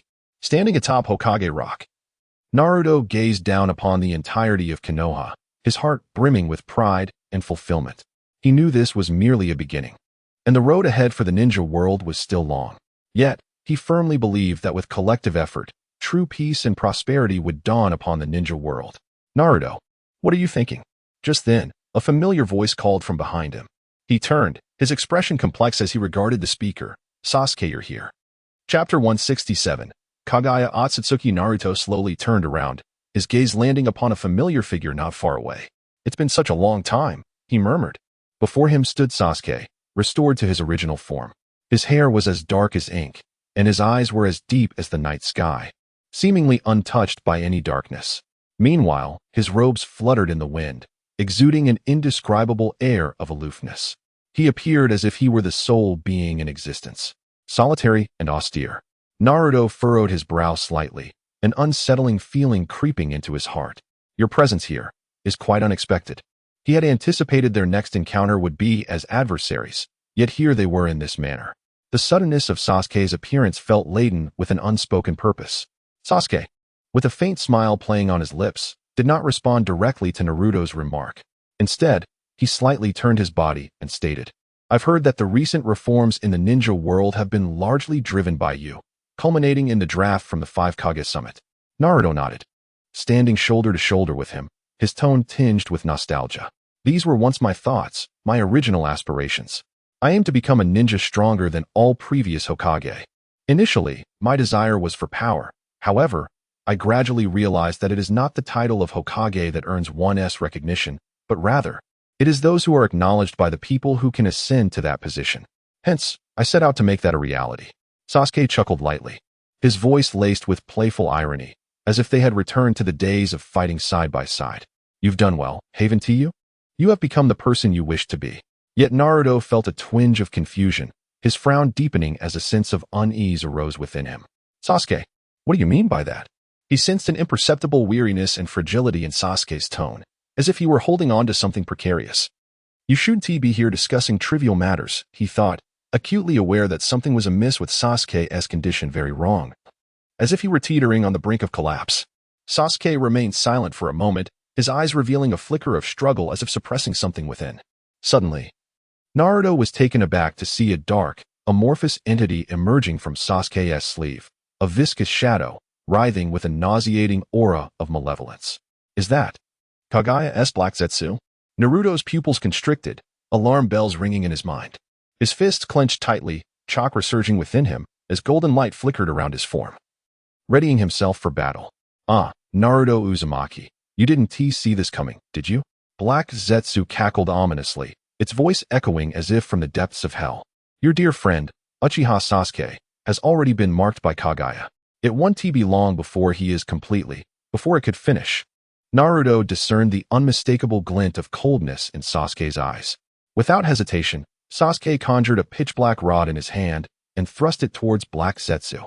How can this be? Black Zetsu exclaimed in astonishment, filled with disbelief. You dare. It had not anticipated that Sasuke still possessed the strength to strike back. Instinctively, it attempted to evade.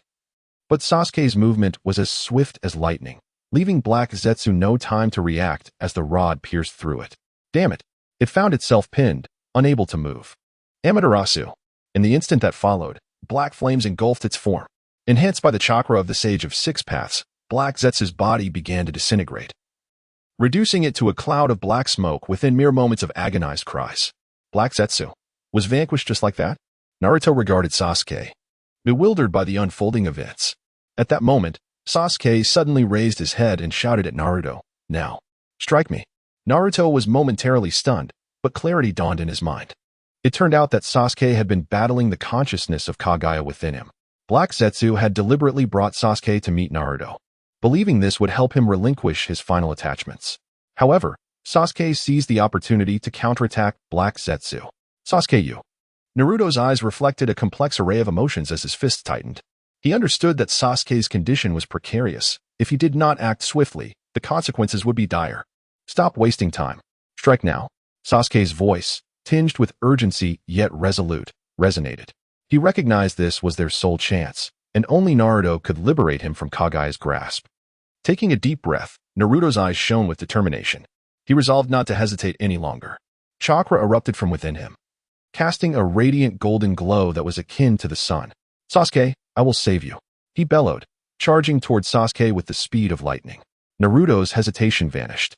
Chakra surged forth, enveloping him in a golden aura, his fist imbued with cataclysmic power as he struck toward Sasuke. Boom! A colossal shockwave erupted, shattering the ground and sending dust swirling into the air. At that moment, Kage's consciousness within Sasuke unleashed its fury. Her voice echoed in his mind, filled with boundless rage and resentment. Uchiha Sasuke, you dare to betray me. Sasuke let out a cold laugh, a hint of disdain flickering in his eyes. Betrayal? I never intended to let you succeed from the very beginning. Kage's consciousness writhed violently within Sasuke, struggling to reclaim control of his body. Yet Sasuke's will was as unyielding as steel, suppressing her power relentlessly. Naruto, continue. Sasuke's voice echoed again, weary yet unwavering. Without a moment's hesitation, Naruto unleashed another blow, chakra cascading like a tempest as he struck Sasuke once more. Boom! Another resounding blast echoed, propelling Sasuke backward several steps, a trickle of blood escaping his lips. Yet his gaze remained sharp and unwavering. Not enough. Sasuke roared, swiftly forming hand seals as chakra surged within him, as if striving to expel Kage's consciousness entirely. Seeing this, Naruto steeled his resolve. Sasuke, hold on. Boom. This time, Sasuke was sent flying, crashing heavily to the ground, blood spilling from his mouth. Yet, in that very instant, a white figure began to emerge from within him, enveloping Sasuke's form. It was Kage Otsutsuki. You dare to treat me this way? Kage's voice seethed with anger and indignation, her form coalescing in the air, her eyes glinting with icy malice. Sasuke, with only half his face visible, smirked coldly. Your era has long since ended. Naruto clenched his fists tightly. Kage, your schemes cease here. Kage scoffed, her voice dripping with mockery. You think you can challenge the power of a god? You two insignificant insects dare to defy me? Chapter 168. The battle consciousness at its peak. Ah, what a truly laughable little creature. Kage's voice pierced like ancient ice, seeming to freeze the very air into shards of frost, each syllable imbued with a chilling essence that struck at the heart. Her figure gradually solidified in the air, as if emerging from the void, while Sasuke's form dissipated like grains of sand scattered by the wind. At that moment, Kage's long white hair danced without a breeze, resembling silver serpents swirling in the air, radiating a frigid luster. The rinnegan on her forehead emitted a captivating brilliance, as if it could penetrate all illusion and reach the depths of the soul. That ocular power seemed capable of tearing apart the very fabric of reality, rendering one unable to meet her gaze. This power, has it been amplified by the fusion of Sasuke's strength? Why does she seem even more formidable than before? Naruto furrowed his brow, an unsettling feeling gnawing at him. The pressure Kage exerted now was far more terrifying than he had ever experienced. In the past, he could fight alongside Sasuke, uniting their strengths against formidable foes. Yet now, he found himself alone in the face of this almost invincible entity. Contemplating this, a tumult of emotions surged within Naruto, his fists instinctively clenching. He must reclaim Sasuke. At this moment, Kage's presence seemed to cause the very space around them to tremble. The chakra in the atmosphere wildly converged around her, generating an overwhelming sense of oppression. An invisible weight pervaded the air, as if time itself had halted, and the world had fallen into a profound silence. Standing opposite Kage, Naruto's golden hair fluttered slightly amidst the swirling chakra. He clenched his fists, his chakra erupting like a volcano, sharply contrasting Kage's oppressive force. Though his form appeared diminutive under her pressure, for a fleeting moment, their auras clashed with equal ferocity. In fact, Naruto felt an inkling of superiority amidst the terror. Return Sasuke to me. Naruto's voice was low yet resolute. Kage scoffed coldly, her tone as sharp as an ice blade. You? Relying on chakra that originates from me to challenge me? How utterly ridiculous. Her words brimmed with disdain and mockery, as if Naruto were merely an ant unworthy of her attention. Naruto remained silent, his gaze fixed firmly on Kage. yet his heart harbored a sliver of apprehension. His concern was not for Kagaya's strength, but for Sasuke's safety. He knew that if Kagaya had control over Sasuke, a careless move could endanger him. Moreover, the most critical point was that if a battle erupted here, the entirety of Konoha would be obliterated. With this thought, Naruto tightened his fist even further. Memories of past battles, cherished comrades, and solemn vows surged through his mind. He could not retreat, nor could he afford to fail. Naruto locked eyes with Kagaya, slowly articulating, "First, I must take you away from Konoha. No, I shall take you away from the ninja world." Upon hearing this, Kagaya arched an eyebrow slightly, a sardonic smile gracing her lips, as if she had heard the grandest of jokes. Her voice, icy and cutting, dripped with condescension. "What do you believe you are? Do you think you can dictate where I go? How utterly absurd." She let out a chilling laugh, the sound akin to cracking ice, piercing the eardrums. Her Rinnegan flashed with a glimmer of disdain, as if Naruto were merely a jumping insect before her, unworthy of her scrutiny. However, at that very moment, an unexpected turn of events. Suddenly, Kagaya's Rinnegan at her brow contracted sharply, as if sensing something amiss. Her pupils widened in rare astonishment. What? Before she could react, Naruto's hand darted forth with a speed that eluded her perception, seizing her face. His palm clamped down like an iron vice, and a torrent of searing chakra surged forth, as if intending to crush her visage. "You." For the first time, Kagaya's voice was tinged with shock and disarray. In the next instant, Naruto exerted a forceful push, and their figures vanished from the spot, as if drawn by an invisible force, traversing through the very fabric of space. Whoosh! When Kagaya next opened her eyes, she found herself no longer beneath the skies of Konoha, but rather in a desolate primordial realm. Under a bleak sky, the earth lay fissured, and an atmosphere of deathly stillness pervaded the air. This was her domain, her arena. Yet at this moment, she felt an unprecedented unease. "You dare?" Kagaya's voice trembled, her Rinnegan revealing genuine trepidation for the first time. She fixed her gaze on Naruto, as if confronting a wholly unfamiliar monstrosity. Naruto released his grip, taking 2 steps back, a confident smile still adorning his lips. His golden hair shone radiantly against the dim backdrop of the primordial space, like a beam piercing through the darkness. "What? Did you not expect this?" Naruto shrugged casually, his tone light as if he had merely caught a kitten. "Did you think you controlled everything? Unfortunately, I am no longer the mere child you could manipulate at will." Kagaya's expression darkened ominously, her voice as chilling as ice. "Do you think bringing me here will change anything? This is my world. You are merely walking into your own trap." In an instant, the battle ignited. The clash of chakra resonated like thunder, causing the entire space to quake violently, as if reality itself might collapse. Naruto moved with the speed of lightning, darting around Kagaya, each strike imbued with devastating power. His fists enveloped in the fiery chakra of the 9 tails, crashing down upon her. The air tore asunder, emitting a piercing crack of sound, as if time itself slowed in the wake of his velocity. Yet Kagaya remained unflustered.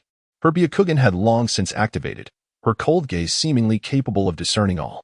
Her movements were elegant and precise, each evasion executed flawlessly, as if she had anticipated Naruto's every assault.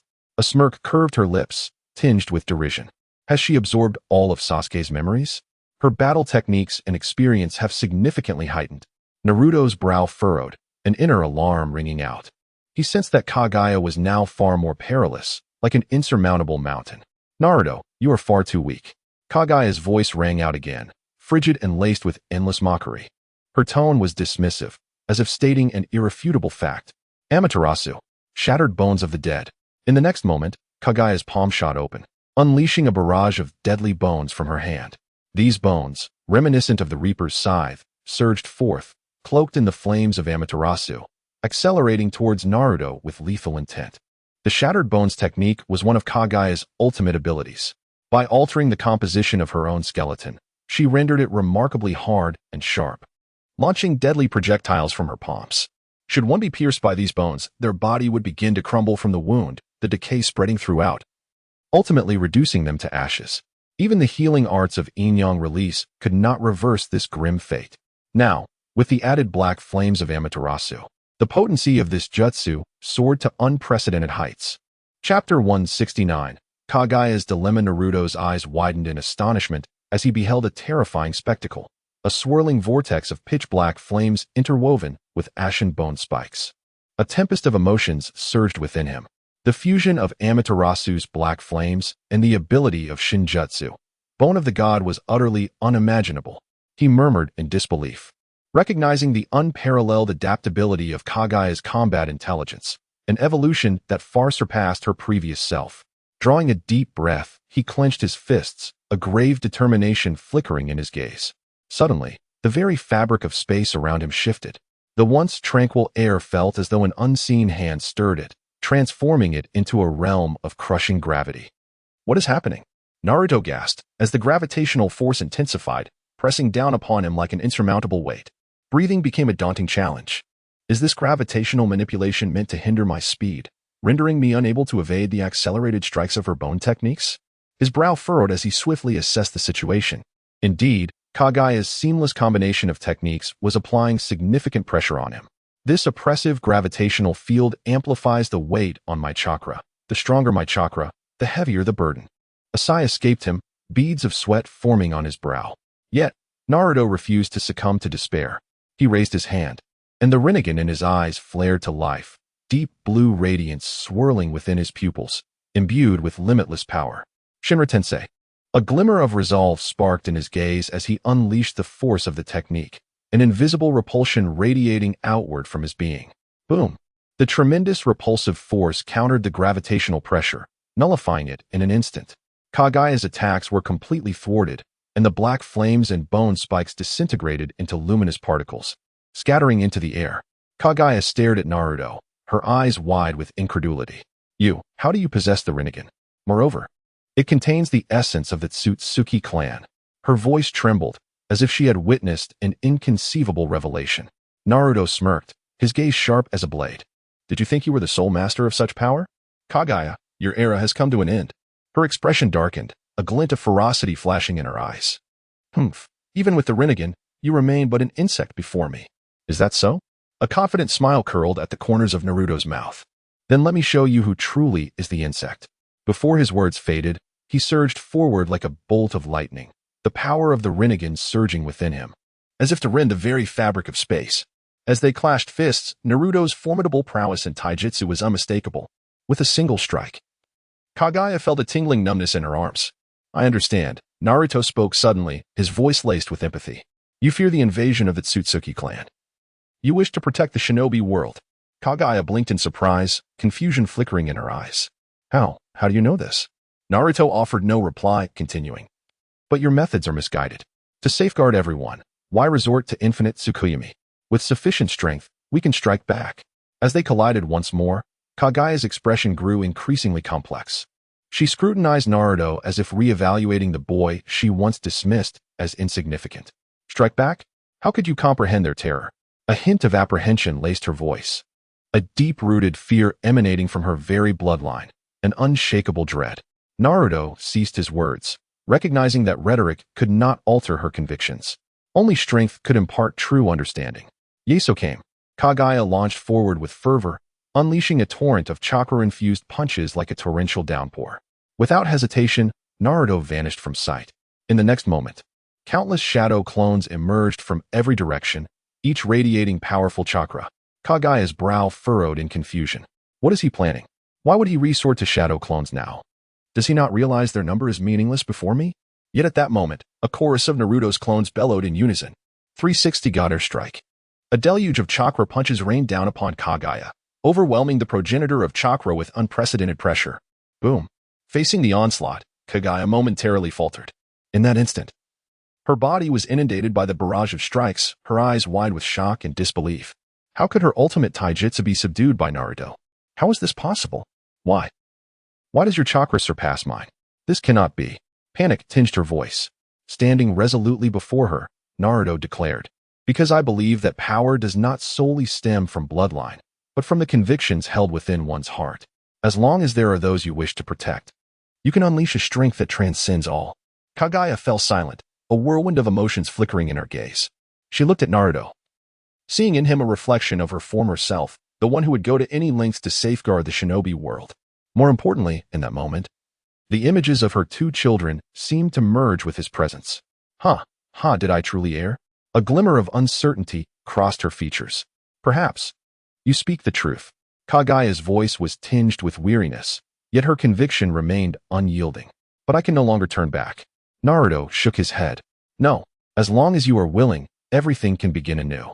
Together, we can confront the threat of the Otsutsuki clan and protect the shinobi world. Kagaya gazed at Naruto, contemplating. Perhaps, you are right. Then prove to me that you possess the strength to safeguard the entire shinobi world and challenge the Otsutsuki clan. With that, an unprecedented aura of pressure erupted from Kagaya's being.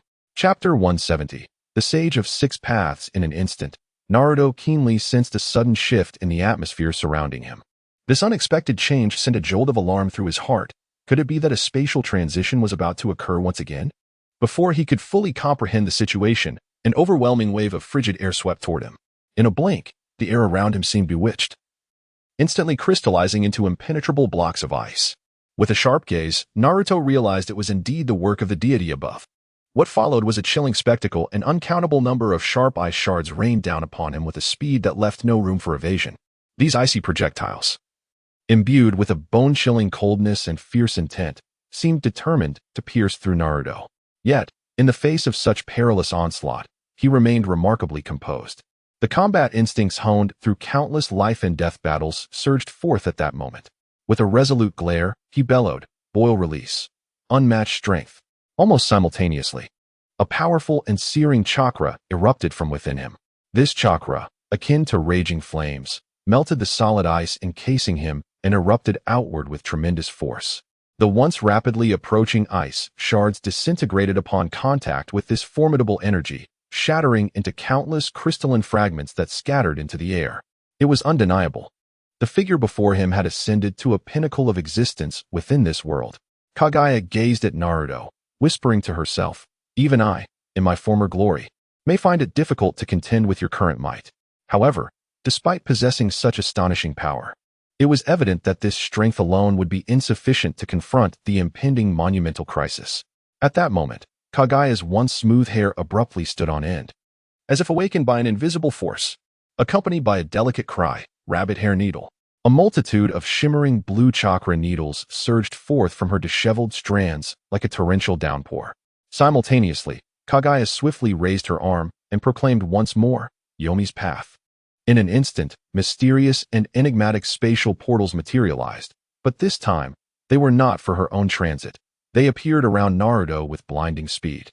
Within a heartbeat, the rabbit hair needles descended upon him like a tempest, their fierce momentum overwhelming. In this critical moment of life and death, Naruto's previously resolute gaze suddenly faltered, his pupils losing focus in an instant. "Sage of Six Paths?" he exclaimed in astonishment, his voice thick with disbelief and trepidation. He had never anticipated that in such a crucial juncture, the Sage of Six Paths would inexplicably draw him into this mysterious mental realm. At this moment, Naruto's mind was a whirlpool of confusion, thoughts crashing over him like waves. He lamented internally, "This is dire. If my body outside is left unguarded, won't I become an easy target for the enemy's onslaught?" The approaching rabbit hair needles were undeniably attacks of the Six Paths caliber. Any ordinary ninja would likely be obliterated in an instant upon contact. The mere thought of this ignited a sense of urgency within Naruto, beads of sweat forming on his brow. Chapter 171. Plans cannot keep up with changes at this moment. The Sage of the Six Paths gazed through the barriers of space, his eyes falling upon the chaotic battlefield outside. He could perceive Naruto's anxiety and urgency, and it dawned upon him that his arrival seemed ill-timed. It was no wonder that anyone in his position would feel their composure shatter in such circumstances. Originally, he had meticulously crafted a plan for Naruto. When Naruto faced the imminent threat of death from a Six Paths level power or encountered his mother, Kagaya, a meeting would be automatically triggered. In his envisioned script, if Naruto were indeed to see his mother, it would surely be in a moment of dire peril. All he needed to do was make a timely appearance, bestow upon Naruto a life-saving boon, and everything would fall into place seamlessly. Yet, who could have anticipated that plans would falter? Before him stood a Naruto not only vibrantly alive, but also fiercely engaged in battle with his mother, the intensity of the conflict rendering the scene almost overwhelming. This exceeded all his expectations. How could he possibly intervene when this young man was so formidable? The Sage of the Six Paths furrowed his brow, inwardly musing as he glanced at the gift in his hands, a flicker of hesitation crossing his expression. For a fleeting moment, he felt as though the power he held, capable of altering the very fabric of the ninja world, seemed less a precious artifact and more an inconsequential trinket. With a resigned sigh, he gently shook his head, yet the corners of his mouth betrayed a barely perceptible smile. It seems that my role as the grandfather must be reimagined this time, he murmured to himself. After a brief pause, the sage of the six paths slowly raised his gaze to Naruto. Some matters need not be elaborated upon here. In days gone by, I earnestly desired to distribute my power evenly between my two sons, Ashura and Indra. However, fate intervened, and this decision did not yield the anticipated outcome. Instead, it ignited a conflict that has persisted for millennia. As he spoke, the sage's eyes deepened with reflection, as if lost in the reveries of the past. They conveyed a blend of regret and resignation, yet were predominantly infused with hope for the future. After a moment, he regained his focus and continued, "Now, through your extraordinary talent and relentless determination, you have not only acquired unparalleled strength, but have also successfully unraveled the fateful chains binding you to Indra for centuries. All signs indicate that you are indeed the one worthy of shouldering great responsibilities and entrusted with such power." No sooner had he finished speaking than a radiant glow enveloped him, illuminating the space as if the first rays of dawn had broken. Following this, a torrent of magnificent energy surged forth from within him, as if attempting to engulf the entire world.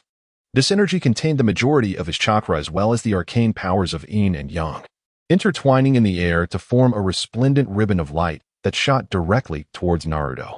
The radiant beam resembled a colossal dragon, imbued with unmatched might and majesty, charging toward Naruto. As this overwhelming force poured into Naruto's being without reservation, his already potent chakra erupted anew, flooding through his veins. He felt every meridian within him filled with a searing energy, each muscle brimming with explosive power. As time progressed, this sensation intensified, ultimately resulting in a significant augmentation of his strength, boosting it by nearly a third. Naruto, feeling the surging power within him, was filled with astonishment and resolve. This power was the complete chakra of the Sage of the Six Paths and the essence of yin-yang release. He clenched his fists, sensing this unprecedented force coursing through him, as though the entire world lay under his dominion. Though he had grasped this power, he mused that such a boon could not come without effort. Achieving such an elevation in power through his own training would have taken months, yet now it was all granted in an instant. The sage observed Naruto with a glimmer of satisfaction in his eyes. "Naruto, the path ahead is long. May you wield this power wisely to safeguard the peace of this world." Naruto nodded solemnly, his gaze resolute. "Rest assured, Sage of the Six Paths, I will not fail your trust. I will protect this world." At that critical juncture, outside the realm of consciousness on the battlefield, countless menacing rabbit hair needles surrounded Naruto. These needles, as thin as a cow's hair yet incredibly sharp, glinted with a chilling light, seemingly capable of piercing through any defense. Even more unsettling, the tips of these needles were entwined with pitch-black flames, the flames of Amaterasu. Those flames, like a curse from the depths of hell, burned all that they touched, never to extinguish. What in the world is this hellish maneuver? Naruto could not help but exclaim, a chill coursing through him. It must be noted that the Sage of the Six Paths had granted Naruto time to react by intentionally controlling the flow of time within the realm of consciousness. Otherwise, Naruto would have faced dire peril. After all, who would think to imbue rabbit hair needles with Amaterasu? Such absurdity seemed incomprehensible. Boom. In the next moment, the multitude of black-flamed rabbit hair needles descended like a torrential downpour, piercing through Naruto's newly expanded chakra cloak. Chapter 172. The brand new heavy particle mode, what a close call. Naruto inwardly sighed with relief, beads of cold sweat trickling down his forehead. In that critical moment, he instantaneously summoned the vast chakra within him, erupting forth like a river breaching its banks. A powerful wave of energy surged around his body, and golden chakra blazed like a roaring flame, repelling the terrifying dark flame needles that had ensnared him. Phew, one must not be careless. Naruto exhaled deeply, his gaze sharpening with intensity. He raised his head to face his opponent, a confident smile curling at the corners of his mouth. It seems that such tactics will not swiftly conclude this battle. Naruto murmured to himself, his tone laced with excitement and anticipation. With swift hand signs, His chakra surged once more, bubbling with renewed vigor. It's time to test my latest developed ninjutsu. A glimmer of brilliance flashed in Naruto's eyes. Come, allow me to unveil my new technique, he shouted as his chakra erupted like a volcanic explosion, warping the very air around him. In an instant, his figure became a blur, enveloped in chakra, transforming him into a streak of golden lightning, hurtling towards his foe. Can you withstand this move? The smile on Naruto's lips grew ever more pronounced. Just as his words faded, his gaze inadvertently flicked towards Kageya's back, as if verifying something. In that fleeting moment, a cunning glint appeared in his eyes, suggesting he had laid some form of hidden trap. The power of the 8 gates and 9 beasts activate, Naruto bellowed, his hands forming seals with remarkable speed, as chakra erupted from him like a volcanic blast. In that instant, an unfathomable force exploded from within, tearing apart the surrounding air with a piercing hum. Boom! Golden chakra soared skyward, manifesting into 9 colossal beast figures that encircled Naruto. Each figure radiated an overwhelming aura, reminiscent of ancient beasts descending upon the world. I certainly haven't been idle during this time. Naruto grinned, his voice cutting through the cacophony of chakra. After elevating the powers of the 9-tailed beasts within me to the pinnacle of the 10 tails, I painstakingly devised this brand new ninjutsu. The 9 beast figures howled towards the heavens, their roars shaking the very earth, as if even space itself quivered in response. Standing amidst the 9 beasts, Naruto resembled a deity of war, exuding an imposing presence. This technique is specifically designed to transcend the combat limits of the Otsutsuki clan. Naruto's unwavering gaze fixed upon Kageya, exuding an invisible pressure that pressed down upon her. Let me see if the legendary progenitor of chakra can withstand my 8 gates and 9 beasts. Naruto's lips curled into a smirk. The original 8 gates technique released excess energy by manipulating 8 critical nodes within the chakra circulatory system. However, Naruto innovatively modified this foundation.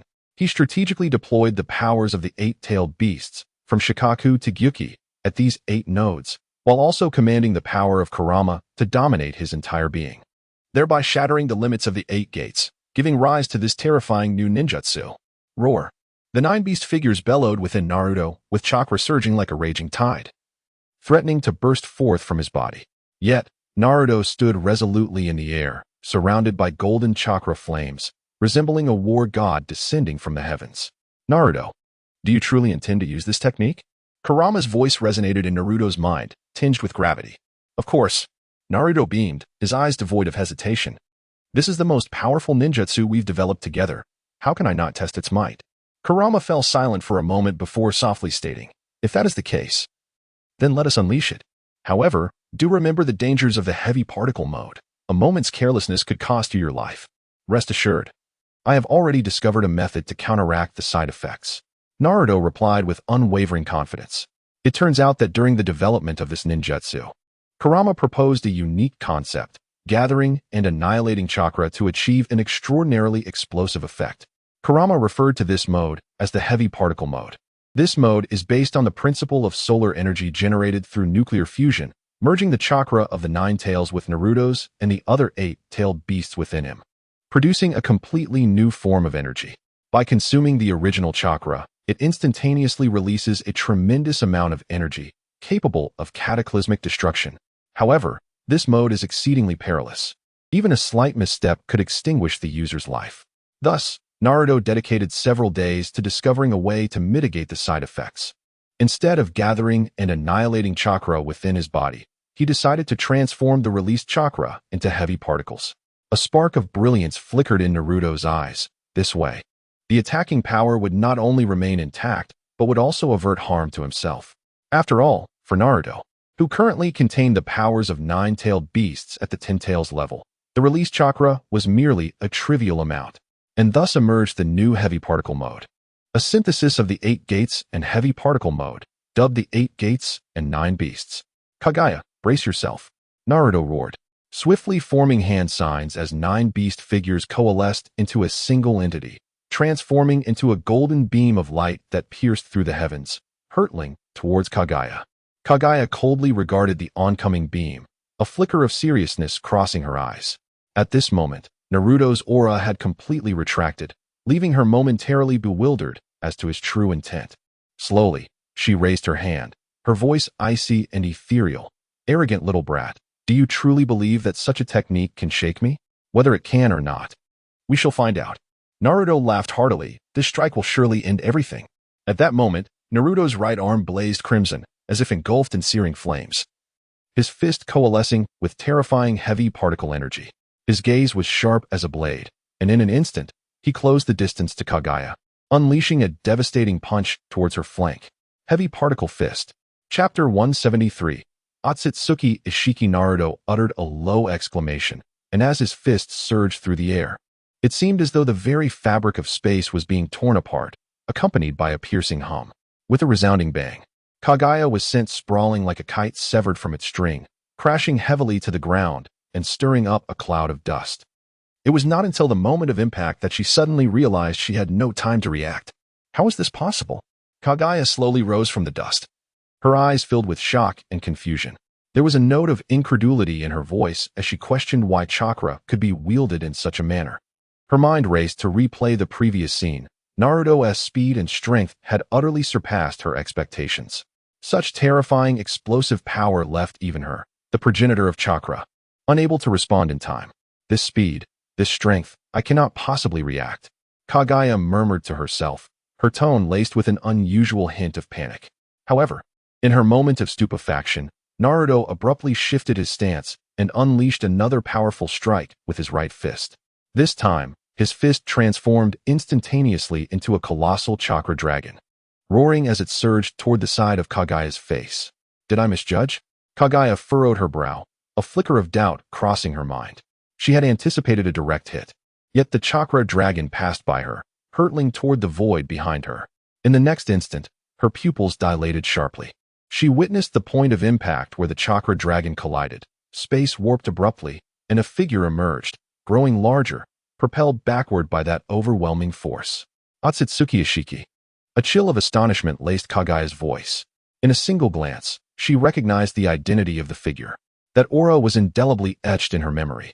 After all, the power she now wielded as the progenitor of chakra was seized from Otsutsuki Ishiki. That memory was engraved deep within the recesses of her soul. I can't believe you're still alive. Kage gazed coldly at the disheveled Otsutsuki Ishiki in the distance, a complex emotion flickering in her eyes. Naruto stood beside her, a slight smirk playing at the corners of his mouth, seemingly pleased that his punch had greatly aided her. Previously, he had sensed the presence of Otsutsuki nearby, but the distance was too great for him to ascertain. Now he had indeed confirmed it. Kage offered no response, merely fixing her cold gaze upon Otsutsuki Ishiki, her chakra beginning to rise slowly, poised to strike at any moment. Otsutsuki Ishiki gradually rose to his feet, brushing off the dust from his body, his gaze icy as it swept over Kage and Naruto. His voice was low and filled with murderous intent. Kage, I never imagined you would enlist such a helper. Yet, do you truly believe this will alter the outcome? Outcome? Naruto scoffed, his fist clenching once more as the energy of heavy particles coalesced in his hand. The outcome is not yours to dictate. A mere glance exchanged between Naruto and Kage, and they instantly aligned their intentions for battle. Kage spoke little, slowly raising her hand, her voice cold and ethereal. Ishiki, this time, I shall not grant you any opportunities. Humph, let us see about that. Otsutsuki Ishiki snorted disdainfully, vanishing from sight in an instant, only to reappear before Naruto and Kage, delivering a thunderous punch. Come, let me witness the extent of your abilities. Chapter 174. The one-sided battle yet. At the critical juncture, Otsutsuki Ishiki unleashed a punch imbued with boundless might, crashing down upon Kage with the force of a thunderstorm. The wind from his fist howled, as though the very air was being rent asunder. The overwhelming momentum akin to a mountain collapsing or a tsunami surging forth, bearing relentlessly towards Kage. But, in that fleeting moment, an astonishing spectacle unfolded. Ishiki's fist, which he believed would utterly annihilate Kage, effortlessly penetrated her form without any obstruction. Kage's figure seemed to transform into an ethereal apparition. The punch whistled past, leaving her unscathed. How is this possible? Ishiki's pupils dilated in disbelief, his expression a canvas of incredulity. This cannot be. I had her precisely locked onto. How could I possibly miss? A tempest of shock and confusion roiled within him, as if the very fabric of his understanding had been unraveled before his eyes. He cast a glance at his own fist, still reeling from the sensation of that momentary void. As his fist traversed Kage's body, it encountered no resistance, as if striking nothing but the emptiness of air. This bizarre phenomenon plunged Ishiki into a brief stupor, rendering him motionless, his mind a chaotic whirl. It is Kamui. Naruto squinted, a glimmer of realization dawning upon him. It must be that Sasuke's second Rinnegan ability allows him to absorb various ocular techniques. And Obito's Kamui has been harnessed by him. Now Kage employs it through Sasuke's power. Kamui? What is that? Ishiki abruptly raised his head, a flicker of suspicion flashing in his eyes. However, before he could process this revelation, Naruto's figure vanished like a specter at his side. This is not a question you ought to ponder. Naruto smirked coldly, pivoting with agility. Under the altered chakra of heavy particles, a viciously swift kick sliced through the air, accompanied by a sharp sound, and struck directly at Ishiki's abdomen. What? Ishiki scarcely had time to evade, feeling an immense force collide with his midsection, as if a mountain had descended upon him. His body was launched like a projectile, crashing heavily against a distant rock wall, sending dust flying in all directions. Cough, cough. Struggling to rise from the rubble, Ishiki tasted blood at the corner of his mouth, his eyes brimming with shock and fury. What have you done? Naruto landed with poise, hands tucked into his pockets, his demeanor unperturbed. It was merely a matter of employing a little trick. No matter how strong your power is, you can only endure the blows. It is all in vain. Ishiki gritted his teeth, a glint of ferocity flashing in his eyes. Humph, do not presume this will lead to your victory. I am a formidable member of the Otsutsuki clan. Before his words could fully dissipate, Naruto's figure vanished once more, leaving only an afterimage in the air. Ishiki's pupils constricted, alarms ringing in his mind. However, before he could react, Naruto's fist, imbued with unparalleled strength, thundered toward his face. Bang! With a resounding crash, Ishiki was once more sent flying, his body akin to a puppet with severed strings, crashing heavily to the ground. Amidst the swirling dust, Naruto slowly retracted his fist, his gaze cold and unwavering. With a piercing scream, Ishiki expelled a copious amount of blood, the crimson mist blooming in the air like a sinister flower. His body trembled violently, his eyes wide with disbelief, his voice hoarse as he murmured, "How can this be? I, a distinguished member of the Otsutsuki clan, standing atop the pinnacle of the ninja world, could be so effortlessly wounded by a mere human. This is impossible." His voice was laced with resentment and anger, as if questioning the heavens, yet also steeped in self-doubt. Nevertheless, the harsh reality loomed before him. Naruto, the very human he had just dismissed, was now cornering him with overwhelming force. Ishiki struggled to steady himself, gazing up at Naruto, a flicker of terror crossing his features. Naruto's silhouette, akin to a phantom, moved with such speed that it was nearly imperceptible to the naked eye, closing the distance in an instant. Naruto's fist loomed in Ishiki's vision, exuding an oppressive aura, expanding as if a mountain were descending upon him. Bang! A deafening roar echoed as Naruto's colossal fist struck fiercely against Ishiki's chest. The tremendous impact sent Ishiki soaring once more, crashing against the distant rock wall, unleashing a cascade of debris and dust. Cough, cough. Ishiki laboriously emerged from the wreckage, blood staining the collar of his attire. Clenching his teeth, a fierce glint ignited in his eyes. This mere human dares to be so audacious. In the instant he was sent flying, Ishiki swung his arms violently, unleashing a multitude of pitch-black rods from his sleeves, raining down upon Naruto like a torrential storm. Each rod harbored terrifying power, capable of rending space and obliterating all. Shinra Tensei, Ishiki bellowed, his voice saturated with murderous intent. This is his divine technique, capable of instantaneously shrinking objects, then abruptly expanding them, unleashing catastrophic force. The black rod shrank rapidly in the air, then suddenly swelled, hurtling toward Naruto with devastating energy. Yet, in the face of this overwhelming assault, Naruto merely tilted his head slightly. His form was like that of an illusion, agilely weaving through the onslaught, each movement perfectly timed to evade the black rod strikes. Those ferocious black rods whizzed past him, failing to even graze the hem of his clothing. "Is this all you can muster?" Naruto spoke with a hint of derision, his voice laced with scorn. "Too slow. The divine techniques of the Otsutsuki clan are nothing but this." Chapter 175. Takamagara Otsutsuki. Ishiki's pupils suddenly constricted, a tempest of disbelief surging within him. He could scarcely fathom that his prideful divine technique had been so effortlessly evaded by Naruto. His countenance darkened with fury as he gritted his teeth, exclaiming, "Do not get too full of yourself, human. Do you truly believe this will lead to your victory over me?" In response, Naruto let out a light chuckle, his gaze sharp as a blade. "Victory over you? I have never regarded you as a worthy opponent. Your so-called strength is, in my eyes, merely a futile struggle." Before he could finish his sentence, Naruto's figure abruptly vanished, leaving only a vague afterimage in the air, as if he had never existed at all. Otsutsuki Ishiki's pupils constricted once more, an unprecedented sense of danger washing over him like a tidal wave. "This is bad," he growled, swiftly forming hand seals, his voice low and urgent as he chanted, "Great dark heaven." Upon the utterance of his incantation, an inky black energy surged forth from within him, akin to a colossal wave crashing towards Naruto and Kage. In the next moment, under the influence of great dark heaven, numerous gigantic black cubes manifested, aiming to obstruct Naruto's movements. Simultaneously, the dark energy was imbued with an insatiable devouring power, seeking to confine both individuals within this abyss of darkness. However, Naruto was no ordinary foe. His eyes widened in fury, golden chakra blazing around him like an inferno, the brilliance so intense it was blinding. With a sudden swing of his right arm, he unleashed a punch imbued with cataclysmic force, targeting Otsutsuki Ishiki's chest. Naruto's Beast Bomb. As Naruto's roar echoed, the punch transformed into 9 distinct tailed beast apparitions, each vividly lifelike, as though true beasts had descended upon the world. They howled and lunged at Otsutsuki Ishiki, their sharp fangs sinking into his shoulder. "Ah!"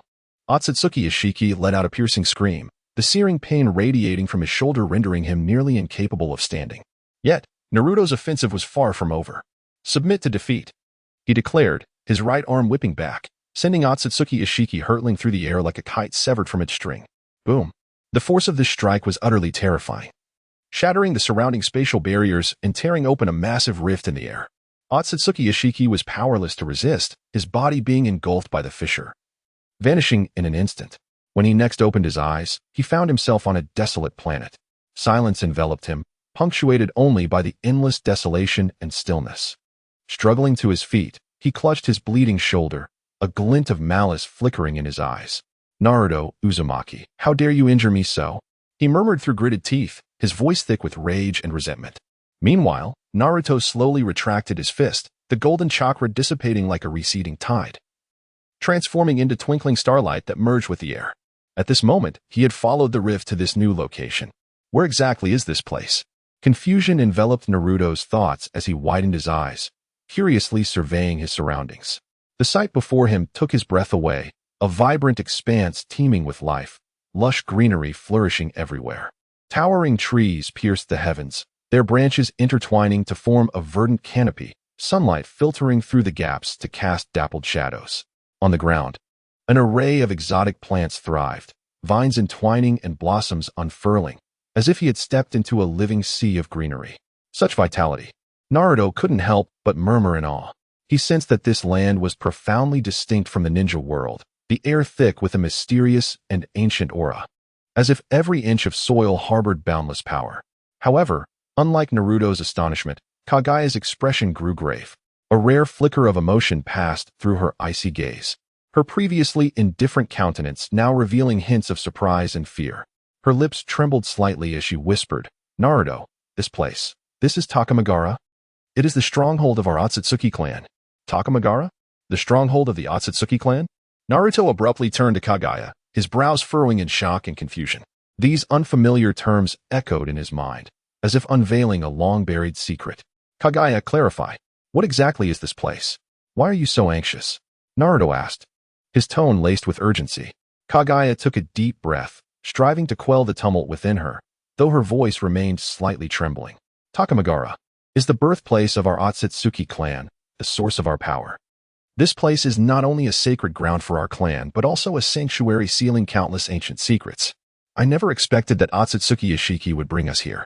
Upon hearing this, Naruto's frown deepened. He clenched his fists, his gaze resolute as he stared into the distance. "No matter what this place may be, since we have arrived, we cannot retreat. I intend to uncover the secrets the Otsutsuki clan has hidden."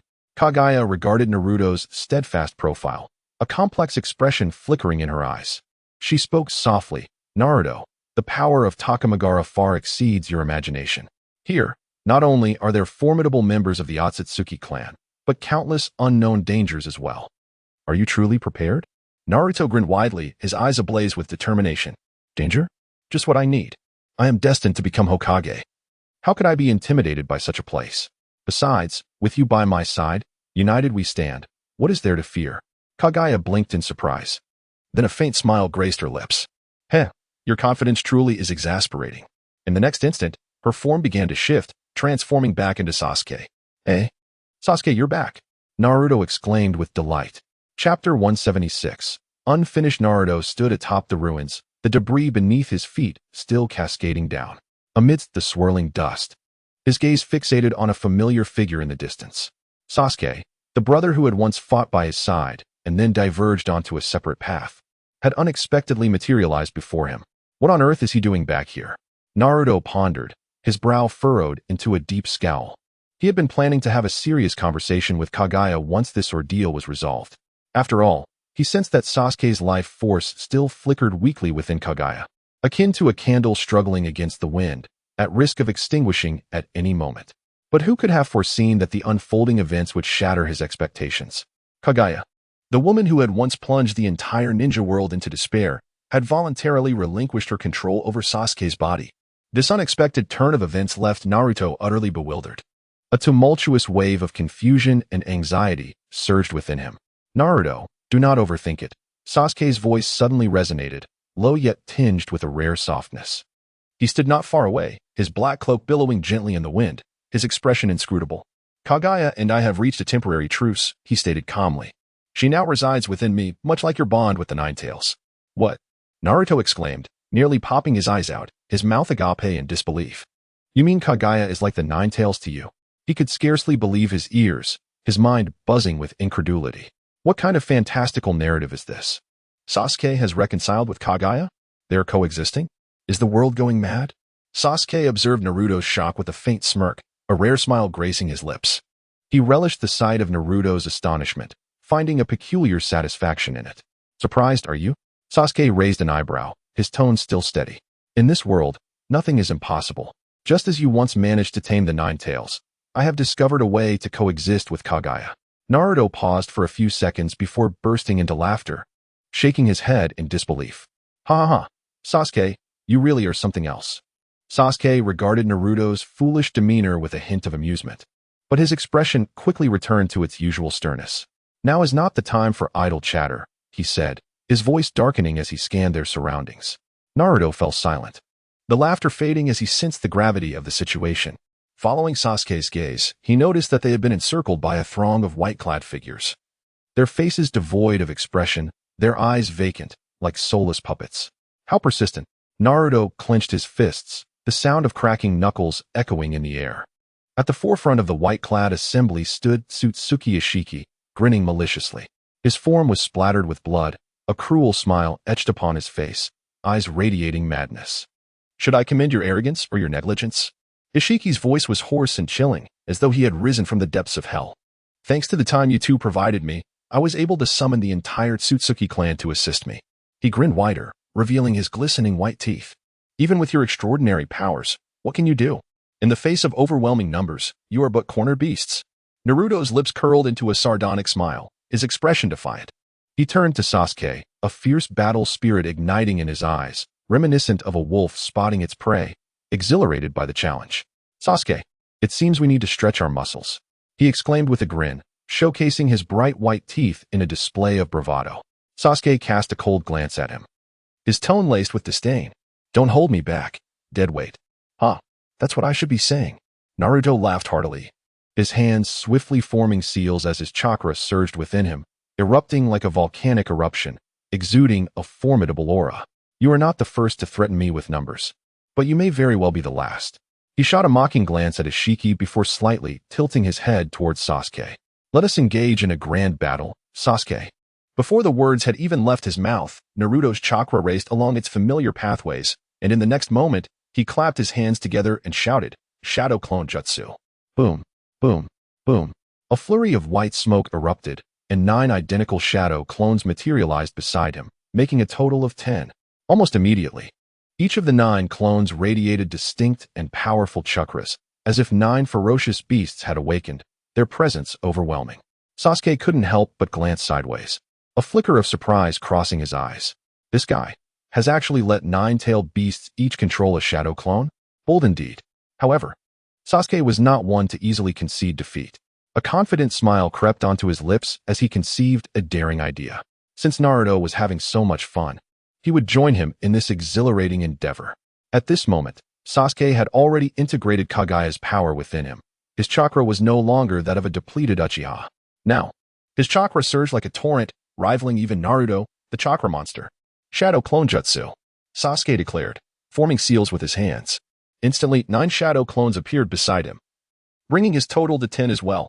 Seeing this, Naruto's eyes sparkled with excitement as he burst into laughter. Sasuke, you didn't let me down. In the next instant, Naruto's 9 shadow clones unleashed terrifying tailed beast chakra, instantly transforming into their beastly forms. 9 colossal tailed beast apparitions towered in the battlefield, their imposing aura threatening to obliterate everything in their path. Sasuke refused to be outdone. His Sharingan spun rapidly as he declared, Susanoo. Swish, swish, swish. 9 immense Susanoo armors enveloped Naruto's 9-tailed beast clones, their combined ocular powers rendering the Susanoo armor pitch black, resembling dark iron. The fusion of the ebony armor and the tailed beast's feral energy conjured an image of demonic deities emerging from the depths of hell, exuding an awe-inspiring presence. Sasuke stood at the forefront, a confident smile gracing his lips. Come on, deadweight, let us put an end to this tedious battle.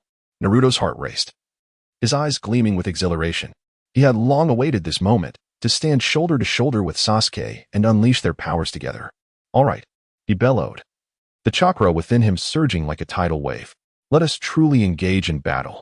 The two exchanged knowing smiles, their spirits igniting like a conflagration, as though the very battlefield trembled beneath their combined might.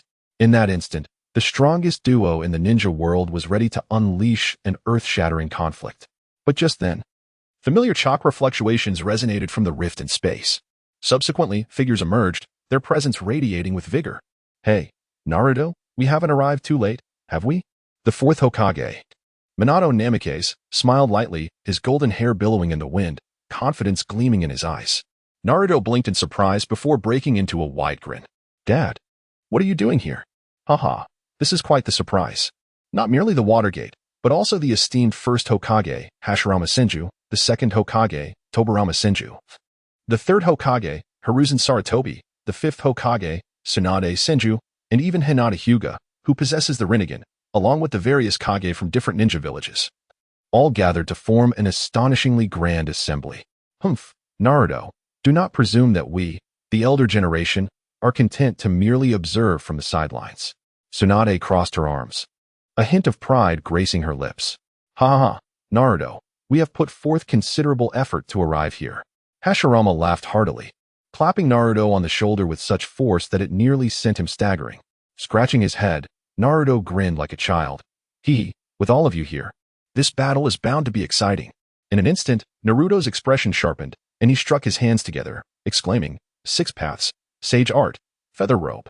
Whoosh, whoosh, whoosh. Countless golden feather robes enveloped everyone present, as if bestowing upon them a divine radiance. Their auras surged dramatically, a splendid display of might. I declare, this time, everything shall come to an end. Naruto's gaze burned with intensity as he turned towards the formidable Otsutsuki clan, a confident smile gracing his face. Attack! With a thunderous roar, a multitude of ninjas surged forward, each engaging a member of the Otsutsuki clan. Though the Otsutsuki were powerful, not every clan member possessed the strength of the 6 paths. Many were on par with the Kage adorned in their feather robes. Boom, boom, boom. A cacophony of ninjutsu erupted in the air, flames, lightning, and storms intertwining, transforming the entire Takamagara into a veritable hellscape. While the Otsutsuki could absorb ninjutsu, they were utterly overwhelmed by the sheer volume of attacks. Ha ha ha, do you see? This is the power of unity. Naruto laughed heartily, delivering a powerful blow that sent one of the Otsutsuki flying, his eyes alight with battle fervor. The fierce conflict raged for 3 days and nights, leaving Takamagara in ruins, littered with shattered space and raging flames. At that moment, Naruto found himself in the innermost core of Takamagara. He gazed upwards to behold a towering tree, its trunk piercing the heavens, its lush foliage seemingly obscuring the entire sky. Is this the source of all 10 tails, the true progenitor of the divine tree? Naruto murmured, awestruck. To his astonishment, each leaf and branch of the divine tree connected to entirely different worlds. Some worlds were surrounded by endless oceans, with a crimson earth continent spanning across. In others, a group clad in grim attire wielded various weapons in fierce combat, and still others were shrouded in a gray mist, exuding an eerie aura. This divine tree, connected to countless new worlds? In that moment, Naruto felt as though the world before him had just unfolded, brimming with unknowns and possibilities. Sasuke and Hinata stood in stunned silence, with Sasuke coldly remarking, it seems our journey, this Takamagara, is merely a starting point. Naruto beamed, excitement radiating from his eyes. Indeed. Sasuke, Hinata, our adventure has only just begun. However, that place is still too early for us. With a mischievous grin, Naruto confidently turned back, as if everything lay within his grasp. After healing everyone, Naruto formed hand seals and proclaimed, Seal, Takamagara Preservation. A colossal sealing array unfolded in the skies above Takamagara, instantly enclosing the space. Naruto clapped his hands, nodding with satisfaction. All set. Let us head home. In the blink of an eye, 10 years passed. The transformations within the ninja world were nothing short of astonishing. The once tumultuous flames of war had become mere history. Now, the ninja realm was entirely unified, with ninjas no longer mere instruments of conflict but invaluable allies in daily life. In the fields, a water-style ninja leisurely formed hand seals, clear water flowing from his hands to precisely irrigate every plot of land. Nearby, a earth-style ninja busily assisted villagers in constructing new homes, raising sturdy structures from the ground with a mere clap of his hands. Most striking was a group of wind-style ninjas standing beside a colossal windmill, their hands forming seals as the howling winds spun the mill, generating a continuous supply of electricity for the entire village. Haha, who knew ninjutsu could be utilized in such ways? This is truly enlightening, Naruto exclaimed, savoring a rice ball purchased from a Uchiha girl's shop, a look of satisfaction on his face. Sasuke stood beside him, arms crossed, remarking coolly, You, the 6th Hokage, seem to be quite at ease. Aren't you, the newly appointed Uchiha clan leader, rather relaxed yourself? Naruto retorted with a chuckle, swallowing his rice ball and patting Sasuke's shoulder. Sasuke, I've made up my mind. Today, we embark. Hearing this, Sasuke's lips curled into a slight smile, a glimmer of anticipation in his eyes. Finally willing to set off? I've been waiting for years. Naruto scratched his head, chuckling. Well, I needed to ensure the ninja realm was in order. Let us go explore the outside world. Simultaneously, they gazed skyward. In the next moment, their figures vanished, reappearing before the grand divine tree that connected to myriad worlds. The tree stood majestically, its leaves shimmering with an otherworldly glow, as if beckoning them forth. Naruto inhaled deeply, excitement sparkling in his eyes. Sasuke, are you ready? Sasuke replied with a light chuckle. I've been ready for quite some time. Then let us proceed. With a sweeping gesture, Naruto exuded confidence. The two exchanged knowing smiles before stepping side by side into the realm connected by the divine tree. A flash of light enveloped them, and they vanished from sight, leaving the tree swaying gently in the wind, as if bidding them farewell. We are coming to the outside world. Naruto's voice echoed in the void, filled with anticipation and fervor.